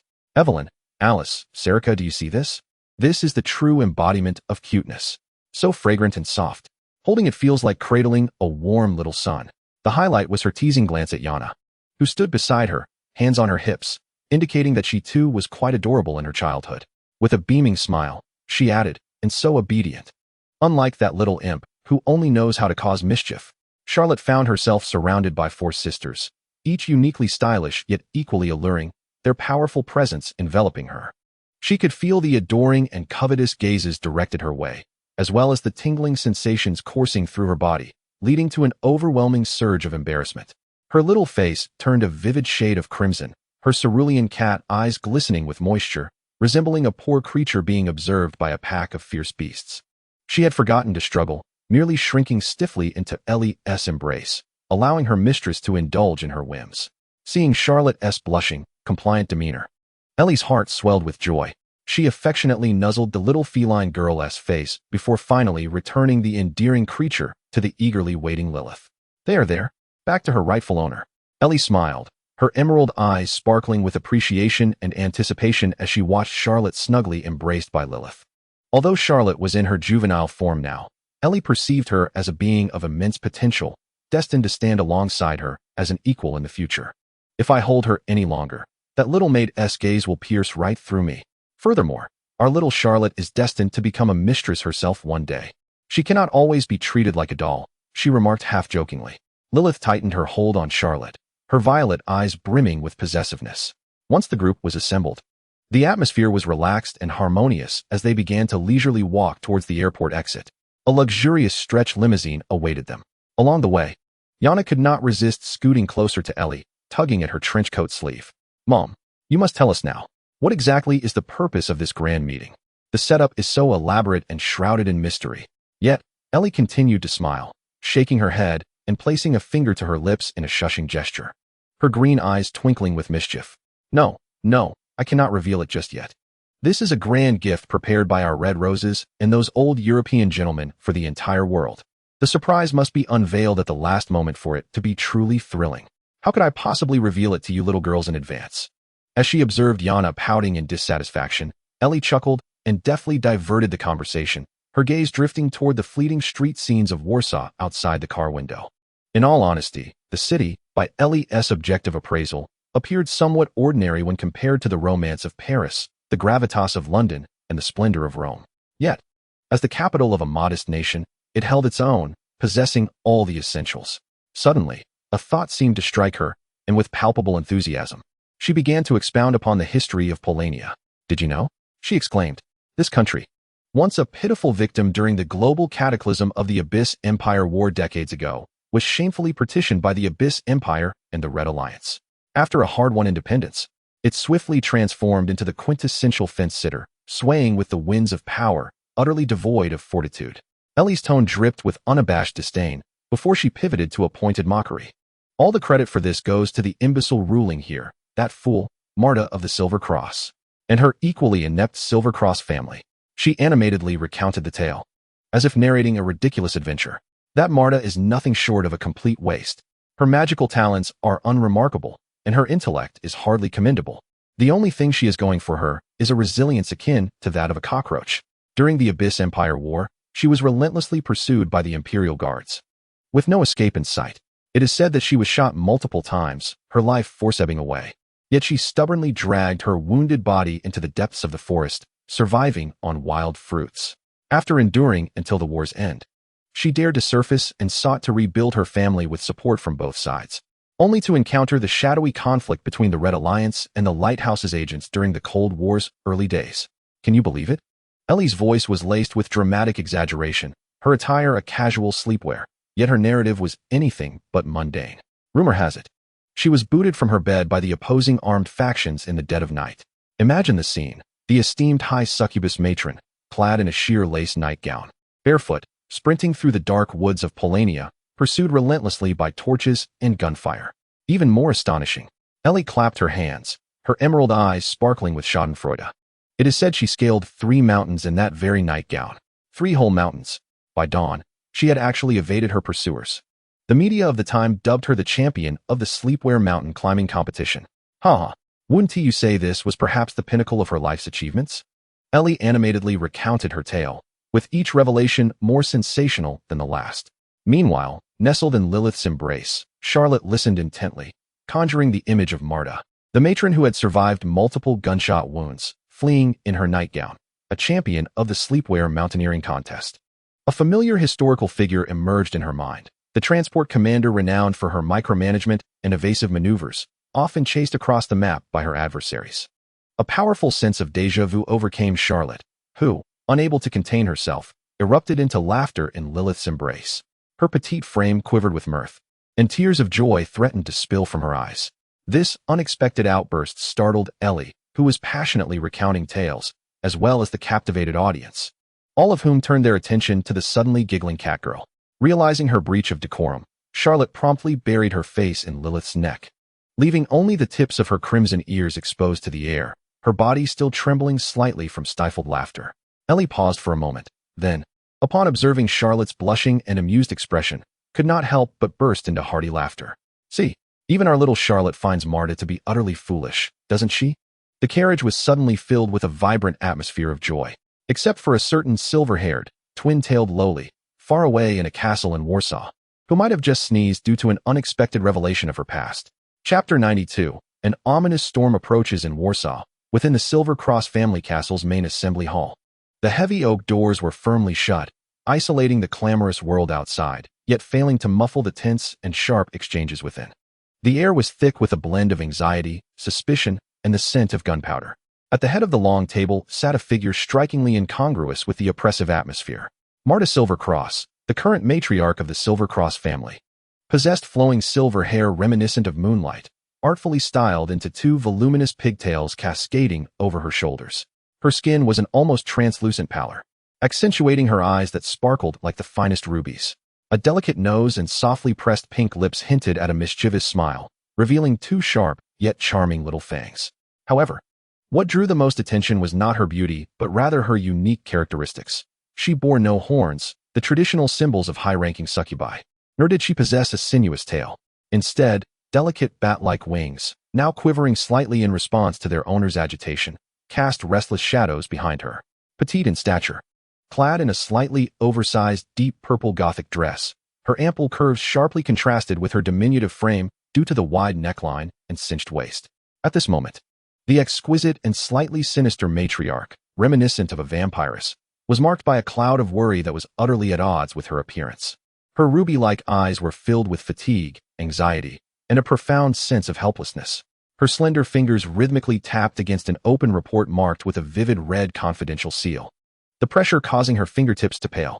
On either side of the long table sat two distinct factions of lesser succubi, their attire representing their respective allegiances as they engaged in a fierce and heated argument, their voices nearly threatening to overturn the opulent dome above. Surrender? To those cold-hearted tyrants of the Crimson Alliance? Are you mad? A demoness, adorned with a blue ribbon and possessing a sharp visage, screeched with fervor, her finger nearly prodding the nose of her counterpart. Observe how they treat the humans in the occupied territories. Witness their methods against the disobedient families of demons. Once the Silvercross family falls into their grasp, they will extract every last ounce of value and discard us like refuse. The lighthouse of freedom embodies our future. There lies indulgence. There lies liberty. Everything we desire. A future? Utter nonsense. Across from her, a tall demoness, marked with a red emblem, slammed her palm upon the table, causing the crystal goblets to quiver. Those hypocritical harlots of the lighthouse of freedom merely feast upon our essence. Look at the aid they provide us. Is there ever a moment devoid of a plethora of humiliating conditions? They regard us as mere buffers, as cannon fodder. While the Red Alliance may be stringent, at least their dealings are transparent. By aligning ourselves with the Red Alliance, we can attain genuine protection. No longer must we cower in trepidation, caught in the middle. The so-called gathering of the House Lords this afternoon is but a signal of their intent to bind us irrevocably to their war chariot. We must not attend. Not attend. Do you grasp the intricacies of politics? This is a grand assembly of all the noble families of Europe. An opportunity for the Silver Cross to integrate into the core circles. Should we miss it, we shall forever remain second-rate. Core circles? Humph. Attending would be akin to walking into a trap. They aim to utterly control us through this. The clamor of arguments resonated like an incessant cacophony, assaulting Marta's fragile nerves. She painfully shut her eyes, her delicate bat-like wings fluttering irritably, stirring a faint breeze. This epitomized the current state of the Silver Cross family, a pitiful shell devoid of highborn demons. In the aftermath of the Abyssal War and the ensuing chaos, a desperate Marta lowered the standards to rapidly rebuild the family's influence from the ruins, hastily admitting a mixed bag of lesser demons. These demons exhibited varied abilities, and their loyalty was questionable at best. The outcome was a family rife with factions, entrenched in discord, leading to the entrenched divide between the Liberals and the Alliance, incessantly bickering, transforming the Silver Cross into a buzzing hive. And she, the nominal matriarch, was akin to a queen bee, roasted over a fire, possessing the title, yet lacking the ability to command the entirety. The crux of their quarrel centered around the European Demon Lords Conference, set to occur in their territory of Warsaw that very afternoon. One faction viewed it as an opportunity to attach themselves to the core of the Lighthouse of Freedom, while the other perceived it as an invitation to invite wolves into the fold. Marta's gaze returned to the frigid report before her. This was the final straw that threatened to shatter her already frayed nerves. The report, originating from the Polish Air Force radar station and the Arcane Energy Monitoring Center, conveyed an urgent and chilling message. A large cluster of unidentified flying objects had been detected, moving at high speed from east to west, poised to enter our eastern airspace by afternoon. The count exceeded 30, with signals strongly indicating heavy transport aircraft and escort fighters of the Red Alliance. Their trajectory pointed directly towards the depths of our airspace. Below the report, there exists a handwritten note from the communications department. An urgent attempt has been made to contact the opposing fleet. Their response indicates they are executing an emergency humanitarian transport mission destined for East Germany. They assert that a significant explosion has occurred in a vital natural gas pipeline in East Germany, necessitating the transport of rescue equipment and personnel. They request our cooperation in opening an air corridor. Emergency humanitarian transport? An explosion of a gas pipeline? A profound sense of skepticism and unease filled Martha's ruby-red eyes. Intuition, an instinct honed through countless brushes with death, was fervently warning her that this was a deception. Over 30 transport aircraft, accompanied by fighter jets? What kind of rescue equipment requires such a massive aerial force for transport? Moreover, the timing is suspiciously opportune, coinciding with the gathering of all the high-ranking succubi lords at the Free Beacon in Warsaw. They brazenly demand to traverse the airspace of Polonia, with a destination that is isolated in East Germany? This is far too coincidental. So coincidental that it is infuriating. A chill crept up Martha's spine. She could almost envision the shadow of a colossal iron bird, ominously casting its presence over the skies of Polonia. It must be intercepted. Command the Air Force fighter jets to scramble. Conduct escort surveillance. If necessary, drive them away. Martha abruptly stood, her petite frame trembling slightly with excitement and fear, her sharp voice attempting to cut through the cacophony of arguments in the hall. However, her orders fell on deaf ears. The bickering merely paused momentarily before erupting into an even greater clamor. Intercepting the Red Union's military aircraft? My lady, are you out of your mind? This would ignite a war. The Red Union claims it is humanitarian aid. On what grounds do we intercept? This would provide them with ammunition. If we anger the Red Union, their missiles could land on our heads in an instant. What do the advisors from the Free Beacon say? Mentioning the advisors from the Free Beacon plunged Martha's heart into despair. She was well aware that for the Polonian Air Force to scramble their fighter jets, permission from the station military advisors from the Free Beacon was imperative. She had urgently contacted that advisor, recalling the image of the blonde-haired, blue-eyed succubus clad in crisp Beacon military attire. She had been leisurely sipping coffee, responding to Martha's anxious voice on the other end of the line with an air of nonchalance. Oh, the Red Union's transport planes? Passing through to East Germany? Rescuing from a gas explosion? That sounds quite reasonable. Lady Martha, there's no need to be anxious. This is merely a routine humanitarian mission. We have interests in East Germany as well. Their rescue efforts are commendable. Open the airspace and cooperate. Overreacting could disrupt regional harmony. That dismissive tone, as if discussing the weather, was laden with indifference and a condescending disregard for her judgment. Permission? She had not taken it seriously at all. Or rather, it is highly probable that the upper echelons of the Free Beacon have long tacitly approved of the Red Alliance's incursion. An overwhelming sense of helplessness and anger at being manipulated seized Marta in an instant. She felt akin to a pitiful creature, blindfolded and pushed towards the precipice. On one side lay a family, embroiled in chaos and on the verge of collapse. On the other, the ominous Red Alliance aircraft roared from the sky, their intentions shrouded in mystery. What should have been her greatest support, the Free Beacon, appeared instead as a cold, indifferent spectator, perhaps even a catalyst for her plight. She despondently sank back into the expansive embrace of the armchair, its luxurious backrest accentuating her diminutive form and amplifying her sense of helplessness. Her silver twin tails hung limply, and the brilliance of her ruby-like eyes had dulled, leaving only profound despair and a faint trace of tragic mockery by fate. She gazed upon the squabbling family members before her, passionately arguing over ephemeral positions, while through the thick castle walls, she could almost perceive the ominous aircraft encroaching upon their airspace. The skies of Polonia were soon to be shrouded in the ominous shadow of war, and she, once the champion of pajama-clad mountaineering, found herself bereft of even the authority to command a few fighter jets for interception.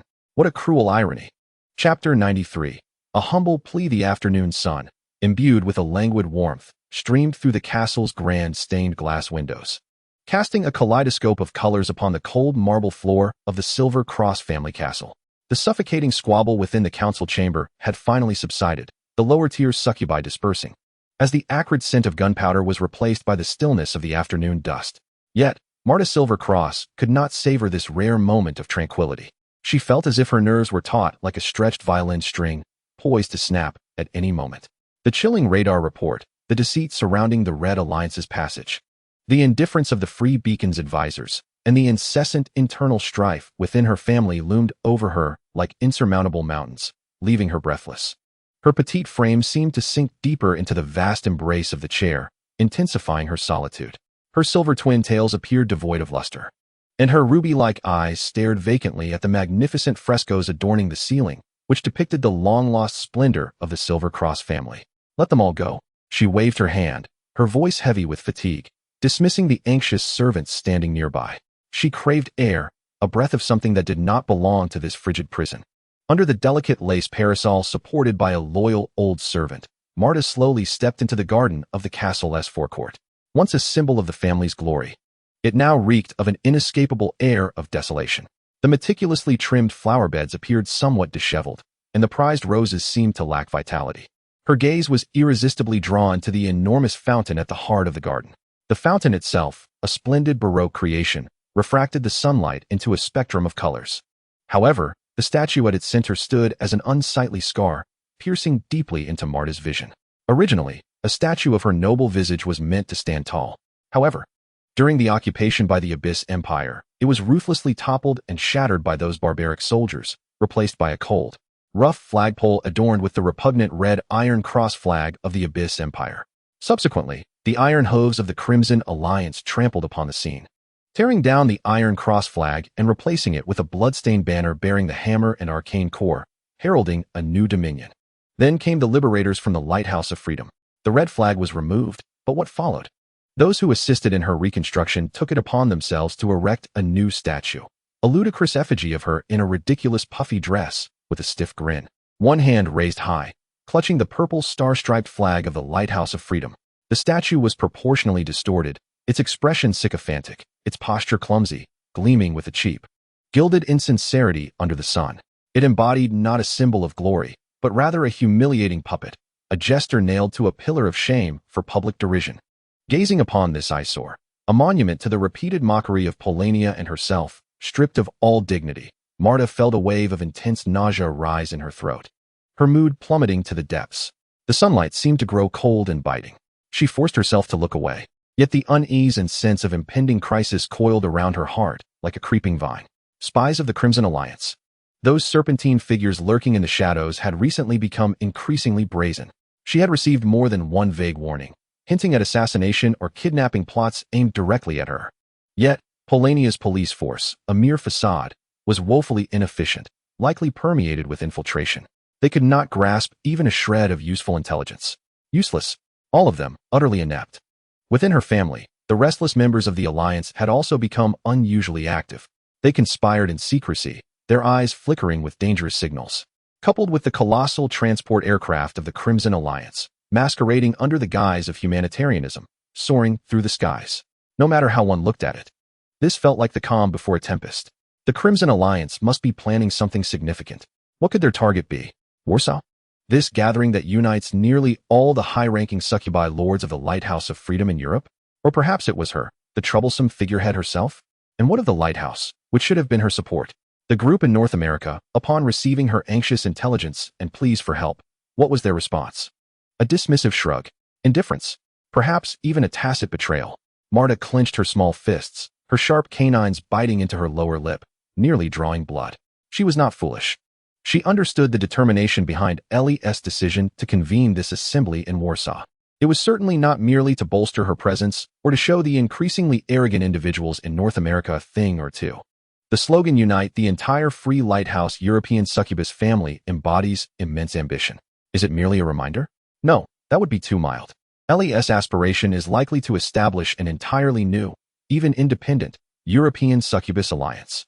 A third force formidable enough to rival the North American Free Lighthouse headquarters and the Eastern Red Alliance. This notion is audacious, even reckless. Marta dares not contemplate it further. Should it come to fruition, the entire world order would be irrevocably altered, and her modest Silver Cross family would be but a mere speck in the impending colossal tide. Crushed to oblivion in an instant, despair envelopes her like a frigid tide, nearly submerging her. Yet, she is unwilling to succumb. She refuses to remain the pitiful creature scurrying in a nightgown, driven from hill to hill. She will not be a mere puppet, manipulated by the whims of various powers. A desperate thought ignites within her, akin to a spark in the darkness, kindling a fervor in her heart. Ellie, the matron of the Red Roses, seems genuinely intent on consolidating European strength. Might she be inclined to heed the voice of someone truly at the eye of the storm, sensing the lurking danger? Would she care for the fate of Polania, this buffer zone, even just a little? Marta abruptly halts, the shadow of her lace parasol casting upon her pale, yet resolute visage. Her ruby-like gaze fixates intensely on the entrance to the garden, as if striving to penetrate the castle walls and behold the matron of the Red Roses. A gamble. She turns to her reticent old servant, who holds the umbrella for her, her voice quivering with excitement and determination, imbued with unprecedented seriousness. Go, immediately. This is not a notification, but a request, not a plea. With the utmost humility and urgency, beseech Lady Ellie of the Red Roses. I implore you, take a deep breath and convey to her that Marta of the Silver Cross family earnestly requests her presence at our humble abode before the afternoon meeting commences. It concerns the safety of all of Warsaw, of the utmost importance and urgency, a matter that must be discussed with her in person. Not a moment can be delayed. The old servant's murky eyes flicker with astonishment, yet upon seeing the fiery determination in his mistress's gaze, he bows deeply. As you command, my lady. I shall attend to it at once. Watching the old servant, stooped yet remarkably swift, vanish behind the archway of the garden, Marta's heart drums like thunder. She places her final hope upon this olive branch extended in despair. The fountain statue glistening in the sunlight, with its comically raised stars and stripes, now appears to her as a silent mockery. Chapter 94. Hate you like a block of wood. In the heart of Warsaw stands the most luxurious hotel in Poland, the Amber Palace. At this moment, the presidential suite area on the top floor welcomes the core members of the Red Rose family. Beyond the expansive floor-to-ceiling windows lies the vibrant rooftops of Warsaw's old town, shimmering in the distance with the gentle glimmer of the Vistula River. The suite is adorned in ultimate luxury, with a crystal chandelier casting a soft glow, and an exquisite Persian carpet absorbing every footstep. The air is imbued with the subtle elegance of high-end incense. Lady Ellie is accompanied by her three trusted guardians, the fiery and spirited Evelyn, the gentle and considerate Alice, and the composed and tranquil Celica, occupying one of the more spacious suites.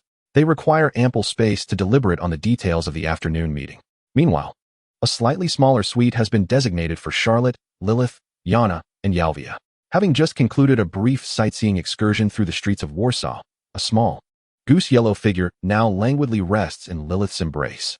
The young one's stamina proves limited, and the novelty of the unfamiliar environment has further drained Charlotte, whose eyelids droop heavily. Her tiny cat ears drooping sleepily, with only the tip of her tail occasionally twitching. Are you exhausted? Lilyth asks with a tender heart, cradling her. Her violet eyes filled with affection as she gently strokes Charlotte's silken silver hair. You must be uncomfortable after breaking a sweat. Come, let us bathe, and then you can enjoy a restful slumber. Holding Charlotte close, she strides towards the luxurious marble bathroom, reminiscent of a small spa. The bathroom door is ajar, and soon the gentle sound of trickling water fills the air, accompanied by Lilyth's soothing reassurances to Charlotte, interspersed with the kitten's faint, drowsy murmurs. In the living room, only Yana and Yalvia remain. Yana plops down onto the soft leather sofa, her fiery twin tails swaying with the motion. She gazes towards the bathroom, listening to the faint whispers of Lilyth's affectionate cooing to Charlotte, recalling the sweet scene from earlier when Lilyth had been showering the kitten with kisses and nuzzles. An inexplicable sense of irritation and bitterness surges within her, although one of them currently appears in a juvenile form, which seems somewhat peculiar. The unabashed intimacy and the natural display of their profound bond prick at Yana like a thorn. Frustrated, she shoots a resentful glare at Yalvia, who stands rigidly beside her. Such a blockhead, such an iceberg. Yana has long been perceptive to the nuances. Yalvia's gaze towards her has transcended the boundaries of master and servant.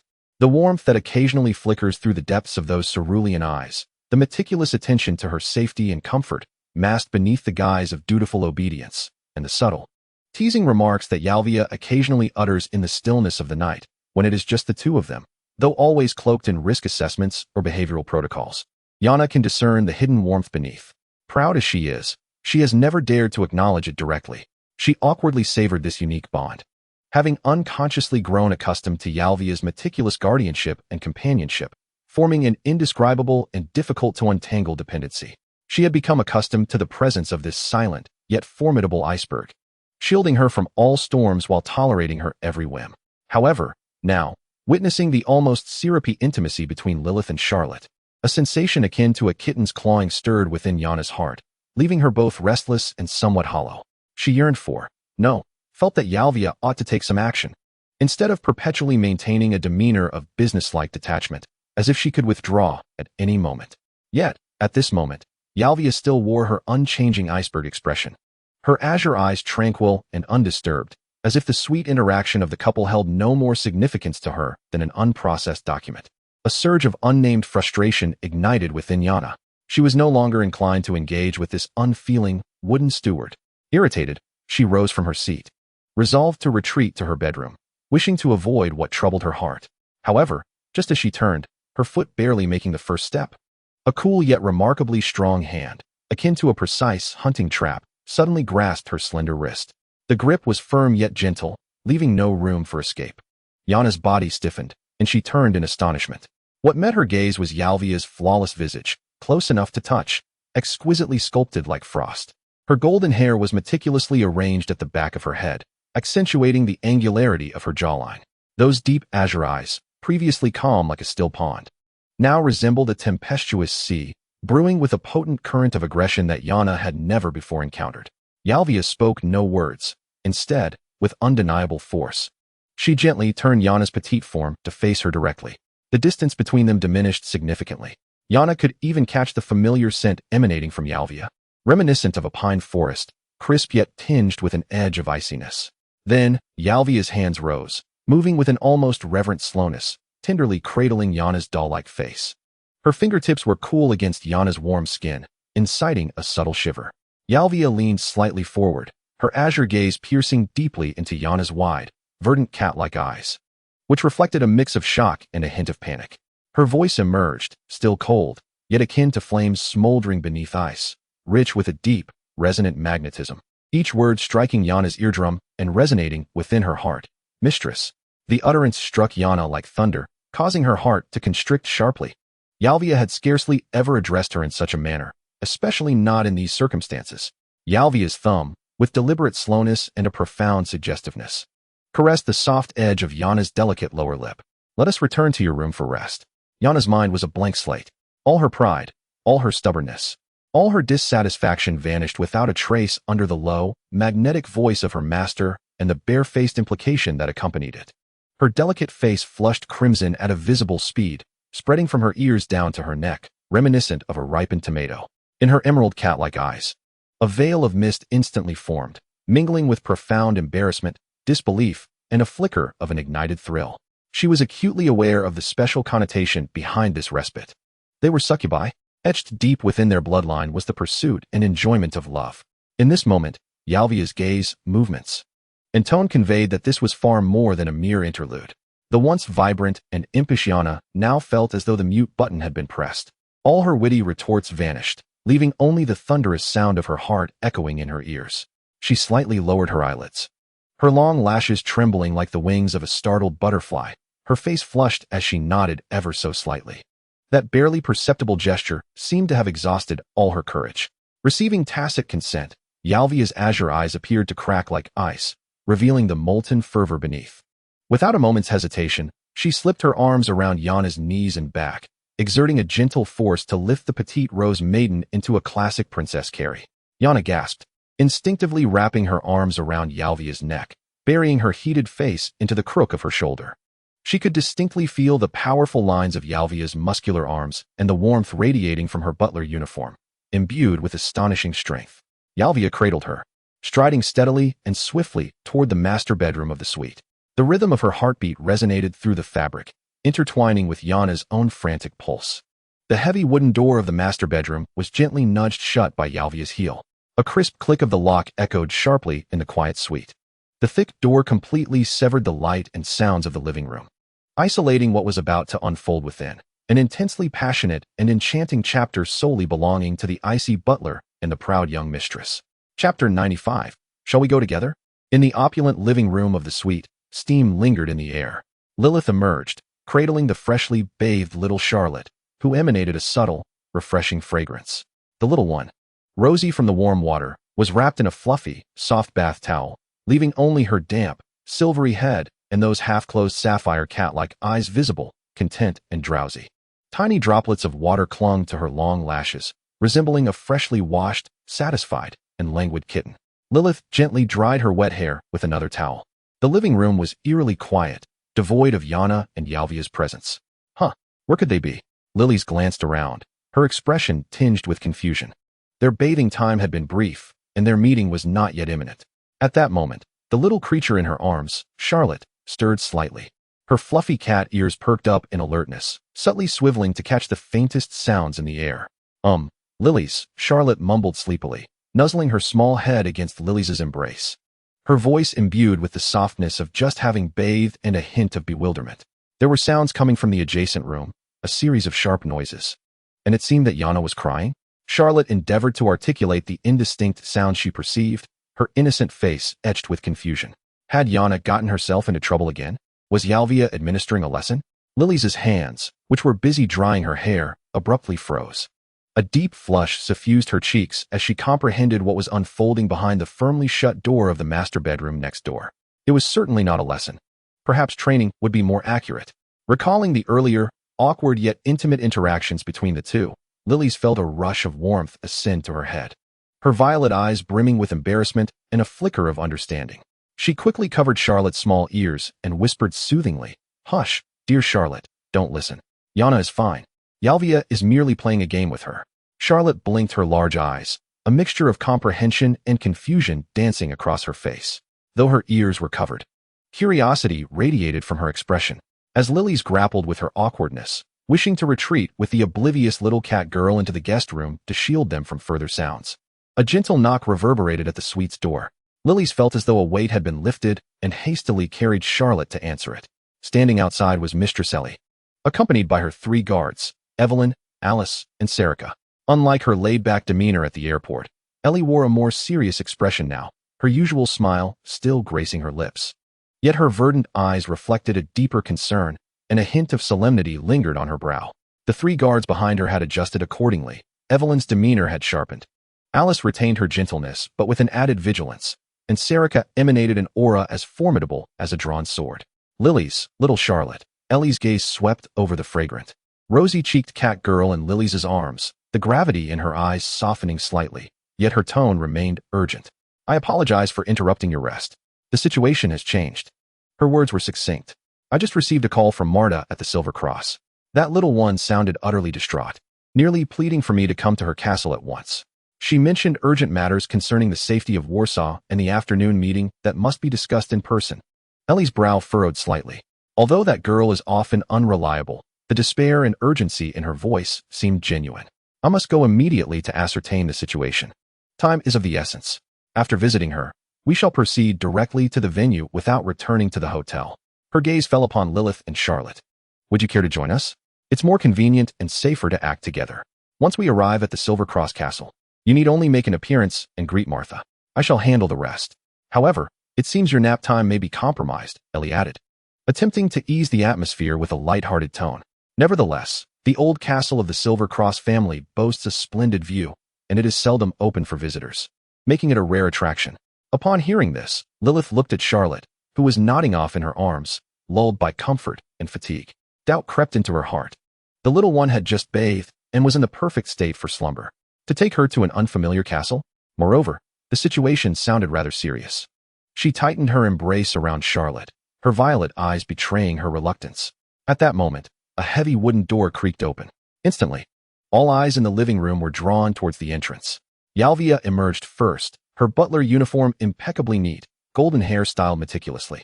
Her ice-sculpted visage bore a countenance that seemed more deliberately solemn than usual, yet a trace of lingering satisfaction and softness shimmered in her cerulean eyes.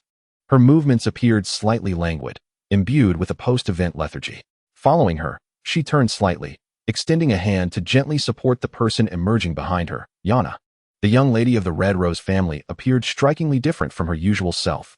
Her fiery pigtails were somewhat disheveled, with strands clinging to her flushed cheeks and damp neck. Her delicate doll-like face was flushed.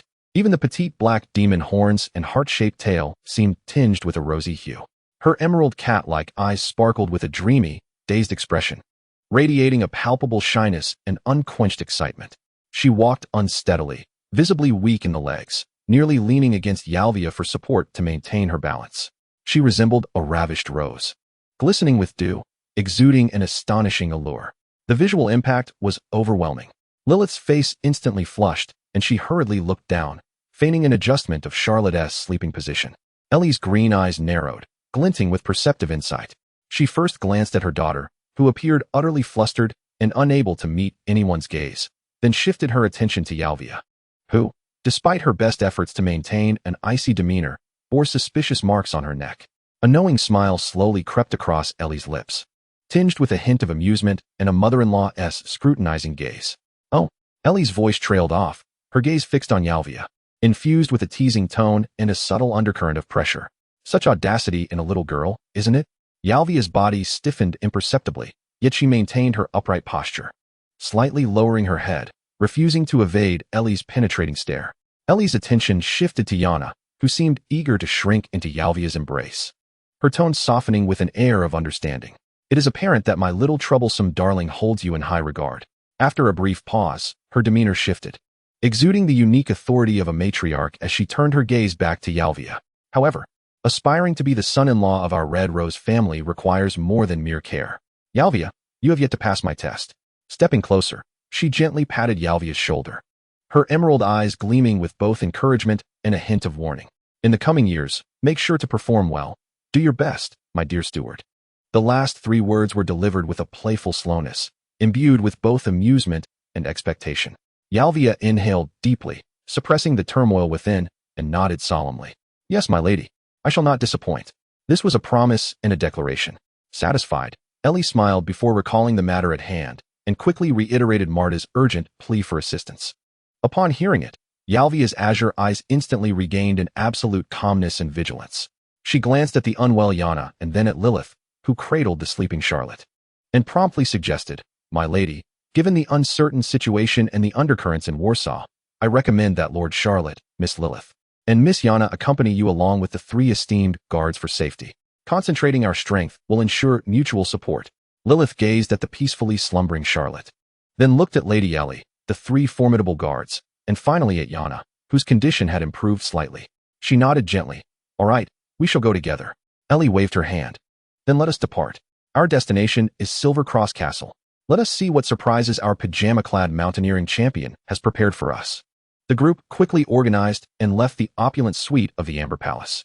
Lilyth carefully cradled the sleeping catgirl Charlotte in her arms, as if holding the most precious fragile treasure. Chapter 96. Is it really her? In the luxurious lobby of the Amber Palace Hotel, crystal chandeliers refracted dazzling light.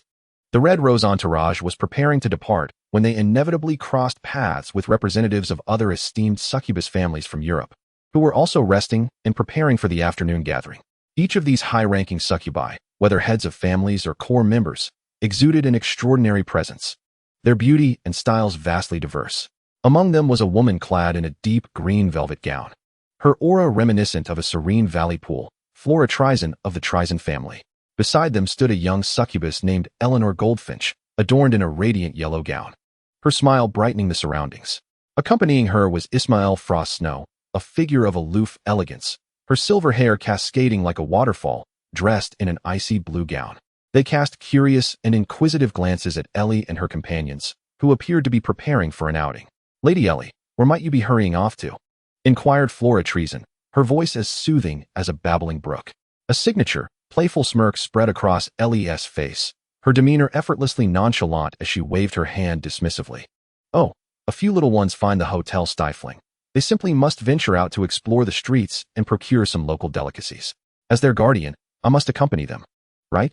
And while I'm at it, I shall also take a stroll around the venue to ensure everything is to our European taste, lest those North American bumpkins underestimate our finesse. Her tone was light and teasing, artfully concealing Marta's urgent plea beneath the guise of shopping and venue inspection. The other heads of families responded with knowing smiles, refraining from probing further. After all, Ellie Rose's style was characteristically whimsical yet profound, a manner they had grown accustomed to. The group departed the hotel smoothly, boarding a stretch limousine that swiftly made its way to the Silver Cross family castle on the outskirts of Warsaw. As the vehicle entered the estate gates, Charlotte and Yana's eyes widened in astonishment at the scene before them. Rather than a stern fortress, it resembled a picturesque, sprawling estate. Lush lawns and meticulously tended flower beds lined the expansive road, adorned with roses and tulips in full bloom for the season. In the distance, a magnificent structure, blending Polish traditional architecture with modern elements, rose majestically on the verdant hillside, exuding both classical charm and vibrant life under the sun. A clear artificial stream meandered through the estate, graced by elegantly designed stone bridges. The air was fragrant with the scent of fresh grass and flowers, creating an undeniably pleasant ambience. "Wow, this place is stunning," Yana exclaimed, momentarily forgetting her fatigue. Yalvia nodded slightly. Indeed. The Silver Cross family invested considerable effort in the estate's environment during the post-war reconstruction, aiming to dispel the shadows of the past and foster an image of peace and prosperity. Her tone bore a subtle edge. The limousine halted before the grand archway of the main castle. Servants, already informed of their arrival, respectfully guided the guests into the castle's interior. The hall was spacious and luminous, its high dome adorned with religious frescoes, while a magnificent crystal chandelier cast a soft glow. The marble floor gleamed, reflecting the light beautifully. A modern central air conditioning system provided a pleasant temperature indoors, creating an intriguing contrast with the castle's classical exterior. At the far end of the hall, seated regally in an opulent high-backed chair that seemed overly large for her stature, was Marta Silver Cross, poised and dignified. She still donned that deep purple Gothic attire, her silver twin tails appearing somewhat disheveled. Her ruby-like eyes brimmed with palpable anxiety and unease, while her petite bat wings fluttered unconsciously, betraying her inner turmoil. Upon noticing Ellie and her companions entering, she seized the moment like a lifeline, abruptly rising from her seat, her small frame leaning forward in urgency. "Lady Ellie, you have finally arrived." Marta's voice trembled with evident distress and urgency, her gaze fixed intently on Ellie. "Please, we must speak privately. It is of utmost urgency." Her voice, choked with emotion, struggled to convey the gravity of the situation, yet the desperation and pleading in her eyes spoke volumes. Ellie's languid smile faded, her emerald eyes taking on a serious demeanor. She nodded. "Very well, Marta, let us converse in private." She then turned to the others behind her, particularly to Lilyth, who cradled Charlotte, and to Yana and Yurvia, saying, "Please feel free to explore the manor and enjoy the scenery for a while." Lilyth nodded, eager to take Charlotte outdoors for some fresh air. She held the drowsy, slightly bewildered little Charlotte with one hand while the other grasped a pink suitcase containing outfits of various sizes for Charlotte, prepared to follow the servant leading them away from the hall. As Lilyth turned with Charlotte in tow, her pink hair traced a dazzling arc through the air. And in that moment, Marta, seated in the main chair, felt as if struck by an invisible lightning bolt. Her ruby eyes, once clouded with worry, now widened as her pupils contracted sharply. All actions and sounds seemed to be abruptly drawn away. She stared intently at Lilyth's hair, reminiscent of newly blossomed cherry blossoms, shimmering with an ethereal glow beneath the castle's crystal chandeliers. There was also that slender yet upright silhouette, exuding an ineffable aura. An image that seemed to exist only in legends, a figure imbued with breathtaking beauty and unwavering resolve, radiating a devastating power, surged into Marta's chaotic mind. Could it truly be her? Marta felt her blood rush to her head, only to retreat coldly in the next moment, leaving her as if plunged into an icy abyss. An overwhelming shock and an indescribable excitement from the depths of her soul seized her. She opened her mouth, yet no sound emerged, her petite body frozen before the high-backed chair, resembling a statue petrified in an instant. Time seemed to crystallize in that moment.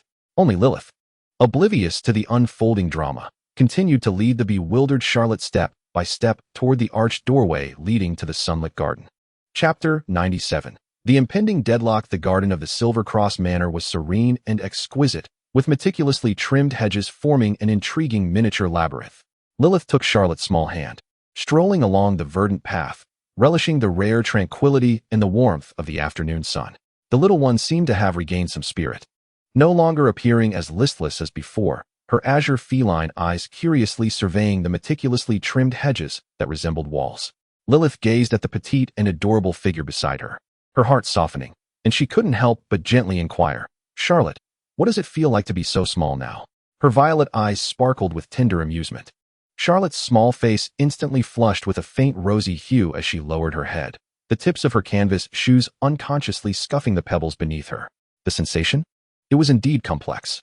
What she hesitated to articulate was that, deep within, she truly enjoyed it. She relished the meticulous care, attention, and affection bestowed upon her by Lilyth. This unreserved nurture and concern was a novel experience she had never encountered during her previous life as an adult man who had to fend for himself for over 2 decades. It felt as though she had shed all burdens, allowing herself to depend on and indulge in the comfort of reliance.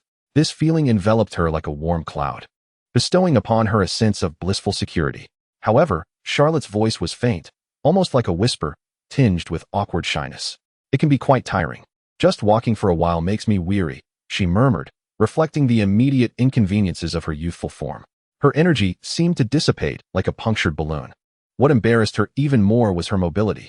Observing Lady Ellie and her 3 towering, formidable guardians, especially the enchanting long legs of Ellie.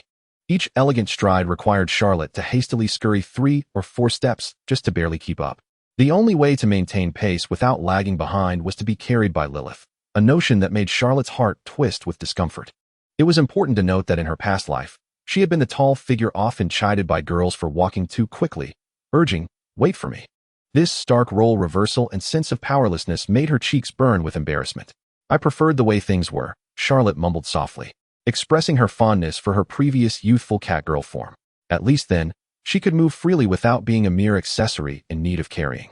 Just as her words faded, lamenting the various inconveniences of her juvenile body, a gentle yet clear white light unexpectedly emanated from within Charlotte's diminutive form, enveloping her entirely in an instant. "Huh," Lilyth gasped in surprise. The brilliance flickered and vanished as swiftly as an illusion. Yet, once the radiance dissipated, what Lilyth held was no longer the small figure that barely reached her thigh, clad in a pale yellow outfit.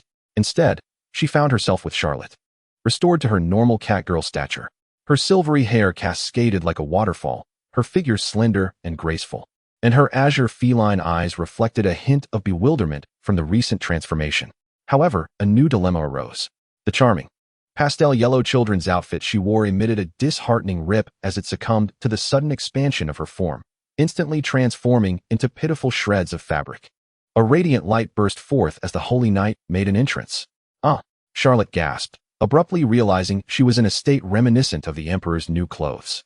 Her cheeks flushed crimson, and instinctively, she shielded her modesty with her hands, freezing in place, overwhelmed by a shame so profound she wished to vanish on the spot. Fortunately, they found themselves deep within a labyrinth of thick, verdant foliage, which provided a natural barrier. Lilyth reacted with the swiftness of lightning, stepping in front of the mortified Charlotte, shielding her with her own body. Meanwhile, the pink suitcase she had been clutching transformed into a savior. Lilyth quickly unzipped the suitcase, revealing a meticulously organized array of clothing, specifically prepared for Charlotte's 3 distinct forms. With deft hands, she extracted Charlotte's favorite classic ensemble, a sharply tailored pure white blazer paired with a short skirt, complemented by pristine black tights. The compartments of the suitcase even housed neatly folded undergarments. "Hurry, put this on," Lilyth urged, her voice tinged with urgency as she hastily handed the garments to Charlotte. Acting as her most devoted guardian, she turned her back to Charlotte, vigilantly scanning the surroundings to ensure no prying eyes were watching. Charlotte fumbled to dress, her face still flushed, her heart filled with a mix of relief and anxiety after the close call. As she fastened the buttons of her blazer, she cast a grateful glance at the pink suitcase that had preserved her dignity. "Lilyth, you are truly remarkable. I'm so glad you brought this suitcase." Lilyth turned back, her expression softening with a hint of reassurance and a smile as she beheld Charlotte, now dressed and having reverted to her familiar catgirl form. "We can't have you attending the meeting in your birthday suit, can we? It's always wise to be prepared." She adjusted Charlotte's slightly disheveled silver hair and the collar of her blazer. The sudden crisis had been deftly averted, thanks to Lilyth's thorough preparations and the cover of the bushy maze. Charlotte reveled in the comfort of her fitting attire, exhaling a deep breath of relief. This form is much more comfortable. Meanwhile, in the solemn hall of the Silver Cross Castle, the languor had vanished from Ellie's face, replaced by an unprecedented seriousness. Her emerald eyes, sharp as a hawk, were fixed intently on the petite, trembling figure seated at the head of the table. Marta spoke with astonishing speed, her voice trembling with fear as she divulged all the intelligence she possessed.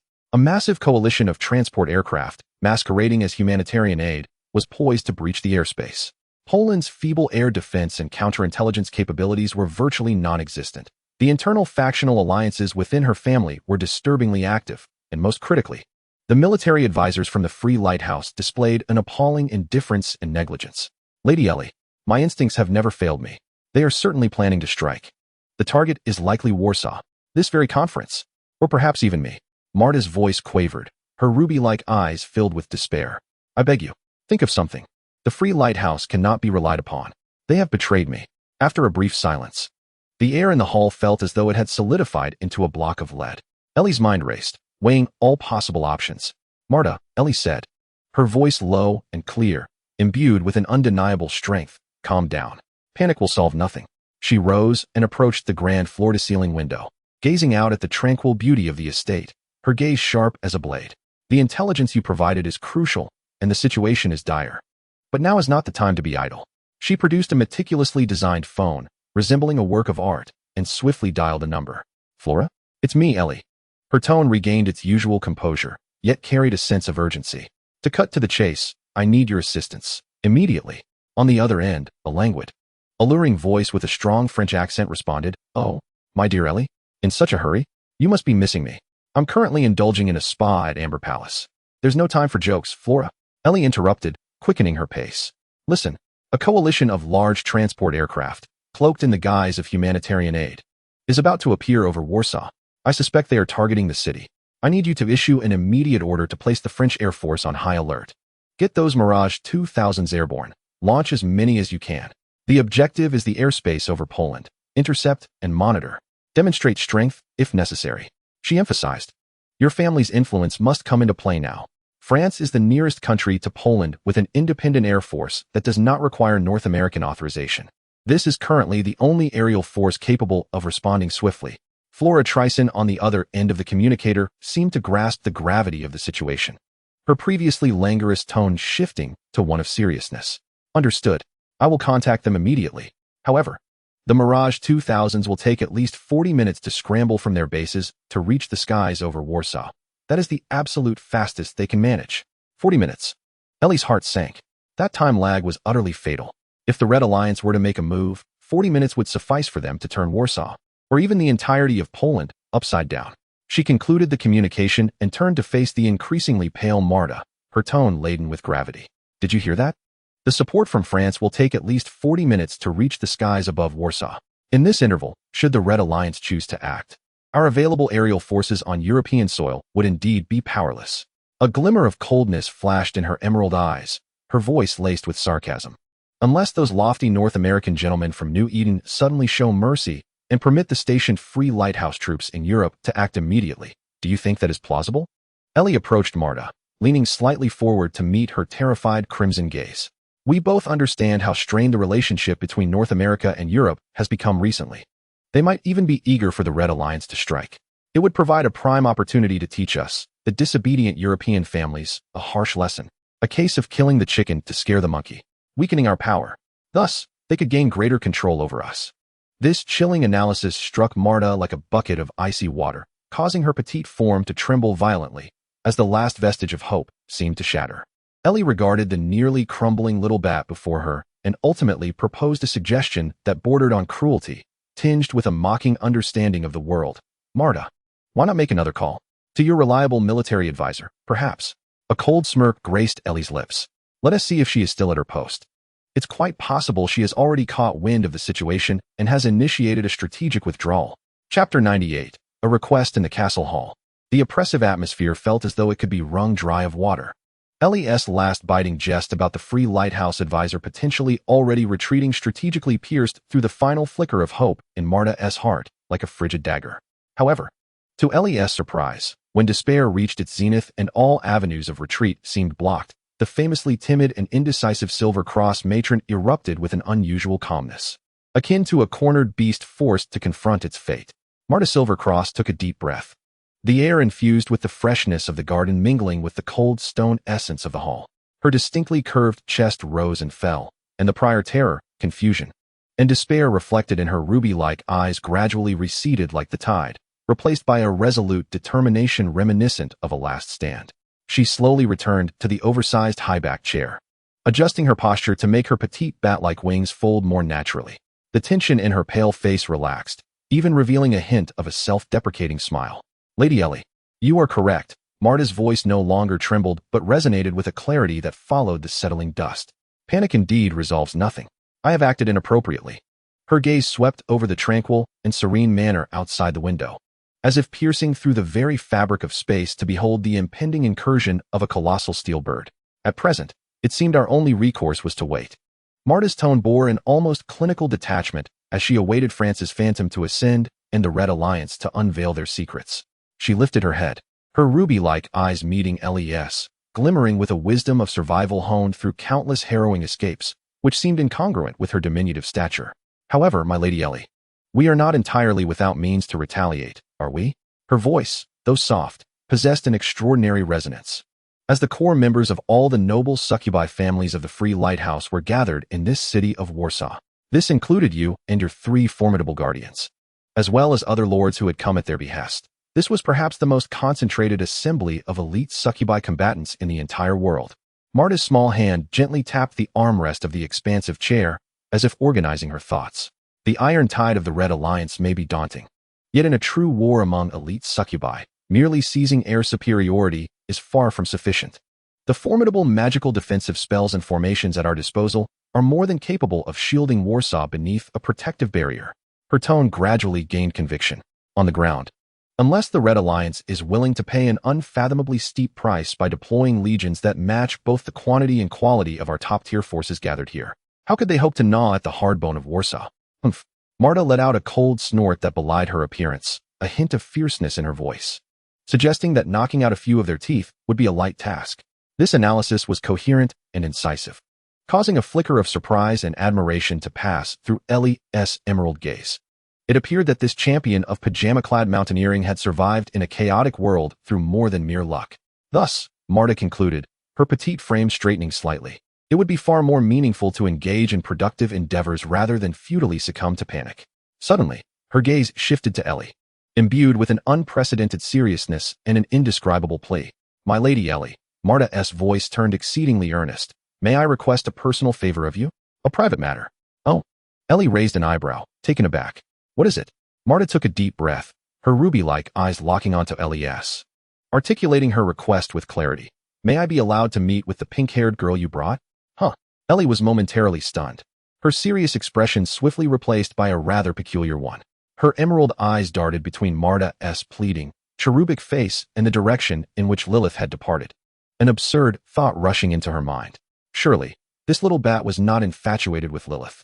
Lilyth's mouth twitched involuntarily, and she let out a cold laugh laced with mockery and warning. Heh, Marta Silvercross, I never would have guessed. Within your petite frame lies a courage as formidable as that of your kin, does it not? She leaned forward, her powerful aura exuding an air of intimidation, her emerald eyes resembling those of a lioness scrutinizing her prey. Lilyth, she is a cherished guest of our family, the beloved of Lord Xia Luo, a being of utmost significance. To hold her in the palm of one's hand is to fear she might shatter. To savor her presence is to dread she may dissolve.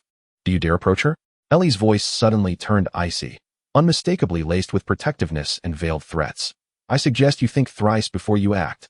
Marta's face flushed crimson, not from embarrassment, but from sheer exasperation and urgency. No, no, Lady Ellie, you misunderstand.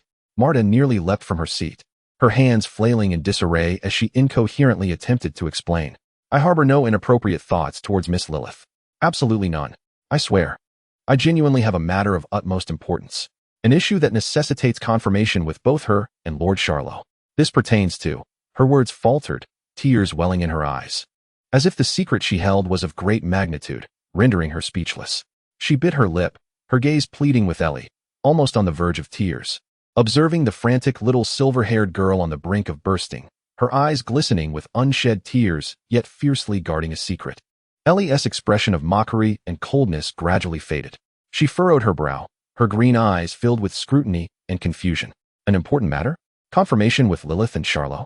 Wasn't he Lilyth merely a human maid dedicated to Xia Luo?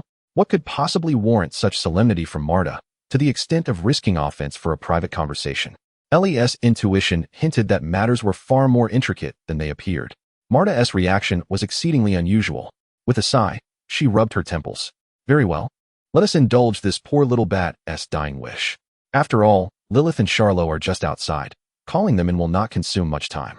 Enough of the tears. It's quite unbecoming. Ellie waved her hand dismissively, ultimately relenting, observing Marta's desperate demeanor. I shall summon them for you. However, mark my words, she warned. Casting a stern glance at Marta, inquiries are permissible, but should you harbor any ill intentions? Humph. Marta felt as though she had been granted a reprieve, nodding fervently. Her tears repressed, leaving only gratitude and urgency in her eyes. Thank you. Thank you, Lady Ellie. I promise. There shall be no offense. Ellie averted her gaze, retrieving her phone and dialing Lilyth's number. Lilyth? It's me, Ellie. Are you still in the garden? Yes. Please bring Xia Luo to the hall. Mistress Marta has some matters to discuss with both of you in person. Yes, right away. In the depths of the garden maze. Lilyth had just assisted Charlotte in arranging the hem of her gown when her phone chimed. Upon hearing Lady Ellie's directive, a flicker of confusion crossed her violet eyes. Lady Martha seeks to speak with both Charlotte and me? Lilyth cast a perplexed glance at Charlotte, who mirrored her bewilderment. Her azure feline eyes reflecting the sentiment of unfamiliarity between them. Though puzzled, the command of their mistress was not to be disobeyed. Lilyth adjusted the pink suitcase containing 3 outfits and took Charlotte's hand. Let us proceed to discover what business the pajama-clad champion desires with us, she said, her tone laced with an almost imperceptible caution. The two departed from the verdant labyrinth of shrubs, retracing their steps toward the castle's main keep. Basking in the afternoon sunlight, the wheels of the suitcase emitted a faint rolling sound against the smooth stone path, while Charlotte's heels clicked rhythmically on the ground, the sharp noise striking a discordant note in the tranquility of the garden. Chapter 99. Not a succubus in the grand hall of the Silver Cross Castle. The heavy oak doors gently closed after Lady Ellie's departure, sealing off the clamor of the outside world. In the vast expanse, only Charlotte, Lilyth, and Lady Martha Silver Cross remained. Sunlight streamed through the towering stained glass windows, casting vibrant beams of color, while motes of dust danced in the air. The atmosphere grew so tense it felt almost palpable. Lady Martha. Good day, Charlotte cleared her throat, breaking the silence with an effort to maintain the normalcy of her tone. Her azure feline gaze curiously scrutinized the petite, voluptuous lady with silver hair and crimson eyes, her mind wandering. How is such a proportion scientifically feasible? Lilyth offered a slight nod, her violet eyes betraying evident confusion mixed with subtle vigilance. Martha perched on a high-backed chair that seemed excessively large for her small frame, her petite body tense and rigid. She did not reciprocate the greeting. Her ruby-like eyes were magnetically fixed on Lilyth. From her ethereal pink hair to her perplexed violet gaze and slender, yet poised figure, the more Martha observed. The paler her complexion became, her body trembling uncontrollably, delicate bat-like wings fluttering anxiously behind her. As moments ticked by, the hall was enveloped in silence, pierced only by the slightly anxious breaths of the three. Just as Charlotte began to ponder the enigma of Martha's physique to ease the awkwardness, Martha seemed to muster a profound resolve. She inhaled sharply, the sound reverberating distinctly in the stillness of the hall. With trembling hands, she pointed at Lilyth, her voice quaking with an almost suffocating tension as she stammered, "Why, your name is Lilyth, is it not?" She locked her gaze onto Lilyth's eyes, as if seeking confirmation of something within. Caught off guard by the sudden inquiry, Lilyth instinctively nodded, "Why, yes." Marta appeared either not to have heard clearly or was unable to believe her ears. With an urgent tone, she pressed on, her voice rising in pitch, trembling with sharp intensity. "Lilyth? Are you certain it is Lilyth?" "I am certain," came the reply from Lilyth, her brow furrowing as her feelings of doubt and unease deepened. Charlotte, sensing the tension in the air, instinctively moved a step closer to Lilyth. Upon receiving Lilyth's affirmative response, the light in Marta's ruby-red eyes flickered intensely, a chaotic blend of fear, excitement, and disbelief swirling within. Her small hands gripped the armrests of her chair tightly, her knuckles turning white from the strain. Finally, she posed the earth-shattering question, her voice quivering with extreme anxiety. Are you capable of magic?" This inquiry struck like thunder, reverberating through the minds of Charlotte and Lilyth. Charlotte, startled, felt her cat ears and tail bristle in alarm, her azure eyes widening in shock. Lilyth practicing magic. How could that be possible? How did she know? Charlotte suddenly recalled the fleeting glimmer of pinkish-purple light that occasionally danced at Lilyth's fingertips. Lilyth, too, was struck as if by lightning, her body frozen in place, her violet eyes filled with profound astonishment and confusion. The magical power she had long tried to ignore, even deluding herself about, had been so directly and almost definitively revealed by a stranger she had just met. Observing the unmistakable shock and momentary panic on their faces, the last vestiges of Marta's hope dissipated. It was indeed her. Oh my goodness! A heart-wrenching, image-shattering wail erupted from Marta, who, in the astonished gaze of Charlotte and Lilyth, slid down from her grand high-backed chair like a frightened child. She disregarded all notions of decorum and dignity, scrambling on all fours across the cold, polished marble floor, her destination clear. Lilyth. Oh my, ancestor. Tears streaming down her face. Marta wept uncontrollably, gasping for breath as she clutched at Lilyth's small leg. The strength of her tiny frame was astonishing, as if she had grasped the only lifeline she could find. You have finally come. Oh, ancestor. Save me. Save the Silver Cross. Save Warsaw. They are coming to kill me, she cried, burying her face in the hem of Lilyth's dress, sobbing inconsolably, her words a jumbled plea for salvation. Charlotte and Lilyth were utterly bewildered, exchanging glances, their minds blank. Ancestor. Lilyth. What was happening? Hey, please, don't cry. Charlotte snapped back to reality, hastily crouching down to pry the frantic, sobbing figure away from Lilyth's legs. Let us talk calmly. What do you mean by ancestor? You must have mistaken me for someone else. Lilyth gradually regained her composure after the initial shock, gazing down at the pitiful silver-haired girl who was weeping inconsolably. The wariness in her heart was replaced by a blend of absurdity and a tinge of compassion. She bent down, her movements somewhat stiff, and gently patted Marta's trembling shoulder. Her voice softening. Lady Marta, please calm yourself. Surely, there has been some misunderstanding. I am not the revered ancestor. Under the flustered comfort of Charlotte and Lilyth, Marta's loud cries eventually transformed into quiet sobs. She lifted her tear-streaked face, red from weeping, her eyes brimming with tears as she looked at Lilyth, then glanced at the worried and perplexed Charlotte beside her. I haven't mistaken you, Marta sniffled, her voice heavy with sorrow as she began to recount a tale that would shatter their perceptions. I am not a high-ranking succubus. She paused, pointing to her small canines and bat-like wings. I am an immortal vampire princess. My true name is Marta Dracula. Silver Cross is a surname I fabricated. Charlotte and Lilyth were taken aback. During that era, before the ancestor tore the dimensional wall and led everyone to this world, Marta's eyes shimmered with reminiscence and profound reverence. I was the most loyal, albeit the most humorous, leader of the otherworldly beings under Lady Lilyth. She seemed slightly embarrassed to accept the label of humorous. When the calamity that annihilated our world struck, her voice trembled with lingering fear. The ancestor exerted every ounce of strength to construct the great redeeming array that tore through dimensions and time. I was by her side, and though my power was insignificant, I endeavored with all my might to assist in completing the final nodes of the formation. She gestured towards herself, then towards Lilyth, her expression a complex tapestry of emotion. We were both impacted by the tumult of time and space, but my corruption was not as severe as yours, ancestor. I merely lost most of my magical power, and my body recovers at a glacial pace. Her gaze turned towards Lilyth, filled with sorrow and compassion. But you, dear ancestor, bore the brunt of the backlash. By the end of the ritual, you had lost nearly all your strength. Even more grievous was the fact that without magical protection, your memories were utterly shattered by the temporal chaos. I watched helplessly as you vanished in a blaze of light, believing that Marta's voice faltered, and she succumbed to tears once more. Charlotte and Lilyth stood frozen, utterly petrified by the sudden and fantastical revelations that overwhelmed their ability to think. Wiping her tears, Marta continued her narrative, her tone laden with deep resignation and self-mockery. Afterward, I descended alone into this world, near present-day Polania. I was terrified. This world was so alien, so perilous. With your fate uncertain, ancestor, I dared not expand my kin. I feared that my growth would incite hostility from other succubi, and I was even more afraid that my presumptions would jeopardize your plans for this realm. She bowed her head, her voice barely above a whisper, suffused with shame.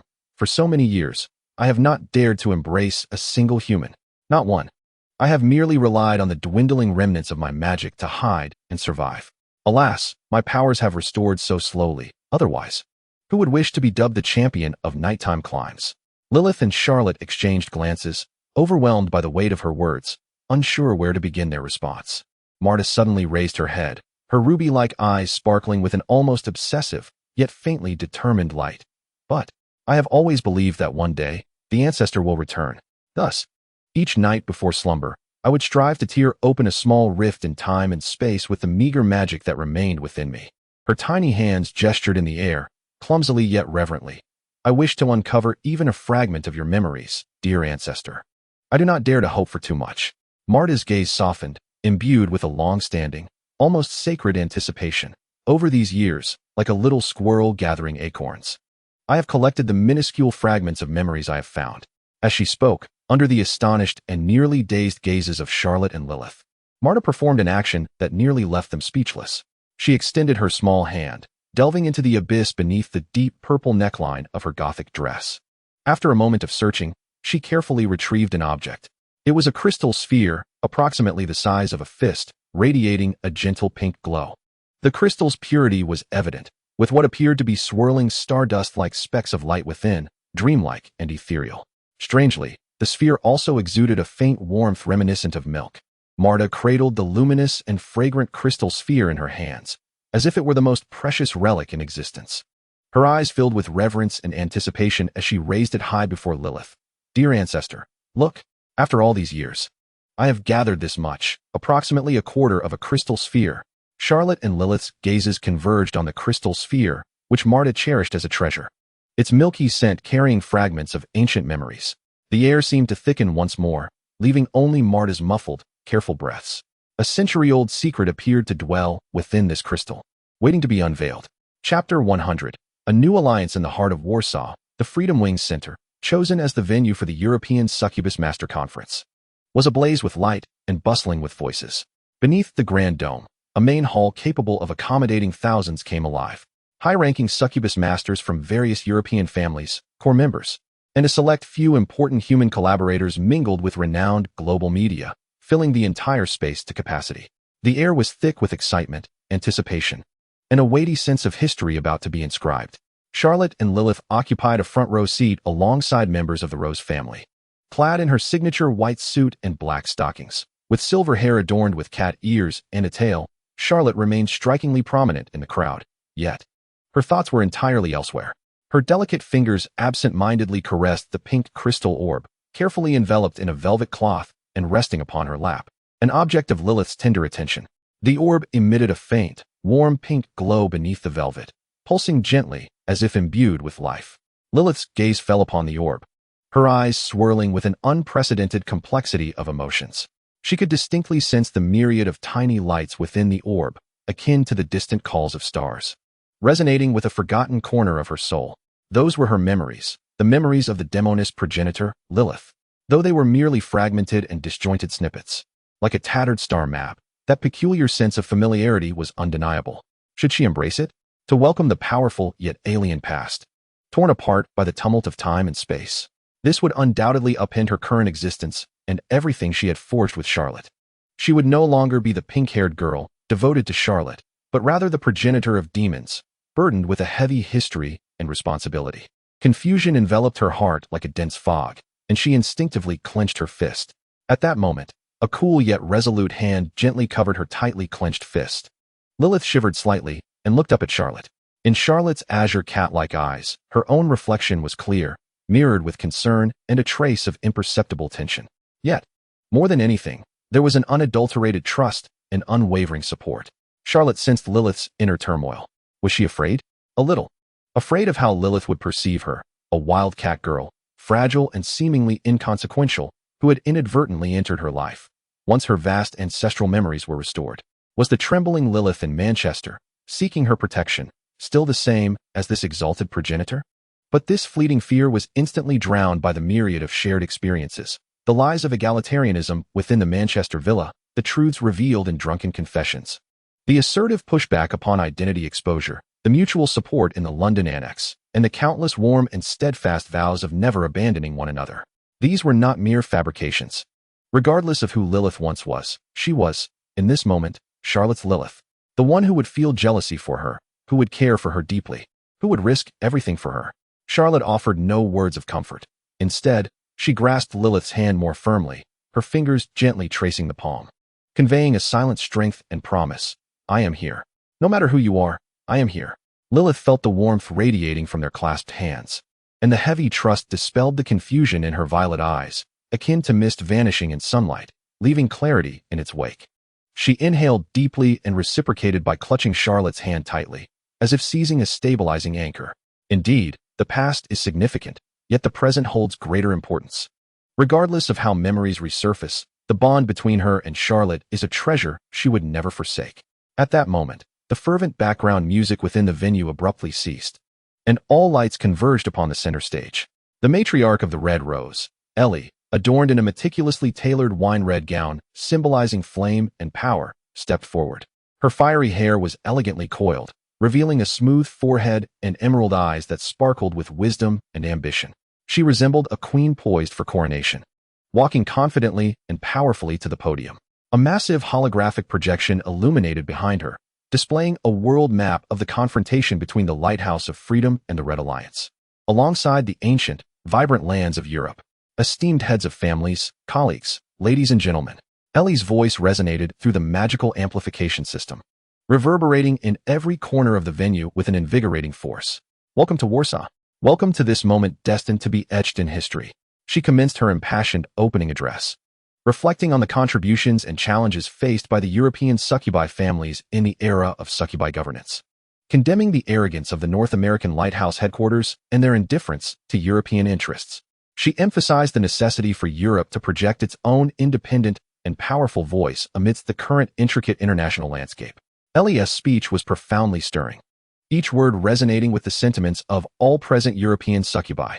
The applause thundered, swiftly elevating the atmosphere to a crescendo. The media's flashes resembled a constellation of stars, fervently capturing this historic moment. Charlotte and Lilyth temporarily set aside their concerns regarding the crystal ball, their attention drawn to Ellie on stage. They could feel the palpable energy coursing through the air. As the speech gained momentum, Ellie's voice soared, sharp as a drawn sword. We, Europe, have never been anyone's vassal. We possess a rich history, profound heritage, unparalleled wisdom, and strength. We must, and shall, take command of our destiny. For the shared interests of Europe, for the future of all our families, to project our own strongest voice in this tumultuous world. With a dramatic flourish, she spread her arms wide, and the holographic projection transitioned instantaneously into a new emblem, interwoven with stars, olive branches, and the colors representing various families. Thus, here we stand. I, Ellie of the Red Rose, solemnly represent the Red Rose family and unite with like-minded European demon families, such as the Emerald Forest, Goldfinch, Frost Snow, and Silver Cross, to declare with a voice as resounding as thunder, the European Succubus Alliance, ESA, is officially established today, at this very moment, in Warsaw. The entire venue erupted in fervor, akin to the detonation of a spiritual bomb. Cheers, screams, and applause surged like a tsunami, enveloping every corner. All the heads of the European succubus families rose in exhilaration, their faces radiating joy, pride, and relief. They embraced one another, exchanged high fives, their eyes shimmering with tears of excitement. Independence. True independence. A formidable third power has emerged, capable of standing in parity with the North American Lighthouse of Freedom and the Eastern Red Alliance. Even without an immediate declaration of complete independence, the establishment of this alliance signifies that European succubi now possess unprecedented cohesion and a voice of authority. They shall no longer be regarded with disdain by North America, treated as mere provincial pawns and buffers. ESA, ESA, ESA. The synchronized chant began to resonate spontaneously, like war drums, echoing in the hearts of all present.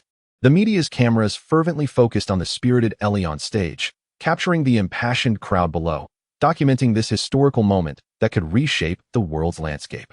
Charlotte and Lilyth were also swept up by the fervent atmosphere, their hearts racing. They gazed at the radiant Ellie on stage, at the faces around them filled with excitement, as if witnessing the rise of a new and unstoppable force. The conference drew to a close at its peak.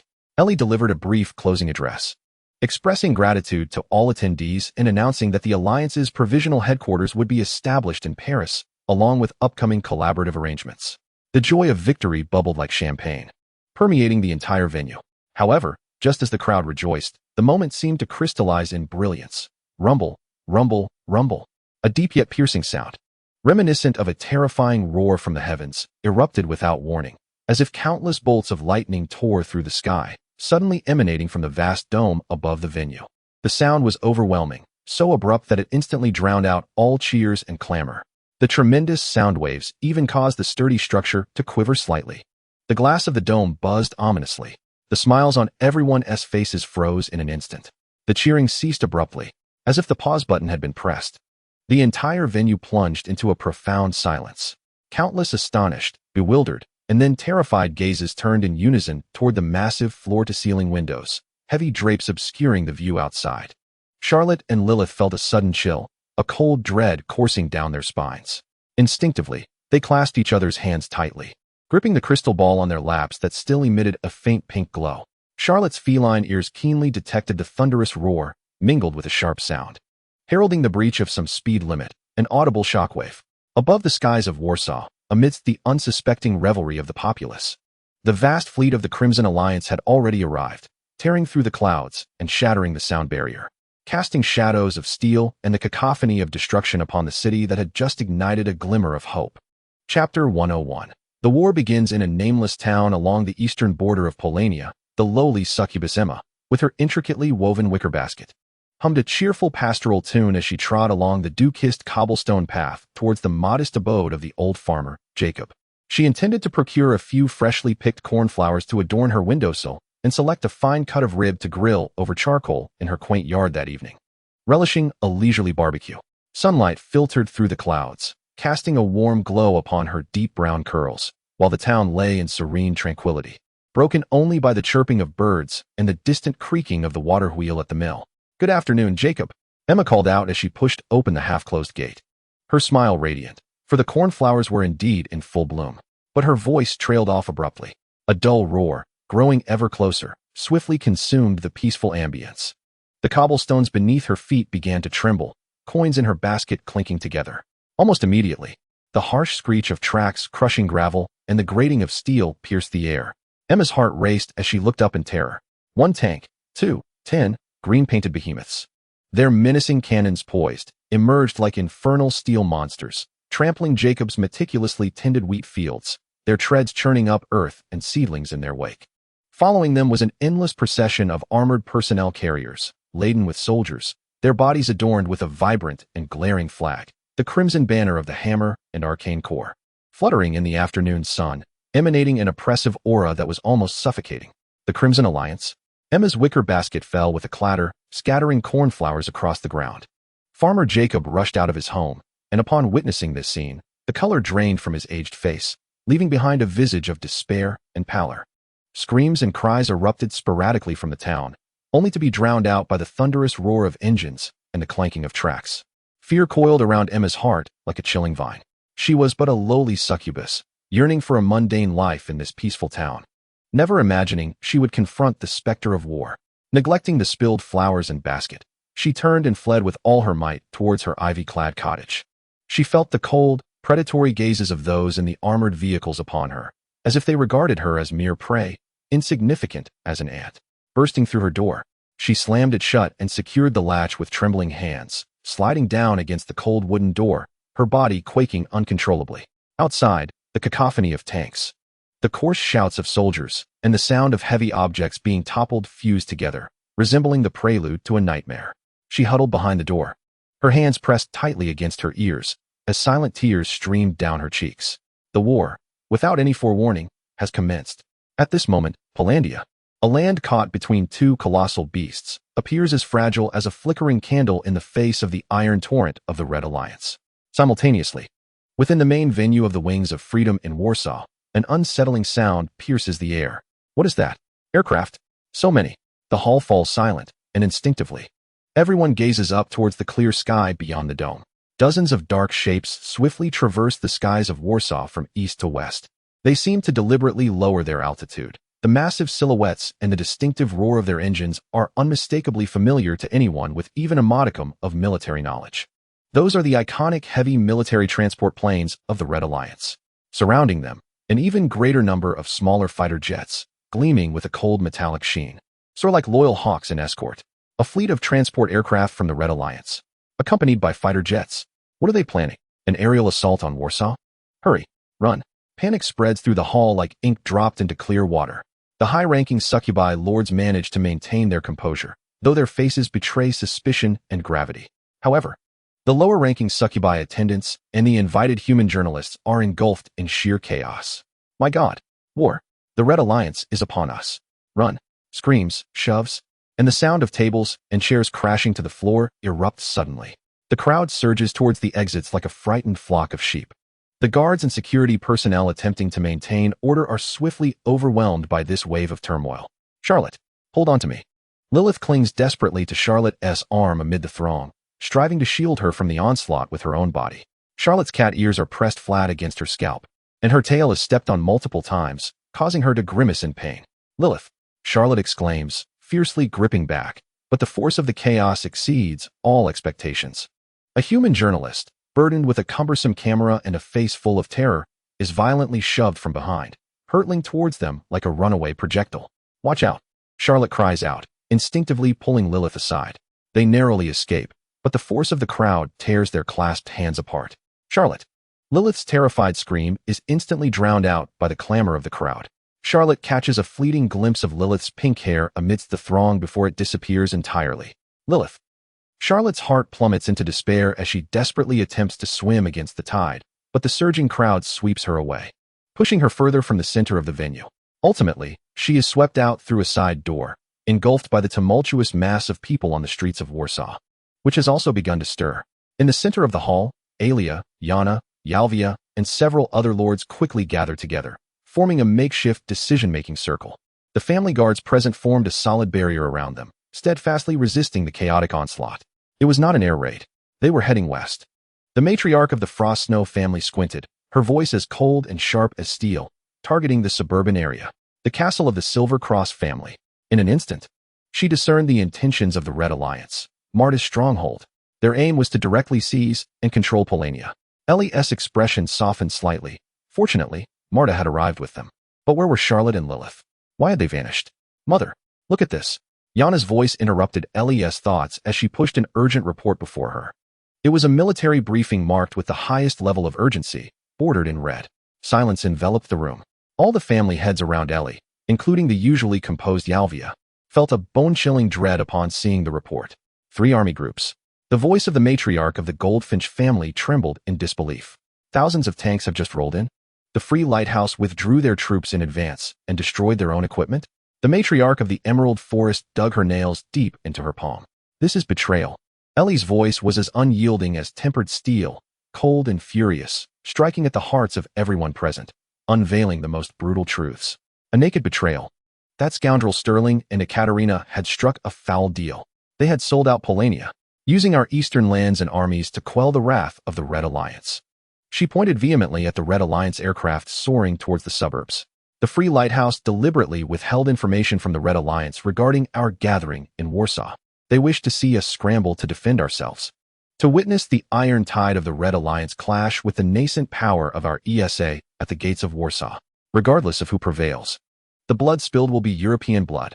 Meanwhile, they in North America watch the struggle from afar, ready to reap the benefits. The treachery of the Free Lighthouse is now glaringly evident. They not only wish to sacrifice Polania, but also to use the Red Alliance as a blade to severely wound or even extinguish the newly formed European Union. Matriarch, the situation outside is completely out of control. Lesser succubi and humans are fleeing in a frenzy. Miss Charlotte and Miss Lilyth seem to have been separated by the crowd. Sarika's voice came from the human wall, laced with urgency. Ellie's heart lurched. Charlotte and Lilyth were lost. In this chaotic and perilous Warsaw, she forced herself to regain composure, taking a deep breath. As a leader, she must make decisive choices at the eye of the storm. Yalvia, Ellie's voice rang out, firm and imbued with undeniable authority. Here, disperse the assembly. Prioritize guiding all non-combat personnel, the lesser succubi attendants and human journalists, to evacuate the venue. Direct them towards relatively safe exit routes. Their survival is in fate's hands. We can no longer divert our attention to protect them. Ellie's command was both ruthless and pragmatic. Yes, Yalvia responded, immediately mobilizing forces to forcibly establish a passageway to alleviate the chaos. The shadow of war had already enveloped the entirety of Polania. Chapter 102. Unwavering Focus Warsaw. Outside the venue of the Free Wings, chaos erupted like a boiling cauldron. The crowd screamed like headless flies, pushing, shoving, and colliding. The exquisite garments of the lesser succubi were torn, and the expensive equipment of human journalists was trampled into fragments. The air was thick with the odors of panic, sweat, and despair. At the center of the venue, the atmosphere of the temporary decision-making circle was so tense it felt almost frozen. The military intelligence report in Lilyth's hands bore down on her like a searing brand, each word igniting a sense of dread. 3 army groups. Over 1,000 tanks. The iron tide of the Red Alliance was mercilessly sweeping through the unprepared eastern borders of Polania. The premature evacuation and destruction of equipment by the Free Lighthouse had utterly stripped away the mask of a hypocritical alliance, nailing the raw betrayal to the pillar of shame. Lady, the situation outside has spiraled completely out of control. Miss Charlotte and Miss Lilyth, we are doing our utmost to search, but the crowd is too dense and chaotic. The voice of Sarika came through the phone, laden with unprecedented gravity. She was like a leopard merging into the shadows, her sharp gaze scanning the surging throng, desperately trying to catch a glimpse of silver or pink, but to no avail. Lilyth's heart constricted sharply, as if gripped by a cold hand. Charlotte and Lilyth, one with a sensitive identity, the other with little power, any misstep could prove fatal. Have all the radar stations been destroyed by missiles? The cold voice of the Frostsnow matriarch resonated, tinged with an air of confirmation as her gaze swept over the report. This meant that the skies of Polania were now completely defenseless, and the aerial forces of the Red Alliance would move unimpeded. Yes, all of them. Ellie rubbed her temples, responding helplessly.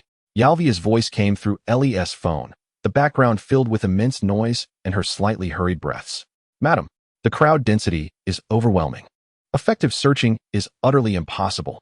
Moreover, the Red Alliance's aircraft have already arrived on the outskirts of the city. Parachuting is underway. We must evacuate immediately. If we delay any longer, once the ground forces encircle the city center, there will be no escape. Yalvia's voice was clear and urgent, each word striking Lilyth's taut nerves. The stark reality of not finding Charlotte and Lilyth was cold and cruel. Lilyth's gaze swept over the heads of the other matriarchs nearby. The Goldfinch matriarch's face was ashen, her fingers unconsciously caressing the hilt of her sword at her waist. The Cuisine matriarch's eyes flickered, clearly contemplating her own escape route, while the Frostsnow matriarch remained expressionless, yet the chill emanating from her intensified. Their guards, though elite, were limited in number, a mere drop in the ocean before the impending tide of steel. No one mentioned the 2 missing girls at this moment. The instinct for survival overshadowed all other considerations. Marta leaned weakly against Evelyn, having heard Yalvia's report and observed the silence of Ellie and the other heads of families. Her crimson eyes brimmed with tears, her body trembling slightly from anxiety and helplessness. Elisha Charlotte Lilyth wished to speak, but her voice emerged as a mere whisper, laden with desperate pleading. She was painfully aware of the consequences of losing protection, especially in such dire circumstances. Yet, no one responded to her entreaties. Evelyn could only support her more tightly, her face etched with helplessness and gravity. Ellie took a deep breath, the frigid air feeling as if it could freeze her lungs. As the matriarch of the Red Roses, she bore the weight of safeguarding her family's core members, carrying the flickering hope of the newly birthed ESA. She could neither afford nor dare to jeopardize everyone in the search for 2 lost individuals. The heavy burden ultimately eclipsed her compassion and concern. I understand, Yalvia. Ellie spoke in a low, hoarse voice, betraying a barely perceptible tremor. No, mother, you cannot, Yana began, only to be silenced by Lilyth's hand. Cease the search and return immediately. We are preparing to evacuate. Yes. Yalvia on the other end of the phone responded without hesitation, executing the order decisively. Everyone. Ellie cast a slumber spell upon her daughter before turning to the other heads of families, her voice regaining its usual resolve. Though deep within her eyes lay an unspoken fatigue. The situation is critical. Any resistance is futile. Immediately gather your core members. We head south to check. We will arrange for transport. The command was swiftly disseminated. Several heads of families, as if granted a reprieve, hurriedly took their trusted guards and moved towards the designated evacuation point indicated by Yalvia, their actions imbued with a near-panic decisiveness. No one dared to glance at Marta again, nor did anyone mention Charlotte or Lilyth. In the face of survival, individuals became expendable costs. Ellie held Yana close, flanked by Evelyn, Alice, and Sarika. Casting one last glance at the chaotic, smoke-filled venue, her gaze swept over the throng of heads, harboring a final flicker of hope to catch a glimpse of glimmering silver or pink. However, only endless panic and fleeing figures met her eyes. In the distance, the muffled sound of explosions echoed, a mournful lament from the outskirts of Marta Castle. Matriarch, the vehicle has arrived. Quickly, Sarika urged. a specially reinforced, roaring black armored car. Like the bow of a ship cleaving through waves, struggled through the tumultuous crowd, halting at the side door of the venue. Evelyn stood guard by the car door, vigilant. Ellie stood at the threshold, her steps feeling as heavy as lead. She cast one final look at the chaotic streets of Warsaw. The sunset painting the sky in ominous shades of orange and red, and in the distance, the low rumble of tank treads could be heard. "Let us go." Ellie's voice was as faint as a sigh, imbued with a profound sense of helplessness as she bent down to enter the vehicle. The door slammed shut with a resounding thud, severing the cacophony and despair of the outside world. The black sedan surged forward abruptly, merging into the frenzied flow of cars fleeing southward, leaving behind the chaotic Warsaw, the missing girl, and the fractured land of Poland. Outside the venue, the streets were in turmoil. Charlotte felt as though she were a leaf caught in a torrent, helplessly bobbing amidst the panicked crowd. Her cat ears were painfully jostled, and her tail was trampled countless times, each step sending a sharp pang through her. Her vision was filled with swaying figures, distorted faces, and scattered debris. She desperately shielded her head and face, instinctively maneuvering towards a slightly less congested area of the throng, while summoning all her strength to call out, "Lilyth! Lilyth!" Her voice was instantly drowned by the overwhelming din of the crowd and the increasingly ominous sound of rumbling treads in the distance. Just as she felt on the brink of being toppled over, her gaze abruptly caught a fleeting glimpse of pink at the alley's entrance. "Lilyth!" Charlotte's heart raced, an unexpected surge of strength igniting within her as she forcefully pushed through the barrier of bodies blocking her way, heedless of everything as she surged toward that direction. At the alley's mouth, Lilyth was stumbling backward, colliding with panicked individuals, teetering on the edge of a fall. Fear and helplessness filled her violet eyes, akin to a fledgling lost in a tempest. "Lilyth!" Charlotte finally reached her, and in the very instant before Lilyth could collapse, she enveloped her tightly in her embrace. "Charlotte?"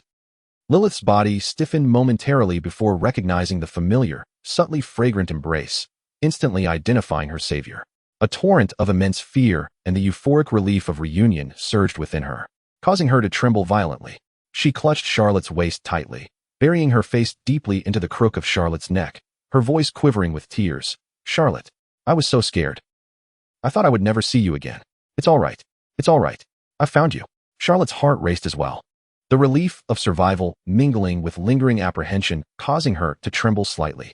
She held the soft body close, resting her chin atop Lilyth's head, feeling her genuine warmth and the faint sound of her sobs, allowing her anxious heart to gradually settle. Surveying their surroundings, this alley appeared relatively safe. Avoiding the surging crowd on the main street, with only a few scattered, frantic individuals darting by. The alley was permeated with the stench of refuse and dust, while the distant clamor of the main street and the low, beastly rumble of treads formed a haunting backdrop to their desperate escape. Charlotte cautiously sheltered Lilyth, slowly retreating deeper into the alley to a relatively concealed corner, pressing her back against the cold brick wall. She gently patted Lilyth's back, offering her comfort. "Fear not. We shall take refuge here until the throngs subside. Then we can devise a plan for Ellie and the others." After a brief pause, she ultimately chose to say no more. The two embraced tightly in the dimly lit corner of the alley, a sanctuary amidst the acrid smoke and palpable fear, akin to two fragile boats nestled together in a tempestuous sea. For the moment, they found safety. However, a greater peril loomed, as the iron tide of the Red Union surged forth from the east, casting a shadow of unavoidable war over Warsaw, and indeed all of Poland. They had become forsaken pawns, with the path ahead obscured, and the hope for survival flickered as faintly as a candle in the wind. Chapter 103. When the music fades, the cold brick wall pressed against her back, while the alley was suffused with dust and the nauseating stench of decay. Charlotte clung tightly to Lilyth, the two nestled in the gloom for what felt like an eternity. Outside, the cacophony of the main street, resembling a tsunami of chaos and frantic footsteps, began to wane, leaving only the distant echoes of hurried retreat. Charlotte felt as though her entire body had been disassembled. Her cat ears throbbed painfully, and her tail was numbed, causing her to gasp at any slight movement. Lilyth fared little better, her face pale, with remnants of terror lingering in her violet eyes, her fingers cold as they clutched the hem of Charlotte's garment. "Is it quieter now?" Lilyth's voice bore the frailty and uncertainty of one who had survived a calamity. Charlotte cautiously loosened her embrace, enduring the pain as she grasped Lilyth's hand. Together, they supported one another, like two frightened creatures, slowly inching toward the alley's mouth, peeking cautiously into the world beyond. The scene on the street was harrowing. Once a relatively tidy thoroughfare, it now lay in disarray, strewn with trampled shoes, discarded bags, overturned trash bins, and even a few dark crimson pools of blood. Pedestrians had nearly vanished. Only a handful of abandoned cars sat haphazardly in the middle of the road, their windows shattered. The air was thick with the acrid scent of gunpowder, dust, and a stifling undercurrent of fear. The sky was no longer clear. The relentless roar of engines rumbled like distant thunder across the heavens. Charlotte looked up to see several camouflaged fighter jets darting at incredible speeds beneath the clouds, twisting and turning in a deadly ballet of pursuit. Among them, a few boasted elegant delta wings and unique engine configurations, the Mirage 2000s of the French Air Force. Their adversaries, however, were larger in number and size, adorned with the insignia of the Red Union. Though neither side had opened fire, the tension of the chase and the pressure to secure positions felt like a dance upon the edge of a blade. The French aircraft, lacking ground radar guidance, were clearly at a disadvantage, cornered by the numerical and technological superiority of the Red Union fighters, their formations repeatedly fragmented and scattered. Each perilous evasive maneuver sent Charlotte's heart racing to her throat. Without radar, they are at a severe disadvantage, she thought anxiously. Watching the silent struggle unfold in the sky above, the scales of victory had tilted following a masterful double encirclement by the Red Alliance aircraft, forcing the last Mirage 2000 to retreat in disarray towards the southwest. The fighter jets of the Red Alliance did not pursue. Instead, they circled above Warsaw like victorious vultures, their cold metal bodies reflecting the blood-red hues of the setting sun, heralding a change of dominion over the skies. Lilyth sensed Charlotte's anxiety and gently squeezed her hand. Charlotte inhaled deeply, suppressing her feelings of helplessness and concern for Elia and the others. Now was not the moment to dwell on others' fates. Let us check what we have left. Charlotte's voice bore a hint of fatigue and raspiness. The two supported each other as they retreated deeper into the alley, groping in the dim light. The outcome was disheartening. The pink suitcase containing Charlotte's spare clothes was nowhere to be found, and Lilith's small bag, which held her phone, cash, and various odds and ends, had also vanished.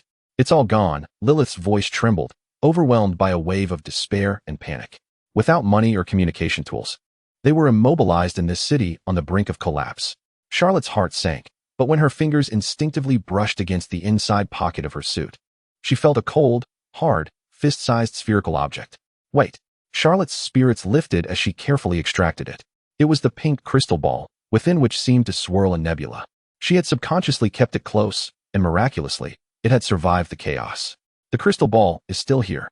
Charlotte cradled it in her palms, the cold touch offering a faint sense of security.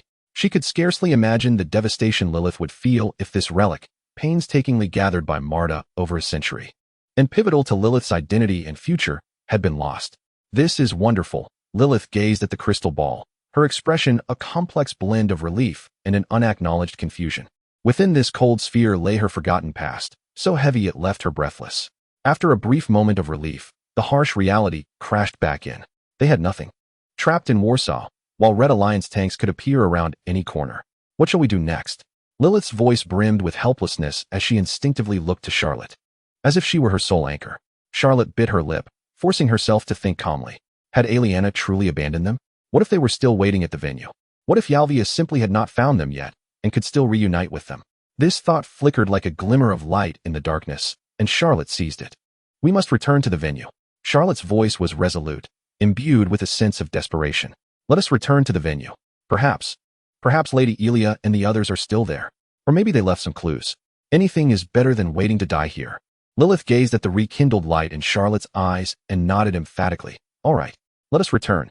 The two supported each other, enduring their pain as they cautiously exited the narrow alley. The street lay eerily desolate, with only the echo of their footsteps resonating in the silence. The setting sun elongated their shadows, casting them upon the littered and debris-strewn pavement, rendering them strikingly small and isolated. In the distance, the ominous rumble of heavy tracks grew increasingly distinct, like the relentless beat of a death knell. They avoided the vacant main road, keeping close to the shadows of the buildings, anxiously making their way towards the venue of the Wings of Freedom. Fortuitously, they encountered no forces of the Red Alliance along the way, only a few vehicles that seemed to belong to the local police or militia, speeding past like headless flies, oblivious to their presence. At last, the once majestic, now somewhat dilapidated venue of the Wings of Freedom came into view.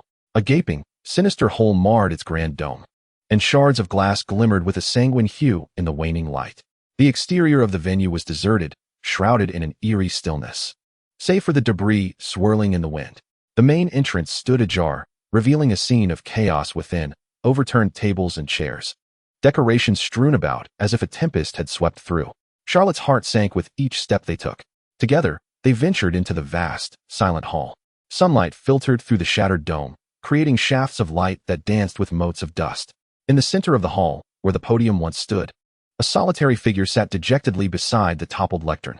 She donned the iconic yet now dust-laden opulent gown, her silver hair disheveled, obscuring much of her face.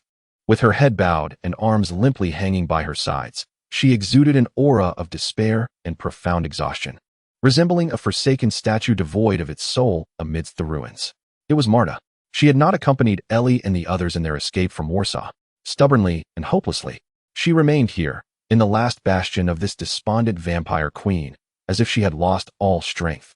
Reduced to waiting for a miracle so improbable it seemed almost beyond hope, or for the conclusion of her fate. Charlotte and Lilyth halted, gazing at the lonely, despairing figure at the heart of the hall. The faint glimmer of hope that had recently ignited within them was extinguished in an instant. Indeed, Ellie and the others had departed. Warsaw was truly left with only the three of them. Chapter 104. It is not over yet.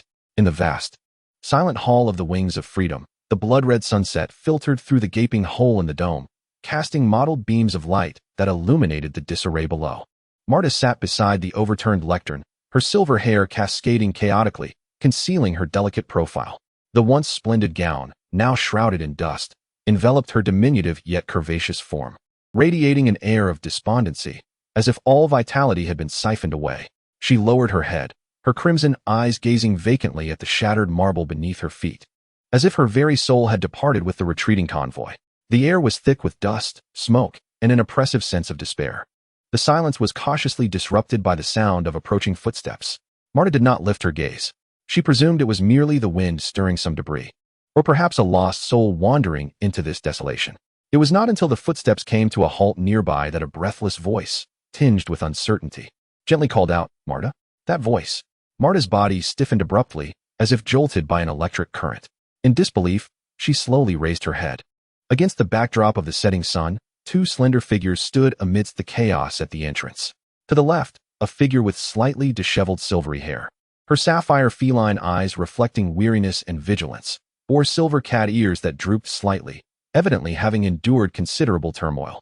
She was clad in a well-tailored white suit, slightly soiled at the hem, complemented by a black pleated skirt and black tights that accentuated her legs. Charlotte. Beside her, nestled closely, was the demoness progenitor Lilyth, with her soft pink hair cascading gracefully. Charlotte.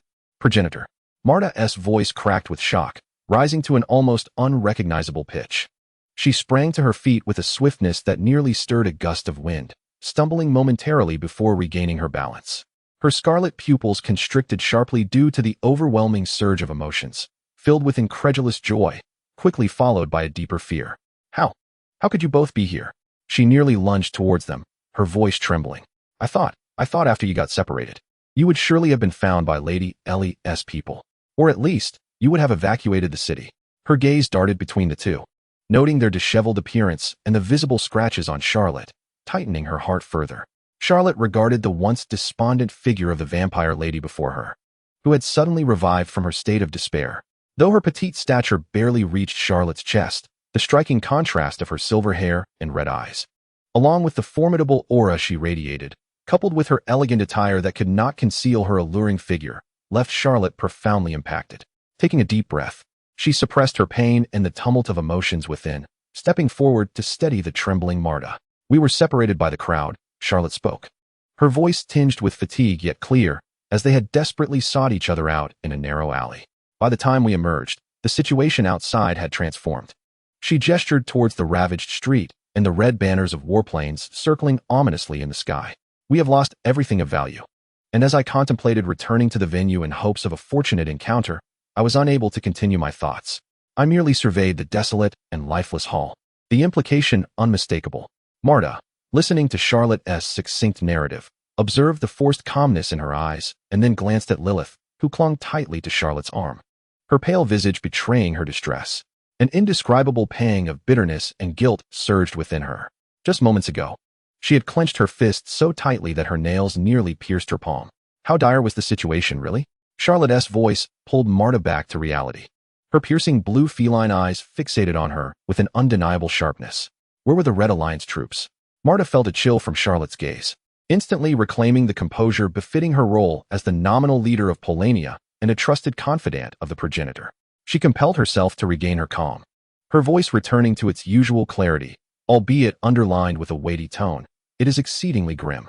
She inhaled deeply, gesturing towards the window, where the paratroopers of the Red Alliance had already completed their descent while we were still ensnared in the chaos of the venue.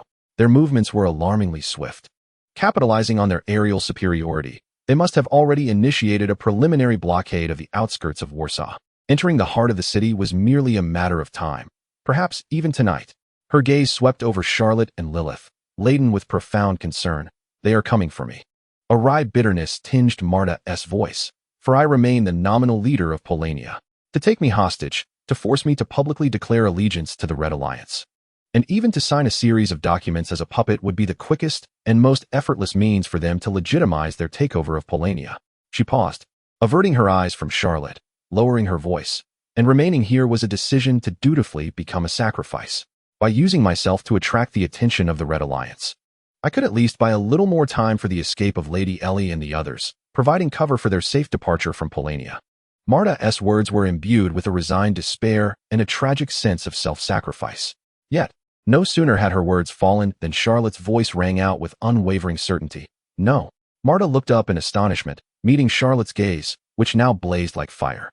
Such sacrifice is utterly meaningless. Charlotte's hand on Marta's shoulder tightened, as if to transfer her strength.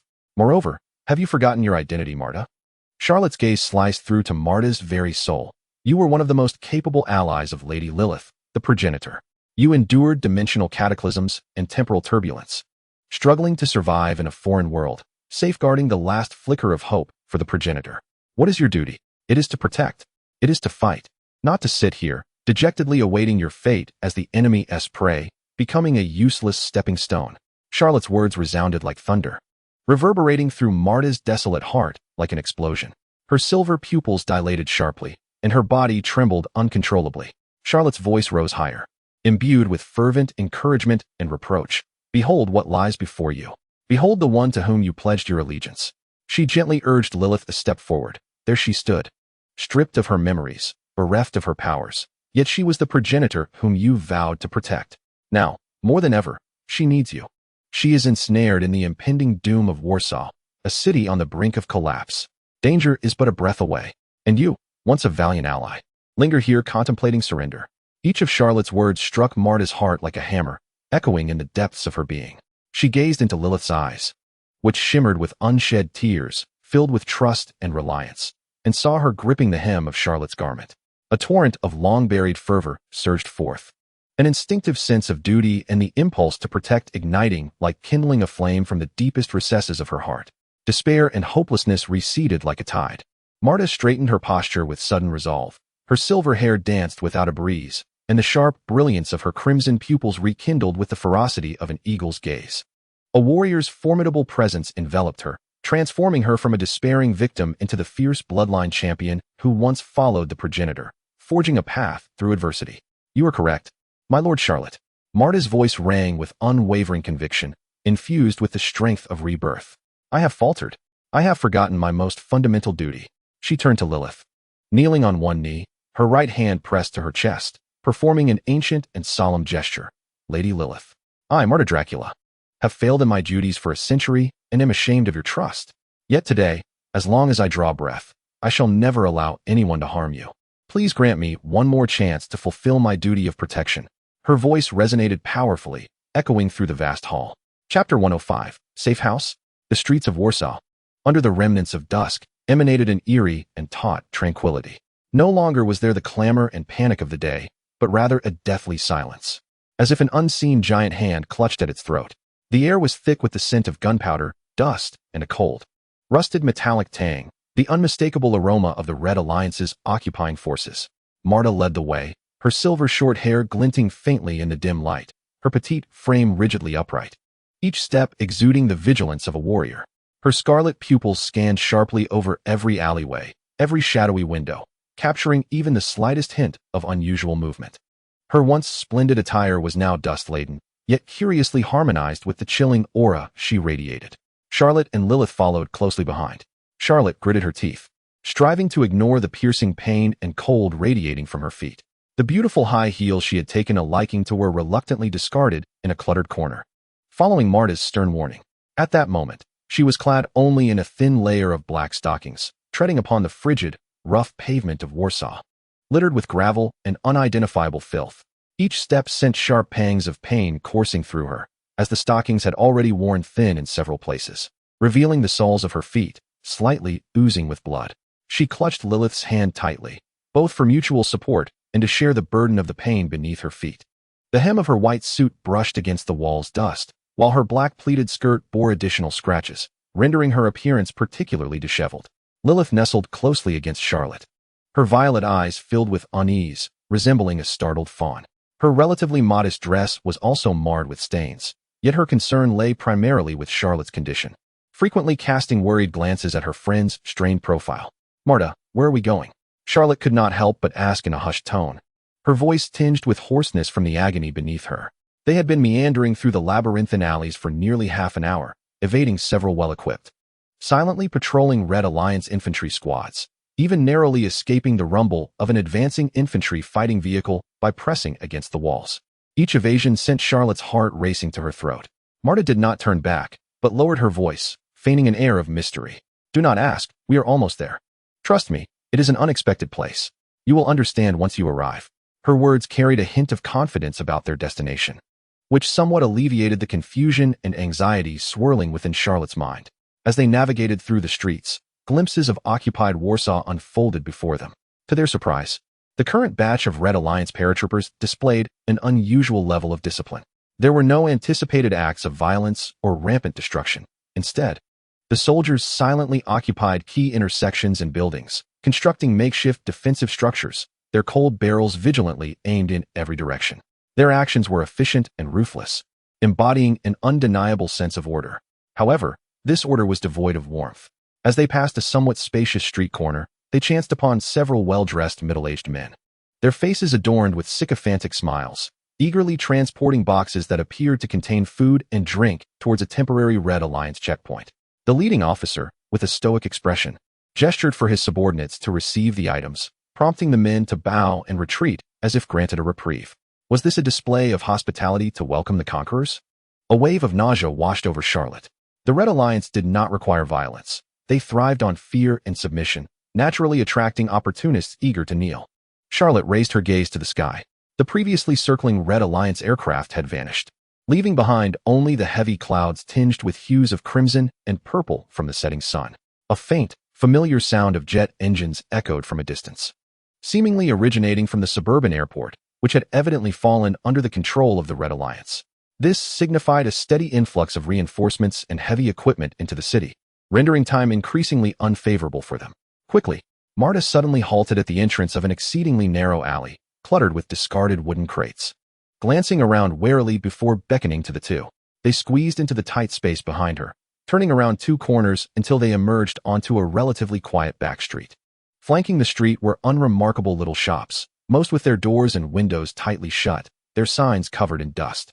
Marta's target was the most inconspicuous and somewhat dilapidated cafe among them. Its sign was a faded, weathered piece of wood, inscribed in an antiquated cursive script that read "Forgotten Corner." The glass of the storefront was thick with dust, vaguely reflecting the outlines of empty tables and chairs within. The wind chimes hanging from the doorframe had long since rusted, dangling in silence. The entire establishment exuded a melancholic air, seemingly forgotten by time, starkly contrasting with the grim atmosphere surrounding it. "Is this it?" Charlotte and Lilyth exchanged bewildered glances. What could possibly be found in a place like this? "This is the one," Marta affirmed with a nod, a flicker of complex emotion passing through her eyes, as if reminiscing about something. Without a hint of hesitation, she approached the rickety wooden door of the cafe. Instead of pushing the door open, she extended her finger and tapped rapidly and precisely in a concealed corner above the doorframe. A series of faint clicks echoed, reminiscent of old gears turning. To their astonishment, the dilapidated wooden door, along with what appeared to be part of the wall beside it, silently slid inward, revealing a dimly lit passageway that was barely wide enough for a single person to enter. The air at the entrance was thick with a peculiar blend of dust and the scent of aged coffee beans. "Come in. Hurry," Marta urged in a hushed tone. Swiftly slipping inside, Charlotte and Lilyth exchanged a glance, astonishment reflected in their eyes. Yet, there was no alternative at this moment.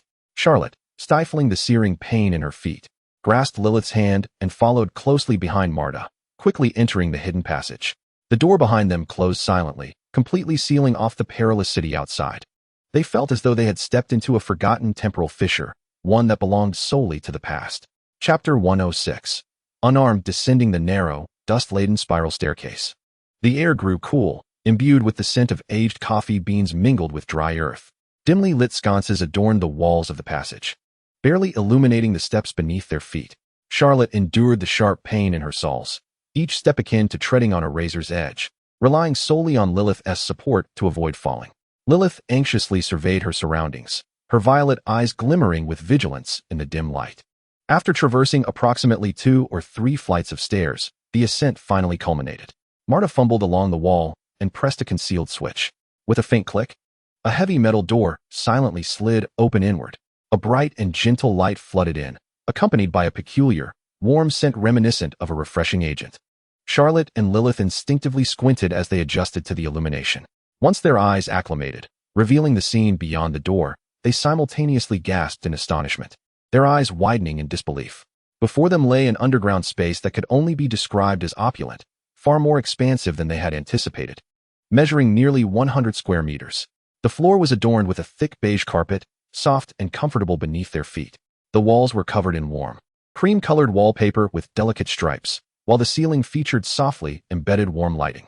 The entire area was cleverly divided into several functional zones. The living area boasted a set of remarkably comfortable, oversized cream-colored fabric sofas arranged around an exquisite glass coffee table. On the opposing wall hung a sizable television, beneath which rested the latest gaming console accompanied by several controllers. 2 single beds, neatly dressed in clean linens, were positioned against the wall, with stylish bedside lamps perched atop their nightstands. The living space also included a well-equipped mini kitchen corner, complete with a small refrigerator and induction cooker. Adjacent to it was a pristine bathroom and shower area. The most astonishing feature was an entire wall transformed into a towering food storage shelf, meticulously stocked with an array of canned goods, meats, fish, fruits, vegetables, and soups, all in astonishing quantities, sufficient to sustain 3 individuals for over 6 months. In one corner stood a wardrobe, alongside a desk that even housed a radio and a well-maintained landline telephone. This place resembled not a mere emergency shelter, but rather a meticulously arranged, fully equipped underground luxury apartment. "Welcome to the true heart of the Forgotten Corner," Marta exclaimed, turning to reveal a childlike pride on her face, her silver hair seemingly perking up with enthusiasm. She spread her arms wide, as if unveiling a rare treasure. "What do you think? Quite impressive, isn't it? I poured my heart and soul into crafting this. From the ventilation system to the independent water source, from power reserves to entertainment facilities, it has everything. Absolutely secure, utterly comfortable. Even if the Red Alliance turned Warsaw upside down, they would never find this place." Charlotte was indeed thoroughly taken aback by the spectacle. Ignoring the pain in her feet, she limped around the room, her fingers gliding over the smooth television screen, tapping on the towering wall of cans, and sinking into the plush sofa, unable to contain her astonishment. "My goodness, Marta, this is nothing short of a doomsday fortress. It's incredibly complete." She even approached the gaming console, picking up the controller with a look of disbelief. This was a stark contrast to the harrowing escape they had just experienced. Lilyth curiously surveyed the warm and bright space, her taut nerves seemingly easing a bit. The environment here indeed exuded a profound sense of security, insulating them from the smoke and fear of the outside world. Her gaze inevitably fell upon the pink crystal orb that Charlotte cautiously retrieved from her inner pocket. Under the gentle light, it appeared as though stardust was slowly flowing within the orb. In such a concealed and secure environment, perhaps this was the ideal place for her to attempt to embrace the fragments of memories? A thought quietly took root in her mind. Marta observed the astonished expressions of the two, raising her chin higher, her nose almost reaching the heavens. The crimson gleam in her eyes sparkled with a praise me radiance, as if to say, "Look, when it matters most, you still rely on me." However, after the initial shock and admiration, The recent harrowing experiences prompted Charlotte to regain her composure swiftly. She scanned the surroundings, her gaze sweeping over the sofa, television, canned goods wall, and the gaming console, ultimately settling on Marta's face, which was awash with a desire for commendation. The admiration on Charlotte's face dissipated, replaced by a serious scrutiny. Tilting her head slightly, her azure feline eyes glinted with sharpness as she posed an exceedingly critical question. Where are the weapons? Marta's proud smile instantly froze, as if someone had pressed the pause button. She blinked her crimson eyes, seemingly failing to comprehend Charlotte's inquiry. The weaponry stockpile, Marta. Charlotte's voice was clear and calm as she repeated, enunciating each word deliberately. Defensive, offensive, firearms, melee weapons, magical artifacts. Anything will do. Where is it? I haven't seen a single one. Weapons. Marta was utterly bewildered, staring blankly at Charlotte, then instinctively glancing around her meticulously arranged sanctuary. As if realizing this issue for the first time, she opened her mouth, wanting to say something, but no words emerged, and the prideful glow on her face quickly receded like a receding tide, leaving only confusion and a hint of embarrassment. Charlotte's gaze upon Marta's expression sent a chill down her spine, an ominous premonition welling within her. She incredulously raised her voice. No way. Marta, you, the matriarch of the illustrious Silver Cross family, the nominal leader of Polania, after investing so much effort into constructing this well-equipped doomsday fortress. You're telling me there isn't even a decent fruit knife stored inside? Did you not consider the possibility of someone discovering the entrance or the need to break to the surface during an emergency when you were designing it? Marta was rendered speechless by Charlotte's barrage of questions. She awkwardly lowered her head, her fingers fidgeting with the lavish hem of her dress, a faint hue of embarrassment painting her porcelain cheeks. Bashfully, she touched her nose, her voice barely above a whisper, laced with palpable guilt. At that moment, I mainly considered long-term concealment and comfortable living. I thought as long as I wasn't discovered, I would be absolutely safe. Weapons. I might have forgotten about them. Forgotten. Charlotte, in despair, pressed her hand against her forehead, feeling a wave of dizziness wash over her.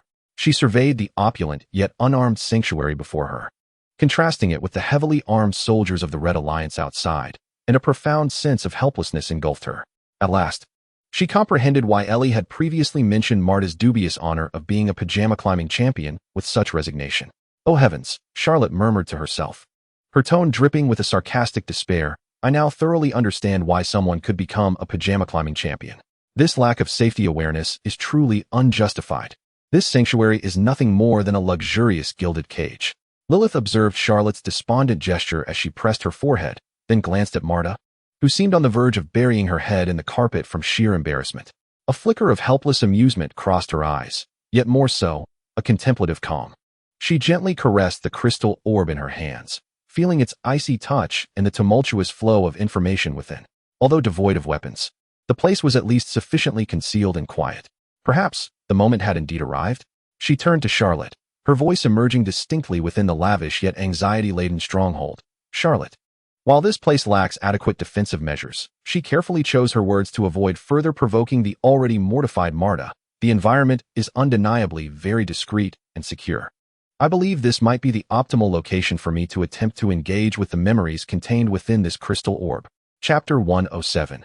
Absorbing memories within the opulent yet unarmed stronghold, the atmosphere was heavy with tension. Marta and Charlotte exchanged glances, each reflecting the same sense of resignation and a hint of desperate resolve. Is this truly the only course of action?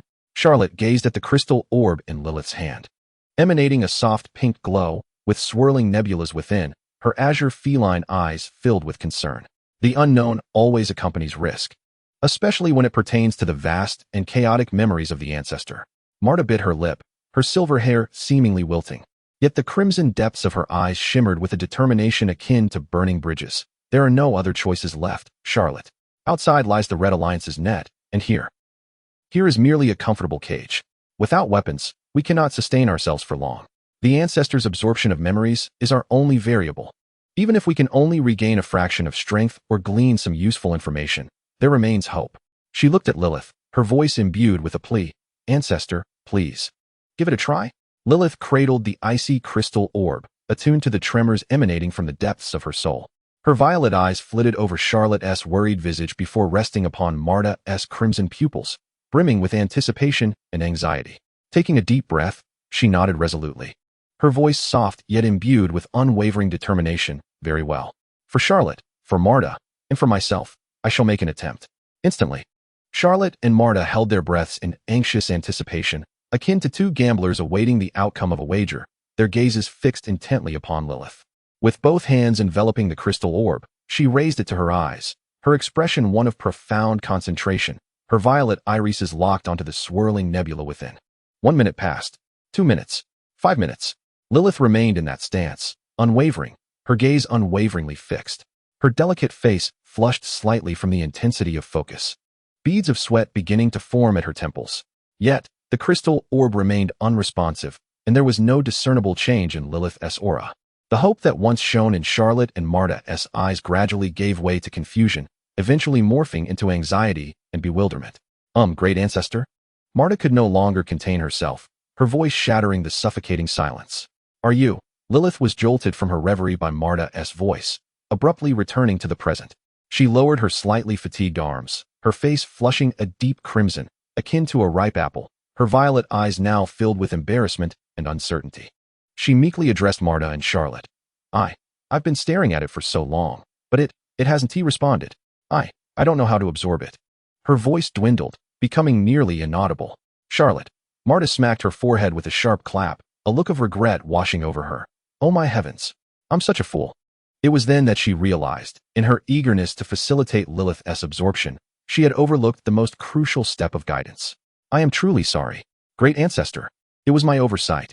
Marta hurried to Lilyth's side, speaking rapidly in explanation. It's not just about looking. This crystal orb requires you to actively connect with it through your soul, to resonate with it. What it contains are pure spiritual imprints and fragments of memory, not something that can be read with mere eyes. You must try to feel it, to regard it as a part of your very essence, guiding it into your sea of consciousness. As she spoke, she carefully guided Lilyth's gestures. Cradle it in your hands, close your eyes, and relax your mind. Do not resist. Imagine your spirit sinking into it, like a droplet merging into the ocean. Yes, just like that. Feel its vibrations, embrace it, under Marta's meticulous guidance. Lilyth closed her eyes once more, her long lashes fluttering gently. She adjusted her breathing, striving to calm her inner turmoil. Her hands pressed against the frigid surface of the crystal orb, endeavoring to immerse her spirit within, as Marta had instructed. This time, a transformation took place. As Lilyth's spirit genuinely endeavored to touch the crystal sphere, the pink radiance suddenly intensified, shimmering gently like a breath. The nebula, which had been flowing languidly within the sphere, instantaneously accelerated into a whirl of countless delicate streams of light, weaving upwards along Lilyth's hands that were pressed against the sphere, ultimately merging into her brow. Lilyth's body quivered lightly, as if enveloped in a warm, gentle current that was irresistible. Her brow furrowed and then relaxed intermittently, her long eyelashes fluttering like butterfly wings. As she descended into a peculiar and profound meditative state, it was as though she were being cradled by an invisible force, gently rising a few centimeters before softly returning to the ground, settling cross-legged. A soft halo enveloped her, rendering her appearance both sacred and distant. Marta and Charlotte instinctively took a step back, holding their breath as they anxiously observed Lilyth's condition, fearful of disturbing her. Once it was confirmed that Lilyth had embarked on the absorption process and posed no immediate danger, Charlotte's heart began to ease slightly. Barefoot, she cautiously approached the desk, gingerly seating herself in a comfortable chair. Her gaze was immediately drawn to the antique, circular-dialed landline telephone that adorned the desk.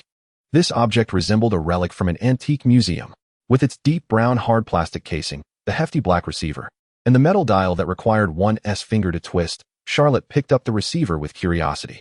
It felt cold and weighty in her hand, emitting a faint, continuous busy signal. With a flicker of hope, Charlotte cautiously turned the heavy metal dial, attempting to dial Lilyth's phone number from memory. The sound of the dial turning echoed distinctly in the quiet basement.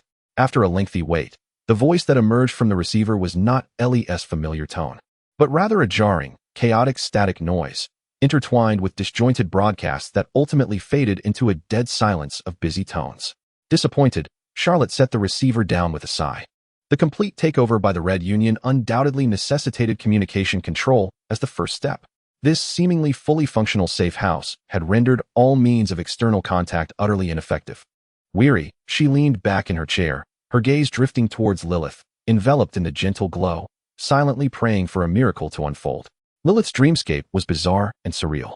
She felt like a rootless water plant, swept into a torrent of tumultuous memories composed of countless fragmented images and sounds.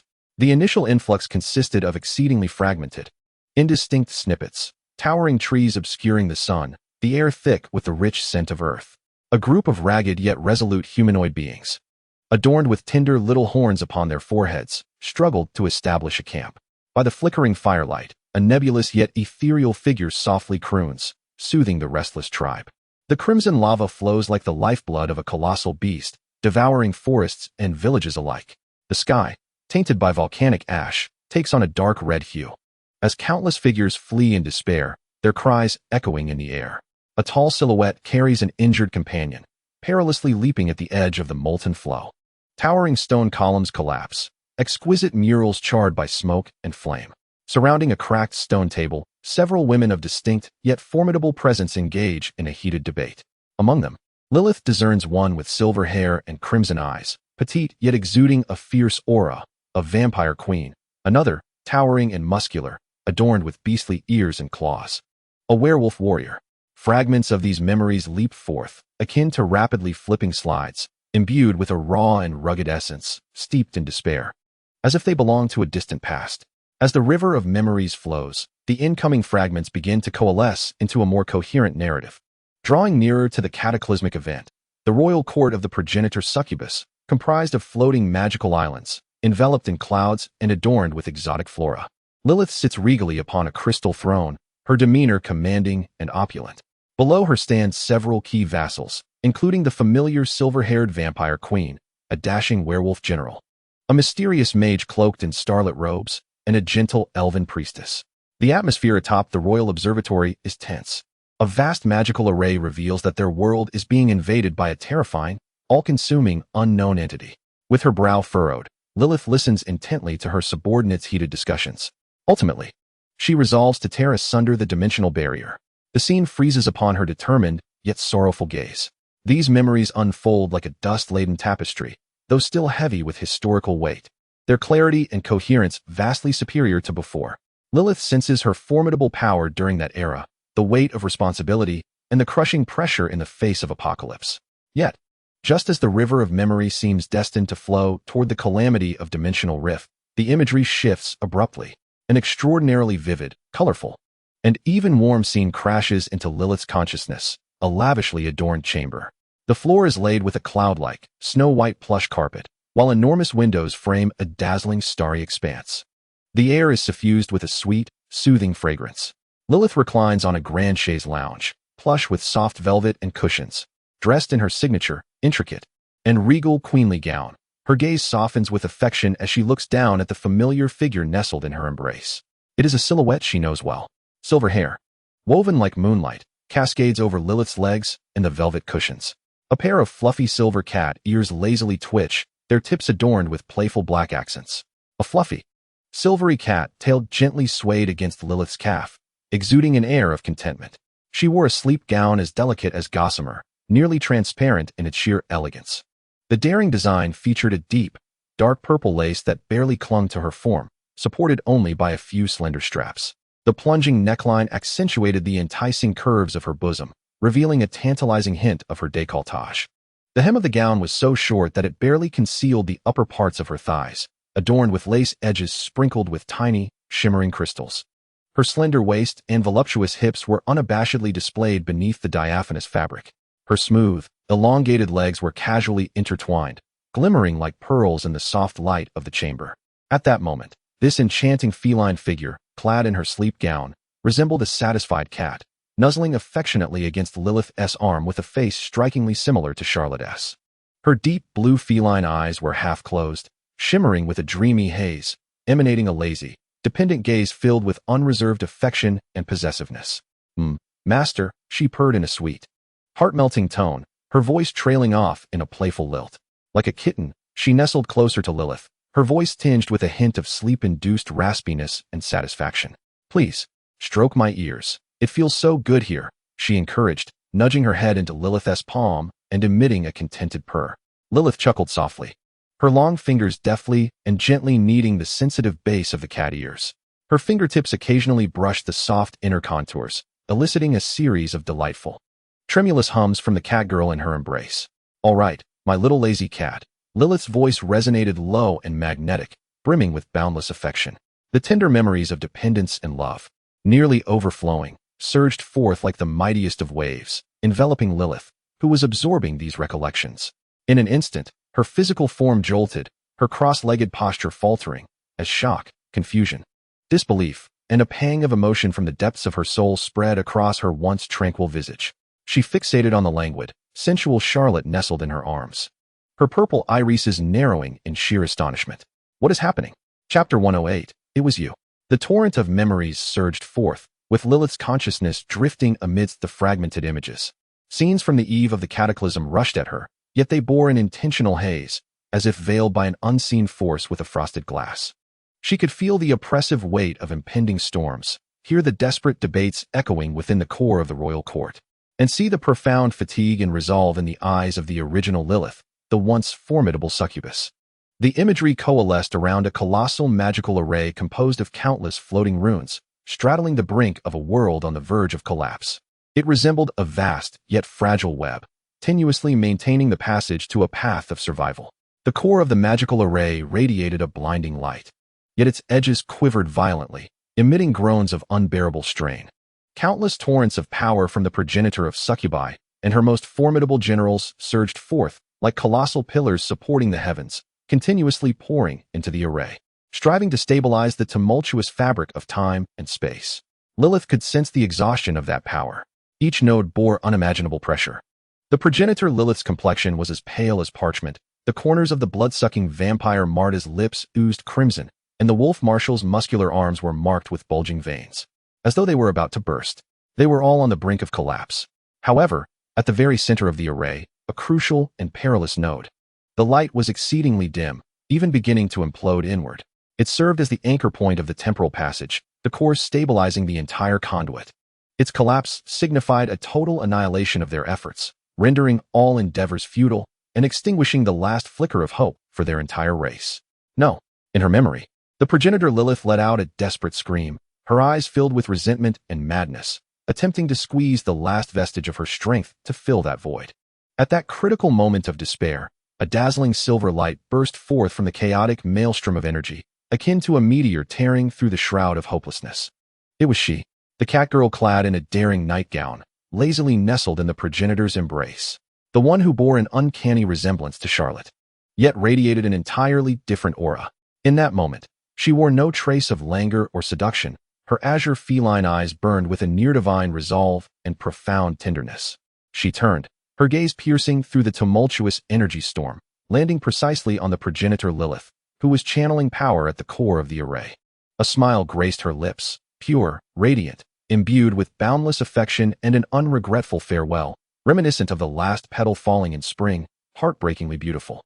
"Master must survive," her gentle voice, tinged with a feline lilt, resonated clearly through the deafening roar of energy, imprinting itself deep within the soul of progenitor Lilyth. In the next instant, she resolutely transformed into the purest, blazing light. Like a moth drawn to flame, propelled by unwavering determination, she collided fiercely with the collapsing node. No. The heart-wrenching wail of progenitor Lilyth echoed throughout the crumbling world. An indescribable brilliance erupted instantaneously. The impending collapse of the node was forcibly ignited by a pure and powerful soul, stabilizing it. The entire temporal passage surged with the final, most potent surge of energy, instantly stabilizing, emanating a soft, yet resolute glow. A tremendous suction emerged, enveloping countless surviving succubi and some allied beings, drawing them involuntarily towards the entrance of the passage that symbolized life. Martha and her companions were engulfed in radiant light, their remaining strength nearly depleted as they labored to maintain the stability of the magical array, preparing for the last group to enter the passage. In that luminous glow, the last image they beheld was that of the progenitor Lilyth, kneeling at the edge of the array's core, her hand outstretched towards the vanishing figure of the catgirl. Grasping futilely, accompanied by a visage utterly ravaged by immense sorrow and despair, tears streaming down her face. The silvery figure, akin to moonlight, had completely vanished, devoured by the tumultuous temporal node, leaving not a trace behind. Within the safe house, the corporeal form of Lilyth trembled violently, her seated figure nearly toppling. The soft halo enveloping her pulsated intensely, and without warning, 2 streams of scalding tears surged forth from beneath her tightly shut eyelids, cascading down her pallid cheeks and splattering onto the cold carpet. The profound sorrow, despair, and the agonizing pain of love and loss surged through her soul like a tsunami. She finally comprehended why such profound grief was buried deep within the memory core of the progenitor. It was not a lament for the world, but a final farewell to the one most beloved. The tumult of time and space can distort memories, reshape personalities, and even alter physical forms, yet it cannot erase the fundamental essence of a soul. That pure love, that spirit of sacrifice for the beloved, is an indelible mark etched deep within the soul. As Lilyth ultimately grappled with this weighty memory and slowly opened her tear-filled eyes, she was met with a face brimming with worry, tension, confusion, yet overwhelmingly familiar. The silver hair was somewhat disheveled, and the azure cat eyes widened in astonishment at her unusual state. The cat ears perked up in anxiety, and the tail flicked restlessly. It was Charlotte, the catgirl who had traversed dimensions, kind-hearted yet somewhat timid, who continuously stood by her side. The imprint of their souls resonated, transcending the barriers of time and space, piercing through the fog of memory. Lilyth beheld with striking clarity that this seemingly different catgirl, at the deepest core of her soul, radiated a light that perfectly aligned with the figure from her memories that had ignited her life, transforming into a shooting star of light. It was you. Lilyth's voice, laden with nasal tones, fractured and tremulous, resonated with overwhelming shock and infinite sorrow.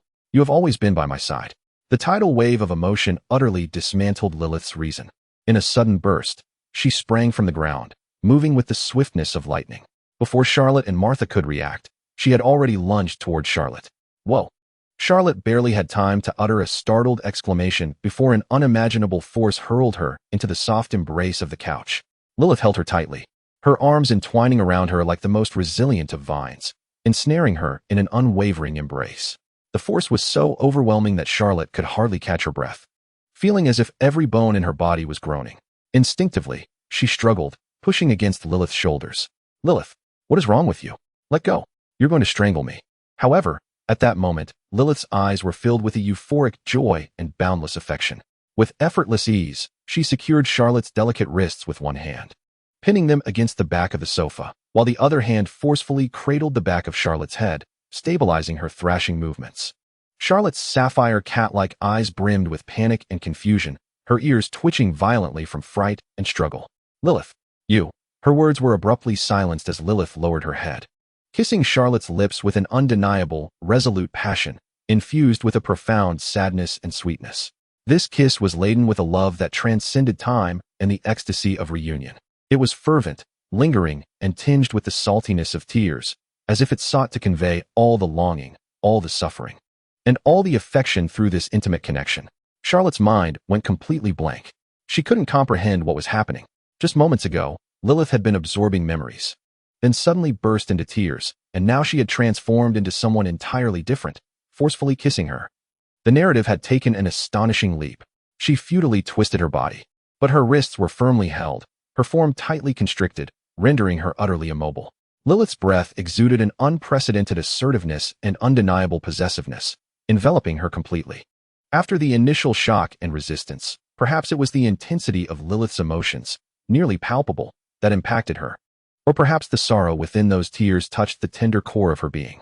Charlotte gradually ceased her struggles, resigning herself to the moment, closing her eyes with a gentle flutter of her long lashes. Though utterly bewildered, she surrendered. Clumsily yet cautiously, she attempted to respond to this fervent and intricate kiss, offering a hint of reassurance, allowing Lilyth to explore her lips, unleashing that overwhelming emotion that transcended time and space. Beside them, Marta stood in stunned silence, utterly taken aback. She gazed at the ancestor, whose tears flowed like a tumultuous river, marveling at the ecstatic joy reflected in their eyes, and observing the fervent embrace and profound kiss driven by an overwhelming possessiveness. Then, she turned her attention to Charlotte, who was pinned against the sofa, transitioning from fierce struggle to resigned acceptance, ultimately responding clumsily. The silver-haired vampire's crimson pupils narrowed in shock, then gradually widened, as a revelation, both incredulous yet rational, ignited within her gaze. Memories flashed back to her of the catgirl who, nestled lazily in the ancestor's embrace, transformed into a shooting star at the critical moment. Now, Gazing upon the familiar figure of Charlotte, realization dawned upon her. So that's how it is, Marta murmured, her voice as soft as a whispering breeze, filled with the tremors of fate's cycle. Is this what destiny entails? She observed the two on the sofa, locked in a passionate embrace. One exuding a joy of regained possession and dominance, the other embodying a gentle yet bewildered surrender. A tear-glint smile gradually graced her lips. A century of guardianship, a millennium of bonds, seemed to converge at this singular moment, forming a wondrous conclusion. Chapter 109. The escape plan. The overwhelming emotional impact and suffocating sensation of the deep kiss finally allowed Lilyth to loosen her grip slightly. Charlotte seized the opportunity to breathe. Awkwardly sitting up from the sofa, gasping for fresh air, her cheeks aflame and lips slightly swollen. Confusion and embarrassment lingered in her azure feline eyes, while her ears and tail bristled with alertness, fixating on Lilyth, who appeared somewhat steadied, yet still bore an intense gaze that lingered. Marta cleared her throat, shattering the ambiguous and awkward atmosphere. She pulled a chair closer and sat opposite them, her crimson eyes flitting between Lilyth and Charlotte, revealing a trace of understanding and a teasing smile, which was swiftly replaced by seriousness. Now, ancestor, Lady Charlotte, Marta's voice regained its composure. This is not the time for reminiscing. The encirclement of the Crimson Alliance is tightening. We must devise a means to leave Warsaw immediately. Otherwise, once their reinforcements and more high-ranking succubi arrive, no matter how concealed this safe house may be, it will inevitably be discovered. Her words fell like a bucket of cold water, extinguishing the blush on Charlotte's face and the lingering infatuation in Lilyth's eyes. Both sat up straight, expressions turning grave. The gazes of Charlotte and Marta converged, filled with intense hope, focused on Lilyth. Having just absorbed fragments of the ancestors' memories, surely she must recall something formidable? Perhaps a world-shattering forbidden spell? Or a portal to escape directly? Lilyth, Charlotte's voice trembled with cautious anticipation. From those memories, did you recall anything particularly powerful? Or perhaps a spell? Ideally, one that is offensive. Marta nodded vigorously in agreement. Indeed, ancestor, you were once capable of tearing through dimensional barriers. A mere spell should suffice to eliminate those Crimson Alliance lackeys outside, shouldn't it? Under the intense gaze of the two, Lilyth's fair cheeks flushed once more. But this time not from romantic emotions, rather from a profound embarrassment that was difficult to articulate. She lowered her head slightly, her long eyelashes trembling anxiously, as if in search of something elusive. After a brief pause, she cautiously raised a slender index finger, uncertainty etched upon her face. Charlotte's eyes instantly sparkled with excitement. Could it be a signal to strike? Or perhaps akin to that purple tuber, a snap of the fingers to obliterate a multitude? Her enthusiasm was palpable. As her cat ears stood erect, is it like this? Mimicking Lilyth, she carefully raised a finger and eagerly inquired, with just a flick of the finger, can we make an entire battalion of the Crimson Alliance vanish into thin air? Or perhaps collectively fall into slumber? Lilyth froze, the flush on her cheeks rapidly spreading to her ears. She shook her head vigorously, her pink hair swaying with the motion. It seemed Charlotte's imaginative leaps had left her momentarily speechless.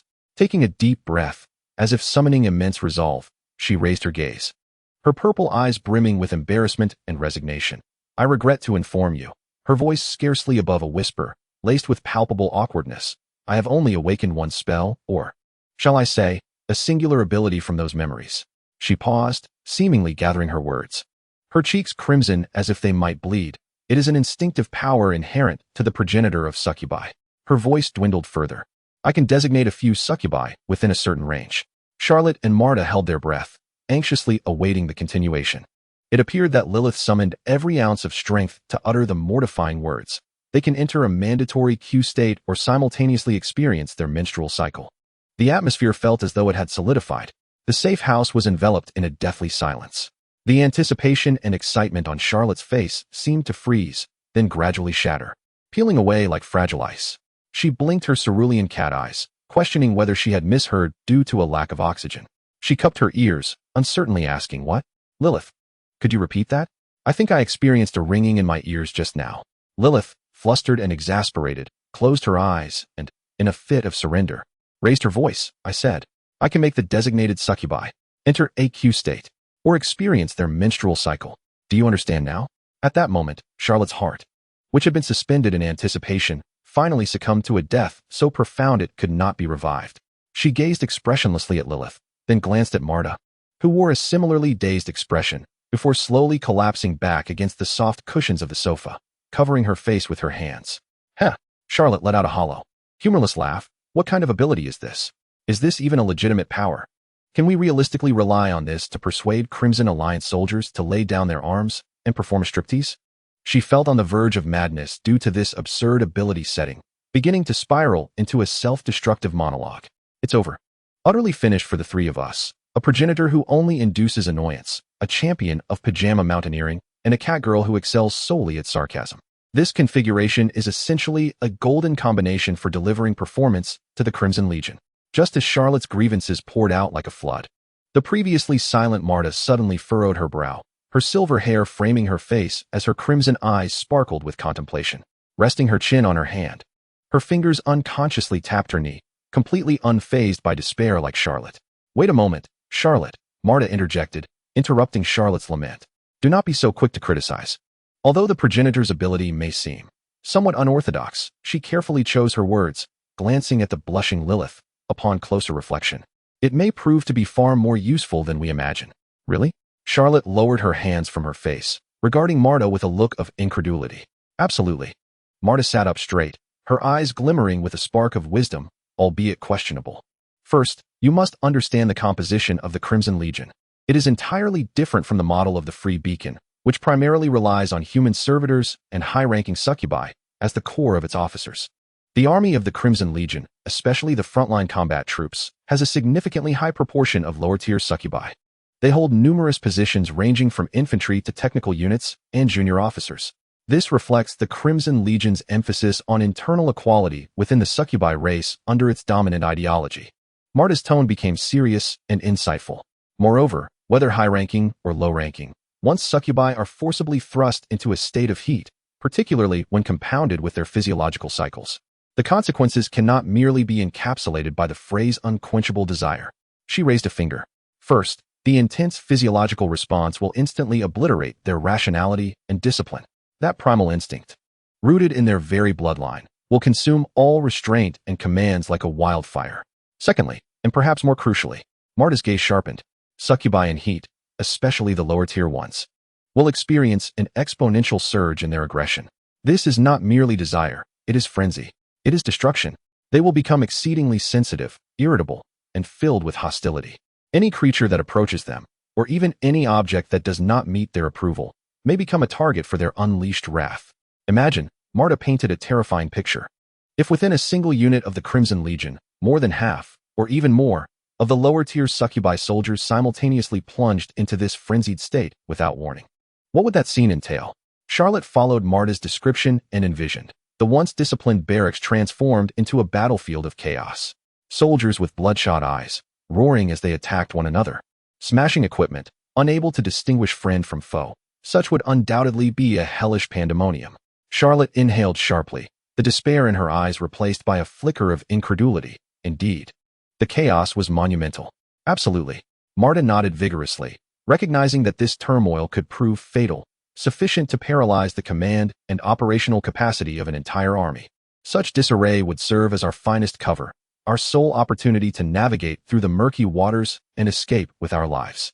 Yet, Charlotte immediately grasped the crux of the matter. The chaos was present, but how would they flee? Would they rely on their own two legs? She gestured to her feet. Still aching and clad only in tattered stockings, the Red Alliance's tanks and armored vehicles were no mere decorations. Once their internal squabbles subsided, crushing them would be as effortless as squashing ants. Moreover, Warsaw was nearly encircled, rendering the land routes utterly impassable. Marta furrowed her brow, acknowledging the difficulty of the predicament. No matter how comfortable the safe house, it could not withstand the onslaught of heavy machinery from the armored divisions. Just then, Charlotte's gaze inadvertently swept across the corner of the safe house, where a radio sat. Though external communications had failed, perhaps it could still receive some local broadcasts? Struggling to rise, she winced as she made her way over, barefoot, and switched on the radio. After a cacophony of static, a terrified male voice, thick with a Polish accent, broke through intermittently, repeating, Warsaw's civilian airport has been completely taken over by the Red Alliance Air Force. All flights cancelled. Repeating, the airport is occupied. The airport. Charlotte whipped her head around, her azure feline eyes suddenly igniting with astonishing brilliance. A bolt, Nearly mad plan struck her mind like a lightning bolt. Marta, Lilyth. Charlotte's voice quivered with excitement as she pointed at the radio, her eyes shimmering with reckless determination. If the Red Alliance's planes could land at Warsaw's civilian airport, then why couldn't they seize one and fly away themselves? Chapter 110. The fencer. The soft glow of the safe house's lights could not dispel the heavy gloom that hung over the trio. The air was thick with the savory aroma of heated luncheon meat, mingled with a sense of stifling anxiety. The three sat around a small glass coffee table. An opened can of greasy luncheon meat, sweet fruit, and bland beans laid before them. Food held no flavor. Marta prodded the meat chunks in the can with a fork, her silver hair framing a furrowed brow. The first half of the plan, relying on Lady Lilyth's abilities to create chaos and infiltrate the airport, is theoretically sound. As long as we can avoid areas densely populated with high-ranking succubus officers and target barracks and checkpoints filled with lower-ranking succubus soldiers, chaos is bound to ensue. Charlotte took a small bite of canned peach, adding, "The chaos will serve as our cover. While they are busy fighting amongst themselves, we can slip into the airport hangar. That should be the easiest part. The real challenge lies ahead." Marta set down her fork, her voice laced with a sense of futility. "What happens after we steal the plane? Who will pilot it?" She spread her hands, her gaze flitting between Charlotte and Lilyth. "Among the three of us, who possesses the knowledge to operate an aircraft, especially a military one from the Red Alliance? Those instrument panels, control sticks, and intricate fire control systems. I haven't even held a driver's license for decades." She pointed at Charlotte. "You? A mere combat novice catgirl? And to you? Lilyth, did you not tear through dimensional barriers using magic circles rather than control sticks?" Finally, she gestured toward herself. "As for me, my expertise lies in evasion. Previously, I fought with claws and teeth, supplemented by a touch of blood magic." The three exchanged glances, each reflecting the same despair in their eyes. The notion of piloting a modern military aircraft was utterly absurd, even if fortune smiled upon them, leading to a miraculous operation of the plane. Charlotte rubbed her aching temples. "How do we evade the pursuers? The Red Alliance's air force is no trifling matter. Those escorting fighter jets are still at the airport, right? By the time we react, they could send a few planes after us. With our rudimentary skills, we'd be riddled with bullets in no time. Are we to rely on Lilyth's powers to remotely incapacitate the pilots from miles away?" "Perhaps that could be resolved," Lilyth interjected softly, her violet eyes exuding an unsettling calm. She placed her spoon down, turning her attention to Marta. "Marta, the pilots of the Red Alliance's air force. Wouldn't their dormitories and standby areas likely be situated near the airport?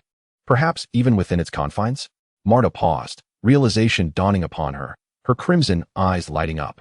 "Indeed, to ensure rapid response. Their pilots' quarters and standby center must be adjacent to the airport. As long as we ascertain their location, it becomes straightforward." Lilyth's voice carried an air of control.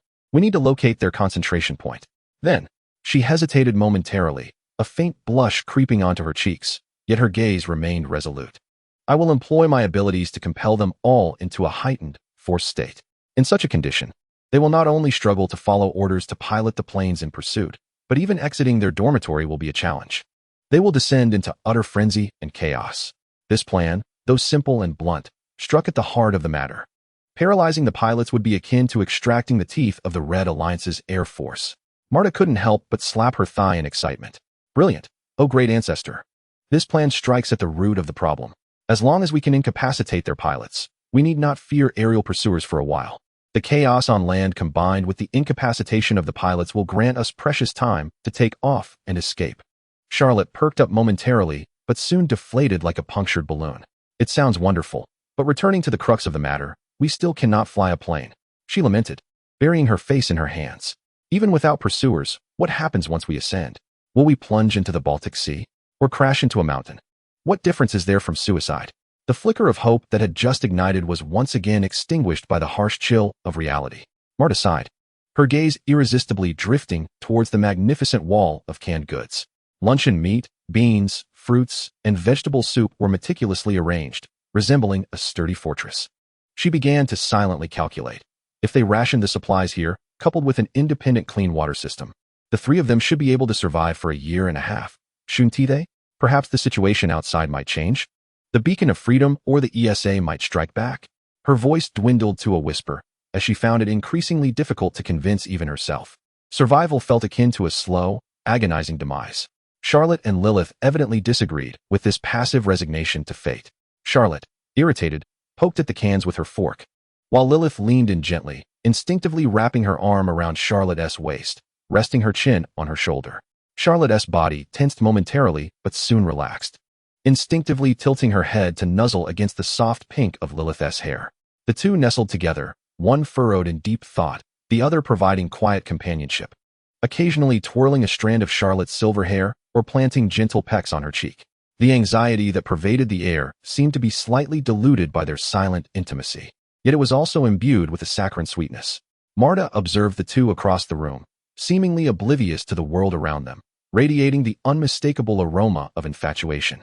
One bore a worried gaze yet exhibited a sense of dependence, while the other looked tenderly possessive. Just moments ago, they had been discussing matters of life and death, and now they were entangled in such a display of affection. Marta suddenly felt a wave of nausea churn in her stomach, not from hunger, but from being overwhelmed by their display of affection. She glanced at the can of luncheon meat before her, instantly finding it tasteless. The wall of cans, in the face of such emotional pollution, seemed to lose all allure. As Marta contemplated whether to retreat to the restroom for a moment of calm, Charlotte was still racking her brain to recall her scant knowledge of aviation, while Lilyth toyed with Charlotte's cat ears. Suddenly, Lilyth's fingers, which had been curling around Charlotte's hair, paused. Her eyes widened as if a bolt of lightning had pierced through the fog of her thoughts. Wait. Lilyth straightened up, her voice rising slightly with excitement. Charlotte, do you remember that military commentary program we watched about half a month ago? The one that aired before Yes, Minister, where the host spoke in such a sarcastic tone that you couldn't help but critique it while watching. Charlotte was startled by Lilyth's abrupt movement, her cat ears twitching as she recalled, The military program? Sarcastic host? Oh, I remember. Cutting-edge outlook? That insufferable host was indeed quite irritating. What about it? Lilyth's eyes sparkled with enthusiasm, her words spilling forth rapidly. That episode. They specifically ridiculed a newly revealed aviation technology from the Institute of Truth. What was it called? The magic armor system. Magic armor system? Charlotte strained to recall, as a vague impression flickered in the depths of the cerulean feline eyes. Had it been mentioned before? The host claimed that the Qi Lian was fantasizing about a man-machine integration. Indeed, Lilyth nodded vigorously, her pink hair swaying gently with her movements. They had once viewed an exceedingly unclear, allegedly leaked demonstration clip. The host had proclaimed in an exaggerated tone, "This amalgamated system has completely discarded human pilots. It eliminated the traditional joystick and complex instruments. Through a unique form of magic, it directly linked the pilot's consciousness and magical prowess to the aircraft's control system, achieving true mind control." Charlotte's eyes gradually brightened. It seemed there was some truth to it. The individual had further stated that due to the high demands on mental and magical capabilities, currently only advanced succubi and a select few exceptionally talented lesser succubi could master it. Herein lies the crux. Lilyth's voice brimmed with uncontainable excitement. They had deliberately mentioned that this magical armament system was currently only fully equipped on a specific model, the uniquely designed Su-24 bomber with the codename Fencer utilized by Qi Lian. Given the relatively outdated structural design of this aircraft, there was ample space to install the cumbersome magical core. The Su-24? The Fencer? Charlotte's heartbeat quickened. That double-seated, variable sweep-wing aircraft. Somewhat ungainly yet robust and durable? Yes, that was it. Lilyth grasped Charlotte's hand tightly. If, perchance, the Qi Lian troops occupying Warsaw Airport happened to possess this magically outfitted Su-24, if only they could locate it, the unspoken implication was crystal clear. No complicated maneuvers required. No specialized flying knowledge needed. Just the ability to connect to that magical system and wield control through thought. This was akin to a glimmer of hope emerging in a seemingly hopeless situation. Both Charlotte and Marta's eyes ignited with astonishing brilliance. The magical armament system, mind control, Marta murmured, hope rekindling in her crimson pupils. If this were indeed true, then the greatest challenge of piloting an aircraft might finally be surmountable. However, Charlotte compelled herself to remain composed, the cerulean feline eyes shimmering with rational clarity. This was merely a possibility. First, they could not ascertain whether this batch of Qi Lian troops was equipped with such aircraft. Second, even if they were, how could they know how to connect to that system? Third, even if they succeeded in connecting, the notion of thought control sounded elusive. Could they truly accomplish it? Uncertain, yet worth the endeavor. Lilyth's tone was resolute, imbued with the decisiveness of a progenitor, 1,000 times more compelling than calculating how long the canned goods would last here. Marta, you are most familiar with the airport structure and Qi Lian's potential deployment. We must formulate a more detailed reconnaissance and infiltration plan, with the primary objective of locating the possibly existing magically outfitted Su-24. Hope, akin to a flickering flame, reignites amidst despair. The aspirations of the three have transformed from mere survival to seizing the fencer that could alter their destinies. Chapter 111. Found. The twilight of Warsaw is utterly rent asunder by an absurd and terrifying cacophony. Once bustling streets have now morphed into a stage for the primal desires and ferocious forces to be unleashed. Gunfire crackles, explosions resonate with a dull thud. Yet more prevalent are the roars, shrieks, weeping, and a bewildering medley of suppressed yet unrestrained moans. In a municipal square recently commandeered by the Red Alliance paratroopers, a commanding high-ranking succubus officer, poised and stern, stands atop an armored command vehicle, her expression ashen as she gazes upon the hellish scene below. Her crimson pupils brim with incredulity and seething fury. What on earth is happening? Her voice quivers slightly with intense rage. Below her pride, the so-called elite paratroopers of the Red Alliance have utterly collapsed, resembling ants thrown into boiling water. Those who once formed the solid backbone of the unit, the disciplined lower succubi soldiers and sergeants, are now unrecognizable. Their cheeks flushed, eyes glazed and unfocused, shimmering with a watery sheen. Their cherry lips part in incoherent gasps and whimpers, bearing expressions that are both alluring and grotesquely twisted, as if lost in a tempest of sensory ecstasy. Their bodily postures are equally bizarre, at times collapsing like marionettes with severed strings, only to erupt with astonishing strength. Yet, in stark contrast to their seductive visages, their actions are terrifying. One lower succubus soldier trembles, struggling to wield a heavy machine gun, aiming it at a comrade nearby, emitting an eerie, breathy chuckle, her gaze vacant and frenzied. Another futilely kicks at the tracks of an infantry vehicle, her military boots clanging against steel with a cacophonous din. Her legs, inexplicably weak, betray her, causing her to stumble and fall, only to struggle back to her feet with an enraged howl. Further away, several soldiers grapple with one another, tearing at each other's uniforms in a chaotic display devoid of any semblance of combat, more akin to a frenzied, destructive entanglement. Their eyes flicker with moments of lustful haze, then are overtaken by violent bloodlust. The unfortunate male human soldiers caught in the turmoil fare even more miserably. Some have already succumbed to the frenzied succubus soldiers, left unconscious like discarded sacks in a corner. Others are drained of their last vestiges of vitality, pallid, and with eyes rolled back, sprawled on the ground, teetering on the brink of life and death. The scene is one of utter chaos, absurdity, and savagery. The air is thick with the acrid sense of gunpowder, blood, sweat, and a peculiar, unsettling hormonal essence. Discipline, orders, combat missions, all cast into oblivion. The elite airborne forces of the Red Alliance seem to have devolved overnight into a primitive tribe, driven solely by their basest desires and destructive impulses. Report. Zone D is completely out of control. The soldiers have gone mad. Report. Communication in Zone C has been severed. Our own men are attacking us. Commander. The medical teams have been swept into the chaos. They are tearing bandages and smashing medical supplies. The transmission crackled with the frontline commander's voice, laced with tears and sheer panic. An esteemed succubus officer slammed her fist against the cold steel of the armored vehicle, her knuckles breaking and bleeding. A disgrace. A monumental disgrace. She had never fought such a suffocating and inexplicable battle. Order all units that retain their sanity.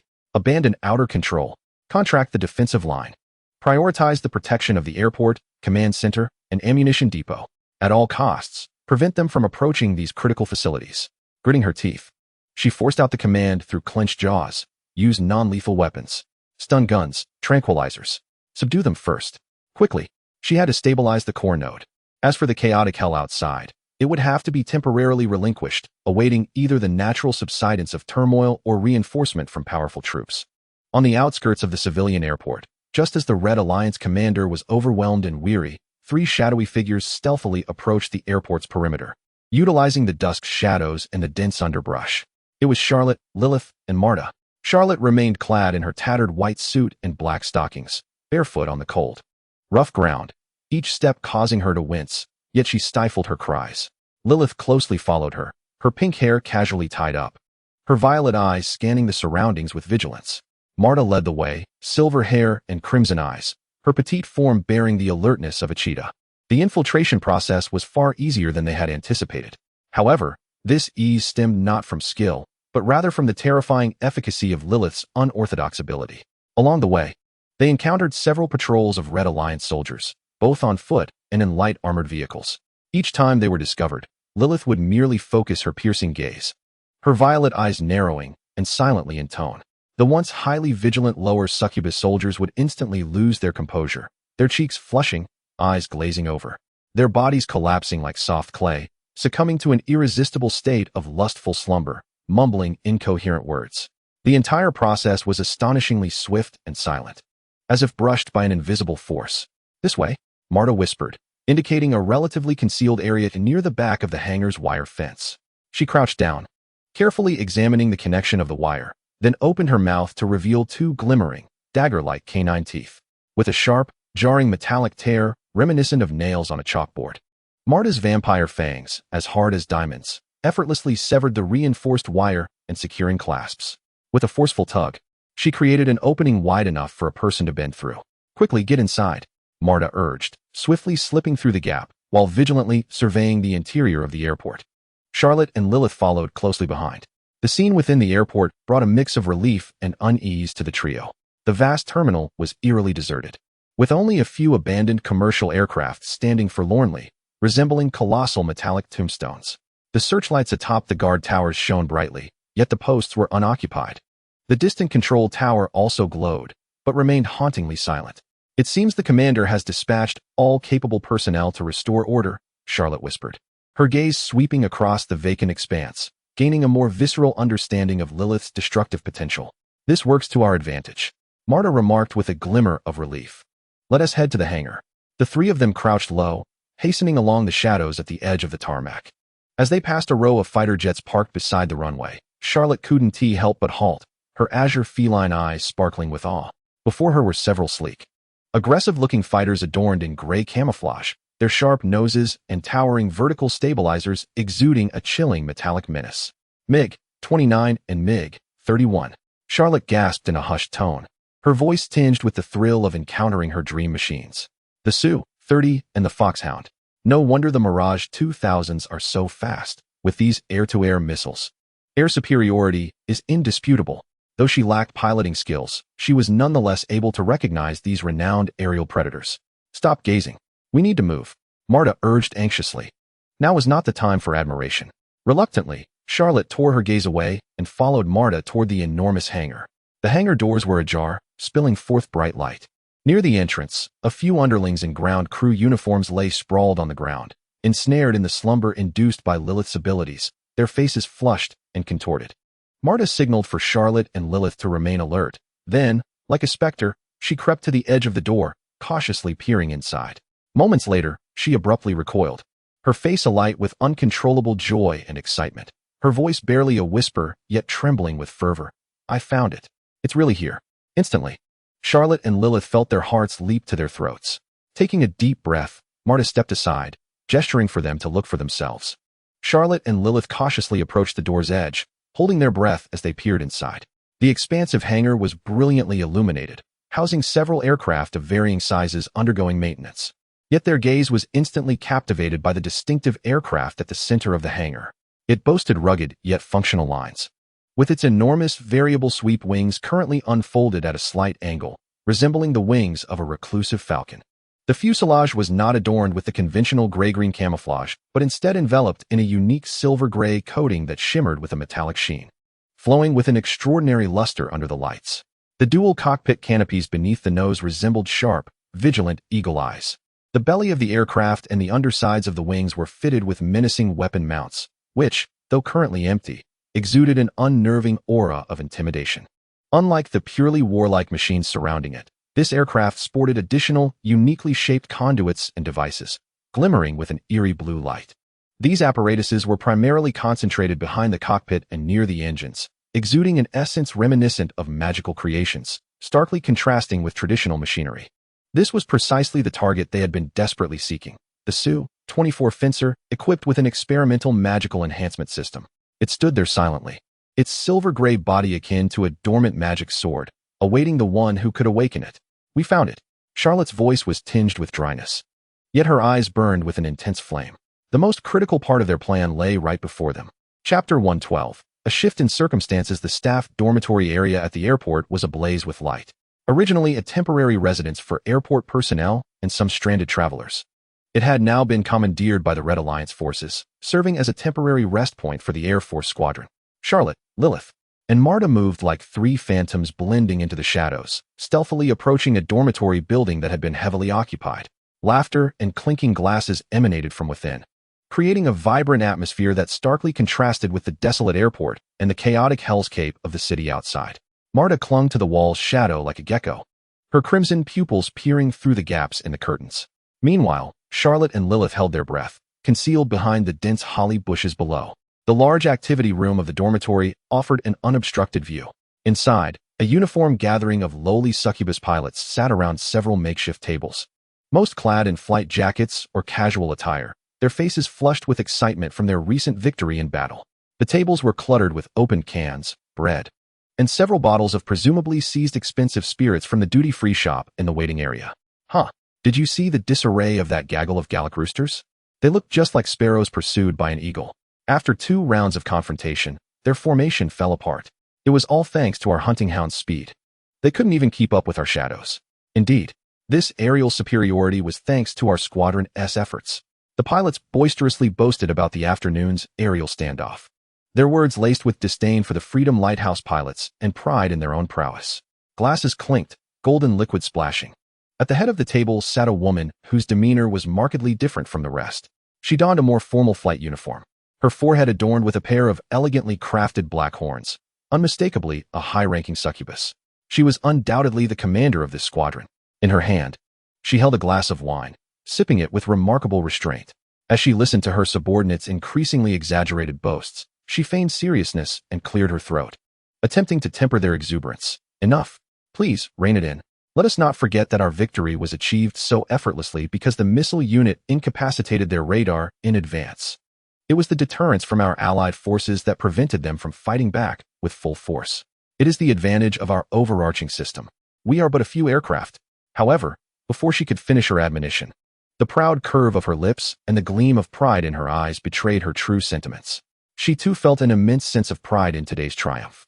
Come on, Commander, stop pretending. You must be overjoyed. Absolutely. Just look at that smile. It's practically reaching your ears. The pilots erupted in laughter, mercilessly exposing their captain's facade. The squadron leader felt somewhat embarrassed by their remarks, shooting them a mock glare before taking a large sip from her glass. Yet the faint blush creeping to her ears revealed her genuine emotions. At that moment, one of the pilots seemed to recall something, a mischievous smile spreading across his face. By the way, guess who I just saw in the waiting lounge? Karina.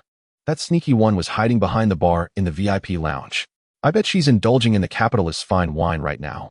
Karina? That lush? Huh, of course. Every time there's an opportunity, she's the first to think of the drink. Commander, you can't let her off the hook. Make her bring back a few crates of fine wine for our squadron. Consider it as spoils of war. The pilots immediately rallied, clamoring for their commander to use the intercom to summon Karina, demanding that she surrender the pilfered wine for everyone's enjoyment. In the corner, Charlotte couldn't help but twitch her lips at the revelation. Indeed, no matter the world or the race, the universal truth remains unshakable. Russians love their liquor. Lilyth and Marta exchanged a glance, each perceiving the gravity and hesitation in the other's eyes. There is one pilot missing from the dormitory, Lilyth whispered, her voice low and tinged with anxiety. What should we do? Should we activate our abilities now, or wait for Karina to return? Marta furrowed her brow, quickly weighing the pros and cons. If we act now, we save time. Karina, having drunk, will undoubtedly be in a compromised state, unable to pilot an aircraft for pursuit. Besides, our time is limited. The ground forces of the Red Alliance could close in on us at any moment. Yet, she continued, her tone heavy with concern. But what if she hasn't drunk to excess? Or what if her tolerance is exceptionally high? Even though we possess the formidable Su-24, it ultimately remains a combat bomber and not an air superiority fighter. Should she pilot a high-speed interceptor, such as a Foxhound, the implications are clear. In beyond visual range aerial combat, the cumbersome Su-24 stands little chance against the swift, long-range missile-equipped MiG-31, rendering its survival probabilities nearly negligible. As the trio found themselves ensnared in indecision, the atmosphere within the dormitory began to shift. Perhaps it was the effects of alcohol, or perhaps the tedium of waiting. Some pilots started clamoring for a break. Squadron leader, Shall we disperse for now? We can deal with Karina when she returns. Exactly, I'm aching from sitting. Let us step outside for some fresh air. As the crowd began to disperse, the risk of exposure surged, and Lilyth realized she could not afford to hesitate any longer.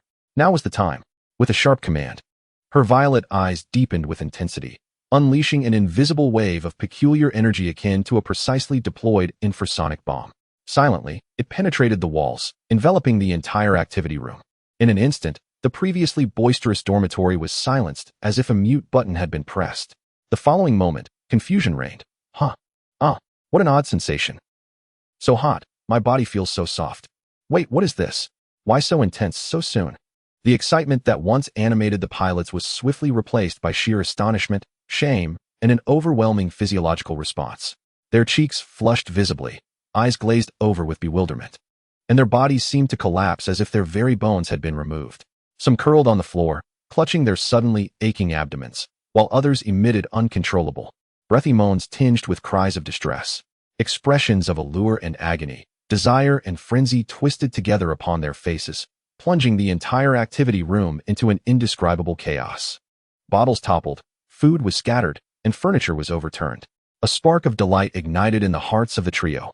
However, just as they prepared to exploit the ensuing pandemonium and stealthily retreat towards the hangar, a dark purple beam of destructive magic suddenly shot forth from the shadows of the activity room's corner, striking with no forewarning. It narrowly grazed the tips of Lilyth's pink hair before crashing violently against the wall where they had sought refuge, resulting in a thunderous explosion. Debris flew as the wall was obliterated, creating a gaping hole. The searing shockwave and heat caught Charlotte and Marta off guard, sending them staggering backward. In horror, Lilyth turned to behold a figure among the fallen, chaotic, and pained succubi pilots. Someone was propped against a nearby table, unsteadily rising to their feet. It is indeed the captain of the high-ranking succubi. Her complexion bears an unusual flush, beads of sweat trickling from her forehead, breath coming in rapid bursts, and her gaze infused with a hint of confusion and struggle. Clearly, Lilyth's inherent coercive power is not entirely ineffective against her. Yet, the formidable magic and willpower of the high-ranking succubus compel her to cling to a fragment of lucidity and fighting instinct amidst her profound discomfort. Her crimson pupils fixate intently on Lilyth's direction outside the window, brimming with fury and murderous intent. That warning strike had originated from her hand. Who goes there? The captain gritted her teeth, her voice laced with suppressed anguish and frigid rage, her hand gripping the table, turning pale from the exertion. In her other hand, a dark violet magical glow was coalescing in her palm, akin to a volcano on the verge of eruption. Chapter 113. A sudden turn. The piercing shriek of magical energy and the thunderous crack of the wall reverberated in their ears. A searing wave of heat, laden with dust and debris, rushed toward Charlotte and Marta, causing them to cough uncontrollably. Lilyth was abruptly yanked behind Charlotte for protection, her heart racing as she gazed at the ghastly hole in the wall. The assailant's crimson eyes remained locked onto Lilyth, reflecting not only fury and murderous intent, but also a twisted, forcibly ignited desire suppressed beneath the surface. The dark violet magical glow in her hand surged once more, far surpassing the previous warning strike, as catastrophic energy amassed wildly, targeting Lilyth. Lilyth, get away! Charlotte's voice broke with urgency, her body moving faster than her mind as she shielded Lilyth once more. Her azure feline eyes, constricted in sheer terror, found her mind blank, instinctively focused on protecting the one behind her. Just as the lethal magical beam was about to be unleashed, a familiar, bone-chilling energy erupted unexpectedly from within Charlotte. A silvery light instantaneously enveloped her form. Boom! The dark violet magical beam struck violently against the suddenly materializing silvery cocoon. The ferocious shockwave of the explosion rippled outward, scattering the already ravaged underbrush. Dust enveloped the area. Cough! Cough!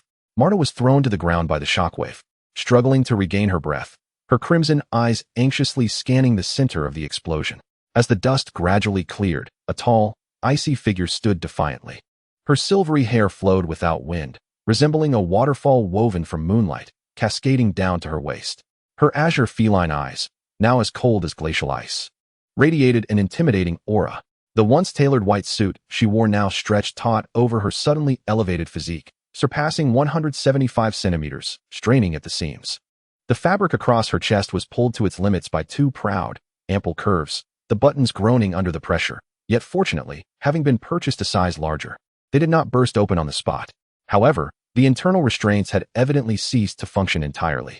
Charlotte could distinctly sense that the two heavy, resilient spheres, liberated from the support of her undergarments, were now swaying vigorously beneath the taut fabric of her suit, moving in tandem with her breath and actions. In her hand, she firmly grasped a slender military knife forged from crystallized ice, its blade translucent and exuding a chilling aura. Its tip unwaveringly directed at the captain of the elite Succubus squad within the dormitory. The blade bore only a faint white mark where it had recently clashed with a magical beam, confirming the safety of herself and Lilyth behind her. And feeling the surge of power coursing through her, Charlotte found a moment of calm, even feeling a rush of exhilaration. Instinctively, she executed a graceful flourish with her blade, the shards of ice refracting the light in the air, producing a crisp sound. Humph! Charlotte, believing herself to be exuding an impressive aura, let out a cold snort. Her azure icy gaze locking onto her target as she stepped forward, the ice knife aimed directly at her opponent. Her voice imbued with the distinctive icy magnetism of a domineering woman. This is where it ends. Your opponent is me. Yet, the intimidation she had anticipated utterly failed to materialize. Inside the dormitory, the captain of the elite Succubus squad, precariously propped against the table, displayed a reaction that took Charlotte completely by surprise.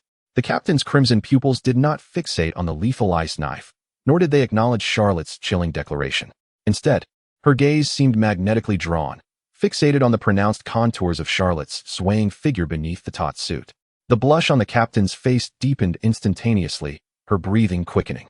The confusion and struggle in her eyes were supplanted by an almost obsessive, primal desire. She even unconsciously swallowed hard, her mind seemingly rendered blank by the breathtaking rhythm of Charlotte's form, leaving only a singular thought that echoed wildly. So beautiful. I want to touch it. Charlotte felt a profound discomfort under the captain's strange, aggressive stare, as if she were being stripped bare, causing her previously commanding presence to wane. In the instant Charlotte was momentarily lost in thought, an unforeseen transformation occurred. A low growl, filled with pain and a certain frenzied desire, erupted from the captain's throat. It seemed that Charlotte's form had pushed her to the brink. From her abdomen, the emblem of succubus power burst forth in a blinding violet-red glow. A powerful surge of magical energy enveloped her entirely.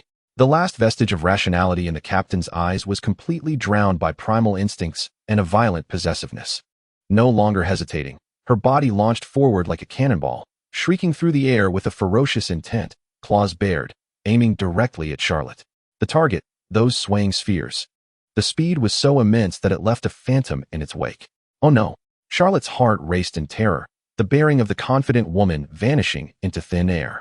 She instinctively reacted like a catgirl, positioning her ice blade across her chest to block. A piercing clang reverberated in the air as the sharp, dark purple nails of the squad leader clashed forcefully against the blade, sparking wildly. The tremendous impact left Charlotte's arms numb, causing her to slide backwards several steps before she struggled to regain her balance. Such formidable strength. Charlotte's heart raced in shock. Despite the dual effects of her Q period and physiological state, her opponent unleashed an astonishing display of power and speed. The battle erupted instantaneously, yet it unfolded in a bizarrely one-sided manner. Charlotte possessed the might of an elegant warrior and the enhancement of ice magic, but she had never undergone any systematic training in combat or swordsmanship. Her attacks lacked coherence, relying solely on instinct and the agile evasion characteristic of a catgirl. Although her ice blade radiated a chilling aura and commanded attention, when it struck the squad leader's magically fortified form, it produced a dull thud, akin to striking a heavy steel plate. The layer of dark purple magical armor proved astonishingly resilient, allowing the ice blade to leave only superficial scratches, failing to inflict any substantial damage. In contrast, the squad leader, despite having lost her rationality, unleashed attacks devoid of technique, relying purely on her instinctual, enhanced physique to pounce and claw, occasionally shooting out weak magical projectiles from her fingertips. Yet, her strength and speed were on par with Charlotte's, if not superior. The magically amplified claws were as sharp as daggers, narrowly grazing Charlotte's body multiple times, tearing into her expensive white suit and revealing patches of her fair skin beneath. Though Charlotte managed to evade the occasional magical projectile using ice shields or evasive rolls, she found herself in a dire predicament. With a swift motion, another claw struck. Charlotte barely sidestepped in time, but the sleeve of her left arm was completely shredded, exposing her smooth arm, now marked with a shallow cut. Damn it! Charlotte felt a mix of shock, anger, and overwhelming frustration. She possessed immense strength, but felt like a reckless brute wielding a powerful weapon, failing to land a decisive blow or penetrate her opponent's defenses. Nearby, Marta was not idle. She drained the remnants of her magical energy, quickly forming hand seals. Several thorny vines, coalescing from dark red blood, erupted from the ground, attempting to ensnare the squad leader, who was relentlessly attacking Charlotte. However, as soon as the thorny vines made contact with the squad leader's dark purple magical armor, they fizzled and dissolved like ice meeting a hot iron. Unable to form any effective restraint, they merely slowed the squad leader's movements for a fraction of a second. "This won't do. My magic is too weak. I can't breach her defenses," Marta exclaimed, her face pale with urgency. "Lilyth, use your ability again," Charlotte shouted frantically while struggling to parry the squad leader's frenzied claw strikes. "I can't. The ability requires cooldown. At least 5 more minutes." Lilyth's violet eyes were filled with anxiety and self-reproach. She attempted to concentrate her mental energy once more, but a sharp pain pierced her mind, clearly a consequence of the significant strain from her recent exertion of force. 5 minutes. In the face of this frenzied, powerful high-level succubus unleashing a torrential assault, 5 minutes felt unbearably protracted. Even 5 seconds seemed interminable. Charlotte's suit had transformed into a battle-worn version, riddled with tears that exposed her pale skin and the tattered edges of her undergarments. Her arms, shoulders, and back bore several fiery claw marks. Although her defensive capabilities had increased in her mature form, and her injuries were not overly severe, her stamina was rapidly depleting, causing her movements to grow sluggish. Meanwhile, the squad leader, despite being affected, occasionally contorted in pain due to a cramp in her abdomen, leading to unstable power output. Yet, bolstered by enhancement magic, she resembled an unyielding machine of destruction, her attacks intensifying with each wave. In her crimson pupils, only the primal desire for possession and destruction of Charlotte remained. The situation had taken a drastic turn. The flickering hope they had just ignited was on the verge of being extinguished by this uncontrollable predator. Trapped in the small clearing outside the dormitory, they were ensnared by a frenzied high-level succubus, with the life-giving Su, 24 seemingly a chasm away. Chapter 114. Tension mounts West Germany. Forward radar station of the Free Lighthouse, the massive radar antenna slowly rotated in the night, resembling an unblinking steel eye, vigilantly scanning the eastern sky. The interior of the radar station was brightly lit, filled with the low hum of electronic devices and the calm reports from communication channels. This was the forefront observation post monitoring the Red Alliance's military operations in Polania. Report. Signal activity is steadily increasing. There are large-scale magical fluctuations from the direction of Warsaw. "Nature unknown," exclaimed an operator, his voice rising in disbelief as he fixated on the radar screen. "A high-speed moving target detected. Position Alpha 7, altitude 8,000, speed Mach 12. It is exiting the airspace of Polania, heading northwest. It is expected to enter the West German Air Defense Identification Zone." The entire radar station fell silent for a moment, before erupting like a lake disturbed by a boulder. "What? Mach 12? Exiting Poland. Immediately conduct a signal feature analysis. Hurry." Technicians' fingers danced over keyboards, complex algorithms swiftly cross-referencing the database. Moments later, the results struck like a cold hammer on every heart. Signal feature analysis complete. Height matches the Red Alliance's Su-24 sword fighter bomber. Repeat, confirmed as Su-24. Su-24. The duty commander's voice faltered, cold sweat instantly soaking his back. A combat bomber. What is it doing after leaving Poland? What is it carrying? Panic spread like a plague.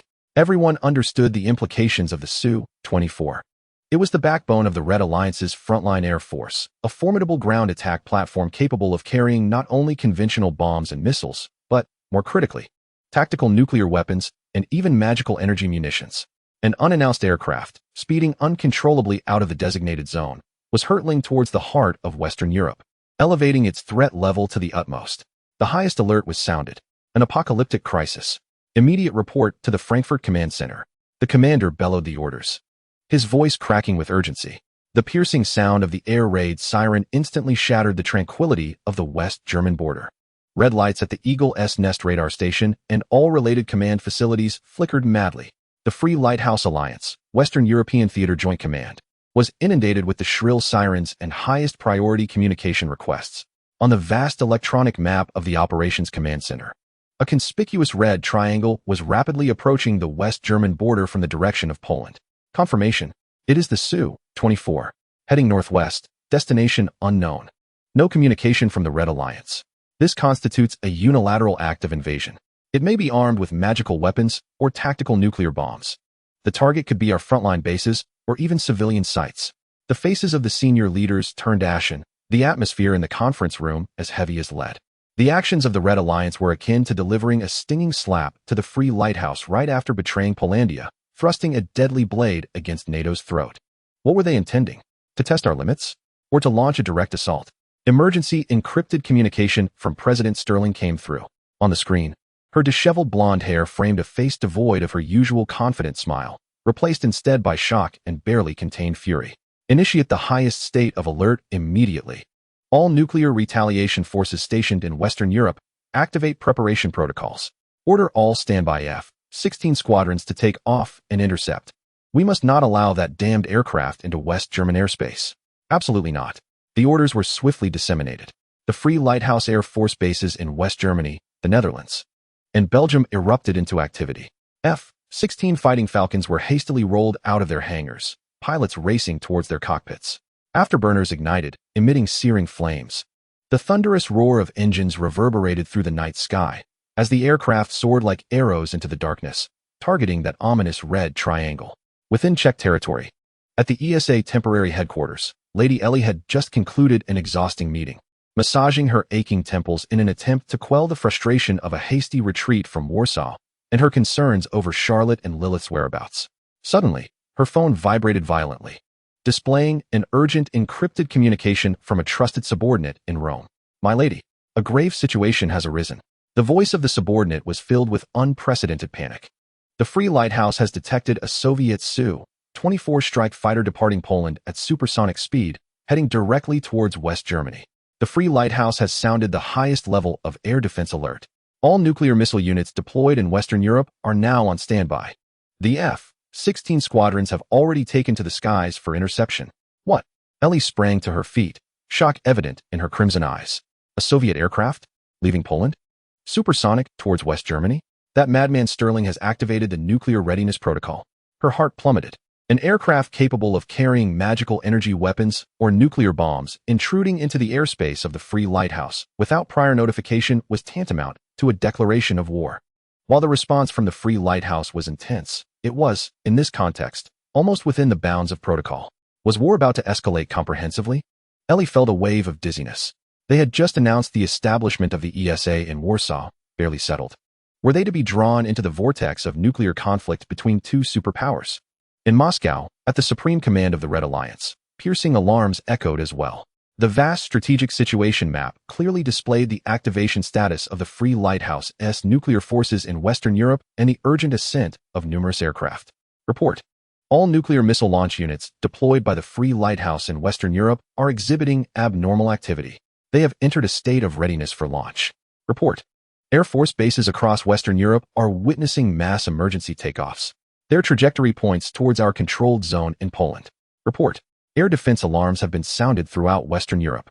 The Free Lighthouse has declared a state of maximum combat readiness. Urgent military communications rained down upon the command center like hail. Ekaterina Ivanovna Voroshilova stood before the massive screen, her silver-gray hair framing sharp red eyes that burned with intensity. Her military uniform was impeccably tailored, emanating an oppressive aura. Sterling.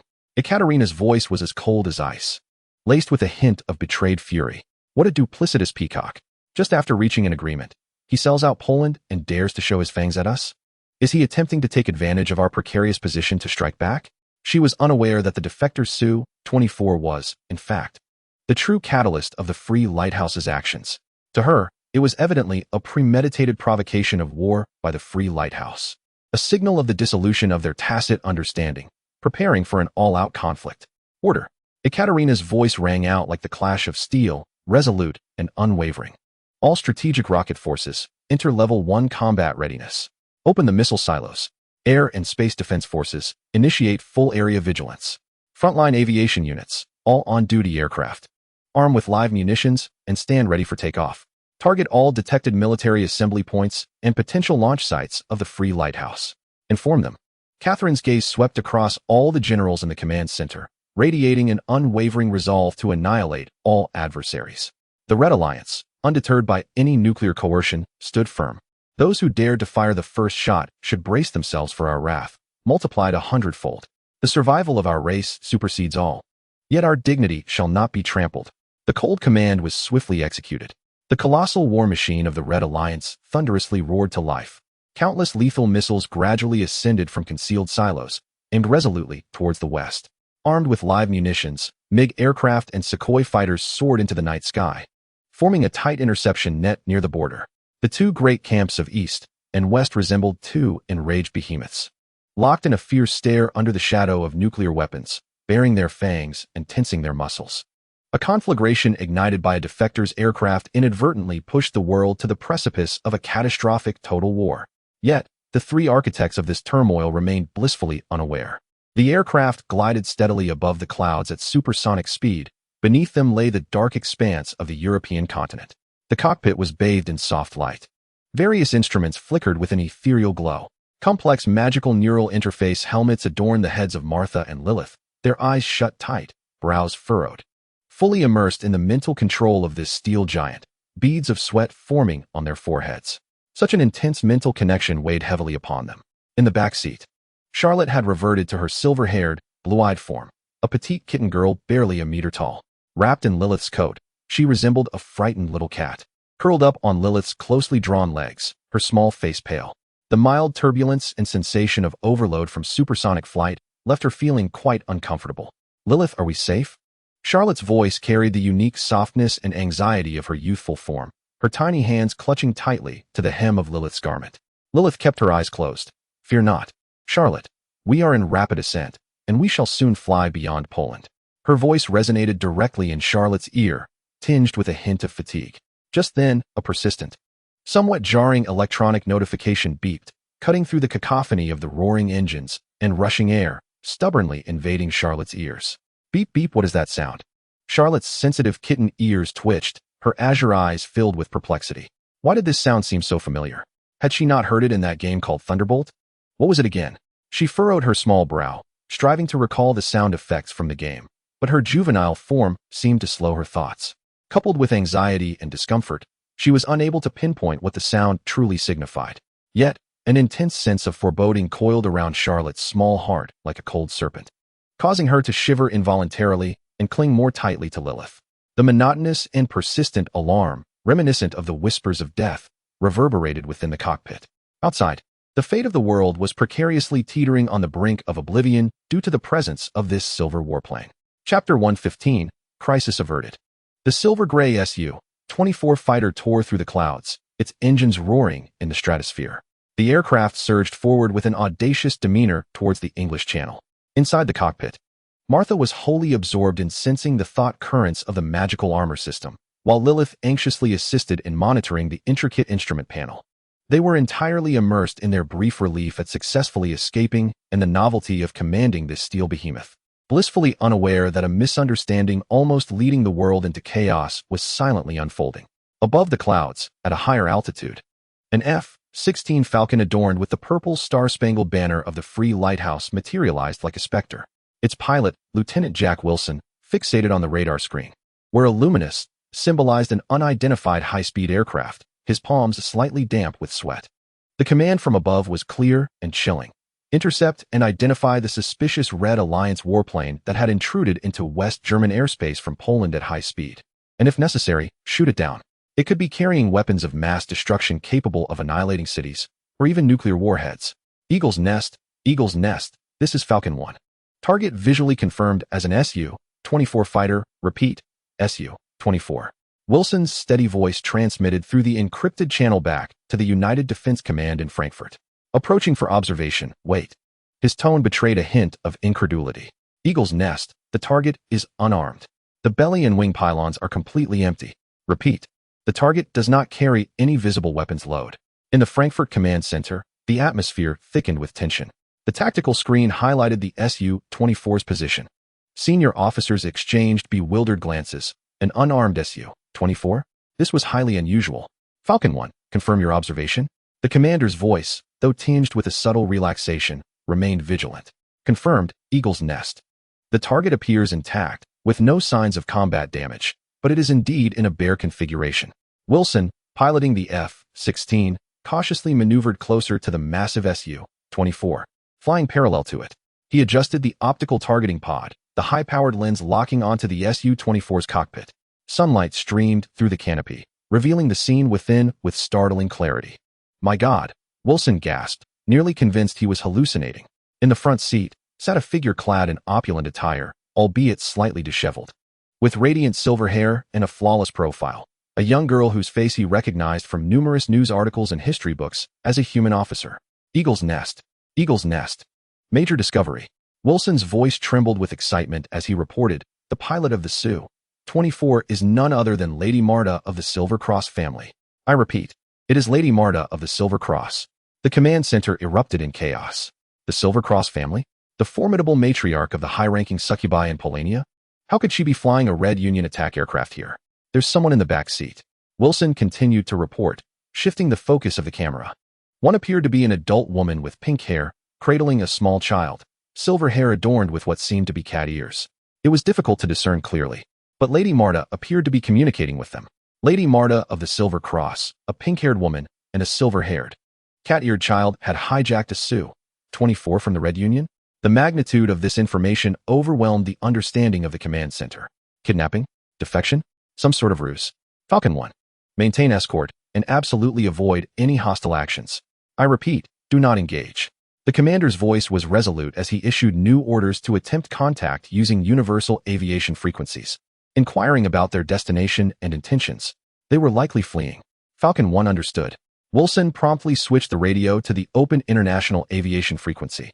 Taking a deep breath to steady his voice, "Forward aircraft, this is Falcon 1 of the Free Lighthouse Air Force.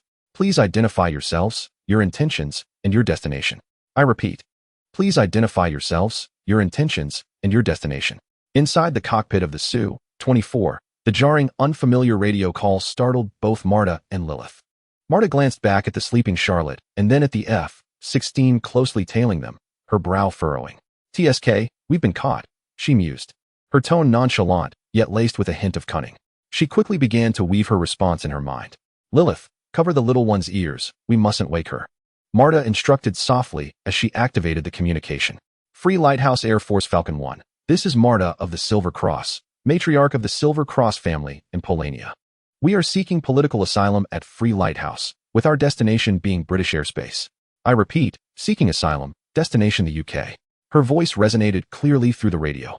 Reaching the cockpit of the F-16 and the Frankfurt Command Center. "Lady Silver Cross, please explain why you are piloting a Red Union warplane?" Wilson pressed, echoing the command center's primary concern. Marta's eyes flickered with inspiration. She glanced at Lilyth, who was worriedly holding Charlotte, and a brilliant excuse began to form in her mind. "Explain?" Marta's voice suddenly escalated, infused with a mixture of anger and fear born from shock. "This aircraft was seized from the clutches of the Red Union demons. We are fleeing for our lives. The Red Union betrayed us and brazenly invaded Polania. My castle was breached, and my loyal guards have perished. I, along with my two exceedingly vital companions, found ourselves on the brink of despair." She deliberately paused, cultivating a tragic atmosphere. Just as we were about to be captured in a moment of dire urgency, Marta's voice resonated with dramatic fervor, proclaiming that it was none other than the valiant young Lady Charlotte beside me. Though still a child, she bore the noble and ancient bloodline within her veins. It was she who, under the malevolent grasp of the Crimson League's demons, seized the opportunity with astonishing courage and wisdom to subdue their pilot and commandeer control. It was she who, amidst chaos, propelled us into the skies, escaping that infernal place. Without Lady Charlotte, Miss Lilyth and I would have long since become prisoners of the Crimson League. She is our savior, a true hero. Marta emphasized the words Lady Charlotte and hero with great weight, bestowing upon the slumbering kitten girl all the accolades and glory. Lilyth, listening in astonishment, quickly grasped Marta's intention to conceal her ancestral identity and assert that Charlotte was an ancient demon of immense potential who had rendered invaluable assistance to the Lighthouse of Freedom. This would serve as the best protection and passport. Within the Frankfurt Command Center, the staff swiftly recorded and analyzed Marta's words. The testimony of the Silver Cross matron, detailing a Lady Charlotte capable of single-handedly commandeering advanced aircraft from the enemy, was profoundly shocking. "Falcon 1, can you confirm this account?" the commander inquired gravely. "Sir." Matron Marta's emotions were heightened, and her description was exceedingly specific. The pink-haired Miss Lilyth in the rear seat is also nodding in agreement. That lady appears to be in deep slumber, evidently exhausted, Wilson reported candidly. Understood. The commander promptly made a decisive judgment. Falcon 1. Continue escorting and ensure her safe entry into our air defense identification zone. Notify London to prepare for the reception and proper accommodation of the Silver Cross matron and her party. Simultaneously, relay the detailed situation to New Eden. He turned to his aide, a gleam of insight flashing in his eyes. Send President Sterling a high-priority briefing. We possess an exceptional political bargaining chip. In New Eden, the White House, President Isabella Sterling, having just navigated the brink of a nuclear crisis, bore an exquisite visage that could not entirely mask her fatigue and lingering apprehension. She was preparing to convene an emergency meeting to assess the true intentions of the Crimson League when an urgent report from Frankfurt arrived in her hands. As she swiftly scanned the document, her iconic confident smile returned instantly upon encountering keywords such as Marta Silver Cross Matron, escaped with stolen aircraft from the Crimson League. An ancient bloodline demon Charlotte seeking our protection. Her smile was more radiant than ever, even tinged with a hint of exhilaration. Excellent. Truly splendid, Sterling exclaimed, slapping the table with fervor, her golden hair cascading. Those barbaric fools of the Crimson League have unwittingly handed me a tremendous advantage. Rising from her seat, she began to pace her office, speaking rapidly. Immediately, lift all states of alert, stand down the missiles. Inform all allies. The crisis has been a mere false alarm. No, wait. She halted, a glimmer of political calculation shining in her eyes. Convene a global press conference. Now, immediately. Sterling's voice was resolute. I shall personally elucidate the truth to the world. Half an hour later, the lenses of major global media converged upon the White House press briefing room. President Sterling, adorned in a flawlessly tailored luxurious white suit, stood under the spotlight, her visage a tapestry of anger, compassion, and righteous indignation. Ladies and gentlemen, esteemed members of the media, Sterling's voice resonated through the microphone across the globe. Just moments ago, the beacon of liberty, indeed the entire world, endured an alarmingly perilous and catastrophic crisis instigated by the frenzied hegemony of the Northern Bandit Red Alliance. Her tone was grave, filled with profound sorrow. We have just received accurate and appalling news. The Red Alliance has egregiously violated the most fundamental international principles and moral tenets, brazenly invading our close ally, Polania, in Europe. Even more intolerable is their audacious attempt to abduct Polania's legitimate ruler, the esteemed matriarch of the Silver Cross family, Lady Martha Silver Cross, along with her two equally noble companions. Sterling's voice surged, imbued with the power of accusation. Imagine, a matriarch, in her own homeland, assaulted by the Iron Tide and minions of the Red Alliance. What barbarity! This is a flagrant desecration of the order we cherish. A stark provocation against the values of our free world. She paused, allowing the fervor of her indignation to resonate before the cameras. However, Sterling's tone instantly shifted to one of fervor and pride.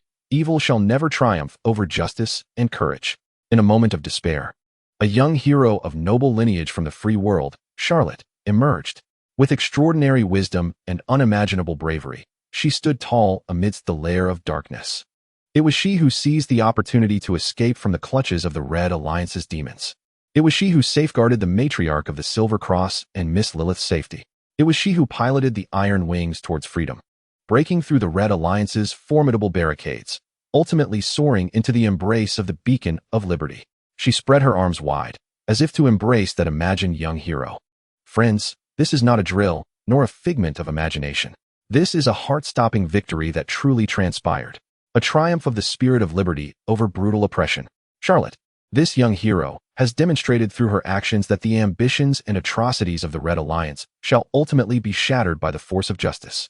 Sterling's expression grew exceedingly grave, her gaze piercing the camera, as if capable of penetrating the screen to confront Yekaterina in Moscow.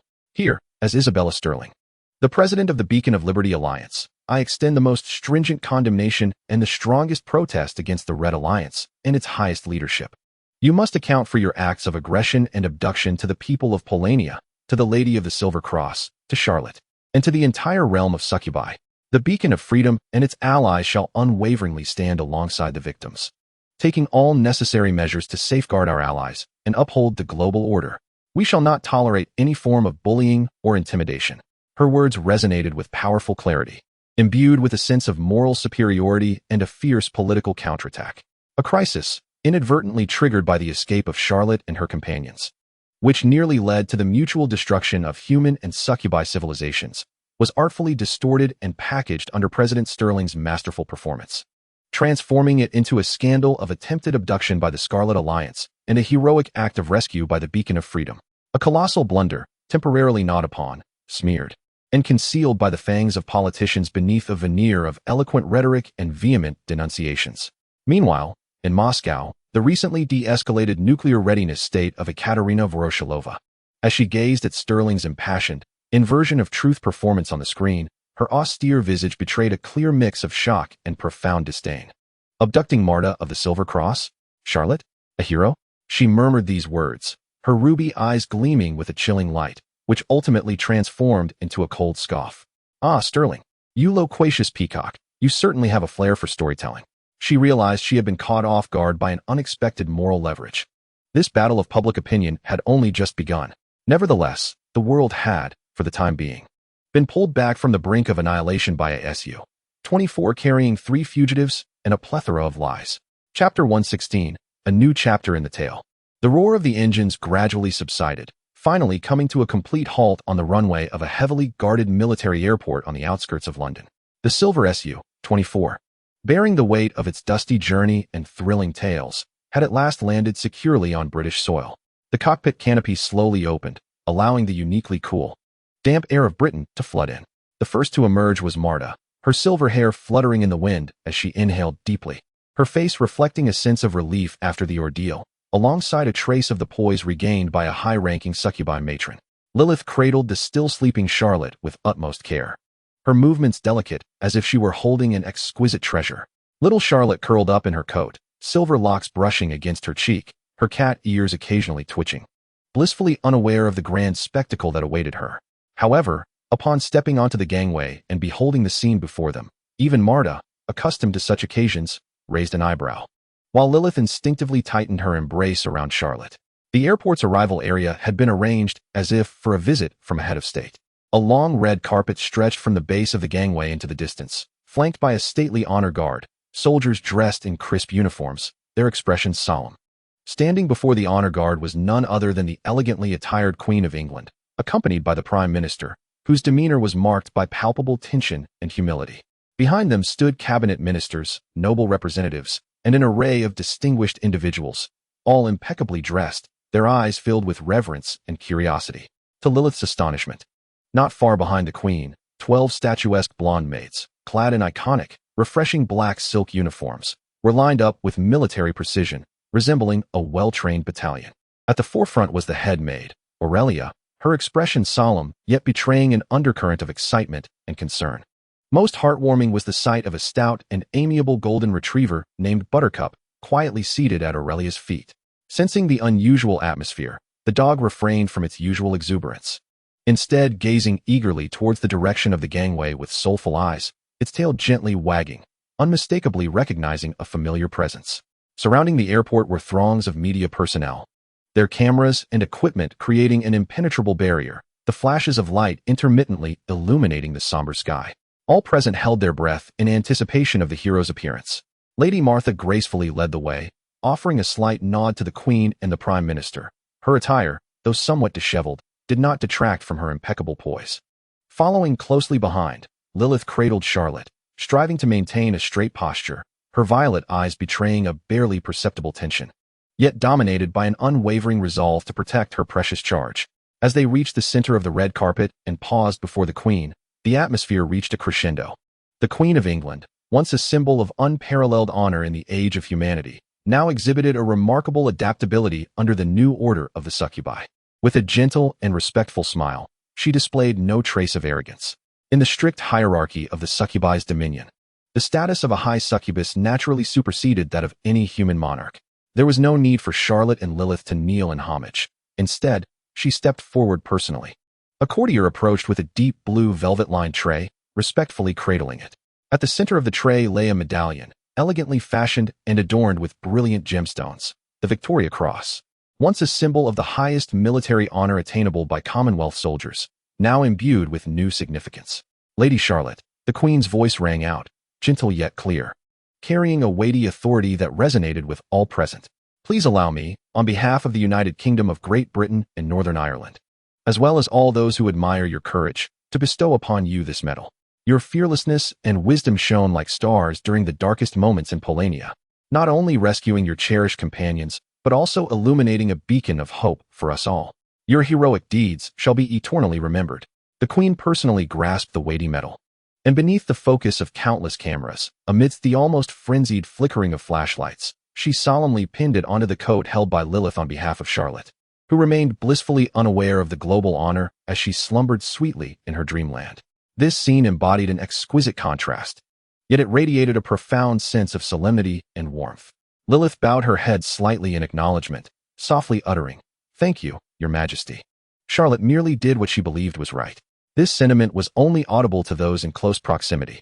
As the ceremony concluded, the media's clamor was momentarily subdued by security personnel. Aurelia promptly approached with her entourage of maids.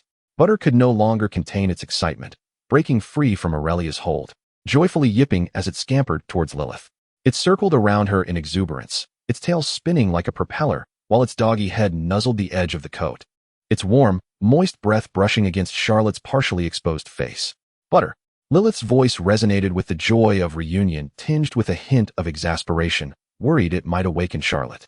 Fortunately, Charlotte merely mumbled, nuzzled deeper into Lilyth's embrace, and fell into a deeper slumber. Aurelia approached Lilyth, her gaze tenderly sweeping over the sleeping Charlotte. Before turning her attention to Lilyth, speaking softly, "Miss Lilyth, Lady Charlotte, welcome back safely." She paused, her tone becoming more earnest. "Additionally, Lady Ailey, Miss Yana, and Yalvia are en route to London in haste. Lady Ailey deeply regrets the circumstances and wishes to meet with you both as soon as possible for dinner, to personally express her sincerest apologies and to celebrate Lady Charlotte's remarkable achievements." Lilyth gazed at Aurelia, her expression complex. She recognized that Lady Ailey's remorse was genuine, aware that the situation had indeed been dire at that time.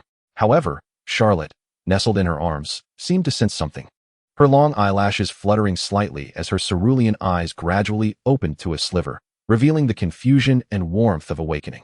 She first caught sight of Lilyth's chin close at hand, then felt the damp nose of butter on her cheek, and finally, her gaze focused on Aurelia's earnest and expectant face.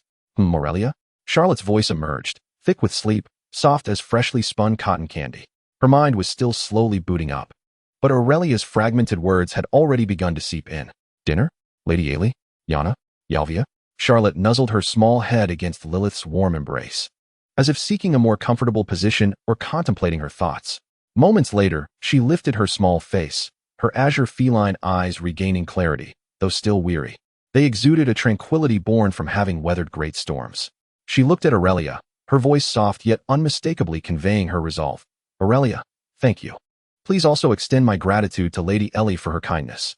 She paused, her small hand instinctively clutching Lilyth's garment. "Yet both Lilyth and I were too weary today. We wished to avoid any dinner gatherings and instead sought a tranquil, comfortable space to rest." Her refusal was both polite and serene, devoid of resentment or reproach, merely exuding a subtle detachment and a clear sense of boundaries. A flicker of understanding and a barely perceptible sadness crossed Aurelia's eyes, but she immediately bowed, her tone more respectful. "Yes, my Lord Charlotte. You need not worry at all about the accommodation."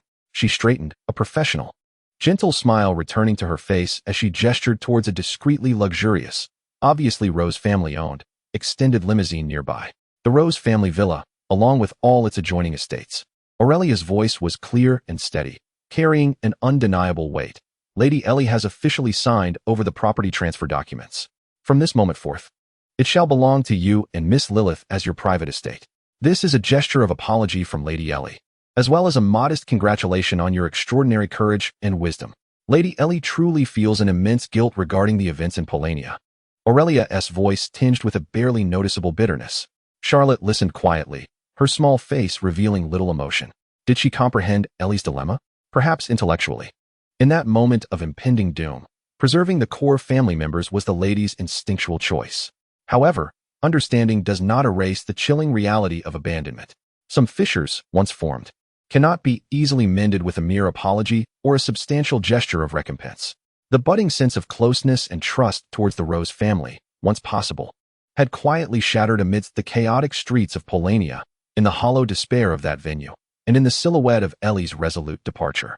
Not every apology is worthy of forgiveness, nor can feelings, once frozen by abandonment, be instantly restored to their former intimacy with a belated "I'm sorry." "I understand." Charlotte's voice was soft, devoid of discernible emotion. She neither accepted nor rejected, she merely stated a fact. Lifting her small hand, she gently patted Lilyth's arm, signaling her to let her down. Her feet touched the solid ground. Charlotte tilted her face upward, gazing at the London skyline. Bathed in the golden hues of the setting sun, the wind tousled her silvery hair and cat ears, and she inhaled deeply. Then, she extended one small hand to grasp Lilyth's warm palm, while the other clutched a corner of Aurelia's skirt. "Let us return home." Charlotte's voice, though soft, resonated with a serene finality and boundless yearning for the future. "To our home." This week clearly encompasses Lilyth and herself, perhaps also that golden retriever Butter, who is contentedly nuzzling her leg and emitting a soft purr of satisfaction. As for the Red Rose Manor, it merely serves as a temporary abode, a sanctuary where she and Lilyth can embark on their new life together. In contrast to the intricate apologies, heavy atonements, hypocritical political facades, and the potential whirlpool of entanglements that may ensue, at this moment, Charlotte's heart is filled with a singularly vivid vision of the future. A future spent in blissful seclusion with Lilyth, far removed from conflict, living joyously and unabashedly in happiness. There, the oppressive fate of the demoness progenitor does not loom. There are no forced disguises, no treacherous political machinations, only sunlight, verdant meadows, and the pure, warm bond shared between her and Lilyth. This is the haven she has earned for herself and her beloved after traversing through time and surviving life and death. Lilyth sensed the strength emanating from Charlotte's palm and the unwavering conviction towards their future. A gentle smile, as soft as water, blossomed in her violet eyes as she clasped that small hand tightly in return, softly affirming, "Yes, home." Aurelia observed the tightly intertwined hands of the two, her gaze drifting down to the small hand gripping her skirt, then to the rare, earnest golden retriever by her side, her heart a tumult of emotions. Ultimately, she bent down deeply, her voice imbued with an unprecedented softness and resolve. "At your command, my Lady Charlotte, Miss Lilyth. The carriage is ready, let us return home." The setting sun stretched their shadows long, under the gaze of the honor guard, amidst the reluctant flashes of the distant media, and within the complex glances of the human prime minister and queen. Charlotte held Lilyth's hand, Lilyth held Charlotte's, Aurelia held Butter, and 12 golden-haired maids followed closely like a loyal retinue as they approached the luxurious carriage. As the door closed, it sealed off the clamor and prying eyes of the outside world. The vehicle smoothly embarked, departing from the grand welcoming ceremony, steering clear of the vortex of politics, and heading towards Red Rose Manor, towards Charlotte and Lilyth's unabashed future. As for what lies ahead, that is another story, one utterly mundane, yet as sweet as being immersed in a pot of honey. The end.